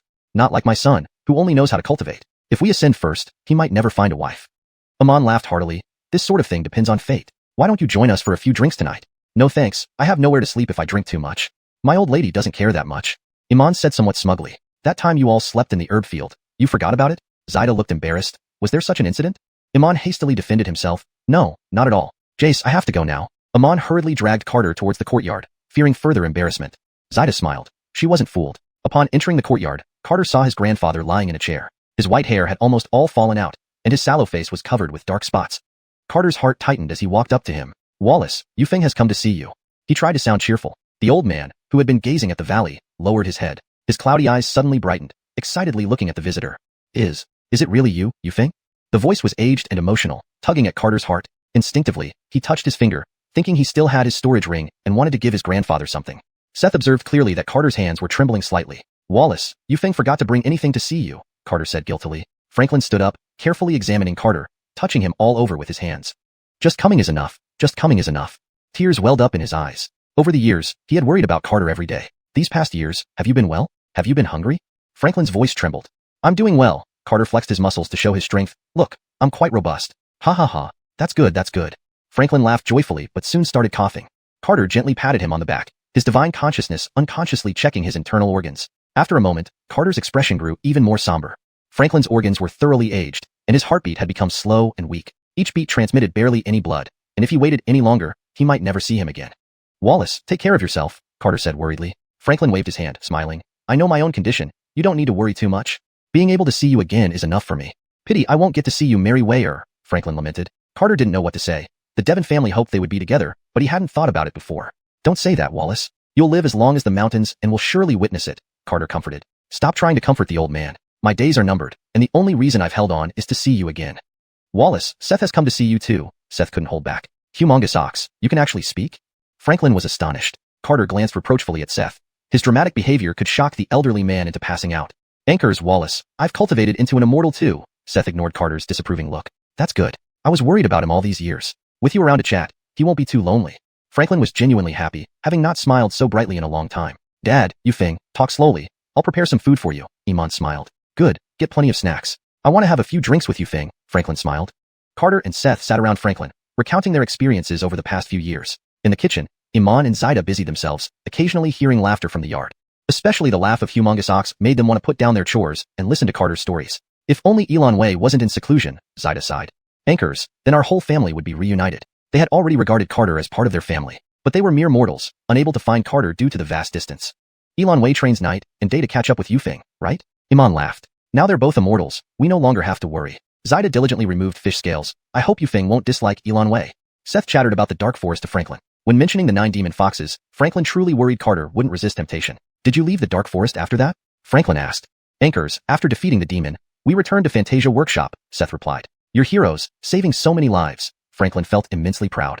Wallace is also a hero, an ordinary hero, Carter smiled. Wallace only worked hard for 3 meals a day. How can that make one a hero? Wallace protected uncle and aunt, protected Devon. In Yufeng's heart, Wallace is a hero, Carter said firmly. Haha, only our Yufeng knows how to speak. They chatted until dusk, until Zaida pushed Franklin into the kitchen for dinner. Too happy, Franklin drank 2 small cups of wine and soon fell asleep. Carter continued chatting with Iman and his wife for a long time. Learning that Devon was in a life or death seclusion, Carter became concerned. Even more surprising, why were Devon and Dennis both in a life or death seclusion? What a coincidence, how strange. Late at night, Carter and Seth lay on the grassy ground, gazing at the stars. The feeling of home is really nice. Anchors, so do we still have to leave? Seth asked. Let's stay here for a while. After all, we have plenty of time. As an immortal, time was one thing he had in abundance. Anchored time does not favor everyone. Chapter 155, A Century in a Snap. The next morning, Fremont hosted a banquet. Carter attended, and the two drank heartily. When they talked about Gabrielle, Carter asked when she would emerge from seclusion. Fremont shook his head. Even he couldn't be certain of the outcome. Look at that southern star. Carter looked up, noticing the southern star was growing brighter. Senior, does the southern star foretell something? After finishing his cup of wine, Fremont's expression turned grave. A sign of great calamity. Carter stared at the southern star, feeling increasingly uneasy the longer he watched. Is there a way to respond to it? Fremont shook his head again. The North region can't deduce it, and I assume the 3 Holy Lands only have vague insights. When will it arrive? Unknown. Is Gabrielle's seclusion related to this matter? In recent years on Lingshan continent, geniuses have emerged like spring shoots after rain, likely born to meet this disaster. For some reason, when talking with Carter, Fremont always subconsciously treated him as an equal. Although Phantom Sound Workshop conceals things very secretly, being at our level, we still know certain news. Undeniably, standing at their height, wanting to know certain news wasn't difficult. The Dark Forest battle has always been a lingering concern for Lingshan continent. Fremont glanced at Carter. I heard you were in the Dark Forest back then? Carter nodded. Senior, I was terrified at the time. Fremont smiled. Surviving itself is a miracle. Carter laughed awkwardly. If not for the treasures given by the seniors, I wouldn't have had the chance to drink with Senior. Fremont dismissed it. Those treasures couldn't resist a demon god. And those 2 swords, just looking at them made him feel powerless. Regarding the Starry Sky battle, perhaps she knows the most. Carter paused, then laughed. Junior doesn't have the qualification to know such things. Fremont smiled. Indeed, saving the North region is enough already. They continued drinking until dusk. When they returned to the back mountain, Iman and Elliot had already come back from the herb fields. Carter greeted them with a smile. Time flew by, and a year passed quickly. Every day, Carter and Elliot helped Iman and his wife in the herb fields. Over this year, Iman and his wife always wore happy faces, and their bond grew stronger. 3 years later, Franklin passed away. Before his death, Carter visited Fremont, hoping Gabrielle could see the elderly man one last time. Fremont took him to Gabrielle's secluded sanctuary, where she remained in deep meditation surrounded by colorful light, but showed no signs of waking up. Carter and Elliot couldn't help but shed tears and guarded Franklin's tomb for 3 months. 10 years later, Iman and his wife grew older and found many farm tasks too strenuous. They relied entirely on Carter and Elliot for help. During this period, Carter and Elliot went to Phantom Sound Workshop to inspect the seal leading to the Silent World. The seal showed no unusual activity. Everything seemed normal. They heard that Germano, Gavin, and Althea were all in life and death seclusion. The rules of the Dark Forest were weakening and would soon disappear completely. Carter borrowed some longevity pills from Fremont to try extending Amon and his wife's lifespan, but they refused. Amon said, life and death are destined. As ordinary people, living over 100 peaceful years was enough for them. 50 years passed swiftly. With white hair, Amon and Perry sat in wheelchairs. Yufeng, thank you for taking care of us all these years, Amon said with a relieved smile on his sallow face. Uncle, we're family. Carter leaned against the wheelchair. Anchors, we're family. Perry stroked Carter's hair. We can't stay with you and Gabrielle anymore. Please don't hold it against us, Amon said guiltily. It's okay. I'm very content. Carter's eyes welled with tears. What a pity we couldn't witness your wedding. Perry's blurred eyes overflowed with hot tears. Auntie, I'm here now, Carter smiled. That night, Carter sought out Fremont again because he knew their days were numbered. Unfortunately, Gabrielle was still in seclusion. 3 days later at dusk, Amon and his wife held hands and departed. Ultimately, they couldn't overcome time. Carter stood behind them for a long time. Elliot gazed at the sky, deeply saddened. Their family had left. Perhaps this is the regret of immortality, Carter sighed deeply. After handling the funerals and guarding the tombs for 3 years, Carter left a letter for Gabrielle and departed from Wheeling Mountain. A century flew by. During the 50 years away from Wheeling Mountain, Carter and Elliot traveled extensively. He saw the statues of Panlong City. He visited Mateo and Kelvin. Anyone he had interacted with, he paid a visit. In his Danteon world, a little girl ran joyfully among flowers. Brother, do you think this world we created with Littlewood is pretty? It was a vibrant world filled with strange plants. Precious, very pretty. Carter leisurely followed the little girl. Over a century, he had focused on nurturing the Danteon world. The points in his mind were added to the Danteon world. Its structure became more stable, with temporal and spatial laws appearing. Over a century, besides traveling, Carter and Elliot also studied cultivation together. Brother, I want to create mountains, seas, sun, moon, and stars. Lisbeth looked at the sky ambitiously. Don't worry, brother will help you achieve your dream, Carter pampered her. Really? Lisbeth beamed. Carter petted Lisbeth's little head. Of course, I am your brother after all. The cherry tree had grown into a towering giant rooted in the black earth. The Ling dragon, vast and immense, cast shadows across thousands of miles. A sword cry echoed through the sky as a dark figure landed on the plain. The plain's flowers turned pitch black as the sword spirit, dormant for a century, awoke. You polluted my flowers. Lisbeth looked angrily at the sword spirit. She was a little scared. Who are you? The sword spirit growled fiercely.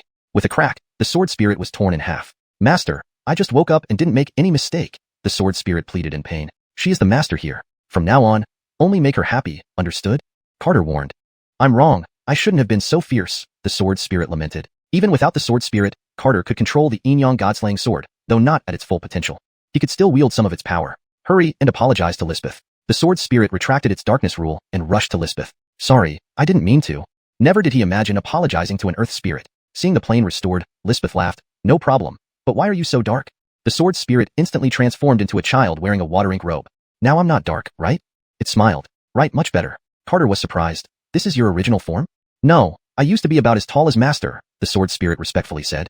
Not fully recovered yet? Still far off, Master. As long as you can recover, continue resting. Carter dismissed it. After spending months in the Danteon world with Lisbeth, Carter and Elliot came under the starry sky. Elliot, let's take a look at that star.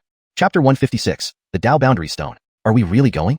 Seth asked, somewhat apprehensive. Just looking at that star makes my heart feel heavy. His physique and divine consciousness had reached their limits. Although most of the golden points in his mind were concentrated in his Danteon world, he still had 100 points left.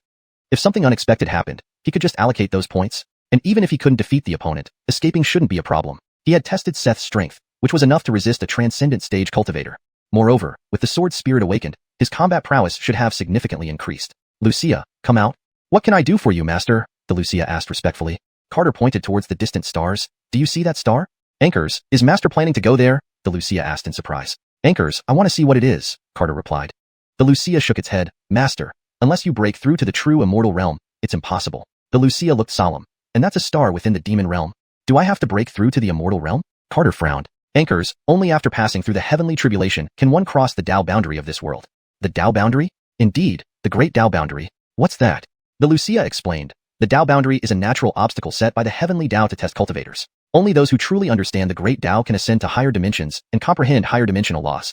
The Tao tribulation is less a test and more an obstacle. As the Lucia detailed each point, Carter began to realize how easy his cultivation journey had been. But I haven't undergone any tribulations. I've already been able to fight against quasi-immortals without any heavenly tribulations, Carter said, feeling puzzled. The Lucia took a deep breath. Master is different. Though he knew he was different, he wasn't sure exactly how. If you're so different, then the Tao boundary shouldn't stop you, right? Seth gave him a disparaging look. It seemed Carter was becoming braver by the day. Didn't the Lucia just explain clearly? If the Heavenly Tao discovers anomalies, it will erase them directly. Do you think you can beat the Heavenly Tao? Seth grumbled irritably. That's right, Master. We shouldn't take unnecessary risks, the Wuxia added. Carter looked at the distant star and shook his head. He conceded. Fine, let's not go then. Suddenly, Tian and star started emitting bright red light, getting increasingly luminous. That star is shining even brighter, Carter noted anxiously. A barely noticeable beam of red light shot out from Tian and star, crossing the starry sky toward them. The red light became increasingly brilliant, resembling a falling meteor. Above the starry sky, a golden orb descended, illuminating the entire expanse. Divine might spread far and wide, almost suffocating Carter. What's happening? Before he could react, a golden celestial tablet descended overhead. Trouble, it's the Tao boundary stone, the Wuxia panicked. Carter tore through space with Seth, reappearing tens of thousands of miles away. The golden celestial stone flew toward the eastern region of Xianxia continent. At the same time, a red demon stone soared across the sky toward Xianxia continent. Carter's heart pounded. Had he moved slower, he'd likely have been crushed into nothingness. Carter took a deep breath. What's the Tao boundary stone? The Wuxia's expression turned serious. The Tao boundary stone is a supreme treasure of the immortal realm. It stabilizes a world's laws up to the heavenly immortal stage and receives recognition from the Tao boundary. So does this mean the immortals from above are coming to this realm? Anchors, and it's not just the immortal realm. The Wuxia glanced toward the descending red stone. People from the demon realm are also here. The Wuxia continued solemnly. I fear my unsealing has drawn attention from the demon realm. Carter felt chills run down his spine. So they're here for me? The Wuxia shook its head. Not necessarily. After recovering some strength, I've noticed many peculiarities in this world. For instance, in the northern region, I sense the presence of an ancient god. The ancient god in the north. Wasn't that Mateo? Aren't gods and immortals on the same side? The Wuxia shook its head again. Gods are different from immortals. Although both pursue the Tao, they fundamentally differ. They may appear harmonious on the surface, but open rivalry and secret competition have never ceased. Master, let's head to the dark forest now to see if anyone from the divine realm has arrived. Carter didn't hesitate, immediately heading toward the 9 fairy caves. Before he could fully comprehend the situation, 9 fox immortals rushed out of the 9 fairy caves. Cultivator Phyllis, quickly leave the 9 fairy caves. The 9 fairy caves emitted divine light, shooting beams toward the sky. A massive boulder appeared within the beams, releasing an awe-inspiring pressure threatening to crush the entire dark forest. Countless beasts lay prostrate on the ground, immobilized. In the western region, demonic lights surged into the sky. In the eastern region, golden lights flashed. In the northern region, the divine disk caused global tremors.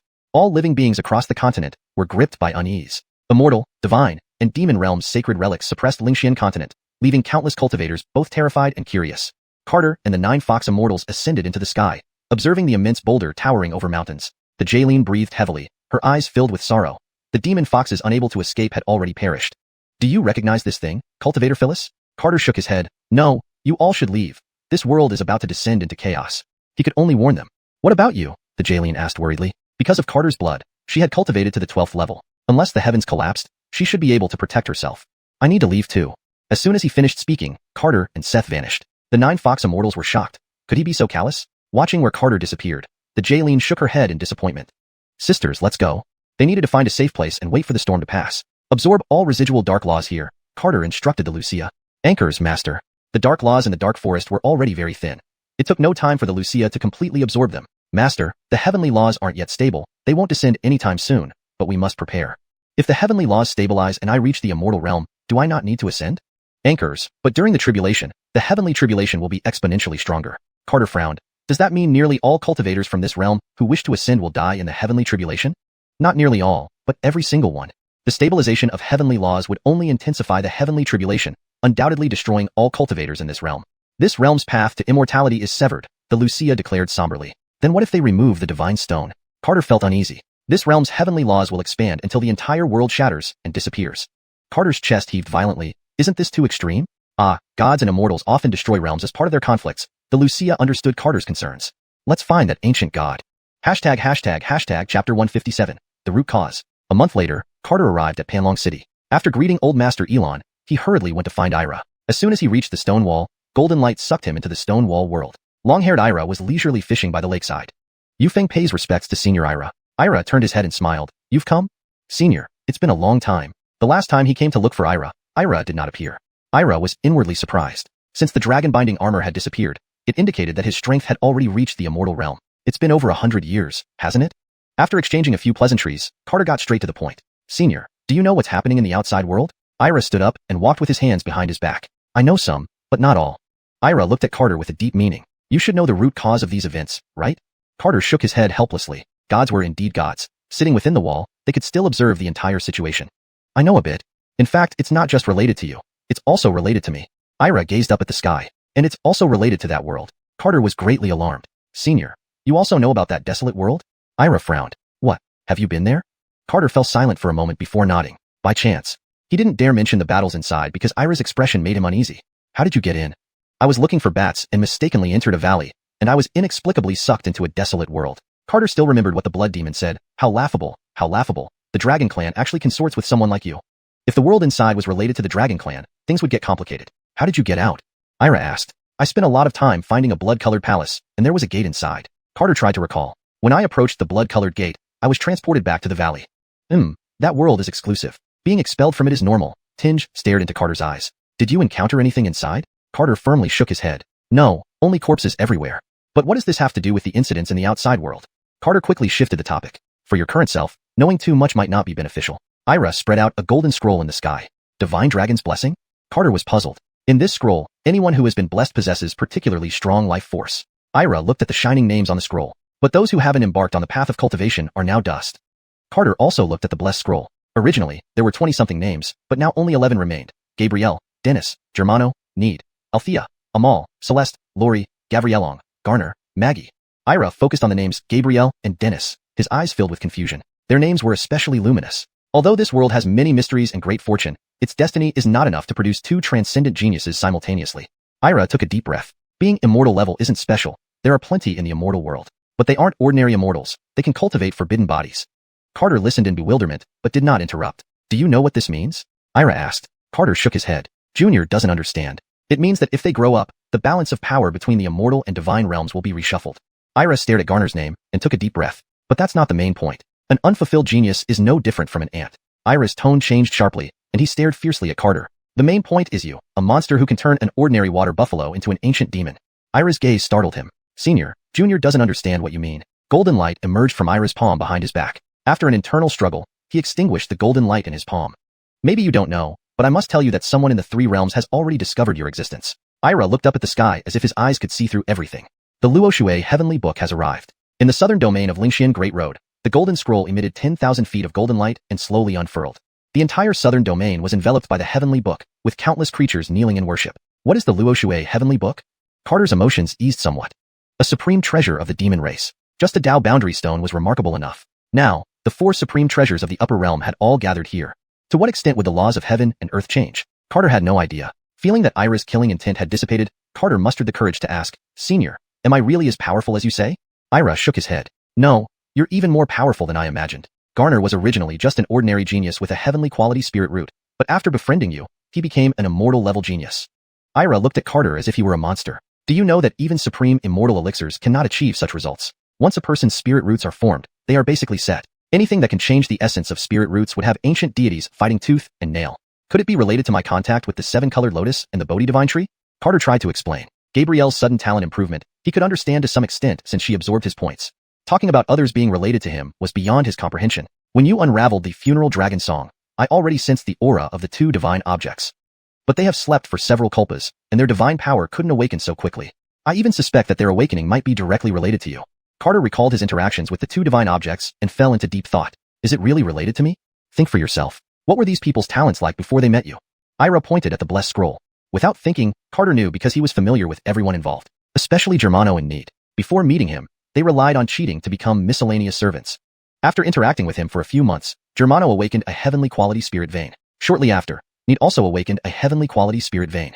Looking back on the past 100 years, Carter finally saw a pattern. The heavenly spirit horse, earth fire dragon lizard, explosive three-headed tiger, seven-clawed winged dragon, golden silk amir, every one of them had deep interactions with him. Most importantly, they all received his acknowledgement. There's no need to talk about the old bull. He finally understood why the Monkey King thanked him for his great grace. It turns out he had changed its fate. And the source of all this should be the system that granted points. No wonder Ira had wanted to kill him several times. Chapter 158, Mateo's advice. If the deities, demons, and immortals came here for this reason, it wouldn't be hard to understand. Senior, what should I do now? After a long silence, Mateo finally spoke. There's no need to worry too much. You've engaged with the demon race, so perhaps only they have noticed something. The appearance of the divine realm is likely due to that sword. The celestial realm's appearance might be related to the unusual activities in the demon world. The trip from the beast realm is mostly for me. But still, the situation isn't optimistic. Who can guarantee that the news is only within the hands of the demon race? Mateo put away the scroll of blessings. The four realms have always been competing openly and secretly. Any slight disturbance can set off each other's nerves. Now that the demon race has boldly entered this realm, the other 3 realms will naturally find out the reason quickly. When that happens, all powers will compete, and this realm won't exist anymore, and you'll be right at the center of it all. Carter remained silent. If it really came to this, what could he do? Resist the 4 realms with his own strength? That was laughable. I can only give you one piece of advice, Mateo said. Senior, please tell me, Carter responded, somewhat excitedly. Mateo looked resolute. Whoever targets you, be they deity, immortal, or demon, kill them all. And act cleanly. It would be best if you could frame someone else. Carter was shocked. Senior, I'm not even at the immortal realm yet. How can I face immortals from the upper realms? Mateo smiled. I won't disclose what you possess, but regarding your strength. Himph, what are those humans, earth immortals to you? Carter didn't expect Mateo to hold him in such high regard. Perhaps he really could challenge them. What puzzled him was why, after seeing his extraordinary nature, Mateo hadn't killed him. Senior, can you tell me why you didn't try to kill me? Carter asked seriously. Mateo was surprised, then smiled. I admit, I thought about killing you several times. If we had no connection, I would have eliminated you without hesitation even if you were born in the beast realm. Mateo sighed, smiling bitterly. Unfortunately, not only did you unlock the burial dragon chant, but you also caused a fire dragon to display signs of returning to its ancestral form. How could I lay a hand on you? Of course, my actions aren't without ulterior motives. Mateo looked at Carter seriously. If one day the Dragon Clan faces a catastrophic disaster, I hope you can lend a hand. Carter laughed bitterly. With the arrival of the 4 realms, whether he could survive was questionable, but he still promised. Senior, rest assured, if I live to see that day, I won't stand by idly. I hope you remember your words today, Mateo continued. Let it out. Speaking to him directly will be more useful than speaking to you. Carter didn't pretend anymore and summoned the Lucia. As soon as the Lucia appeared, the atmosphere in the stone wall world turned icy. Mateo, the Lucia said coolly. Ankara, didn't think you'd remember me? Mateo smiled bitterly. With a wave of his hand, Mateo sent Carter out of the stone wall world. Carter watched the stone wall, curious about what Mateo was telling the Lucia. And when he saw Mateo, the Lucia's demeanor changed dramatically. What secret does Mateo want to share with that little guy? The old ox wondered aloud. Our strength is too weak. Knowing too many things would just keep us awake at night, Carter said. Indeed. They're all celestial monsters and demons. Finding a place to hide seems like the better option. Carter shook his head. We can't hide. The old ox looked up at the divine light emanating from the sky, feeling fearful. While previous opponents were strong, none made him feel as suffocated as now, crushing from all sides. The 4 holy artifacts constantly reinforced the natural laws of Xianxia continent. Even standing still, Carter could clearly feel the changes in these laws. The sky seemed heavier, the earth more solid. If his cultivation system was like other great cultivators, he would have clearly seen the significant changes in the natural laws. After some time, the Lucia returned to Carter's sea of consciousness. Lucia, what did Senior say to you?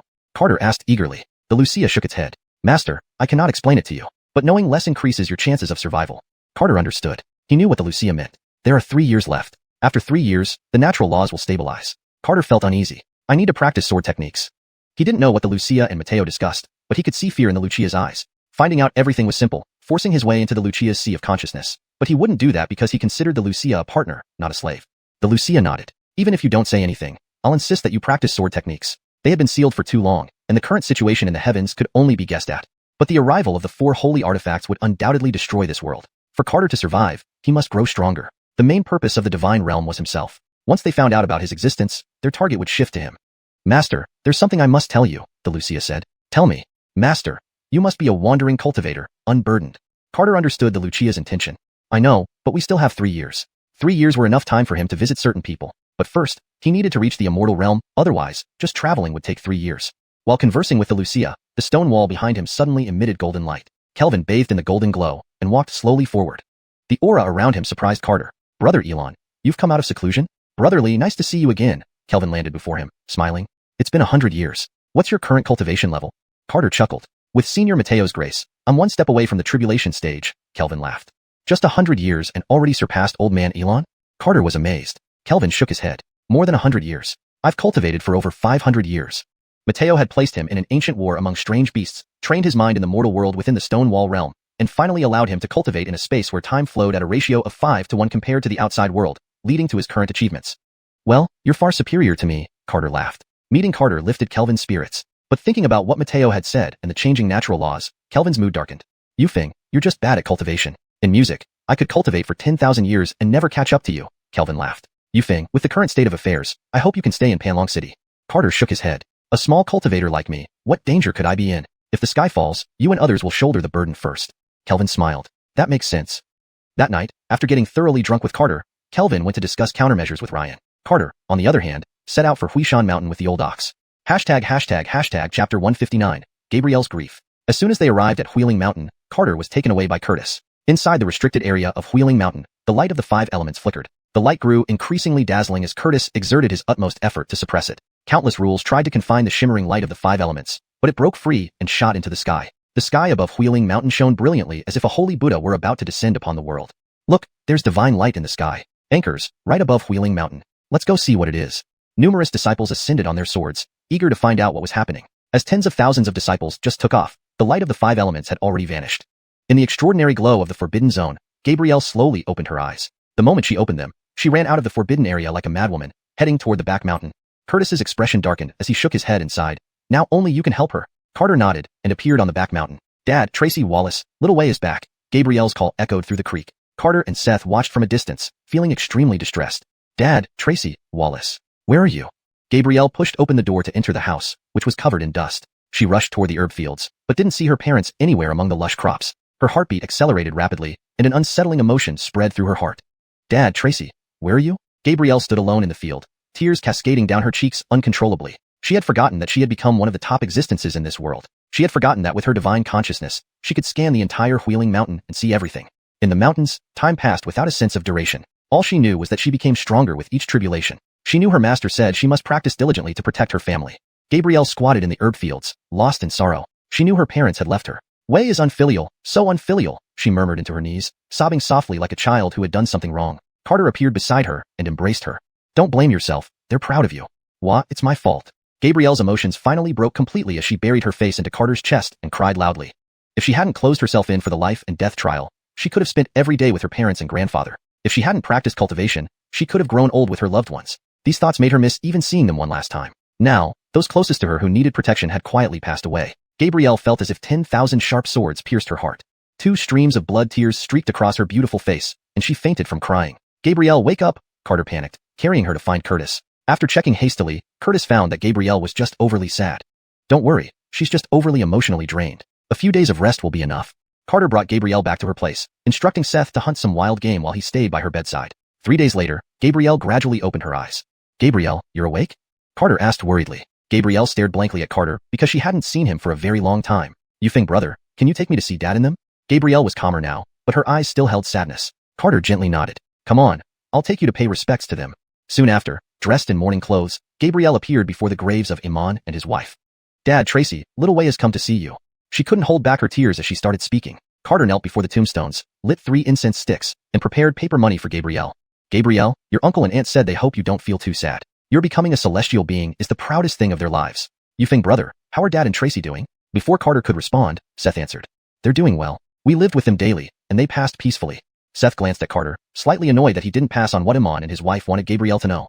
Your father and mother also said they most wish to see you marry Carter. Carter's face turned black. What did this ox say? Gabrielle's grieving face suddenly blushed. Although she liked Carter, saying it so openly still made her shy. Really? Dad and them said that? Gabrielle asked in a low voice. Carter was blushing profusely and wished he could hide in the grave with Iman.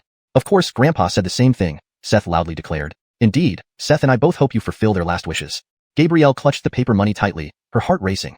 All right, let's pay respects to Uncle and Aunt first. We'll talk about this later, Carter said awkwardly. If Seth continued, he might really have to hide in the grave. Besides, this was Iman and his wife's burial site. Every word must be spoken carefully. Okay, Gabrielle nodded gently. Yufeng brother, how long was I in seclusion? Gabrielle asked with a flushed face. For over 100 years, Carter sighed. Gabrielle paused in shock. Over 100 years? She thought it would be only a few years or a decade, not realizing it had been more than a century. Can you tell me how Dad and Tracy spent these 100 years? I'll do that. I spent more time with them than Carter did, Seth replied. Seth lay next to Gabrielle, putting paper money into a fire basin with his mouth and narrating the life he shared with Iman and his wife. He told stories passionately and continuously for 3 days and nights. Though they were daily trivial matters, Gabrielle listened intently. Seth recounted until the day they passed away and conveyed all the things Iman and his wife wanted to tell Gabrielle. Sometimes she laughed, sometimes she cried. When Seth made mistakes, Carter corrected him immediately. After a long time, Gabrielle touched Seth's horns and sincerely thanked him. Thank you, big water buffalo. And, Yufeng brother. Gabrielle's face turned as red as a ripe apple. Carter scratched his head awkwardly. No need. We are family. Although embarrassed, he was relieved to see Gabrielle's sadness fading. By the way, Gabrielle, what level are you at now? Carter asked. I'm pretty strong now, at half-immortal stage, Gabrielle said happily. Half-immortal? Carter was puzzled. He wasn't very familiar with cultivation stages, but he knew full immortals transcended the tribulation realm. Half-immortals failed the tribulation? Did you fail the tribulation? Carter asked, concerned. Nope, I fought with a half-immortal in the illusion training tower, and they couldn't beat me. Carter's eyes widened. What? Half-immortals couldn't beat you? That was unbelievable. He had encountered half-immortals before. Though not invincible, he never imagined Gabrielle could defeat them. Ankara, Gabrielle grinned. From now on, I can protect you, Feng brother. Warmth filled Carter's heart. Then, thank you for future support. Gabrielle nodded vigorously, finally showing a smile. Chapter 160, The Sacred Maiden. After 7 days of worship, Fremont took Gabrielle away. 3 days later, Wheeling Mountain announced a significant event. All disciples and elders gathered in the arena, where Fremont officially declared Gabrielle as the Sacred Maiden of Wheeling Mountain and the sole candidate for the next leader of Wheeling Mountain. Had Fremont not been concerned about Gabrielle's relative inexperience with the world, he would have abdicated on that very day. 3 days after the announcement, Wheeling Mountain officially held the enthronement ceremony. It was also the day the grand teleportation array between the central region and the northern region would be activated. Following the enthronement of the Sacred Maiden, Gabrielle moved to reside on Sacred Maiden Peak. Carter and the Seth had already prepared a table full of delicious dishes, waiting for Gabrielle's return. On the picturesque and spiritually rich Sacred Maiden Peak, Carter and the Seth saw Gabrielle from afar. Now she was adorned in her sacred robes and crowned with a phoenix crown. Her every move was imbued with the resonance of heavenly laws, making her resemble a divine maiden from the heavens. Carter was entranced. Gabrielle is just too beautiful. Whether Gabrielle is beautiful or not, I don't quite understand, but she is the kindest girl I've ever seen, said the Seth.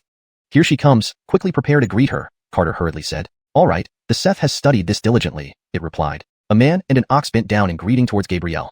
Welcome back, Sacred Maiden. In unison, both Carter and the Seth greeted her, causing Gabrielle's face to flush. You Feng brother, Big Water Buffalo, please stop teasing me. No, we are sincere. Didn't you feel it? The Seth hurriedly explained. Gabrielle, we've prepared some delicacies for you, Carter said with a smile. Really? Gabrielle exclaimed in surprise. Of course, Carter's cooking is quite satisfactory, even by my standards. Whoosh. Gabrielle appeared beside the stone table as an afterimage, where steaming dishes were laid out. Wow, they smell wonderful, thank you, Feng brother. Her bright eyes curved into crescents. Swoosh. A fiery red figure emerged above Gabrielle's head, eyeing the table full of food curiously. The aroma almost killed this dragon. I want to finish everything here. The palm-sized fire dragon salivated as it lay on the table. Ansel, you're awake? Gabrielle said happily. Anchors, the smell woke me up. The little dragon grinned toothily. Since Miss Gabrielle invited us so politely, I'll start first then, said the little fire dragon without any reserve. Just as it was about to leap into a bowl of soup, it suddenly felt a chill on its scalp. Try jumping in if you dare. The Seth's icy voice echoed in the little dragon's ears. What, Senior Bull? The little fire dragon widened its eyes, thinking it had seen a ghost. Seeing Carter approach confirmed it was indeed the Seth. Thankfully, it hadn't made a rash move. Suddenly, it realized something was off. Its power had greatly increased, yet this old ox still intimidated it? Huh, I didn't drink your soup. Why are you so aggressive? The little dragon scoffed. I cooked it. Doesn't that make it mine? Hey, what can you do if I eat it? It's yours, so what? Without hesitation, the little dragon jumped into the fresh broth and drank it all in one gulp. Amazing skills. I haven't tasted anything this good in 100 years. The little dragon relished every bite. Gabrielle couldn't help but laugh at its antics. The little dragon had indeed suffered over the years. Couldn't you leave some for us? Too delicious, I couldn't resist, the little dragon said sheepishly. The Seth stared, furious that this serpent showed no respect at all. Snake, come with me, the Seth said coldly. Sure, let's go. Afraid of you? The little dragon replied arrogantly. The little dragon and the Seth vanished into the sky, seemingly set for a confrontation. Don't fight please, Gabrielle worried. Leave them alone. They've been apart for too long. Catching up might be good, Carter smiled as he sat down to eat. Let's eat. Carter served rice to Gabrielle. With flushed cheeks, she accepted the bowl of steamed white rice. She hadn't eaten white rice in ages, and this was her first time tasting Carter's cooking. Thank you, Feng brother. Gabrielle ate shyly. Carter kept piling dishes onto her plate. This fish was caught in deep waters, try it. Gabrielle couldn't stop after taking the first bite. Whoa, Feng brother's cooking is amazing. Carter scratched his head embarrassedly. Still needs improvement. They enjoyed their meal under the stars while the little fire dragon howled in pain elsewhere. Sorry, Senior Bull. I'll make a better batch to compensate. The Seth stomped on the little dragon's head, still seething with anger. Make 100 bowls right now. The little dragon was bruised and battered. Had it not been for Gabrielle, the Seth might have broken its bones. The little dragon never imagined this old ox was so powerful. If the ox was this formidable, then Carter must be even more incredible. I'm going now. The little dragon reappeared on Sacred Maiden Peak, no longer proud but dejected as it started cooking again. The Seth sat down with Carter, joining them for dinner. Big Water Buffalo, did you fight? No, we chatted very happily, the Seth grinned. Ask the little dragon if you don't believe me. Cooking soup and saying yes, yes, it was such a great chat, the little dragon muttered sarcastically. Gabrielle laughed. That's good. Only after the little dragon prepared 100 servings did the Seth vent his anger. Gabrielle learned from Fremont that Lingshan continent had undergone a dramatic change. Carter was only at the first level of Chi practitioner, so she dared not share this shocking news with him. Her mission was to protect Carter well. On the morning of the third day, Wheeling Mountain's Sacred Maiden enthronement ceremony began officially. Near the Coiled Dragon City on Longtu Mountain, 3 massive teleportation arrays glowed brightly. After a century of effort by the 3 Holy Lands and Northern Region cultivators, the inter-regional teleportation array was finally completed. Luckily, it was finished before the changes in the heavenly laws occurred, otherwise, it would have taken 1,000 years to build. With the strengthening of heavenly laws, the teleportation array would only become more stable. Once the 4 holy artifacts fully refine the heavenly laws, even a realm-transcending cultivator might not be able to destroy the array. Like a tunnel surrounded by solidified earth, the safer it became. The enormous teleportation array shimmered with light as groups of cultivators arrived via various means, some on spaceships, others flying on swords. Thousands gathered at the teleportation array, consisting of elders and top geniuses from various sects. They came to the northern region not only to attend the Sacred Maiden's enthronement ceremony, but also to discuss how to deal with the newly powerful artifacts. Hashtag Chapter 161.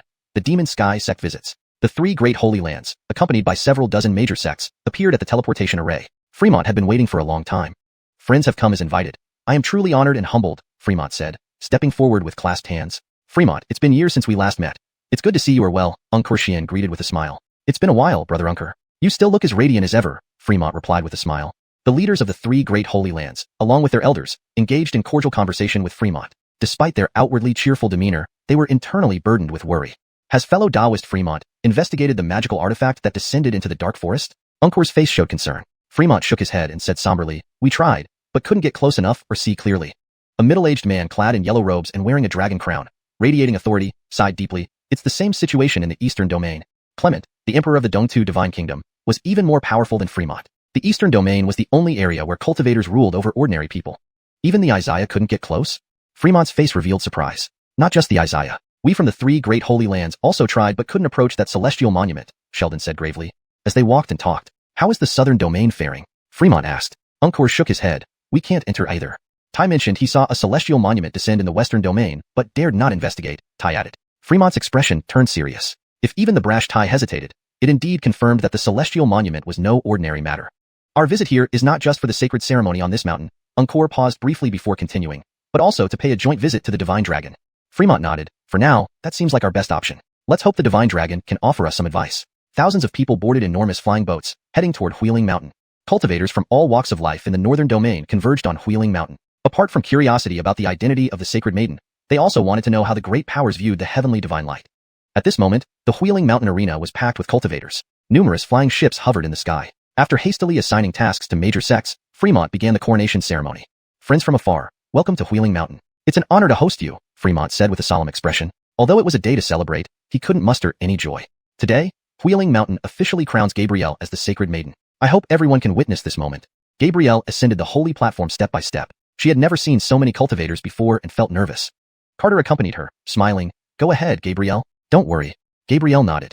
Each step Gabrielle took produced a lotus flower beneath her feet as she basked in the pentagrammic divine light. Has she already ascended to immortality? Why do I feel insignificant at the moment she appeared?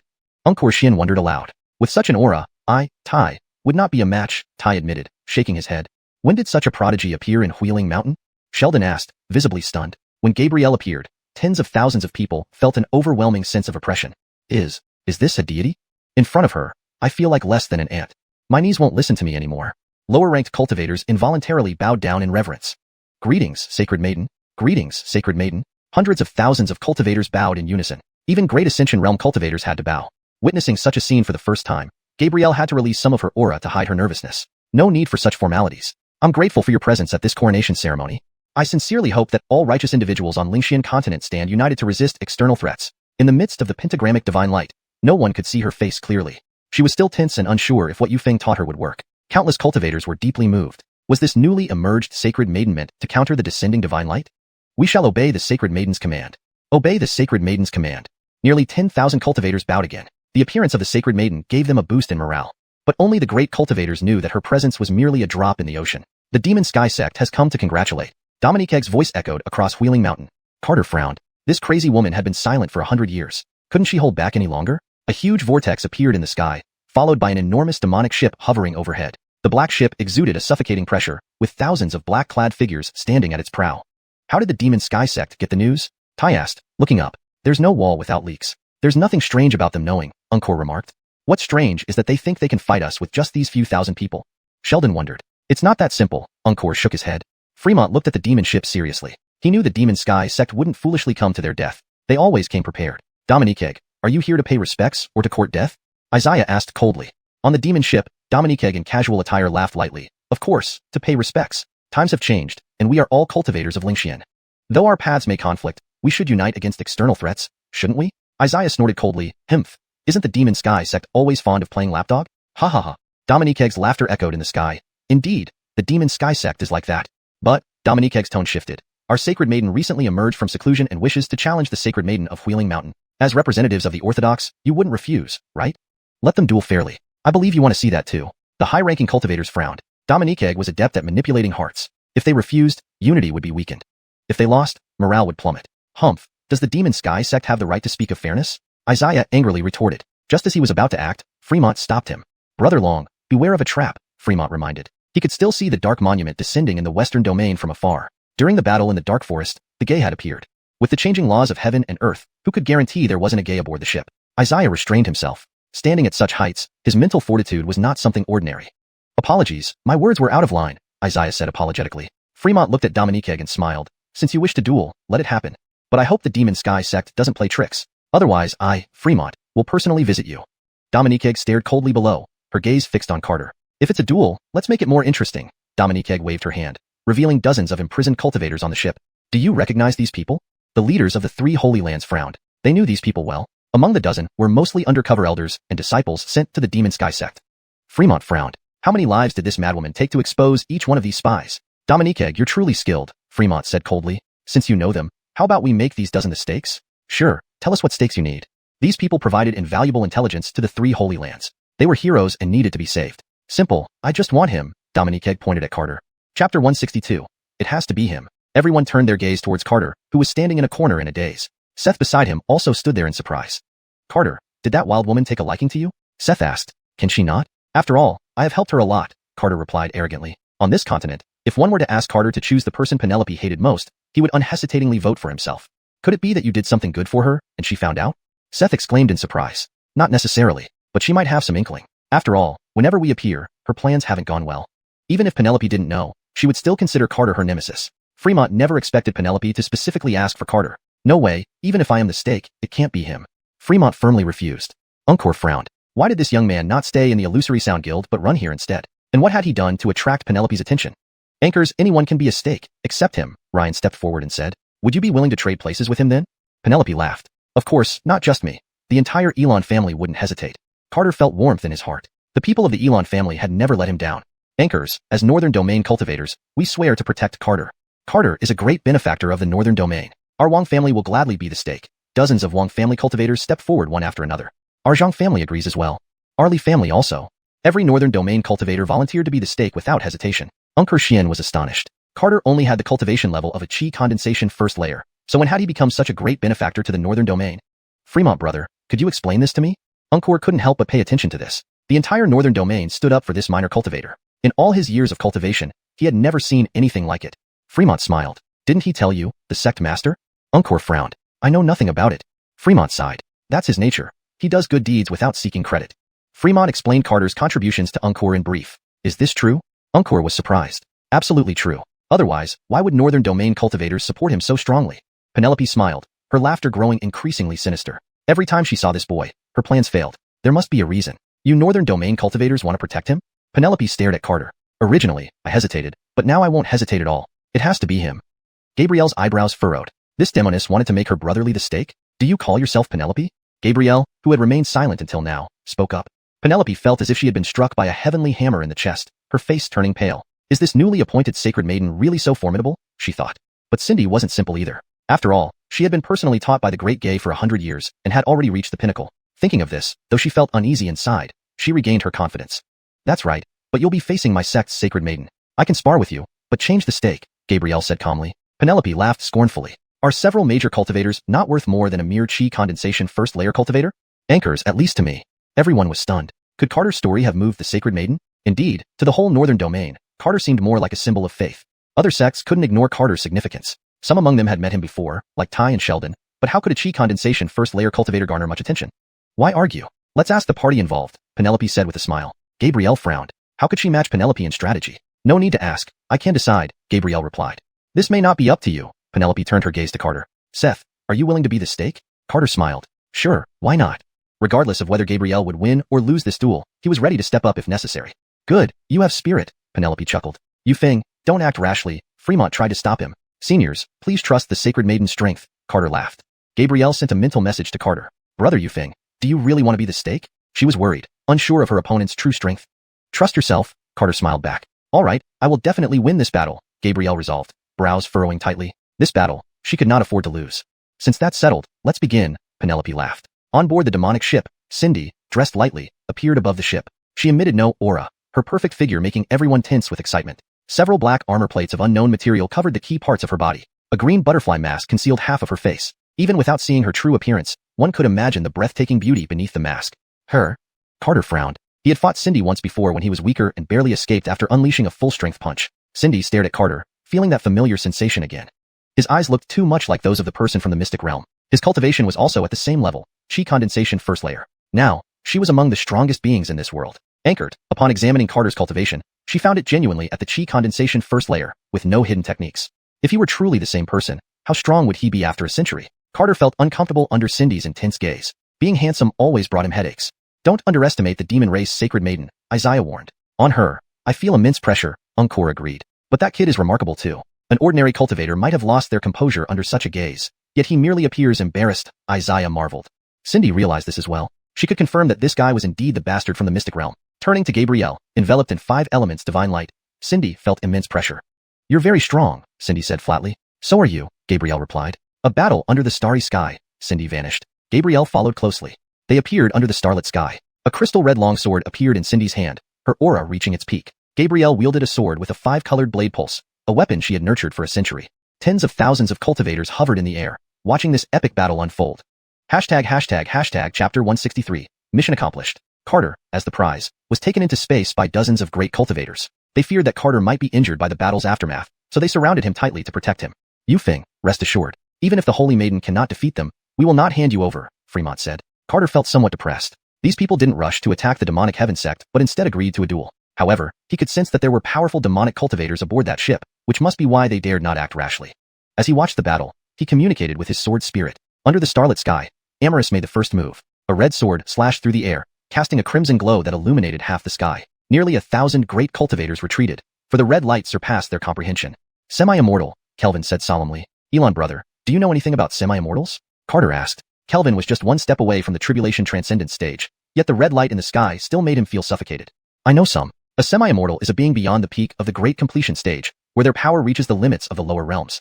A Tribulation Transcender is someone who couldn't transcend the heavenly tribulation but survived it. Only then are they considered true Tribulation Transcenders. They have experienced the trials of heavenly tribulation and have insights into the laws of the universe that far surpass those of Great Completion cultivators. In terms of combat strength, they are several times stronger than Great Completion cultivators. But semi-immortals are at an even higher realm, the limit beyond the Great Completion stage. Their understanding of natural laws even surpasses Tribulation Transcenders, and their divine souls approach perfection.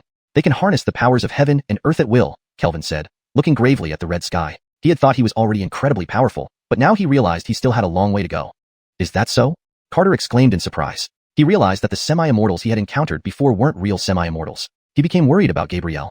After hearing Kelvin's words, the dozen great cultivators wore grave expressions. Throughout history, Lingshan continent has never seen the existence of semi-immortals. Tai took a deep breath. Everard looked gravely at Fremont. Fremont brother, may we know the Holy Maiden's age? Fremont shook his head. Sorry, I can't reveal that. Revealing Gabrielle's age would only cause everyone to fall into despair. Although the world was changing drastically, at least everyone still had the courage to face it now. If they knew that Gabrielle was born in response to a calamity and had become a semi-immortal within a century, how severe must the disaster be? Unkar nodded, agreeing with Fremont's decision. Everyone fell silent as the battle in space began. Crimson light was now converging into a massive crimson celestial sword. The moment the demon sword solidified, a wave of overwhelming demonic aura spread out. The onlookers, all fused stage cultivators, could barely withstand the immense demonic might. It felt like a giant foot stomping on their chests. One by one, hundreds of fused stage cultivators spat blood. Merely looking at it caused severe injuries. They fled the starlit sky as if their lives depended on it. Even Great Completion cultivators were nearly overwhelmed by the pressure from the celestial sword in the sky. Fremont watched the huge sword behind Mei Yi and said gravely, "Is this going to be a decisive strike?" Kelvin shook his head. "You underestimate the Holy Maiden." Behind Gabrielle, 5 elemental lights shone brightly, and her pentagram sword suddenly disappeared, transforming into a river of swords behind her. Carter was stunned and quickly consulted with the sword spirit. "Lucia, is Gabrielle using infinite sword prohibition?" The sword spirit shook its head. "It doesn't look like it. There's still much difference. But Gabrielle has already reached the peak of this world in swordsmanship, especially in the 5-element sword path." The 5-element sword path? Carter was confused. Explaining it now would waste time. When the master practices swordsmanship, I will explain it in detail. Can she win? It's hard to say. Their strengths are almost equal. Under the starlit sky, the river of pentagram swords surged towards Mei Yi. At the same time, the massive crimson sword charged towards the river. Under their immense power, cracks appeared in the sky. The river of pentagram swords swallowed the red sword, causing countless divine lights to bloom in the sky. Even great completion cultivators couldn't clearly see the battle unfolding. Natural laws instantly became chaotic, forcing the onlookers to retreat tens of thousands of miles away. Even at such a distance, the tearing force still affected their bodies. All they could see was enormous light slashing through the sky. Run! Fremont yelled. Dozens of cultivators carried Carter away from the starlit sky. Trations later, the spot they had just occupied was engulfed by a violent force, leaving a heart-wrenching void. Fremont sighed in relief. Thankfully, they had run fast enough, or they might have been killed. Under the 100,000-mile starlit sky, people only saw red light blotting out the sky, shining divine light, as if the sky were about to split open. Not only did the righteous cultivators feel terrified, but the demonic heaven sect's great cultivators also watched in panic. Is this the strength of a semi-immortal? Dominique muttered to himself. These powers should belong to her. Anchored inside the secret realm, she lost the 7-colored lotus and the Bodhi divine numbers. In the northern domain, Sherry, who was once within her grasp, was snatched away by someone else. In Panlong City, the northern domain cultivators could have been completely annihilated, but the legendary divine dragon suddenly appeared, forcing the demonic heaven sect to flee in disgrace. In the dark forest, a flawless plan was ruined by an unexpected presence. Each time, she saw Carter's figure. Each time Carter appeared, things turned for the worse. Dominique's hatred for Carter had seeped deep into her bones. She no longer saw him as a mere breath condensation cultivator, but as a thorn in her side that must be eliminated. Carter watched the sky anxiously, but soon he sighed in relief. It seems Gabrielle's talent is superior after all, Carter said to the sword spirit. I sense the master's aura from her, the sword spirit remarked. Don't get carried away. All her achievements come from her own efforts, Carter replied sharply. The sword spirit quickly shut up, knowing that provoking this wrathful god wouldn't end well. Half a day later, the sky fell silent. The battle seemed to be over. Amorous reappeared on the demonic ship and waved her hand, sending more than 10 people flying off the ship. I'll be back. Leaving those words behind, the demonic ship vanished into a twisted vortex. Gabrielle slowly landed on the holy platform and gave Carter a slight smile. Mission accomplished. With these words, the entire square erupted in celebration. Long live the Holy Maiden. No one knew who started it, but soon the whole square was thunderous with chants. Long live the Holy Maiden. Long live the Holy Maiden. Long live the Holy Maiden. We are honored. Adrians from the 3 sacred places were generous with their praise. Carter was of course happy, but he was more concerned about whether Gabrielle was injured. Chapter 164, Departure. On the demon ship, Callie's face was deathly pale. Dominique, already filled with gloom and desolation, felt even more agitated. She never imagined that the Holy Maiden cultivated by the supreme secret technique of the Great Gay would be so useless. Does it seem like you have something against me, Dominique? Callie asked coldly. If it were 100 years ago, calling her that way would have gotten Callie slapped dead. But times had changed. Even if she merged with her 2 avatars now, she might not be Callie's match. Besides, with the Great Gay supporting her, she could only temporarily endure to reclaim her past glory. Holy Maiden, I'm just worried about your injuries, Dominique replied in a low voice. I know what you're thinking. If you're dissatisfied, you can challenge me. After saying this, Callie vanished without a trace. After leaving the demon ship, Callie could no longer hold back the blood gushing from her chest and spat out a mouthful of crimson blood. Never thought she would have the upper hand over me. The way the two fought was extremely dangerous. Any mistake could lead to their demise. But Callie never expected that person to be fearless. If it weren't for that last sword thrust born from desperation, she wouldn't have lost. It seems I still lack the resolve to die. She knew she was ruthless, but ruthlessness didn't mean fearlessness. Compared to orthodox sects, the demon clan feared death even more. In today's turbulent world, both sorrow and fortune lay ahead, and she must cultivate an unfearful heart. On Wheeling Mountain, people's excitement lingered. After many years of open and hidden conflicts with the Devil Heaven sect, this was the first truly decisive victory. Against this backdrop, this victory undoubtedly gave rise to more hope among the cultivators of Lingxian continent. All the cultivators who arrived at Wheeling Mountain today were treated well. After the coronation ceremony, the elders of the 3 great sanctuaries intended to invite Gabrielle to discuss important matters. However, Gabrielle passed it to Curtis. Curtis led thousands of cultivators to seek an audience with Mateo, but unfortunately, Mateo ignored them. Even Kelvin was turned away.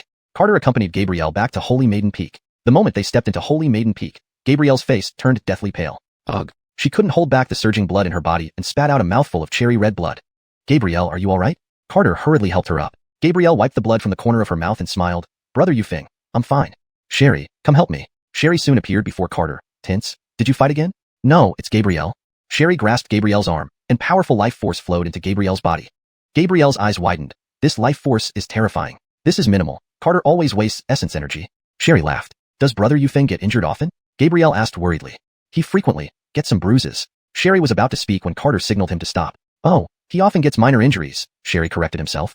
Carter awkwardly laughed. When traveling outside, bumps and bruises are inevitable. Naive Gabrielle believed it. Brother Yufeng, be careful in the future. Carter nodded with a smile. I understand. Are your injuries better now? Gabrielle's pale face had regained some color. Much better. Is this Sherry? Her master had once told her about the celestial spirits, including the legendary Sherry. Anchors, I'm Sherry, Sherry grinned. Apart from Seth and Carter, Sherry was interacting with outsiders for the first time. Wow, you really are Sherry. Gabrielle picked up little Sherry and examined him closely. If it were anyone else, Carter wouldn't dare reveal Sherry's existence. But Gabrielle was different. She would keep all of Carter's secrets. I met Sherry by chance in the Sherry village, and since then, he's been following me relentlessly. Carter smiled. Sherry village? Gabrielle was surprised. Anchors, it's the village you used to live in. So we're fellow villagers. Gabrielle teased Sherry's green hair. Sherry was amused. Outsiders weren't as terrible as he had imagined. After treating Gabrielle's injuries, Gabrielle prepared to enter seclusion. Although this battle was perilous, it greatly benefited her. She needed time to digest the Tao principle she had sensed. More importantly, she needed to improve her strength. The changes in the heavenly laws made her feel increasingly uneasy. Brother Yufeng, I need to go into seclusion again, Gabrielle said somberly. How long will you be in seclusion? A few years. Saying a few years actually meant centuries. After all, within Huiling Temporal Realm, time flowed much slower than outside. Go ahead. During your seclusion, I'll visit Fantasy Sound Shop. Carter smiled. Alright, just so happens Sherman Uncor is in the North region. You should return with them.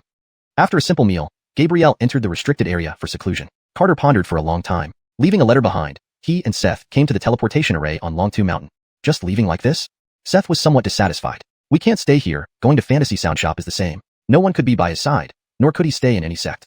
We are destined to live alone, Seth lamented. There's always a way out. Don't be so pessimistic, Carter laughed. Not telling Master Curtis? Carter shook his head. They shouldn't worry about us. They stepped onto the teleportation array at Longtu Mountain, which was guarded by people from Huiling Mountain and the Elon family. Carter knew both primary supervisors, Huiling Mountain's Jericho and Elon family's patriarch Fraser. Seeing Carter approach, they greeted him with smiles. Yufeng, come to observe the teleportation array? Fraser asked. Senior, I'd like to use the teleportation array to go to the central region, Carter responded awkwardly. Fraser was curious. Do you have business in the central region? Anchors, I want to visit old friends, Carter explained. Fraser hesitated. Although using the teleportation array was costly, that wasn't the main issue. He was more concerned about Carter's safety.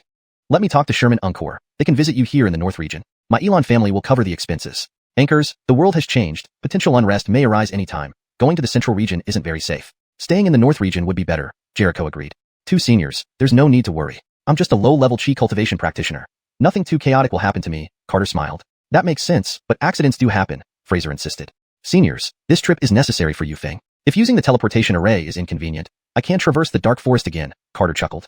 They shook their heads. They couldn't persuade Carter otherwise. Alright, take this storage ring. Fraser handed over a storage ring. Carter blushed, feeling embarrassed. If you don't accept it, you can fly there yourself, Fraser sternly said. Carter reluctantly took the ring. Thank you, senior. Be careful on your journey. Fraser and Jericho raised their hands and cast spells. The vast teleportation array emitted blue light. One man and one ox stepped onto the platform and left the North region. Hashtag chapter 165, sword practice. Blue light flickered and flashed around, receding rapidly. A man and a bull darted through a blue tunnel. This teleportation array is truly wondrous, Carter marveled. It was the first time the old bull had traversed space so quickly, leaving it somewhat dazed. A little dizzy. I wonder when we'll arrive in the central region. Shouldn't be too long. Carter knew that traveling through space was extremely fast after having torn through space before. The old bull possessed formidable combat power but rarely fought. It didn't even realize it could tear through space. A day later, Carter and the old bull appeared in Phoenix Cry Mountain. The teleportation array in the central region was situated in Phoenix Cry Mountain and managed by the three great holy lands on a rotational basis, each for 10 years. The first decade was overseen by Juji Tiankong. The blue light vanished, and a man and a bull stepped out of the teleportation array. Thinking it was an elder from one of the three holy lands returning, the guardian elder prepared to welcome them. However, he saw a young man, which surprised him further as the youth's cultivation was merely at the chi practitioner stage. Who are you? The elder in a dark robe demanded. I'm Carter, just arrived from the northern region, Carter replied with a bow. Carter? The elder frowned. Never heard of you. State your sect. I am a loot boy from Phantom Sound Pavilion's Ethereal Peak.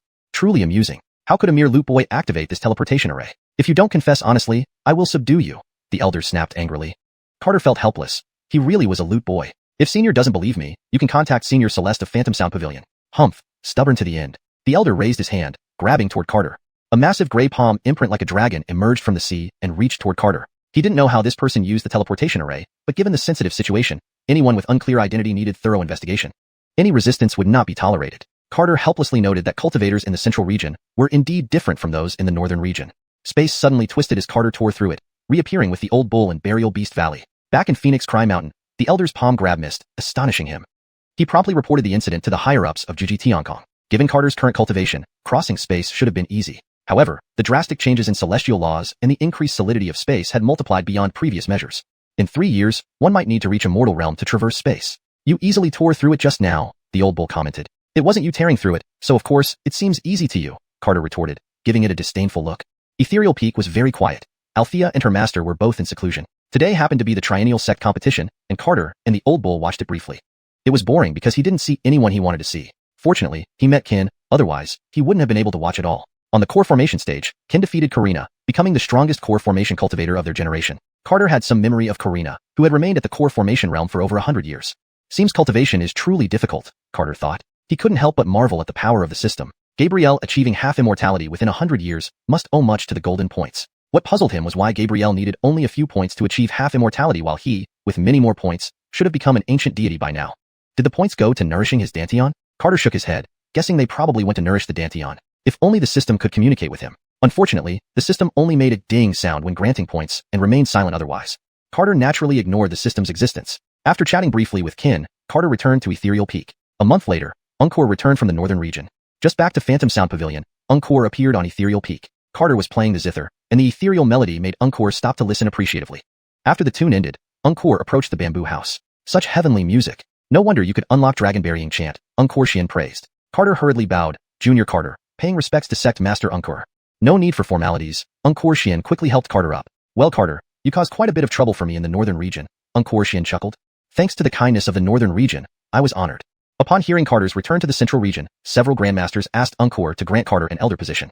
Their tone suggested that if this wasn't done, they might face consequences on future visits to the northern region. You needn't be modest. Want the title of musical consultant Chief Adrian? Encore Xian laughed.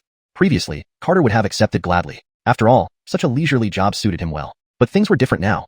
He dared not tie himself too closely to Phantom Sound Pavilion. Senior, truthfully, after visiting old friends here, I intend to return home, Carter explained. Encore Xian frowned. Is something wrong with Phantom Sound Pavilion?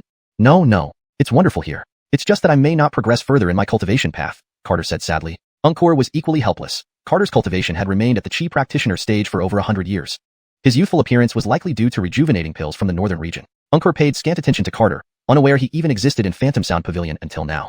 Alas, I'll discuss with Celeste and forcefully give you enlightenment, Encore sighed. Carter jumped in surprise. No need to trouble Senior. The path of immortals relies on talent and fate. Forcing it might backfire. This departure is also a journey for my mind. Encore admired. Your temperament is rare indeed. Stay a while longer. I hope you can witness the glory of Phantom Sound Pavilion, Encore said. Carter nodded. As you wish, Senior. Encore Xian left to prepare, as the disciple who passed the critical juncture would soon emerge. Looking into Encore Xian's eyes, Carter saw both excitement and underlying melancholy. Old bull, guard me these days. I'm going to practice swordsmanship. The old bull was taken aback. Sword practice? Where? Just outside the bamboo house. Unless Althea or Elon Guzi come out of seclusion, don't let anyone disturb me. What if Encore Xian comes? Or Celeste? Should I fight? Just tell them I'm in a state of enlightenment. Got it. Go ahead. By the way, are you practicing high sword or low sword? The old bull asked. I do high sword. You handle low sword, Carter teased, ignoring the bull thereafter. Carter knelt inside the bamboo house, his consciousness entering the Dantian world. Hashtag chapter 166, the will of the sword. Carter looked up at the sky, where a bright sun hung. Over the span of a century, the Tian Dan world had become lush with forests and mountains. Initially, it was just plains, but now rivers and valleys had formed. In the depths of the sky, a faint purple aura began to appear. The spiritual energy in the Tian Dan world was countless times denser than the outside world. Big brother, you're here? Lisbeth ran over from afar. Look, this is the world that Sherry and I have built. Isn't it beautiful? She said happily. Carter was astonished. This wasn't just beauty. It was like creating a whole new world. It's beautiful, incredibly beautiful, Carter exclaimed. Over the past century, to make his Dantian world larger, Carter allocated most of his points into the Tian Dan world. It had now expanded to cover tens of millions of miles. What surprised him even more was that each point added would cause the Dantian to grow exponentially. From its inception, the growth rate had never changed. Carter couldn't help but wonder if the system truly intended for him to create an entire world. Big brother, when you encounter the spirits of the 5 elements in the future, you must bring them all here, Lisbeth said earnestly. Carter nodded with a smile. All right, if I encounter any of the elemental spirits, I'll bring them all here. Not bring, it's invite, Lisbeth corrected. All right, invite them then. Lisbeth worked tirelessly every day, creating land and mountains, while the water sources depended on the plants created by Sherry. She was exhausted. Carter held her small face in his hands, asking with concern, You've been so busy every day. Are you tired? Lisbeth nodded vigorously. I'm really tired, but I'm very happy. Carter teased her nose. If you're tired, then rest. No, I need to keep working hard, Lisbeth encouraged herself. Big brother, I need to continue building mountains. Can't play with you now. Carter felt a twinge of guilt. Was Lisbeth working too hard? Go ahead, take care. Got it. Lisbeth transformed into a beam of light and flew towards the distant mountains. Harvey, teach me sword techniques. The Harvey quickly appeared, looking worried. What's wrong? Carter asked. Master, the speed at which the heavenly laws are condensing has increased. Didn't you say there were still 3 years? At the current pace, it might take less than a year to bear the immortal body. A year? Carter felt uneasy. In 1 year, how many sword techniques can I learn? With Master's insight and aptitude, mastering 1 sword technique in a year is enough. Just 1. Master doesn't understand. An ordinary person may spend their entire life without fully comprehending a single sword technique. Alright, let's begin then. Follow me, Master. The yin-yang demon-slaying sword stood inverted in the sky. Harvey led Carter into the sword realm. Under the dark red sky, mountains and rivers were in ruins. Countless broken swords scattered across the vast land, some dull and others gleaming coldly. Carter was shocked. Where do all these broken swords come from? They are all the defeated swords of the yin-yang demon-slaying sword, Harvey explained. So many? This scene was truly awe-inspiring. Anchors, this is only the first layer. These are all unnamed swords. Indeed powerful. No wonder both the Wuxia and Gaze covet this sword. Let's start with infinite sword prohibition, Harvey suggested. Weren't you saying I could only learn one sword technique? Carter was puzzled. Infinite sword prohibition is technically one technique, and it's also the weakest. Carter had experienced the power of infinite sword prohibition. It was quite unpleasant. He didn't expect it to be considered the weakest by Harvey. How do we start? Carter was clueless about swords. Of course, he had no idea how to practice swordsmanship. First, Master needs to sense the will of the swords here. Without using divine senses, accurately count how many broken swords there are. Upon hearing this, Carter was taken aback. Why don't you just ask me to die? Harvey shook his head. Each sword has its own will. They are not dead objects. Master must first feel the will of the swords to learn swordsmanship. Are you kidding me? Carter was skeptical. The master's will should be the sword's will. Swords must unconditionally obey their master. Otherwise, what use are they? Swords possess spirituality. They are not mere objects. Viewing the world from a sword's perspective will allow you to become a true sword cultivator, Harvey explained urgently, fearing Carter might back out. Would anyone else survive this long under such circumstances? They would have been slain long ago. Really? Carter was uncertain. Could I deceive my master? Harvey countered. Even if what you say is true, it will take a long time to feel the will of so many swords, Carter pointed out. It might take others a long time, but master is different, Harvey asserted firmly. Alright, let me try. Carter sat cross-legged in the sword realm, discarding all distractions as he began to feel the will of the broken swords. Harvey hadn't said anything about not using divine senses to feel the swords. Furthermore, since he was already in a divine sense form, invading the broken swords with divine senses was far too easy. Carter's divine sense intruded into a broken sword, finding an empty, hazy space within, devoid of any will. Harvey shook his head. Such actions wouldn't help in sensing the will of the sword. Master, you need to hold the sword, Harvey reminded him. Carter exited the broken sword space. Let me try. Though reluctant, Carter wanted to understand what was meant by the will of the sword. Holding one or two swords was manageable, as was holding several dozen. But holding all the swords here was out of the question. If he had the time, the external world wouldn't allow it. Carter gently grasped the hilt of a broken sword, imagining its original, unbroken form, envisioning its first moment of sharpness, picturing its original owner, and imagining their aspirations. As he thought, Carter found himself drawn into a fantastical world. Here, sects and cultivators were abundant. A blacksmith found a 10,000-year-old mystic iron in the coldest regions. After decades of refining, a magnificent sword was finally crafted to the smith's satisfaction. This sword was kept atop a mountain in the sect. Centuries later, a sword spirit emerged, bewildered about its existence until one day, a young man arrived at the mountain. The sword spirit felt a connection with the youth. The youth also felt an immediate affinity for the sword, believing it was made for him. Man and sword became inseparable, like family. They survived countless battles together, growing stronger with each victory. The youth swore to become the strongest person in the world, and the sword vowed to become the sharpest blade, slaying all demons. The youth constantly used celestial materials to enhance the sword, making the sword spirit increasingly powerful. Day by day, they grew stronger, eventually reaching the pinnacle of the cultivation world. Until one day, a demon god descended, wielding a sword that made the heavens tremble. The youth faced it, determined to shatter the demon sword. However, they couldn't even withstand one strike. The sword broke, and the youth fell beneath the demon sword. Although the sword spirit perished, the will of the sword remained, aspiring to become the sharpest blade in the world. After a long time, Carter stood in the realm of broken swords, murmuring to himself, "Is this the will of the sword?" Chapter 167, Sword Formation. The sword, Walt. A man and his sword, standing at the pinnacle of the world. They had become immensely powerful, but even then, under the yin-yang god-slaying sword, they did not even have the right to swing a single stroke. Carter gripped each broken sword, feeling their lives as if they were his own. Some shone brilliantly, while others were dim and unremarkable. Their owners included extraordinarily talented geniuses and obscure cultivators. There was good, and there was evil. Though their owners fell and the sword spirits were destroyed, their wills still remained. If these swords and their owners still existed, this shattered sword realm would certainly be magnificent. Carter walked through an endless sea of swords, feeling the story of each one. Their splendid lives were no less impressive than his own. The sword spirit silently watched Carter, utterly amazed.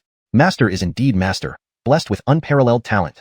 Carter's face alternated between relaxation, tension, sadness, laughter, and loss. He seemed like a man with split personalities.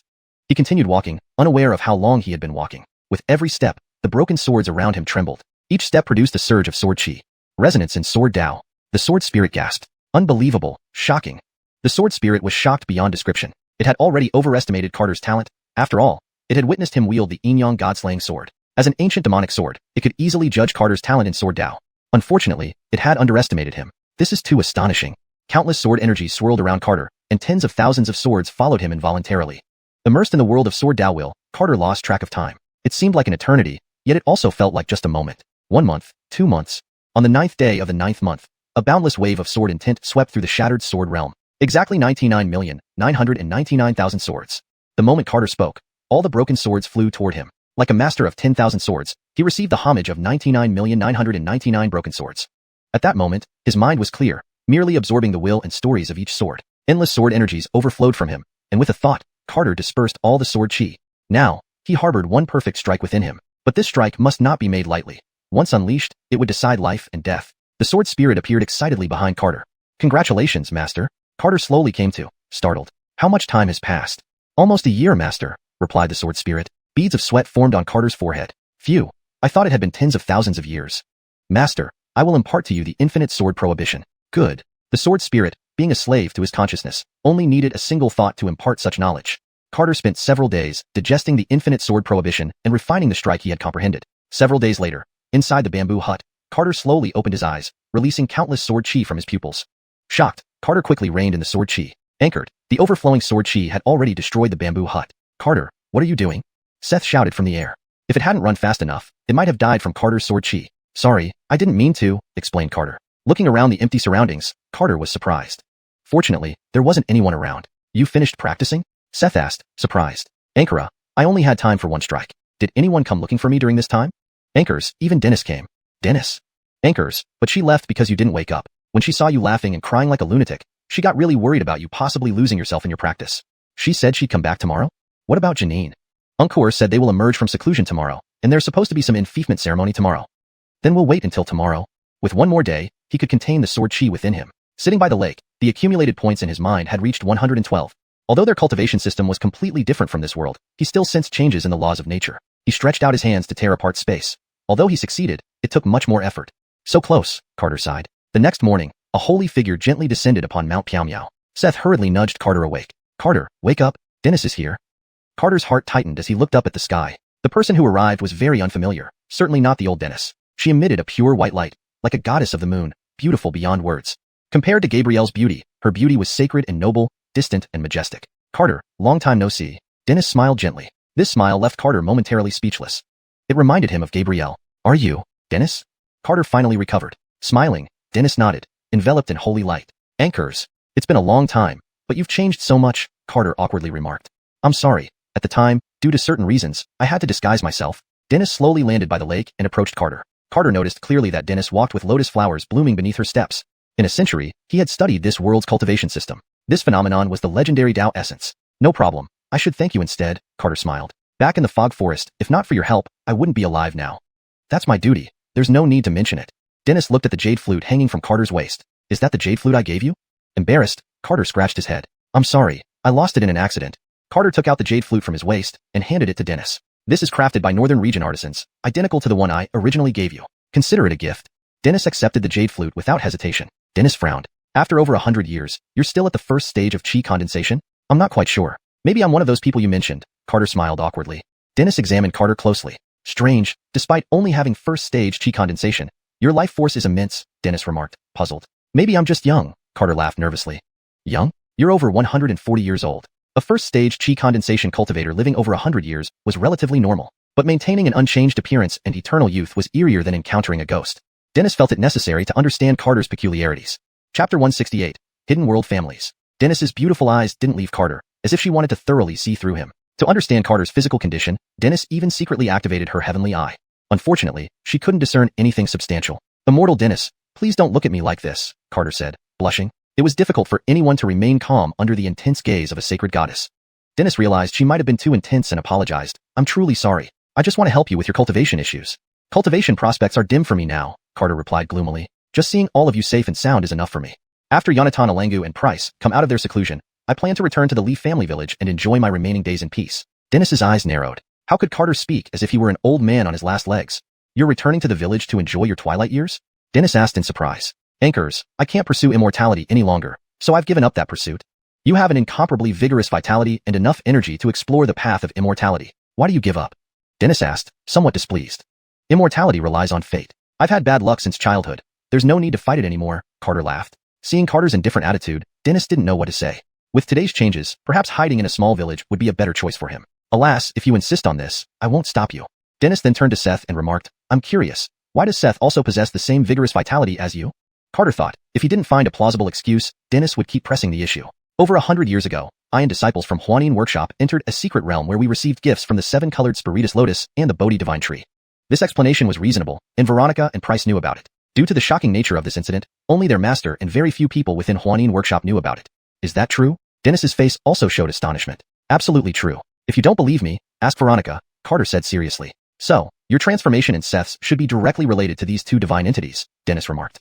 Oh yes, Germano and Ned have completed their seclusion and greatly improved in cultivation, becoming elders of the sect. Dennis smiled. Really? That's great. Carter exclaimed happily.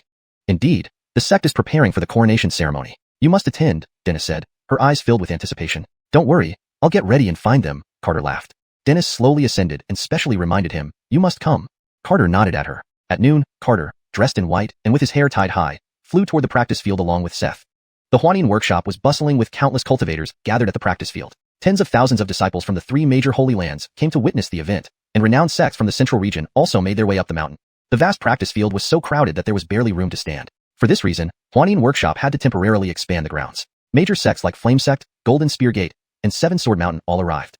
The Eastern Isaiah brought over 100 grand cultivators and tens of thousands of disciples from the east. The scene was unprecedentedly grand. The northern region also brought several thousand cultivators.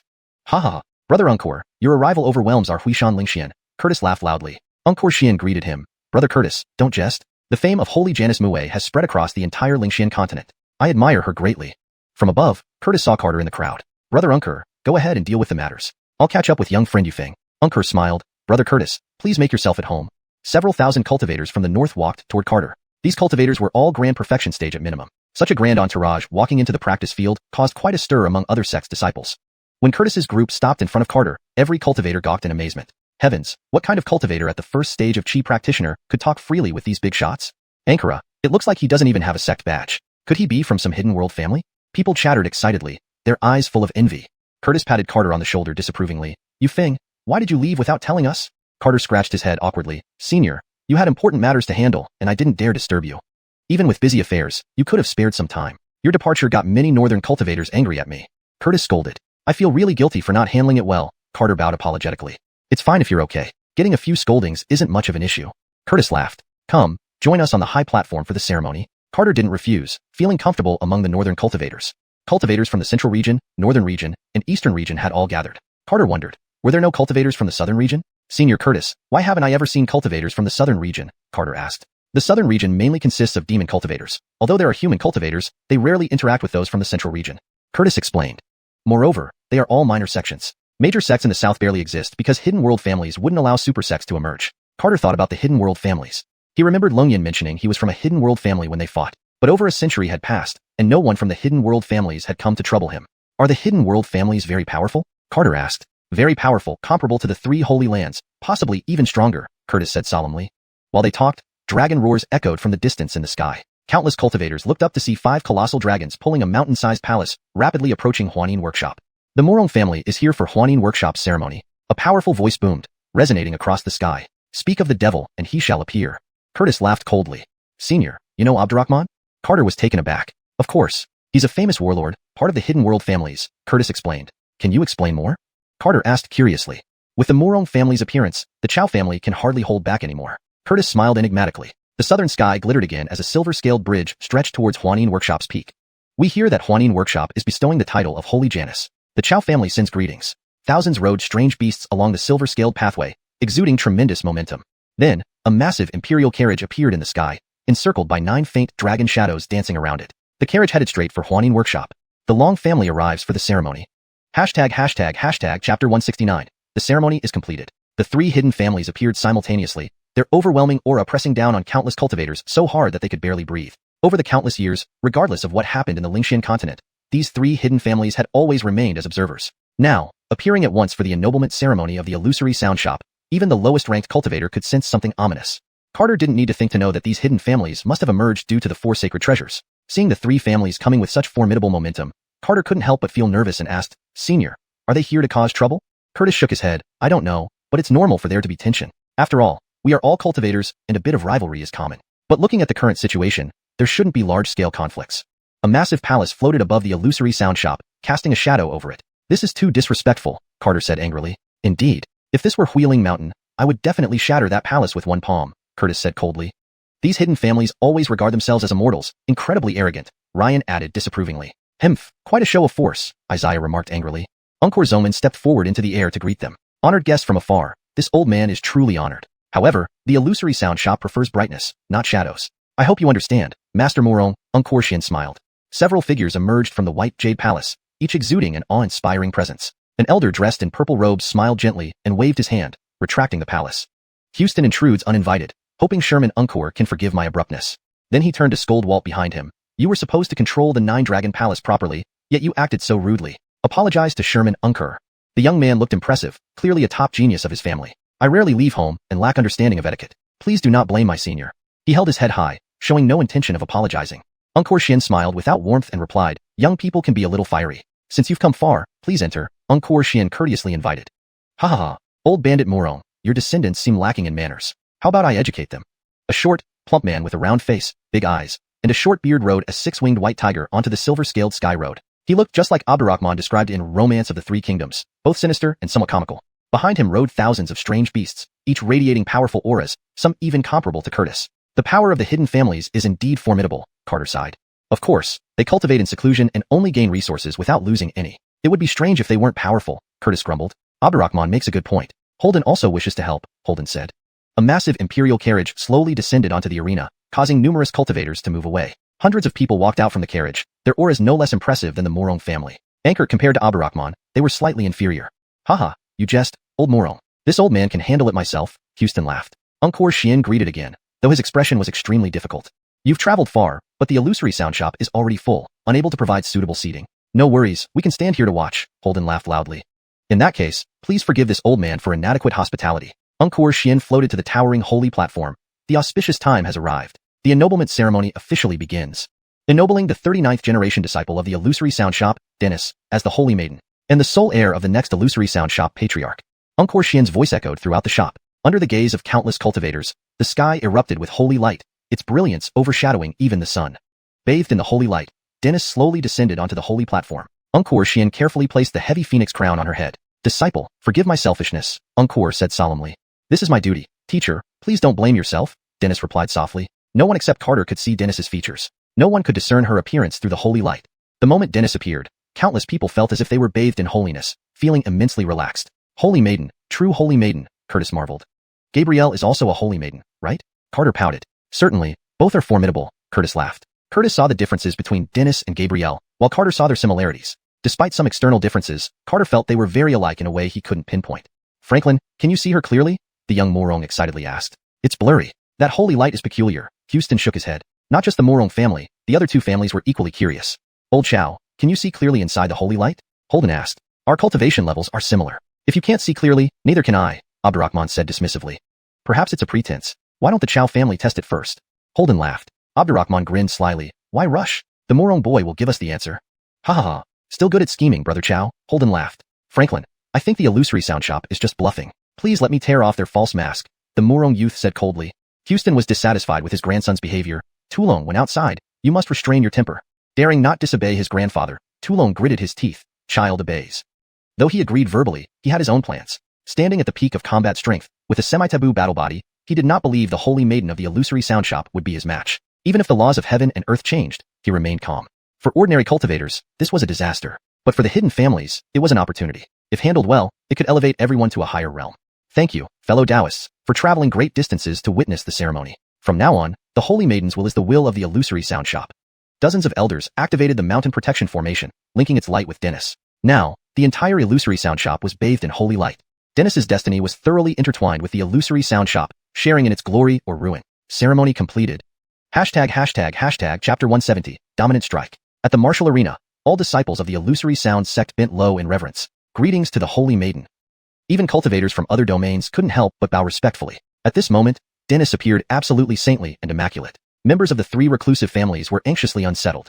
The illusory sound sect truly dares to connect their fortune with her, Holden said with a cold smile. Why wouldn't they? If the Chow family had such an outstanding descendant, I would also dare to do such a thing, especially under these circumstances, Abdurrahman laughed.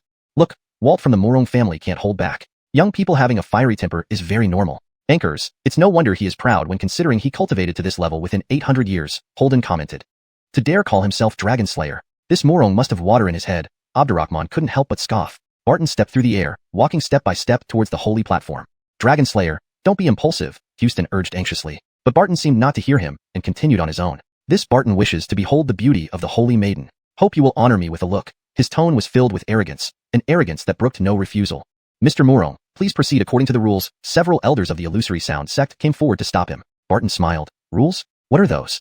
With a slight shake of his body, he sent the obstructing elders flying thousands of meters away. He cast a cold glance at the holy platform. If not for being in front of the entire world, my hand wouldn't be so light. This can be considered giving your illusory sound sect some face.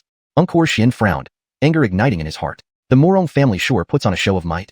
As Ungkor Xian raised his hand to apprehend Barton, he was stopped by Dennis.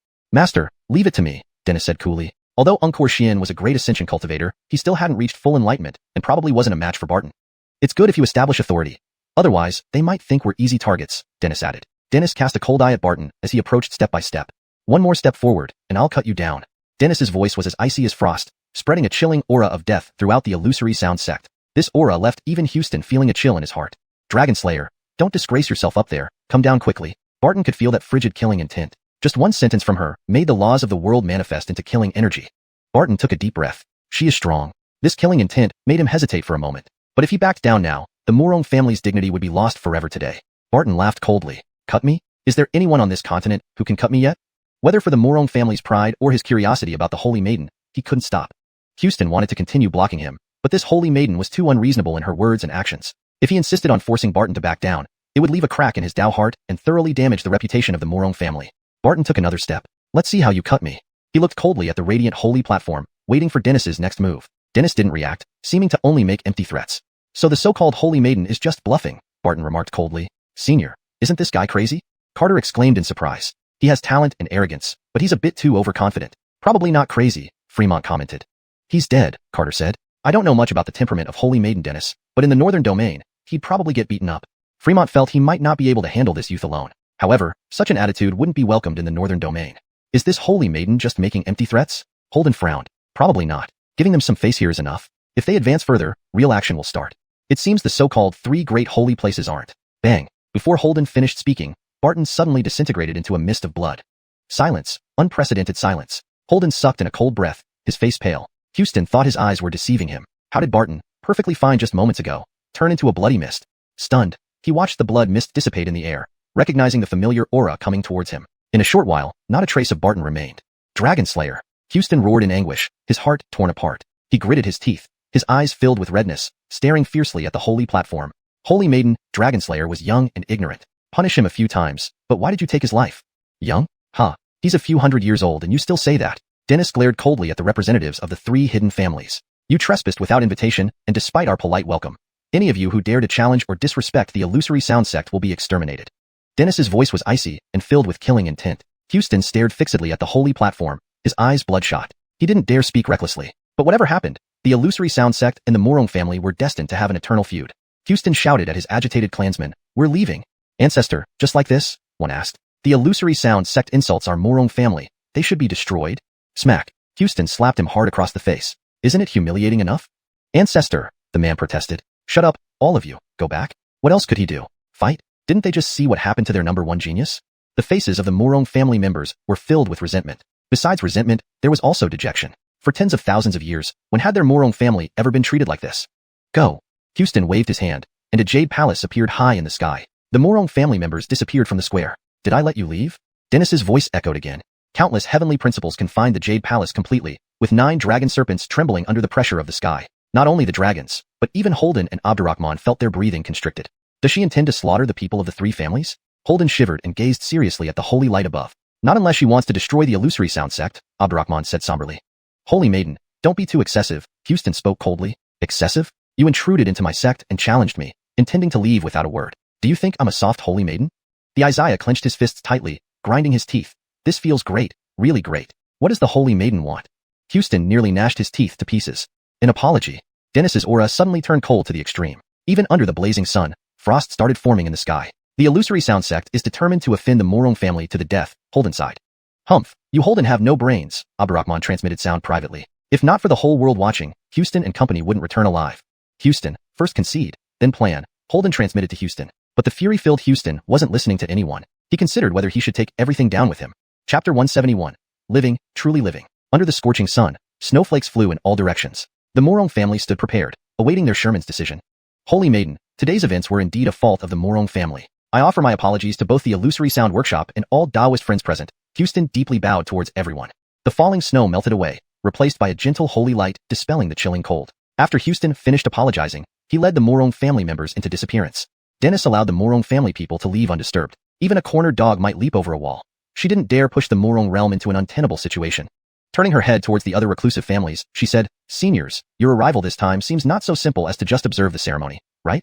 Abdurrahman rubbed his forehead, thinking this Holy Maiden wasn't ordinary at all. "Holy Maiden, you misunderstood. The Chow family did indeed come here to observe the ceremony and hope to discuss matters concerning the great changes in the world with those who can decide the course of things." Abdurrahman laughed. "The transformation of heaven and earth makes it impossible for us to remain hidden, and even the Long family is very concerned," Dylan agreed. "If that is the case, the Illusory Sound Workshop will certainly welcome both seniors as honored guests." Dennis glanced around at cultivators from different regions and continued, "Not only the Illusory Sound Workshop, but other sects also warmly welcome you." "Indeed, isn't it a joy when friends visit from afar?" Sheldon laughed. The three great sanctuaries' hearts pounded wildly. With the power of the Holy Maiden, the Illusory Sound Workshop was soon to become a super sanctuary. Perhaps the name of the three great sanctuaries would soon become a thing of the past. Despite some friction among them, they felt like brothers in spirit. "Wuji also enjoys making friends," Tai smiled. Thousands behind Abdurrahman frowned deeply. The purpose of the three great families coming here was simple. Take advantage of the chaos to divide up the resources accumulated by the three great sanctuaries in preparation for future entry into the celestial realms. Unexpectedly, they suffered a setback because of one Holy Maiden, causing endless frustration. "To hear such words from all Taoists present brings me much joy," Abdurrahman laughed. Dylan gave a slight bow. "Me too." Carter couldn't help but laugh. "Senior, this Abdurrahman strategy is indeed extraordinary. It's rumored he has lived for tens of thousands of years. No one knows if it's true or false, but this is indeed my first encounter," Curtis said. He turned his head towards Carter. "Want to have a drink tonight?" Carter responded awkwardly. "I'm sorry to disappoint Senior. I have plans tonight." Curtis pulled out a purple wine gourd and laughed. "Here, I'll give it to you." "Is this valuable?" Carter was surprised. "Anchors, certainly." Curtis threw him the wine gourd. "But giving it to you is worth it." "Thank you, Senior." Carter took the gourd. The sacred platform had lost its holy glow, and the coronation ceremony ended. Countless cultivators stared at the sacred platform, unwilling to leave. The Holy Maiden's formidable presence had been etched into the minds of every cultivator. The Illusory Sound Workshop warmly welcomed all visiting cultivators. To the Illusory Sound Workshop, today was truly a grand day. Curtis and cultivators from the North Domain went to consult important matters with the Holy Maiden. Many people sat cross-legged on the training ground, sensing the sacred aura of the Holy Maiden. Returning to Misty Peak by the lakeside, Carter picked up the wine gourd hanging at his waist. "Seth, have a sip?" "It would be gone after one sip, and besides, oxen don't particularly enjoy alcohol," Seth retorted disdainfully. Carter chuckled. "If you don't drink, don't blame me later." Ignoring him, Seth closed his eyes and lay beside the lake, knowing Carter needed some quiet time to calm down. A mist rose from the still lake surface, and a purple figure walked slowly toward them. "He doesn't drink. How about I join you for a drink?" Seeing the visitor, Carter beamed with surprise. "Ivan, you've returned?" Chi Lu Hai smiled. "Eventually, I must return." Although he smiled, Carter saw loneliness in his smile. Amal, with his silver hair, sat next to Carter, staring intently. After a long silence, Chi Lu Hai finally spoke. "Thank you." Carter handed him the wine gourd. "Ivan, what joke are you telling?" Amal took the wine gourd, shook his head, and smiled. "I should have guessed earlier." Amal lifted his head and took a large gulp of wine. "You've hidden yourself too well," Amal sighed. Carter was taken aback, unsure what Amal meant. "Ivan, you're talking nonsense. What am I hiding?" Amal pointed at him helplessly. "You really don't consider me a brother." Amal spoke to himself. Dennis, Need, Germano, Althea, the Mountain Guardian, and the Monkey King, each progressed rapidly. Even you and Celeste underwent significant changes. And it all stemmed from interacting with you. Is this merely coincidence? Carter shook his head bitterly. "So, they weren't fools either. I just realized recently. Can Ivan keep this secret for me?" "Certainly, but there are too many people in the world. How can we possibly keep it a secret?" Amal smiled bitterly. "I'm really grateful for what you did for Maribel," Amal lamented. Carter shuddered. The memory of Maribel appeared in his mind. "Senior, I'm sorry," he murmured. "Don't feel guilty. She lived too painfully." Amal looked up at the sky, seemingly seeing someone he missed. Carter felt sorrow. Isn't it the same for Ivan? In Carter's view, Amal suffered even more than Maribel. Maribel could let loose sometimes, but Amal had to carefully weigh even losing his temper. "I'm fine. If..." Amal didn't continue but gulped down another mouthful of wine. Carter stared at the sky, silent for a long time. He didn't know how to console anyone. Besides, it was already good that Amal didn't blame him. After a while, Amal asked, "Are you leaving?" Carter exhaled heavily. "Anchors." "Ha, we're really alike." Amal smiled bitterly. "Can you tell me why you're doing this?" Amal asked. "Senior might misunderstand. It happened unintentionally," Carter answered seriously. In the dark forest, blocking that sword for me definitely wasn't accidental, Amal remarked. What can I say about that? Carter chuckled. I just didn't want Motion Jia to succeed. Thinking for a moment, he continued sincerely, if I must explain my reasons, it's because of living. Living well? Leaving the Lee family village, over 100 years, facing various trials, crawling back from death countless times, Carter's pursuit never changed, it was all about living and living well. Amal laughed wryly. Living is indeed hard. Carter empathized fully. Living was difficult, living well was even harder. Indeed, it's even harder now. Carter didn't ask how Amal knew. Amal didn't ask how Carter did it. Both tacitly understood each other. Let me share my life story with you, full of grievances I've never had the chance to vent, Amal laughed. I'm all ears. Thus, the two chatted by the lakeside until dawn. Chapter 172, Farewell. In the early morning, Amal left. Carter's eyes were slightly hazy, as if he had drunk too much. Though Henrik had his eyes closed in sleep, he listened intently to the two men talking.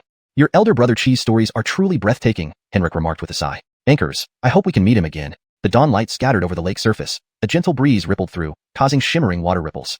Celeste approached, walking on the waves of light. Her red silk attire danced gracefully in the wind. Today, she did not wear her veil. She was exquisitely beautiful, gentle as water. Carter gazed at her mesmerized, though it wasn't the first time he had seen Celeste. Senior, you've come? Carter smiled. Celeste smiled faintly, and the flora and fauna around her seemed to lose their luster.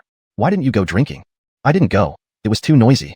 Carter laughed. He preferred quiet places, and when drinking, he only enjoyed it with acquaintances. After 100 years, Celeste's realm had significantly advanced. If not for the monumental changes in the cosmic laws, she would have ascended by now. Would you like to perform a duet? Celeste invited. Of course, what song would you like to play together? He had composed many songs for Celeste, each receiving her enthusiastic praise. How about A Laugh of the Sea? I particularly like this piece. Celeste conjured a Guqin, sitting cross-legged on the water, her splendid attire and exquisite beauty creating a captivating scene. Carter felt somewhat embarrassed, as he had given his jade flute to Dennis and no longer had an instrument. Celeste smiled gently and tossed him a green jade flute. As the Guqin melodies began, the flute responded. The carefree melody echoed throughout Ethereal Peak. What was the world of Donghua? It was a world of sword fights and romance. Althea stood afar, watching the two performers, entranced. This melody was not unfamiliar to her, as Carter had played it numerous times. But every performance brought new feelings, just like now. She saw before her a pair of immortal lovers, abandoning all grievances and wandering freely across the horizon. When the piece ended, Celeste rose and left. Carter, farewell? Carter smiled. Senior, farewell? He naturally understood the implication of this farewell. At their level, they foresaw what was to come. Althea rushed over. Carter, are you leaving? Carter did not answer Althea's question but smiled. Fairy Althea, long time no see. It has been a long time indeed, but please answer my question first. Althea was displeased with his evasion. Anchors, I'm returning home. Where is your hometown? Althea wondered. After more than 100 years, could anyone still be alive in Carter's family? Chang'an City, Lee family village. There's probably only you left. Why are you going back? Althea asked, clearly upset. Having secluded herself for a century, she finally achieved significant cultivation progress and hadn't even gotten to show off yet when Carter was planning to leave? To farm. Carter chuckled. By the way, Fairy Althea, what is your current realm? Not too high, just a middle stage merged cultivator, Althea modestly replied. You've already reached the merging stage? Carter was surprised. Her cultivation speed was unexpectedly fast. Well, of course. I am the blessed one chosen by the seven-colored Spiritus Lotus, Althea said proudly. You're right, Fairy Althea is the most powerful. Carter teased. You don't know how to talk besides playing the Qin. No wonder the seven-colored Spiritus Lotus couldn't help your cultivation, Althea snapped. Carter paused. Does speaking skill directly affect cultivation? Althea stomped her feet in anger. Humph, I'm ignoring you. Carter was thoroughly puzzled. Big brother, I'm here. Price plummeted from the sky, shaking Ethereal Peak. He was even fatter now, standing at 5 feet 7 inches but weighing nearly 300 pounds. His appearance nearly made Carter unable to recognize him. Price, others slimmed down after seclusion. Why do you get fatter? Price forced his heavy eyelids open, lumbering toward him. I don't know either. It's quite annoying. Big brother, I missed you so much, big brother. Germano ran up from behind, embracing him and lifting him high. Put me down, that's improper. Germano scratched his head awkwardly. He hadn't seen Carter for a long time and was visibly excited. After over 100 years, you're becoming more and more ethereal, Germano observed. But why is your cultivation still at the first layer of Qi exercise?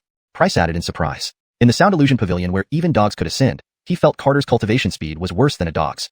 I don't know either. So, I think I'm not suited for cultivation and plan to go home to farm, Carter explained. Ah, big brother, you're leaving? Germano was confused. Is there even farmland left in your hometown? 100 years have passed, Price joked. I really am leaving. I'm not kidding. Carter scrutinized Germano carefully. The boy's muscles had become increasingly prominent. What's your current cultivation?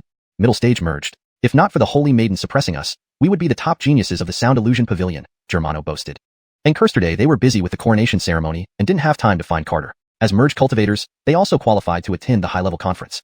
Upon learning of the cosmic changes, both were shocked. But in front of Carter, they tried to remain cheerful. Amazing. In 100 years, you've cultivated to realms others can barely reach. Ascension is within sight. Carter genuinely admired them. Not just 100 years. We've spent 300 years in the Cultivation Tower. If not for the time limit, I bet we could reach Ascension, Germano said. Have you visited home in these past 100 years? Carter asked. They both looked somber. They had returned home once, but not since then. Find some time to visit, Carter suggested. Germano lowered his head, saddened. We received letters saying our parents have passed away. Price's expression also darkened. Same here. When they embarked on the path of cultivation, their masters had warned them. Though much time had passed, guilt lingered in their hearts, making it hard to move on. All mortals must face life and death. There's no need to be overly sorrowful, Carter comforted. Because of this, we didn't want you to go back, Germano whispered. I understand what you're thinking, but my path is different, which is why I must leave. Carter had lived for over 100 years, and they knew how much time he had left. They only wanted to help Carter find the cause of his stagnation and cultivation during his remaining days. If necessary, they would force a mind infusion to extend his lifespan. But with cosmic changes underway, who knew what tomorrow held? Perhaps leaving this place was Carter's best option. Big brother, stay a few more days. Anchors, big brother, let's drink properly for a few days. Seeing their disheartened expressions, Carter couldn't bear to leave immediately. All right, let's drink properly for a few days. Both shared a smile, silently agreeing. Big brother, wait here. We'll get some good wine. Soon, they returned to Ethereal Peak with several jars of their master's best wine stored for centuries. A tiger's roar echoed, and the 3 mountain guardian beasts appeared on Ethereal Peak, carrying a colossal dragon. Chapter 173, Safe Journey. Moo. The old ox indicated that the quantity was too little and asked them to bring more. The 3 divine beasts soon gathered 4 or 5 spirit beasts. A bonfire was lit, and Carter set up a grill. The misty mountain peak was instantly filled with the scent of cooking. Ismail looked furious, saying they were ruining the mystic atmosphere of the peak of ethereal mist. But under Carter's persuasive tongue, Ismail Ching joined the barbecue party. For 3 days and nights, the 4 of them drank together, each sharing their incredible experiences. Uncle Xian and Dennis observed everything but did not interrupt. Disciple, aren't you going? Uncle Xian smiled. Dennis shook her head. No, revelry is only temporary. When the topic turned to Carter's departure, the 3 fell silent for a long time. What had to come, must come. On the 4th day at dusk, Carter raised a cup of wine to the 3 of them. After this drink, let us meet again. The 3 raised their cups with tears in their eyes. Brother, take care of yourself. Brother, when the clouds part and skies clear, we'll find you. Carter, may you have a safe journey. Their eyes were warm despite being blurred by alcohol, revealing deep reluctance. Remember to protect the illusory sound workshop, Carter told the 3 divine beasts. This is my duty. I will complete it. Thank you, Carter, the 9-headed tiger said earnestly. Well, I'm leaving. Carter and the old ox turned and left. He was reluctant, but he had no choice. For them, and for himself, he had to leave. As the sun set, Carter rode the old ox out of the illusory sound workshop. There was nowhere else for him, so he could only roam the 4 seas. On the long forest path, Carter looked back slowly. Cohen, there's some reluctance. I'm also reluctant. The illusory sound workshop offers good food and drinks, far better than wandering. In the quiet, deep forest, Carter turned forward again. Let's go, and fight all gods and demons. Sure, damn them to hell. The setting sun scattered light through the forest as Dennis, dressed in white, gently landed on the path. Can you stay? Dennis laughed. Carter didn't expect Dennis to come but felt very happy. I have to leave. My path lies elsewhere. Dennis approached slowly, handing over a white jade flute. Since you're leaving, take this with you. Carter accepted it. This white jade flute was special. Its texture was delicate, and it even had warmth. It was the first warm jade flute he'd ever touched. Previously, they were always cold. Thank you. I won't lose it this time, Carter said sincerely. Will we meet again? Dennis whispered softly. Carter shook his head. He wasn't sure. Unknown. It's fine, go ahead. Dennis rose slowly into the air. I'll bear all your burdens. May you travel safely. Don't be trapped in these 10,000 mountains. Her voice echoed lightly through the forest. Take care, Dennis. Carter looked up, as if Dennis knew something. But eventually, they had to part ways. Cohen, let's go. The sunset faded. Night descended. The old ox traveled through the air, somewhat confused. What did Dennis mean by that? Carter smiled. She's telling me to be brave, overcome difficulties, and she will support me. She likes you. Nonsense. Really, I swear on my cowhood. Nonsense. Why won't you admit it? Can't you feel it? Nonsense. You always act like this when you're evading. Deep down, you know it. All right, you're right. You admitted it? Stop talking nonsense. Let's hurry. Where are we going? I'm a directionless ox. To the western region. Good. Do we have a map? No, just head where the sun sets. Thus, man and ox bickered all the way westward. The sky grew heavier. 9 days later at midnight, golden light blazed across the eastern region, dark magic surged in the western region, colorful lights shone in the northern region, and the southern region seemed like the netherworld descending. These celestial anomalies lasted the entire night, clearly visible even to ordinary people. Carter looked up at the starry sky, his expression solemn. They're here. The old ox was terrified by the overwhelming anomaly. Should we find a place to hide? I've said many times, hiding isn't an option. Fine, but you go first in a fight. Carter slapped it on the head. Over the years, have you ever fought? True, I'll just enjoy the show. The sword spirit flew out from Tiandan world. Master, the heavenly laws have fully stabilized, the sword spirit said seriously. I've left the northern region and illusory sound workshop. What should I do next? Carter asked. Now, he could only rely on the well-informed sword spirit. Wait until they descend, then we'll act. The sword spirit believed Carter, heading to the northern region was correct. If he could kill the descending deities one by one, it would be best, but he had to wait for others to descend and find a way to frame them. Otherwise, once God-slaying power appeared, he would be killed immediately. Alright, I'll find a place to enhance my strength. By the way, will the God Realm and Ancient Realm target Gabriel and others? Carter asked worriedly. In theory, they shouldn't, and they will likely try to bring them to the upper realms. The Sword Spirit thought that given Gabriel and Dennis's astonishing talents, the upper realms would value them highly if there were no major conflicts. But what if they caused trouble? Carter was still concerned. We can find a way to secretly eliminate them. Do you have a method to completely change appearance? Don't worry, Master. I've thought about this. With Wood Essence and Earth Essence, even demeanor can be altered. Carter sighed in relief, fearing most that he might be recognized. If his friends were used to threaten him, it would be a big problem. Carter and the old ox came to a mountain, digging deep to reach magma and submerging 100 meters. Closing his eyes, he saw 112 golden points floating in his sea of consciousness. Carter added the points to his physique. Instantly, his physique underwent a radical transformation. Originally golden bones turned pearly white, and gold blood became vermilion. Carter was startled, thinking his body had reverted to its original form. If so, he wouldn't be able to live normally. But soon, a powerful force surged through his body. Heavenly laws pulsed within his limbs and bones. Purple chi from his dantian surged into his body, cleansing his bloodline. He could clearly see his dantian world without needing inner vision. What's happening? Carter was puzzled. Reaching the immortal realm, he felt the power of heaven not from Xianxia continent, but from his dantian world? No one could answer him, not even the sword spirit. Meanwhile, his dantian world expanded exponentially. The sky's purple chi exploded again. His dantian and self complemented each other. As Carter grew stronger, his dantian expanded. How strange. Could I really be nurturing a whole world? Carter had to consider this seriously.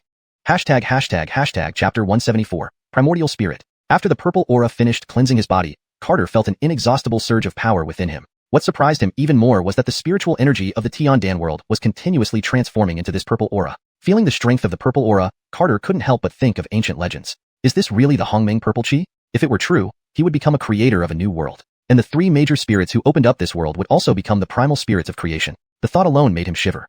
Now, he wasn't as naive as before, thinking such things were mere fantasies. If the four realms knew he possessed or could develop this ability, they wouldn't hesitate to hunt him down. I must continue to enhance my strength. Carter invested points into his divine consciousness, turning what was originally golden back into an intangible form. Anchored, he could see through the ground to the surface without expanding his divine consciousness. This transformation was terrifyingly powerful. After a long while, the golden divine consciousness completely turned intangible. The world eye technique he had learned from the golden-winged mountain-splitting mosquito began to undergo continuous changes. Carter felt dizzy and disoriented as his consciousness plunged into a verdant world. A green vortex spun and shrunk, eventually forming an eye in Carter's sea of consciousness. The deep green eyeball made his sea of consciousness feel chaotic. When he first obtained the world eye skill, Carter had glimpsed into the memories of the golden-winged mountain-splitting mosquito. But those memories were too distant, seeming to date back to the time before the ancient era, so he didn't pay much attention. Since his divine consciousness became stronger, Carter rarely used the world eye skill. He never expected it to evolve into an eyeball now. The green eyeball gradually merged into his forehead and disappeared. Startled, Carter wondered how the eyeball suddenly vanished and left no trace. If some uncontrollable anomaly occurred, it would be troublesome. However, he soon dismissed this worry because he could already sense the presence of the green eyeball. I didn't expect it to become my third eye. A seam split open between Carter's brows as the green eyeball slowly opened. Looking up, he could clearly see the sky, a sight that shocked him. This eye is truly heaven-defying. Above the starry sky, divine light surged, and the heavenly gate opened wide. Are the upper realm people coming? Carter asked gravely. Beyond the heavenly gate, he saw nothing. Minutes later, a dizziness came over him, and the world eye slowly disappeared. Rubbing his forehead, he sighed, it's limited. What a pity. If he could use the world eye all the time, he could observe Xianxia continent's situation from the wall. Carter didn't dwell on it since the world eye had just evolved, and its many functions needed time to explore. He continued to invest points into his physique and divine consciousness. Out of over 100 golden points, he kept only 4 for reserve. 3 days later, Carter's immortal bones emitted a sacred glow, and all his acupoints lit up. With a thought, his divine consciousness expanded outward. Hundreds of Carters appeared in the lava world. Is this a clone technique? Carter asked in surprise. With another thought, Carter's appearance changed dramatically, and even the clones' appearances followed suit. He didn't know how he acquired these skills. Everything transformed at his whim. Sam, tell me what's happening. Sam appeared in the lava world, looking bewildered at the numerous Carters. Primordial spirit. Master has cultivated a primordial spirit? Sam exclaimed. Isn't the primordial spirit just human vitality? Isn't it inherent, not something you cultivate? Carter was puzzled. Sam shook his head. Master doesn't understand. The primordial spirit I refer to isn't the common understanding in the cultivation world. The primordial spirit Master has cultivated is based on the original essence of heaven and earth, possessing the power of the way and existing independently outside the universe. It can communicate with the power of heaven and earth, forming mystical techniques and laws, and even alter the rules of all realms to create a world of its own. Though confused, Carter grasped the general meaning. To put it simply, it means transcending the 3 realms and existing outside the 5 elements, right? Carter asked. Sam nodded. Though he knew about the primordial spirit, he could only give a rough explanation. Typically, only Eugenies could cultivate the primordial spirit, and Carter achieved this feat in just a century. Throughout history, few had reached this level, all of whom were enlightened beings. Master, are you perhaps the reincarnation of an Eugene? Sam asked. Carter shook his head. No reincarnation. If so, Master is indeed a rare genius. Sam said seriously. I do think I have great talent, Carter said awkwardly. Carter didn't want to tell anyone about his transmigration. He didn't know if Earth existed in this universe. If Earth were part of this cosmos and his origin exposed, it would be catastrophic. By the way, is the purple chi in my Dantian world the Hongming purple chi? Carter asked. Sam shook his head. I'm not sure, but it closely resembles the Hongming purple chi described at the dawn of creation. Didn't Enyang God Slayer sword exist since the beginning of creation? You should know something about it. Too many memories are sealed away. I've forgotten. Sam gazed solemnly at Carter. But I can confirm that there is a large amount of chaos chi in your Dantian world. What's the difference? Heavenly chi ranks from low to high, acquired spirit chi, innate spirit chi, chaos chi, green chaos chi, Hongming purple chi, and above that, eternal Hongming chi. Based on the analysis of Master's Dantian world, the current spirit chi should lie between green chaos chi and Hongming chi. That's still a big gap, Carter remarked. Sam almost bled from shock. Master might not know, but most of the spirit chi in the upper realm is innate spirit chi. Any place with chaos chi can be called a holy land. Green chaos chi is exceedingly rare, and Hongming chi is virtually unknown, Sam explained. As for Hongming purple chi, even in the 9 heavens, it might not be found. And Carter's Dantian world's spirit chi could continually evolve, which was unprecedented. Is that true? Looks like I need to study more. Thanks to the system, he had advanced to a mortal realm without knowing much about cultivation. Master cultivating the primordial spirit can transform all things and change the world. It's time to come out of seclusion, Sam said. The heavenly gate is open. Immortal beings will likely descend soon. We should find the Devil Sky sect immediately. On a mountain peak, a plain-looking middle-aged man dressed in coarse cloth rode a water buffalo towards the heart of the western region. Chapter 175, The Extraordinary Ox. In the eastern domain, the towering Tao boundary steel emitted a golden radiance that reached the heavens. A beam of golden light descended from the depths of the cosmos, illuminating the Tao boundary steel. Dozens of figures slowly landed atop the steel. The moment they appeared, the laws of heaven and earth around them severely distorted. The surrounding space seemed on the verge of being crushed. The heavenly laws are still somewhat lacking. Supporting dozens of human immortals caused a massive fluctuation, remarked a young man dressed in gold armor with an imposing demeanor. Why not let us human immortals come down first? Those earth immortals and celestial immortals have been eyeing this place eagerly. A man in white who rode a green phoenix chuckled lightly. Who would come to this barren land if it weren't for rumors of great secrets? A woman retorted disdainfully. Since we all have different purposes here, let's each go our own way. Farewell, everyone, said a young man in black holding a sword, before vanishing in a flash. I wish everyone success. I'll take my leave now, the woman in blue said as she also disappeared. Thus, a group of immortals departed for various regions of Lingshan continent. Above the dark forest, a giant stone disc shimmered brightly. Dozens of figures gracefully descended, each with unique features. You must heed the orders of the God King. Find the sword, and if you encounter anyone from the demon realm, kill them, instructed a woman wearing a golden phoenix crown and jade battle armor. Anchors. The group dispersed quickly. Over the western domain, dark demonic energy soared to the sky. Nearly 100 demon gods appeared below the demon steel, cloaked in black mist that obscured their faces. Remember the great demon emperor's order. Depart immediately. Anchors. Compared to the carefree nature of the immortal realm, they were more organized and disciplined. In the skies over the southern domain, several figures appeared within the Luo River world. They did not rush into action, but leisurely toured the mountains and rivers. If nothing unexpected happens, there may be a fierce battle with the immortals, a young man said while fanning himself with a feather fan. If we can avoid fighting, let's do so, a girl responded. Anchors, just look at these beautiful landscapes. Walt sighed, thinking about how they will soon be ruined brings sorrow. Do you want to be a savior? If I could, naturally I would, he shook his head after a pause. But do you think it's possible?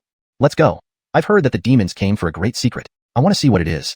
The group then vanished into the sky. In a valley of the western domain, Carter, who had taken the form of a middle-aged man, laughed. Seth, you're quite conspicuous in this form. Can you change it? He thought the Seth, who could already combat Tribulation crossing cultivators, should easily transform. At least changing shape shouldn't be too difficult. The Seth gave him a withering glance. What's wrong with this form? Is it ugly? Not that, but it's too likely to attract attention. All right, I'll transform for you, the Seth said. His body twisted, and the laws of heaven and earth poured into him. Trations later, a 3-meter-tall bull demon with a human body and ox head stood before Carter. Carter was astonished. Ox Demon King? Not Ox Demon King, call me Cullen, the Seth retorted. Carter hadn't called him wrong. The Seth indeed looked just like the Ox Demon King from Journey to the West. More importantly, when did the Seth learn to transform? Could you transform long ago? Carter demanded. The Seth snorted out 2 plumes of white breath. I only managed to transform recently. I felt capable and tried it. Carter found it odd. Why could the Seth suddenly transform? By logic, he should have been able to do so much earlier. He knew he could alter others' cultivation talent, but the Seth, having been with him the longest, should surpass Dennis and Gabrielle in strength. Moreover, he even bestowed an enhancement point to the Seth. Even if it didn't help much, he should be at Gabrielle's level. Wait, let me check your demon soul, Carter said. Though they had lived together, Carter had invaded the Seth's consciousness only twice before, during the Spirit Village incident. He never thoroughly examined any changes in the Seth's body, mainly because he wouldn't understand them even if he did. Carter probed with his primordial spirit and saw a massive bull demon gazing at him. The overwhelming pressure almost made him suffocate. This can't be right, Carter exclaimed in shock. What? The Seth asked anxiously. That bull. It's incredibly strong, Carter said solemnly. The Seth got excited. Really? In your mind see, there's a towering demon ox that left me breathless, Carter explained. The Seth hurriedly entered his mind see but saw nothing except golden light. There's nothing here. Where's the big demon ox? The Seth asked puzzled. Carter frowned. You didn't see it? No, besides golden light, nothing, the Seth replied dejectedly. How strange, Carter scratched his head. Lucia, come and check, he asked for help. What's the matter, master? The Lucia asked curiously. I saw a massive demon soul in the Seth's mind see, but he couldn't see it. Check it out. Okay. The Lucia inspected and found the Seth's demon soul was powerful but not as formidable as described by Carter. So, did you see it? Anchors, the Seth's demon soul is strong but not as extreme as master said, the Lucia replied. This doesn't make sense. Carter doubted again. Re-entering the Seth's mind, the towering bull demon reappeared. Perhaps only I can perceive it, Carter pondered. Come in, he ordered. The Lucia and the Seth joined him in the mental world. To the Seth, it was a world of golden light. The Lucia saw a 10,000-foot-tall bull staring straight at her. Though powerful, it wasn't as exaggerated as Carter described. To Carter, it was a titanic bull standing amidst the stars. Nothing changed, the Seth said. Same here, the Lucia added. Carter took a deep breath. It seems only I can see it. While strange, it might not be bad, the Lucia noted. Anchors, probably not bad. Exiting the Seth's mind, Carter said, Seth, transform back to your original form. This Cullen appearance makes it impossible for me to ride. The Seth glanced at him disdainfully. Why don't you turn into an ox and let me ride instead? Look at you. Why so petty? The Seth resumed his original form, still giving Carter a displeased look. Let's go to Montyan sect. Carter mounted the ox's back and walked through the dark valley. Soon, the clear sky darkened with clouds, and demonic energy surged. Chapter 176, City of Slaughter. The vast canyon instantly turned into a dark abyss. Dark red rays continuously ascended, pulling Carter and Seth into a crimson world. Carter, we've been ambushed, Seth panicked. Prohibited ground of the demonic heaven sect. Trespassers will be killed without mercy. Dozens of magical powers surged toward Carter and Seth. The rumbling echoed through the heavens and earth. Carter unleashed a punch, the mountain-like imprint destroying all incoming powers effortlessly. Flee quickly. A voice filled with fear echoed out. But it was too late. With a casual punch, Carter made the entire canyon vanish. The high-ranking cultivators of the demonic heaven sect who set the ambush were also obliterated by his single blow. How could several Grand Union realm cultivators withstand Carter's punch? The remaining elder watched the world-destroying fist imprint in despair and shouted, Please spare me, senior. This shout seemed to work, as the fist that almost struck him suddenly disappeared. A middle-aged man riding an ox appeared before him. Take me to the demonic heaven sect, Carter said coolly. With just those words, the Grand Union realm demon cultivator spat blood. Anchors, sir. The demon cultivator bowed his head. He did not want to resist but had no strength left to do so.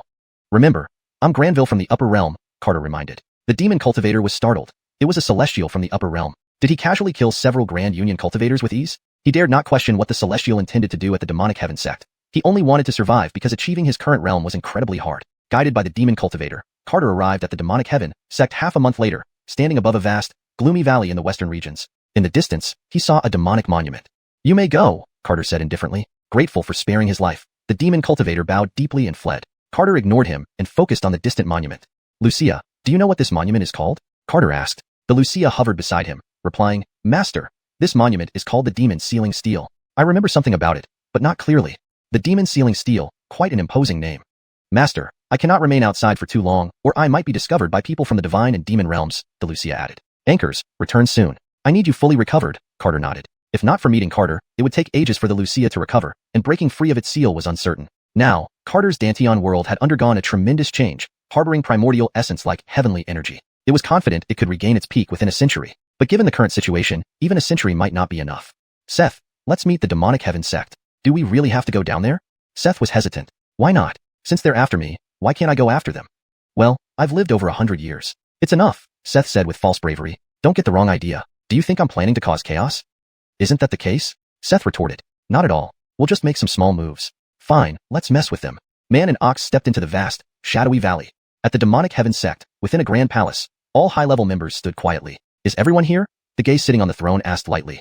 Except for the elders guarding the array outside the valley, everyone is present, the Ianto replied. Our mission this time is not only to find the Inyang God-slaying sword, but also to locate that person. The great demon emperor has issued a death order. If we fail, no one here, including me, can leave this world. Everyone gulped nervously, not daring to make a sound. Cecilia, you've been here the longest. What's your opinion? Cecilia straightened up. Gay. Cecilia suspects one person most. Oh, tell me more. His name is Carter. He's always around whenever our plans fail, which is no coincidence. Very well, let's start with this Carter. Any who obstruct our god race will be mercilessly exterminated. Walking through the dark valley, Carter felt uneasy. Seth, I have a bad feeling. What kind of feeling? I feel like someone's watching me. Whenever this happened, it proved accurate. Didn't Hyder say that among the contending heroes, you are the prey? The demons targeting him was normal, wasn't it? That's true. Whether they found me or not, I must act as if I'm the prey. Looking at the towering black city in the distance, Seth asked, we are in their territory. Should we attack now? Why not? Let's destroy this city first. Above the city, Carter could smell the stench of sin. With a thought, the whole city came into view. Inside, some practiced blood rituals, others ate human hearts, and some cultivated using fresh blood. Leaving such a place untouched doesn't seem right. Who should do it? You do it. Show me your power. Seth's aura twisted, transforming into a minotaur, growing larger until it reached 10,000 feet. Unlike the heavenly transformation, this was not a spiritual manifestation but real flesh and bone. Is Seth this formidable? Carter wondered. Thinking of the demon soul in Seth's mind, he couldn't help but consider how unstoppable Seth would be if it grew so large, like an invincible bull demon king. An overwhelming aura enveloped the Black City, prompting countless demon cultivators to emerge, believing a powerful being had arrived. Seeing a minotaur, they assumed it was a powerful demon deity descending. My lord, we failed to welcome you properly. Please forgive us. The city lord kneeled in terror, leading others to follow suit. Anchors, it's a sin. So, I demand penance. Before the thousands of demon cultivators could react, Seth stomped down on them. Spare us, my lord. Spare you my ass. Seth punched towards the city. I am the Blue Ox under the Celestial Granville. Today, I shall destroy your city. Boom. One punch shattered the entire city. Seth beat the thousands of cultivators, who were helpless against a 10,000-foot minotaur. Being on the outskirts of the demonic heaven sect, the highest-ranking city lord was only at the peak core formation stage. None survived Seth's assault. Within moments, the city became ruins. Seth spared a few cultivators, leaving witnesses to spread the news. Chapter 177. No life under the fist. After raising a city, Carter and Aiden continued on their journey. Do we really need to fight our way to the heart of Demon Sky Sect? What if we encounter a gay? Aiden asked. Just halfway will do. They're busy searching for the demonic sword now. This trivial matter won't concern the gays. That makes sense, Aiden said angrily. Every time we encounter Demon Sky Sect, we have no choice but to flee. This time, we'll get a good release. Man and Buffalo strolled slowly forward, and whenever they encountered a demon, regardless of their cultivation level, they would be struck dead with a single slap. 3 days later, Carter and Aiden had raised 3 cities in succession. The fame of Emmett Taoist spread rapidly through the heart of the demon territory. In a hidden area within the demon realm, Dominique, the sect leader, and the Ianto stood together on an altar. Dominique, are you truly going to merge? The Ianto, standing amidst demonic mist, asked. Given the current situation, we must merge regardless, Dominique replied coldly. There's great risk. We are already different individuals. It will be difficult to fuse as one, the sect leader said calmly. As the main body, Dominique roared in anger. Have you forgotten who you are? Both remained silent. They certainly hadn't forgotten. Jonah, your ability to see the heavenly signs was given by me, as was your cultivation up to this point. Antonio, have you become addicted to being sect leader? Dominique trembled with fury. Alas, even if we merge, what can we change now? Jonah sighed. Anchors, will we still be ourselves after merging? Antonio shook his head. No, we can do much more. We can even change the landscape of the demon realm and establish our reign. Think about it. The demon emperor used the sealed devil steel to suppress this world. Is it really just for the Yin-Yang God Slayer sword? Both fell into deep thought. Ranked slightly below the Yin-Yang God Slayer sword among ancient demonic artifacts, the sealed devil steel is equally powerful. Such a treasure could not merely be for an ancient demon sword. Moreover, the demon realm dispatched 100 gays, showing the demon emperor's emphasis on this mission. If so, then let's take a gamble, Jonah decided resolutely. Anchors, let's take a chance. Dominique's face turned sinister. Success or death awaited them. The 3 sat cross-legged on the altar, and eerie black runes slowly emerged, enveloping all 3. Within Demon Sky Sect's Holy Maiden Palace, a demon cultivator rushed in urgently. Report to the Holy Maiden, there are self-proclaimed heavenly cultivators indiscriminately slaughtering our people. They've raised 3 outer cities of our sect. Callie's expression turned grave. Given the current situation, who had the leisure for such trifles? Ignore them. Quickly locate Carter's whereabouts. Anchors. Not only did Dominique find something suspicious about Carter, Callie also felt deeply uneasy about him. However, the spies hidden in the 3 holy sites failed to trace Carter's path, only knowing he had left Phantom Sound Market. Fengdu City, the largest peripheral city of Demon Sky Sect, with 10,000 demon cultivators and a population of millions. 10,000 demon cultivators were positioned in the sky above Fengdu City. The dark red protective array had been activated for several days. Typically advocating survival of the fittest, Fengdu City was now full of anxiety. Within 7 days, Emmett Taoist raised 5 cities, yet the main sect showed no sign of intervention. The Dalen gazed at the distant sky, filled with anger. Why does the main sect ignore the lives of my people? Carter appeared slowly riding on Aiden. Aiden, it seems they're somewhat prepared. Aiden's demonic soul swept around, finding nothing particularly daunting. It looks like they're prepared, but not really. Ankara, I suppose. Who should make the move this time? Your turn. I've already raised 3 cities. All right, I'll go easy. On Fengdu City's walls, 10,000 cultivators looked at the newcomers in fear. The Dalen, with a serious expression, said, Taoist sir, Fengdu City has never offended you. Why pursue total annihilation? Carter laughed. See that? These demons want to discuss grievances? Aiden nodded. Discussing grievances is necessary, but shouldn't we tell them about our grievances with Demon Sky Sect? Carter rolled his eyes. You want all the deities of the universe to hunt us down? Just joking. No need to be so serious, Aiden grinned. The Daelin's expression tightened. As a formidable figure, he was infuriated by being overlooked. Attack! The Daelin ordered angrily. 10,000 cultivators launched multiple formations together. Looking at the arrays aimed at Taoist, the Daelin sneered. Even a merged realm cultivator can't escape unscathed. Indeed, the formation looked extremely formidable. As the dozen formations converged, man and buffalo remained motionless, allowing the overwhelming power to hit them. A tremendous explosion erupted, spreading energy everywhere, bringing joy to the 10,000 cultivators. Hemph! Taoist dares to be so overconfident. He probably thinks he's from the heavenly realm. Challenging Fengdu City means no return for you. When the red light dissipated, Carter and Aiden stood untouched. Is that all? Are you scratching our itch? Man and buffalo were somewhat displeased. I'll give you one last chance. Use your strongest powers, or else there will be no second chance. The Daelin, shocked, called out, everyone, attack. 10,000 people launched their best attacks, coordinating with the city's protective formations, aiming straight for Carter. Since you put in so much effort, I'll grant you a swift end. Carter unleashed a punch, creating a golden fist print heading directly for the enemy. The dark red formation crumbled under one punch, and tens of thousands of miles of celestial laws were drawn into the golden fist print. An overwhelming might froze the 10,000 cultivators. No! The Daelin screamed in terror. With this scream, Fengdu City was reduced to ruins by the golden fist print. Aiden saw the city turn to dust and remarked, they probably didn't suffer too much from this punch. A bit too merciful, Carter said coolly. He wouldn't feel guilt for eradicating 10,000 demon cultivators in one punch. He didn't investigate the city's population during the destruction either. Good people here were suffering. Even if he saved them, they might lack the courage to survive. Demon cultivators here were demon cultivators. At this moment, it wasn't about hatred, but about stance. When will Demon Sky Sect come after us? Aiden asked worriedly. Unsure, likely only when we reach the core region. All matters revolved around Gaze with their descent. This minor disturbance wouldn't attract their attention. Why don't we directly target the core region instead of fighting these small fries here? Aiden asked puzzled. Directly attacking the core region carries a risk of being surrounded, Carter explained, looking at the distant sealed devil steel. We want to gradually draw their attention. I get it. First, draw their attention, then slaughter those they send to investigate, right? Nice, you've improved, Carter praised. Of course, think I'm a fool? Let's go to the next city. Man and Buffalo continued deeper into the Valley of Shadows. Hashtag chapter 178, gay. Under the dim sky of the dark valley, a man and an ox appeared above a city. Tens of thousands of cultivators watched them with fear. Is he Braden? He looks quite ordinary to me. Is the rumor misleading? The city lord shook his head. If his strength were insufficient, would he dare face tens of thousands of cultivators, plus more than a dozen late-stage nascent soul experts? Upon hearing this, the dozen or so grand cultivators felt a wave of unease. Daelin, do we still need to defend the city? A nascent soul cultivator asked. If this city falls, do you think the Grand Temple will let us live? The city lord's tone was grave. Everyone fell silent. As demonic cultivators, they knew all too well how terrifying the Demon Sky Sect was. If they could hold on to this city, they might even gain favor from the Grand Temple. But if they fled, they would face torment worse than death. Watching Carter approach step by step, the city lord trembled. He's here. Everyone attack with full force. Within the massive city, tens of thousands of cultivators combined their power to activate a formidable array. A vast array covering several thousand miles enveloped the city, emitting an aura that made hearts quiver. The city defense array is enough to kill several late-stage formation stage cultivators. I don't believe he's a deity from the upper realm, the city lord said coldly. The oppressive might of the great array gave him more confidence. Carter calmly observed the massive array and said, Seth, no nonsense this time. Just wipe it out. Sure thing. I like picking on the weak. Moo. The old ox roared loudly, his body rapidly swelling. In moments, a 10,000-foot-tall ox demon stood atop the array, stomping down. The vast array crumbled like paper under its foot. Bad. Everyone, flee! The city lord cried in panic. Actually, no one needed reminding. As soon as the ox demon appeared, many cultivators had already started fleeing.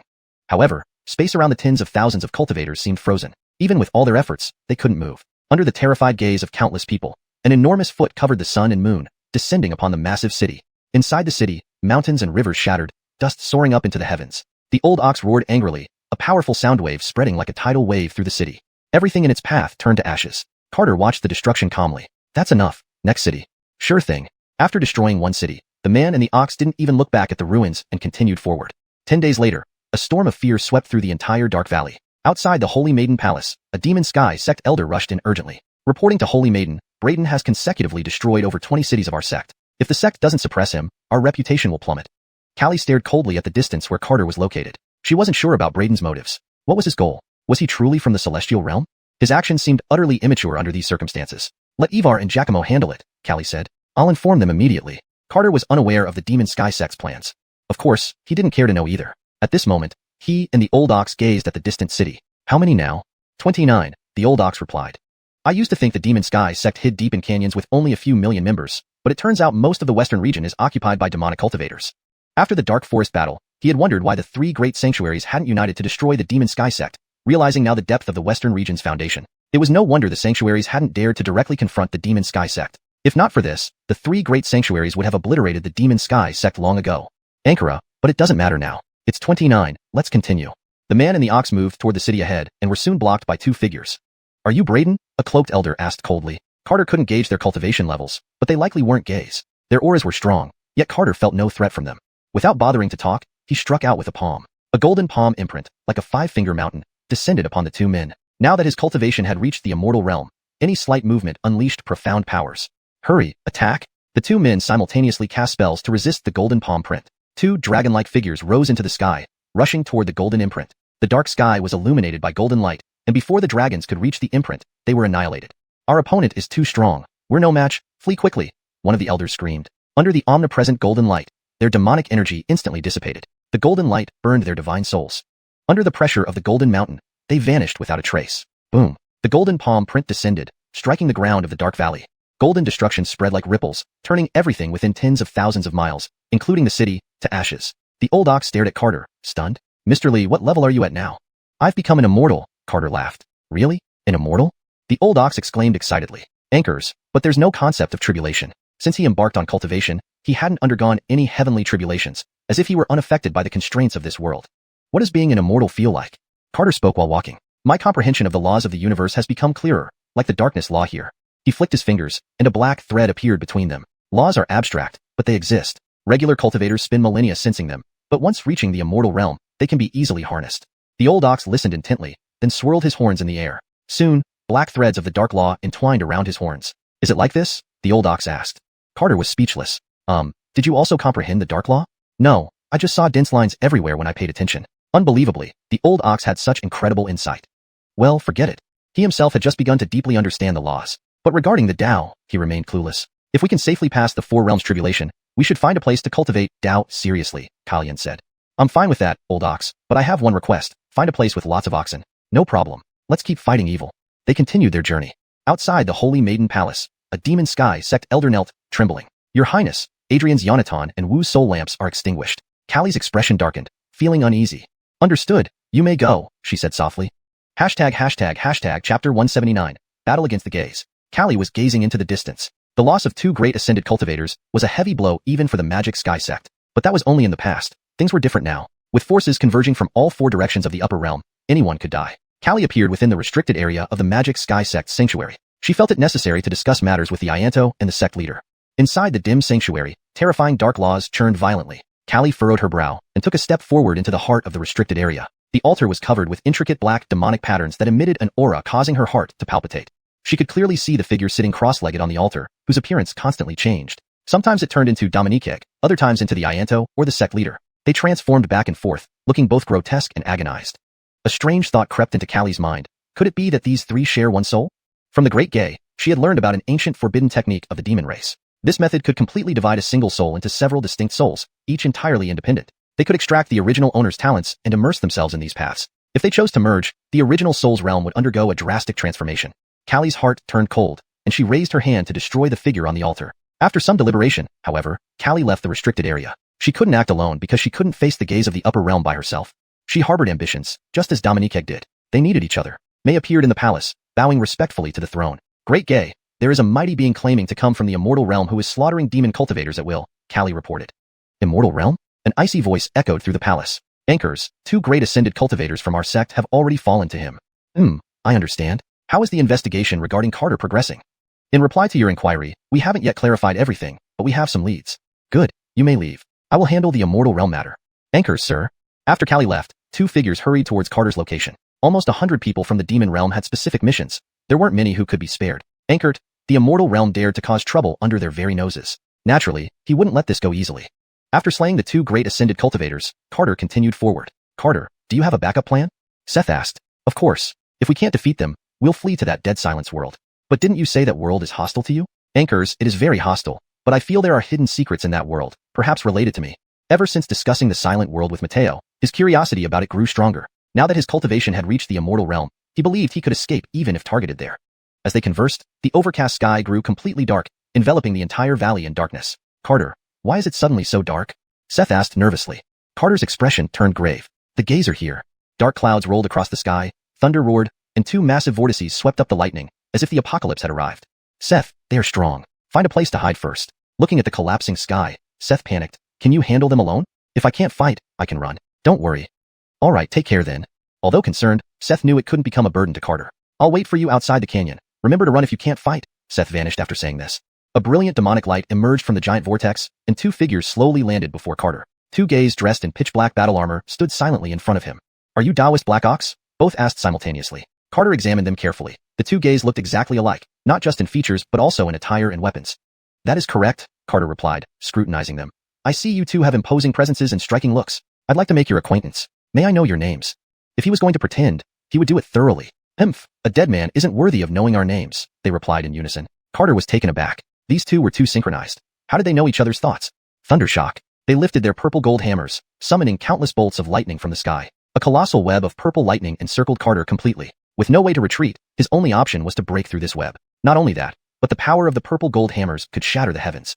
Even with the 4 sacred artifacts reinforcing the natural laws, they crumbled under the mountainous force of the hammers. A vast crimson lightning web sealed off a 1,000-mile radius. The moment the purple gold hammers appeared, Carter unleashed a star-crushing fist. The chaotic green energy condensed into a golden orb, hurtling towards the descending hammer. The golden light illuminated the valley, making it seem like daylight for hundreds of miles. Far away, Callie watched the distant golden light, her expression extremely grave. Is this what a battle between immortals and demons looks like? Though she didn't know the intensity at the center, such displays of power and Tao essence might tear her apart with just the aftermath. Following the fist strike, 9 golden dragons emerged behind Carter, and his acupoints shimmered with golden light as he unleashed another punch. Body shattering. The golden orb, like a blazing sun, aimed directly at the 2 gays. Space seemed frozen around them, immobilizing the gays. Not good, it's the Tao of space. Both gays were shocked as Carter's fist pushed back their hammers. Before they could react, another devastating punch came, enhanced by the Tao of space. World of Demon Mountains. With all their might, they summoned a 10,000-foot-high demonic mountain that blocked them like an insurmountable barrier. The 9 golden dragons accompanied by the golden orb slammed into the demonic mountain. Both gays paled, pouring immense demonic soul power into the mountain. Blinding golden light burst out, making the demonic mountain tremble. The opponent is too strong. Despite being just a ground immortal, we aren't a match for him, they said in unison. Golden light gathered on Carter's fist as he launched another punch, smashing into the demonic mountain. Boom. Blinding golden light illuminated the entire valley, visible even to cultivators far beyond the western region. Is there a major battle happening in the west? A Martin from the southern region asked somberly. It's likely someone from the immortal realm causing trouble in the demon realm, the woman beside him remarked. It shouldn't happen so soon. Everyone just descended and still needs time to adapt to this world's laws. We can't be sure. People from the immortal realm aren't known for being peaceful. To the young woman, the immortal realm consisted of warmongers. In the sky, Carter's punch sent the 2 figures flying thousands of miles away. Despite the aerial combat, the overwhelming force still destroyed a third of the valley. Both gays realized they were no match for Carter. They tore open space and fled. You've come this far, don't leave. Carter hadn't expected them to be so weak. He tore open space and chased after them. Chapter 180, 10,000 Demons Doom. For Carter, quietly eliminating a demon god would mean one less opponent to deal with later. If he could take out these twin brothers, the demon clan would certainly be devastated. And since he was operating under the banner of the celestial realm, it could spark a war between the celestial and demon realms, sparing him a lot of trouble. In the void world, Carter took a single step forward and appeared right in front of the 2 brothers. You 2, you've already attacked me. Trying to leave so soon is quite disrespectful to me, Emmett, isn't it? Carter said coldly. The 2 brothers exchanged glances, immediately understanding each other's intentions. Their 2 purple gold hammers transformed once again into colossal maces, swinging down towards Carter's head. The void was illuminated by the purple gold light, and the powerful force caused the surrounding space to ripple erratically. Carter punched upward, sending the mountain-like purple gold hammer flying away with a burst of golden light. Since the body-shattering fist was enough to handle them, he decided not to use any other techniques for now. After all, he didn't know their exact power. If one punch could shatter a star, breaking this continent would be a serious issue. After sending the hammer flying, Carter's expression turned grave as he became somewhat nervous. Because he wasn't in a void space, but inside a tower filled with countless magical beasts. Looking up, he saw no sky. Looking down, it seemed like an abyss. Magical beasts in iron cages around him roared fiercely, their appearances grotesque and terrifying. Is this an illusion? Carter frowned. Whether it's an illusion or not, let's destroy it first. With a punch, a golden sphere struck the prison's iron bars. Unfortunately, it was as if the sphere had been absorbed by the rusted metal. Seeing this, Carter felt a growing unease. What kind of nonsense is this? Emmett, you are strong, but within the 10,000 demons doom, even your strength is useless. Unless you can instantly break through to become a heavenly immortal, you will surely die today. The 2 voices overlapped, cruel and self-satisfied. They pretended to flee just to make Carter complacent, allowing them to activate the 10,000 demons doom. It was their strongest trump card, a realm that could imprison a celestial being 1 level higher than them, where no Tao arts could be used. Such a heaven-defying skill, they had never used even in the demon realm.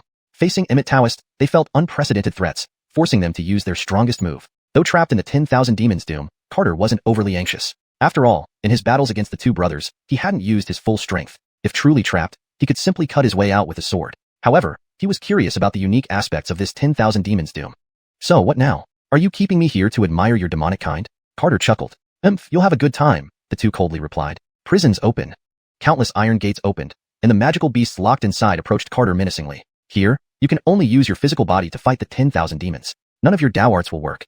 Hearing this, Carter smiled. People only know my Daoist powers are boundless, but few know my physical body is invincible. Without waiting for the magical beasts to attack, Carter charged into the dense crowd. His physical body, at the celestial level, was indeed unmatched.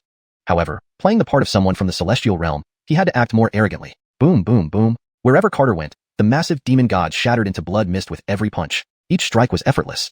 During the ancient battle with primordial beasts, he had been betrayed by Mateo. Now, dealing with this situation was far too easy. The two demon gods, controlling the 10,000 demons doom, couldn't attack Carter directly. Even if they entered the 10,000 demons doom themselves, they could only use their physical bodies. Seeing Carter tear through the 10,000 demons doom effortlessly, the two brothers grew anxious. In just minutes, thousands of magical beasts were annihilated by Carter's fists. The originally fierce beasts now wore looks of terror. They weren't illusions but real creatures, imprisoned by a great demon realm power within the 10,000 demons doom. 10,000 demons doom, huh? If there are only these weaklings, you'd better find some feng shui treasure spots first.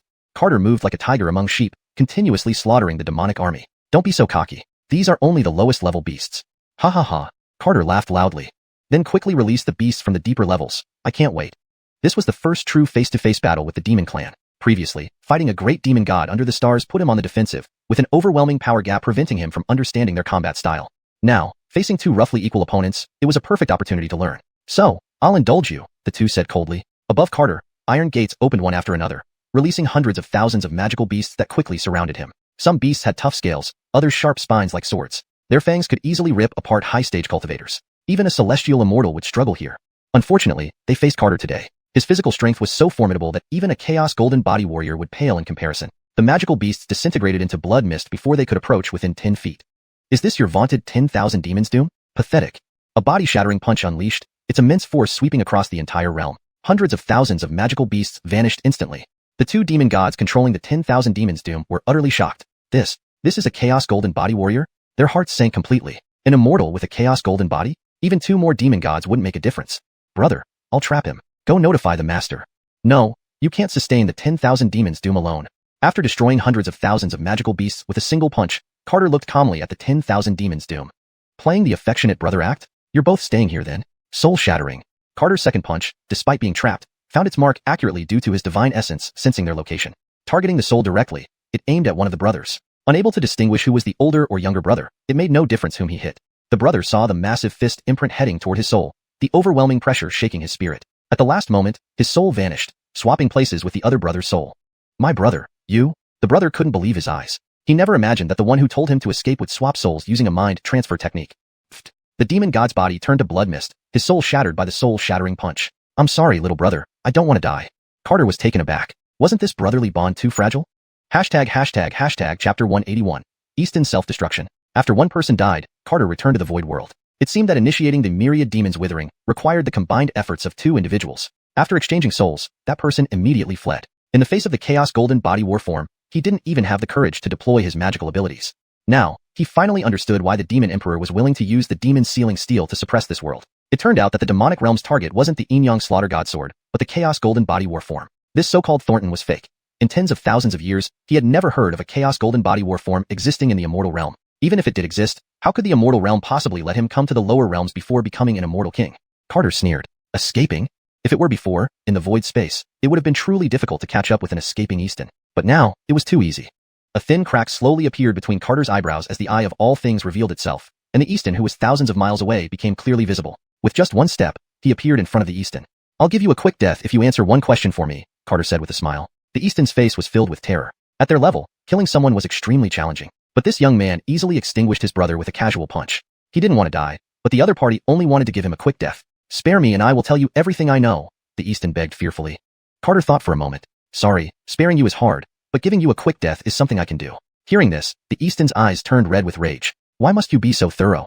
Carter coldly laughed. So thorough?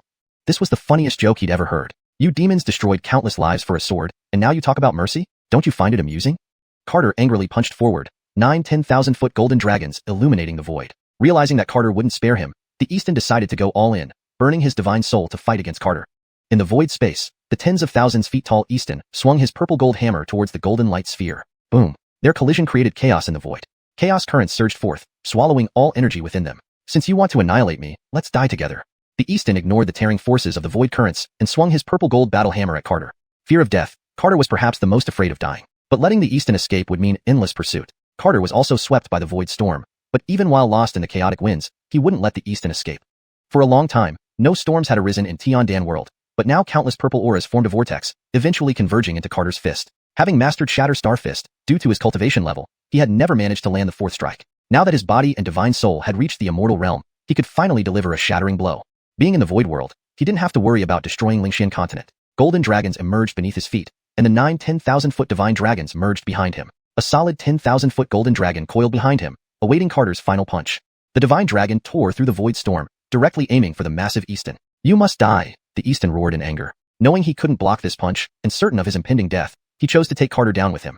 The Easton's body burned with boundless demonic flames as he lunged at the divine dragon. Let's die together. The golden and crimson colors collided like meteors, releasing destructive power that exploded in the void space. Master, run! The sword spirit warned in alarm. Carter dared not be careless. A Easton's self-destruction was too dangerous to confront head-on. Seeing the overwhelming power about to engulf him, the Yin-Yang Slaughter God sword burst out of his Dantian world. The sword pierced the void, and Carter reappeared under the starry sky. Frenzied energy followed him relentlessly, so Carter dared not stay, fleeing millions of miles into the starry expanse. A heart-stopping boom echoed as distant space ruptured like a balloon bursting. The broken space continued expanding, devouring a decaying small star into the void. Space didn't seem to mend, forming a small black hole under the starry sky. Carter watched in shock, surprised by the terrifying force of the Easton's self-destruction. Luckily, I ran fast enough. Carter wiped sweat from his forehead, still shaken. Master, what you did was very risky, the sword spirit said worriedly. I didn't expect him to choose self-destruction either. Seems like I need to be more careful in the future, Carter sighed. He thought offering a quick death would make the Easton accept his fate, not opt for mutual destruction. Reflecting on it, Carter felt somewhat naive. Surprising and overwhelming attacks seemed more suitable for him. Master, someone is coming, the sword spirit returned to Tiandan world in a flash. Far away, under the void sky, Atoria slowly approached him, each step covering tens of thousands of miles. Within a few breaths, she appeared before Carter. Fellow Taoist, do you know who you battled just now? The woman asked politely. Though her voice was cold, her manners were appropriate. To be honest, I was just curious, Carter smiled. I sensed an extremely strong demonic aura just now, quite unusual, the Toria said solemnly. Anchors, I also felt the overwhelming demonic aura. Afraid my fellow Taoists in the immortal realm might be battling demons. I came over to help, Carter laughed. The Toria carefully examined Carter, noticing his chaotic aura and heaving chest. She had some suspicions, but since he didn't wish to speak, she wouldn't pry. Your sense of righteousness is commendable, the woman praised, then asked, did you see the duelists? Carter shook his head, feigning surprise. Such a grand scene frightened me. I could only watch from afar. The woman nodded. The void turning into a black hole suggested the combatant's strength approached celestial immortal levels. Is this your first time entering this world? Anchors, I was dispatched from Immortal Mountain to investigate after learning that the demon race had descended, Carter explained. If so, I won't disturb you further. Goodbye. The woman transformed into a streak of light, flying toward Xianxia continent. It seems not all people from the immortal realm are bad, Carter chuckled. She's probably from Sword Immortal Mountain, the sword spirit noted. Your memory recovered? Anchors, master, some of it has returned, but not much. Tell me about Sword Immortal Mountain. Sword Immortal Mountain is one of the 5 major holy places in the lower immortal realm, with righteous and heroic values, the sword spirit succinctly replied. That's it. I remember just that much, master, the sword spirit awkwardly admitted. Alright, let's go find Seth. Carter turned into a streak of light, flying toward the western regions. Chapter 182, Calculation. The old ox waiting at the edge of the gorge was somewhat uneasy. The battle between Carter and the 2 demon gods had been incredibly intense, leaving half the secluded valley in ruins. It worried about whether such a commotion would attract the attention of other demon gods, leading to a joint attack on Carter. That would truly be troublesome. How long has it been? And he still hasn't returned, the old ox muttered nervously. Before long, Carter appeared in front of it. Seth, we need to leave here quickly, Carter said hastily. Seeing that Carter was unharmed, the old ox finally felt relieved. What about those 2 demon brats? Did you take them out? The old ox asked excitedly. Carter nodded, anchors, but it caused quite a stir. We can't act so openly. Alright, then let's operate in secret. Man and ox vanished from the edge of the gorge. Under the starry sky, a demonic figure stood solemnly before a black hole. Quite the bridger. I underestimated you, he muttered, turning his gaze towards the eastern realm's Taoist steel. Immortal world, you will pay for this.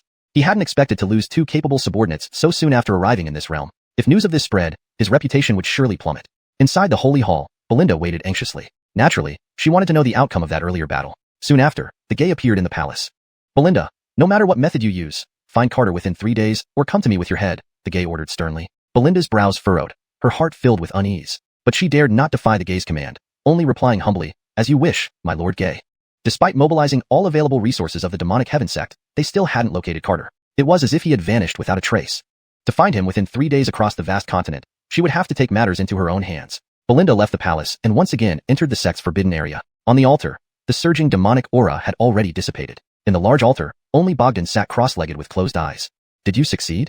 Belinda asked coldly. Bogdan slowly opened his eyes, which were like bottomless voids. You didn't make a move, which surprised me, he replied, not directly answering her question. I know your ambitions go beyond this, just as mine do. We need each other, Belinda said calmly. Bogdan was taken aback but chuckled. I never thought the sacred maiden wouldn't be content to remain a mere pool fish. This isn't the time to discuss this. The Gay wants us to find Carter within 3 days. Bogdan raised an eyebrow. Normally, finding one person like Carter should only take a day or two. Is there a problem with our intelligence network?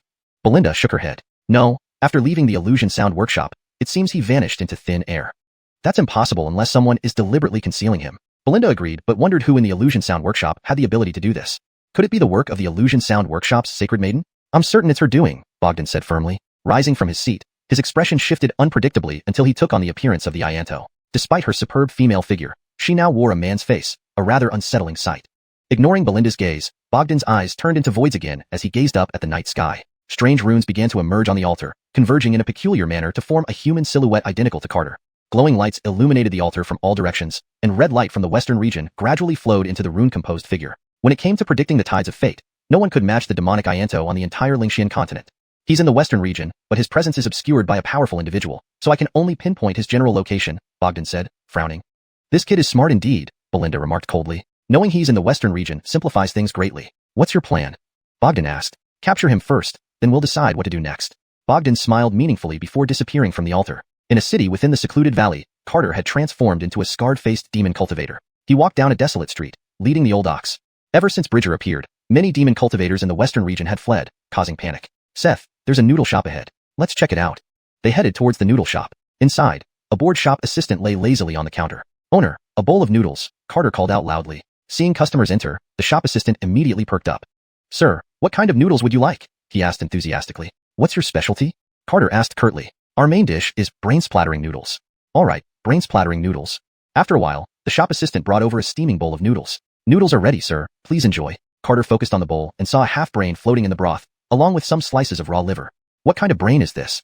Carter asked. Sir, rest assured, these are genuine infant brains, fresh and new. The shop assistant grinned warmly. Hearing this, Carter almost retched. Demon cultivators are indeed demon cultivators. Even their shops serve human flesh. With a loud crash, Carter shattered the entire table. Scumbag, how dare you try to fool me with fresh food? The shop assistant was shocked, thinking he could deceive the customer. But Carter had seen right through it. Sir, calm down. Though not freshly slaughtered, we only refrigerated them for a few days. They're absolutely fresh, the assistant stammered fearfully. If not for Bridger's appearance, their business wouldn't have suffered like this. Don't argue. Carter slapped the shop assistant's head, reducing it to dust. The owner hurriedly ran downstairs. Sir, calm down. I'll make you a fresh one. Carter couldn't contain his rage anymore. Your rotten shop must not be allowed to exist. With one punch, the shop owner was obliterated, and the noodle shop turned to ruins. Standing amidst the wreckage, Carter and the old ox felt mixed emotions. This western region no longer has any reason to exist, the old ox said coldly. Seeing the old ox about to act, Carter stopped him. Not yet. The old ox suppressed his anger, realizing the timing wasn't right. If they couldn't wipe out the entire western region, they'd kill whoever they encountered. The commotion attracted many demon cultivators to spectate. Fellow Taoist, why did you destroy the noodle shop? One demon cultivator asked angrily. Although he didn't know how the shop owner had provoked Carter, this was a place he frequented. Moreover, he had a good relationship with the owner. Unless Carter gave a reasonable explanation, he wouldn't let this go easily. Carter gave him a cold glance, then waved his hand lightly. Instantly, dozens of demon cultivators vanished into thin air. ##### Chapter 183, Heart of the Demon Sect. After exterminating the group of demon cultivators, Carter and Seth slowly made their way through the city. Half a day later, dozens of iron-armored demon cultivators appeared above the city. Everyone in Vulture City, heed this order. Gather outside the Lord's mansion within the next moment. Failure to comply will result in execution. Dozens of them unleashed their powers, enveloping the entire city in a dark red barrier. Inside Vulture City, tens of thousands of demon cultivators were bewildered, but given the command, they could only comply. Do we go? Seth asked. Why not? A man and an ox flew towards the center of the Lord's mansion. Within moments, hundreds of thousands of cultivators and millions of civilians gathered outside the mansion. Carter stood still in the air, looking at the dense crowd with a cold smile. This is convenient. One strike will do it. Weren't you saying it's not time to act yet? Seth asked in surprise. Eliminating the western region isn't the right time, but eliminating these here doesn't require waiting so long. Seth felt a bit excited. Leave the dirty work to me, Seth. Thinking about all the man-eating demons here, Seth was boiling with anger. No rush, let's first see what Demon Sky Sect plans to do. Dozens of divine senses swept across the sky, followed by a massive black formation array covering the heavens. The sect leader orders that there are spies from the 3 holy lands infiltrating the western region. Our task is to find them. Now, regardless of whether you're cultivators or civilians, release your mind for us to inspect. The black array emitted dark demonic light, which scanned through the minds of millions. Spies from the 3 holy lands? Carter furrowed his brows. It's probably just a ruse, said Seth. Anchors, it's likely just a ruse. We'll grab a demon cultivator later and interrogate them thoroughly. Given the current situation, various forces on Xianxia continent are trying to protect themselves. Who would have the energy to cause trouble for others? The massive array in the sky slowly descended, spreading a bone-chilling aura over a 1,000-mile radius. The demon cultivators were alarmed. Did they need such force for inspection? Before they could react, the huge array began to devour their cultivation. No, please spare us. Sirs, we are natives of the western region. Please investigate clearly. Is the main sect going to kill off all the cultivators of Vulture City? Hundreds of thousands of demon cultivators within 1,000 miles erupted into resistance, using their abilities against the oppressive array. Humph, as per the sect leader's orders, strip all of you of your cultivation. Any defiance will be met with execution. Dozens of demon cultivators pressed down on the huge array, killing any who resisted with their swords. True, Demon Sky Sect is quite ruthless, stripping 100,000 demon cultivators of their cultivation at once, Carter sighed. Mateo mentioned that once free from the suppression of the 4 great artifacts, everything would fall apart. If the 3 holy lands knew, chaos would ensue, not just among demon cultivators. Carter nodded. Indeed, under such circumstances, the evil side of human nature emerges instantly. Under the overwhelming power of the Great Formation, countless demon cultivators struggled in vain. An hour later, hundreds of thousands faced despair, their faces pale as they looked up at the array. Soul Search. The leading demon general ordered coldly. Dark red demonic light covered 1,000 miles, and dozens of demon cultivators used the array's power to perform soul searches on millions. A beam of demonic light shot into Carter's crown, beginning its soul search. Seth, you handle the people below. I'll take care of those above. Got it. Moo. A loud roar echoed throughout the land as Seth transformed into a 10,000-foot bull demon, breaking through the sky-covering array. Bad. A great monster. Quickly. The leading demon cultivator exclaimed in terror. Just as the dozen cultivators fled, they found their companions' bodies suddenly shattering. In the blink of an eye, only the leader remained alive among the dozens of demon cultivators. Carter throttled the cultivator, his consciousness invading the demon's mind. After finishing the soul search, he crushed the demon into a blood mist. Seth moved swiftly, slaughtering millions within a short while. Let's go. With a flicker, man and ox vanished. As soon as Carter left, Dominique and Amaris appeared above Vulture City. Dominique gazed coldly at the scene before him. We're too late. Amaris's expression was grave. It's Taoist Emmett. He's beyond our capabilities. How do you know it's Taoist Emmett? That bull's roar. Aside from Taoist Emmett's bull, have you ever heard of such a powerful bull demon on Xianxia continent? Dominique's face stiffened. If it were indeed Taoist Emmett, they'd need Gay to resolve this. But having Taoist Emmett interfere might actually be more beneficial for him. Anchors, inform Gay immediately, he decided. When Carter and Seth reappeared, they had already arrived at the heart of Demon Sky Sect's territory. Is that the demon ceiling steel?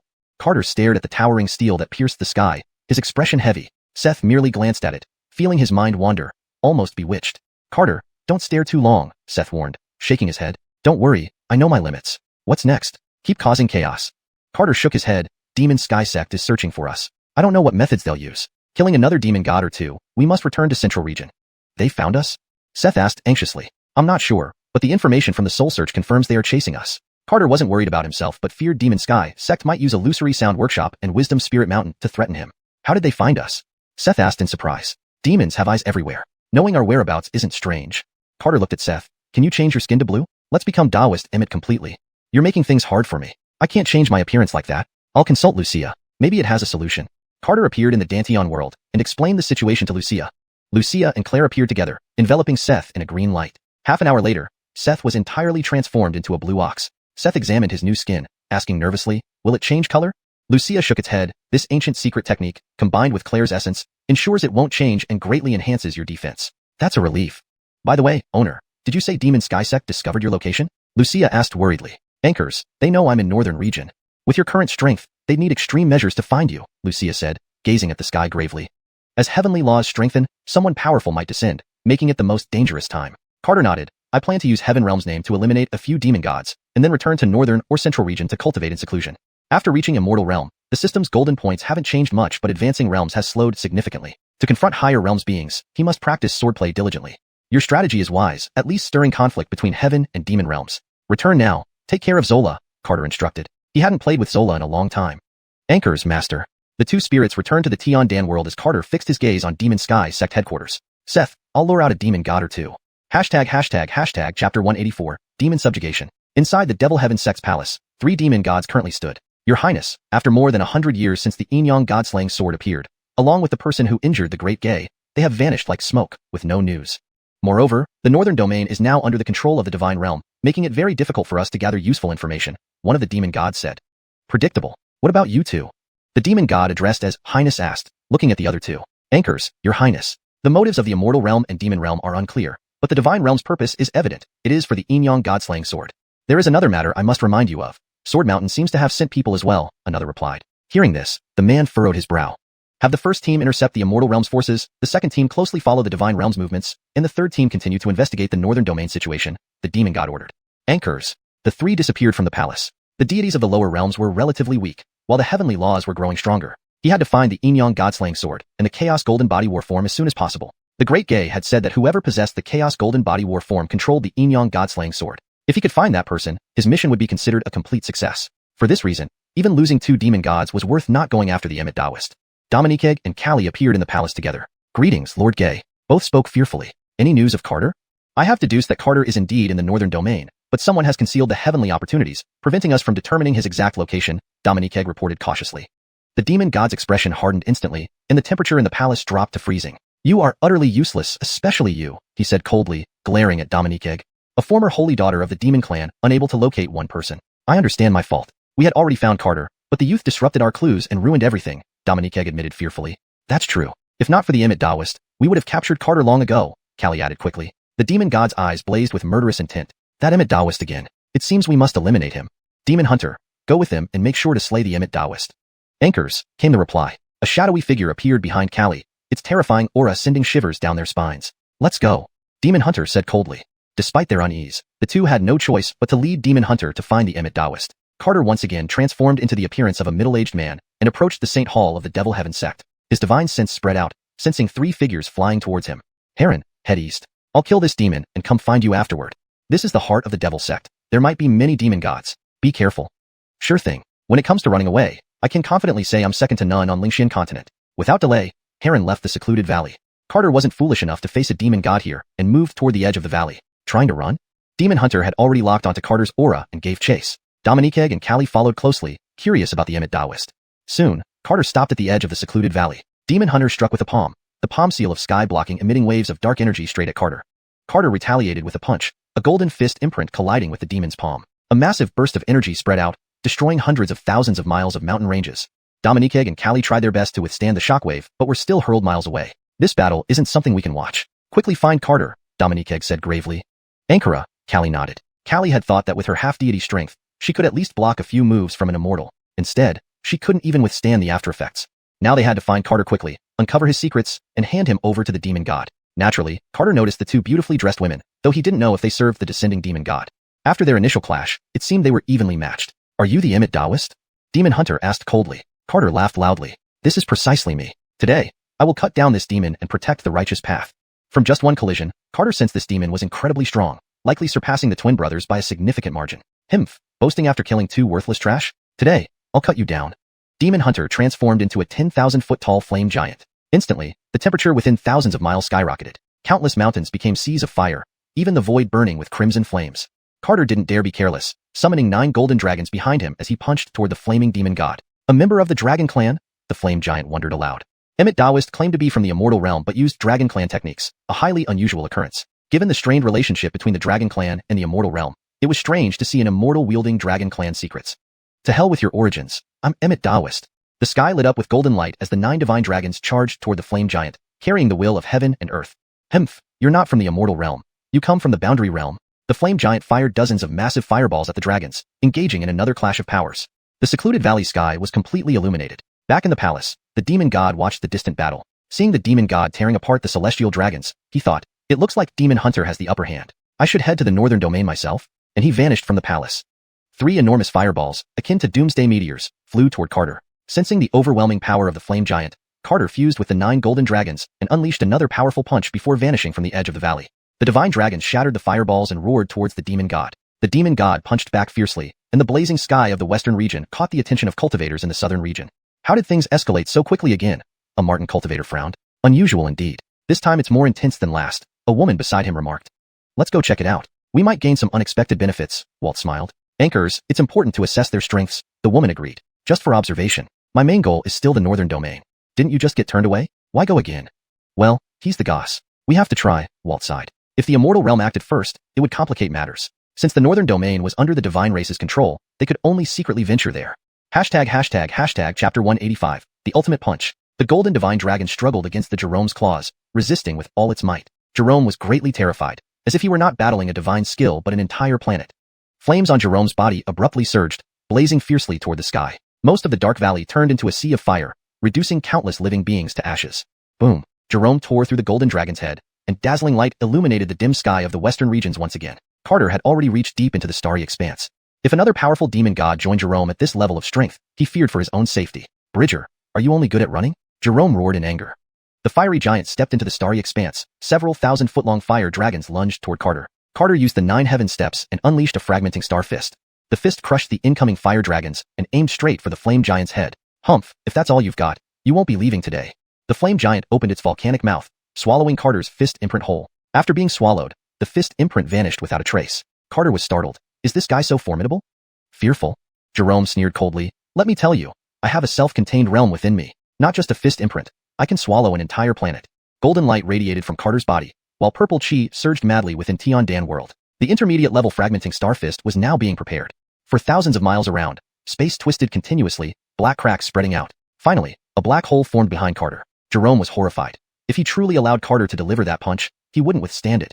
A celestial blade appeared above the flame giant's head. Jerome gripped the hilt with both hands and swung it fiercely at Carter's head. Sky-splitting slash, Jerome shouted. A 10,000-foot flame blade descended upon Carter, splitting the air with a massive black fissure, flames raging along its edges. Seeing the flame blade about to hit, a black hole flew out from behind Carter. The black hole expanded, ultimately forming a black sphere tens of thousands of feet in diameter. The black sphere, carrying an apocalyptic pressure, met the flame blade. As the flame blade struck the black sphere, countless flames were swallowed into the black hole. In an instant, the enormous flame blade was devoured by the black hole. Jerome's face showed shock. If he were sucked into the black hole, he would cease to exist. Rumble. Jerome's body shattered, transforming into a sea of fire. The fire waves surged violently, pressing down on the black sphere continuously. Boom. The first wave was consumed by the black hole, followed by the second. Each subsequent wave grew stronger. After consuming thousands of waves, the black hole disappeared completely. What was originally an endless sea of fire now became a lake spanning hundreds of meters. Looking at the churning lake, Carter paled. He's still not dead? This was the genuine fragmenting star fist. One punch nearly exhausted him. He thought one punch could kill the demon god, but instead, it merely transformed it into a sea of fire? Facing the full force of the punch, Jerome wished he could die. Having spent so much primal energy to save his life, Bridger must die. He didn't believe the opponent could unleash another punch. The lake of fire gradually shrank, revealing Jerome's true form. Still a flame giant, but its height decreased from 10,000 feet to 1,000. You did well, depleting 80% of my primal energy, Jerome said coldly. Carter sensed Jerome's deep hatred towards him. Carter didn't bother arguing further. 9 10,000-foot-long golden dragons emerged behind him, striking Jerome again. Exhausted of 80% of his primal energy, Jerome was slammed deep into the starry expanse. This person's power is terrifying, remarked a Martin watching from afar. A human immortal realm with such combat power? It's probably one of those forbidden physiques, the woman beside him commented, similarly shocked. But his consumption is considerable. The outcome is still uncertain, the youth analyzed. Jerome reappeared before Carter. The flames on his body significantly weakened. You must die. Jerome was furious, never having been beaten so badly before. Carter smiled coldly. With the demon god enraged, this was the perfect time to deploy the infinite sword band. Endless sword chi emitted from Kylie, tearing space apart into long cracks. The surroundings around Jerome changed suddenly, trapping him in Carter's infinite sword band. The sky turned dark, remnants of swords scattered everywhere. Countless sword chi slashed recklessly. Jerome laughed coldly. You're a sword cultivator? Relying on these broken swords to kill me? A pipe dream. Suddenly, the flames on Jerome's body surged, melting thousands of remnant swords into molten iron. Carter stood atop the sky, casually waving his hand, and the melted swords reappeared. As long as the sword intent remains unextinguished, the sword shall live forever. Countless remnant swords floated slowly, emitting sharp sword intent. Jerome frowned. This infinite sword band wasn't simple. Telling you this doesn't matter. In this world, I am the heavenly Tao, Carter said calmly. Seeing the swords, he felt as if he had undergone countless calamities and broken through to divinity. Enough pretense. Watch me break your sword realm. Jerome erupted with endless flames, instantly turning the entire sword realm into a sea of fire. Carter didn't act hastily. This was his first use of infinite sword band, wanting to thoroughly test it. Columns of fire sword, Jerome using broad attacks to locate Carter's position. Do you want to find me? Carter multiplied into countless clones, each identical yet distinct in posture and expression. Primordial soul. You've cultivated a primordial soul? Jerome exclaimed in horror. Even you know of the primordial soul. Numerous Carters spoke in unison. Jerome panicked. realizing he had been toyed with all along. How dare you humiliate me? Jerome shifted from panic to rage. This person had clearly cultivated a primordial soul, more than capable of suppressing him. Anchored, he never fully exerted himself, always holding back until the final moment. A great insult? The flames on Jerome's body turned from dark red to vermilion and finally to black. Let's die together then, Jerome roared. In any case, lower realm demons who failed their missions couldn't survive. Even the prince couldn't escape. So let's take one down with him. Within the sword realm, remnant swords burned to ashes by the black flames, heat unbearable. Even Carter felt like he was engulfed in boundless hellfire. Trouble, he's going to self-destruct?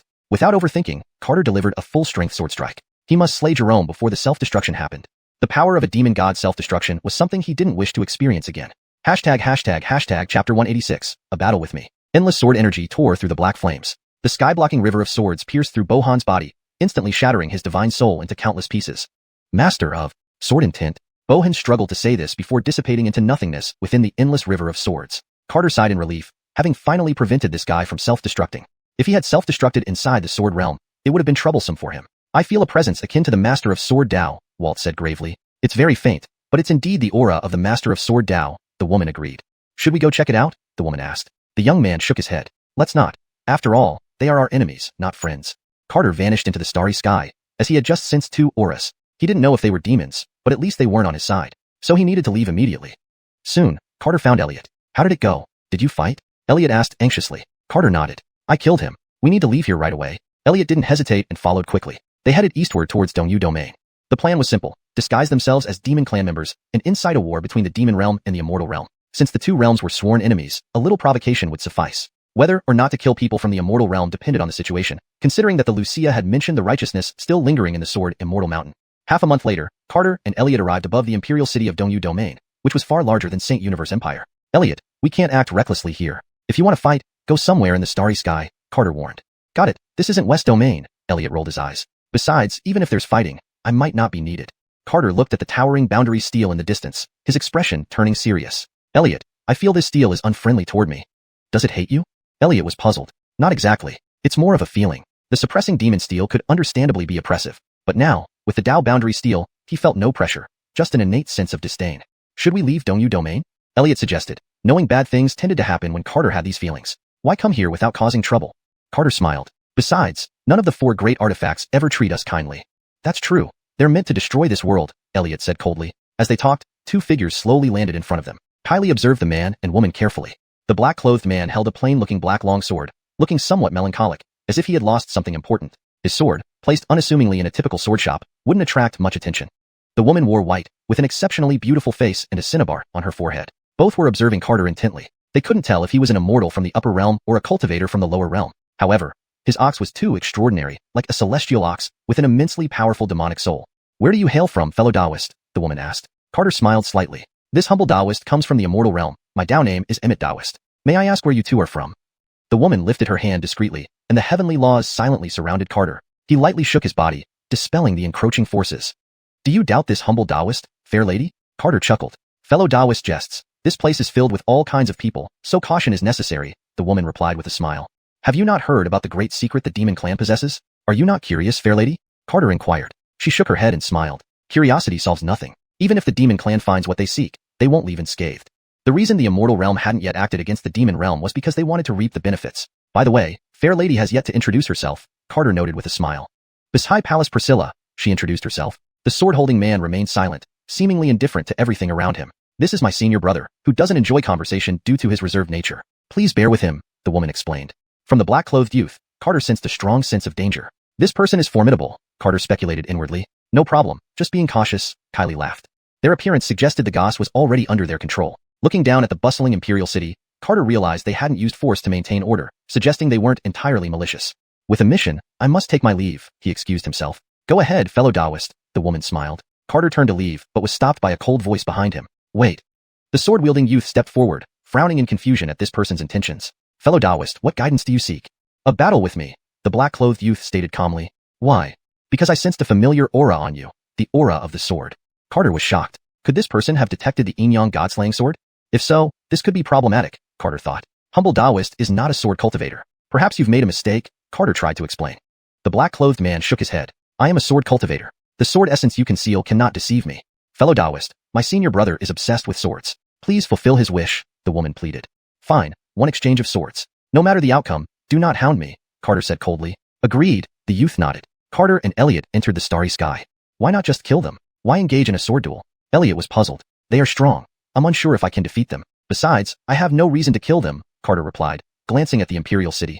The pressure from the Dao boundary steel isn't a reason. That is controlled by someone else. If they destroy the city, I'll reconsider. He wasn't a saint, but he wasn't about to slaughter innocents either. You're right, but be careful. I feel this person is off, Elliot warned. Carter initially thought only he had sensed this, but Elliot shared the same feeling. This person was truly extraordinary. Chapter 187, defeated. Under the starlit sky, the two men stood facing each other. I will only strike once. If you can block my sword, you may leave unharmed, Walt said. And if I can't block it? Esteban was puzzled. Did he mean that he wouldn't attack forcefully if not blocked? Once the sword is drawn, there is no survival. If you fail to block it, you shall perish. Hearing this, Carter's expression grew solemn. The youth's words were calm, yet precisely because of that calmness, Carter felt immense pressure. Draw your sword, Carter said. The young man in black slowly lifted his head, all traces of melancholy gone from his face. Two beams of sword light flashed in his deep pupils. The name of this sword is Qinyuan, forged from 9 abyss black iron, and it has accompanied me for 3,452 years. As soon as these words were spoken, the Qinyuan sword in the youth's hand trembled violently, emitting countless sword auras that tore open narrow cracks in space. Carter gazed at the sword in the youth's hand. It seemed as if within the scabbard was not just a sword but a demon sealed for countless ages, now ready to be unleashed. Master, this man's sword Dao is already perfected. He is only one step away from transcendence, the Wuxia remarked gravely. Suddenly, the sky transformed. Beneath the vast expanse of stars, a colossal sword capable of cleaving through heaven and earth appeared before Carter. Facing this sword, Carter cast aside all his worries. I too have a sword, one that must not be drawn, Carter laughed. Why? Carter didn't answer, instead focusing on the enormous sword before him. This sword is strong, but it doesn't match mine. It wasn't arrogance. The single stroke he had comprehended in the remnant sword realm was indeed overwhelmingly powerful. Though he spoke thus, Carter did not dare to be careless in the face of the youth's formidable sword strike. He brought his fingers together, and behind him, boundless sword auras transformed into white sword light. A sword composed entirely of sword auras hovered before him. Unless absolutely necessary, he wouldn't use the Inyang slaying godsword. With a gentle flick, Carter sent the long sword piercing through the void toward the distant colossal sword. Similarly, the youth's gigantic sword tore through space, aiming directly at Carter. The collision of the two swords reduced the surrounding 1,000 miles to nothingness. The woman watching nearby looked grim. Both of them were equally impressive in their achievements, making it hard to tell who had the upper hand. A cold aura enveloped Carter, turning him into an ice sculpture in an instant. In the distance, there was frantic shouting, Carter! Ignoring the rampant sword auras, Seth rushed towards Carter. However, he was cut by the bursting sword auras even as he neared Carter by 10,000 feet. The sound of cracking ice filled the air as Carter broke free, his complexion slightly pale. The youth slowly sheathed his sword, casting a grave glance at Carter. Priscilla, let's go, the youth calmly said. Carter hurriedly appeared beside Seth. Seth, are you alright? I'm fine, but when you turned into an ice statue, it scared me half to death, Seth said, still shaken. What could happen to me? You, on the other hand, acted so rashly. Carter rebuked him. I was worried about you. You shouldn't act recklessly since you haven't reached immortal realm yet. Carter wiped off the remaining sword auras on Seth with a wave of his hand. Well, who won or lost? Looking in the direction the youth left, Carter said seriously, a draw. This guy was incredibly strong, stronger than anyone he had encountered. And Carter could sense that the youth hadn't used his full strength, perhaps underestimating Carter's ability to block the strike. The youth and Priscilla reappeared atop the Imperial City walls. Senior brother, did you win or lose? Priscilla asked. I lost, the youth replied calmly. Priscilla was confused. Senior brother's sword had already encased him in ice. Even if senior brother was injured by his sword aura, it should have been a draw. The youth shook his head. Losing is losing. I used a sword, while he didn't. Do you understand what a sword means to a sword cultivator? Priscilla's expression dimmed. Of course, she knew. But she didn't want to admit her senior brother lost. There's no need to worry. We'll have another battle someday. Anchors, Priscilla nodded, respecting her senior brother more. Senior brother's Dao heart is as solid as a rock, Priscilla thought to herself. Carter and Seth reappeared on a bustling street. Seth, there's something I'd like to discuss with you, Carter hesitated. Discuss? Haven't you always made decisions alone? Seth rolled his eyes. When had this guy ever consulted him? I want you to go to the Northern Territory, and I'll deal with the relationship between the Celestial Realm and the Demon Realm myself. Seth grumbled. Do you think I'm holding you back now? Carter laughed. To be honest, yes, a bit. Alright, I know what you're thinking, but you must promise not to overdo it. Don't worry. We've survived this long, not by chance. Actually, sending Seth to the Northern Territory was mainly because Mateo was there. If something happened to Gabrielle in the Northern Territory, she could seek refuge with Mateo. Mateo might not give others face, but he would likely help him. And what he needed to do next was both urgent and dangerous. With Seth constantly by his side, who could guarantee nothing unexpected would happen? Having known Carter for many years, Seth naturally understood his intentions. At least with him and Clem around, they could ensure Gabrielle's safety in the Northern Territory. Now, Seth was somewhat reluctant. Anchors, quietly go to Illusory Sound Workshop and ask Billy if they'd like to join you in the Northern Territory. Anchors, that's what I was thinking too. Carter gently tapped Seth's forehead. I'll leave you with 3 strands of sword chi for emergencies. The 3 sword chi strands were stored in Seth's sea of consciousness, ready to unleash at a mere thought. Then I'll be off. Seth felt uneasy. After following Carter for over a century, this was the first time he was leaving him. Anchors, be careful on your way. Seth walked away swiftly, disappearing into the crowd. On the busy street, figures flitted about. The moment Seth disappeared, Carter felt an emptiness in his heart. It's not like we're parting for life and death. Why get so sentimental? Carter chuckled bitterly. In an instant, Carter transformed into a monstrous figure with a fearsome visage. Even on such a busy street, there was no need to worry about being noticed unless he wanted to be seen by ordinary people. Standing atop the Eastern Realm boundary stone, a demonic figure surveyed the surroundings. Seeing no celestial beings arrive, he decided to wait patiently. 3 days later, golden light descended from the heavens, enveloping the realm boundary stone. 3 immortals gracefully landed, only to find themselves trapped within a broken sword world. Why is this world so desolate? One elder among them wondered. Fellow Taoist Su Ming, we've been ensnared in someone else's sword world, a young woman said grimly. Attack with full force and break out of this sword world, Walt in black robes demanded angrily. They had come here to seek benefits, but ended up falling into a trap upon entering. Most infuriating was that someone dared to ambush them right on the realm boundary stone. Demon warrior from the demon realm, I've come to claim your lives. Carter emerged from the sword world, radiating overwhelming demonic energy. ##### Chapter 188. A single sword slashed through 3 immortals. The demonic aura was granted by the sword spirit. As one of the ancient demonic artifacts, the Yin-Yang god-slaying sword made it far too easy to conjure up a bit of demonic energy to fool these heavenly immortals. Inside the sword world, Carter manifested 3 avatars, each holding a sword and charging towards the trio. These 3 were all upper realm immortals sent by their sects to search for treasures in this realm. Legend spoke of many secrets within this world, including the essence of heaven and earth. The 3 major sects held no significant standing in the immortal realm, so they had to wait for larger sects to allocate spots before entering this realm. They hadn't expected to be ambushed by demons as soon as they arrived. A mere demonic cultivator dares to be arrogant before an immortal like me. The elder waved his fly whisk, sending several beams of white divine light toward Carter. Note, I've translated Fuchun as fly whisk, which is a type of ritualistic or ceremonial tool often seen in Chinese literature and culture, ensuring the translation reads naturally while maintaining accuracy. The other 2 also unleashed their divine arts, attacking Carter fiercely. Within the sword world, 3 rivers of swords, each stretching for tens of thousands of miles, engulfed the trio's divine arts.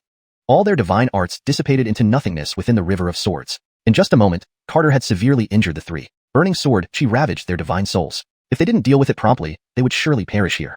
Carter swung his sword again, the sword chi slashing toward their souls. Today, I will sever your souls and essences. Henceforth, when people from the immortal realm see my kind, they should call us father. Otherwise, there will be no forgiveness. The sword world vanished, leaving the trio soulless and disoriented, lying on the path boundary stone. After losing a portion of their souls and essences, their realms dropped from immortal to demi-immortal. If they couldn't restore their souls, they might never return to the immortal realm. He spared their lives to let them inform the immortals in the immortal realm that a war between the immortal and demon realms was inevitable. Andreas Sr. indeed spoke truly. These heavenly immortals aren't very resilient, Carter mused. He hadn't used his full strength, yet the 3 were already severely injured. Had he not controlled his force, the 3 would have perished here. Above the northern region, a demon god's face twisted in rage. You damn Thornton, I'll remember this debt. Had he not been entrusted with an important mission, he would have led numerous demon gods to slaughter the immortal realm inhabitants. Unfortunately, they still couldn't find the person's whereabouts. Within the forbidden area of the Elon family in the northern region, a young man stood respectfully outside a stone wall. Lord Goss, can you really not forgive the demon race? He had stood there for a long time, but Andreas never appeared. Not even a word was said to him. Inside the stone wall world, Andreas fished alone by a lakeside. The calm lake gradually revealed a vast expanse. 3 immortal kings besieged a golden divine dragon, engaging in a battle that shook heaven and earth.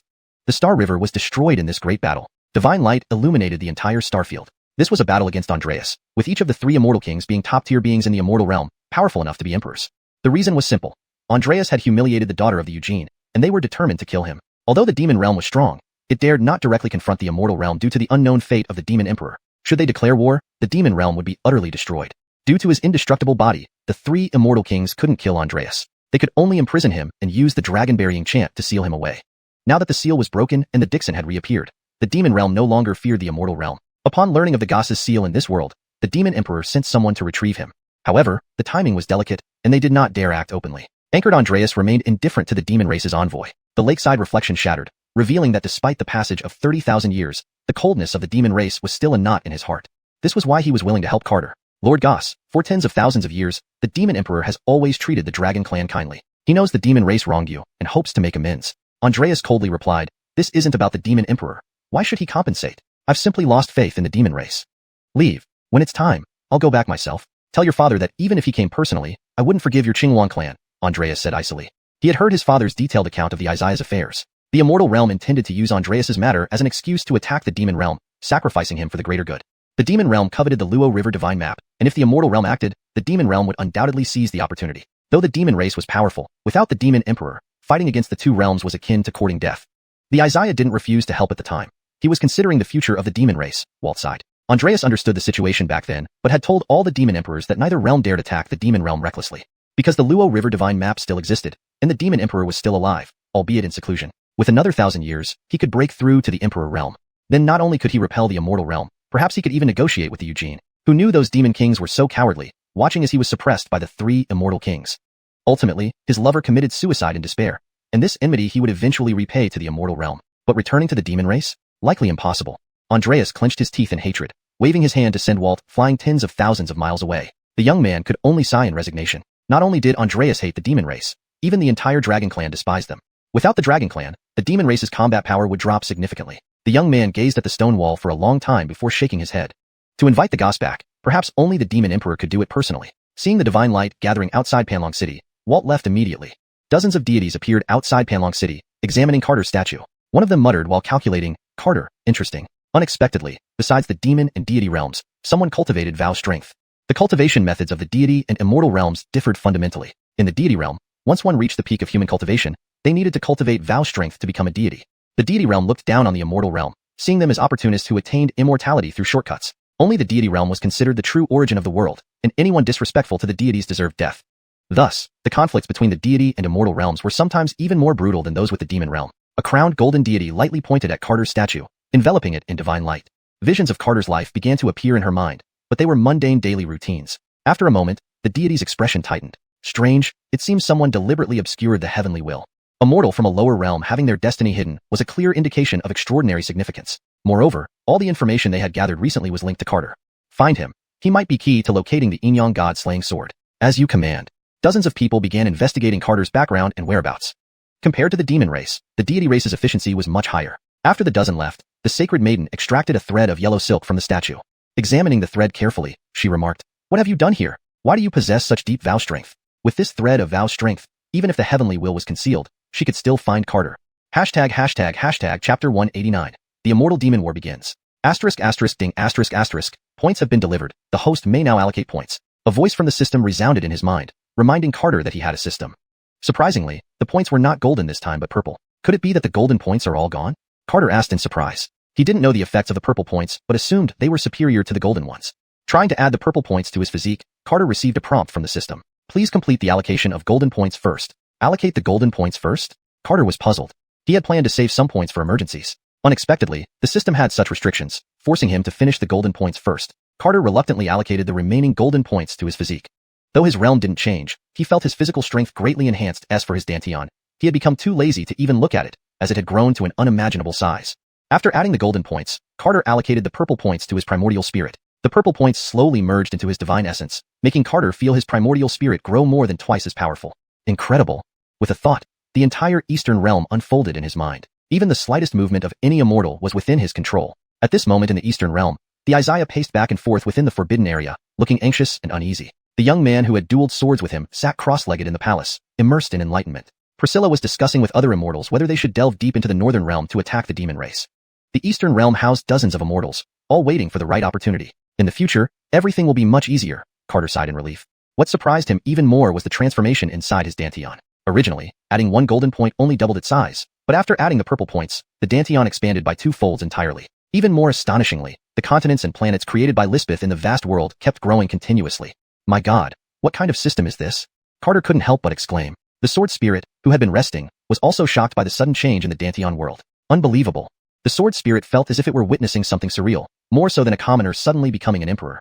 Master, you are truly the creator, it exclaimed, no longer doubting but genuinely believing that Carter was a creator, even transcending the heavenly Tao. If the heavenly Tao discovered this, it would surely annihilate him instantly. After a long while, Carter came out of his shock. He felt that the sword technique he had comprehended became even deeper. Not only that, the 9-heaven step and shattered star fist taught by Mateo also underwent significant changes. Slowly clenching his fist, he felt he could shatter a planet with one punch, though reaching the level of cutting through the Star River still seemed far off. As for the great battle in the sword spirit's consciousness, he dared not even imagine it. After all, humans and immortals were like ants in such a grand confrontation, having minimal impact on the outcome. Not only did his dantian and divine essence undergo tremendous changes, but his aura also became ethereal, leaving people unable to retain his image upon seeing him. Feeling the immense changes in his body, Carter walked towards a mountain peak in the eastern realm. The towering mountain pierced through the clouds, with mist swirling around it, full of vibrant energy. It was revered as a sacred place by cultivators of the eastern realm, yet now stood empty. On this vast mountain, only an elderly man sat in meditation. He was an immortal from the upper realm, just like the others, who had come to probe the movements of the demons. Kylie found it puzzling. Why would these immortals meditate here instead of going directly to the demon realm? The moment Carter appeared at the summit, the sky turned dark. Endless demonic chi enveloped the mountain, turning it from a sacred mountain to a demonic one. Seeing the sudden change, the elder's face changed. Who dares to disturb my cultivation? The elder coldly asked. A demon warrior has come to claim your life, Carter replied indifferently. The elder rose and stepped forward. The immortal realm hasn't come to trouble you demons, yet you dare to deliver yourselves here, the elder laughed. Carter didn't waste time and immediately threw a punch. With the addition of purple points, he found it easy to control the strength of his attacks. This punch was precisely aimed at the elder. Seeing the simple punch, the elder was clearly careless. Boy, is this all you've got? Do you really think you can take my life? The elder sneered. Carter ignored him, delivering another punch after the first. Huge punches, the size of buckets, continuously struck the elder's chest. The elder didn't even know how those punches landed. Trying to leave his body with his divine essence, he was trapped by the punches. Even his soul was locked down, forcing him to rely solely on physical strength to resist. Bang, bang. Two muffled sounds echoed as half of the elder's body turned to dust under the force of the punches. If it were only his body, it wouldn't have damaged his core, but with half his soul shattered, the elder vanished in terror without even a scream. Carter didn't chase him. He only wanted to establish the fearsome reputation of a demon warrior. Having incapacitated one immortal, Carter continued to his next target. Within a month, the name of the demon warrior spread throughout the immortal realm. A single demon warrior disabled over 10 immortals, causing lower-ranked immortals to live in fear, unsure if they would be targeted next. The immortal realm began stirring, with many deciding to attack the demon race in the northern realm. However, the immortal realm was fragmented without a central leader. Each sect's elders instructed them to wait until the demons found what they sought before striking collectively. Learning this from a lower-ranking immortal, Carter couldn't help but curse inwardly. Were these immortals idiots? Would the demons let them succeed? Moreover, the demons descending were elite, giving Carter quite a few setbacks during battles. Looking at the immortals, most were inexperienced, lacking true prowess. A bunch of fools thinking they could snatch treasures from the demon race almost made Carter laugh out loud. Before long, news of the immortals being slaughtered by the demon race spread widely. The demons ambushed several immortals in the western region, leading to open confrontation between the demon and immortal realms. Immortals started gathering, determined to drive the demon race to extinction regardless of what they were seeking. Sacrifices were inevitable, especially among disciples of the major sects, who were ordered to invade deep into the western region. Hearing this news, Carter rushed to the illusory sound sect. All the disciples were gathered in the training ground, awaiting orders from the immortals. As the sacred maiden, Dennis could only comply reluctantly. This translation aims to maintain the original tone and style while ensuring natural fluency and coherence with previous content. It respects the paragraph structure and line breaks of the original text. Chapter 190, Maeve. Carter had changed his appearance, wearing the attire of an ordinary disciple. On the holy platform, two women with transcendent auras calmly observed the crowd below.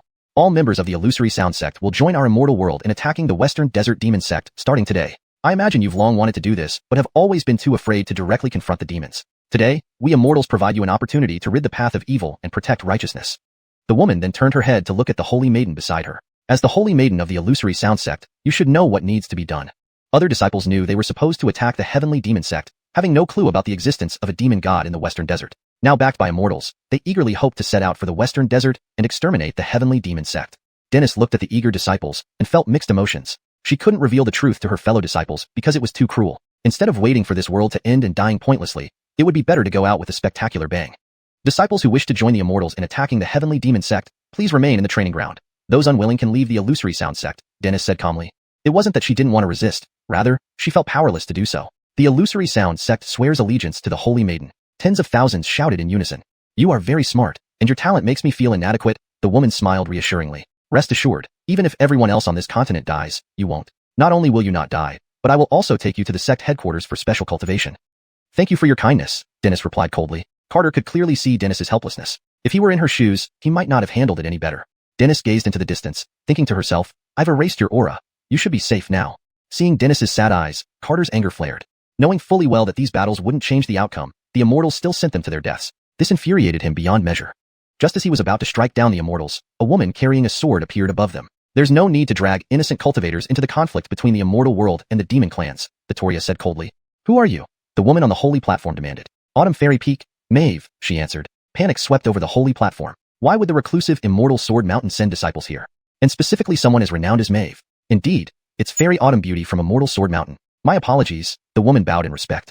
Demon Realm intercepts Immortal Realm cultivators, which is a matter between the demons and the immortals. It has nothing to do with the cultivators of this world. Besides, they are merely going to their deaths, Maeve said. Fairy Autumn Beauty, This is a collective decision made by the immortal realm, not my personal choice, the woman argued. The various sects of the immortal realm all have hidden agendas. If this continues, forget about disrupting the demon realm's plans. Surviving this world would be a problem, Maeve continued. Carter nodded in approval, glad to see someone who understood the situation. He had met Maeve before, though his impression was neither good nor bad. But he did admire the style of Immortal Sword Mountain. Continuing, Maeve said, I, Maeve, volunteer to lead you all to slay the demons. Are you willing to follow? Several celestial immortals appeared on the holy platform. The strongest among them spoke. His Majesty wants us to stop the demon realm. We willingly follow Fairy Autumn Beauty. The rest of the immortals also nodded sincerely. Very well. Gather all the immortals and proceed to the western desert. I will wait for you there, Maeve said. As you command, Your Excellency. The dozen or so people disappeared from the holy platform. Maeve approached Dennis, closely observing her within the light aura. After a moment, she asked, Would you like to become my disciple? Dennis was momentarily stunned, unsure of how to respond. Encore Xian urged impatiently, Dennis, quickly express your gratitude. She was grateful to the immortal before her. If she hadn't already had a master, she would have agreed to follow Maeve. But betraying her master was something she couldn't do. Thank you for your consideration, but Dennis already has a master. I regret that I cannot accept your offer, Dennis respectfully said. Very well. I appreciate your character, Maeve handed Dennis a token. This is a token from Immortal Sword Mountain. When you ascend, you can use it to find me. Dennis accepted the token. With an immortal's protection, it was a lifeline for the current illusory sound sect. Dennis knelt down sincere. Dennis thanks the immortal for your kindness and vows to repay it one day. Without another word, Maeve vanished from the holy platform. She wasn't sure if she could protect Dennis. With such extraordinary talent, any sect would vie for her. And who could predict what would happen next? Everything was just beginning. Carter concentrated, and the entire central domain materialized in his mind. Ned and Germano had not left the illusory sound sect, as expected. Quietly approaching behind them, Carter left 3 strands of sword chi in their minds. Should either face life or death situations, the sword chi would activate automatically. Carter repeated the process for Dennis, who discovered the strange presence of sword chi in her mind and panicked. Who is it? Dennis asked fearfully. To reassure her, Carter left a message. I am the immortal Thornton from the immortal realm. Seeing your remarkable talent, I leave these 3 strands of sword chi to protect you. He did the same for Rihanna and Celeste, leaving them each with 3 strands of sword chi. Currently, his strength wasn't enough to confront both the immortals and the demons head-on. Moreover, exposing his identity would put them in greater danger. After completing everything, Carter left the illusory sound sect. A great battle loomed in the northern domain, and he naturally planned to carry out a sneak attack. The demons must be eradicated. As for the immortals, he would decide based on the situation, sparing none who deserved death. Half a month later, dozens of human immortals, led by Maeve, appeared in the western desert in grand procession. Simultaneously, several dozen demon deities stood ready. The demons had anticipated this outcome but thought the battle would come later. When did our race acquire a new Abdul? Asked the demon deities standing at the front. There were nearly 100 demons in the lower realms, each with a clear name and title. Only the name Abdul was unfamiliar to him. Your Highness, Abdul is our race's demon lord. No one else in the demon realm dares to call themselves Abdul, a subordinate demon deity answered. The demon deity called Highness laughed. Perhaps this young Taoist and Abdul are one and the same. With his intelligence, he knew someone was stirring up trouble, accelerating the war between the immortals and the demons. Anchored, he couldn't understand which force was causing this friction. Chapter 191, Shadow Killing. The northern sky was filled with lightning and thunder as dozens of immortals, led by Dusty, attacked the heartland of the Majiao sect without hesitation.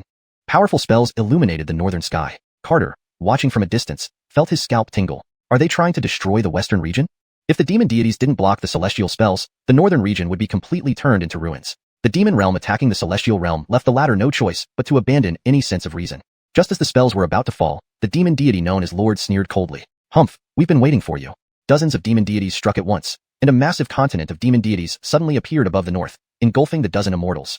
The demon realm's greatest treasure, the Abdul demon realm, Mariana said gravely. Seems like the demons really found an earth-shattering secret on Lingxian continent. Otherwise they wouldn't have invested 2 great treasures at once, said the black-robed youth holding a sword. Let's not worry about what the secret is. We cannot let the demons succeed, Mariana stated. Ankara, let's take action. The youth drew his sword, and all the swords in the western region trembled. Mariana sighed, Josh, it's such a pity that you didn't go to the Immortal Sword Mountain. A sword cultivator cultivates an invincible mind. It doesn't really matter where I cultivate, Josh said indifferently. Anchors, that makes sense. Josh cultivated an invincible sword heart, while the main principle of the Immortal Sword Mountain was the Sword of Life. Although it was a sacred place for sword cultivators, it wasn't entirely suitable for him. In the instant Josh drew his sword, a 10,000-foot-long sword beam split towards the Abdul Demon Realm. The Abdul Demon Realm shook thrice under one strike. I didn't expect there to be such a powerful sword cultivator in the Celestial Realm, a leading demon deity remarked appreciatively. Although he is strong, compared to our clan's sword prodigy, he still falls short, another demon deity commented. True, after all, that's my younger brother, the lead demon deity smiled. Duke Tadeo, the Northern Region team has been intercepted by the God Race, a demon deity reported abruptly. Tadeo frowned. Things were getting out of hand. Both the divine and celestial realms simultaneously attacking the demon realm was rather unusual. Use full force to repel the celestials, then regroup with the other teams. It happened too suddenly. He couldn't afford to care about the Majiao sect's survival now. Only a few key figures mattered. Anchors, Your Excellency. Dozens of demon deities charged into the Abdul world. Fighting within the Abdul world enhanced their power even more. Kill. Mariana unsheathed her sword, its dazzling light tearing through the Abdul demon realm's crimson fog. This Mariana is even stronger than that sword-holding guy, Carter observed from afar. Dozens of celestials and demon deities clashed in the dark red Abdul demon realm. The scene was breathtaking. Carter transformed into an Abdul-like appearance and stealthily infiltrated the battle. Upon entering the dark red Abdul demon realm, Carter felt a slight suppression of his strength. This suppression was not from heaven and earth, but rather a kind of exclusionary pressure. Probably the celestials are also suppressed. With each weakening the other, the celestials are in trouble, Carter chuckled.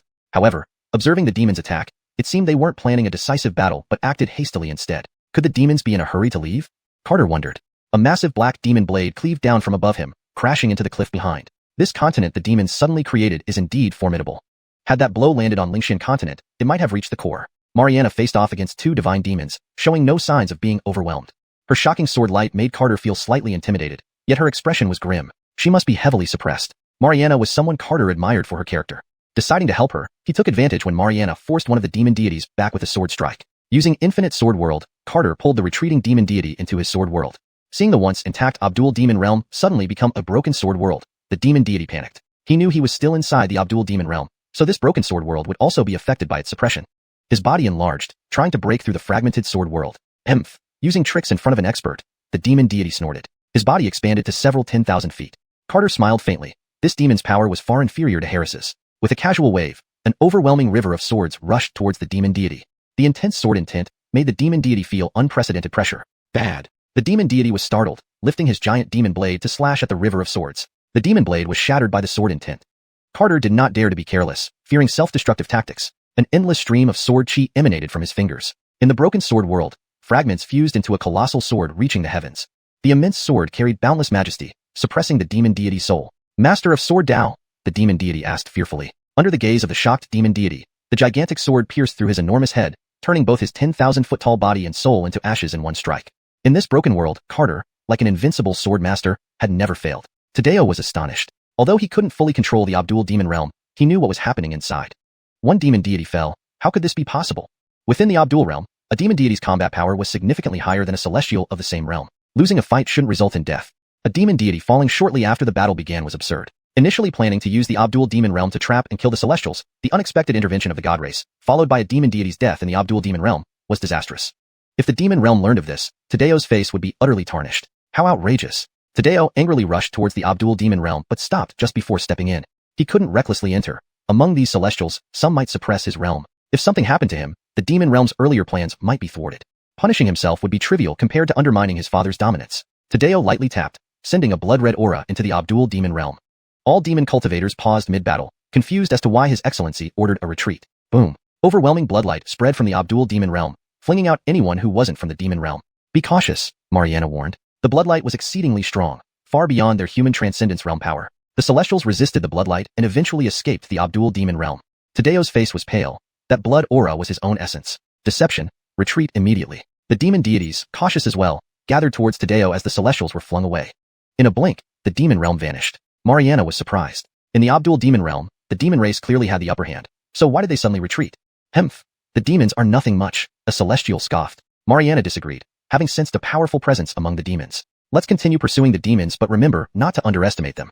Anchors, Lady Samara, we won't underestimate the demons, the others agreed. The group of celestials followed the demon scent trail. Carter secretly trailed behind them. Chapter 192. The Great Calamity at Wheeling Mountain. Arlie led a group of demon deities, in the palace of Matyan sect away from the northern region. Your Highness, why the sudden retreat? A demon deity beside him seemed puzzled. After all, running like this was extremely embarrassing. Arlie calmly replied, now is not the time for a bloodbath. Unless absolutely necessary, he did not wish to face the realms of gods and immortals directly. Xandra, do we have any news about Carter? Xandra's expression turned grim. Sir, a powerful being has concealed Carter's trail. Searching blindly would be like looking for a needle in the ocean. Arlie's face turned cold, and he tightened his grip on Wu Shuang. An invisible force gripped Xandra's throat, immobilizing her. Do you think I'm joking with you? Xandra was terrified and stammered, Sir, I have a way to make him come out himself. Hemph, useless thing. Arlie slapped her hard. Under his overwhelming power, Xandra dared not resist. Sir, if we threaten to attack Huan Yin Workshop or Wheeling Mountain and let it be known, Carter will appear, Xandra proposed her plan nervously. In that case, I'll entrust this task to you and Cambria. Fail again, and you can wait for death, Arlie said coldly. Sir, both Wheeling Mountain and Huan Yin Workshop are guarded by semi-immortal level experts. The two of us might not be able to handle them, Xandra hesitated. Semi-immortals? Arlie frowned. Anchors, sir. Genuine semi-immortals, not those who just completed their tribulation transcendence, Xandra clarified. Another demon deity stepped forward and said, Sir, I went to Wheeling Mountain once before with Xandra. There were indeed semi-immortal level experts guarding it. Since that's the case, you should go to Wheeling Mountain with them again. Anchors, your highness. The demon deity led Cambria and Xandra toward the northern region. Arlie spread his divine soul and discovered that a group from the immortal realm was pursuing them relentlessly from tens of thousands of miles away. Himph, you'll all regret this. After leaving a threat, Arlie disappeared without a trace, along with the other demon cultivators. Xianxia appeared where the demon clan had vanished, sensing no lingering aura of the demon realm. No aura left behind. They likely used Star Shift. Xianxia remarked. People from the immortal realm were enraged. That damned demon clan runs so fast. Next time don't let me catch them, or else I'll make sure they never leave this world. Xianxia didn't say anything. She knew what these people were thinking. Carter, observing from afar, found the current situation highly amusing. The demons came looking for him, yet they hadn't detected him even when he was right under their noses, and he had managed to kill 4 demon deities. Anchored, they had no idea who he was. He couldn't help but reflect on the low intelligence of the demon clan. If it were me, I'd start by capturing all cultivators above the great enlightened realm, and then coerce them into revealing the whereabouts of the Inyang God Slayer sword. Or simply abduct everyone and use them as bait to force myself to show up, rather than aimlessly searching like this. Thinking of this, Carter suddenly felt a sense of unease. Will the demon clan resort to this next? Carter worried. I need to check on Huan In Workshop and Wheeling Mountain, Carter decided, feeling somewhat uneasy. Meanwhile, Xandra and others appeared above Wheeling Mountain. A huge rift opened in the sky, releasing an overwhelming surge of demonic energy, covering the entire Wheeling Mountain. Fremont looked grave. What must come has finally arrived. Fremont sighed. Great calamity befalls Wheeling Mountain. Disciples, quickly disperse. Do not linger. Fremont transmitted a stern message throughout Wheeling Mountain. Suddenly, the entire Wheeling Mountain fell silent as disciples orderly headed towards smaller teleportation arrays. Fremont had foreseen this result and made preparations beforehand. He appeared in the forbidden area and awakened Zyra from her seclusion. Inside the cultivation tower, Gabrielle slowly opened her eyes. What is it, master? Gabrielle asked anxiously. The upper realm has arrived. We must leave immediately, Fremont said. Gabrielle looked serious. She hadn't expected the higher realm people to arrive so soon after her recent seclusion. Although immortality was within reach, she wouldn't dare attempt transcendence rashly due to drastic changes in heavenly laws, making the ascension process fraught with peril, and especially not with the upper realm blocking her path. Master, are the other disciples taken care of? Gabrielle asked. Don't worry, everything is arranged, Fremont reassured her. My disciple, hurry and teleport away from the forbidden area to join your fellow disciples, Fremont urged. But what about you, master? Are you not coming with Gabrielle? Gabrielle asked anxiously. Fremont smiled. I need to engage them and buy you some time. No, as the saintess, it should be me dealing with them, Gabrielle protested. Rest assured, my disciple, my reputation will keep them from acting rashly, Fremont reassured her with a somber expression. However, just because they won't harm me doesn't mean they won't hurt you. But, go now. If you delay, I'll sever our master-disciple relationship, Fremont snapped. Gabrielle, startled, hurriedly responded. Anchors, master. Gabrielle will leave now. Though Gabrielle cultivated rapidly, her nature remained simple. Moreover, Fremont never lied to her, so she chose to trust him. Gabrielle tearfully stepped onto the teleportation array and disappeared into the forbidden area. Fremont smiled sadly. Forgive me, disciple. He knew he couldn't escape this place. Some days ago, a group of celestial beings came seeking Carter. He recounted every detail of his encounters and conversations with Carter. Before celestial beings, lying was futile. Eventually, the celestials left to find Carter. But the only secret he kept hidden was the connection between Zyra and Carter. Now, demon deities had arrived, and knowing it was related to the Matyan sect, he arranged for the disciples to flee. At least saving Zyra could preserve Wheeling Mountain's lineage. Everyone at Wheeling Mountain, stand still. Move and you die. A chilling voice echoed across Wheeling Mountain. Not good. Fremont was alarmed and unleashed his full power to stabilize the teleportation array used by Gabrielle. Himph, still trying to escape? Xandra said coldly. The demon deity had already probed the northern region, noting that the godly clan seemed intent on besieging the demon realm. Besides, high-ranking gods wouldn't care about the destruction of a lower realm sect. Xandra and Cambria simultaneously acted, severing the spatial link. Wheeling Mountain disciples stepping through the spatial tunnel died one by one under their attacks. Across Wheeling Mountain, numerous small teleportation arrays exploded. No. Witnessing nearly 10,000 disciples explode before their eyes, the elders of Wheeling Mountain were devastated. Matyan sect, we will stop at nothing. Several dozen elders fought fiercely, sending off magical arts at the 3 figures in the sky. With a casual wave, the demon deity obliterated the group of elders. Gods and demons viewed lower realm mortals as ants. They were too weak. The demon deity frowned. There's still another teleportation array? Hashtag chapter 193. The mountain has wood, and the wood has branches. Enraged, the demon god's enormous claw reached out towards the portal. As the demon claw tore through the teleportation channel, the flowing light within it vanished completely. Wishong heaved a sigh of relief. Muwei, live on, and live well. Bastard. The giant black claw tore through Wheeling Mountain's sacred grounds as Wishong unleashed his cultivation, striking the claw with a massive fist. His avatar was shredded by the demon claw, and Wishong's expression turned grim. As one of the few at the pinnacle of Lingxian continent, even he couldn't withstand the demon god's casual palm strike. The demon god clutched Wishong in its hand and coldly demanded, Speak. Where did the portal lead? Wishong chuckled. Do you think I will tell you? A demonic scythe-like hand slammed into the arena, turning nearly 10,000 disciples into blood mist under its power. If you don't speak, I will exterminate everyone in Huiling Mountain, the demonic scythe threatened. Wishang roared furiously, disciples of Hui Mountain, do you fear death? Not at all. To live as a person of Huiling is to die as its soul. Our generation of cultivators, what do we fear from death? One by one, the remaining disciples struggled to voice their resolve despite the immense demonic aura pressing down on them. Tears welled up in Wishang's eyes. Ultimately, Huiling Mountain has failed you all. We shall meet in our next life. Wishang burned his soul, and the force within him surged like a raging sea. The tremendous power temporarily shook off the demon claw, allowing Wishang to unleash a world-encompassing spell around the 3 demon entities. In front of us, you don't even have the right to commit suicide. The demon god roared, shattering Wishang's spell world with powerful sound waves. An incredibly cold aura spread, transforming the entire Huiling Mountain into an ice mountain. Wishang and the remaining elders and disciples became ice sculptures. The bait is ready. Go fish now, the demon god said. Bogdan wore a bitter expression, uncertain if Carter would come since Muwei wasn't there anymore. What's wrong? Can't you handle it? The demon god asked coldly. Great demon lord, we'll prepare immediately, Cambria replied. After investigating for some time, she confirmed that Carter was the one who defeated her in the secret realm. In the secret realm, he had gone to rescue 2 fellow disciples of Huan Yin Workshop. Now, with the entire Huiling Mountain threatened, he would surely show up. Muwei stumbled into Elon family's sacred grounds at the stone wall, just as Seth appeared there. Muwei, why are you here? Seth asked anxiously. Seeing Seth, Muwei instantly broke down in tears. Big Water Buffalo, the demon god descended upon Huiling Mountain. Seth was shocked, not expecting the demons to act so quickly. Don't worry, let's think of a way. Muwei hugged her knees and cried for a while before drying her tears. Little shepherd, come out. Ansel nervously appeared outside the stone wall world. Muwei's sister, it's not that I didn't want to help. You saw the demon claw in the teleportation space. It's beyond our capabilities, Ansel said pitifully. I'm not blaming you. Muwei lightly touched her brow, pulling out a red fire dragon. This is the dragon soul mark. From today onward, you're free. With a gentle touch, Muwei fused the dragon soul mark into Ansel's brow. Ansel was startled. Muwei, you can't abandon your companion like this. Seth was extremely anxious, having already guessed what Muwei planned to do. Muwei, don't act recklessly, Seth admonished. Without Carter or Muwei's parents around, Seth felt responsible as Muwei's elder guardian. I won't act recklessly, Muwei smiled. Big Water Buffalo, where's Brother Yufeng? Seth hesitated, unsure of what this girl was up to. He still has matters to attend to at Huan Yin Workshop. He'll come later, Seth lied nervously. Muwei's face fell, feeling an intense wave of disappointment. Big Water Buffalo, when Brother Yufeng comes, tell him Muwei misses him, Muwei blushed. If you miss him, why not wait for him here? Wait, I'll ask Senior Ira first, Seth said, turning to Ansel with anger in his eyes. Useless creature, go. Ansel felt aggrieved. That's a demon god. A single finger could crush him. How could he fight? He also couldn't beat the Big Water Buffalo, so he hurriedly rushed back into the Stonewall world.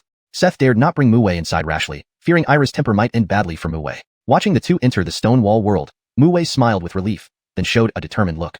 Goodbye, Big Water Buffalo. Goodbye, little shepherd. She gazed longingly towards the central region. Goodbye, Brother Yufeng. I wish I could tell you, Muwei likes you. Alas, there's no more chance. Muwei stood up and left, recalling her moments with Carter. Back then, she was just a village girl, innocent but happy. Her loving parents and grandfather made her life fulfilling and joyful. Then Carter appeared. He was smart and kind-hearted. Under his help, their family lived comfortably. Every day, she could hear beautiful flute music, gather herbs with him, and study music together. Carter taught her poetry, praising her name as beautiful as poetry. Mountain has Muwei, wood has branches. My heart admires you, yet you don't know.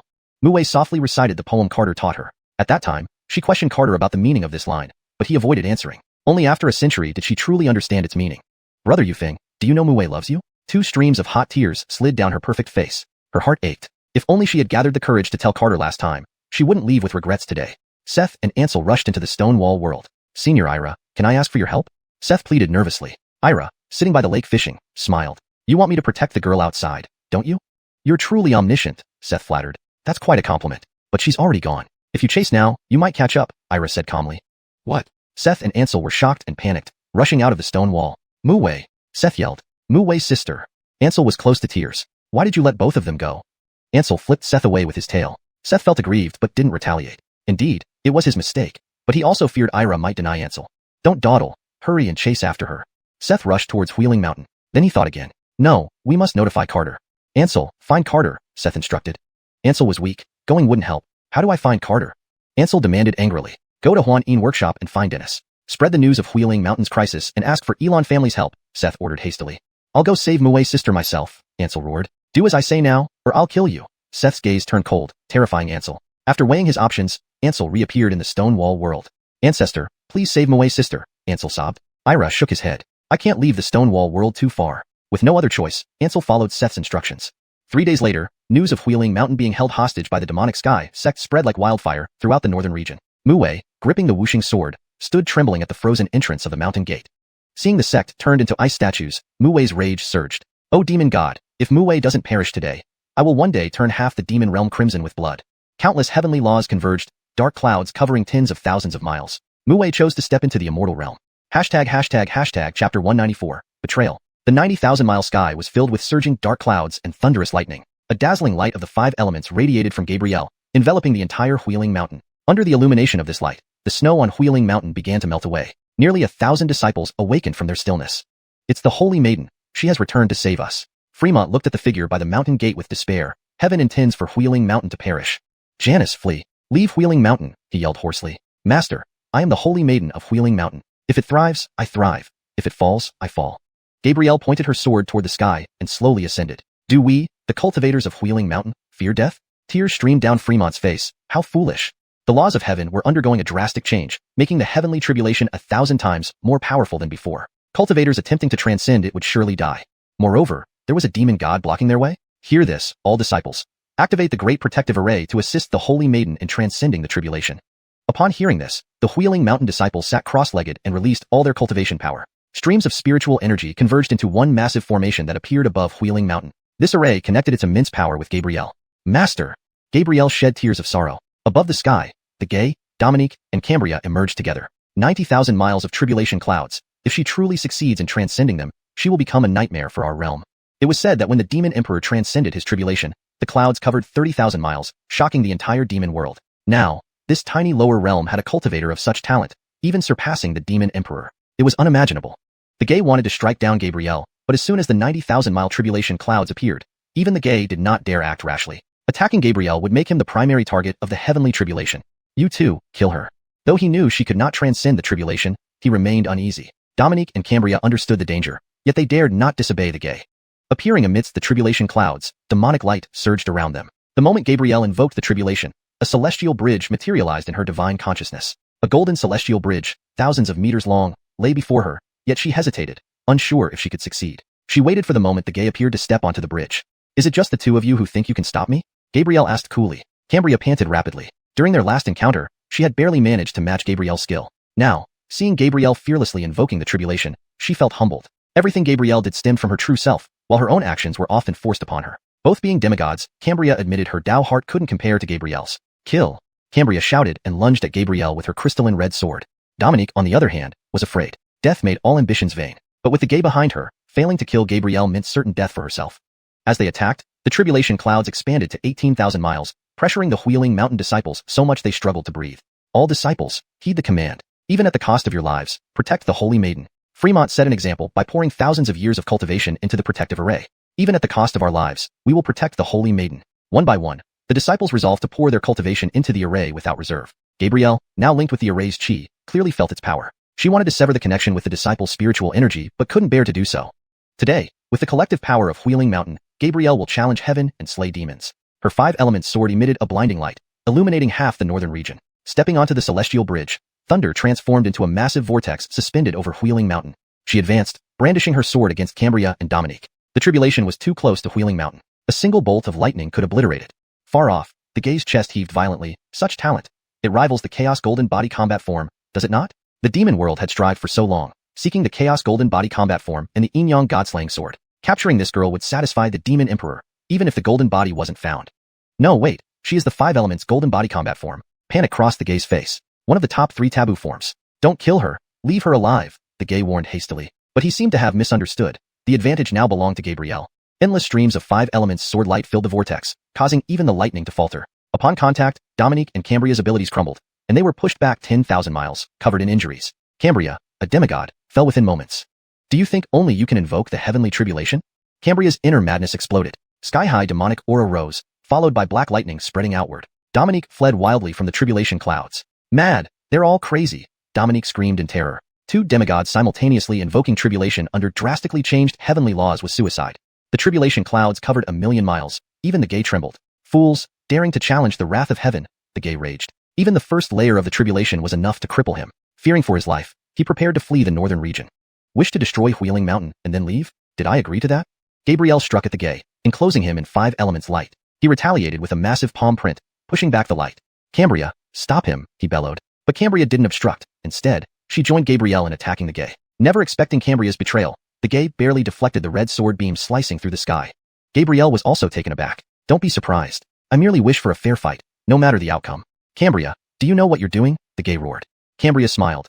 I've lived a solitary life, never freely doing as I wished. Today, I seek only a fair fight. With that, she stepped onto the celestial bridge. The vortex in the sky expanded dramatically. The whole northern region seemed to collapse under the onslaught of dense, unstoppable lightning. The Gay grew to tens of thousands of feet, attempting to break through the tribulation clouds. The higher he rose, the larger the vortex became. Crack! Bolts of red lightning struck his body, piercing pain spreading everywhere. The Gay shrank back to normal size in shock. Cambria, how dare you betray the demon race? He gnashed his teeth. I've never been loyal to the demon race. How can there be betrayal?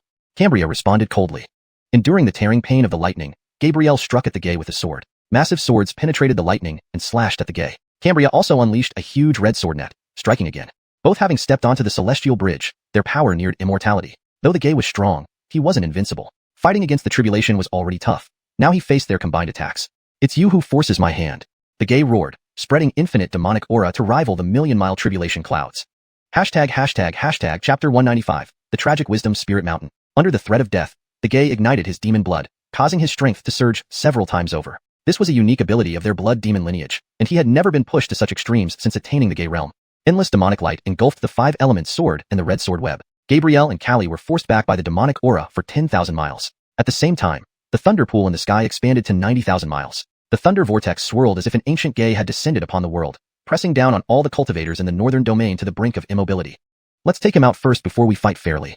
Callie struck first, a massive red longsword appearing below the thunder pool. Starlight Slash. This was her own creation. The sword towering above Callie's head was so enormous that cultivators tens of thousands of miles away could clearly see it. Seth, who arrived late, trembled at the sight of the giant sword.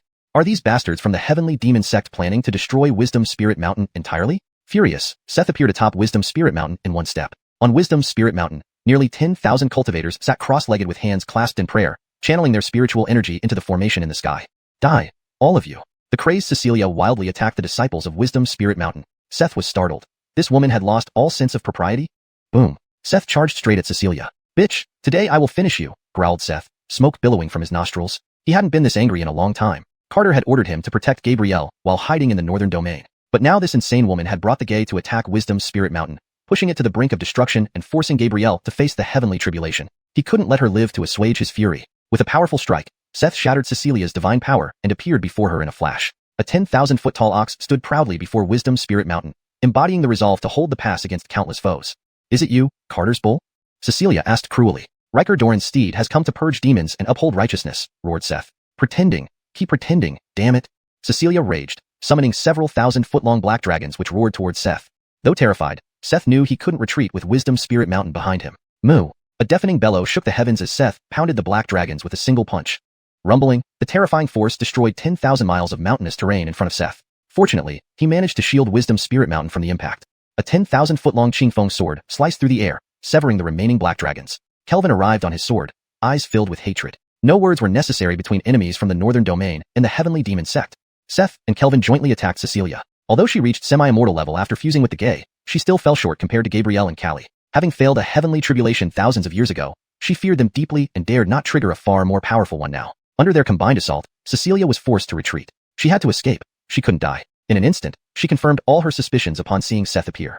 Below the massive thunder vortex, Callie and Gabrielle were battered by lightning, bleeding profusely. The immense sword piercing the heavens, drawing strength from endless heavenly tribulations, aimed directly at the Gay below. Unwilling to gain an unfair advantage, Gabrielle unleashed 5 massive 5-element swords. The gold, wood, water, fire, and earth swords emitted distinct auras, converging to attack the Gay. The overwhelming sword might made even millions of miles of thunder clouds tremble, slicing through countless bolts of lightning. Startled, the Gay burned his blood furiously. Let's all die together. Rumbling, the Gay's body exploded, its destructive power engulfing the two in the sky. Knowing he couldn't withstand their attacks, he chose mutual annihilation. Gabrielle summoned a 5-elements aura to envelop both herself and Callie. Similarly, Callie released dark red demonic light, covering Gabrielle. Their dual forces barely held back the explosion. Still, the powerful blast thrust them into the thunder pool. Though potent, the Gay's self-destruction was quickly consumed by the thunder clouds. Despite being far above Wisdom Spirit Mountain, the residual force destroyed its array. Energy waves continued to sweep toward Wisdom Spirit Mountain. Save Wisdom Spirit Mountain. Seth roared. Kelvin left off attacking Xianxia and joined Seth on Wisdom Spirit Mountain. Fremont transformed into a 10,000-foot tall figure, blocking the first wave of energy but dissolving into ashes afterward. Several great cultivators also perished protecting against the residual blast. Mountain Master! Master! Tens of thousands of disciples wailed in despair, hearts heavy with pain. Seth and Kelvin managed to hold off the shockwave, but half of Wisdom Spirit Mountain was obliterated. Of the nearly 10,000 disciples, only about 3,000 survived. Kelvin's eyes blazed with anger, his body covered in wounds. Kelvin, will never rest until your sect is eradicated. His teeth ground together. Seth's 10,000-foot form was reduced by the explosion. His once glossy black skin now lay torn apart. Surveying the distraught disciples, he somberly said, "The battle isn't over yet. Take them to Panlong City for refuge." Kelvin's face flushed red, veins bulging. Wanting to continue pursuing Xianxia but prioritizing the bigger picture, he turned and saw Seth in surprise. "Are you the big water buffalo?" Kelvin asked. "Anchors, Carter will arrive soon," replied Seth. "Foolish. Can Lee brother change anything now?" Kelvin snarled. "He can. He is stronger than you think, like me." Kelvin was shocked and wanted to ask more, but the thunder cloud still loomed ominously overhead. Wisdom Spirit Mountain teetered on the brink of collapse. Wisdom Spirit Mountain disciples, follow me. A 1,000-foot-long sword hovered above Wisdom Spirit Mountain. "We won't leave. We'll die with Wisdom Spirit Mountain." No one among the disciples was willing to leave. Enraged, Kelvin slapped over 2,000 people hard. "Your burden's here. Remember this humiliation and live to repay the demon race tenfold," he raged. "Board the sword. Whoever lags behind will be cut down." 2,000 disciples, filled with sorrow, climbed onto the giant sword. Kelvin led the remaining disciples back to Panlong City. Seth refused to leave, needing to wait until the thunder clouds dispersed. He didn't dare enter them recklessly either, knowing from Carter that the stronger one enters, the more intense the heavenly tribulation becomes. Chapter 196, The Nightmare Demon. In the boundless thunder pool, Gabriel and Callie were submerged in a sea of white lightning. They were both exerting all their strength to fend off the endless bolts of lightning, leaving no opportunity for them to strike each other. Their clothes had been completely torn apart by the relentless thunder that shredded their flesh. On the immortal bridge at Xianxia Mountain, Gabriel braved the endless bolts of lightning and struggled forward. Lightning continuously struck Gabriel's divine soul, hindering her progress. At this moment, her divine soul was almost insubstantial, on the verge of dissipating into the endless lightning. Wisdom Spirit Mountain is still in peril. I can't fall."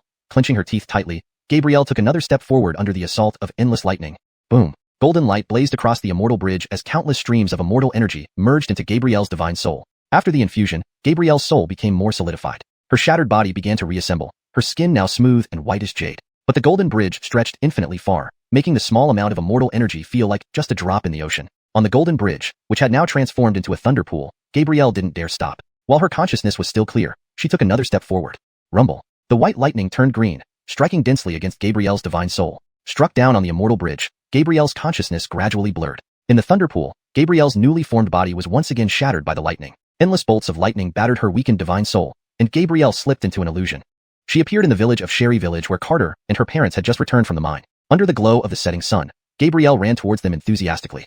"Brother Yufeng, Dad Tracy, I've cooked your meal." She danced around them like an innocent spirit. "Little Wei has become so considerate," Perry affectionately patted Gabriel's head. "Of course, who do you think I'm the daughter of?" Gabriel lifted her little head proudly. "This virtuous daughter of ours, wonder which boy gets to marry her." Iman chuckled. Beside him, Carter blushed deeply, unable to speak. Gabriel shyly tapped her father's back. "Dad, what are you talking about?" "Hey, little girl knows how to blush," Iman teased. Not talking to you anymore." Gabriel blushed and ran into the yard. Days passed, and Gabriel spent her days learning music with Carter, tending to cattle, and gathering herbs on the mountains together. One evening, Gabriel and Carter sat by the rice paddies watching the sunset. "Brother Yufeng, the sunset is so beautiful," Gabriel said with a smile. "Anchors, very beautiful, just like you," Carter replied with a smile. "Brother Yufeng is such a tease." Gabriel lowered her head shyly. She fidgeted nervously with her sleeves, feeling something stuck in her heart but lacking the courage to say it out loud. Seeing Gabriel silent for a long time, Carter asked, "What's wrong, Gabriel?" Gabriel slowly lifted her head, finally deciding to express the words hidden deep within her heart. "Brother Yufeng, I like you." After saying those words, Gabriel, her face flushed with embarrassment, wanted to run away. She felt her cheeks burning hot. Carter was stunned for a moment, then smiled and gently held Gabriel's arm. "Gabriel, I like you too." Gabriel covered her face with tears streaming down. Really? She was so happy, happier than she had ever been in her life. "Of course, someone as beautiful and kind as you. How could I not like you?" Carter smiled. "But you must wake up. This is only a dream. Can you promise me to tell me these words when you wake up?" "It's just a dream?" Gabriel felt lost. "Anchors, it's just a dream. Hurry and wake up, don't fall." As he spoke, Carter felt heavy-hearted, his eyes tearing up. He hadn't expected the system to pull him into Gabriel's dream. He was in Central Domain, yet in the dream, he could feel her weak and fragile divine soul. "Brother Yufeng, even if it's a dream, at least we can live happily forever." Gabriel buried herself into Carter's embrace. "But I don't want to be together with you only in dreams. Can you please wake up for me?" Carter couldn't hold back his sorrow, tears cascading down his cheeks, soaking Gabriel's face. Seeing Carter crying, Gabrielle felt heartbroken. Don't cry, brother Yufeng. Little Wei will leave this place. In the dream, Gabrielle's body grew increasingly ethereal. You have to hold on, okay? Carter urged in pain. Anchors, I'll wait for brother Yufeng. Gabrielle's figure disappeared completely from the dream. On the immortal bridge, Gabrielle's faint divine soul stood up under the sky filled with lightning. Brother Yufeng, I won't fall. Taking another step forward, Gabrielle felt a surge of immortal energy rushing into her soul. This time, she wasn't knocked down but took 3 consecutive steps in one go. After the third step, the green lightning turned red, each bolt powerful enough to shatter a nascent immortal soul. Surrounding Gabrielle's soul, 5 elemental lights emerged, blocking the endless lightning. This was the 4th celestial lightning strike, and Gabrielle appeared incredibly insignificant amidst the endless lightning. But she didn't dare to stop. Once she stopped, she didn't know if she could stand again. The 5 elemental lights transformed into a sword formation, continuously shattering the red lightning on the immortal bridge. The 3,000-meter-long bridge symbolized the 3,000 great Dao paths. Gabrielle had to choose her own path among these. Since entering cultivation over 1,000 years ago, Gabrielle immersed herself daily in insights about the 5 elements. Her understanding surpassed not only Fremont but also everyone on Lingshan continent, leading her to create her unique 5-element sword Dao. I absolutely cannot fall. Controlling the 5-elemental sword array, Gabrielle charged into the lightning storm. Meanwhile, Callie, whose body had also reassembled multiple times, was now trapped in her own nightmare. Facing the youth with a dragon mask standing before her like an unclimbable immortal mountain, Callie felt paralyzed. You have become my heart demon. Looking at the towering figure, Callie lacked the courage to draw her sword. Her hands trembled on the hilt, but she found herself losing strength. Recalling her life, Callie felt immense sorrow. The Devil Heaven sect destroyed her sect, cruelly murdered her parents, and wiped her memory, turning her into one of their followers. Since awakening this memory, she vowed to become the strongest person in the world, instilling fear in everyone. Anchored now, facing an opponent who once utterly defeated her, she hesitated to strike. Callie's divine soul grew darker as countless bolts of lightning shattered her body. Just as her soul was about to vanish completely, a massive red sword cut through space. I refuse to surrender like this.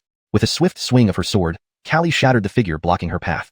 Chapter 197, The Cecilia's Plan. Sherry sliced through her inner demons with a single stroke and advanced further on the immortal bridge, shrouded in surging demonic energy. She had no time or energy to observe the current state of Gabrielle, only knowing that she hadn't succumbed to the heavenly tribulation yet. Therefore, Sherry couldn't afford to die. If she failed in transcending the tribulation, it would prove that she was far inferior to Gabrielle in both Dao heart and willpower. In such a terrifying heavenly tribulation, enduring each bolt of lightning required immense willpower and determination.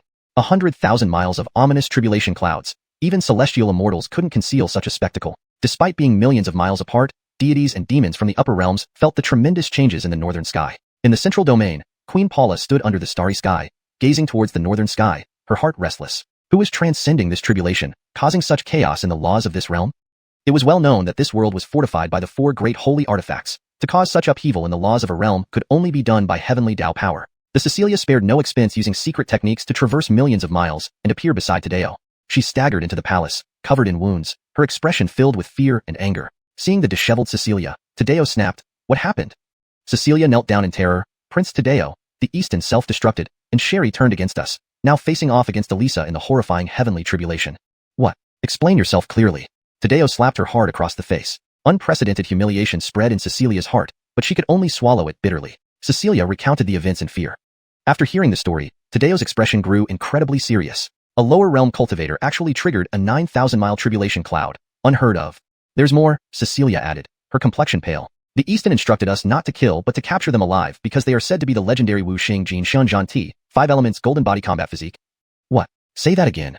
Tadeo lost control. The Easton indeed mentioned that Elisa is the 5 elements golden body combat physique, Cecilia repeated. Tadeo's breathing became heavy. All demon gods, gather immediately for the northern domain. The 5 elements golden body combat physique was formidable, rivaling even the chaos golden body combat physique. Prince Tadeo, please listen to me, Cecilia pleaded hastily. She knew swallowing Carter whole was impossible now. It might be better to confess and let the demon realm take her back. Speak your mind. Tadeo was losing patience. The Holy Maiden and Sherry have triggered a 1,000,000-mile tribulation cloud. They will surely die in such a tribulation. Tadeo was stunned. They're insane, truly insane. A 1,000,000-mile tribulation cloud. Celestial immortals might not survive either. Such a pity. Tadeo gritted her teeth. Do not worry, Prince. I have identified the main target. Really? Tadeo hurriedly asked. Stand up and speak. Cecilia stood and revealed. It is Carter. Thousands of years ago, I deduced that the 7-colored lotus, which had been dormant in the ancient hidden realm, would appear in the spatial fissure of Lingshan continent. Thus I meticulously planned for millennia. Unexpectedly, the dormant 7-colored lotus suddenly awakened, along with the Bodhi divine tree, but someone disrupted my plans. Tadeo frowned. Don't tell me it was Carter? Entering such a hidden realm typically required a core formation cultivator at minimum. Did a core formation cultivator really disrupt the Tribulation Transcender's plan? Cecilia nodded solemnly. At the time, Carter was only at the Chi practitioner stage. Tadeo took a deep breath. A chi practitioner disrupting her plans. Terrifying indeed. I strongly suspect Carter has a profound connection to the awakening of those two divine objects. She had sent people to investigate Carter's background, including his family and friends. They reached a bone-chilling conclusion, which was the real reason she wanted to monopolize Carter. Before meeting him, those gifted geniuses were just ordinary civilians. After interacting with Carter, they suddenly awakened their talents, becoming once-in-a-millennium cultivation prodigies. Even scarier, that water buffalo became strong enough to challenge herself. She kept this information from Tadeo, holding on to a sliver of hope. Initially, Tadeo focused solely on major sects and hidden families, never suspecting Carter. Even when told about his suspicion, he just followed a cautious approach. Continue. Tadeo developed an unprecedented interest in Carter.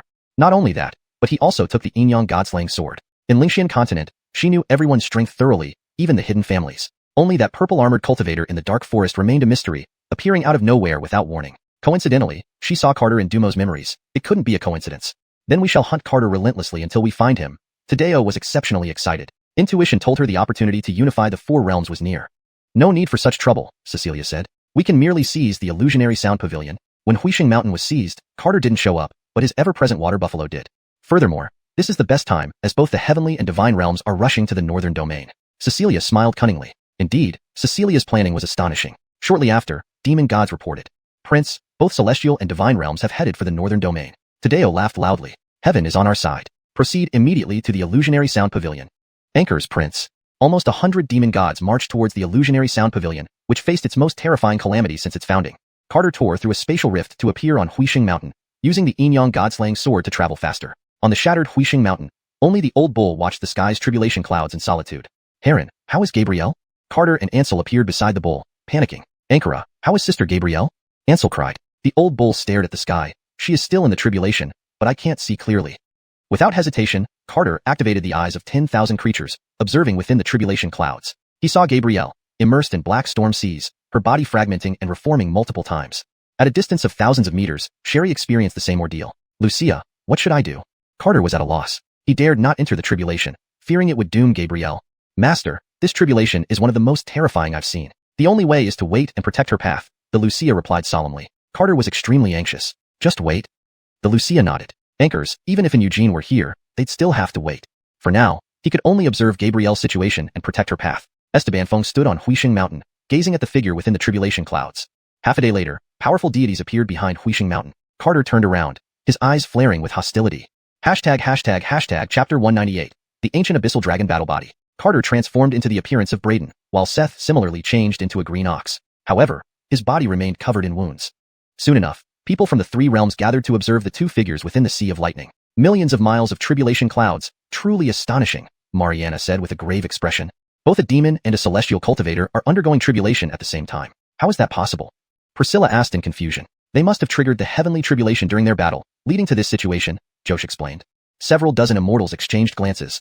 This was a sight they had never witnessed before. To say they were not shocked would be false. The immortal realm is indeed becoming more surprising by the day, remarked a divine race woman wearing a phoenix crown with a serious expression. Scarlet, if we let this person successfully transcend the tribulation, the immortals might surpass us in the future, a nearby divine guard observed, looking unfavorably towards the two within the tribulation clouds. The princess shook her head. A heavenly tribulation like this, even a young Eugene would find it difficult to pass. They will certainly perish. I still have my concerns, the divine guard sighed. Though they looked down on the cultivation system of the immortal realm, they had to admit one thing. The immortals' perseverance was indeed stronger than that of the deities. After all, divine power in the god realm came easily, mainly through incense offerings and wishes, with powerful divine power generally inherited. Thus, the god realm lagged behind the immortal realm in terms of endurance. Let's wait and see, the divine maiden calmly stated. Why haven't any demons from the netherworld appeared, despite everyone from the other three realms being here? She pondered aloud. Perhaps they fear being surrounded and attacked by the three realms and thus dare not come, the divine guard speculated. The woman shook her head, gazing at the devastated Wheeling Mountain. There is a powerful demonic source fluctuation here. The demons may have already been here. I'll go investigate the movements of the demonic races. The divine guard vanished. They had just surrounded several dozen demon gods, but those demon gods seemed to be summoned elsewhere, escaping using the great spatial relocation technique without further engaging the divine race. Initially, they thought this anomaly was caused by the demons, yet not a single shadow of a demon god could be seen. Regardless of whether this anomaly would draw the attention of the Inyang Slayer sword, these millions of miles of tribulation clouds alone were enough to attract notice from all sides. Mariana noticed Carter atop Wheeling Mountain and walked over to him. Taoist friend, we meet again, Mariana smiled. Josh and Priscilla naturally recognized Carter and followed along. What a coincidence, Taoist friends, Priscilla greeted with a smile. Josh nodded at him. Indeed, what a coincidence. Are you all here to protect the way? Carter smiled. Protect the way? Mariana asked, slightly puzzled. During their battle, The two triggered a heavenly tribulation, aiming to transcend into the immortal realm to kill each other, Carter explained. So that's it. But their talents seem almost too extraordinary, Priscilla commented solemnly. One of them is my newly received disciple, whom I'm here to protect during her tribulation. Mariana looked up at Gabrielle, though she couldn't see clearly. She confirmed Gabrielle's outline. Gabrielle currently appeared extremely weak, but her aura was strong and filled with Daoistic resonance. Incredible talent. Perhaps only an imperial deity can match her, Mariana praised sincerely. But amidst her praise, she couldn't help feeling a sense of regret. Unfortunately, they won't be able to survive this heavenly tribulation. Hearing this, Carter showed signs of panic, but quickly regained his composure. My disciple has immense willpower, and will surely transcend the tribulation. Everyone was stunned. It seemed this Taoist master didn't understand how formidable this tribulation truly was. When did you receive a disciple, Taoist master? Mariana asked. Carter nodded. Not long ago, passing by this place, I saw her extraordinary talent and kind heart, so I took her as a disciple. Taoist friend, you're truly fortunate, Mariana admired. If my apprentice can transcend this tribulation, that would indeed be fortunate, Carter sighed. Although they were all from the immortal realm, some of the other immortals held disdain for the old Taoist optimism. Successfully transcending this tribulation? Apart from the question of whether the woman could make it through, even if she did, would Braden dare claim the benefits alone? Moreover, the divine realm was watching closely, and even the immortals wouldn't want such a monstrosity to reach the immortal realm. As they conversed, the sky's tribulation clouds suddenly emitted overwhelming demonic chi. A massive demonic dragon soared upwards, devouring the thunderous sea with abandon. The ancient abyssal dragon, that demon cultivator has cultivated the ancient abyssal dragon battle body. Mariana breathed rapidly. The group of immortals prepared to attack the demonic figure within the sea of lightning. Carter's face turned pale. How could Cambria have suddenly cultivated the immensely feared ancient abyssal dragon? The abyssal dragon was 10,000 miles long, its presence akin to ancient darkness descending upon the world. Its overwhelming aura nearly suffocated the beings of the three realms. We cannot allow her to successfully transcend the tribulation. Suddenly, a mountain emerged from the ground, growing larger until it became a small world spanning 10,000 miles, crushing towards the sea of lightning above. In a flash, a fist imprint shattered the entire small world. Rumbling, the small world disintegrated into dust, leaving the group of immortals stunned. Whoever harms my disciple will face my wrath today. Carter stood in front of the million-mile-wide tribulation cloud. Do you know what the ancient abyssal dragon battle body means, Taoist friend? An immortal reprimanded. What does it matter to me? All I know is my disciple is still in tribulation. Anyone who attacks the tribulation cloud will be my enemy, Carter coldly replied. If the ancient abyssal dragon succeeds in transcending, you will be the enemy of the immortal realm. The group of immortals clenched their teeth in anger. So what? If I can't even protect my disciple, what good is my cultivation?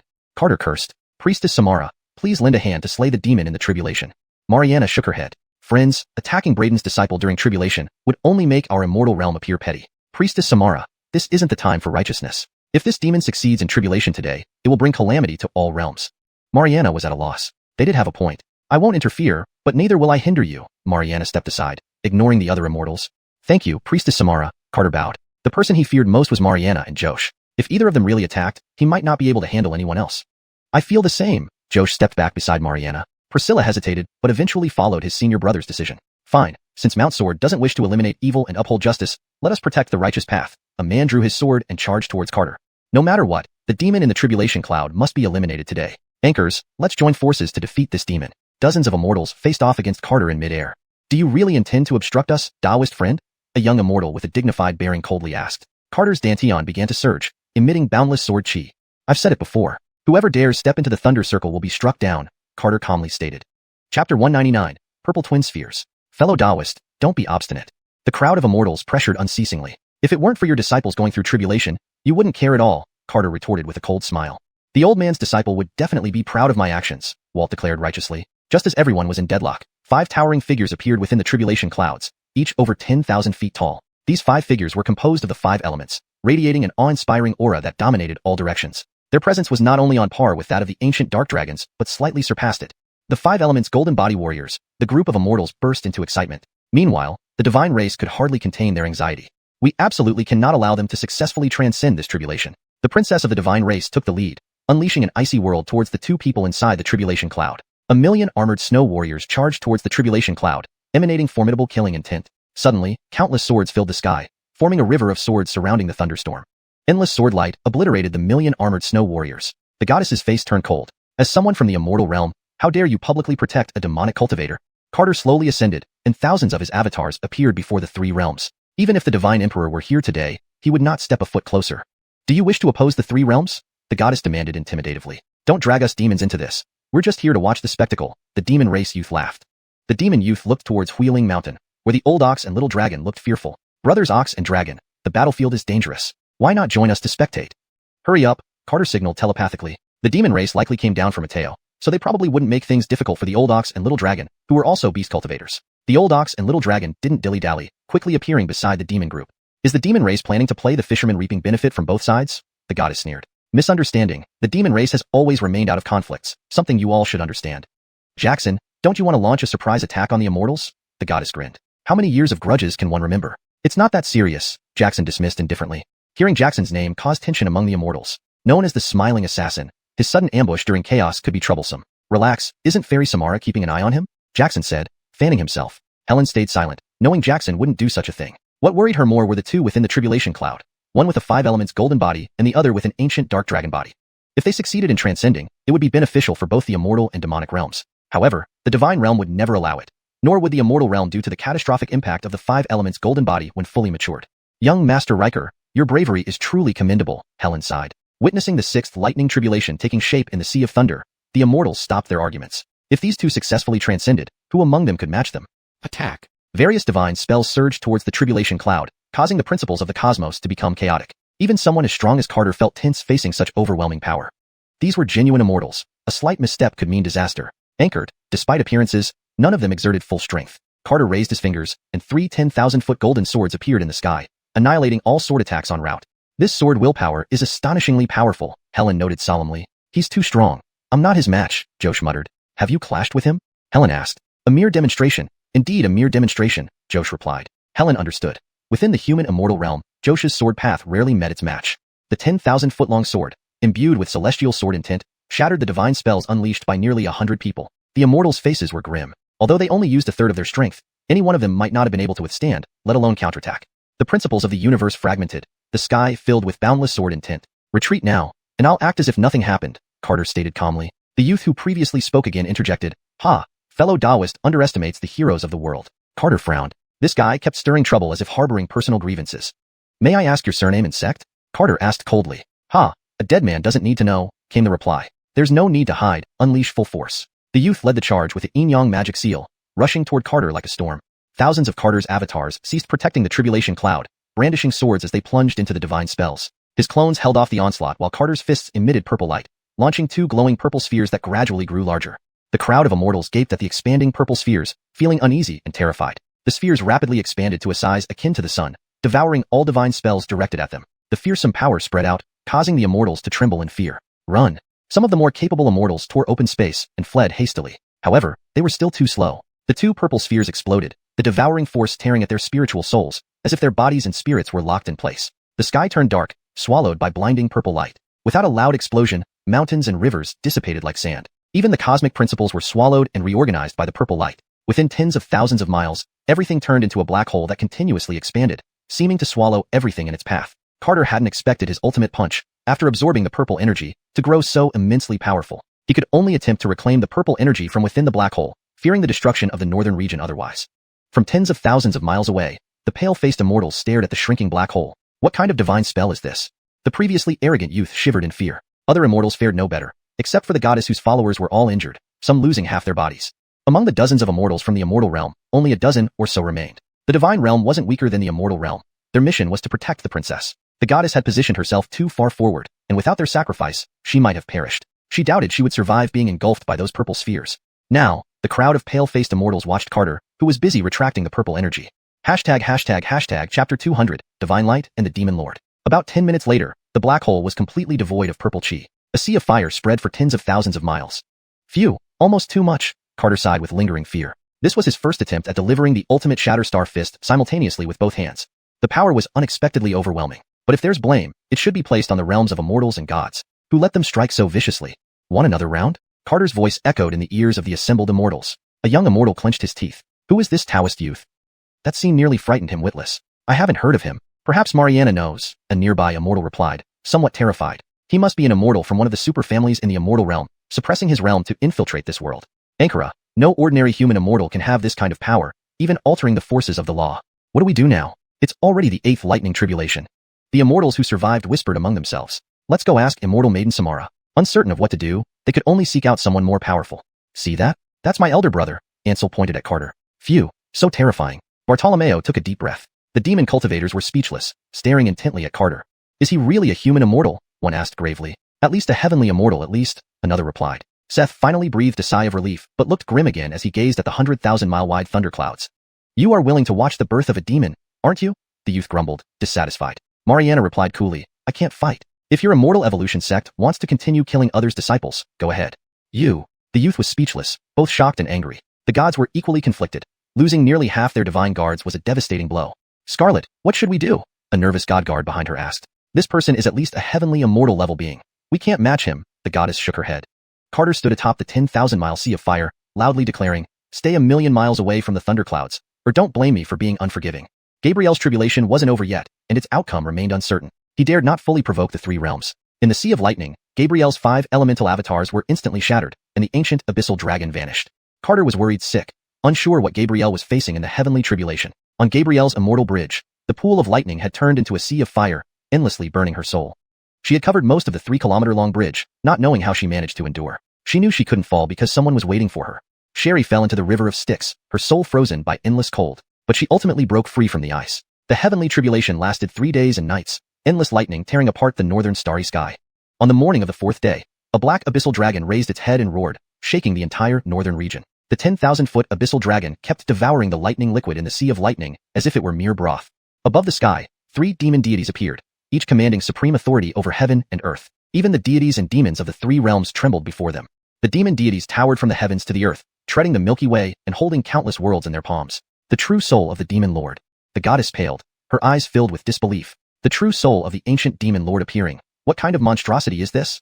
And 3 demon lords, unbelievable, a god guard added. Endless demonic light poured into Sherry's head, making her feel like she could destroy the heavens and earth with a wave of her hand. Your Highness, the true soul of the demon lord appeared in the northern region. Sherry successfully passed her tribulation, the gay reported gravely to Huan Yanfeng. True soul of the demon lord? Arlie's soul shivered, opening her eyes to look toward the northern region. 3 towering demon souls slowly faded away.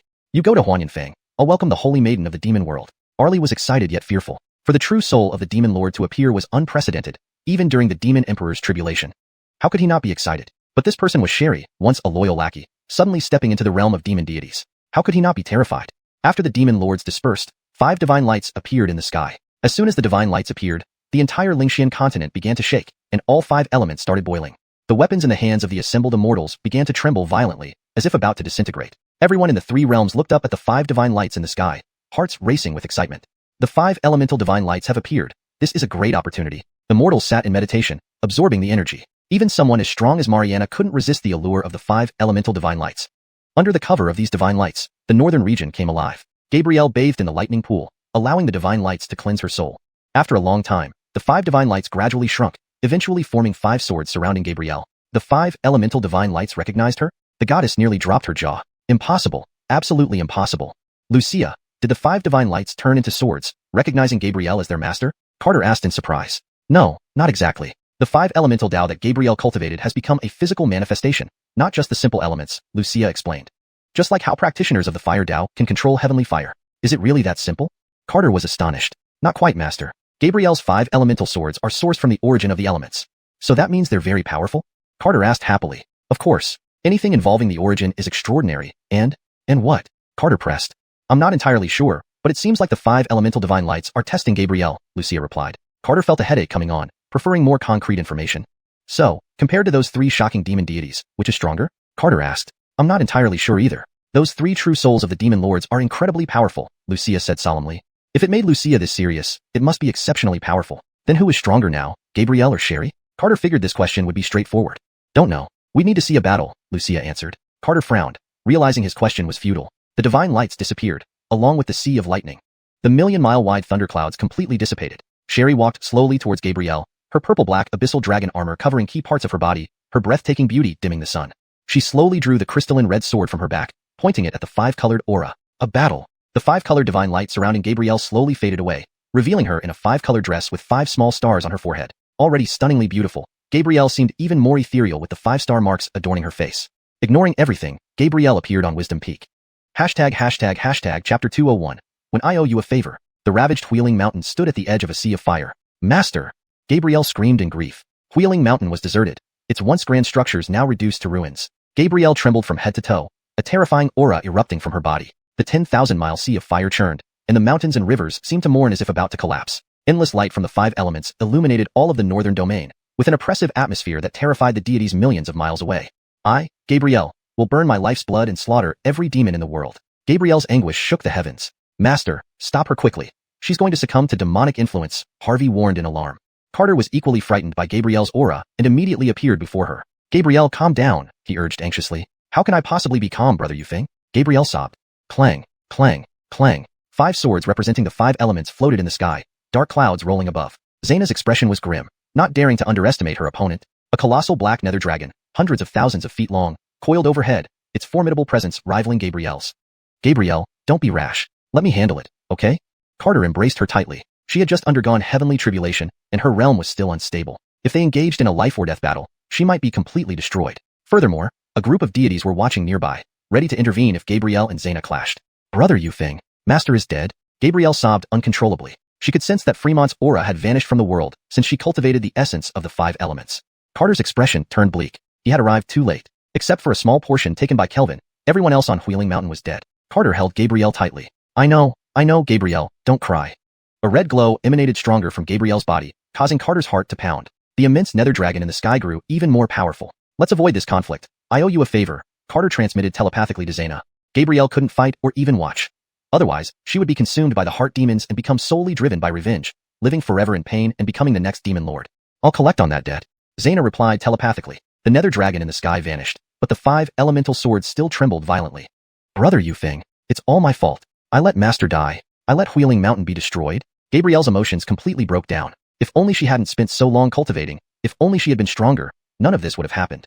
Don't blame yourself, we're just too weak. Carter regretted not arriving earlier in the northern domain. Ansel and Seth rushed over. Sister Gabrielle, you're alive, that's wonderful, Ansel exclaimed happily as he rushed forward. Gabrielle, Wheeling Mountain isn't completely gone. You need to stay strong and lead them onward, Seth said. Hearing this, the red light surrounding Gabrielle dimmed. Really? She looked at Seth hopefully. Anchors, Sister Gabrielle, Kelvin took a small number of disciples who are like the ember of Wheeling Mountain. She cannot give up easily, Ansel explained. That's right, Gabrielle. Stay strong and live well. Carter stroked her forehead. You're not alone. You still have us. Gabrielle gradually calmed down, the red light fading entirely. The 5 swords also disappeared. Phew. Carter finally sighed in relief, inwardly grateful. Thank goodness. Gabrielle regained her composure and said softly, I will live well and personally settle the score with the demon world for Wheeling Mountain. She left Carter's embrace and knelt before the broken mountain gate, banging her head 3 times towards Wheeling Mountain. A faint light from the 5 elements spread from her, enveloping the entire Wheeling Mountain. All vegetation and buildings began to reconstruct themselves, and Fremont's residual soul gathered under the influence of the elemental light.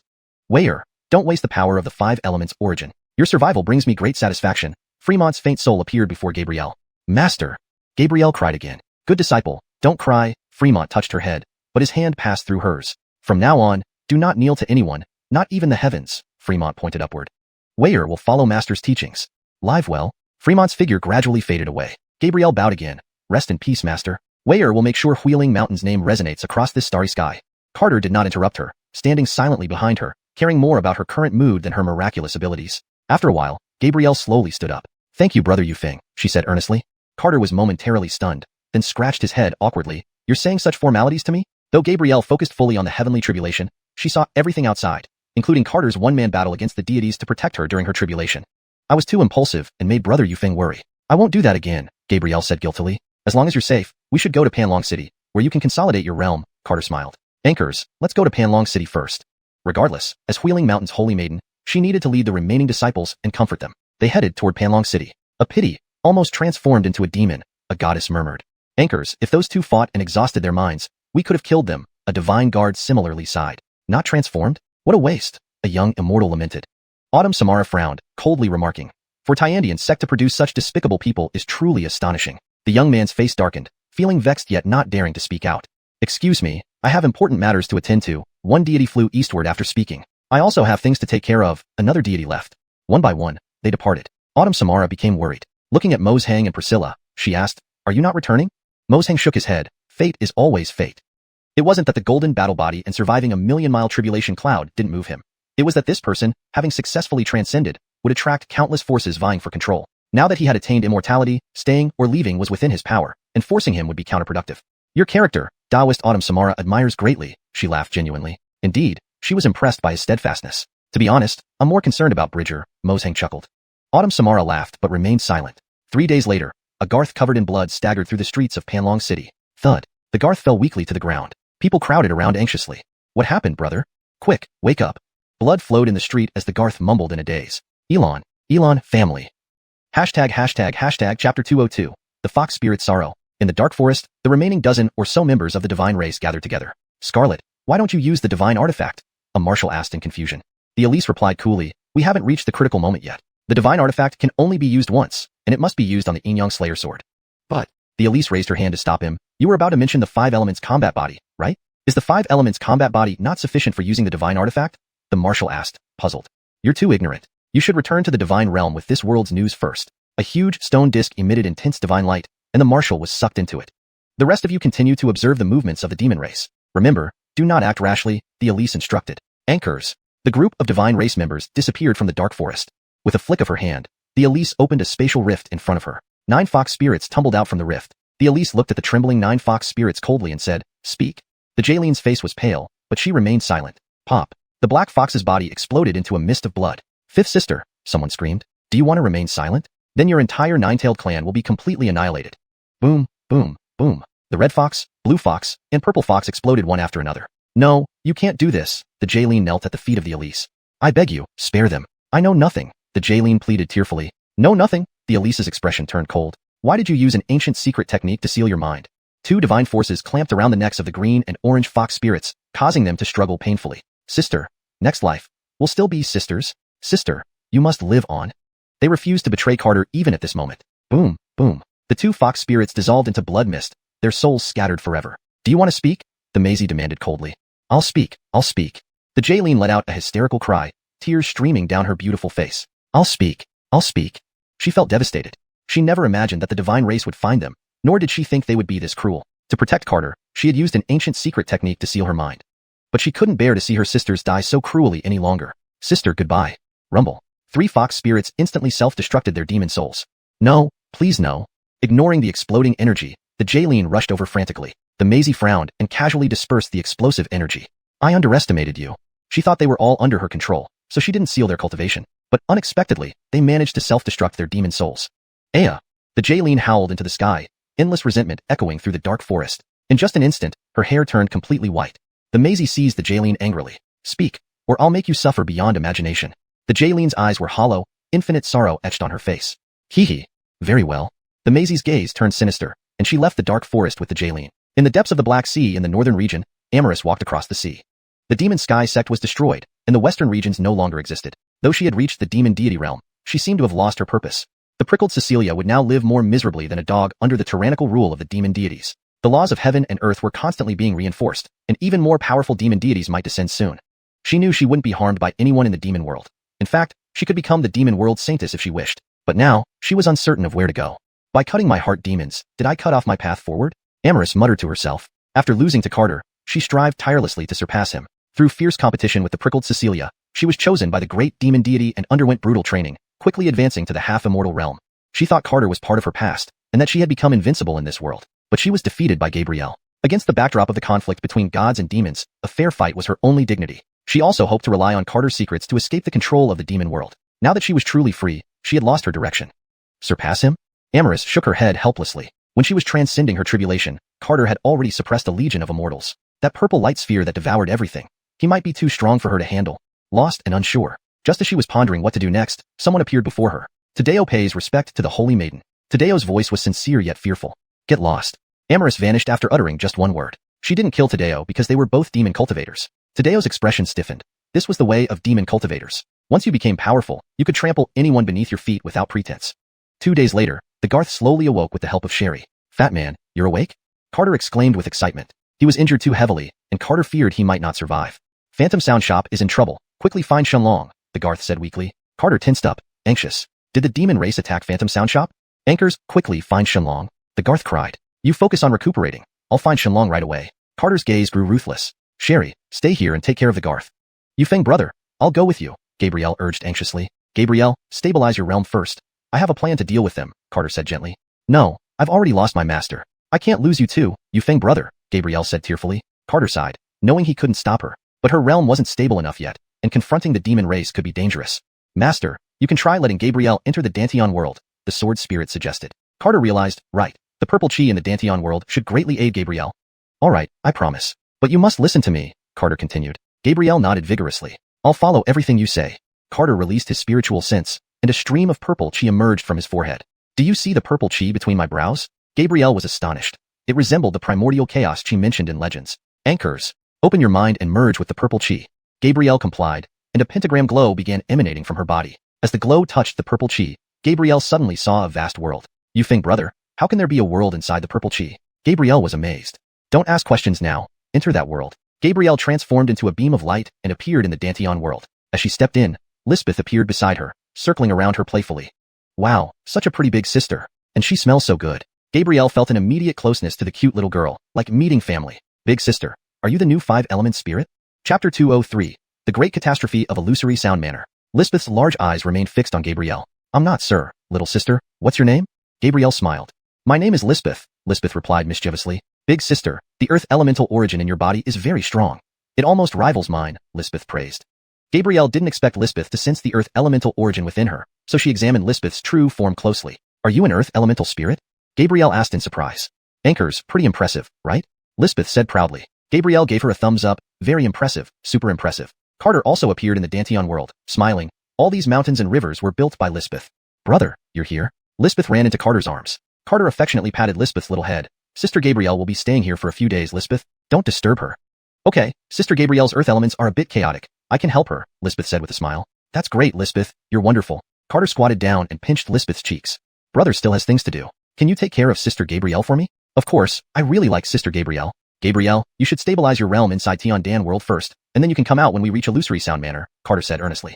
Gabrielle nodded. Okay, I'll listen to Brother Yufeng. Carter left the Dantian world and tore through space towards the central domain. The old ox and little dragon weren't yet powerful enough to make a difference, so he left them to look after the fatty. Above Illusory Sound Manor loomed a sky-covering demon cloud. Nearly 100 demon deities suppressed the area, turning hundreds of thousands of square miles of mountains and rivers into scorching lava. Only the massive mountain peak of Illusory Sound Manor stood precariously atop the molten rock. A blue protective barrier enveloped the entire mountain, seemingly holding back the demon deities from above, though this was merely the torment they allowed. Dominique stood atop the shield, coldly observing tens of thousands of disciples. Do you really think this mountain protection barrier can stop the demon deities? Dennis sat cross-legged in midair, emitting white light continuously from her body, sustaining the entire barrier. She knew it wouldn't help much, but hoped it would lessen the suffering of the disciples. Dominique struck the blue barrier with a palm, its immense force causing the shield to tremble 3 times. Bitch, if not for you erasing Carter's aura, why would we go through all this trouble? Dominique roared angrily. The next batch, the demon deity in the sky, ordered coldly. They had besieged Illusory Sound Manor for days, attacking every hour with 100 people each time. The sky-obscuring demon claws clung to the barrier, their strong suction pulling away disciples with lower cultivation levels. Unkur attacked furiously, countless sound waves slashing at the invisible suction force, but to no avail. She could only watch helplessly as hundreds of disciples were torn apart mercilessly. The sparring grounds had long turned into a sea of blood. If you have any skill, come for me, Unkur screamed. You old thing, your turn will come soon enough, Dominique laughed coldly. Dennis, open the array or I shall sever all ties with you, Unkur cried in despair. Dennis remained silent. If she opened the array, the pressure of the demon deities would crush the ordinary disciples' divine souls. Regardless of whether Illusory Sound Manor survived or perished, as long as Carter heard the news, he would definitely come. And once he came, he would die.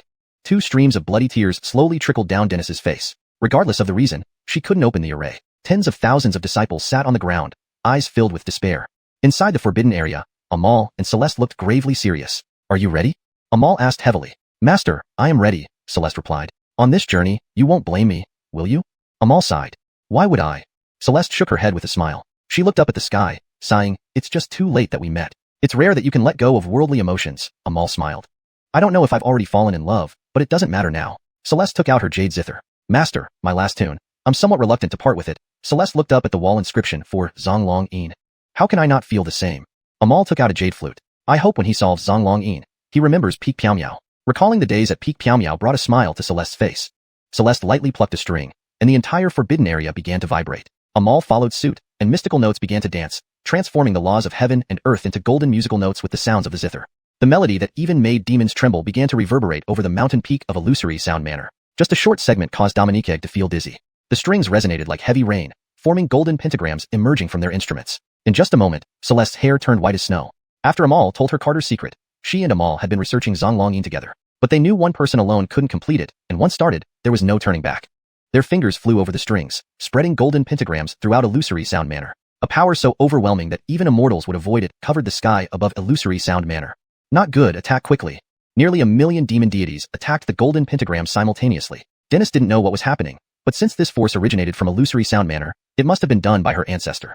No matter what, she had to protect the barrier. Master, control the barrier. Boom. Hundreds of divine techniques attacked the golden pentagrams. Celeste and Amal both spat out a mouthful of blood, but they knew they couldn't stop, not even if they died. They continued playing, aging visibly. Dennis, return. Unkor yelled. But Dennis had disengaged from the array and had to step in. Before the demon clan arrived, he had arranged for some disciples to leave. Dennis was supposed to be among the first group to escape, but she chose to activate the mountain protection array instead. Desperately, the first group of disciples had just entered the teleportation array when nearly 100 demon deities shattered it, allowing only a small portion to escape to inform Carter.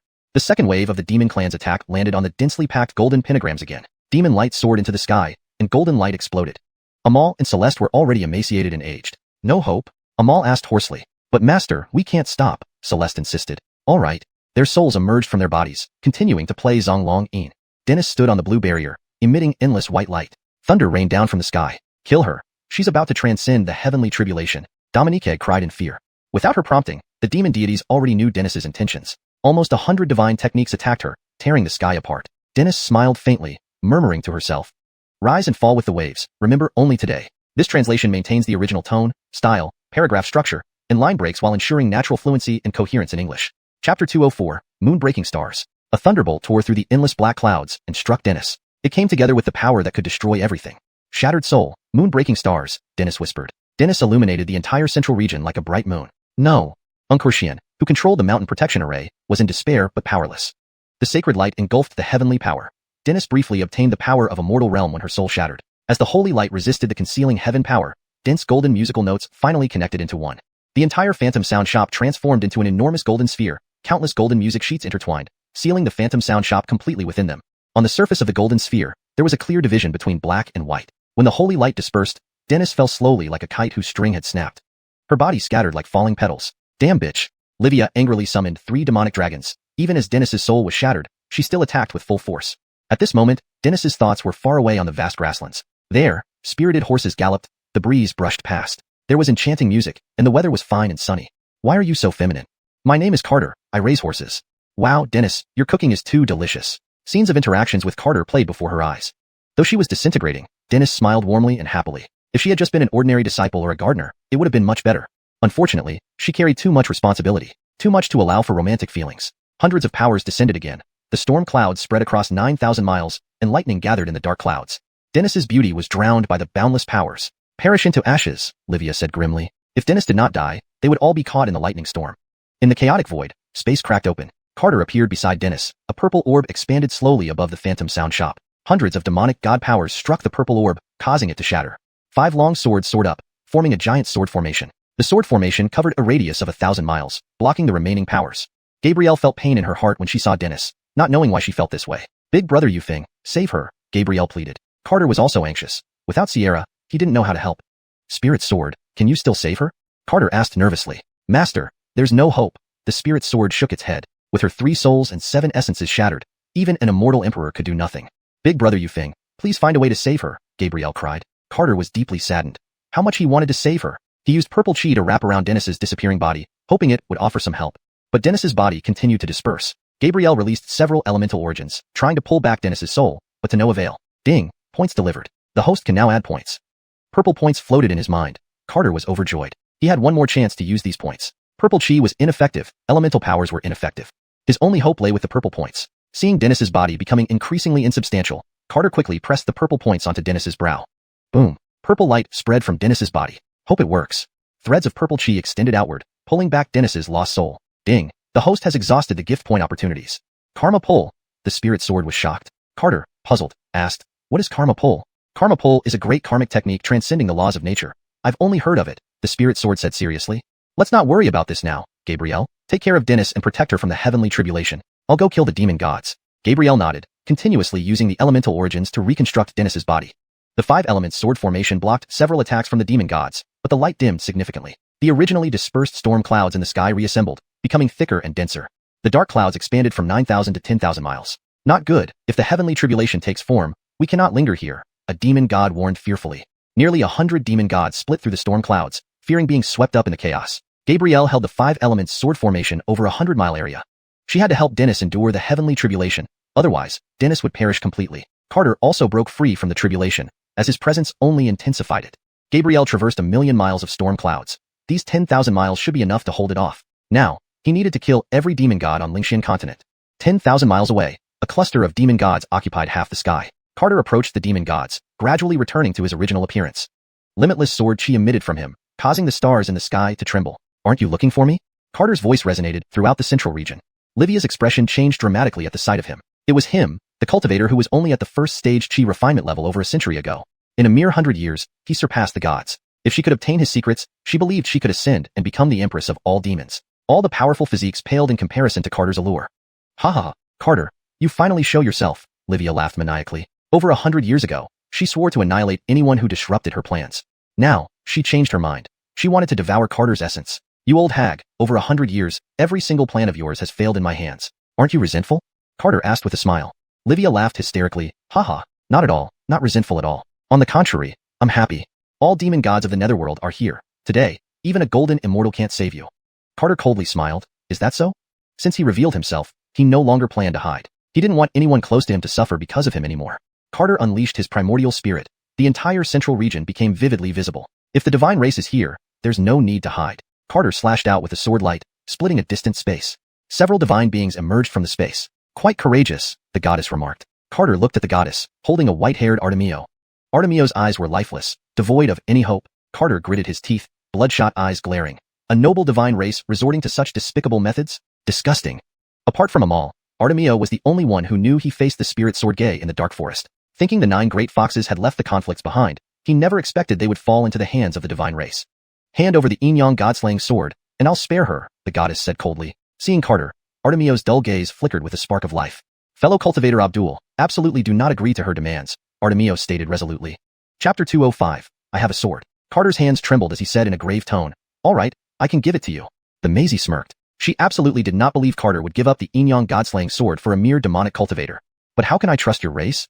Carter gritted his teeth. I admit my methods were despicable. The Maisie's expression turned somber. But you're too powerful, overwhelmingly so that I can barely match you. Since descending from the upper realms, the divine race had never attacked the lower world beings. They were the proud divine race and considered such acts beneath them. However, when Carter devoured immortal deities with his fists, she had no choice but to resort to this lowly tactic. Actually, there's no need for you to hand it over. I hope you will accompany me back to the divine realm. The Maisie finally lowered her pride. Do you think the demon realm people will agree to that? Carter laughed. Your purpose here was for the Inyang god-slaying sword, wasn't it? The Maisie chuckled lightly. If you agree to return to the divine realm with me, I'll have ways to deal with those from the demon realm. Ha ha ha. What arrogance, princess. Arlie broke through the sky, landing before the demons. Do you really think your realm of demons demon sealing steel can't compete with your divine realm sundial? Arlie taunted.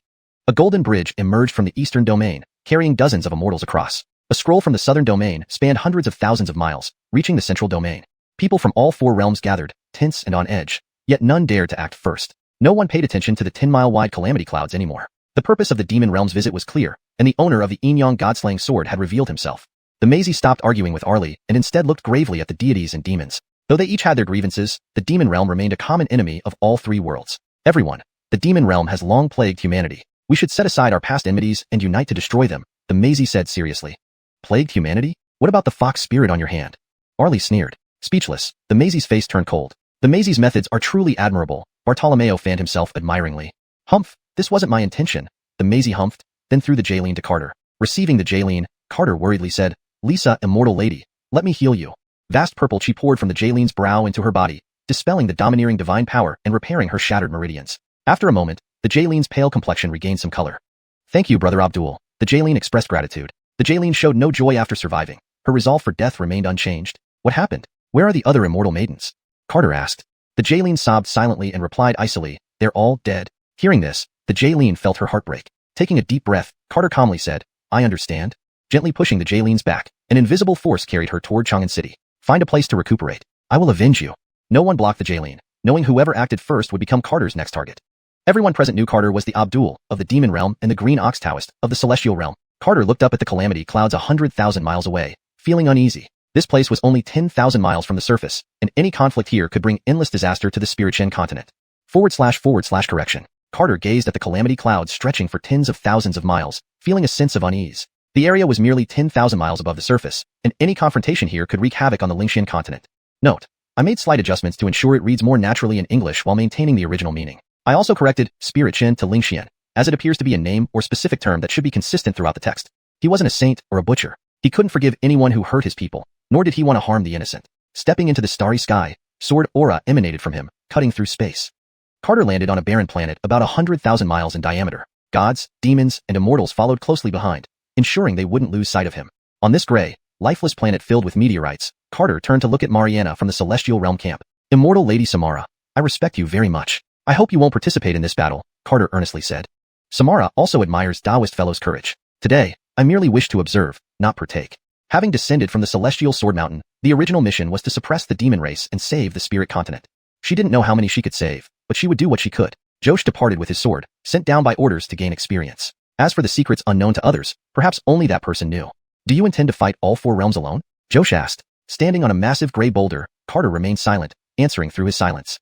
Not 4 realms. Our demonic realm is just here to watch, Bartolomeo added. If watching, please stay far away, Carter warned. He still held Bartolomeo in high regard, especially after Bartolomeo protected the little dragon and Seth during Huishan Ling. Don't worry, I know my limits, Bartolomeo smiled. We aren't participating, right? A woman beside Bartolomeo asked. Of course, our goal is clear, Bartolomeo replied. The demon race aimed to bring back the gods and visit the silent world. Other matters, even the crazed pursuit of the Yin-Yang god-slaying sword, didn't concern them. Bartolomeo led the demons far away from the planet. Josh, Priscilla, and Mariana also left the gray planet. Carter chuckled. Honorable Maisie, must your divine race reclaim the Yin-Yang sword? The Maisie nodded. Without the Yin-Yang god-slaying sword, we wouldn't have descended. Carter smiled without replying. With the demon realm descending, the other 4 realms were probably already on edge. Since everyone wants the Yin-Yang god-slaying sword, it seems stingy not to show it. Carter extended his right hand and commanded coldly, "Come, sword." A sharp cry echoed through the heavens as the black and white sword appeared in his hand. The Yin-Yang god-slaying sword emitted blinding light, slicing the planet in half instantly. Master, we can no longer hide, the sword spirit lamented. If we can't hide, we won't, Carter said, gripping the Yin-Yang god-slaying sword firmly. Carter gazed at the gathering gods, demons, and immortals. I, Carter, a cultivator of the Spiritchen continent. Should be revised to I, Carter, a cultivator from the Lingxian continent. This ensures the name Lingxian is properly represented and reads more naturally in English. Since gods, demons, and immortals seek my life, from now on, I will stand alone with my sword, guarding these 4 seas and 3 passes. Gods blocking my path shall be killed, demons obstructing my way shall be slaughtered. Endless sword aura surged through the starry sky, shattering the entire planet. Hold back the sword aura, Arlie shouted. This was the aura of a sword master. Any strand of sword aura could cleave a star. Retreat quickly. The Maisie felt unprecedented panic. This sword aura was beyond their realm's ability to withstand. Miles away, Bartolomeo summoned the River Luo diagram, carrying the demon cultivators millions of miles away. Josh, stop daydreaming and leave, Mariana paled. Endless sword light radiated like a blazing sun, illuminating all directions. Carter slowly raised his sword, his gaze coldly fixed on the 3 realms. I have a sword, unyielding and untamed. To slay gods and demons, to pacify the cosmos. ##### Chapter 206, Farewell. The Yin-Yang slaying god sword hummed mournfully, as if struggling to bear the power of this strike. The sword light, like a galaxy, carved an elegant semicircle through the starry sky before expanding across countless miles. Wherever the sword light passed, the laws of heaven and earth shattered, dividing 10,000 miles of starfield in 2. Explosive sword chi devoured the fragmented void, akin to the dawn of creation. This was the strike Carter had comprehended within the sword realm, called No Questions for Mortals. The divine abilities launched by the 3 realms dissipated instantly under the sword's might. Boom. On the divine side, a white river of swords cleaved a stone disc spanning tens of thousands of miles, sending it flying millions of miles away. A shallow sword mark remained on the otherwise indestructible disc. Although the goddess had hidden behind the disc, the rampant sword chi still left her wounded. This outcome came at the cost of over a dozen martial sacrifices. Boom. Elsewhere, the demon-suppressing steel blocked the primordial sword light, allowing Tamsin to hide within its world using a secret technique. Other demon gods were not so fortunate, being annihilated by the sword light. Fleeing hastily, Tamsin frantically drove the demon-suppressing steel away. The divine disc emitted boundless light before disappearing into the fragmented void. The immortal realm was not as fortunate. The person capable of activating the Tao boundary steel had yet to descend. They could only vanish under the overwhelming sword light with endless terror. When the galaxy-like sword light appeared, Liv used the immortal techniques of Immortal Sword Mountain to transport herself and Jason 100 million miles away, at the cost of 3 drops of her origin essence blood. Immortal Faping, are you alright? Jason asked anxiously. Miranda stood dazed, staring blankly at the vanished starfield. Liv's face was pale, her eyes dull. I'm fine, just need some rest. Jason owes Immortal Faping a life debt, which I will repay someday, Jason said solemnly. Liv shook her head weakly. No, we all owe Carter a life. If not for Carter's warning, they would have become casualties of the sword. Jason gazed at the chaotic void and shuddered. That day when he challenged me to a duel, he always refused to appear. I never understood why until now, Jason said dejectedly. Liv looked at Miranda. Try comforting your junior sister. I fear her Dao heart is collapsing. Miranda. Jason's voice echoed in Miranda's mind like the reverberation of a bronze bell. She paused, then came to her senses. Her face pale, she finally asked, Senior brother, what is Carter's true cultivation level? I don't know either. Perhaps he's already a celestial immortal or even a golden immortal, Jason replied with a shake of his head. Now isn't the time to dwell on Carter's realm. Stronger immortals and demons may soon descend. This battlefield no longer belongs to us, Liv sighed. Ankara, we're powerless here. Let's return to the upper realm, Jason agreed. Carter approached with the sword, the light on his body dimmer but still piercingly sharp. Immortal Faping, I hope you won't step into this realm again before everything ends, Carter said calmly. Liv nodded, fellow Taoist. If there's truly no place to go, you can come to Immortal Sword Mountain. Thank you. Liv and the others vanished. The next meeting would likely be in the Immortal Realm. Perhaps even Immortal Sword Mountain cannot accommodate me, Carter sighed, shaking his head. However, he valued the friendship with Liv and Jason deeply. He might not go to Immortal Sword Mountain himself, but Mu Wei and Price would need its protection. Master, perhaps you should consider ways to bring others into the Dantian world, the sword spirit suggested. Carter nodded. The safest place was indeed the Dantian world. But besides Mu Wei, he hadn't attempted bringing anyone else in. If they could enter the Dantian world, the purple chi within would greatly enhance their strength. Carter returned to Spiritchen continent without pursuing the goddess or Tamsin. After all, Jennifer and Mu Wei were still in the midst of their heavenly tribulation, and he needed to unseal Dragon Chant Fantasia, which had been sealed by Zhang Longyi. The Golden Pentagram Mountain was guarded by the 5 elements sword array, which had already withstood several bolts of lightning from the heavenly tribulation. Jennifer's body gradually solidified, her soul becoming increasingly stable. However, Mu Wei's expression grew more and more solemn as she faced the heavenly tribulation, challenging the might of the heavens, causing the power within the tribulation clouds to intensify. Carter couldn't get close due to the danger, but could only watch from a distance. Mu Wei, take Jennifer away from Dragon Chant Fantasia, he transmitted his voice. Even amidst the heavenly tribulation, Mu Wei could hear Carter's message. The golden pentagrams below caused her heart to tremble. She could only hope that Carter would succeed. Controlling the 5 elements sword array, Mu Wei flew into the sky. Yufeng, will you be alright? She asked worriedly. Don't worry about me. I can hold on, Mu Wei replied confidently. Carter clenched his hand, and a white jade flute appeared. The melody of Dragon Chant began to reverberate over Dragon Chant Fantasia. The golden pentagram slowly moved towards the jade flute in Carter's hands. After 10 minutes, the golden pentagram surrounding Dragon Chant Fantasia completely disappeared, revealing the mountain. Angkor Xian, now gaunt and shriveled, sat at the base of the protective mountain array, as if he had been sitting there for countless years. His hair and beard had fallen out, his skin dry and lifeless. Angkor sect leader, Carter hurriedly approached. You came. Angkor Xian spoke hoarsely before his body dissipated like ashes. With Angkor Xian gone, the pale blue array also vanished. Lost and confused, Carter stood still, unsure of what to do. Master, he burned his soul, the sword spirit whispered. Looking down at the tens of thousands of disciples with faint breaths and pale faces, Carter felt an overwhelming sense of loss. He kept his promise. Expanding Dragon Chant Fantasia was Angkor Xian's proposal, nurturing generation after generation of strong individuals. For this, he even broke ties with his own junior sister. But he bore all the pain deep inside, swallowing every bitter moment alone. Dragon Chant Fantasia was everything to Angkor Xian, even at the cost of his life. Carter bowed deeply to Angkor Xian. Sect leader Angkor, may you rest in peace. Master. Tens of thousands of disciples knelt in sorrow. They had lost the person they most respected. Despair and grief spread among them, as if their faith had collapsed. Carter then looked toward the forbidden area of Dragon Chant Fantasia, feeling a sudden emptiness in his heart. He appeared in the dimly lit forbidden area, his throat parched and hoarse. Big Brother Chi, Adrian Celeste. Sad thoughts tore at Carter's heart. I'm sorry, so sorry. I came too late. Carter knelt before the two, tears streaming down his cheeks. Amal and Celeste sat silently where they were, their fingers never leaving the strings of their instruments even at the end of their lives. Carter stood up and sat quietly in front of them. Memories of meeting them played through his mind. Farewell, farewell. He never expected that this final farewell would be eternal. That day, Celeste wore a red robe, sitting on the lake surface. That night, Amal, dressed in purple, chatted with him all night long. Those moments would never return again. Farewell, Carter whispered tremblingly. Their bodies slowly dispersed, seemingly waiting for him to utter these words. Golden musical notes surrounded the mountain, while the 5 elements sword formation fended off lightning strikes. Jennifer's body gradually solidified, her soul stabilizing. However, Mu Wei's expression grew increasingly grave as she faced the increasingly powerful thunderclouds that tested celestial wrath. Carter dared not approach closely but watched from afar. Mu Wei, take Jennifer away from Fantasia Music Pavilion, Carter sent telepathically. Despite being in the midst of lightning, she could still hear him. Below, the golden musical notes made even her feel apprehensive. She hoped Carter could succeed in unsealing it. Controlling the 5 elements sword formation, Mu Wei soared into the sky. Mu Wei, can you hold on?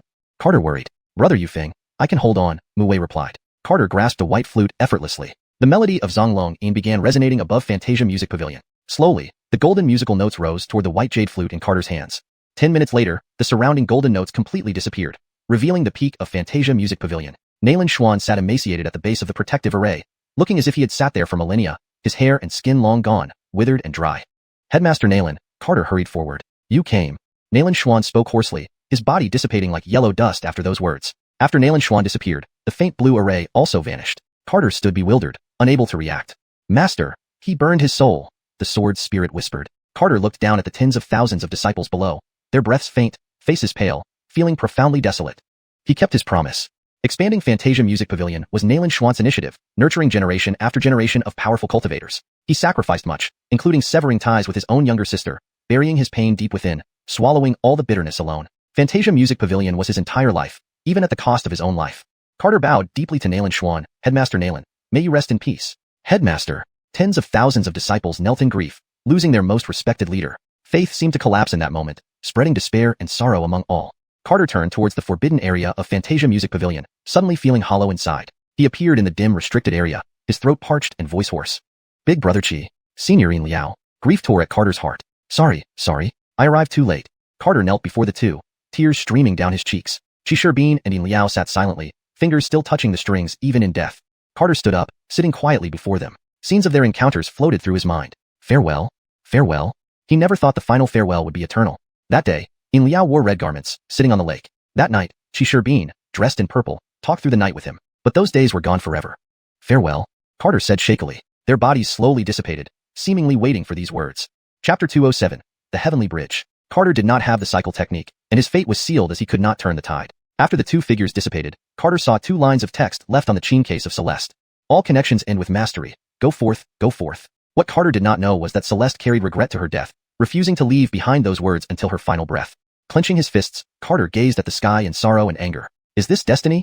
He gritted through his teeth. Master, now is not the time for grief, the sword spirit whispered. Lowering his fists, Carter softly replied, I know. Gabrielle and Dennis were still undergoing their tribulation, and the 4 realms would not easily let this pass. He could not afford to sink into despair. Bowed deeply to the 2 Qins, Carter waved his hand, casting a purple chi barrier to seal the entire forbidden area. Sweeping his divine soul, Carter found no trace of Althea and Germano among the tens of thousands of disciples.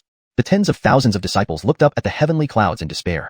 The demon still exists, the heavens have forsaken our phantom sound workshop. Hundreds of thousands of miles of fire seas, hundreds of thousands of miles of demonic clouds, there is no path. Pain, disappointment, and despair. Most disciples had lost their fighting spirit. Sigh. Central Realm cultivators are truly inferior to those of the Northern Realm. With a wave of his hand, Carter lifted the entire Phantom Sound Workshop from the ground using an invisible force. Today, I will take you away from here. If you wish to stay at Phantom Sound Workshop, then stay. If you wish to leave, then leave. Almost half the disciples showed excitement at being spared. It's a celestial being has come to save us. Carter dragged the Phantom Sound Workshop across 1,000,000 miles, arriving over the beast-taming valley, placing the entire mountain range within the valley. The 9-headed tiger and celestial horse flew weakly to Carter's side. Carter, is it really you? The celestial horse asked excitedly. Anchors, help Dennis reorganize the workshop. Let those who wish to leave do so, and let those who wish to stay remain, Carter instructed. Is the Holy Maiden still alive? The 9-headed tiger asked anxiously. Carter nodded. Of course, she is your Holy Maiden. She will surely return. Carter then flew toward the sky filled with heavenly clouds. Outside the 100,000-mile tribulation cloud, Carter felt an overwhelming heaviness. Wuxia, how many lightning strikes have there been? Master, this is the 6th. Rumbling thunder sounded. The 6th lightning strike hadn't descended but was brewing in the rolling black clouds, flashes of red lightning crackling within, radiating an immense pressure. Carter felt uneasy, his expression solemn. Why does this 100,000-mile tribulation cloud make me feel more heart-wrenching than Gabrielle's 1,000,000-mile tribulation cloud? This lightning strike is not simple, very not simple, the Wuxia remarked. The 10,000-mile tribulation cloud stirred by Gabrielle and Callie, though terrifying, lacked the hidden peril present here. Is it because Gabrielle blocked the heavenly tribulation for Dennis? Carter worriedly said. I'm not sure. I have a strange feeling that Gabrielle and Dennis share some inexplicable connection, the Wuxia admitted hesitantly. Carter nodded. I feel the same way, especially when Gabrielle saw Dennis. Despite being strangers, Gabrielle acted as if they had known each other for a long time. Here it comes, the Wuxia said, eyeing the gathering thunder seriously. Dennis slowly opened her eyes within the purple chi. Her dispersed divine soul solidified completely. She looked up at Gabrielle, a strange familiarity filling her heart, a feeling that her heart was suddenly full after being empty. But she knew the person before her wouldn't harm her. This is the 6th strike. Hold on, Gabrielle said. She had already endured 10 strikes. Because she was at the immortal realm, the lightning was extraordinarily powerful. Dennis nodded. We must get through this. They didn't ask each other's names, yet both were resolutely confident in each other. Rumbling thunder shook the land as the 10,000-mile tribulation clouds formed a massive vortex. 2 10,000-foot strikes erupted, shaking the entire Lingxian continent. Carter witnessed such vast lightning for the first time, his heart clenched by the twin bolts. Is this even a tribulation? Carter held his breath. Worse, these are thunder dragons, the Wuxia said.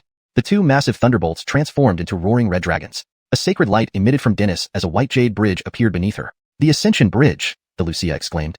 The jade bridge soared into the sky, incredibly pure and holy. A step onto this bridge means the destruction of body and soul. A mighty voice drowned out the rumbling thunder, echoing across the heavens. Master, it's the will of the heavenly Tao, the Wuxia said, his face pale. The will of the heavenly Tao? Is it stopping Dennis from ascending to immortality? Carter asked gravely. Not stopping, but eradicating. What? Carter trembled. Do not step on the bridge, absolutely not.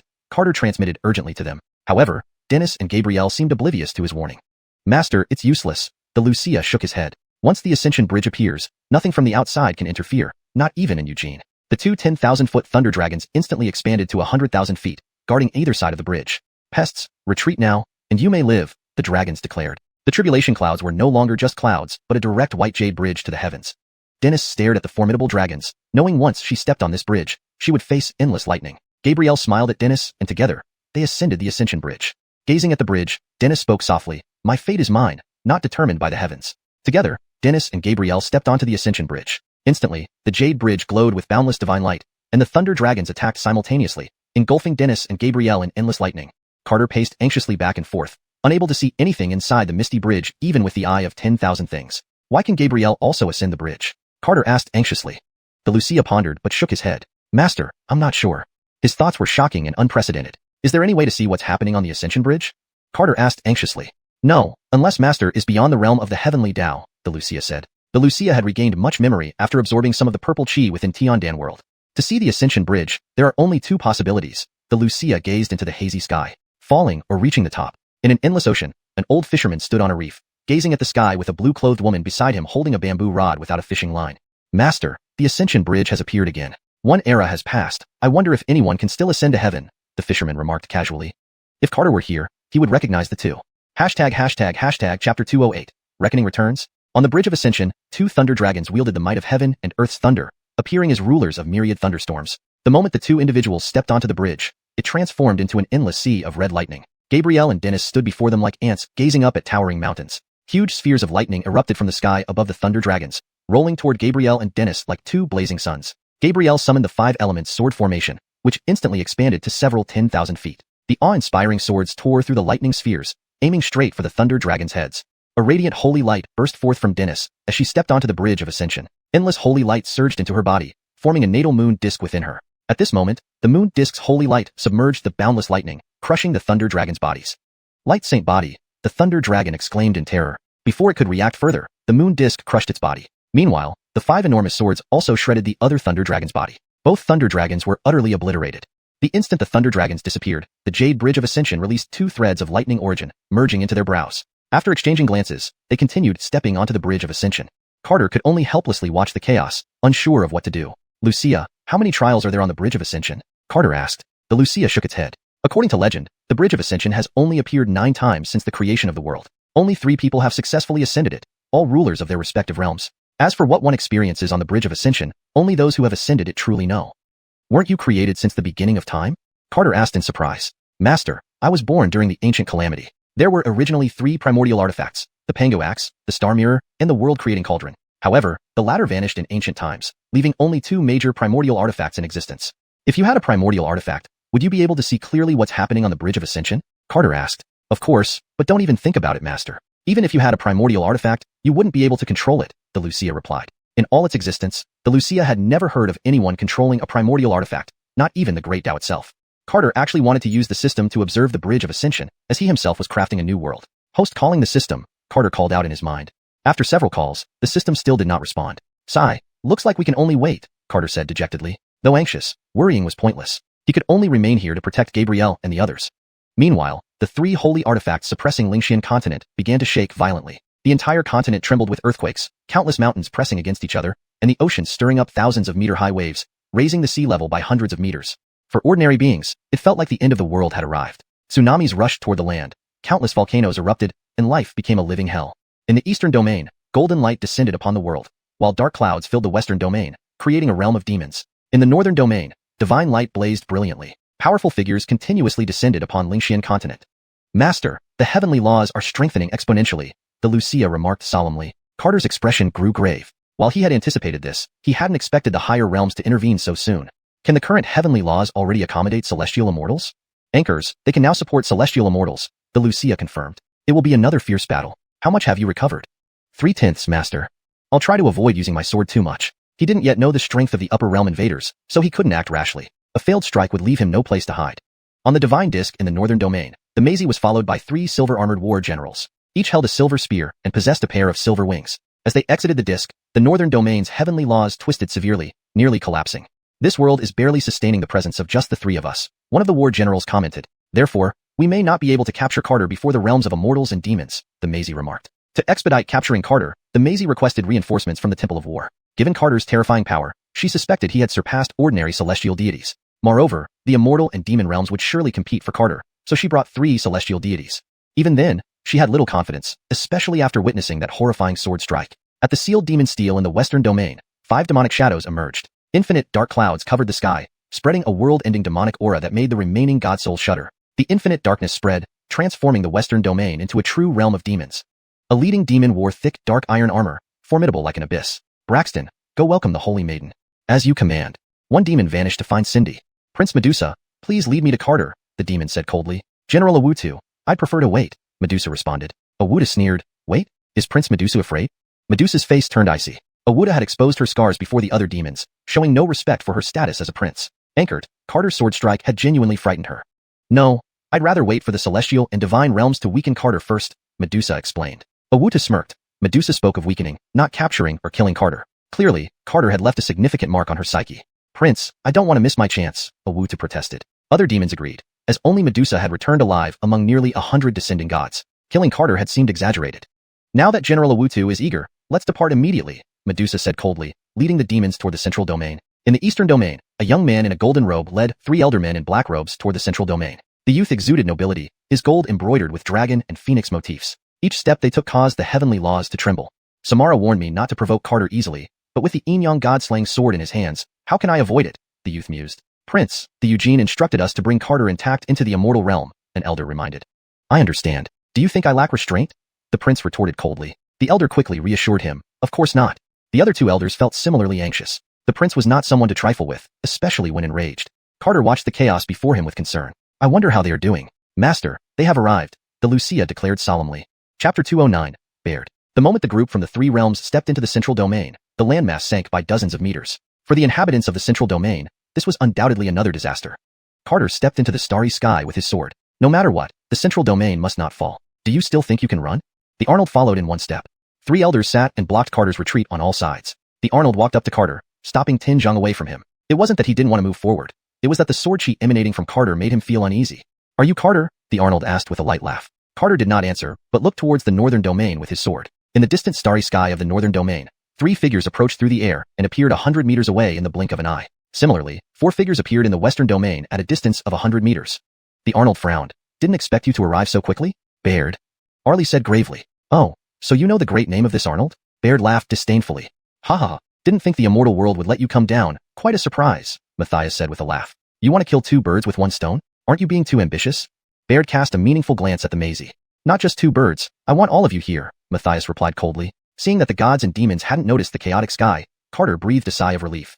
As long as they weren't targeting Gabrielle and Dennis, everything else could be manageable. Gentlemen, how about this? We all sit down and discuss how to divide it, instead of tearing each other apart and ruining the mood, Carter suggested with a smile. Carter sat cross-legged holding his sword. Good idea. I agree, the Arnold smiled. All right, since everyone is so friendly, let's have a good discussion, Matthias grinned. Arlie inwardly cursed. What a bunch of idiots. Even if he were a fool, he could see that Carter was stalling for time. Something big must have happened to him. The Maisie frowned as well, unsure of what Carter was planning. But now, with all 3 factions vying for Carter, taking action was as problematic as not taking action.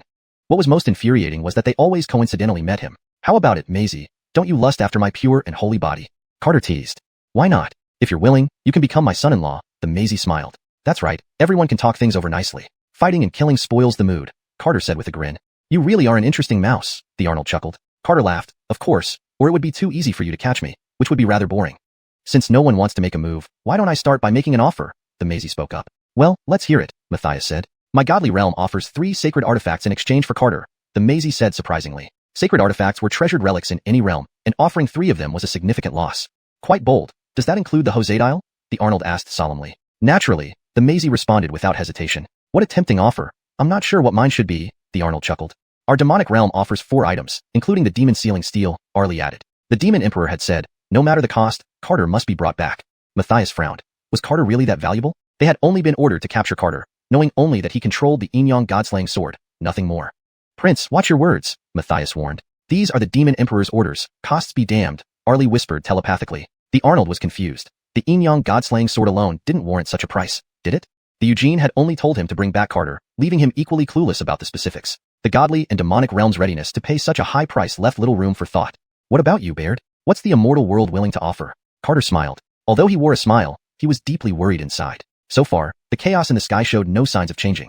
Baird smiled. My offer is a bit steep. It's the lives of everyone here. He glanced around, finally settling his eyes on Carter. Of course, except you. He found himself increasingly intrigued by Carter. Since the immortal world is so poor, why don't we team up and eliminate this pauper? Matthias suggested to the Maisie.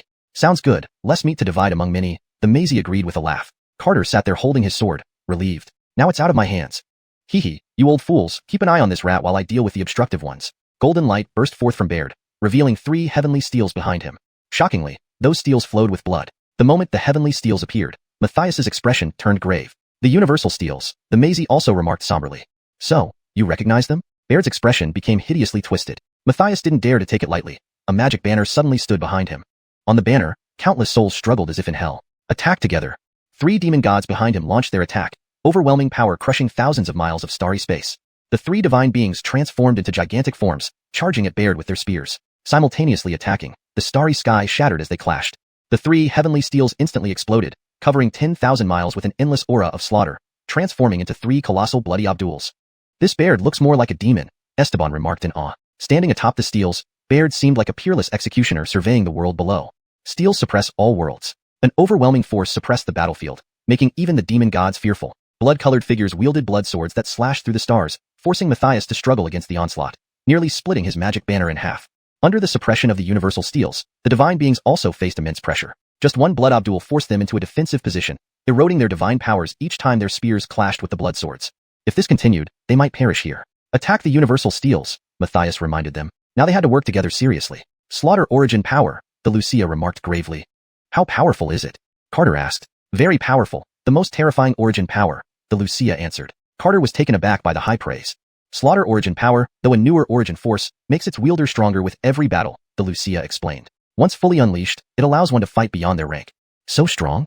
Carter exclaimed. It's not just that. It makes them virtually indestructible. Carter gazed gravely at Baird on the universal steels. Indestructible. Isn't that terrifying? At our level, he truly is indestructible. If these people killed him 1,000,000 times, he would still resurrect, albeit with decreased power. Aren't you the same? No, I'm stronger, the Wuxia asserted. At least you know how to kill him.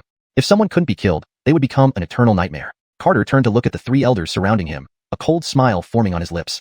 With your masters so busy, they must have no time to care for you. Chapter 210. An underestimation. 3 elders sneered, a lower realm cultivator, wielding the Yin-Yang sword. And already you overestimate yourself. Defeating a few human immortals who are good for nothing makes you think you're invincible. Let's show you the gap between Earth immortals and human immortals. The 3 moved simultaneously, intending to completely subdue Carter. Before they could act, Carter split into 3. All 3 Carters launched the star-shattering fist at once. 3 purple spheres of light flew towards each one of them, expanding in the void space. An atmosphere that even terrified Earth immortals descended upon the void. Primal chaos. One elder was engulfed by the purple light before he could finish speaking. Following the purple light were 3 enormous swords imbued with the will of heaven and earth. Silent explosions of purple yang erupted as the giant swords tore through the air. Instantly, dazzling purple light and endless sword chi filled the void. The 3 Earth immortals perished instantly. From the moment Carter appeared in the 3 realms, he had been preparing his killing move, which is why he achieved instant victory.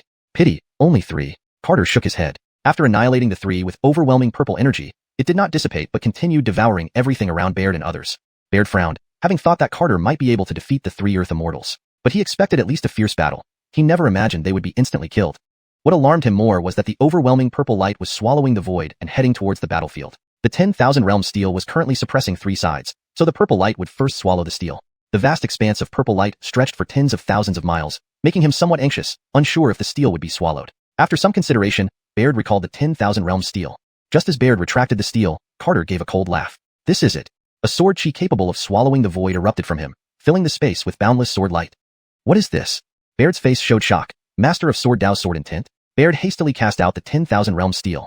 3 10,000 realm steels stood like ancient walls in front of Baird. The surging purple light enveloped these walls. Matthias's demon banner transformed into a Stygian river spanning tens of thousands of miles. The three divine generals emitted endless divine light.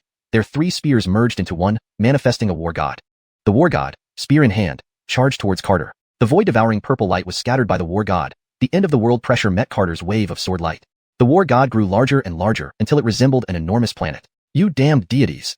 Baird gritted his teeth. He hadn't expected the deities to hide so deeply. The Neve smiled victoriously. One strike from the war god. I don't believe you can block it. The spear pierced through the purple light, meeting Carter's galaxy sword strike.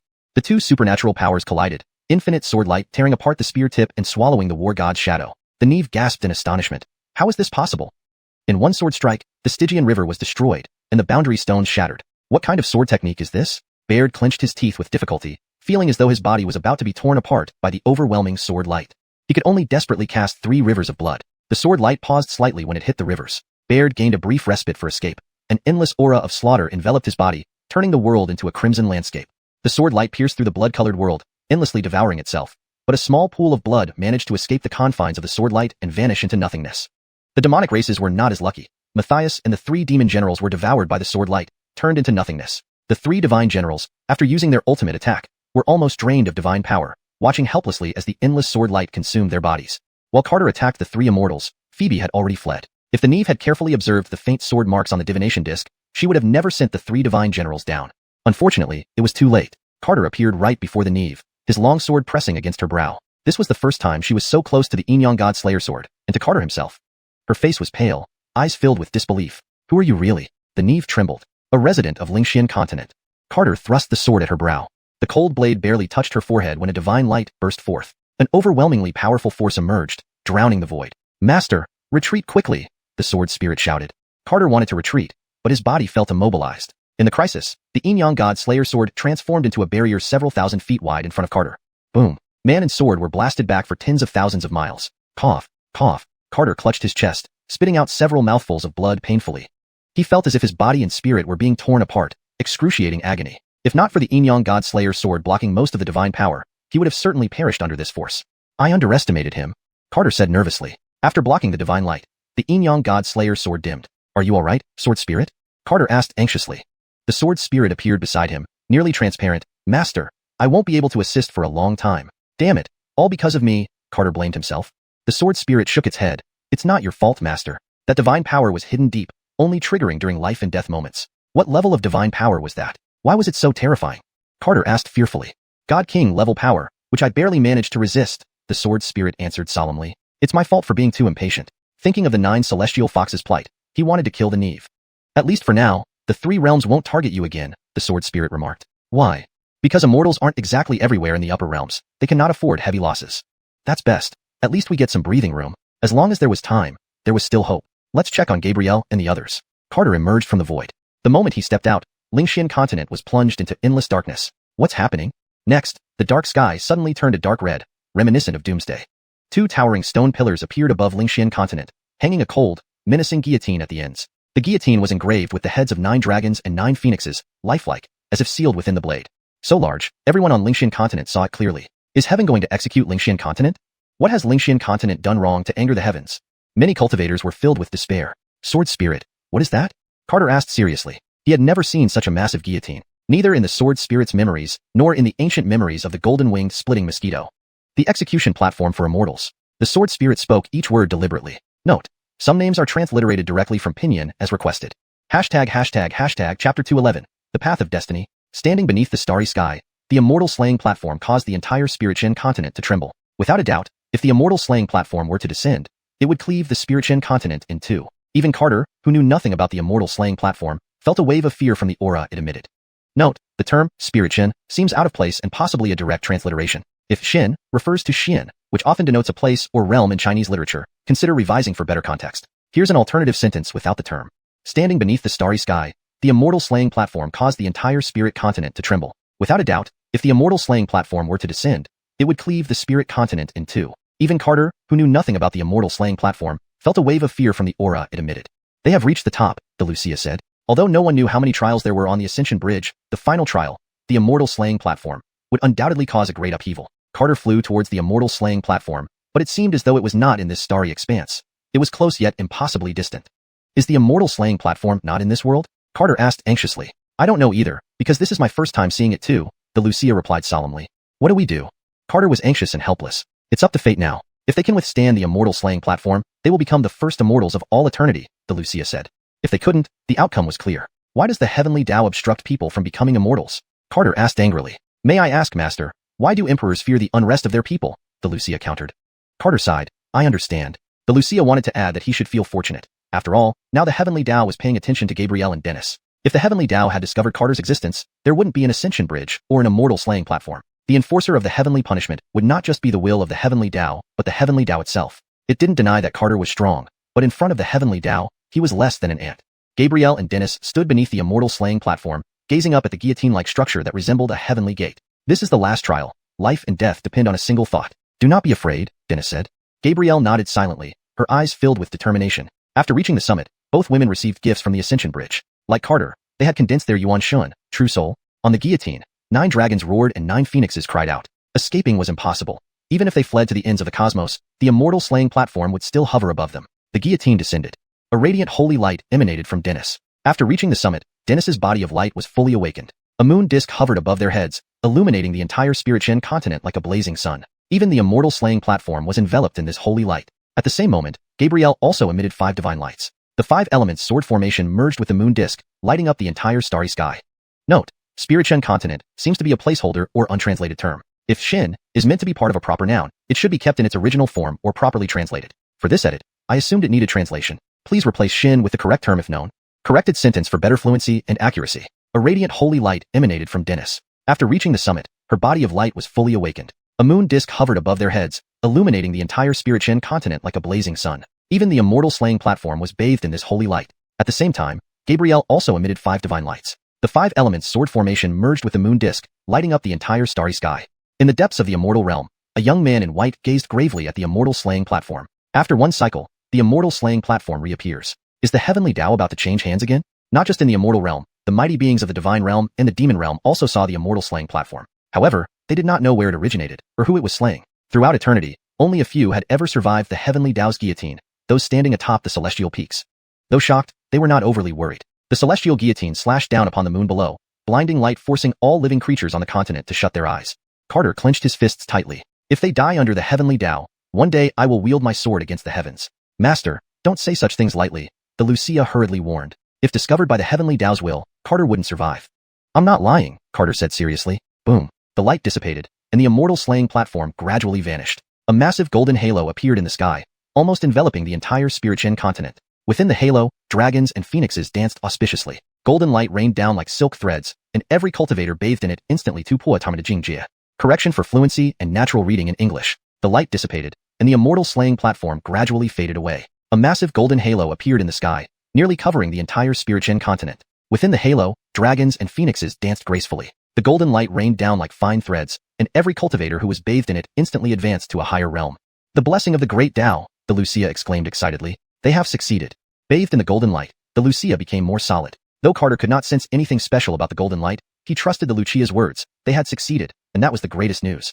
Phew, thank goodness. Carter's eyes welled up with tears. With the blessing of the great Tao, we no longer need to worry about this world shattering, the Lucia said. Is the blessing of the great Tao so powerful? Carter asked in surprise. Anchors, of course. The great Tao surpasses the heavenly Tao, naturally able to protect this world. That's for the best. This meant he wouldn't have to consider migrating everyone to his Dantian world. It's good, but not entirely, the Lucia voiced concern. Why?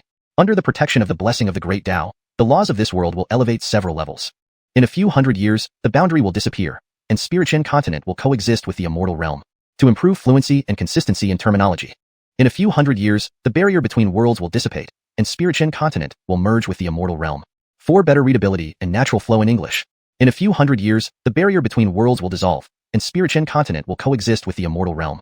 Note: Spirit-Shen seems to be a placeholder or untranslated proper noun. If Shen is meant to be part of a name or specific term, it should either be fully translated if possible or kept as is with an appropriate explanation or context provided.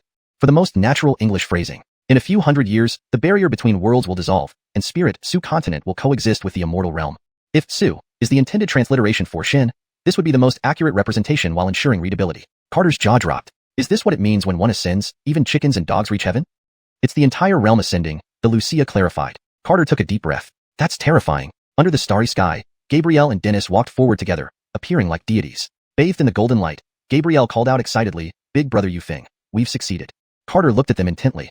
The light radiating from their bodies was dazzling. "You're too bright. Can you turn off the lights?"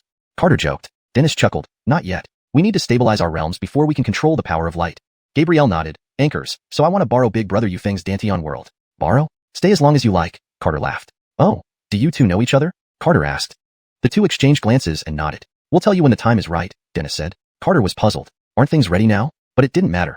As long as they were safe, that was all that mattered.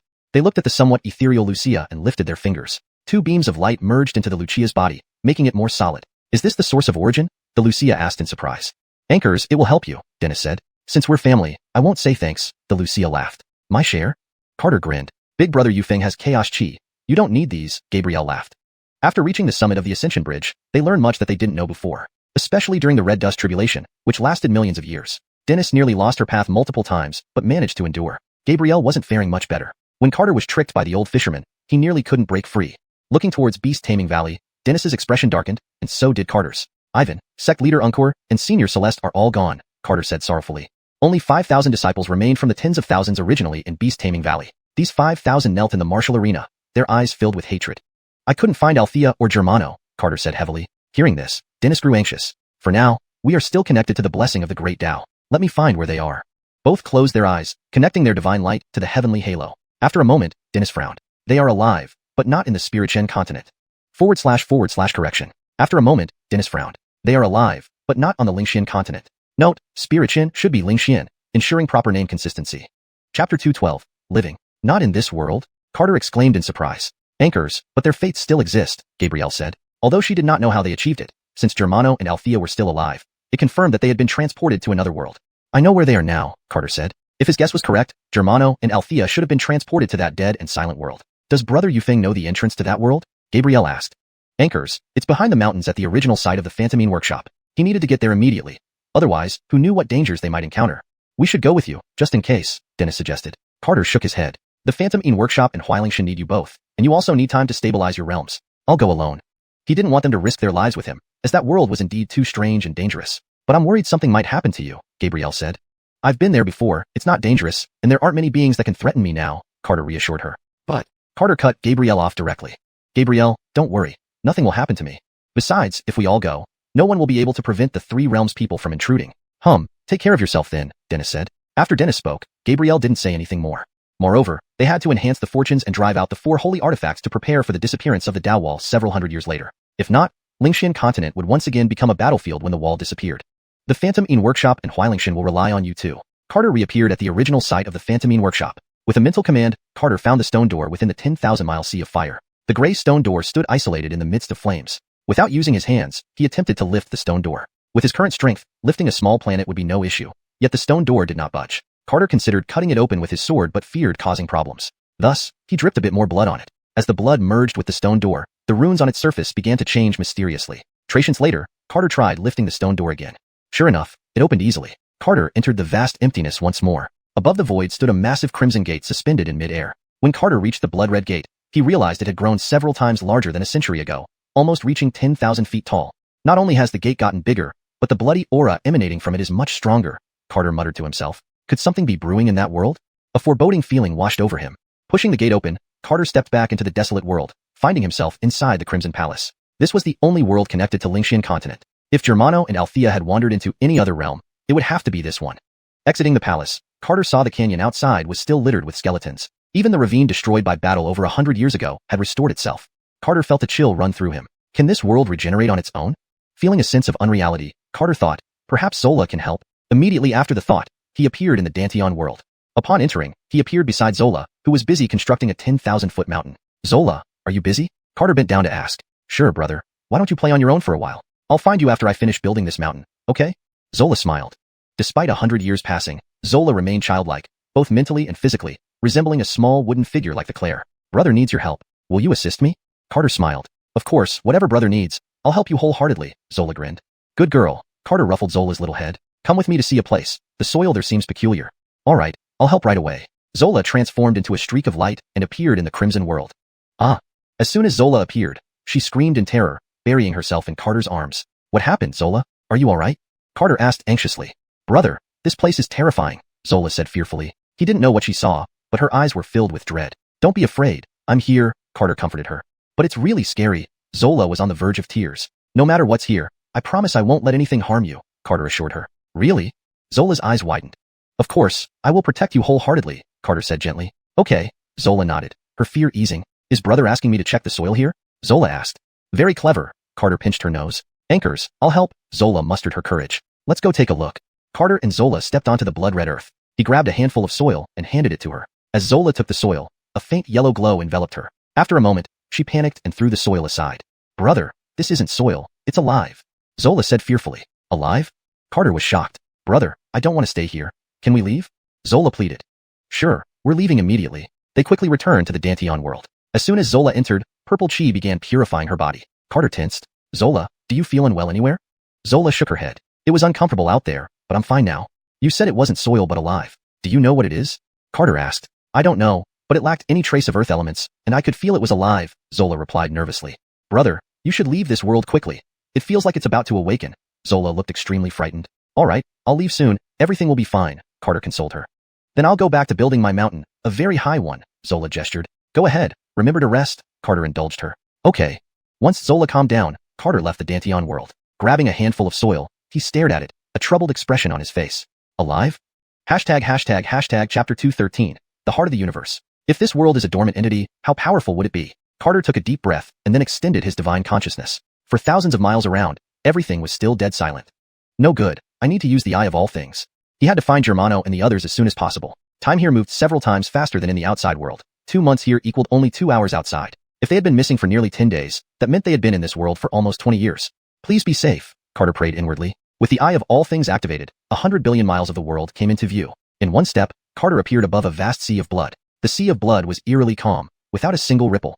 Carter frowned. This sea can actually restrict my divine consciousness? An invisible barrier seemed to block Carter's spirit from the center of the sea. Unable to see beyond, Carter descended into the depths to investigate. After 10,000 meters, the sea turned pitch black, and the eye of all things could only penetrate a few thousand miles.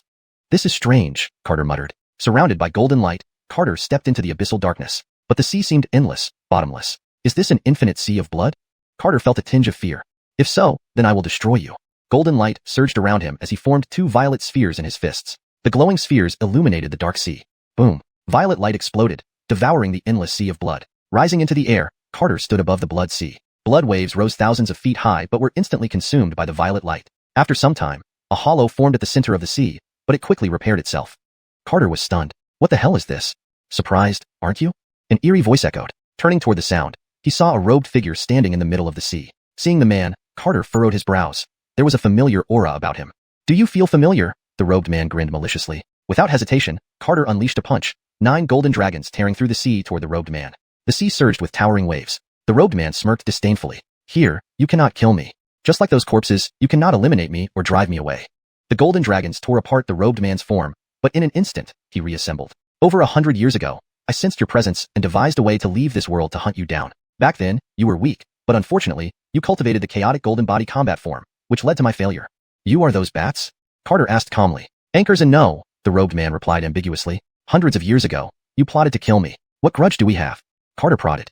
TSK, grudge. The robed man chuckled coldly. All this world has been destroyed by you. Does that not count as a grudge? When I first arrived here, the worlds will targeted me just like it did you, which left me confused. Can you explain more? Explain? How laughable. The robed man's body began to twist. 1 cycle has passed since you cultivated the chaotic golden body combat form, making you extremely difficult to kill. But we will never give up. The robed man's voice grew sinister. Suddenly, the tranquil sea started churning. A whirlpool 100 miles wide appeared at the center. From the whirlpool, countless bloody tentacles emerged, wrapping around 2 figures, Germano and Althea. Above them hovered a massive heart, with a black abyss-like eye at its center. The robed man appeared beside them, smirking. These are your friends, right? I went to great lengths, using spatiotemporal power to pull them through space-time tunnels, all to wait for you. They have been tormented by me for 20 years. Do you know how much pain they've endured? Ha ha ha. Big brother, run. Germano screamed hysterically. The tentacles constantly corroded their spirits and destroyed their bodies. Germano was now skeletal, and Althea's once youthful beauty had faded to that of an old woman. Carter, leave this place. You cannot defeat them, Althea struggled to say. Carter's breathing became labored, rage burning in his eyes. You may torment me, but if you touch my friends, prepare for destruction. Boom. Golden light surged around Carter as endless sword chi erupted in the sky. The yin-yang god-slaying sword appeared in his hand, trembling uncontrollably. Are you angry? The robed man roared. Now you taste the pain of loved ones being tortured. Carter, World-destroying gay. You are unworthy of having feelings, the robed man bellowed.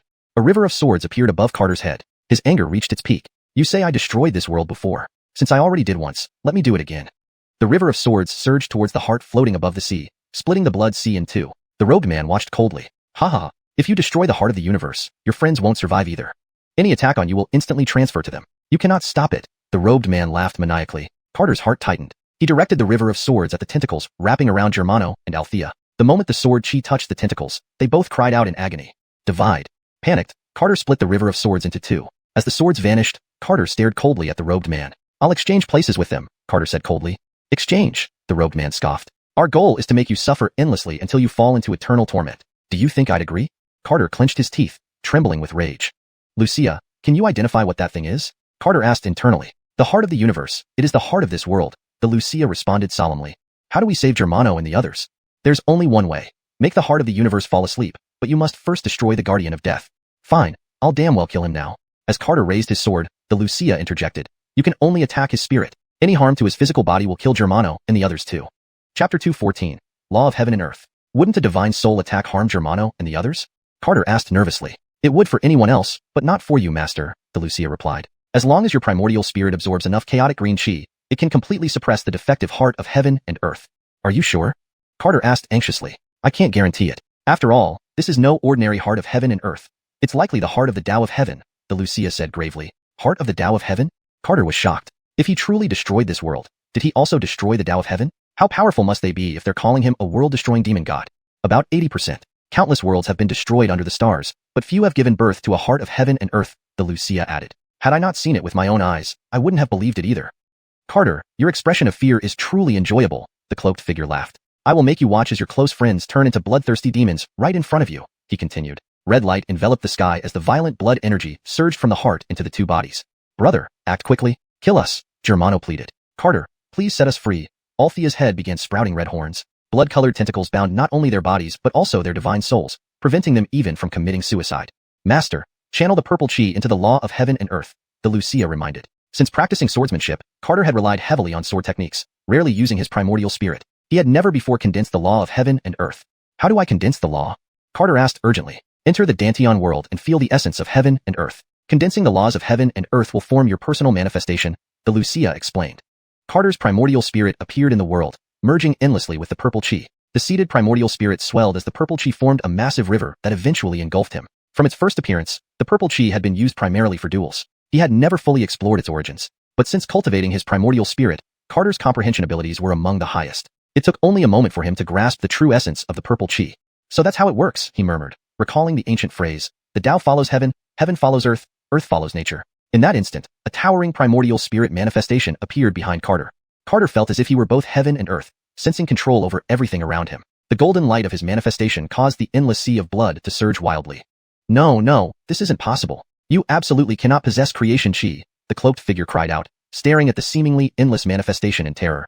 Amazing, Carter muttered in surprise. His body merged with the manifestation, standing upon an endless continent. Above was a shattered galaxy filled with broken stars floating in space. A dying sun, a scorched fireball, hung suspended by some mysterious force.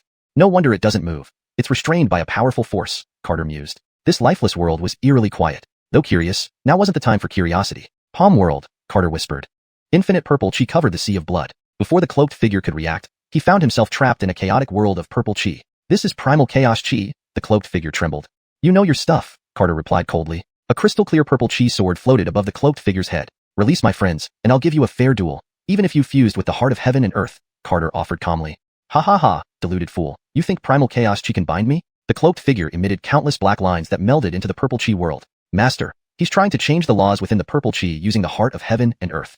Carter sensed the changes in the purple chi world, exactly what he hoped for. As long as the cloaked figure didn't use the heart to harm Germano and the others, he could sever their connection.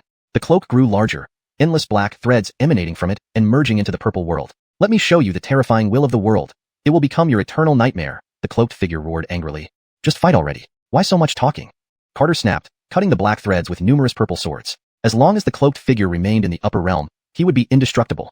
Suddenly, the cloaked figure gasped. Not good, I've been tricked.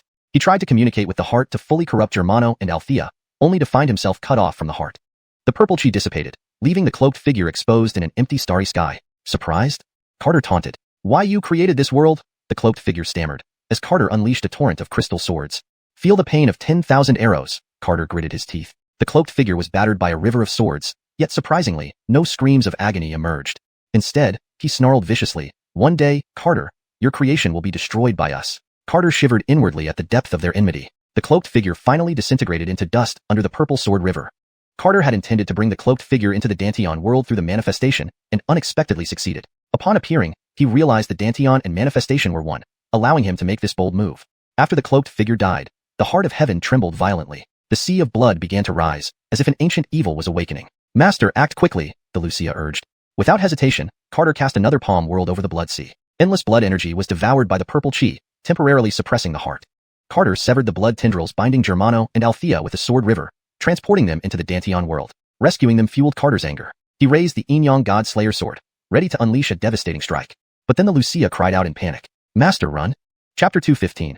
Remnant of the Heavenly Tao. A blood-red giant hand emerged from the sea of blood, reaching towards Carter. The enormous hand pierced through the starry sky, leaving a trail of shattered stars in its wake.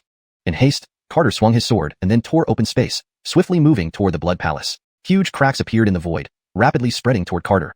Carter's heart leaped to his throat. Boom! The void shattered around Carter as he tore open the space inside the Blood Palace and pushed open the crimson gates. The vast blood-red hand struck the Blood Palace, but suddenly, a blood-red sword light shot out from the palace, piercing through the gigantic blood-red hand. A deafening roar shook the broken stars in the sky. Carter slipped through the gate, which had already closed behind him, yet he still saw that awe-inspiring sword light. Phew, that was terrifying, Carter sighed in relief. That blood-red hand was truly horrifying. Wuxia, what exactly was that blood-red hand? Carter asked solemnly. A remnant of the Heavenly Tao, the Wuxia replied gravely. Heavenly Tao? Carter exclaimed in shock. Anchors, though it retains little power, it is enough to eliminate a Fairy King-level existence, the Wuxia explained. Have you seen the Heavenly Tao? I have memories of it, but I haven't recalled whom I was with, the Wuxia pondered deeply. Just a remnant is so terrifying. How powerful must the complete Heavenly Tao be? Carter was stunned. Even more astonishing was the Blood Palace, which seemed to possess the power to contend against the Heavenly Tao. The Blood Palace is very strange, as if it's suppressing the entire world, Estebanji analyzed. Master, we currently lack the strength to delve deeper into this, the Wuxia reminded. Let's go back for now, Carter nodded. The Four Realms attacks were already overwhelming him. Investigating further into the secrets behind the Blood World might drive him to the brink of madness. Carter retraced his steps, unable to shake off the title of the world-annihilating demon deity given by the Blood World, especially since only he could open the Blood World's gate. Forget it, I'll think about it later, Carter shook his head. After exiting the desolate world, Carter hurried to the Beast Mastery Valley. Ding, points have been delivered. The host can allocate them now. Just as he reached the Beast Mastery Valley, the system's voice echoed in his mind. It seems like it wasn't too long, Carter murmured. His primordial spirit appeared in the Danteon world where Germano and Althea lay unconscious on the grass, their faces contorted in pain. Althea's skin resembled that of an old, dried-up rat. Claire, can you help me please? Carter asked. The Claire quickly appeared beside them, enveloping them in emerald light. Soon, a strong aura of life spread across the plain, causing the grass to grow tall around Carter's waist. Why does it need essence this time? Carter worriedly asked. Previously, essence blood would suffice, but this time, essence was required? They have lost too much of their life essence. Without essence, they wouldn't live for a few more years, the Claire gravely stated. Carter knew that using essence would harm the Claire's foundation, but there was no other choice. Little Wood, I owe you more and more, Carter sighed. The Claire smiled and shook his head. Without you, I would have died long ago. Besides, my soul has grown much stronger here. It will recover after some rest. Roar. The rigs descended, forming purple spirit crystals with waves of powerful spiritual energy. I'll help too, otherwise I'd feel useless, the rigs laughed. The Claire fed the essence to the two, and within moments, they regained their original appearances but remained unconscious. Two streams of spiritual energy gently carried them to the purple crystal bed. All done, they'll be fine after resting, the Claire said happily. Thank you, if you need anything, don't hesitate to ask, Carter smiled. Don't worry, we won't be shy, the Claire grinned. You take care of them. Come find me once they wake up, Carter instructed. That's my job, the rigs agreed. Returning to the Beast Mastery Valley, Dennis had been safely relocated and was already working on rebuilding the disciples' homes. Corey was meditating in the sky, continuing to sense the great Tao aura. Carter quietly sat at the mountain gate, not disturbing anyone. The former grandeur of the immortal mountain gate had diminished significantly. In the distance, a golden monkey, severely injured, trudged towards the mountain gate. Big monkey? Carter looked at him in surprise. During the attack on Phantom Soundshop, Helena's secret realm had become a blazing inferno. It was hard to imagine how the Amir survived. Examining the Amir internally, Carter saw his internal organs were misaligned, and his heart was riddled with cracks. At the entrance to the mountain, the Amir collapsed in agony. Instantly, a golden glow enveloped his body, healing his injuries and concealing him completely from ordinary sight. Carter approached the Amir, preparing to heal him. Master, don't interfere with his fortune, the Wuxia warned. Fortune? Carter was puzzled. Indeed, observe closely, the Wuxia urged. Carter activated the Eye of All Things and watched as every cell of the Amir regenerated into new golden cells. Is this monkey becoming an immortal demon? Carter was astonished. Not quite. This is a natural talent. Once evolved, he will achieve the indestructible body, the Wuxia explained. Indestructible body?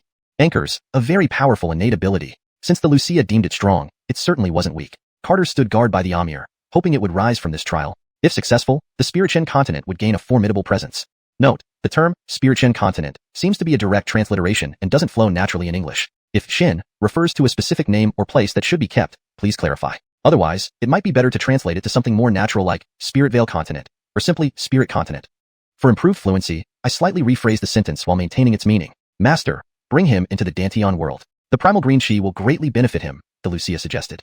Alright, let's try. A dermic figure materialized behind Carter, under his control, and the Amir was drawn into the Dantian world. Instantly, purple chi surged into his body, accelerating the rapid division and regeneration of cells, emitting an intense golden glow. Good luck now, Carter said, returning to the mountain gate. He still had something important to do, moving his grandfather's and mother's graves into the Dantian world. Appearing at the Leaf family village, Carter was met with ruins. The 4 sacred artifacts had drastically altered the laws of nature, causing immense compression on the Spiritian continent. The village had suffered significant devastation. Now empty and abandoned, it was likely that any surviving villagers had relocated elsewhere. Despite the drastic changes to the landscape, Carter easily found the location of his grandfather's and mother's graves. When he appeared before the deformed mounds of earth that once marked their resting places, his anger boiled over. Despite the changed landscape, Carter easily located his grandfather's and mother's grave sites. Standing before the damaged tombs, Carter's anger flared intensely. Chapter 216. The Insane Dominique. 2 small graves were emitting a dense aura of demonic energy at this moment. Strange black runes continuously orbited around the 2 graves. With Carter's arrival, the demonic energy from the graves became even more intense. Suddenly, the 2 graves exploded, and pitch-black skeletons crawled out from them. Dominique. Carter gritted his teeth. The black skeletons moved with an eerie grace toward him. Carter, didn't you desperately want to kill me? Well, make your move, Dominique said. Carter couldn't understand how Dominique managed to escape when he had almost entirely exterminated the divine and demonic beings with one strike. Carter raised his hand, and boundless sword chi formed a cage of swords around Dominique. Ha ha ha. Once I die, your mother's remains will be utterly destroyed into ashes. Dominique laughed maniacally. You've destroyed everything for me. I'll make you live in eternal pain and guilt, Dominique screamed. Endless sword chi pierced through the black skeletons, attacking Dominique's divine soul. Ha ha ha. Come on, kill me. Dominique raged. This was the first time Carter encountered someone as thoroughly insane as Dominique. Return my mother's remains, and I'll spare your life, Carter said angrily. Spare my life? The black skull emitted boundless resentment. You've made my life worse than death, and now you offer to spare me? My wraith has completely fused with these bones. Even a demon king can't separate it. You can either obliterate me or torture this skeleton, Dominique shrieked. Ah!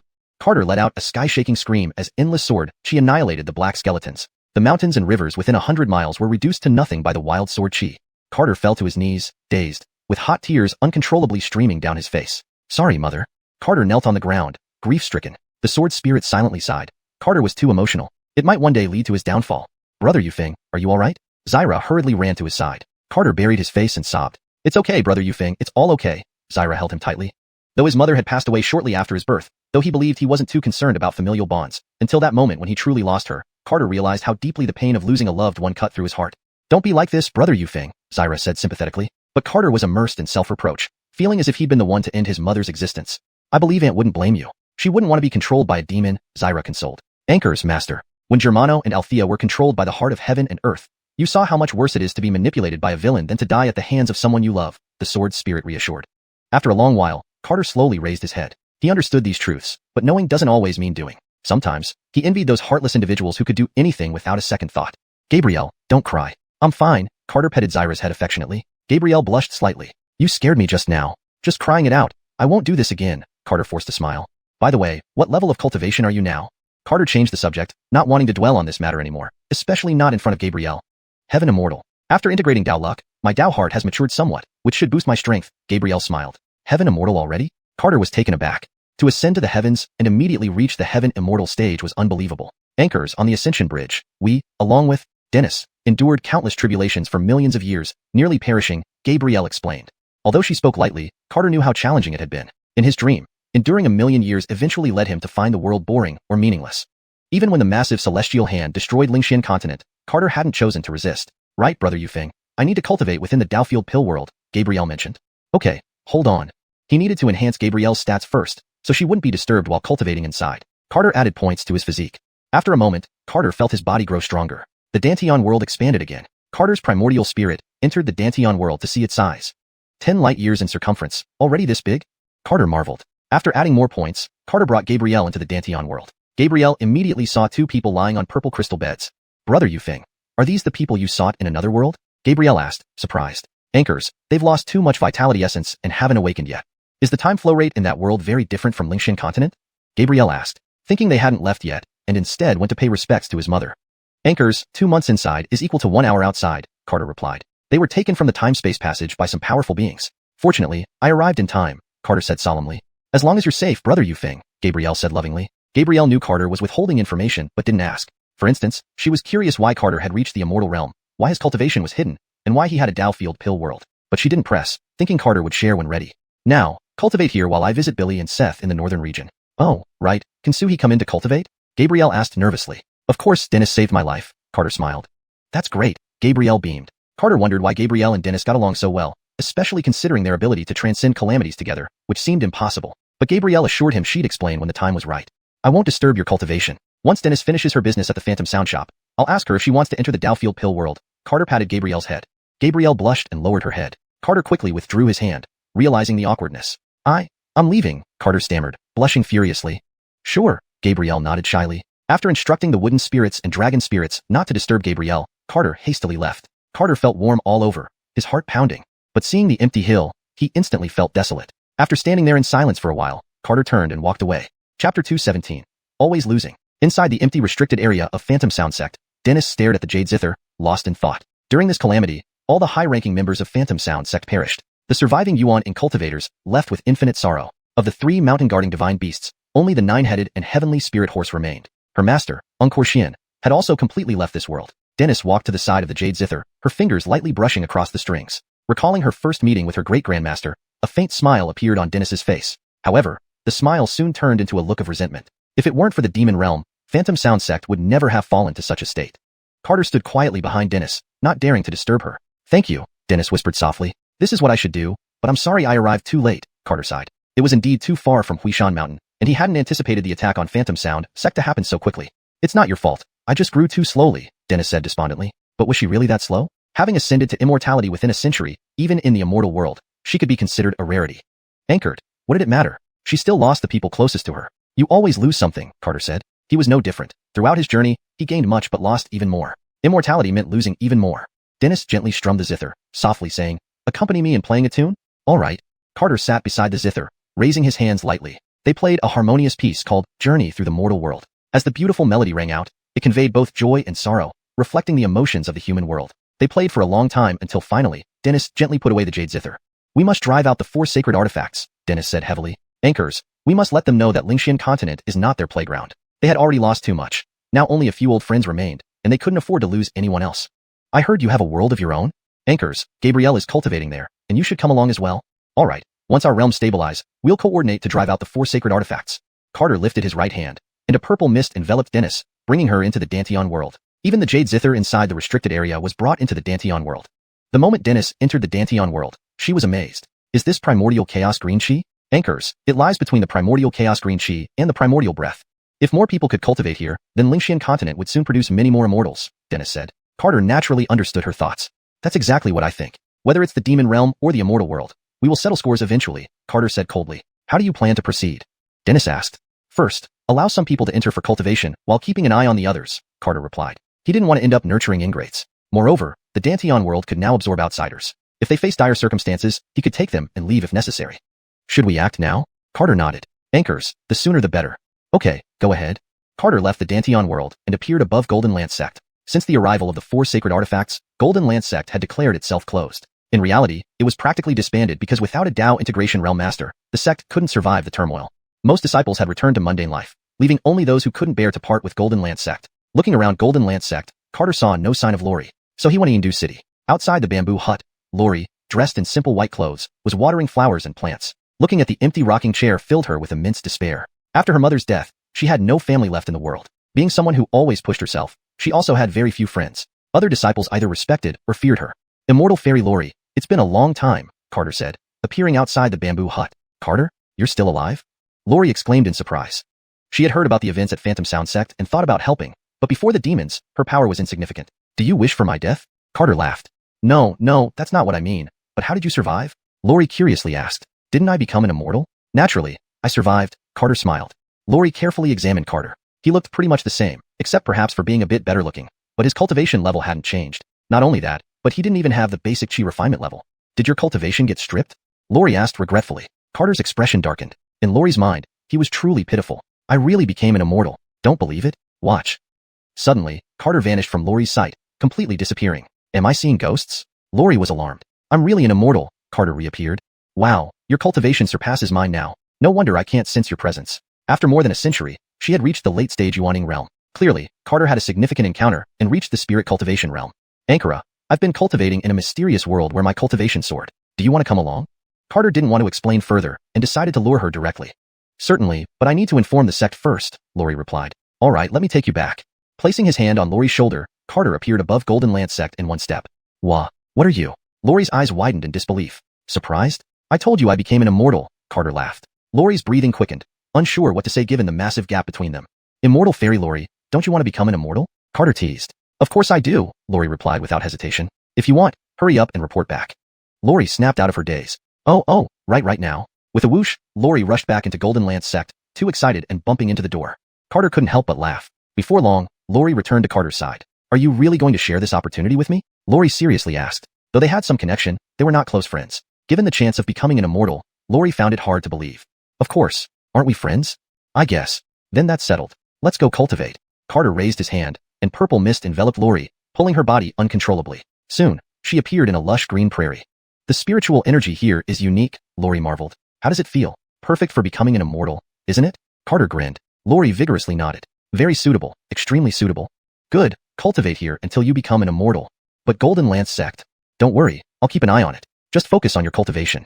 Era, guide Lori, while I visit the northern region. Wearing mountain and river attire, Era appeared beside Lori. Seeing him, Lori nearly gasped for breath. So powerful, Lori murmured in awe. He guided me to immortality, so I believe you can achieve it too. I'll let you cultivate in peace. Without waiting for Lori's response, Carter left the Dantian world. Hashtag chapter 218. Meeting the fishing Adrian again. Carter didn't visit the other two great sanctuaries. After all, he couldn't trust those people. The only entities truly worthy of his trust were the illusory sound workshop and the northern region.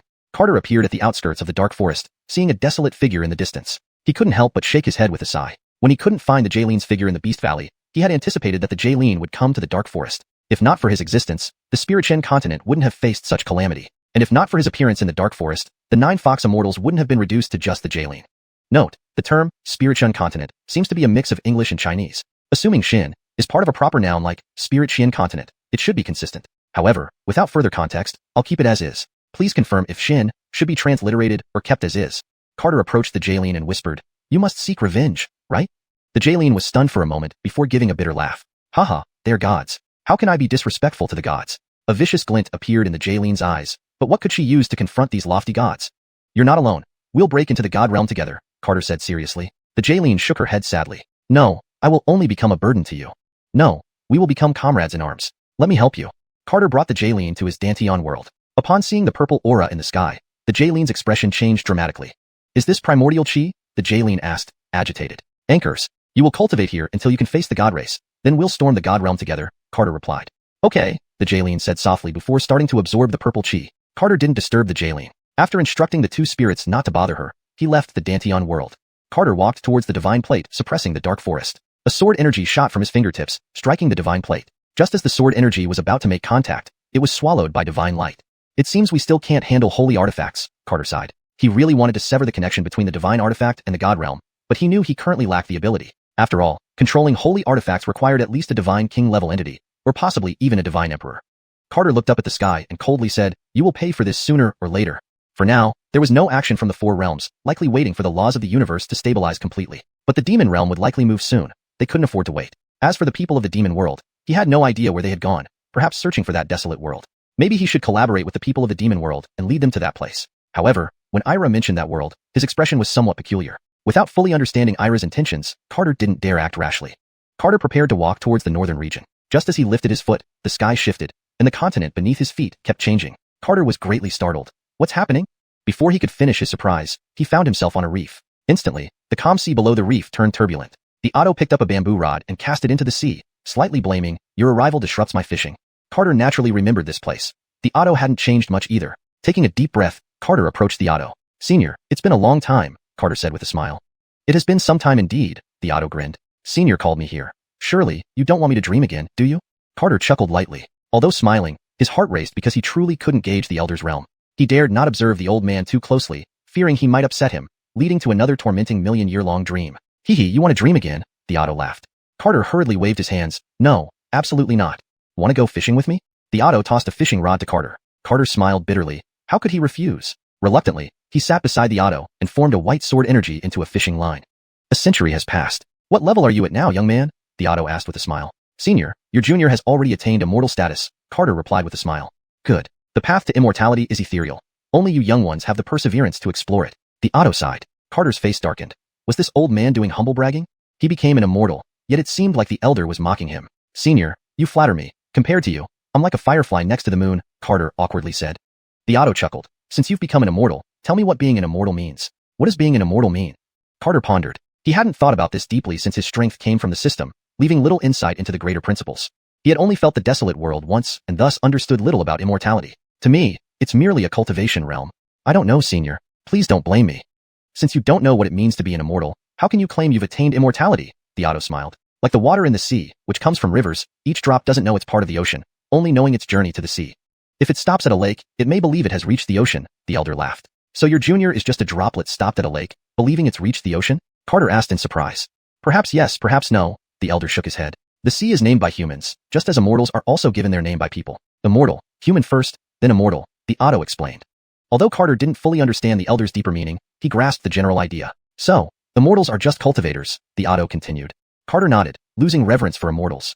Thank you, Senior, for enlightening me. Not enlightenment, just a reminder.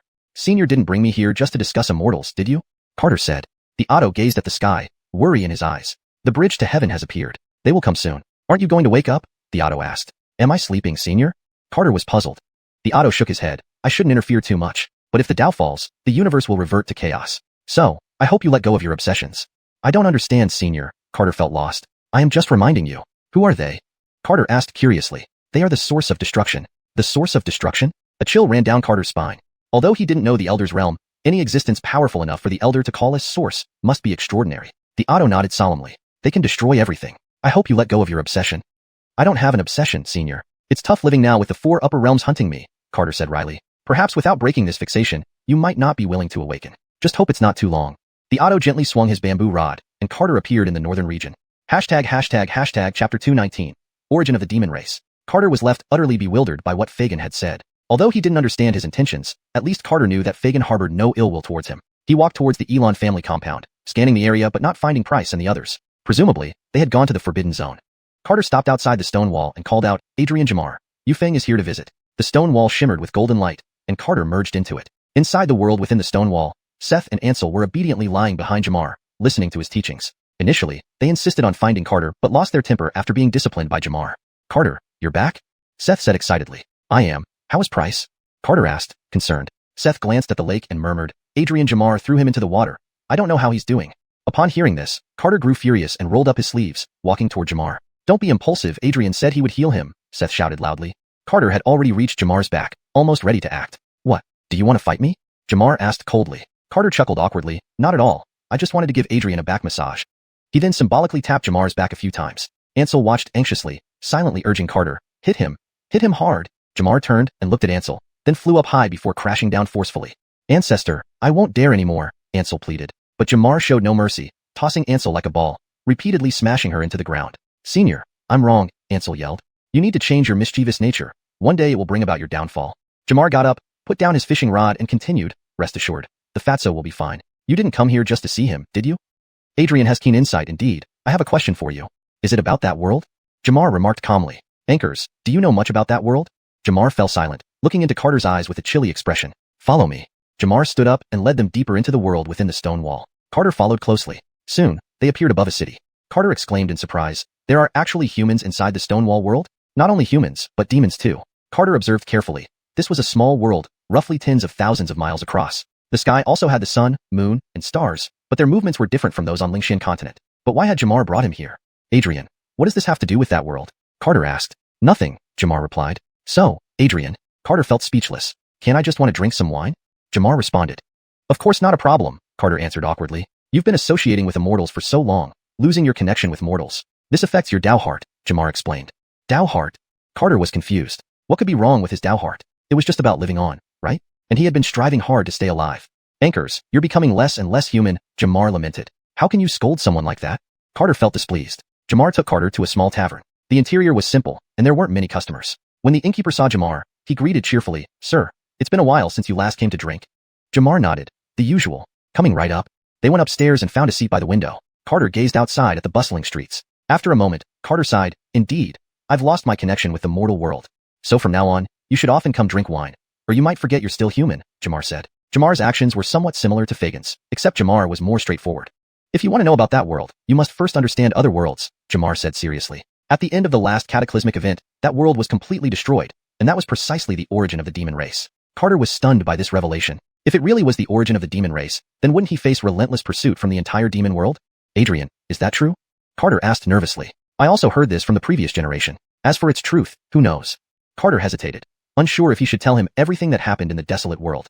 Since you've been to that world, logically, you shouldn't be this interested. Rumors say that world is filled with corpses. Carter turned his gaze outside, deep in thought. He looked at the lively crowd and recalled that world. Suppose he suddenly destroyed this place, even the sky itself. How much hatred would these people bear towards him? They might haunt him as vengeful spirits. Adrian, the world's consciousness accused me of destroying them, Carter said heavily. Jamar inhaled deeply and after a long pause, asked, Do you think you have the power to do that? Of course not. I know my limits. How can I destroy an entire world? Moreover, the world revealed its heart of heaven and earth, indicating that even the heavenly Tao was obliterated, Carter added. Do you confirm you saw the heart of heaven and earth? Jamar asked, visibly shaken. Anchors, it was a heart with black eyes. Jamar fell silent, lost in thought. The gentleman, 6 pounds of pear blossom liquor. The innkeeper smiled, pouring the wine. Jamar filled a bowl and pushed it towards Carter. This wine is good. I like it. Carter looked at the cloudy white liquor, then drank it in one go. When I left that world, I was chased by remnants of the heavenly Tao, Carter continued. They called me the world-ending demonic deity. That world holds unrelenting hatred towards me. Carter recounted everything, regardless of whether it mattered to Jamar. He needed to be honest. Even if Jamar acted against him next, he would already be at odds with the demon world. After all, he truly wanted to understand that world. It seemed like everything revolved around it. The demon world has been searching for that world, presumably for the heart of heaven and earth. As for whether it is the origin of the demon race, that remains to be verified, Jamar concluded, understanding the demon's motives. Claiming it as the origin of the demon race meant they aimed to possess it. After all, it was the place where the heavenly Tao fell, something many coveted. Chapter 220, Mateo's Choice. So the demon realm isn't very concerned about the Chaos Golden Body Warrior or the Yin Yang God-slaying sword. All because of that world? Since descending to the lower realms, the demon race had never conflicted with the other 3 realms. Mateo continued pouring wine. Half is for me, and half is for that world. Of course, getting the Yin Yang God-slaying sword would be even better. It's just that the demon race's strength doesn't match the other 3 realms. Otherwise, they would have taken action. Do you want to go to that world? Carter asked. Mateo shook his head. I want to, but I dare not. Once he entered that world, he would never find peace again. Senior, if I were truly a world-destroying devil god, would you stand against me? He was deeply concerned about this issue because he really didn't want to be an enemy of Mateo. Unknown. Mateo shook his head. Your growth has already surprised me enough. If you are indeed a world-destroying devil god, who in this world could stop you? But I should thank you. Because of the emergence of the Tao Fortune, my strength has recovered greatly. Mateo took out the blessed scroll and laid it on the table. The names Gabriel and Dennis had already disappeared from the scroll. Gabriel and Dennis are now beyond my protection, Mateo explained. The others might not have necessarily died, but they chose death in their hearts. Without Mateo's help, Amal and Celeste couldn't have played the burial dragon ode. Carter understood his meaning, but in such dire straits, they naturally wouldn't choose to live in disgrace. Mateo pushed the scroll toward Carter. You keep it. I don't want you to face these difficulties when we become adversaries someday. After pondering for a while, Carter put away the scroll. Senior, no matter what I become in the future, I will never harm the dragon race. But if the dragon race provokes me, I won't hold back. Mateo naturally understood Carter's character, clear about grudges and favors. I must remind you, unless you reach the Immortal King realm, do not enter that world again, Mateo said. Carter nodded. Every time I go there, I have compelling reasons. To tell the truth, I really don't want to step into that world. As for that world, don't tell any demons except me, or else they will be even more brutal than the other 3 realms, Mateo said earnestly. All right, I'll listen to you. Come, let's drink well. All right. Carter raised his glass and drank heartily, and the two drank all day. Whether Mateo had drugged him or if it was just intoxicating nectar, Carter ended up passed out on the table. Mateo looked at the sleeping Carter and sighed. I've helped you so much already. Once more can't make a difference. When Carter woke up again, he was lying in the guest room of the Elon family residence. Carter shook his head vigorously, dispelling the pain in his head. Phew, this wine really can intoxicate immortals? Pushing open the door, he saw 2 beautiful maids nervously holding water basins waiting for him.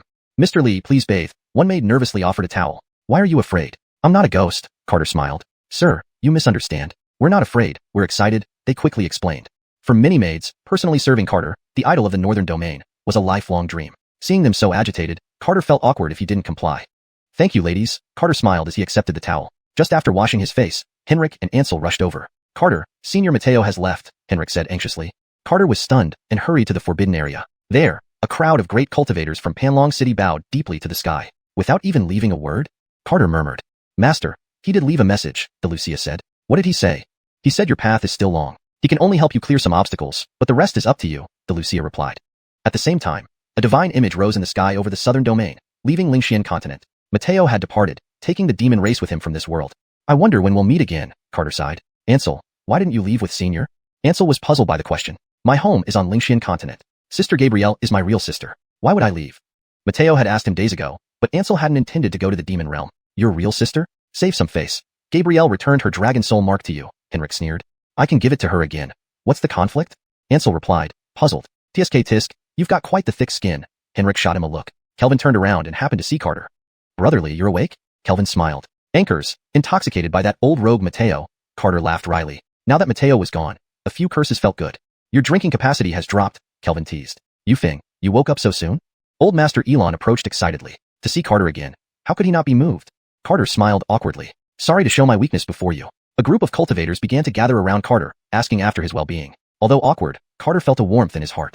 After exchanging pleasantries, Kelvin took him to visit Billy. Billy lay on the bed, still unconscious but breathing steadily. Thank you, Brother Elon. Carter bowed. You're too formal, Kelvin smiled. Oh right, Brother Elon. What's your current cultivation level? Grand completion of the Great Perfection stage. But I feel like I'm missing something, so I've suppressed it and haven't dared to ascend, Kelvin explained. Let me take you to a place to cultivate. It might help you achieve perfection. What do you think? That would be best, Kelvin readily agreed. Without wasting words, Carter led Billy and Kelvin into the Danteon world. Like others, Kelvin was astonished by the Danteon world. Brotherly, where is this? Kelvin marveled. A world. Your sacred maiden also cultivates here, Carter said. Great. With this chaos chi, I can definitely reach the half-immortal stage and transcend the heavenly tribulation perfectly. Kelvin was overwhelmed. How can I repay such kindness? Kelvin felt deeply indebted. Enough. I despise your Elon family manners. Carter quickly stopped him. But, any more but, and I'll throw you out, Carter glared. All right, thank you, brotherly. Kelvin bowed deeply. But Carter had already disappeared. Ah, Lee brother, you owe Kelvin a lot, Kelvin chuckled. The Elon family is wonderful, except for their relentless gratitude, which is unbearable. Carter sent with Ling to care for Billy. Other than spirit essence, all other benefits should be the same as Germano and others. After bringing Kelvin along, Carter stuffed Ansel into the Danteon world too. Having done what he needed to do, Carter wandered Panlong City with Henrik. To avoid causing a commotion, Carter changed his appearance. Before long, someone blocked his path. Long time no see. Hashtag chapter 121. Reuniting with Maggie. Carter was taken aback, exclaiming, Maggie? What surprised him even more was that Maggie could recognize him. Maggie smiled and nodded. Would you like to join me for a drink? Of course, Carter replied with a smile. Can you tell me how you recognized me? Maggie pointed at Seth and said, who else would bring this one around every day besides you? Seth was taken aback. Could this really be connected to him? All right, Carter shook his head and chuckled. Although he knew Maggie was lying, he couldn't expose her. They went to the Qinglu, where Carter was compelled to entertain due to the overwhelming demand. Maggie, how have these years been for you? Carter raised his cup in inquiry. Maggie clinked her cup against his and smiled. Very well, but I've encountered a bottleneck in my Dao cultivation. Carter closely observed Maggie. Although he couldn't discern her level of cultivation, she seemed like an unfathomable ocean. I might not be able to help you on the path of Dao, but if you don't mind, I know a good place to recommend to you. When he first arrived in Panlong City, Maggie had been very kind to him, leaving a deep impression on him. You're as generous as ever, Maggie remarked with a faint smile. It's because you, Lady Maggie, are worth it, Carter said, always distinguishing between kindness and enmity. Maggie shook her head. I appreciate your offer, but matters of the Dao heart can only be enlightened by oneself. Carter hadn't expected Maggie to be stuck on the Dao heart, realizing that indeed he couldn't help much. Oh, by the way, do you believe in the origin capable of destroying everything in this world? Carter asked.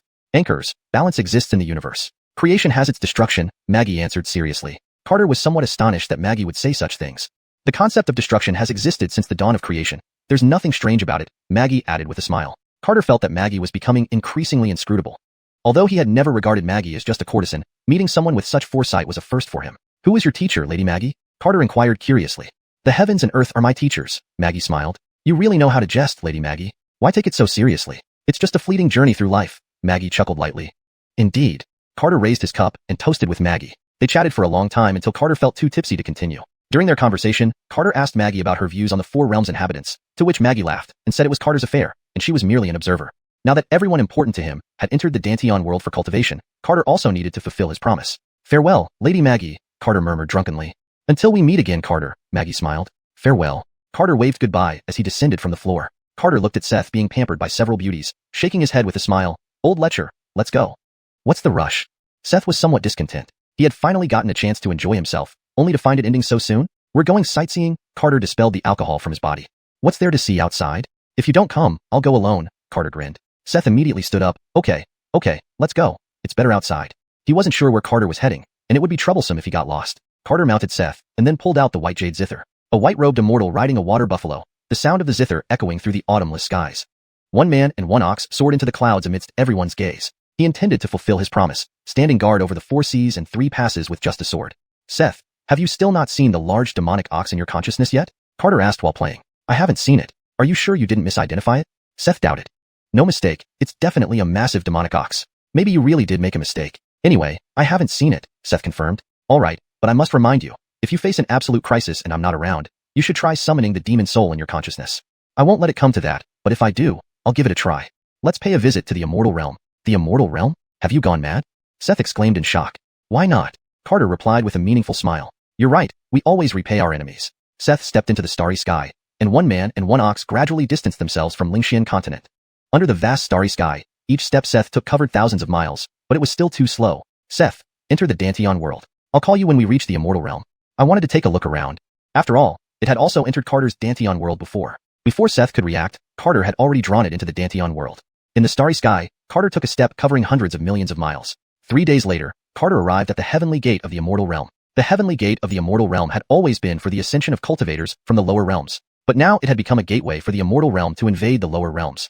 A golden heavenly gate separated Carter from the lower realms by an invisible wall. However, the gate's barrier had a huge breach. The size of the breach matched perfectly with the inscription stone. Since the last battle, the 3 realms had been unusually quiet, but Carter knew they wouldn't let it rest easily. They were merely preparing for a greater storm. As Carter approached the heavenly gate, a tremendous pressure emanated from it, making him feel as if his body had become dozens of times heavier. The gravity here is much stronger than in Xianxia continent, Carter marveled. If an ordinary person came to the immortal realm, they would likely be flattened instantly. Even the essence chi was several levels higher than that of Xianxia continent. Looking at the empty heavenly gate, Carter couldn't help but sneer. Having suffered such great losses, no one is guarding the heavenly gate? Do they underestimate lower realm cultivators? Carter crossed the heavenly gate and walked upon the starry sky. Whereas he could cover hundreds of millions of miles in a single step on Xianxia continent, here he could only cover 10,000 miles per step. No wonder they have the Dao Wall. Any grand completion cultivator from the immortal realm could dominate the lower realms, Carter sighed. He casually tore through space, finding only a narrow crack. In the immortal realm, it would be hard to escape if surrounded. Carter shook his head. He started worrying about the integration of Xianxia continent into the immortal realm. It might end up in total disintegration. Wuxia, come out for a moment. Wuxia, who was guiding Yuning's cultivation, responded, Master, I cannot appear casually in the immortal realm. And Master, why are you suddenly in the immortal realm? Wuxia asked anxiously. If discovered by a golden immortal level existence, it would be problematic. I want to secretly assassinate some immortals, Carter stated. Master, that's too dangerous, Wuxia disagreed. I'll disguise myself, not use the Yin-Yang God Slayer sword or the star-shattering fist, just rely on my physical strength, Carter explained. But Master, you're not native here. You may get discovered. Don't worry, I have ways to deal with them. Do you have any cultivation techniques for physical strength? Carter asked. Anchors, the 10,000 Buddha's gathering palm, and the Arhat Nirvana finger from Western Buddha cultivation are both superior techniques, Wuxia replied. Great, pass them to me first. Who dares approach the heavenly gate? A stern voice interrupted Carter and Lucia's conversation. Hashtag chapter 222. Mastery of cultivation techniques. In the distance, a silver-armored warrior rode on a white tiger with 2 wings, brandishing a black spear as he approached through the air. The warrior exuded an imposing aura, and Carter dared not act rashly. After all, he didn't know if there were more reinforcements behind the warrior. General, I am a disciple from Immortal Sword Mountain. I've heard that Xianxia continent harbors a peerless sword cultivator. This time, I have descended to inquire about swordsmanship, Carter said respectfully but without losing his dignity. Inquire about swordsmanship? The warrior laughed coldly. Did you know that a swordsman named Carter nearly split the Immortal Sword Mountain's autumn Peiping with one strike? Carter was greatly alarmed. Is this true? Otherwise, why would the immortal world not send anyone down to capture Carter until now? Let me tell you the truth. Even the Arnold suffered at his hands. If you want to live, stay far away from the heavenly gate.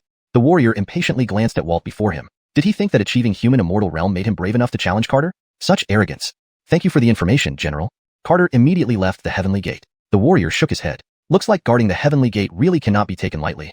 Not long after he had left, there were still reckless cultivators coming to seek death. If only the laws of the mortal world could contain golden immortals, he would have captured Carter personally. After all, the conditions offered by the Eugene were too tempting. Moreover, all major powers in the mortal world were hunting Carter. If he could capture Carter, great blessings would await him.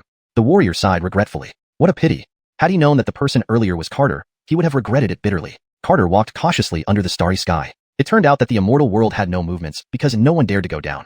The god and devil worlds were likely facing the same dilemma. Master, that person was a golden immortal, the sword spirit exclaimed nervously. Carter might be able to defeat a celestial immortal or even escape from a profound immortal, but facing a golden immortal was beyond his current abilities. Golden immortals chi connects with heaven and earth. Although Carter's questioning the heaven sword technique was strong, it couldn't hurt a golden immortal at all. Phew, good thing I didn't act rashly, Carter sighed in relief. The sword spirit had explained the immortal realms to him. Human immortal, earth immortal, celestial immortal, profound immortal, golden immortal, immortal king, immortal lord, immortal venerable, Eugene, immortal sovereign. He had just entered the human immortal realm recently. Though he could fight entities like the Arnold, he hadn't been arrogant enough to challenge a golden immortal. Besides, he couldn't afford any mishaps with a group still cultivating in his Dantian world. Lucia, give me the cultivation techniques first. Alright, but master, please don't make too much noise. Don't worry, with so many people in Tiandan world, I naturally won't dare to cause trouble. The sword spirit transmitted the cultivation techniques to Carter. Having encountered a golden immortal right off the bat, Carter realized his actions were indeed impulsive. However, since he had come here, he must gain something. Even if he couldn't trap anyone, he needed to understand the immortal world's layout better. If the immortal world can't sense the Dao aura of Lingshan continent, what happens? Carter asked curiously. Let alone the immortal world. Even the heavenly Dao finds it difficult to detect the Dao's aura, the sword spirit replied. So the immortal world doesn't know about the changes on Lingshan continent? Of course, the Dao is formless. This isn't just a saying. Carter smiled faintly. Given this, he felt it would be disrespectful to the Dao not to stir up some chaos in the immortal world. The immediate task was to find a place to cultivate. However, he couldn't be too far from the heavenly gate. Otherwise, if anything unusual happened, it would be hard to return to Lingshan continent promptly. After walking under the starry sky for half a day, Carter saw a vast continent, 3 times the size of Lingshan continent. Do I encounter such large continents randomly? Carter marveled. Carter flew toward the continent, and soon found himself in a valley. Even a random valley here had 10 times the environment and spiritual energy compared to a illusory sound shop. With such resources, no wonder mortal cultivators dream of ascending. Carter picked a cave at random and began practicing the cultivation techniques given by the sword spirit. Both the myriad Buddha's bow and Arhat Nirvana finger were physical cultivation techniques requiring extremely strict physical conditioning. If the body wasn't strong enough, forcing the practice would result in fragmentation and demise. Carter's physique, praised by immortals and devils as a chaotic golden body, could easily handle these rigorous techniques, let alone others. The Arhat Nirvana finger, how formidable. Carter couldn't help but marvel. Once mastered, this finger technique rivaled the star-shattering fist. Similarly, the myriad Buddha's bow was equally formidable, especially against demons, making it innately suppressive. I didn't expect the Buddhist sect, which preaches universal salvation, to have such powerful cultivation techniques. With the star-shattering fist as a foundation, Carter found practicing the 2 Buddhist techniques effortless. Half a month later, a golden finger struck through the mountain cave, shooting straight into the sky. The overwhelming momentum and mighty Buddhist aura forced the beasts in the mountains to prostrate. When did a transcendent being appear in this mountain? A large spirit snake asked fearfully. Who knows, let's run quickly. The spirit snake wrapped its massive tail around a golden rat and threw it thousands of meters away before fleeing hastily. Under the clear sky, a Renee looked gravely at the rising finger of light. Beside him, a small Dao child panicked. Master, when did this insignificant mountain nurture a transcendent being? Pupil, haste makes waste. Mountains need not be high. Presence of a sage gives them renown, the elder advised. I will remember, master, the Dao child bowed devoutly. Congratulations, fellow Daoist, for mastering the immortal arts, the elder called out. Carter naturally noticed the arrival of the Renee. At this moment, Carter had transformed into a bald-headed monk with an otherworldly demeanor despite the lack of hair. Dressed simply, his shiny head gave him the appearance of an enlightened monk. Carter placed his palms together and said, Amitba, it is my fault for disturbing you. Adrian, you overstayed it. I passed by and saw your extraordinary feat, hence I came out of admiration. Please forgive me. The Daoist smiled politely. As I wandered across the 4 seas, I suddenly gained enlightenment here, breaking through a long-standing mental barrier, thus successfully mastering the divine power. The emotion overwhelmed me, and I lost control. It was wrong of me, Carter solemnly admitted. Master, the Adrian is so polite, the Dao child whispered, unaware that this courteous monk would soon bring chaos to the continent. Chapter 223. Whom shall this monk first save? May I ask, where are we? Carter inquired. Master, this is Dongshan continent, Chaoling region, Chaoling mainland, the old Taoist replied. This monk has traveled far and wide to rid myself of worldly desires. Yet there's a thunderous agitation within me that cannot be released. My heart is unsettled, and even Buddha finds it hard to soothe. The old Taoist was taken aback by Carter's words. Is this master already at the peak of his cultivation and seeking challenges now? Master, are you from Xianxia? The old Taoist asked nervously. / correction and improvement. Master, are you from Xianxia? The old Taoist asked anxiously. / further improvement for fluency and consistency. Master, are you from Xianxia? The old Taoist asked anxiously. Here Hura seems to be a part of the name Xianxia, but typically wouldn't have a space or capitalization midword in English. Amitba, indeed. This monk hails from Xianxia, Carter nodded and performed a Buddhist salute. Correction. Ba. Indeed. This monk comes from Xianxia. Carter nodded and returned a Buddhist salute. Further correction for consistency and fluency. Ba. This poor monk indeed comes from Xianxia. Carter replied with a nod and a Buddhist salute. Note.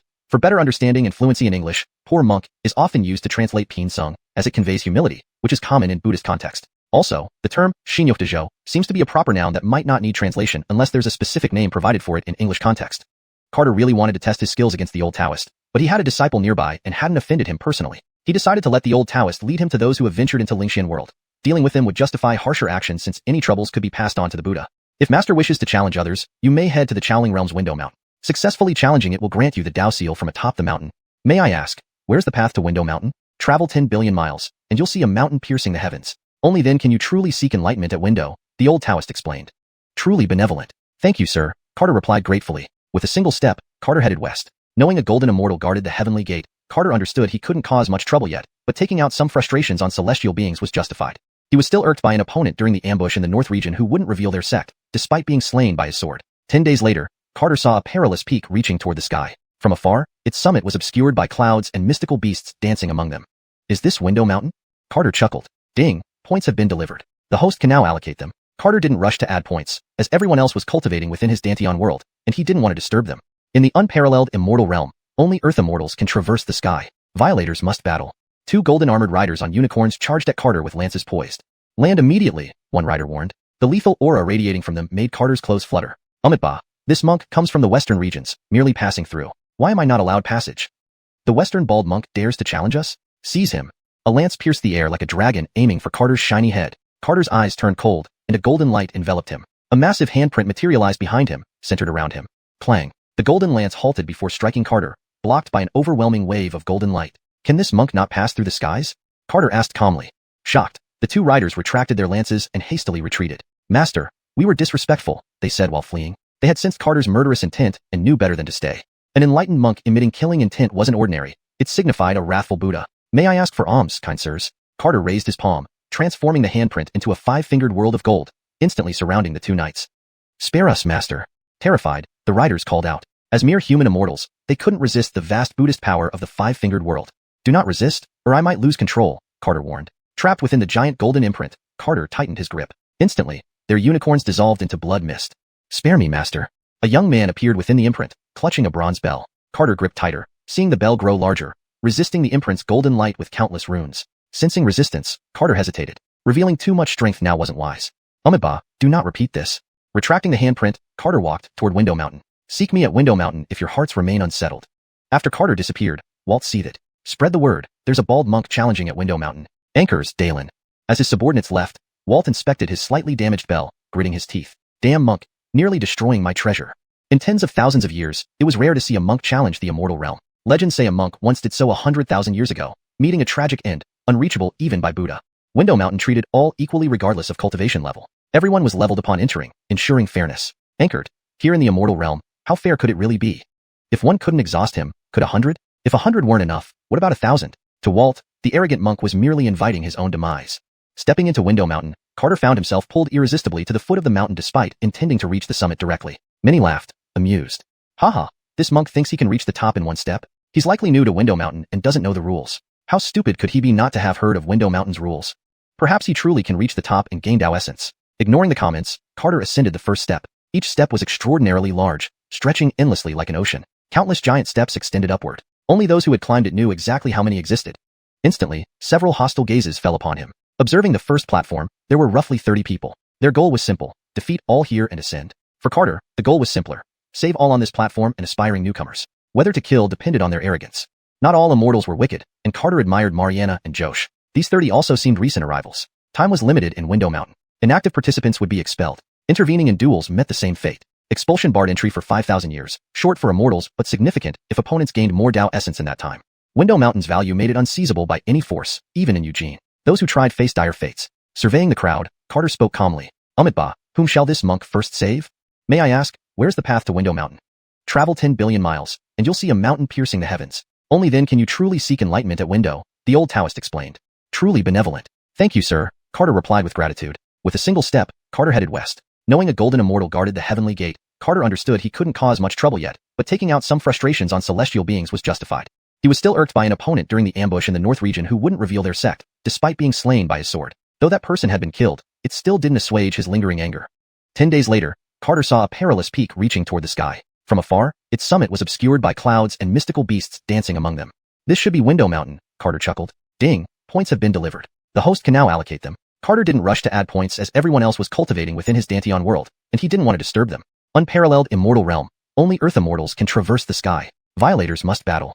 2 golden armored riders on unicorns charged at Carter with lances poised. Land immediately, one rider warned. The lethal aura radiating from them made Carter's clothes flutter. Umitba, this poor monk comes from the western regions, merely passing through. Why am I not allowed passage? The western bald monk dares to challenge us? Seize him. A lance pierced the air like a dragon aiming for Carter's shiny head. Carter's eyes turned cold, and a golden light enveloped him. A massive handprint materialized behind him, centered around him. Clang. The golden lance halted before striking Carter, blocked by an overwhelming wave of golden light. Can this monk not pass through the skies? Carter asked calmly. Shocked, the 2 riders retracted their lances and hastily retreated. Master, we were disrespectful, they said while fleeing. They had sensed Carter's murderous intent and knew better than to stay.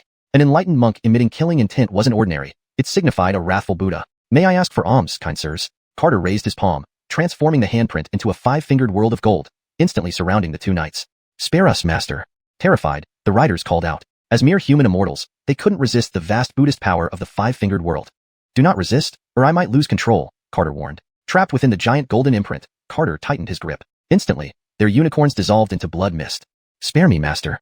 A young man appeared within the imprint, clutching a bronze bell. Carter gripped tighter, seeing the bell grow larger, resisting the imprint's golden light with countless runes. Sensing resistance, Carter hesitated. Revealing too much strength now wasn't wise. Umitba, do not repeat this.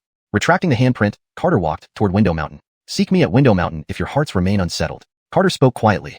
After Carter disappeared, Walt seethed. Spread the word, there's a bald monk challenging at Window Mountain. Anchors, Dalen. As his subordinates left, Walt inspected his slightly damaged bell, gritting his teeth. Damn monk, nearly destroying my treasure. In tens of thousands of years, it was rare to see a monk challenge the immortal realm. Legends say a monk once did so 100,000 years ago, meeting a tragic end, unreachable even by Buddha. Window Mountain treated all equally regardless of cultivation level. Everyone was leveled upon entering, ensuring fairness. Anchored, here in the immortal realm, how fair could it really be? If one couldn't exhaust him, could 100? If 100 weren't enough, what about 1,000? To Walt, the arrogant monk was merely inviting his own demise.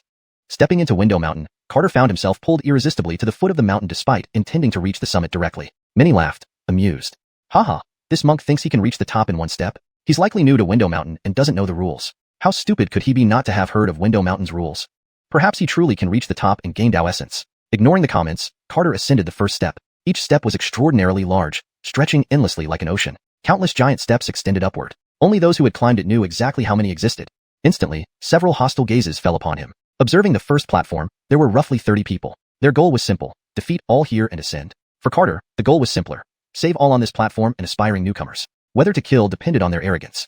Not all immortals were wicked, and Carter admired Mariana and Josh. These 30 also seemed recent arrivals. Time was limited in Window Mountain. Inactive participants would be expelled. Intervening in duels met the same fate. Expulsion barred entry for 5,000 years, short for immortals but significant if opponents gained more Tao essence in that time.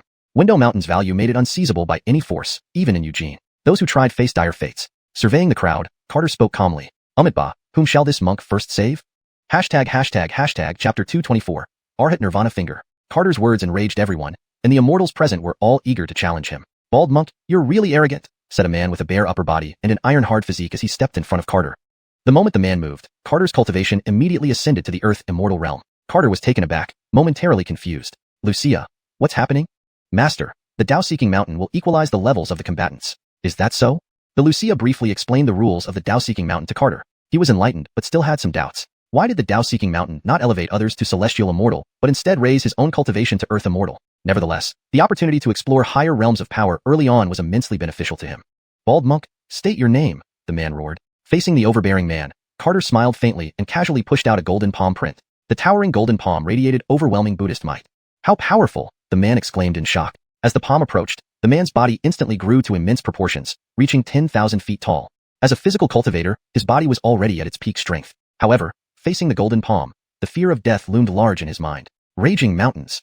The man unleashed a punch, and behind him, the image of tens of thousands of mountains emerged. In the immortal world, the force of tens of thousands of mountains could destroy the Xianxia continent. Anchored, the moment the mountains pressed against the golden palm, they were shattered into dust. Startled, The man transformed into a massive copper statue. The golden palm struck the copper statue, producing a deafening metallic clang. Carter raised an eyebrow, surprised that the opponent had managed to block it. Amitabha, I send you to the Western Paradise. Carter pushed hard with his right palm, and the golden palm emitted solemn Buddha light. Under the light, the man's mind seemed purified, and he gave up resistance. The powerful palm split into two symmetric halves. Carter clasped his hands together, merging the two golden palms. Bang! Boundless golden light erupted from between his fingers, reducing the man to ashes. The crowd was shocked. The bald monk had killed an earth immortal in just 2 moves. Truly terrifying.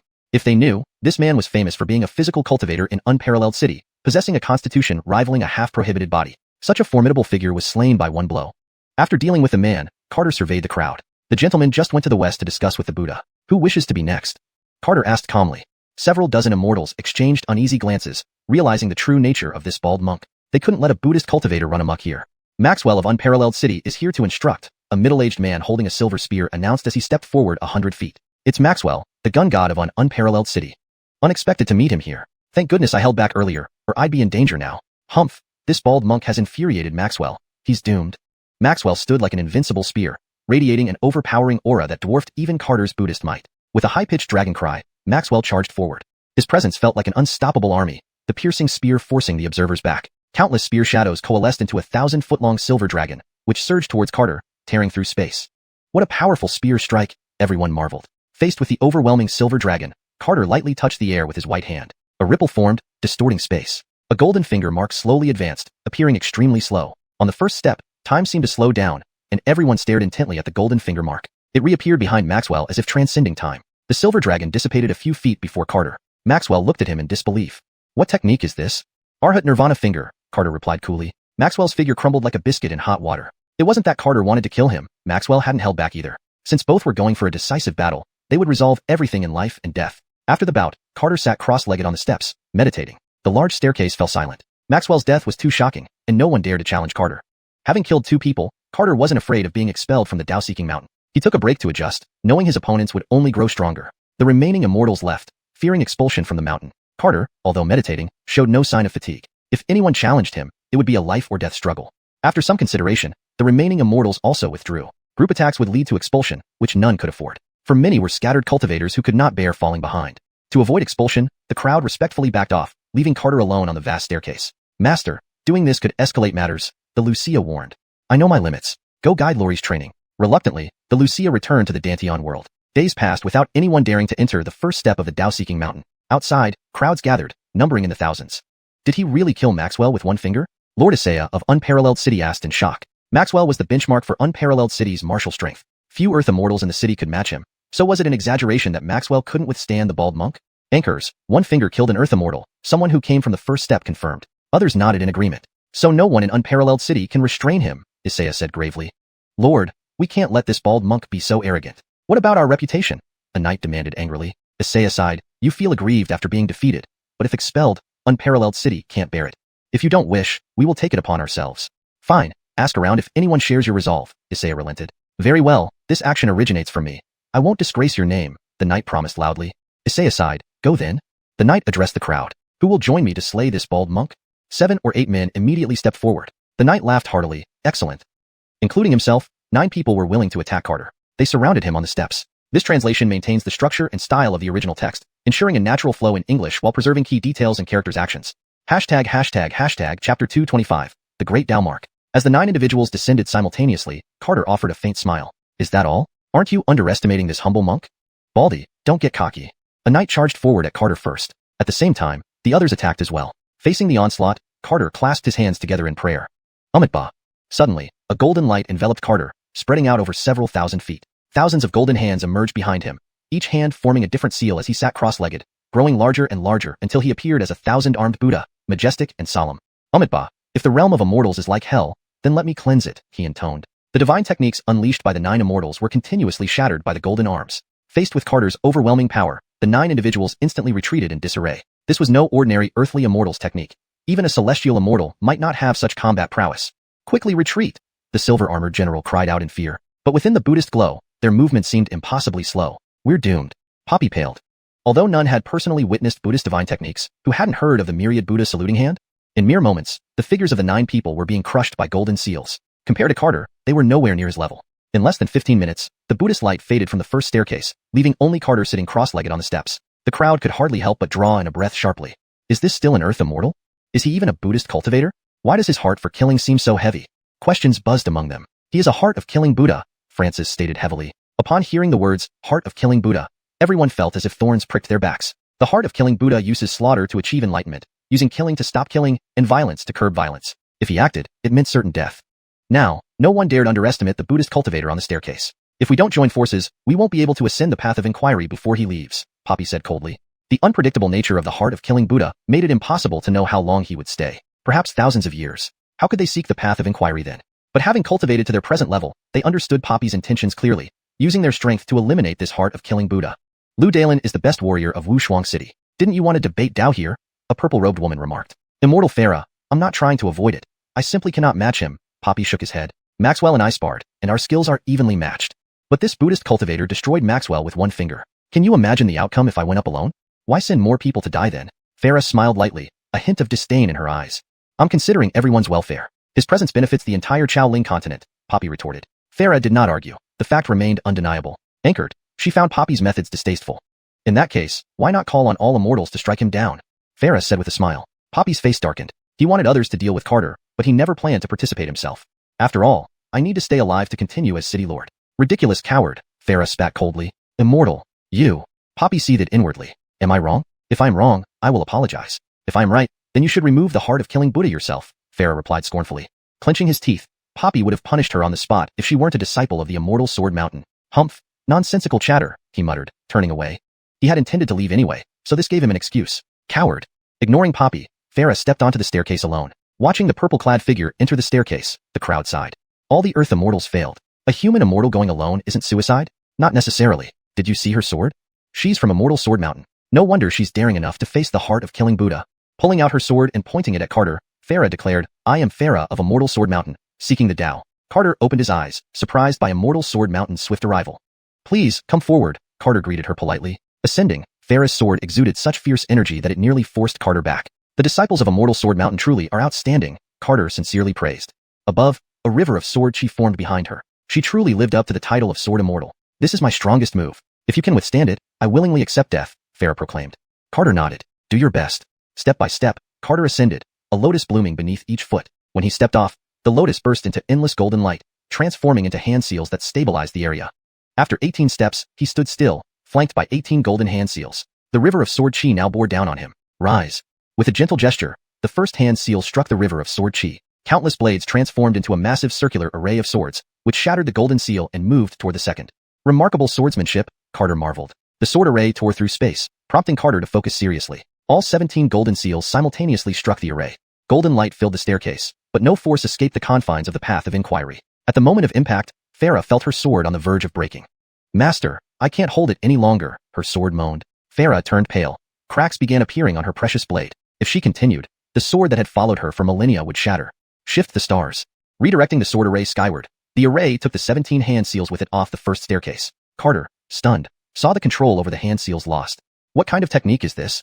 Spewing blood, Farah conceded. I lose? Carter landed gracefully and calmly said, Umitba, victory and defeat are common in battle. There's no need for regret. Then he resumed his meditation, awaiting the next challenger. You don't kill? Farah asked in surprise. Umitba, did I ever say I would kill you? Carter smiled gently. Farah bowed respectfully with her sword and left. The crowd was astonished that Carter didn't slay Farah. So much for perfect enlightenment. He sure has a soft spot for women, someone mocked. Just then, the mountain emitted a golden glow, revealing a golden stele on the first staircase. Within the span of an hour, slaying 11 people. Reward, 1 strand of the Great Tao Mark. Chapter 226, The 100 Slay. Good heavens, it's actually a Tao imprint. Farah exclaimed in shock. Not only Farah, but the other immortals also cast astonished glances. It's the first time I've seen rewards on the first tier. Wasn't it said that rewards only start from the second layer? Doesn't Winden Mountain favor this monk? Isn't it clearly stated on the record stele? It's about slaying 11 people, not defeating them. That bald monk defeated 1 person and killed 11 to get the reward. Even more astonishing, the reward is actually a Tao imprint. The immortal stared speechlessly at the heaven stele floating motionless above Carter's head. Carter was equally stunned. After all, it was his first time hearing of a Tao imprint. Please sign your name on the record stele to accept the Tao imprint. A solemn voice echoed around the first tier. Just as Carter was about to go up and sign, the system alerted him. Ding, crisis warning. Host has a conflict with the Tao imprint, do not absorb it. Carter was taken aback. The Tao imprint was in conflict with him? Although he didn't understand why, given what the system had warned, he naturally dared not continue absorbing the Tao imprint. Carter retracted his raised hand and returned to his previous spot, sitting down once again. The golden heaven steel continued to hover over his head, awaiting his signature. What is that bald monk doing? Anchors, why isn't he signing and taking the Tao imprint? Himph, can't you see? This bald monk is just showing off. Even Farah couldn't help but shake her head. Marcos is indeed very powerful, but his nature seems to be questionable. Such behavior indeed went against his strength. Everyone gritted their teeth. That monk took the Tao imprint that belonged to Dongshan continent and insulted them by staying there. Anyone would have found it unbearable. Most importantly, it was for the Tao imprint. If they could kill that monk and seize his Tao imprint, even immortal kings might not resist such an opportunity. All fellow cultivators, let's work together to slay this man. We absolutely cannot allow the Tao imprint of the immortal realm to fall into Western region's hands. Poppy suddenly emerged. Those who were initially eager to fight rushed forward in unison. Nearly 100 immortals charged towards the first tier, hoping to claim Carter's Tao imprint. Farah sneered coldly, stupid. If obtaining the Tao imprint were that easy, why would Winden Mountain need the record steel? Most of those rushing into the steppes were wandering cultivators who had limited resources from childhood. Seeing the legendary Tao imprint, they were bound to lose control. As nearly 100 people came rushing in, Carter struck the record steel with a punch, causing it to smash towards the crowd. In the moment of combat, having the record steel float overhead was troublesome. What? How dare he desecrate the Tao imprint like this? Poppy clenched his teeth. Does this monk fear nothing from angering the Tao? This bald monk, how dare he send the record steel flying? Kilia's actions instantly infuriated several others. Suddenly, hundreds of immortals surged towards the steps. It seems too easy for everyone here to risk their lives so recklessly. Carter shook his head, thinking of the lower realms, a mall cultivated for 10,000 years without ascending to become an immortal, nearly dying from heavenly tribulations during transcendence. These people, relying on the inherent advantages of the immortal realm, became immortals one after another, yet were risking their lives recklessly. Since everyone was fearless, he could only harvest their souls. Carter clasped his hands and sat cross-legged on the step, his expression unusually serious. Though they were all Earth immortals, 100 immortals weren't to be taken lightly. In the lower realms, he could act freely, but now he could only use Buddhist techniques and had to take it seriously. Amitba. Carter murmured softly. Suddenly, a massive rift appeared in the sky, from which a golden Buddha slowly descended. The instant the golden Buddha appeared, pure and vast Buddhist light enveloped the entire stairway. All the immortals who saw the golden Buddha involuntarily wanted to bow in reverence. Heavens, is this the Buddha himself? Farah exclaimed in shock. Greetings to the Buddha. Poppy couldn't help but kneel, but quickly realized it was just a magical technique, not the Buddha himself. The damn bald monk. Poppy cursed through gritted teeth. As an earth immortal, being frightened by a spell was embarrassing. However, the next moment, embarrassment was the least of his concerns because those inside were losing their lives. The golden Buddha's figure almost occupied the entire stairway. Carter clasped his hands and merged with the golden Buddha. Eat my palm of Buddha's might, Carter coldly declared. A palm print large enough to block out the sky shattered countless spells in an instant. Not possible. How can he be this strong? Farah's eyes filled with disbelief. Perhaps he is a bodhisattva from the west. Someone pondered heavily. Anchors, only a bodhisattva can cultivate such pure Buddhist power. If he really is a bodhisattva, our efforts will be futile. Everyone shook their heads dejectedly. At the same realm, how could they possibly compete with a bodhisattva? Annihilation.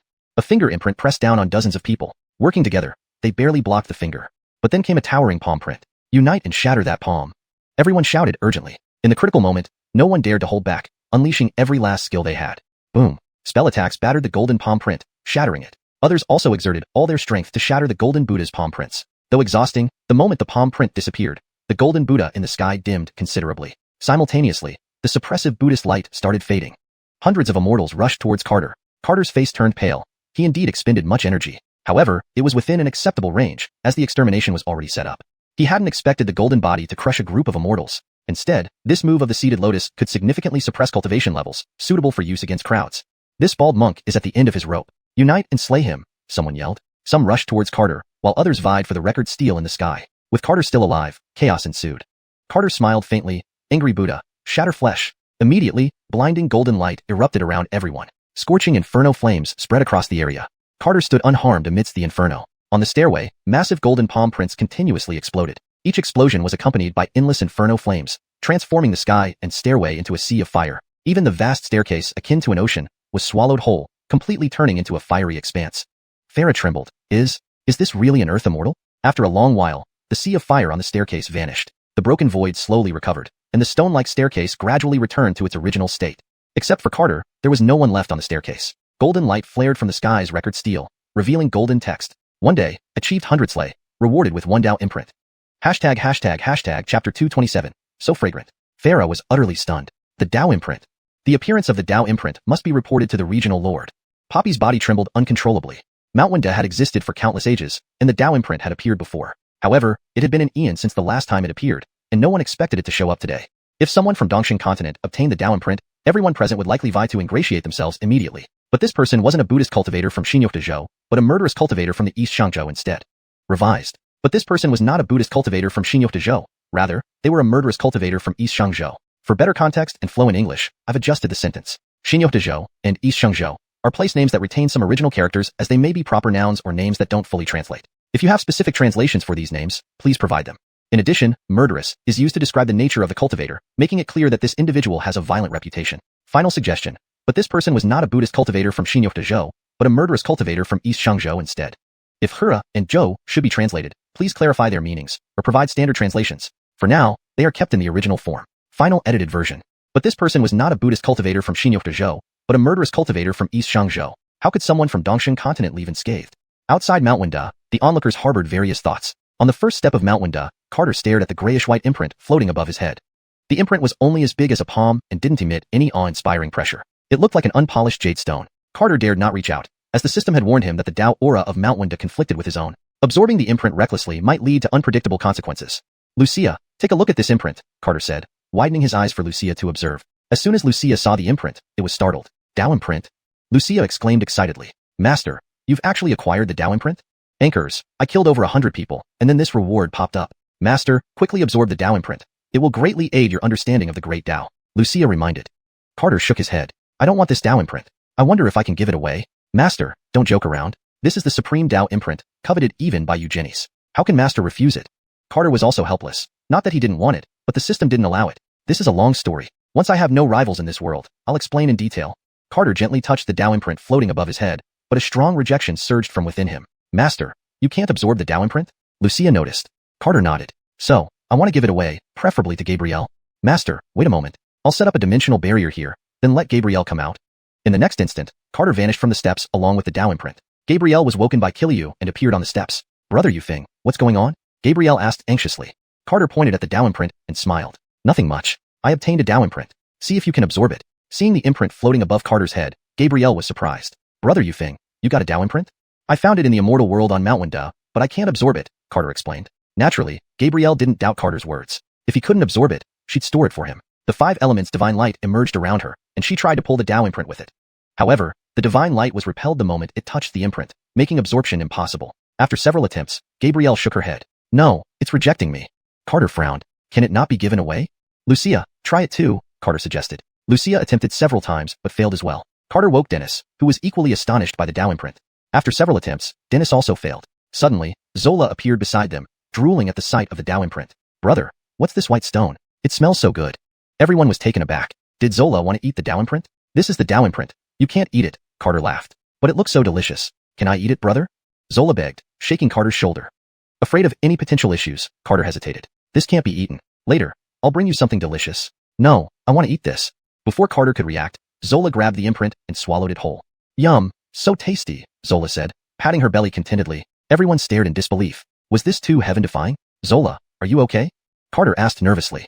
I'm fine, just a bit sleepy after eating, Zola yawned. Master, she's really fine, Lucia assured. Indeed, not only is she fine, but her body is undergoing a transformation, Gabrielle added. Carter trusted Gabrielle and Lucia's judgment. Zola, if you're sleepy, go to sleep. I'll find you more delicious things later, Carter said happily. They were delighted, thinking they would miss out on this opportunity, but Zola could consume the Tao imprint. All right, wake me up when you have more yummy stuff, Zola smiled and left. After Zola departed, Dennis's expression turned serious. You're heading to the immortal world? Dennis asked. Anchors, just exploring for now. Since Lingshan continent would eventually enter the immortal world, he wanted to scout it out beforehand. Of course, his ultimate goal was to slay immortals to vent his rage. Now, we're on Mount Wenda? She had traveled through the immortal world during her mortal tribulation and knew of Mount Wenda's existence. Anchors, how did you know? Carter was puzzled. During my mortal tribulation, I experienced Mount Wenda as well, Gabrielle explained. Since the Tao imprint has appeared, the higher-ups in the immortal world will soon seek it out, putting you in danger, Dennis warned seriously. I know, but Heavenly Gate is guarded by golden immortals, so I can't return yet. Relatively speaking, Mount Wenda was safer. Even if Eugene came, they would be brought to the same level. At worst, he wouldn't be killed. If Gabrielle and I work together, plus you and Lucia, we can withstand a golden immortal. You must leave Mount Wenda quickly. All right, I'll leave as soon as possible. You guys go back and practice. I'll call you when I return to Heavenly Gate. Though he wished to gain more Tao imprints, he had to be responsible for those in his Dantian world. Be careful, Dennis advised. Brother Yufeng, be safe, Gabrielle added worriedly. Don't worry, I will. After everyone left, Lucia removed the sword domain. Carter took the opportunity to leave Mount Wenda and reappeared outside Unmatched City. The crowd watched as a monument floated on the steps of Mount Wunda, inscribed with unnamed. Oh no, that bald monk ran away. The crowd scattered, searching for Carter. Poppy smirked coldly. As long as you're still in Unmatched City, you won't escape the Heaven Path mirror. Poppy took out a treasured mirror which hovered over Unmatched City. Carter's trail quickly appeared in the Heaven Path mirror, revealing his whereabouts despite his altered appearance. Let's see where you run now. The mirror magnified in the sky, exposing Carter completely. Chase him. Don't let him leave Dongshan continent. Soon, all the immortals in Lingxian continent began chasing Carter. Chapter 228. Repelling the Golden Immortal. In the dense forest outside Wuxia City, a youth was hurrying along. This youth was none other than Carter, who had altered his appearance. After leaving Wuxia City, he dashed into the forest and evaded everyone's sight. Even while weaving through the thick forest, Carter's speed remained incredibly swift.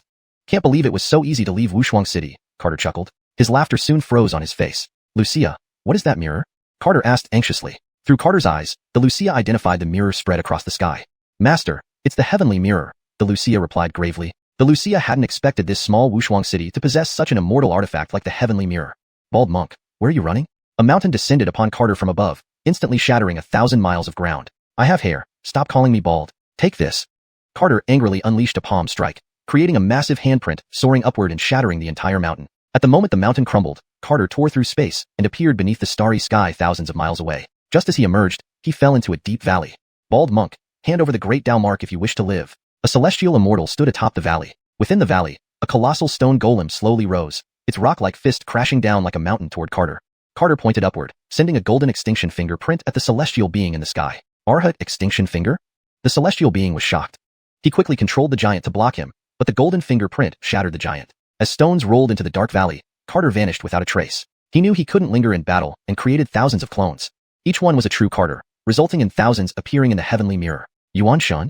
Poppy exclaimed in surprise. She didn't expect a mere earth immortal to cultivate a Yuanshan. This news was as shocking as the Dao Prince. He's not a Buddhist cultivator, Farah said sternly. Poppy sneered coldly. Who cares what kind of cultivator he is? Just because he isn't a Buddhist cultivator but has practiced Buddhist techniques, he will have no place to hide in Xianxia. Note, Xianxia seems to be a proper noun that doesn't have an established English translation. I kept it as is to maintain fidelity to the original text. For better fluency and natural reading in English, Poppy sneered coldly. Who cares what kind of cultivator he is? Because he practiced Buddhist techniques without being a Buddhist cultivator, he will have no place to hide in Xianxia. But he's from the immortal world, Farah retorted coldly. Does it matter? No one willingly abandons a great Dao mark. At least I wouldn't, and neither would those from my sword mountain. And I'll help him. Farah looked at Poppy coldly. Regardless, she would do her part. It wasn't just because Carter spared her life. She felt they were of the same kind. Perhaps she couldn't offer much help, but she could at least prevent the Sword Mountain people from pursuing Carter. Carter used the 9 heaven steps and hurried toward the heavenly gate. His remaining clones scattered, yet within minutes, half of them were destroyed. Given the large number chasing him, it was clear he was in dire straits. Bald monk, let's see where you can run. 3 immortals blocked Carter's path, only 10,000 miles from the heavenly gate.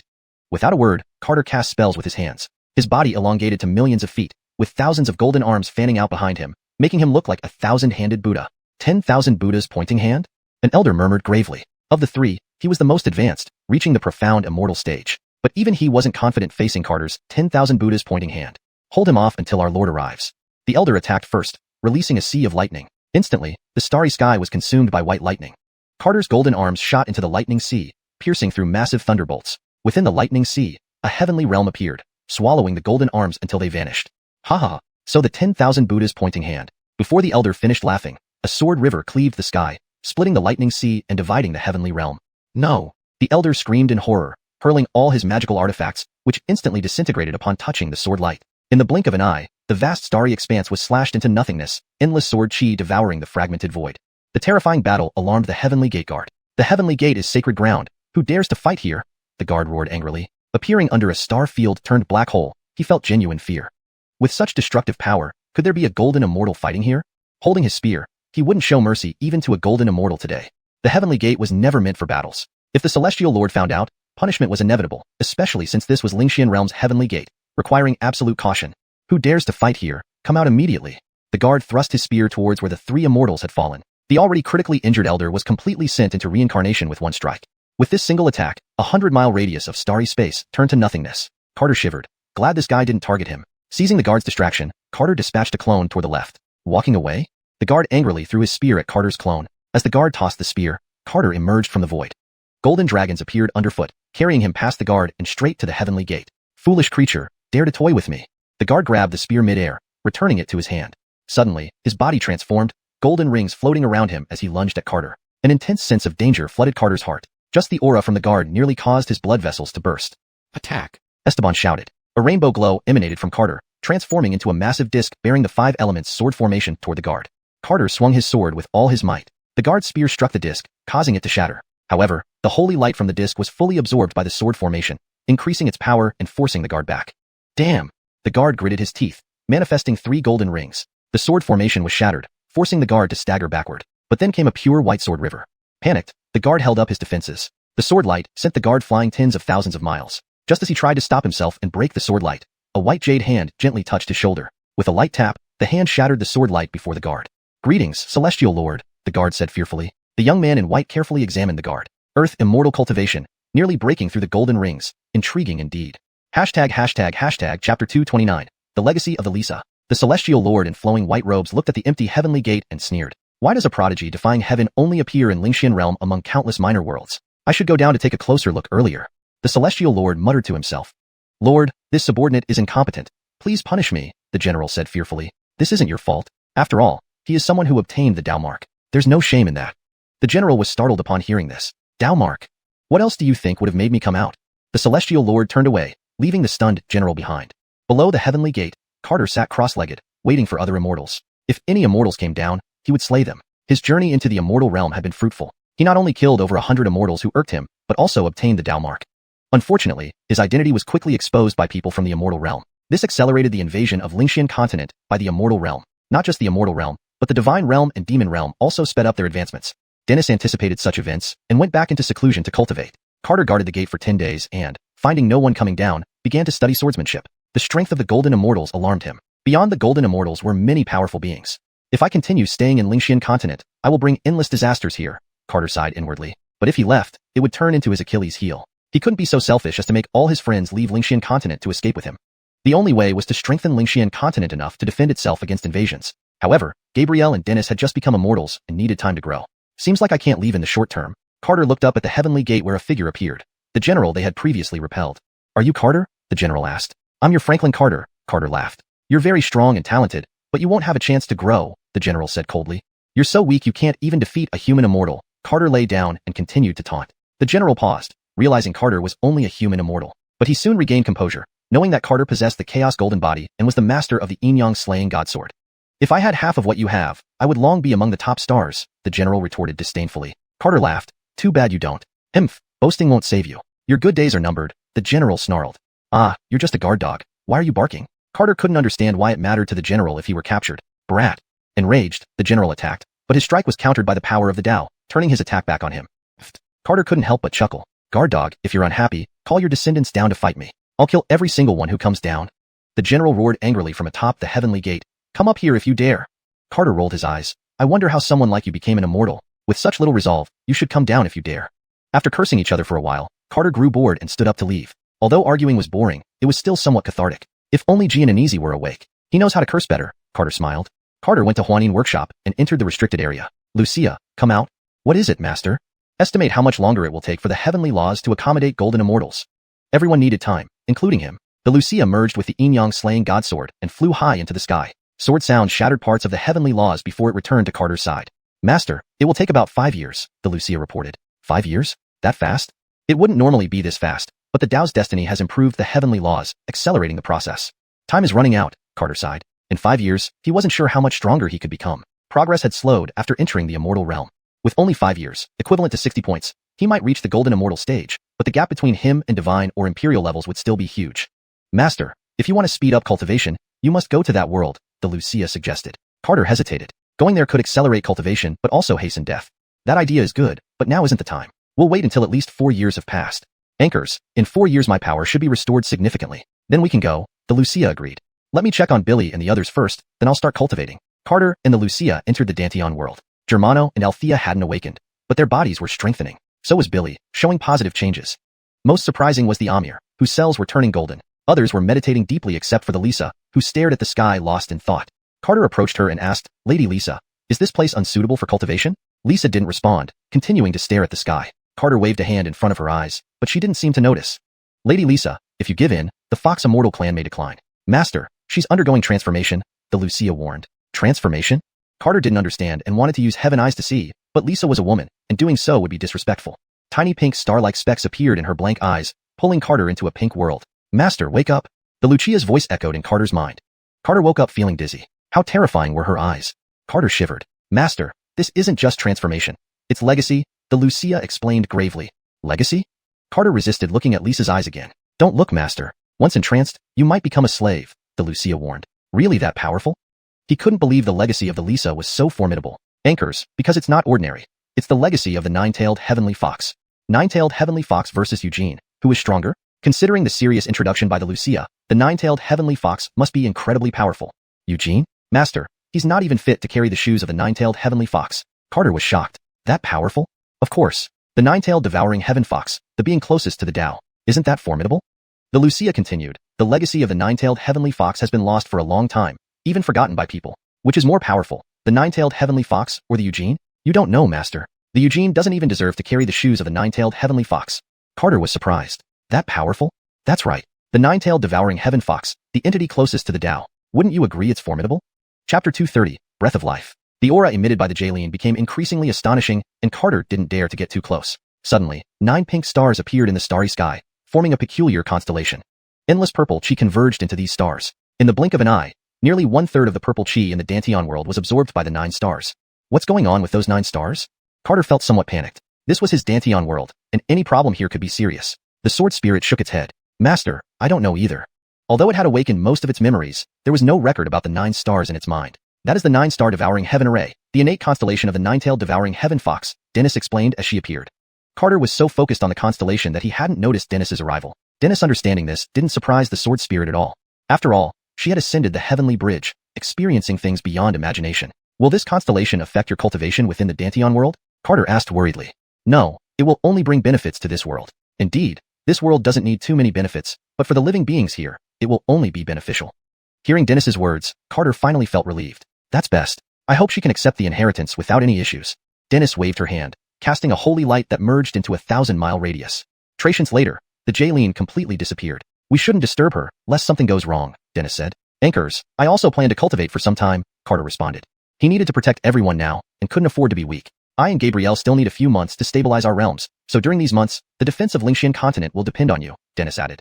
Alright, go ahead and cultivate. I won't let the upper realm people act recklessly. After Dennis left to cultivate, Carter entered the sword realm. In the broken sword realm, Carter glanced around. I managed to comprehend the unquestioned mortal blade here. I wonder what I can learn in the second level. This blade technique was powerful and dominant. One could say it was formed entirely from countless indomitable sword intents. However, such a powerful move failed to injure the golden immortal, leaving Carter feeling quite eager.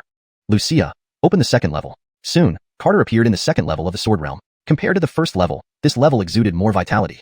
In the boundless sword realm, countless peaks stood tall. Each peak held a broken sword. Fog enveloped the mountains, and below it lay a bottomless abyss. Do these swords here also belong to those severed by the Yin-Yang Godsmiter sword? Carter asked. Anchors, Master. These are famous swords, each owned by cultivators who were at least Lees or higher. Staring at the endless peaks, Carter took a deep breath. How intense. How many Lees must have perished? The number of Lees in all 3 realms combined might not be as many as here. There are even true emperors and pseudo-saints, the sword spirit added. Carter was astonished. No wonder so many sought the Yin-Yang Godsmiter sword. With such power, how many swords dared to confront it? I'm puzzled.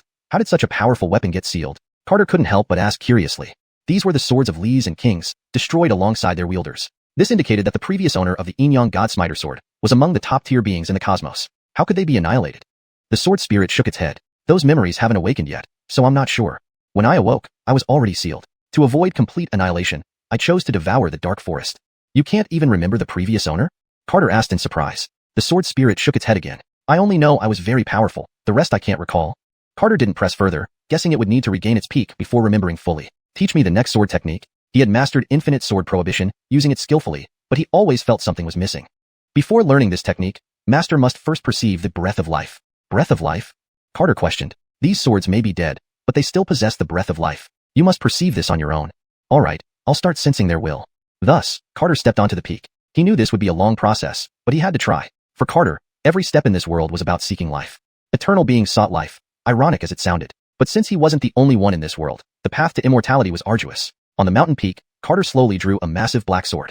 The giant sword turned into a half-foot broken tip as Carter entered the desolate sword realm. After some time, he appeared atop a mountain, facing thousands of soldiers with a black longsword in hand. Dark clouds seemed to crush the sky, and the demons ahead were equally formidable. Behind the mountain, ruins and bones piled high. Alone, he defended this broken world with one sword. The demons charged silently, descending en masse. Facing these fearsome demons, Carter's longsword hummed. It seemed ready to cut through the heavens. Carter rushed into the demonic army, killing relentlessly. His blade shattered demon after demon. Do you fear death? Carter asked calmly. Fearful, but how else can one live if not for fear? The voice of the black sword spirit echoed in Carter's mind. If so, then let us find life in death. Standing in midair with his sword raised, Carter's robe billowed. Confronting endless demons, Carter swung his sword. The sword light pierced through the sky, slaying countless demons. Anchored, this was just a fraction of the vast demonic army. Carter fought for 3 days and nights, striking terror into the hearts of the demons. A colossal demon monument, occupying half the sky, descended from the dark clouds. Under the overwhelming demonic pressure, Carter's chest caved in, and he spat blood. The longsword gradually shattered, and the sword spirit asked, "Shall we fight?" Facing life and death went against Carter's survival instinct. He believed in surviving no matter what, even when the heavens collapsed. But this monument gave him no choice but to fight to the death. I desire life, but if heaven denies it, then I shall die fighting. Carter charged into the sky like a heavenly sword piercing through the 9 heavens. Endless sword light tore through the darkness, briefly clearing the sky. The black longsword transformed into black crystals, and Carter smiled calmly, then dissipated into stardust. He lost. But what did it matter? The heavens were consumed by demonic light, and the world was utterly engulfed. Chapter 231. The Sword of Soul Mind. Tens of thousands of years later, the barren land was swept by a gust of dust and sand. The dust and sand rolled continuously in the wind, growing larger and larger until it finally turned into an awe-inspiring tornado. People passing by were stunned. They had never seen such a massive tornado before. Terrified, they hurriedly fled and did not dare to continue watching. The tornado raged for 3 days, its enormity visible even from 1,000 miles away. People did not know what was happening here, but they knew it could not be anything good. Tens of thousands of years had passed, and people long forgot the legends about this place. A colossal tornado connected heaven and earth, and within it, a massive black sword was born. The resounding sound of the sword echoed through the universe. The demonic gods who controlled the world could no longer remain calm. Several dragon-like monsters spewed dark light, trying to shatter the black longsword. Dragon deity, it's the dragon deity that has appeared. Countless people cheered and rejoiced. It was the first time they saw their revered dragon deity. Even if they lived hard and difficult lives, the moment the dragon deity appeared, all their hardships became worthwhile. The instant the dragon deity appeared, the tornado connecting heaven and earth vanished completely. A pristine hand tightly gripped the sword hilt, swinging several sword lights that severed the dragons. No. He killed the dragon deity. He destroyed our faith. He is a demon, a great demon. Please let the heavenly deity rid us of this demon. Countless people knelt, pleading with the heavenly deity to eliminate Carter. Is it worth it? The sword spirit asked. Carter smiled faintly. I sought death. What does that have to do with them? Nobody will remember. If you act, everyone in the world will hate you. Let them hate me then. Carter held his sword and attacked the sky. On this day, gods and demons bled, and the sky fractured. The heart yearns for desire. This sword follows the heart, capable of both life and death. Standing amidst the shattered heavens, Carter emitted boundless sword chi. Wherever the sword chi passed, yellow leaves turned green again, and fallen petals returned to branches. After a long while, Carter on the mountain peak slowly opened his eyes, still holding the broken sword in his hand. A trace of vitality appeared in the broken sword, no longer as dead as before. Master, are you sure you're not the master of sword Tao? The sword spirit's face was pale. It couldn't help but doubt whether it was worthy of Carter. It had seen many prodigies in the way of swords. Gabriel was already very powerful, not only cultivating the 5-element sword but also refining the origin sword of the 5 elements. But compared to Carter, there was still a vast difference. Carter shook his head. I'm not. I just have a higher aptitude. Just higher, the sword spirit replied with a blank expression. If this was just higher, what would be considered even higher? I'm not too sure, Carter said, lifting the broken sword in his hand. You see, although it seems I grasped this sword easily, I almost didn't make it out of this sword's realm. This statement was true. In the sword realm, everything was incredibly real. After tens of thousands of years in endless darkness, he barely made it through. The sword spirit nodded. Your resolve and determination inspire my utmost admiration. Anyone else's divine soul would likely be permanently trapped in the sword realm, turning them into a complete idiot. Master, did you seem to grasp another sword technique? The sword spirit asked. Anchor's very strong, yet very weak, Carter replied. Why say that? This sword solely depends on the heart. One cannot wield it without the intent of invincibility. If one wields the soul mind sword with hesitation, it's tantamount to seeking death. Compared to the overbearing will of unasking, this sword emphasizes mental fortitude more. But as long as one possesses the heart of invincibility, the soul mind sword can be immensely powerful. I've grasped the breath of life. Can you now teach me sword techniques? The sword spirit hesitated. Since Carter had comprehended his own path of sword Tao, it feared other sword techniques might affect his path. If so, Carter's journey in the way of swords would only get harder. Master, since you've grasped your own path of sword Tao, you don't necessarily need to learn others' techniques. The sword spirit could not help but interject. Carter smiled. It won't interfere. First broaden, then specialize. Hearing this, the sword spirit found it reasonable. Very well, Master. Please comprehend thoroughly. Shortly after, complex sword Tao principles filled Carter's mind. Infinite sword Tao? Carter paused. Could it be from a sword saint? Indeed, It's the infinite sword Tao from a sword saint, the sword spirit replied. Carter awkwardly laughed. The sword spirit misunderstood him. By sword saint, he referred to the game's version, different from this world sword saint. However, this infinite sword Tao was far stronger than the one in the game. But being too vast, the infinite sword Tao had yet to truly yield a powerful strike. Each swing could gradually increase in power, but the infinite sword Tao Carter received could only stack up to 7 strikes. Truly an impressive infinite sword Tao, Carter genuinely admired. The sage who created the infinite sword Tao clearly had immense ambition. It was obvious they aimed to challenge the ultimate truths of the universe. Considering his current abilities, he struggled to cultivate the infinite sword Tao, so he decided to wait for now. How much time has passed? Carter asked. Half a month. Let's check if there are any disturbances in the 3 realms. He needed to ensure no immortals or demons were lurking there, as having any suppressors of realms sneaking in would cause trouble.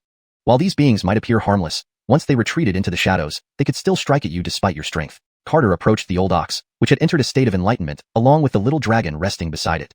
Entering the Danteon world, each person underwent changes. After consuming the Tao imprint, Zola slept until now. So Carter went alone. Leaving the illusory sound shop, Carter left the 2 guardian beasts in the Danteon world.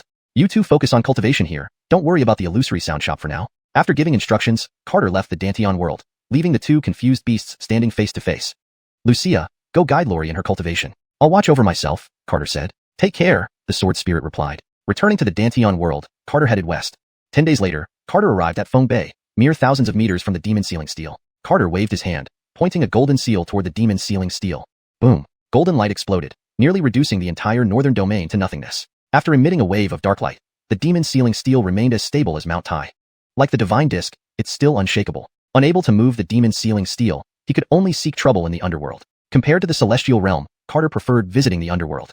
Since the emergence of Tian and Star, he had wanted to explore it. Thus, he sent the sword spirit away. Of course, he only intended to observe. In the underworld, he dared not create chaos. Chapter 232, The Law of the Jungle. A few days later, Carter arrived below the Tao wall. Looking at the hole in the Tao wall, Carter hesitated. After all, this time he was heading to the demon realm. Once exposed, there would be no return. After much internal struggle, Carter chose to enter the demon realm. Demon cultivators preferred to hide under their robes, so Carter also transformed into a faceless black-robed figure. He did not come to the demon realm to fight, but to observe. In the dark abyss, Carter merged with the dark principle and ascended continuously. He dared not go too fast, fearing encounters with others or any anomalies in the dark principle. The abyss was very deep. Carter flew for 2 days without escaping it. Ding, points have been delivered. The host can now add points. The system's voice sounded in his mind, but Carter continued to save points. He needed to wait until everyone left the Tiandan world before adding points safely. 10 days passed quickly, yet Carter still hadn't escaped the abyss. The demon realm has indeed paid a high price to get the Een Cloud God-slaying sword in me, Carter sighed inwardly. He slowly released his divine soul to gauge the depth of the pit. As soon as he let go, he saw light spots above. Inside the abyss, Carter cautiously observed the surroundings and carefully emerged from the abyss. The sky was dim, enveloped in thick white fog. Sounds of birds and beasts echoed occasionally. Compared to the immortal realm, there was an eerie sensation here. However, it was far from what he had imagined. He thought the demon realm would be like the gloomy northern region, devoid of sunlight and teeming with demons. Carter transformed into a black eagle and flew into the sky. Although there was some pressure, it did not affect him significantly. After flying into the sky, hundreds of miles were visible. He did not dare to use his divine soul as it was too dangerous. Carter flew toward a village and landed on a dead branch. As soon as he landed, a pebble flew toward him. Carter pretended to be startled and dodged the stone. This village was small, with only about 10 households. Regardless of gender, the villagers dressed quite boldly, with just a few pieces of animal skin covering their bodies. Now Carter understood why Cambria dressed so lightly. It was a traditional virtue. They carry piles of supplies toward the altar in family units. Any slight provocation would lead to violent fights. Their walking posture was extremely savage. Thankfully, there were no dogs in the village, or even they might have been slapped. Everyone placed the supplies and danced around the altar, murmuring incantations. Although Carter didn't understand what they were chanting, he deduced that they were praying for protection and power from the demon gods. The priest on the altar held a bone staff, chanting spells, emitting eerie black runes from his mouth. These black runes continuously fused into the blood pool on the altar. Previously, he could not discern these runes, but now he saw clearly. They were symbols of the dark principle. However, the principles contained within were limited. Anchored, even a small village could touch upon the principle, which explained the demon realm's formidable strength. After the ceremony, young warriors stepped onto the altar. Only the strong are worthy of the demon god's power. Show us your strength to prove you are true heroes. As soon as the priest finished speaking, dozens of teenagers fought fiercely on the altar. It wasn't a match but a brutal slaughter. Once someone fell off the altar, they lost the qualification for the rite. After half an hour, only one bloodied youth remained on the altar. Others either fell off or died on the altar. Carter felt goosebumps. Although there were no mystical arts or spells, the brutality matched or exceeded his sword, killing countless immortals. The Ianto seized the youth's hand and solemnly declared, "Darnell, you are a true warrior." Those below the altar trampled over the fallen bodies to cheer for him. Even if the body underfoot belonged to their own sons. Carter inhaled sharply. No pity for the weak. The demon realm is truly terrifying. He finally understood why those demon gods exploded at will. They genuinely feared no death. The few survivors could only leave the village with their heads hung low. Carter observed clearly that despite their bowed heads, their eyes were filled with ferocity. If competition within a tiny village was this brutal, how terrible would it be in large cities? Carter couldn't imagine. How could I oppose such a world? Carter asked himself. If his whereabouts were exposed in the demon realm, he wouldn't know how to escape. Even a regular teenager might dare challenge him. Of course, Carter knew not the entire demon realm was like this. Otherwise, the demon realm would have either ruled the four realms or perished long ago. Carter stood up and left. Seeing this scenario, he abandoned the idea of confronting the Dark Slaughter Gay. The demon realm's survival of the fittest culture greatly impacted him. To deal with the demon realm, he must find a way. Confronting the demon realm alone made him feel powerless. Thus, he needed to unite the forces of the Xianxia continent. Before strengthening the Xianxia continent, he had to clear out some people first. Half a month later, Carter arrived in the southern region. Then he disappeared into the sky. Within the Long family's secret realm, the mountains were picturesque and spiritual energy was abundant. What a wonderful place, Carter sincerely exclaimed. Despite descending into the mortal realm, the hidden families suffered no losses, indicating they had protectors in the immortal realm. The three saints, though renowned, did not have the resources of the hidden families. After all, they existed for a long time and had connections in the immortal realm. In the restricted area, Ancestor, can't we bring everyone along? Dylan looked worried. Do you think the immortal realm is my home where you can take anyone you want? An elder snapped coldly. I have already expended considerable resources sneaking down. At most, I can only bring 100 people, the elder grumbled. But you are our ancestor? Shut up, useless fool, the elder roared. Dylan wanted to say more but feared angering the elder and preventing his own departure. Carter observed everything. I didn't expect the Long family to have immortals. No wonder they acted arrogantly. However, since they came down, they shouldn't go back easily. With so many resources, the Long family's wealth could benefit the Xianxia continent. You want to leave the Xianxia continent? Did I approve? Carter appeared in the restricted area. Seeing Carter, the elder stiffened. Who are you? Appearing silently within the restricted area indicated at least a celestial immortal level. How could he be detected despite being cautious? Do you not recognize me? Carter laughed. No wonder, after all, not many immortals who left the Xianxia continent lived. The elder trembled, pointing at Carter. Why you? You're Carter? Note, this section is a continuation and repetition of earlier parts. Please provide new input or specify which part you'd like translated further. Hashtag chapter 232. The Law of the Jungle, continued. Just as he let his senses out, he saw light spots above. In the dark abyss, Carter cautiously observed his surroundings and carefully climbed out of the abyss. The sky was dim, enveloped in thick white mist. Bird and beast cries occasionally echoed into his ears. Compared to the immortal realm, this place had an added layer of gloominess. However, it still fell short of what he had imagined. He originally thought the demon realm would be like the bleak northern region, without sunlight and swarming with demons. Carter transformed into a black eagle and soared into the sky. Although there was some pressure, it didn't significantly affect him. Once he flew high enough, hundreds of miles came into view. He dared not use his divine soul. It was too risky. Carter flew toward a village and perched on a dead branch. As soon as he landed, a pebble flew at him. Carter pretended to panic and dodged the stone. The village was small, with only about 10 households. Regardless of gender, the villagers dressed rather boldly, covered only by a few pieces of animal skin. Now Carter understood why Cambria dressed so lightly. It was a traditional virtue. They carried piles of supplies toward the altar in family units. Any slight provocation would lead to violent fights. Their walking posture was extremely savage. Thankfully, there were no dogs in the village, or even they might have been slapped. Everyone placed their supplies around the altar and danced, murmuring incantations. Although Carter couldn't understand what they were chanting, from their spiritual fluctuations, he deduced that they were praying for protection and strength from the demon gods. The priest on the altar held a bone staff, chanting spells, emitting eerie black runes from his mouth. These black runes continuously fused into the blood pool on the altar. Previously, he couldn't discern these runes, but now he saw clearly. They were symbols of the dark principle. Though limited, these contained principles were significant. Even a small village could touch upon the principle, explaining the formidable power of the demon realm. After the ceremony, young warriors stepped onto the altar. Only the strong are worthy of the demon god's power. Show us your strength to prove you are true heroes. As soon as the priest finished speaking, dozens of teenagers fiercely fought on the altar. It wasn't a match but a brutal slaughter. Once someone fell off the altar, they lost the qualification for the rite. Half an hour later, only one bloodied youth remained on the altar. Others either fell off or died on the altar. Carter felt goosebumps. Although there were no mystical arts or spells, the brutality matched or exceeded his sword, killing countless immortals. The Ianto seized the youth's hand and solemnly declared, Darnell, you are a true warrior. Those below the altar trampled over the fallen bodies to cheer for him. Even if the body underfoot belonged to their own sons. Carter inhaled sharply. No pity for the weak. The demon realm is truly terrifying. He finally understood why those demon gods exploded at will. They genuinely feared no death. The few survivors could only leave the village with their heads hung low. Carter observed clearly that despite their bowed heads, their eyes were filled with ferocity. If competition within a tiny village was this brutal, how terrible would it be in large cities? Carter couldn't imagine. Why am I opposing such a world? Carter asked himself. If his whereabouts were exposed in the demon realm, he wouldn't know how to escape. Even a regular teenager might dare challenge him. Of course, Carter knew not the entire demon realm was like this. Otherwise, the demon realm would have either ruled the four realms or perished long ago. Carter stood up and left. Seeing this scenario, he abandoned the idea of confronting the Dark Slaughter Gay. The demon realm's survival of the fittest culture greatly impacted him. To deal with the demon realm, he must find a way. Confronting the demon realm alone made him feel powerless. Thus, he needed to unite the forces of the Xianxia continent. Before strengthening the Xianxia continent, he had to clear out some people first. Half a month later, Carter arrived in the southern region. Then he disappeared into the sky. Inside the Long family's secret realm, the mountains were picturesque and spiritual energy was abundant. What a wonderful place, Carter sincerely exclaimed. Despite descending into the mortal realm, the hidden families suffered no losses, indicating they had protectors in the immortal realm. The three saints, though renowned, did not have the resources of the hidden families. After all, they existed for a long time and had connections in the immortal realm. In the restricted area, Ancestor, can't we bring everyone along? Dylan looked worried. Do you think the immortal realm is my home where you can take anyone you want? An elder snapped coldly. I have already expended considerable resources sneaking down. At most, I can only bring 100 people, the elder grumbled. But you are our ancestor?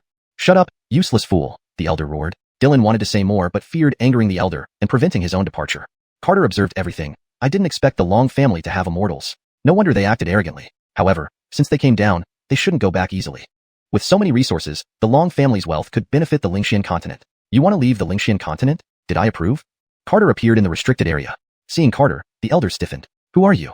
Appearing silently within the restricted area indicated at least a celestial immortal level. How could he be detected despite being cautious?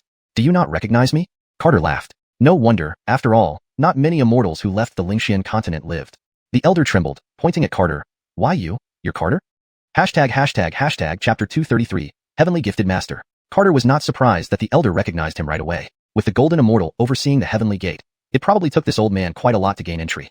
Ancestor, who is Carter?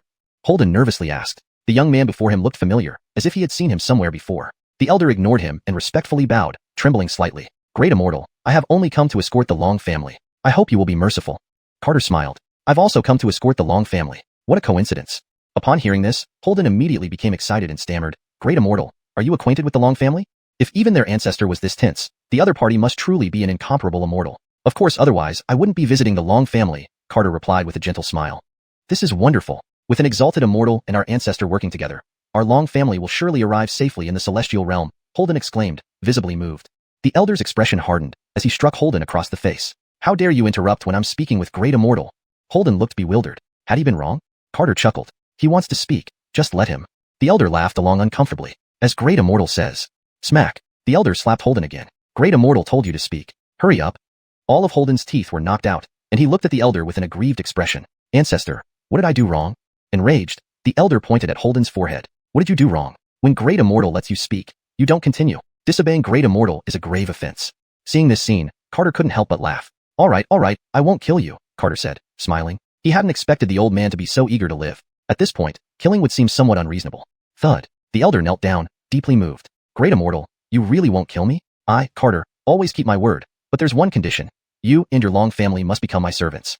Anchors, yes. Serving you is the greatest honor after tens of thousands of years of cultivation, the elder flattered. Carter was stunned, his eyes filled with disbelief. At least you're an immortal. How can you have no pride at all? Master, please don't torment this servant. Pride is only for outsiders. How could one have pride towards their master? Beside them, Holden was utterly shocked. This was their family's revered ancestor, yet he willingly submitted as a servant? More importantly, was he taking the entire Long family with him? Seeing Holden's confused face, the elder emitted a powerful aura. Wretch, bow before the master. Holden, unable to resist, forcibly knelt down in shock. Master, the wretch didn't understand your greatness. Please punish him. The elder sincerely pleaded from his kneeling position. Carter massaged his temples, feeling somewhat overwhelmed. Hold on. I'm not just asking you to call me master. I intend to place the mark of wrath upon you, Carter emphasized. He hoped the old man would lash out, giving him an excuse to eliminate the Long family. Otherwise, exterminating the entire Long family would leave him burdened with guilt. The elder raised his hands above his head, eager. Please, master, bestow the mark of wrath. He knew what Carter intended, but thought anything was better than being wiped out. Carter was known for his ruthlessness in the celestial realm. No one who attacked him, regardless of gender, ever met a good end. Today wasn't his lucky day. Being sought out by Carter meant he had to submit. To be clear, I intend to place the mark of wrath on the entire Long family, Carter reiterated. Even without the mark, I would do it myself, the elder hastily assured.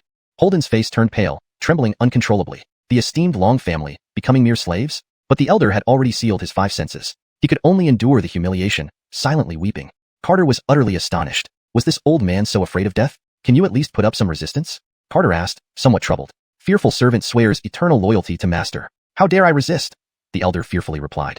Carter felt exasperated. It seemed unlikely he could destroy the Long family. Suddenly, a flash of inspiration hit him. Looking at Holden, he said cheerfully, "Free him. I want to ask for his opinion." Daring not to defy, the elder reluctantly freed Holden. With the bindings gone, Holden let out a loud cry. "Aya!" The elder looked at Holden with disdain. If he refused to be a servant, the elder might have to sacrifice him. Tears streamed down Holden's face as he prostrated himself. Heaven has finally opened its eyes after 10,000 years, granting us the fortune to meet a true master. Crawling to Carter's feet, Holden held his shoes reverently. Holden, fortunate enough to find a true master. Carter was speechless. Did this demeanor run through generations of the Long family? Disgusted, he kicked Holden aside. All right, stop acting. I'll spare your lives. The elder eagerly spoke up. "Master, please bestow the mark of wrath now." Only then would he feel completely reassured. After consulting the sword spirit, Carter placed the life and death mark of wrath on the Long family. They could not disobey any command of Carter or betray him. With the mark in place, the Long family immortals and ancestor Holden showed even greater devotion. "Master, the resources of the other two families are comparable to ours. You should act quickly," Holden suggested. "Anchors, starting today, the Long family's secret realm training resources will be open to all," Carter declared calmly. "Rest assured, Master, this humble servant will ensure everything is perfect," the elder continued to flatter. "Not only that, I will personally guide their cultivation, helping cultivators of Xianxia continent ascend faster." Carter nodded approvingly. "Good idea. Visit the other worlds immediately, and if anyone resists, destroy them."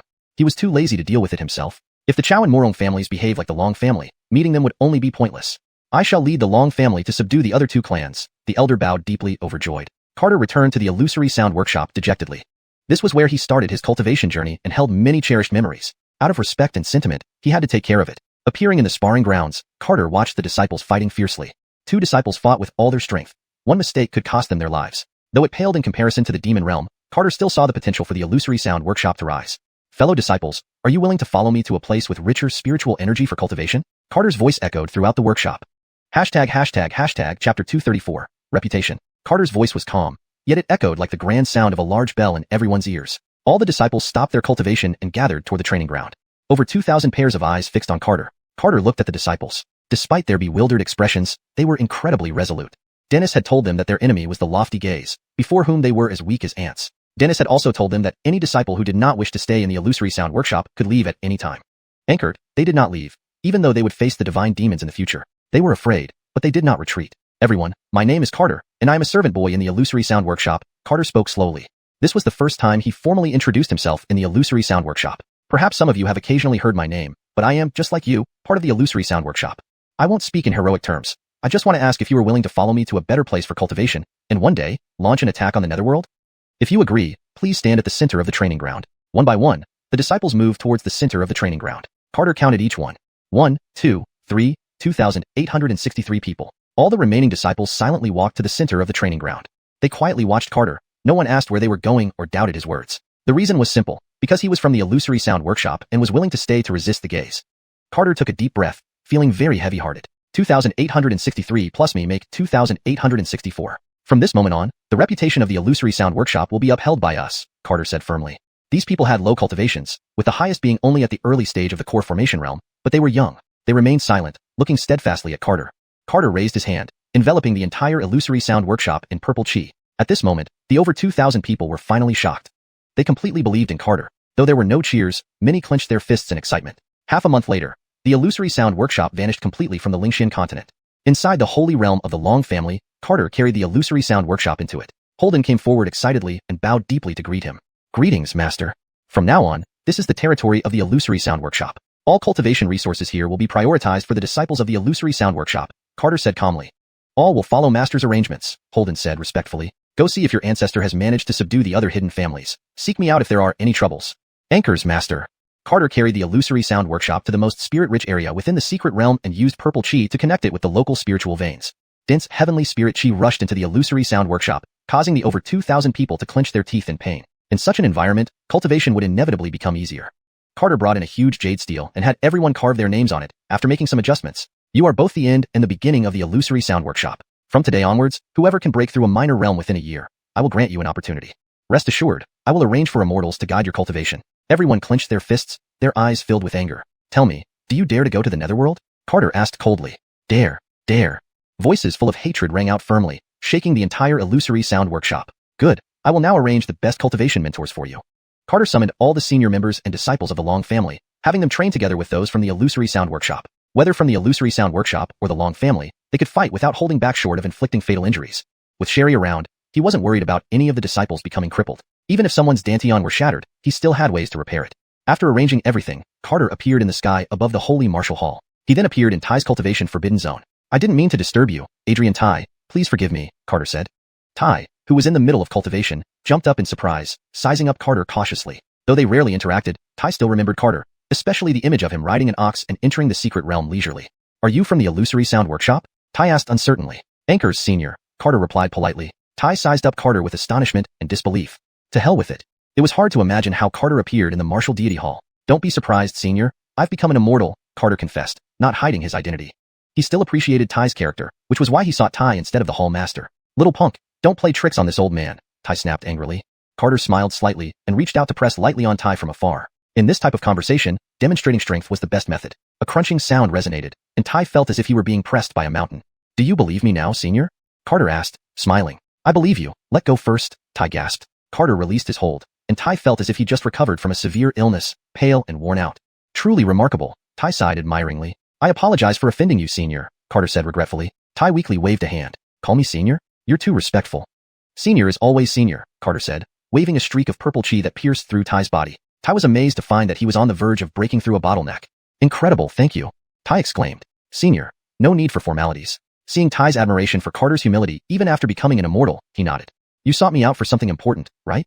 Tai asked. Carter nodded. I want to merge the 3 great holy lands into one place for cultivation. But rest assured, participation will be entirely voluntary. Tai hesitated, knowing that merging would likely weaken the sanctity of the places involved. Seeing Ty's hesitation, Carter smiled. You don't have to rush your answer. When you decide, you can come to the southern region to find me. Please inform 9 Extreme Sky as well. Understood. I'll discuss this matter seriously with the hall master. I still have things to attend to, so I won't disturb you further, Senior. Carter flew eastward.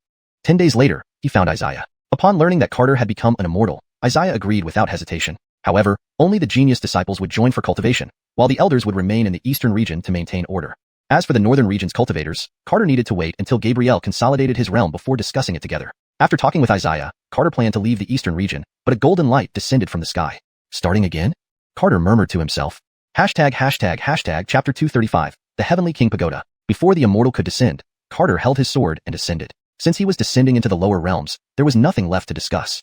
Hold your hand, Josephine shouted. Carter reined in his sword as Josephine emerged from the golden light along with 2 celestial immortals. Immortal Josephine? Carter asked in surprise. Daoist friend Yufeng, I trust this finds you well, Josephine smiled. Although the person who came was Josephine, Carter did not put away his long sword. What instructions do you have, Immortal Josephine? Carter asked calmly. Friend Yufeng, the Eugene invites you to the upper realm, Josephine said. Carter frowned, unsure of the intentions behind this invitation from the immortal realm. Immortal, you jest. If I were to ascend to the immortal realm, wouldn't I become a caged bird? Rest assured, Daoist friend. The Mountain Lord has an agreement with the Eugene. They won't harm you, Josephine smiled. I appreciate the goodwill of the sword Immortal Mountain, but I can't go to the immortal realm, Carter said calmly. Josephine understood Carter's concerns, but she trusted the Mountain Lord's words. Please give the sword Immortal Mountain a chance, Josephine pleaded. Carter shook his head. It's not that I don't want to give sword Immortal Mountain a chance, it's that I don't dare. Indeed, if he went to the immortal realm openly, even 1,000 lives wouldn't be enough to save him. Josephine gritted her teeth resolutely. I am willing to guarantee your safety with my life. The immortal realm will not lay a hand on you. She couldn't bear to see Carter fall. If Carter perished, it would be a tragedy for the path of the sword. Carter chuckled, shaking his head. Josephine really didn't understand the treachery of others. There's no need for you two. Before Carter could finish, the 2 figures beside Chuet decisively struck, hurling a golden pagoda. Josephine gasped in shock and drew her sword to strike the pagoda. But one immortal was no match for 2 celestial immortals. With a swift movement, they ensnared her within a miniature world. Though Carter had been wary, he had overlooked the enemy's possession of a divine artifact. The golden pagoda locked onto Carter's aura, hovering above his head like a shadow. The presence of the pagoda made Carter feel an intense sense of danger. After slashing at the pagoda with his sword, Carter quickly slipped into the void. However, the pagoda pursued him relentlessly, always floating 3 zhang above his head. The pagoda grew larger, its golden light restricting his soul, making it difficult for Carter to move. Carter summoned his law body, resisting the pagoda's pressure with immense effort. Lucia, what is this thing? Carter struggled to ask. Master, it's the Heavenly King Pagoda, the Lucia replied gravely. Under the golden light, Carter felt as if he were being hypnotized, drifting into a deep sleep. His massive law body shrank continuously, feeling as though he was bearing the weight of a dozen stars. It's devouring my strength, Carter furrowed his brow. Master, stop resisting and enter the pagoda, the Lucia urged nervously. Carter ceased resisting, trusting the Lucia would not betray him. As his law body disappeared, Carter felt a whirlwind around him before appearing in a sea of fire. Despite his powerful physical body, he still felt like he was being scorched alive. Carter's face turned pale, and his throat dried up. What kind of fire is this? Master, This is the fire of creation, the Wuxia explained. Carter's flesh began to evaporate, and his hair burned away entirely. The intense heat tore apart his flesh continuously. Strands of purple chi emerged from his body, forming a purple barrier around him. Once the barrier formed, Carter felt some relief. But the agony of the soul-burning pain remained. Master, don't resist, the Wuxia urged again. Carter wanted to curse, clenching his teeth. Of course it's easy for you to say that when you're not burning. Master, this is the perfect place for your golden body to reach perfection. Don't resist, the Wuxia implored. If Carter could harness the power of the fire of creation, he would become invincible, transcending the cycle of rebirth. It hurts a lot. Try it yourself if you don't believe me. Carter's skin cracked dryly. The more you resist, the stronger the flames will grow, the Wuxia persisted. If you endure, you'll be able to absorb the power of the fire of creation. This will benefit Muwei and the others greatly. Carter's mind seemed to explode as the raging flames scorched his consciousness. All right, I won't resist. Carter withdrew the purple chi, calming the turmoil within his heart, and tightly focused on enduring the flames. The fire of creation consumed his body, burning his clothes to ashes. After 10 minutes, his flesh was incinerated entirely, leaving only a golden skeleton sitting cross-legged in the sea of fire. The Heavenly King Pagoda spun endlessly in the void. Outside, the two celestial immortals watched. Hmph, no matter how strong you are, you can't escape the Heavenly King Pagoda. We will succeed once the fire of creation purifies his spirit.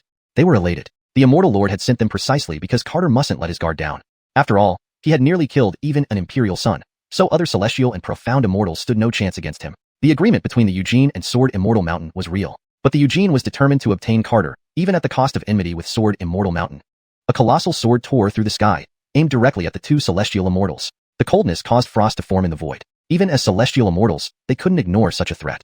Both attacked simultaneously, shattering Josephine's enormous sword. Josephine, I advise you to know your limits. Josephine glared icily at them. Do all people of the Immortal Palace act so despicably? Imph, a mere immortal. Leave now while you can. Josephine tightened her grip on her sword, her expression growing colder. I said I would guarantee it with my life.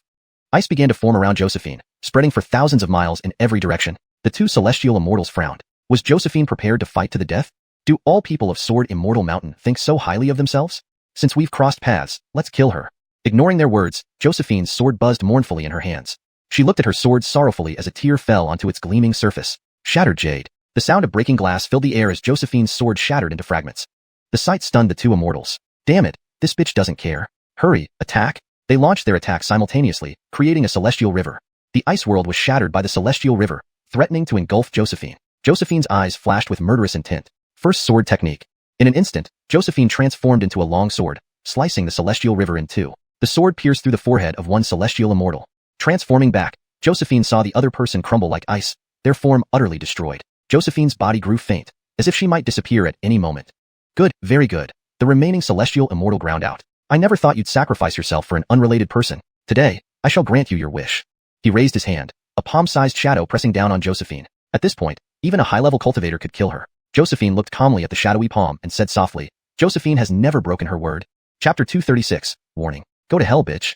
Paloma glared fiercely at Amabel. Amabel gave a bitter smile, and then faced her calmly. Just as Paloma was feeling triumphant, a sword beam shot out from the Heavenly King Tower, shattering the palm print, blocking the sky. Carter rushed out of the Heavenly King Tower with his sword, appearing in front of Amabel and asked anxiously, Immortal Samara, are you alright? I'm sorry, I didn't know the Immortal Hall people would be so despicable, said Amabel dejectedly. You're not to blame. Carter, holding his sword, glanced at the startled Paloma with a flicker of killing intent in his eyes. How could you possibly escape from the Heavenly King Tower? Paloma asked in terror. Nothing's impossible, especially since this is just a corner of the Heavenly King Tower. How could it contain me? Paloma, who was controlling the Heavenly King Tower, turned and fled. Carter swung his sword, and the sword light struck the Heavenly King Tower. Paloma screamed in panic. If you keep chasing me, that bitch will die for sure. He had succeeded in his threat. Carter watched as the Heavenly King Tower disappeared into the distance before returning to Amabel's side.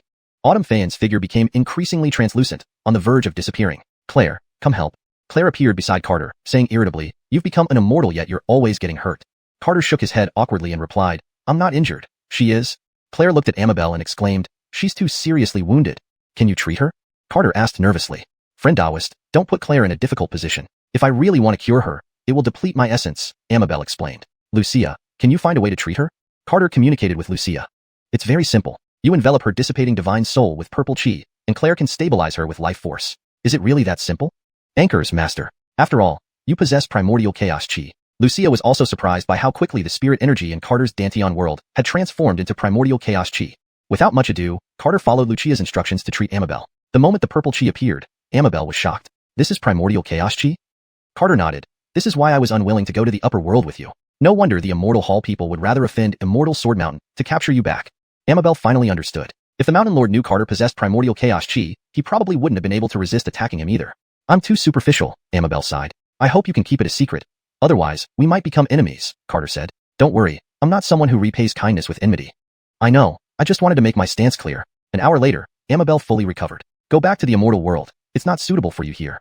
Once I return to the immortal world, I'll try to get rid of that person. Do your best without overexerting yourself, Carter said. Chiou nodded and left. Although she was curious about how Carter escaped from the Heavenly King Tower, she didn't ask. Carter didn't blame her, and she felt content. After Amabel left, a blue figure appeared on the Heavenly Gate. People of the immortal world, listen. If anyone steps foot on Xianxia continent again, the immortal world will be destroyed. The calm voice echoed throughout the entire immortal world. Tracy appeared above the Heavenly Gate, silently gazing at the woman in blue. He nodded to her and sighed, announcing to the whole immortal world. At the same time, similar warnings came from powerful figures in the demon world and divine world. For a moment, Carter was shrouded in a mysterious background because the strength of the warning bearers was so overwhelming that even the strongest beings, like Tracy, Demon King, Demon Emperor, Divine Emperor, dared not act recklessly. Amabel returned and told Carter the news. Taoist friend, you no longer need to worry about the immortal world's invasion, Amabel said excitedly. Why? Because Tracy has decreed that no one from the immortal world can step foot on Xianxia continent, or they will be killed without mercy. As they were talking, the 3 sacred artifacts left Xianxia continent. So, the other 2 realms have started withdrawing too? Carter asked doubtfully. Amabel thought, it seems not only the immortal world but the other 2 realms have received warnings as well.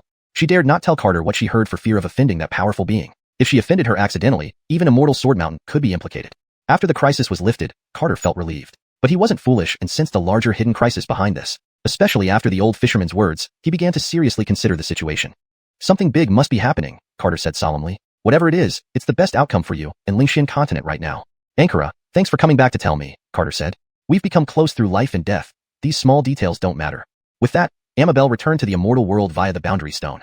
After the 3 sacred artifacts withdrew, the Tao barrier lost its suppression and gradually returned to normal. Carter didn't share the news with others. Although the crisis was temporarily resolved, what the upper worlds did to Xianxia continent couldn't just be ignored, especially by the demon world. No matter what, they had to pay the price. Hatred was the best motivation for Xianxia continent's advancement, and Carter wanted it to continue. Carter appeared over a black sea, stepping into the air above it. The black sea immediately surged up with waves 100 meters high.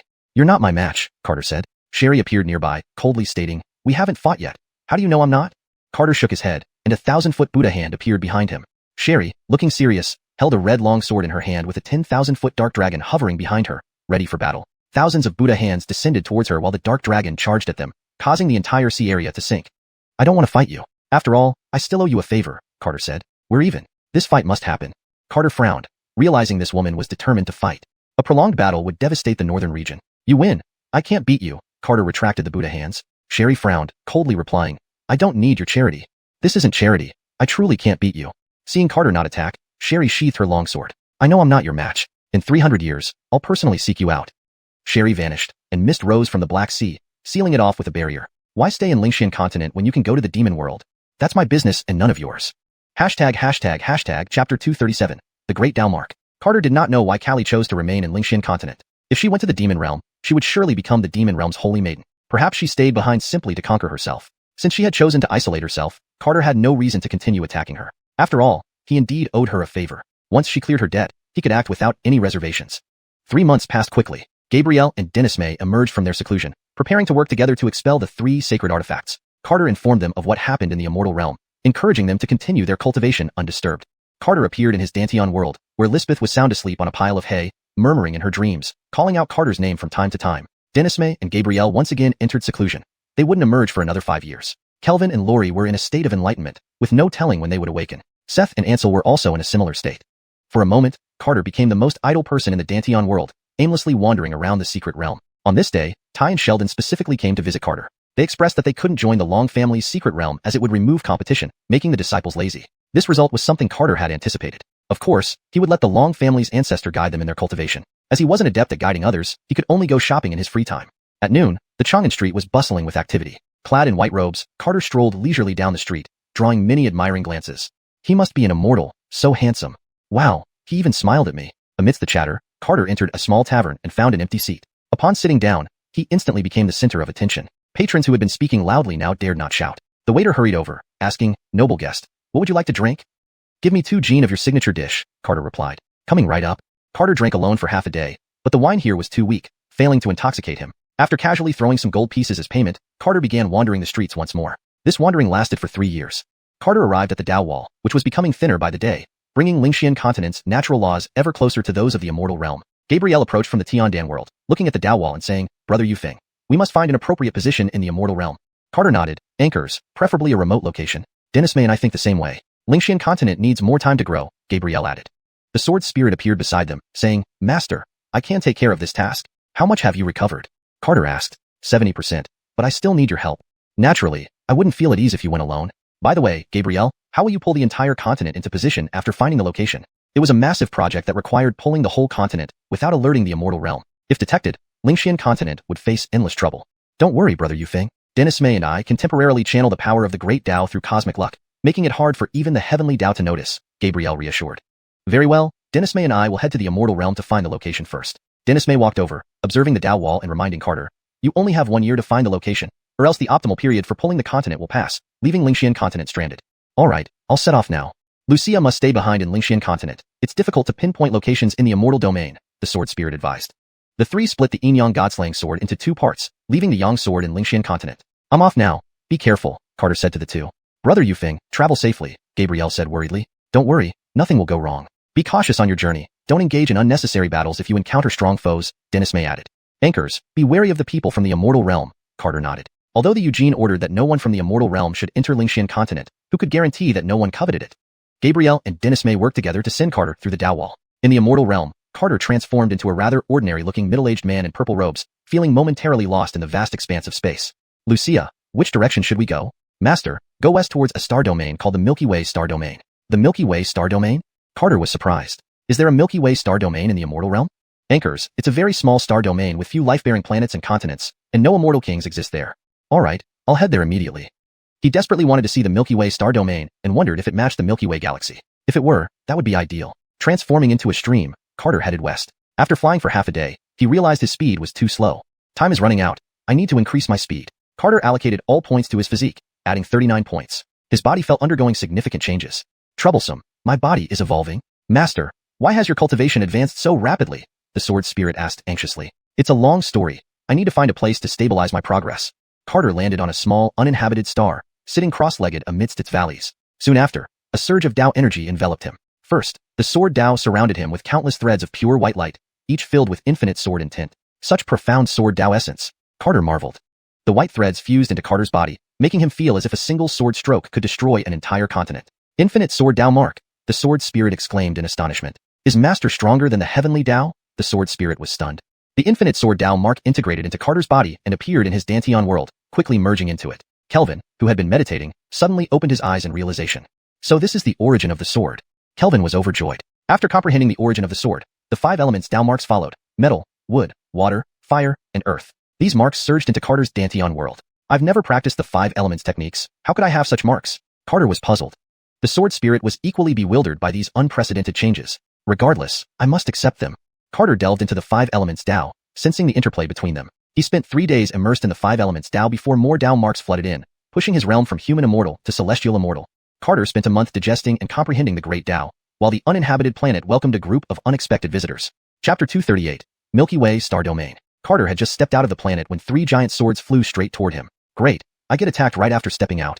After shattering the giant swords with a punch, Carter immediately fled. He wasn't here to fight, but had important matters to attend to. "Great Immortal, save me." A young man controlling a spaceship shouted frantically. Behind the spaceship, 2 celestial immortals were in hot pursuit. Carter seemed not to have heard him and vanished in an instant. "Master, that spaceship is unique to the Milky Way Star Domain. Saving him could be helpful for our journey there," said the sword spirit. Carter was surprised. "Why didn't you say so earlier?" "Well, Master, you ran too fast." "All right." Carter turned back and appeared on the black flying boat. "Are you from the Milky Way Star Domain?" asked Carter. "Anchors, if Great Immortal can help me repel these enemies, I will reward you greatly." As he spoke, Walt steered the flying boat to avoid attacks from behind. The flying boat darted through space like lightning, but couldn't shake off the 2 pursuers. "Fine, don't play any tricks." With a wave of his hand, Carter released a powerful punch. A purple light ball locked onto their positions and exploded. A surging purple light engulfed tens of thousands of miles of starry sky, turning the 2 immortals into nothing but rags. However, they did not die. Carter was about to throw another punch when the 2 used some secret technique and vanished instantly. "Well, they didn't even die," Carter remarked, slightly displeased. The young man looked at Carter in shock and stammered, "Gee, Great Immortal, are you a golden immortal?" Good eyesight," praised Carter. The youth hadn't expected Carter to be so powerful. Thank you, great immortal, for saving me. The youth thanked gratefully. No need to be so formal. You can just take me to the Milky Way star domain, Carter smiled. A hint of difficulty showed on Walt's face. What's wrong? Don't you want to? Asked Carter. It's not that, great immortal, but the spaceship is damaged. It would take about 3 years to fly there. Where is it damaged? Can it be repaired? Asked Carter. The ship's body is severely damaged and cannot traverse space for long periods. What materials do you need for repairs? Space crystals, but I've run out, Walt said dejectedly. Carter smacked his forehead. All this trouble for nothing. Saying that, he turned to leave. Master, space crystals are no big deal. Just ask that spiritual dragon for a bit of primal chaos crystal. Primal chaos crystal? Right? That celestial dragon has absorbed purple aura every day and long transformed into a primal chaos dragon. Well, it really kept it hidden, Carter exclaimed excitedly. Carter sent a message to the spiritual dragon in his Danteon world. The dragon responded immediately. Seniorly, what do you need? I need a bit of primal chaos crystal, Carter said with a smile. The dragon was puzzled. What's primal chaos crystal? I've never heard of it. The sword spirit appeared behind it and slapped its head. Stop pretending. We need it now. Hey, what's your meaning? When did I have primal chaos crystal? The dragon retorted angrily. So stingy, are you? Believe it or not, I'll tell Master to kick you out of the Danteon world. The sword spirit threatened fiercely. The dragon looked pitifully at Carter, saying plaintively, Seniorly, I really don't have any primal chaos crystal. Carter crossed his arms, looking as if the sword spirit made sense. Just give me a little, just the size of a fingernail, Carter laughed. The dragon's face darkened worse than eating a fly. With great reluctance, it spat out a small purple crystal about the size of a fingernail. Here, that's most of it. Smack. The sword spirit slapped the dragon again. Look at you, so stingy. Indeed, it could produce primal chaos crystals, but only in small quantities. This fingernail-sized piece was actually 1% of its reserves. Taking the crystal, Carter said with a smile, Thanks, I'll repay you later. The young man watched anxiously as Carter stood there in thought and said worriedly, Great immortal, let's buy a space crystal first. Then I can take you to the Milky Way star domain. Try this one and see if it works. Carter handed the purple crystal to the youth. Looking at the crystal, Walt's eyes were filled with confusion. Although the crystal looked mysterious, it was the first time he had seen such a crystal, and he had no idea what it was. Why would Great Immortal give him such a crystal to repair the ship? But he didn't dare disobey, and he tried placing the crystal on the inscription array of the ship's body. The moment the crystal touched the array, it emitted a dazzling purple light. Purple inscriptions spread from the array. In a short time, all the broken parts of the ship were fully repaired. The entire vessel emitted a formidable presence, making Walt feel a strong pressure. My God, what kind of crystal is this? Walt exclaimed in amazement. How about it? Is it fixed? Carter asked. The youth didn't hear Carter's voice, still staring dumbfounded at the changes in the ship. Young man, is it fixed? Carter asked again. Why anchors, Great Immortal, it's fixed, the youth replied nervously. He didn't know where the crystal came from, but it not only repaired the ship but also caused significant changes. Can we reach the Milky Way star domain within a year? Asked Carter. The youth shook his head hastily. Less than a year. Half a year should be enough. Then let's go. I'm in a hurry.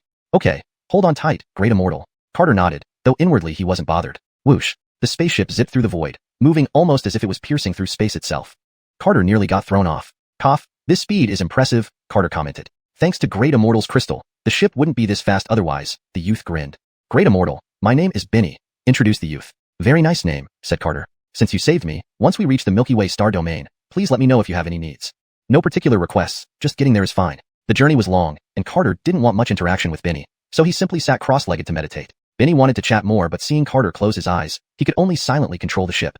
Time flew by, and a month passed quickly. Benny grew increasingly uneasy as the items he brought from Luo Star Continent were extremely valuable, and those people wouldn't let it go easily. I can only rely on Great Immortal, Benny thought to himself. Just then, the void began to tremble violently. The spaceship rocked back and forth, moving very slowly. Great Immortal, we're surrounded, the youth shouted. Repetitive content removed. This part of the text seems to have been mistakenly repeated. Here's the revised continuation. Carter had just returned from dealing with the same situation when the universe suddenly shook violently. The spacecraft wobbled unstably, slowing down significantly. Great Immortal, we're being intercepted, the youth shouted urgently. Without hesitation, Carter leaped forward to handle the new threat. The surging purple light engulfed tens of thousands of miles of starry sky, turning the two immortals into nothing but rags. However, they did not die. Carter was about to throw another punch when the two used some secret technique and vanished instantly. Well, they didn't even die, Carter remarked, slightly displeased. The young man looked at Carter in shock and stammered, Gee, Great Immortal, are you a golden immortal? Good eyesight, praised Carter. The youth hadn't expected Carter to be so powerful. Thank you, Great Immortal, for saving me. The youth thanked gratefully. No need to be so formal. You can just take me to the Milky Way star domain, Carter smiled. A hint of difficulty showed on Walt's face. What's wrong? Don't you want? Asked Carter. It's not that, Great Immortal, but the spaceship is damaged. It would take about 3 years to fly there. Where is it damaged? Can it be repaired? Asked Carter. The ship's body is severely damaged and cannot traverse space for long periods. What materials do you need for repairs? Space crystals, but I've run out, Walt said dejectedly. Carter smacked his forehead. All this trouble for nothing. Saying that, he turned to leave. Master, space crystals are no big deal. Just ask that spiritual dragon for a bit of primal chaos crystal. Primal chaos crystal? Right? That celestial dragon has absorbed purple aura every day and long transformed into a primal chaos dragon. Well, it really kept it hidden, Carter exclaimed excitedly. Carter sent a message to the spiritual dragon in his Danteon world. The dragon responded immediately, "Seniorly, what do you need?" "I need a bit of primal chaos crystal," Carter said with a smile. The dragon was puzzled. "What's primal chaos crystal? I've never heard of it." The sword spirit appeared behind it and slapped its head. "Stop pretending. We need it now." "Hey, what's your meaning? When did I have primal chaos crystal?" The dragon retorted angrily. "So stingy, are you? Believe it or not, I'll tell Master to kick you out of the Danteon world," the sword spirit threatened fiercely. The dragon looked pitifully at Carter, saying plaintively, "Seniorly, I really don't have any primal chaos crystal." Carter crossed his arms, looking as if the sword spirit made sense. "Just give me a little, just the size of a fingernail," Carter laughed. The dragon's face darkened worse than eating a fly. With great reluctance, it spat out a small purple crystal about the size of a fingernail. "Here, that's most of it." Smack. The sword spirit slapped the dragon again. "Look at you, so stingy." Indeed, it could produce primal chaos crystals, but only in small quantities. This fingernail-sized piece was actually 1% of its reserves. Taking the crystal, Carter said with a smile, "Thanks, I'll repay you later." The young man watched anxiously as Carter stood there in thought and said worriedly, "Great Immortal, let's buy a space crystal first. Then I can take you to the Milky Way star domain. Try this one and see if it works." Carter handed the purple crystal to the youth. Looking at the crystal, Walt's eyes were filled with confusion. Although the crystal looked mysterious, it was the first time he had seen such a crystal, and he had no idea what it was. Why would Great Immortal give him such a crystal to repair the ship? But he didn't dare disobey, and he tried placing the crystal on the inscription array of the ship's body. The moment the crystal touched the array, it emitted a dazzling purple light. Purple inscriptions spread from the array. In a short time, all the broken parts of the ship were fully repaired. The entire vessel emitted a formidable presence, making Walt feel a strong pressure. "My God, what kind of crystal is this?" Walt exclaimed in amazement. "How about it? Is it fixed?" Carter asked. The youth didn't hear Carter's voice, still staring dumbfounded at the changes in the ship. "Young man, is it fixed?" Carter asked again. "Why, Anchors, Great Immortal, it's fixed," the youth replied nervously. He didn't know where the crystal came from, but it not only repaired the ship but also caused significant changes. "Can we reach the Milky Way star domain within a year?" asked Carter. The youth shook his head hastily. "Less than a year. Half a year should be enough." "Then let's go. I'm in a hurry." "Okay, hold on tight, Great Immortal." Carter nodded, though inwardly he wasn't bothered. Whoosh. The spaceship zipped through the void, moving almost as if it was piercing through space itself. Carter nearly got thrown off. "Cough, this speed is impressive," Carter commented. "Thanks to Great Immortal's crystal, the ship wouldn't be this fast otherwise," the youth grinned. "Great Immortal, my name is Benny," introduced the youth. "Very nice name," said Carter. "Since you saved me, once we reach the Milky Way star domain, please let me know if you have any needs." "No particular requests, just getting there is fine." The journey was long, and Carter didn't want much interaction with Benny, so he simply sat cross-legged to meditate. Benny wanted to chat more, but seeing Carter close his eyes, he could only silently control the ship. Time flew by, and a month passed quickly. Benny grew increasingly uneasy as the items he brought from Luo Star Continent were extremely valuable, and those people wouldn't let it go easily. "I can only rely on Great Immortal," Benny thought to himself. Just then, the void began to tremble violently. The spaceship rocked back and forth, moving very slowly. "Great Immortal, we're surrounded," the youth shouted.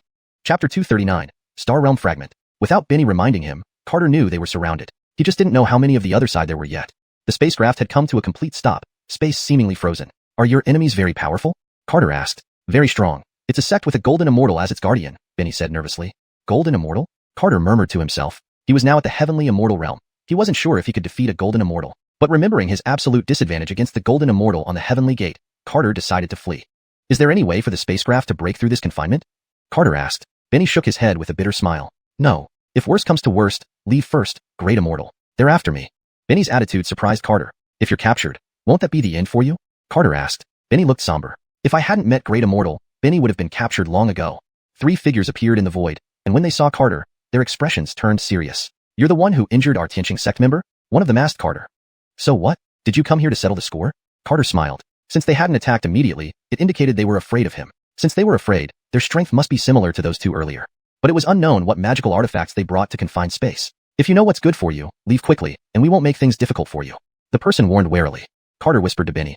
"I will push them back shortly and try to break the spatial restriction. You should seize the opportunity and escape." "All right, Great Immortal, act when ready. I am prepared." "Lucia, can you analyze what artifact is used to seal this space?" Carter asked. "Master, it's probably something like the devil sealing steel among immortal artifacts, but vastly different," Lucia replied. "As long as it's not a holy artifact." Carter placed two fingers together, causing space to tremble violently as a surge of sword chi instantly released, pressing down heavily on the three. "Not good, attack." The trio was startled by Carter's decisive move. Three formidable divine spells pressed towards the spacecraft, but Carter's overwhelming sword light submerged everything. Terrifying sword chi tore through space in an instant, the intense sealing force suddenly broken by the sword light. So powerful, Benny marveled. But he did not hesitate. The moment the seal broke, he controlled the spacecraft to dash away into the distance. Carter also didn't engage further, attacking once then stopping. As for the fate of the three, Carter paid no mind. In the starry sky, the elder controlling the golden compass was shocked.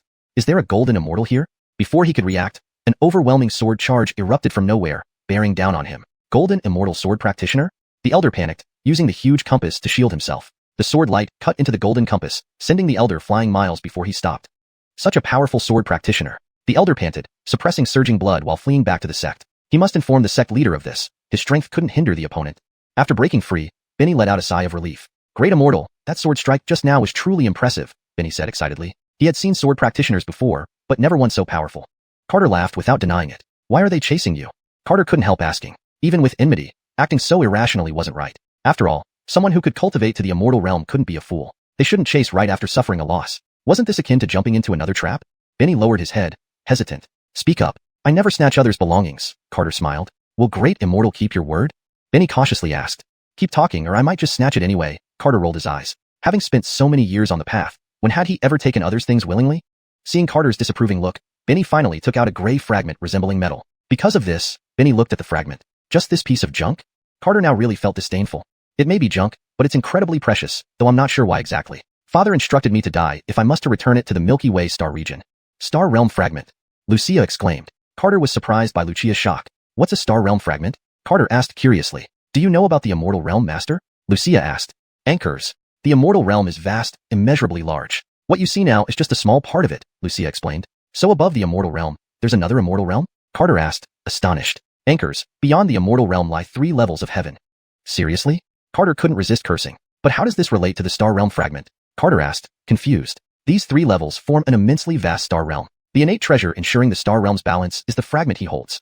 Is it that exaggerated?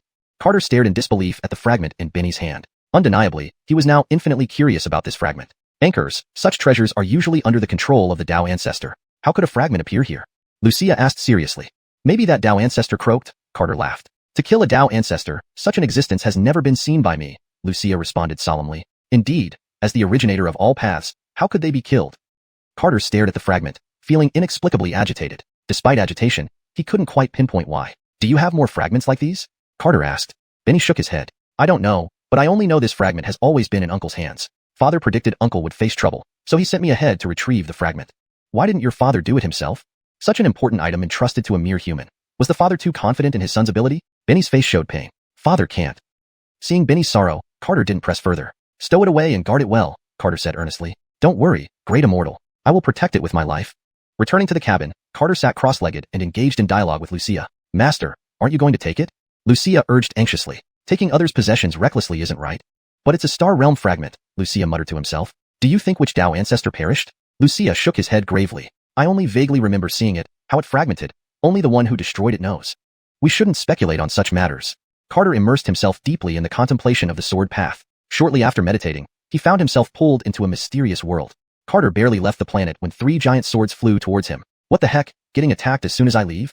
Smashing the swords with a punch, Carter fled immediately. He wasn't here to fight. He had important matters to attend to. Immortal, save us. A youth controlling a spacecraft shouted frantically. Behind the spacecraft were 2 heavenly immortals in hot pursuit. Ignoring the cries, Carter vanished instantly. Master, that spacecraft is exclusive to the Milky Way star region. Saving him will aid us in reaching there, Wuxia advised. Carter was surprised. Why didn't you say so earlier? Master moved too fast. Fine. Carter turned around, appearing on the black shuttle. Are you from the Milky Way star region? Carter asked. Anchors, if great immortal helps repel them, I'll reward you generously, the youth pledged while dodging attacks. The spacecraft darted through space like lightning, but it could not shake off the 2 pursuers behind. All right, don't play any tricks. Carter raised his hand and unleashed a punch, a purple light ball locking onto their positions before exploding violently.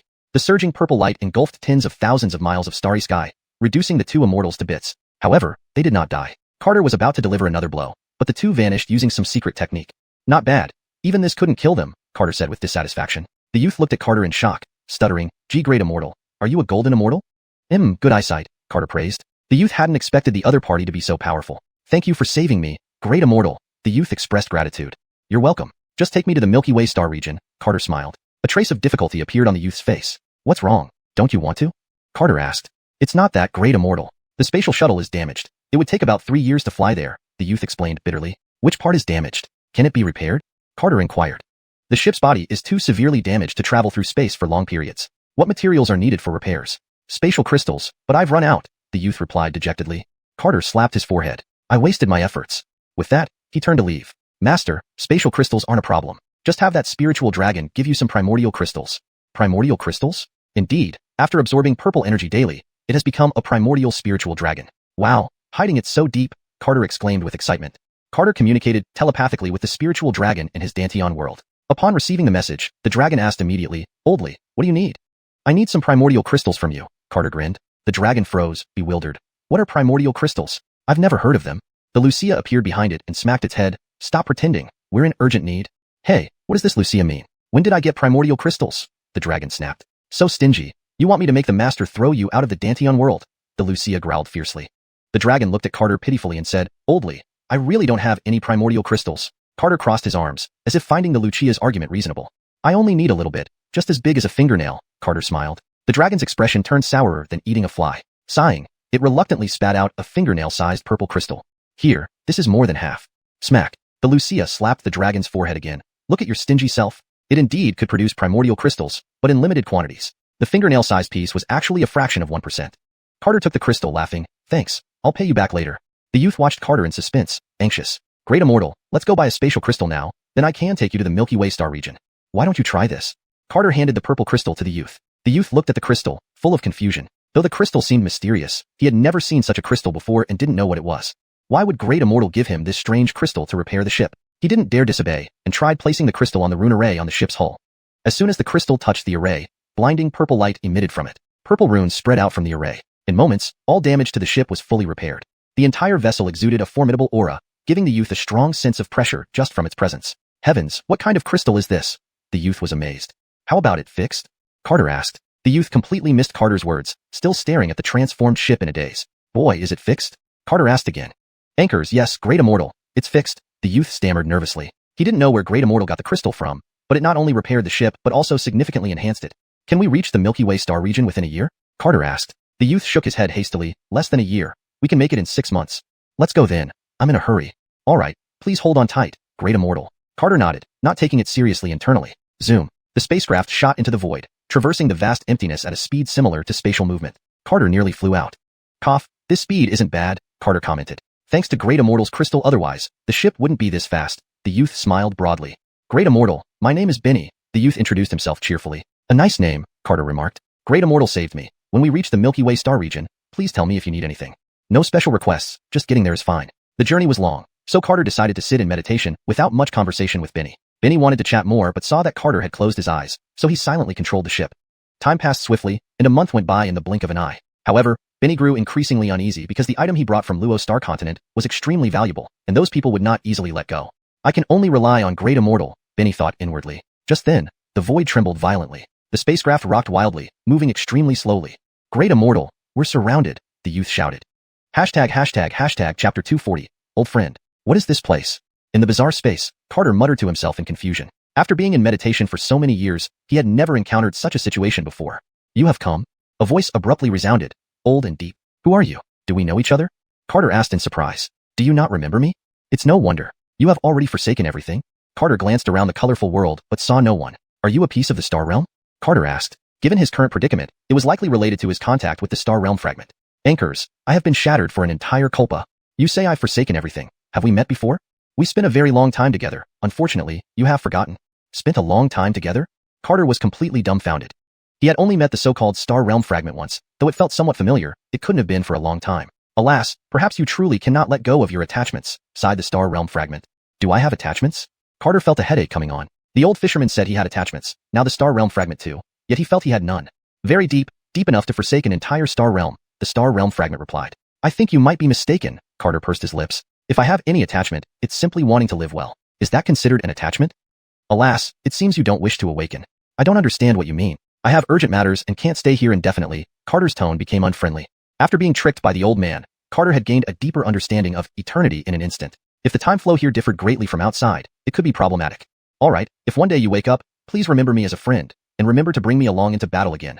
They are almost here. Carter found this rather bewildering but still nodded. Alright, we'll talk when I wake up. Inside the cabin, Carter slowly opened his eyes. Wuxia, did you take me to that strange space earlier? Carter asked. Master, what strange space? Lucia replied. It doesn't matter if you didn't come. Carter thought for a moment, feeling it necessary to tell Lucia. The Star Realm fragment talked to me, saying I'm its old friend. Master, are you joking? Lucia asked in surprise. Do you think I'm joking? Master, this is just too exaggerated. Lucia almost revealed itself. It was indeed too much. It also said to find it after I woke up, to bring it into battle. Strange indeed. Carter shook his head. Lucia remained silent for a while, realizing how to describe Carter. From the start, he had always brought astonishment.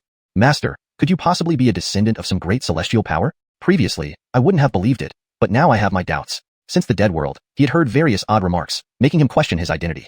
Forget about this for now. How much time has passed? About a month, Lucia said. Good thing I didn't continue chatting, or it would have been troublesome. Master, do you really not remember anything? Lucia probed. Why should I not remember? I haven't lost my memory. Carter rolled his eyes. Great Immortal, we're approaching the Milky Way star region, Benny excitedly said. So soon? Thanks to Great Immortal's magical crystal, the spaceship flew faster and faster, Benny exclaimed. At this speed, there were only a handful of ships in the immortal realm that could compare. Under the starlit sky, Carter gazed at the sparkling Milky Way, inexplicably feeling a sense of familiarity. Could this really be the Milky Way galaxy? On Earth, he had looked up at the shimmering starry river countless times. This feeling could not be wrong. He expanded his divine senses, extending them billions of miles, hoping to find the blue planet. But the Milky Way galaxy was too vast. He couldn't locate that blue planet. Carter shook his head helplessly. We'll look carefully once we move here. Great Immortal, come to the Tianluo continent, and let me treat you as a host, Benny earnestly invited. Thank you, but I have pressing matters. I won't disturb you. Carter turned and left. Great Immortal, may I know your name? Benny called out loudly. But Carter was already gone, leaving Benny to sigh dejectedly. Alas, there aren't many great immortals like you in the immortal realm. In the starry expanse, Carter wandered aimlessly through the void. Lucia, we're in the Milky Way star region now. Let's leave the rest to you, Carter said. Lucia appeared beside Carter. Master, I will cast a spell. Help me conceal my aura. It couldn't stay out too long or risk discovery. Carter cast a barrier to mask Lucia's aura. After deliberating, Lucia spoke, eastward deep space is auspicious. Let's check it out. You can determine good and bad omens? Carter asked in surprise. Anchor's divination skills are known by all immortal realm residents, including Master, Lucia replied. Carter was speechless, realizing how presumptuous he had been. Heading eastward into deep space, 10 days later, Lucia spoke again. This is the spot. Carter surveyed the vast expanse, instinctively feeling it was suitable. First, we should investigate for life-bearing planets nearby. 10 days later, after thoroughly exploring the area, they found no life-bearing planets or continents. Thus, Lucia placed Yang inside a small star. Things went smoother than expected, Carter smiled. Anchors, it feels like an unseen force guided us. Lucia also found it unusually smooth. We still have time. Let's visit the Tianluo continent. Why visit the Tianluo continent? Lucia asked curiously. I need to build rapport with the neighbors. Is Master looking for the Star Realm fragment? Anchors, I'm quite curious. To possess such a treasure, Benny's father must be extraordinary. Moreover, he wanted to know more about the origin of the Star Realm fragment. Sure, I'm also curious, Lucia responded excitedly. They didn't need to return to Xianxia continent, which would be drawn into the Milky Way star region in a year. 10 days later, Carter arrived where he had parted ways with Benny. With his current strength, it took him only half a day to find Tianluo continent. Tianluo continent is much smaller than Xianxia continent, Carter noted. Anchors, it appears small in the immortal realm. It remembered Tianluo continent as possibly the smallest life-bearing landmass in the entire immortal realm. Just as he was about to fly towards Tianluo continent, the nearby starfield suddenly twisted violently. Hashtag chapter 241, Eternal Green. A massive bird's head emerged from the twisted space, emitting an oppressive aura. What is that bird? Carter asked uneasily. The pitch-black bird's head was enveloped in black flames, as if it had come straight from the depths of hell. This is a hellfire crow from the underworld. How can such a demonic beast still exist in this world? The Lucia said fearfully. The black hellfire crow emerged from the spatial rift, its body enormous like a planet. The black flames falling from it burned endlessly in the starry sky. Even Carter, who had been tempered by the creation flame, felt a searing heat penetrate his soul. But after emerging, the hellfire crow did not attack Carter. Instead, it flew towards the Tianluo continent. Why is it going to the Tianluo continent? Carter asked solemnly. It must be for the Star Realm fragment. Besides such treasures, almost nothing can attract a hellfire crow, the Lucia explained. Why does it need the Star Realm fragment? Evolution. Does it really intend to evolve using the Star Realm fragment? Carter exclaimed in shock. Anchors, it is already a forbidden existence. I wonder how it managed to hide within the immortal realm. Let's go and stop it. Seeing the hellfire crow made Carter feel inexplicably uneasy. If it succeeded, the Xianxia continent would no longer have peace in the Milky Way starfield. Master, there's no way we can stop it, the Lucia said somberly. There has to be a way. Carter flew toward the Tianluo continent.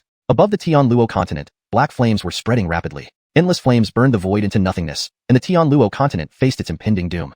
Lucia, what realm is this hellfire crow at? Carter asked gravely. Master, we truly have no way to stop it. The hellfire crow has been an emperor realm being since its birth. What? How could it be joking? Born at the great emperor realm. How is one supposed to fight that? Unless a sage intervenes, nothing can stop the hellfire crow. Why didn't you say this earlier? I wanted to, but I felt that the Star Realm fragment was too important. In truth, it believed Carter would find a way to stop it. After all, even the Star Realm fragment was an old acquaintance of his. I also think it's crucial, so we must stop it. Dozens of immortals in the Tianluo continent began attacking the Hellfire Crow with powerful spells and abilities. However, these attacks couldn't even penetrate the black flames, let alone harm the Hellfire Crow. Carter gathered his strength and unleashed his soul-hearted sword technique with full power. In the sky, a clear black and white boundary appeared as boundless sword light surged into the sea of fire. The fire was torn apart, and the sword light seemed about to tear through the Hellfire Crow. But the Hellfire Crow only glanced back indifferently, dissipating the astonishing sword light in an instant. Carter was struck by a powerful force in the chest. Puff. Carter spat out blood and was hurled away for hundreds of thousands of miles. He clutched his chest in pain, trembling all over. Just a glance, and I'm severely injured, Carter said pale-faced. This was no contest between equals. Continuing to oppose it might lead to his own demise. Master, infuse the primordial chi into your sword intent. It might cause some damage, the Wuxia suggested. Swordsmanship was his strongest means. Since it now failed to harm the Hellfire Crow, he could only try to incorporate the primordial chi into his sword intent. I'll attempt to integrate the infinite sword path with the primordial chi. Perhaps it can pose a slight threat. After recuperating, Esteban entered meditation. After knocking Carter away, the Hellfire Crow ignored him and focused on a particular area of the Tianluo continent. Hand over the Star Realm fragment and tell me where the next one is located, and I will spare the lives on this continent, the Hellfire Crow declared coldly. At the sacrificial peak of Tianluo continent, Benny stood beside a towering tree, anxiously saying, Father, what should we do? A human face gradually appeared on the tree, sighing deeply. Alas, I am far from a match for the Hellfire Crow in my current state. Benny, take the Star Realm fragment and leave. Even if the entire Tianluo continent is destroyed, we cannot let the Hellfire Crow obtain the fragment. If the Hellfire Crow truly obtained the Star Realm fragment, it would spell catastrophic disaster for the immortal realm. Father, is the Star Realm fragment truly that important? Benny asked dejectedly. To trade the lives of all saints in Tianluo continent for a mere fragment seemed too high a price to Benny. Not just Tianluo continent, but the entire immortal realm cannot compare to the Star Realm fragment. Benny pulled out the Star Realm fragment, feeling an overwhelming weight. Father, is it really that important? You'll understand once you reach the Eugene realm. Your task now is to escape with it. Our Chang family's mission is to protect this fragment. Benny tightly gripped the Star Realm fragment and replied lowly, Father, I understand. Hurry, I'll buy you time. The towering tree slowly shrunk, eventually transforming into a middle-aged man in iron armor, holding a spear. Father, you can't. Go, guard the Star Realm fragment. It's my duty, and now I entrust this duty to you. Forgive my selfishness, Esau trembled. Father, Benny cried in anguish. Once fused with the Tree of Life, Father would only have a few years left to live. Esau slashed open a spatial rift, allowing Benny to escape. Under the shroud of Hellfire black flames, those below the Eugene realm couldn't rip open a spatial rift. Do you think you can run? The Hellfire Crow roared in anger, sending black flames resembling long dragons toward the mountain peak. Hurry! Esau shoved Benny into the rift, and then charged the black chains in the sky with his spear. The chains shattered, surprising the Hellfire Crow. Oh, actually in Eugene realm, you underestimated me. The Hellfire Crow spread its wings, enveloping the entire continent under them. When it closed its wings, the Tianluo continent was cradled in its embrace. Benny, suspended in the void, was held still by an invisible force, his body burning. The agony contorted his face, unable to scream. Esau charged the Hellfire Crow with his black spear, which grew larger until it transformed into a 10,000 zhang black dragon. The dragon broke through the endless sea of fire, striking the Hellfire Crow's chest and sending it flying millions of miles. Damned insect, how dare you injure me? The Hellfire Crow was furious, its sharp claws tearing at the Tianluo continent. Esau looked grave, never imagining the immortal realm had a Hellfire Crow. So what if I hurt you? Today, I shall burn our souls in battle. Golden flames engulfed Esau, his immense power pressing down on the Tianluo continent. Breach the sky. Esau transformed into a streak of light, piercing through the Hellfire Crow's claws, aiming for its head. Damn. Facing the reckless Esau, the Hellfire Crow suffered greatly. Die. A Hellfire world descended from the sky, engulfing Esau completely. Hashtag chapter 243, the Eye of the Heavenly Tao. Carter took the box and opened it, revealing a black pearl inside. What is this thing? Carter asked. I don't know either. This was given to me by my master, Esau said. If your master gave it to you, it must be very precious. Why does he want to hand it over to me? It comes together with the Star Realm fragment. Since the Star Realm fragment has recognized the Sword Saint as its master, it can only be given to you, the Sword Saint. Since that's the case, I'll accept it. Carter accepted the black pearl and, after giving a few instructions to Benny, left. Deep within a certain part of the Milky Way star domain, Carter and the Wuxia began to set up their formation, waiting for the right moment to pull Lingshan continent through.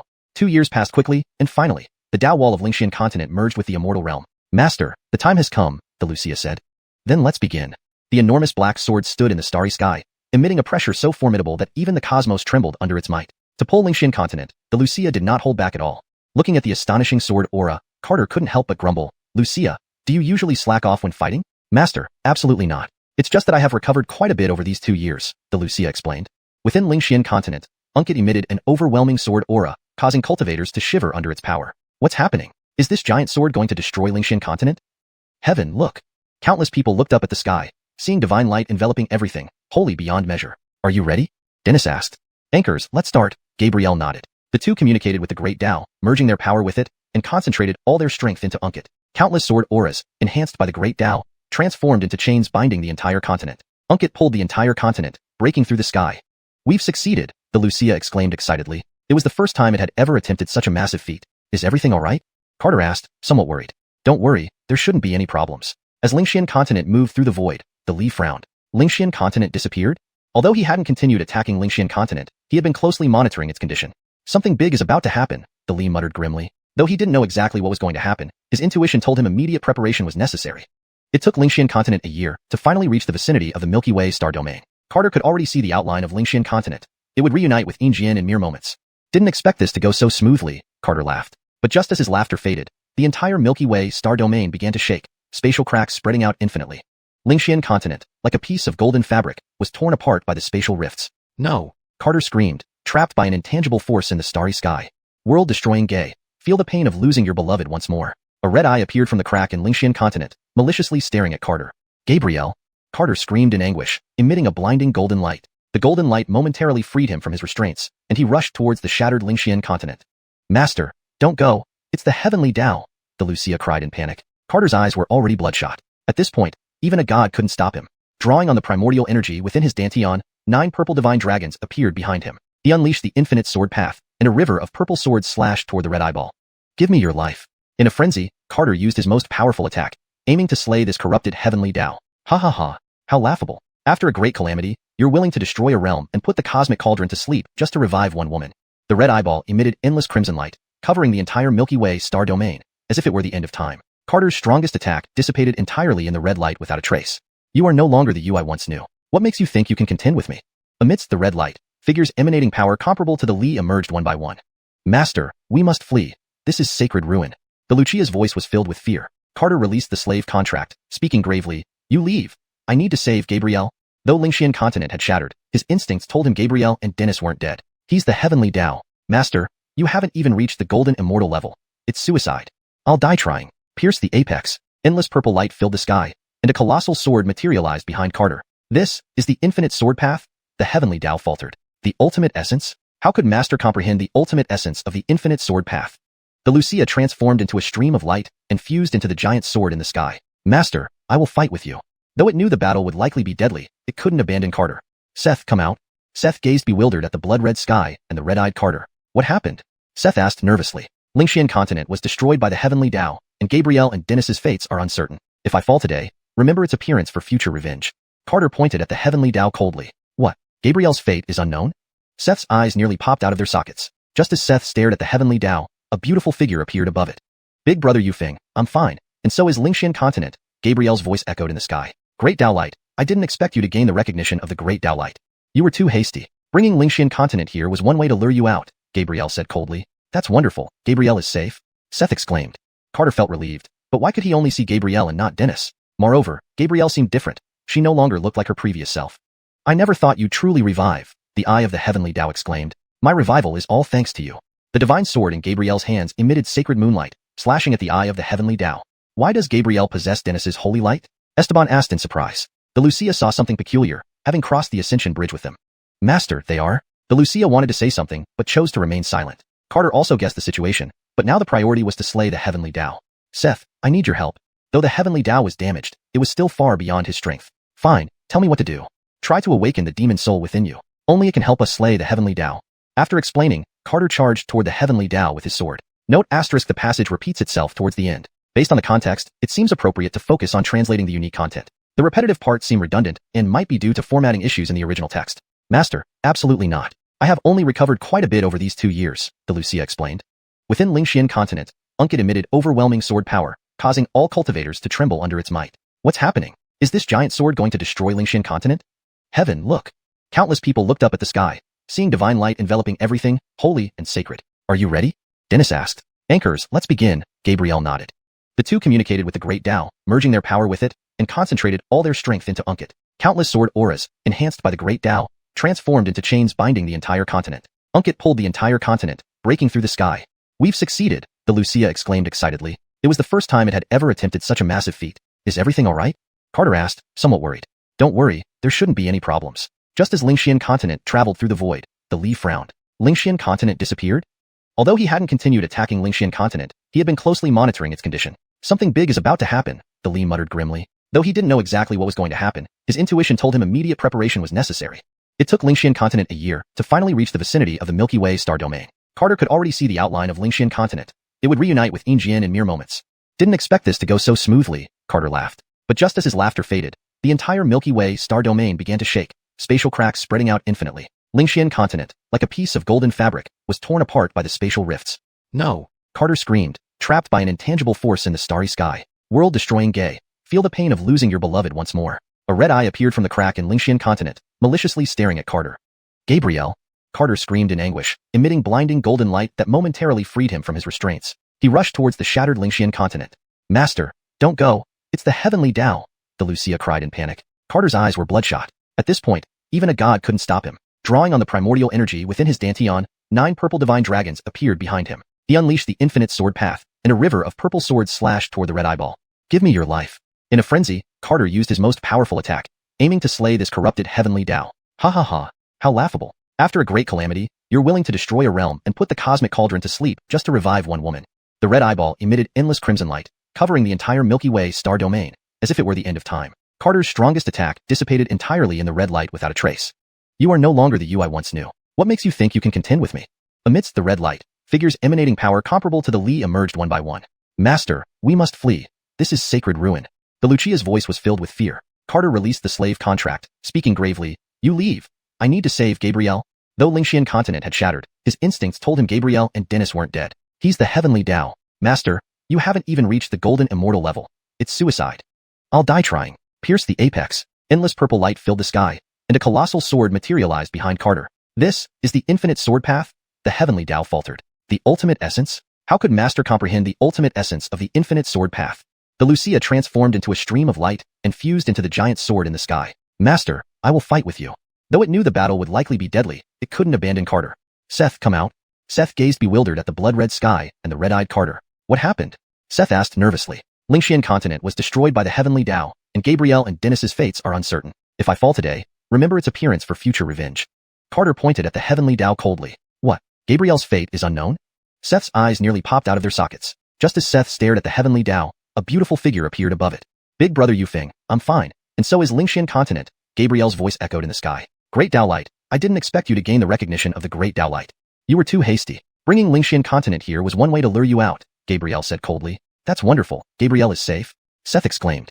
Carter felt relieved, but why could he only see Gabriel and not Dennis? Moreover, Gabriel seemed different. She no longer looked like her previous self. I never thought you'd truly revive, the eye of the heavenly Tao exclaimed. My revival is all thanks to you. The divine sword in Gabriel's hands emitted sacred moonlight, slashing at the eye of the heavenly Tao. Why does Gabriel possess Dennis's holy light? Esteban asked in surprise. The Lucia saw something peculiar, having crossed the Ascension Bridge with them. Master, they are? The Lucia wanted to say something, but chose to remain silent. Carter also guessed the situation, but now the priority was to slay the heavenly Tao. Seth, I need your help. Though the heavenly Tao was damaged, it was still far beyond his strength. Fine, tell me what to do. Try to awaken the demon soul within you. Only it can help us slay the heavenly Tao. After explaining, Carter charged toward the heavenly Tao with his sword.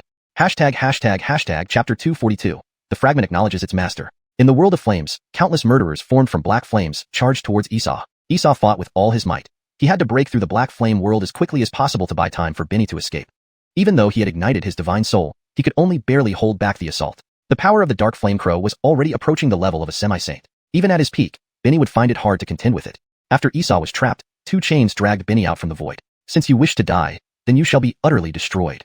The dark flame crow's wings enveloped the heavenly Luo continent entirely, about to crush it, when 3 enormous purple sword lights flew in from the sky.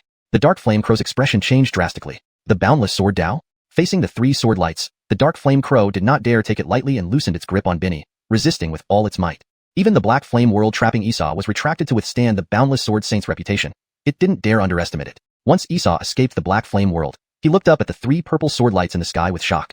The sword lights emitted boundless sword intent, sending shivers down Benny's spine. The boundless sword saint? With all its strength, the dark flame crow resisted. But suddenly the 3 purple sword lights grew even larger, resembling 3 purple rivers of stars.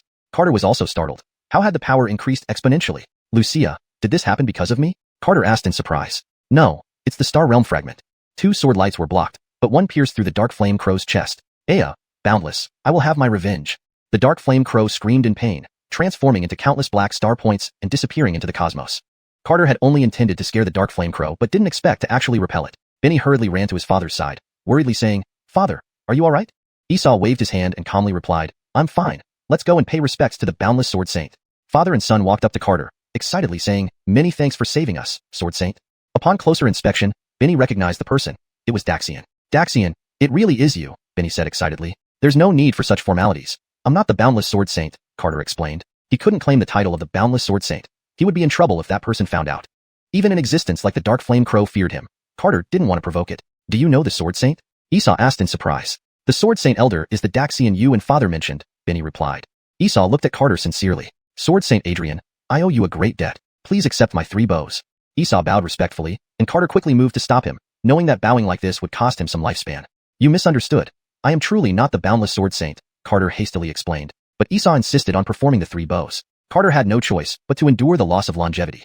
Father, the fragment is gone, Benny exclaimed anxiously. What? Esau was taken aback. Just as he was about to scold Benny, the Star Realm fragment floated above Carter's head, emitting a gentle light.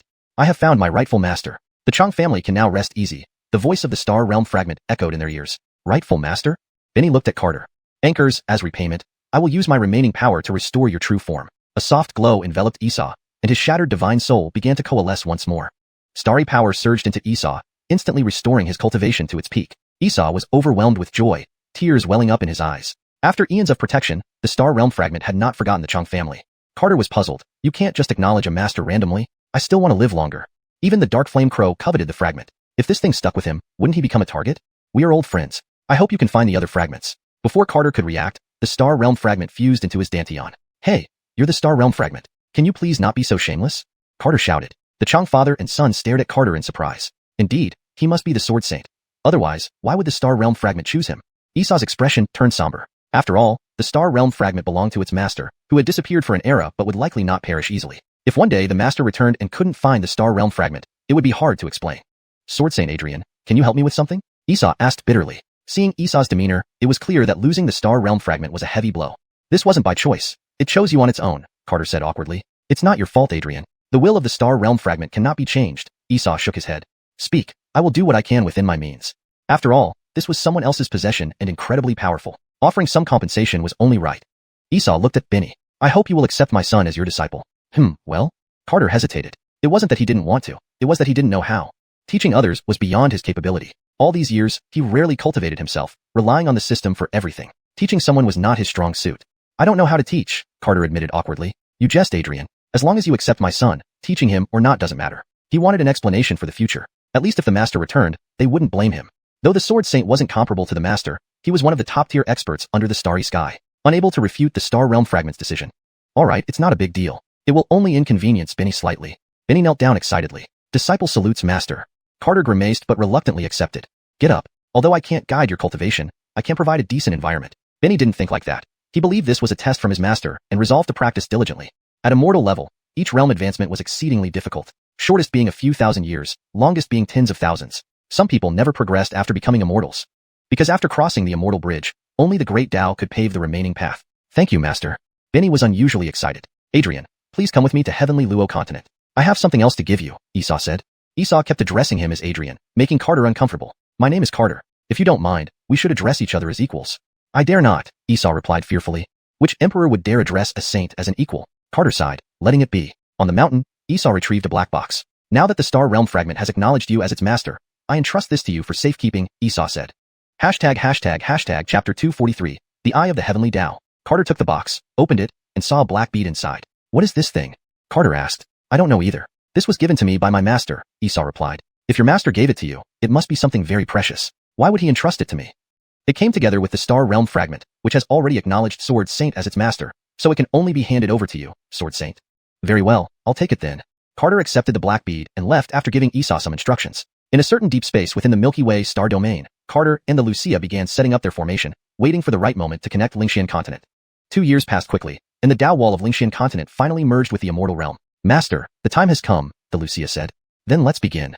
A massive black sword stood under the stars, emitting a pressure that made even the stars tremble. To pull Lingshan continent, the Lucia held nothing back. Looking at the sky-shattering sword aura, Carter remarked, slightly dissatisfied. Lucia, do you slack off when we usually fight? Master, absolutely not. It's just that I've recovered quite a bit over these 2 years, the Lucia replied.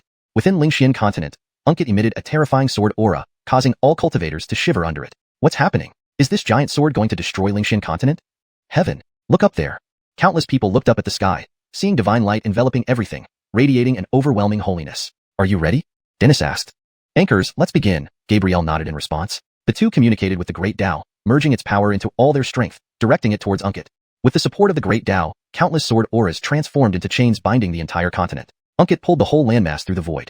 We did it, the Lucia exclaimed, excited. This was such a massive project. It was the first time it had attempted anything like this. Is everything alright? Carter asked, worried. Don't worry, everything will be fine. As Lingshan continent traversed the void, the Eugene furrowed his brows. Lingshan continent has disappeared? Though he hadn't continued attacking Lingshan continent, he had been closely monitoring it. Something significant is about to happen, the Eugene said gravely. Though he didn't know what, his intuition told him immediate preparations were necessary. It took a year for Lingshan continent to be pulled near the Milky Way star domain. Carter could now see the outline of Lingshan continent, needing just a short while to reunite it with Yinjian. I didn't expect it to go so smoothly, Carter smiled. However, his smile faded as the entire Milky Way star domain began to shake, spatial rifts extending endlessly. Lingshan continent, like a golden cloth, was being sliced apart by the spatial rifts. No, Carter screamed, an intangible force trapping him in the stars.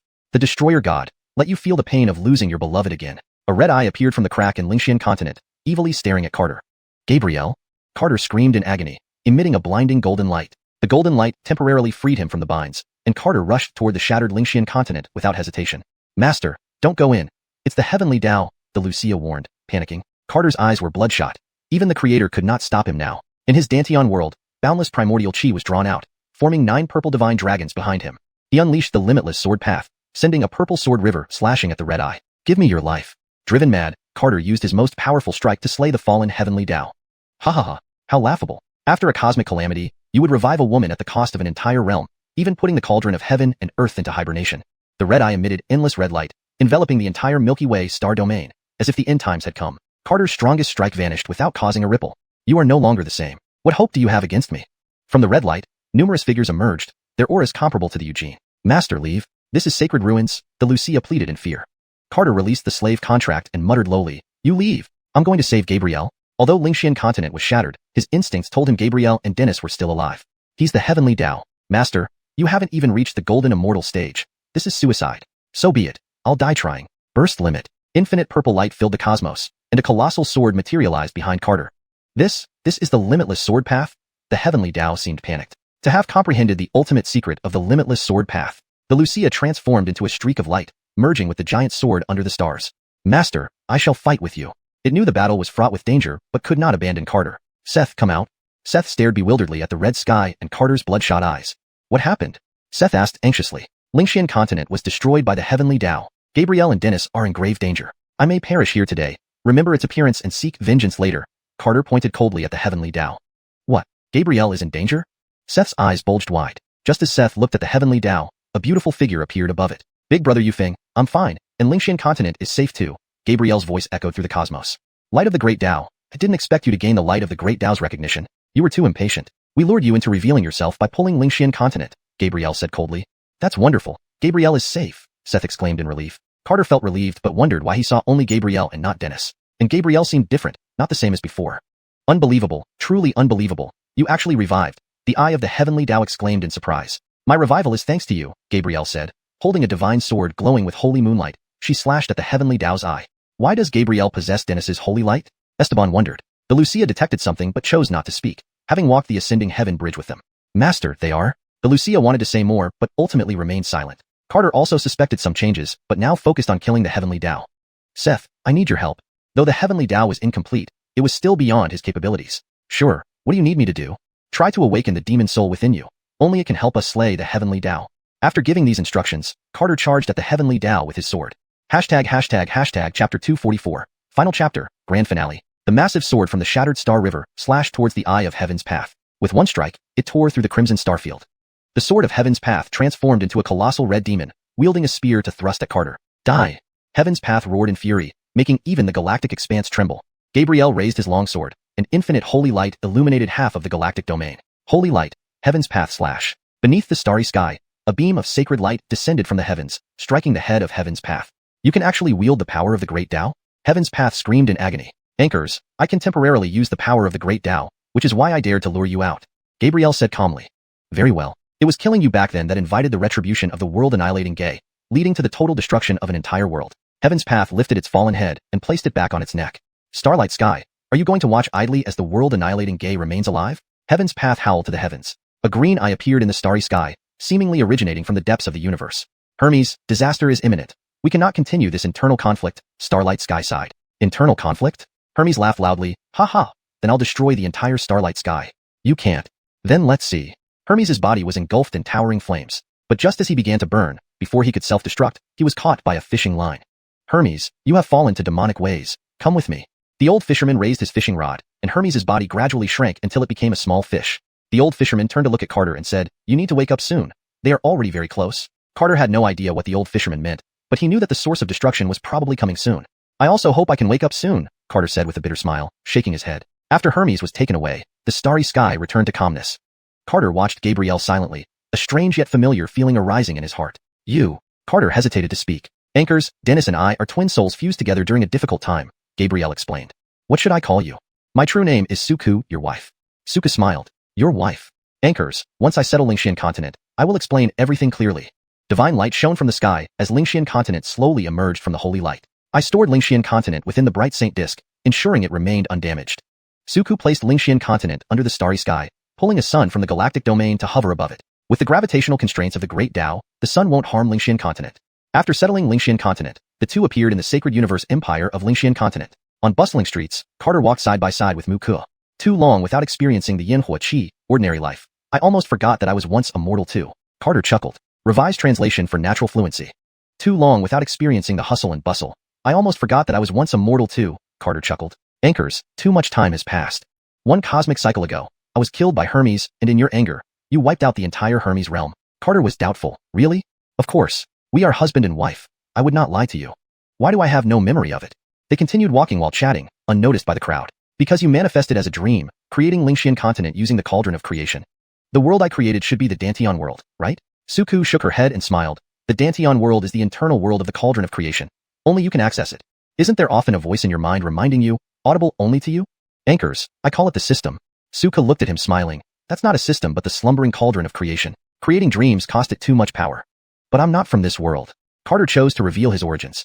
I come from a star system called Milky Way, where there's a blue planet of civilization, my hometown. Suka smiled. You'll understand when you awaken. You and that old fisherman both say so. Now I can't tell reality from dreams. Actually, none of that matters. What matters is that you succeeded. Suka kissed his cheek gently, causing Carter to blush. You're still so shy. Aiden rolled his eyes. Even I feel embarrassed. Carter gave an awkward smile. It's just a bit sudden. You won't think it's sudden once you wake up.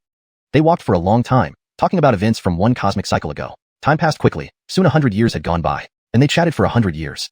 Carter gradually came to trust Suku, realizing she genuinely cared for him. Over the next 1,000 years, nothing significant happened in the immortal realm, and no one disturbed Xianxia continent.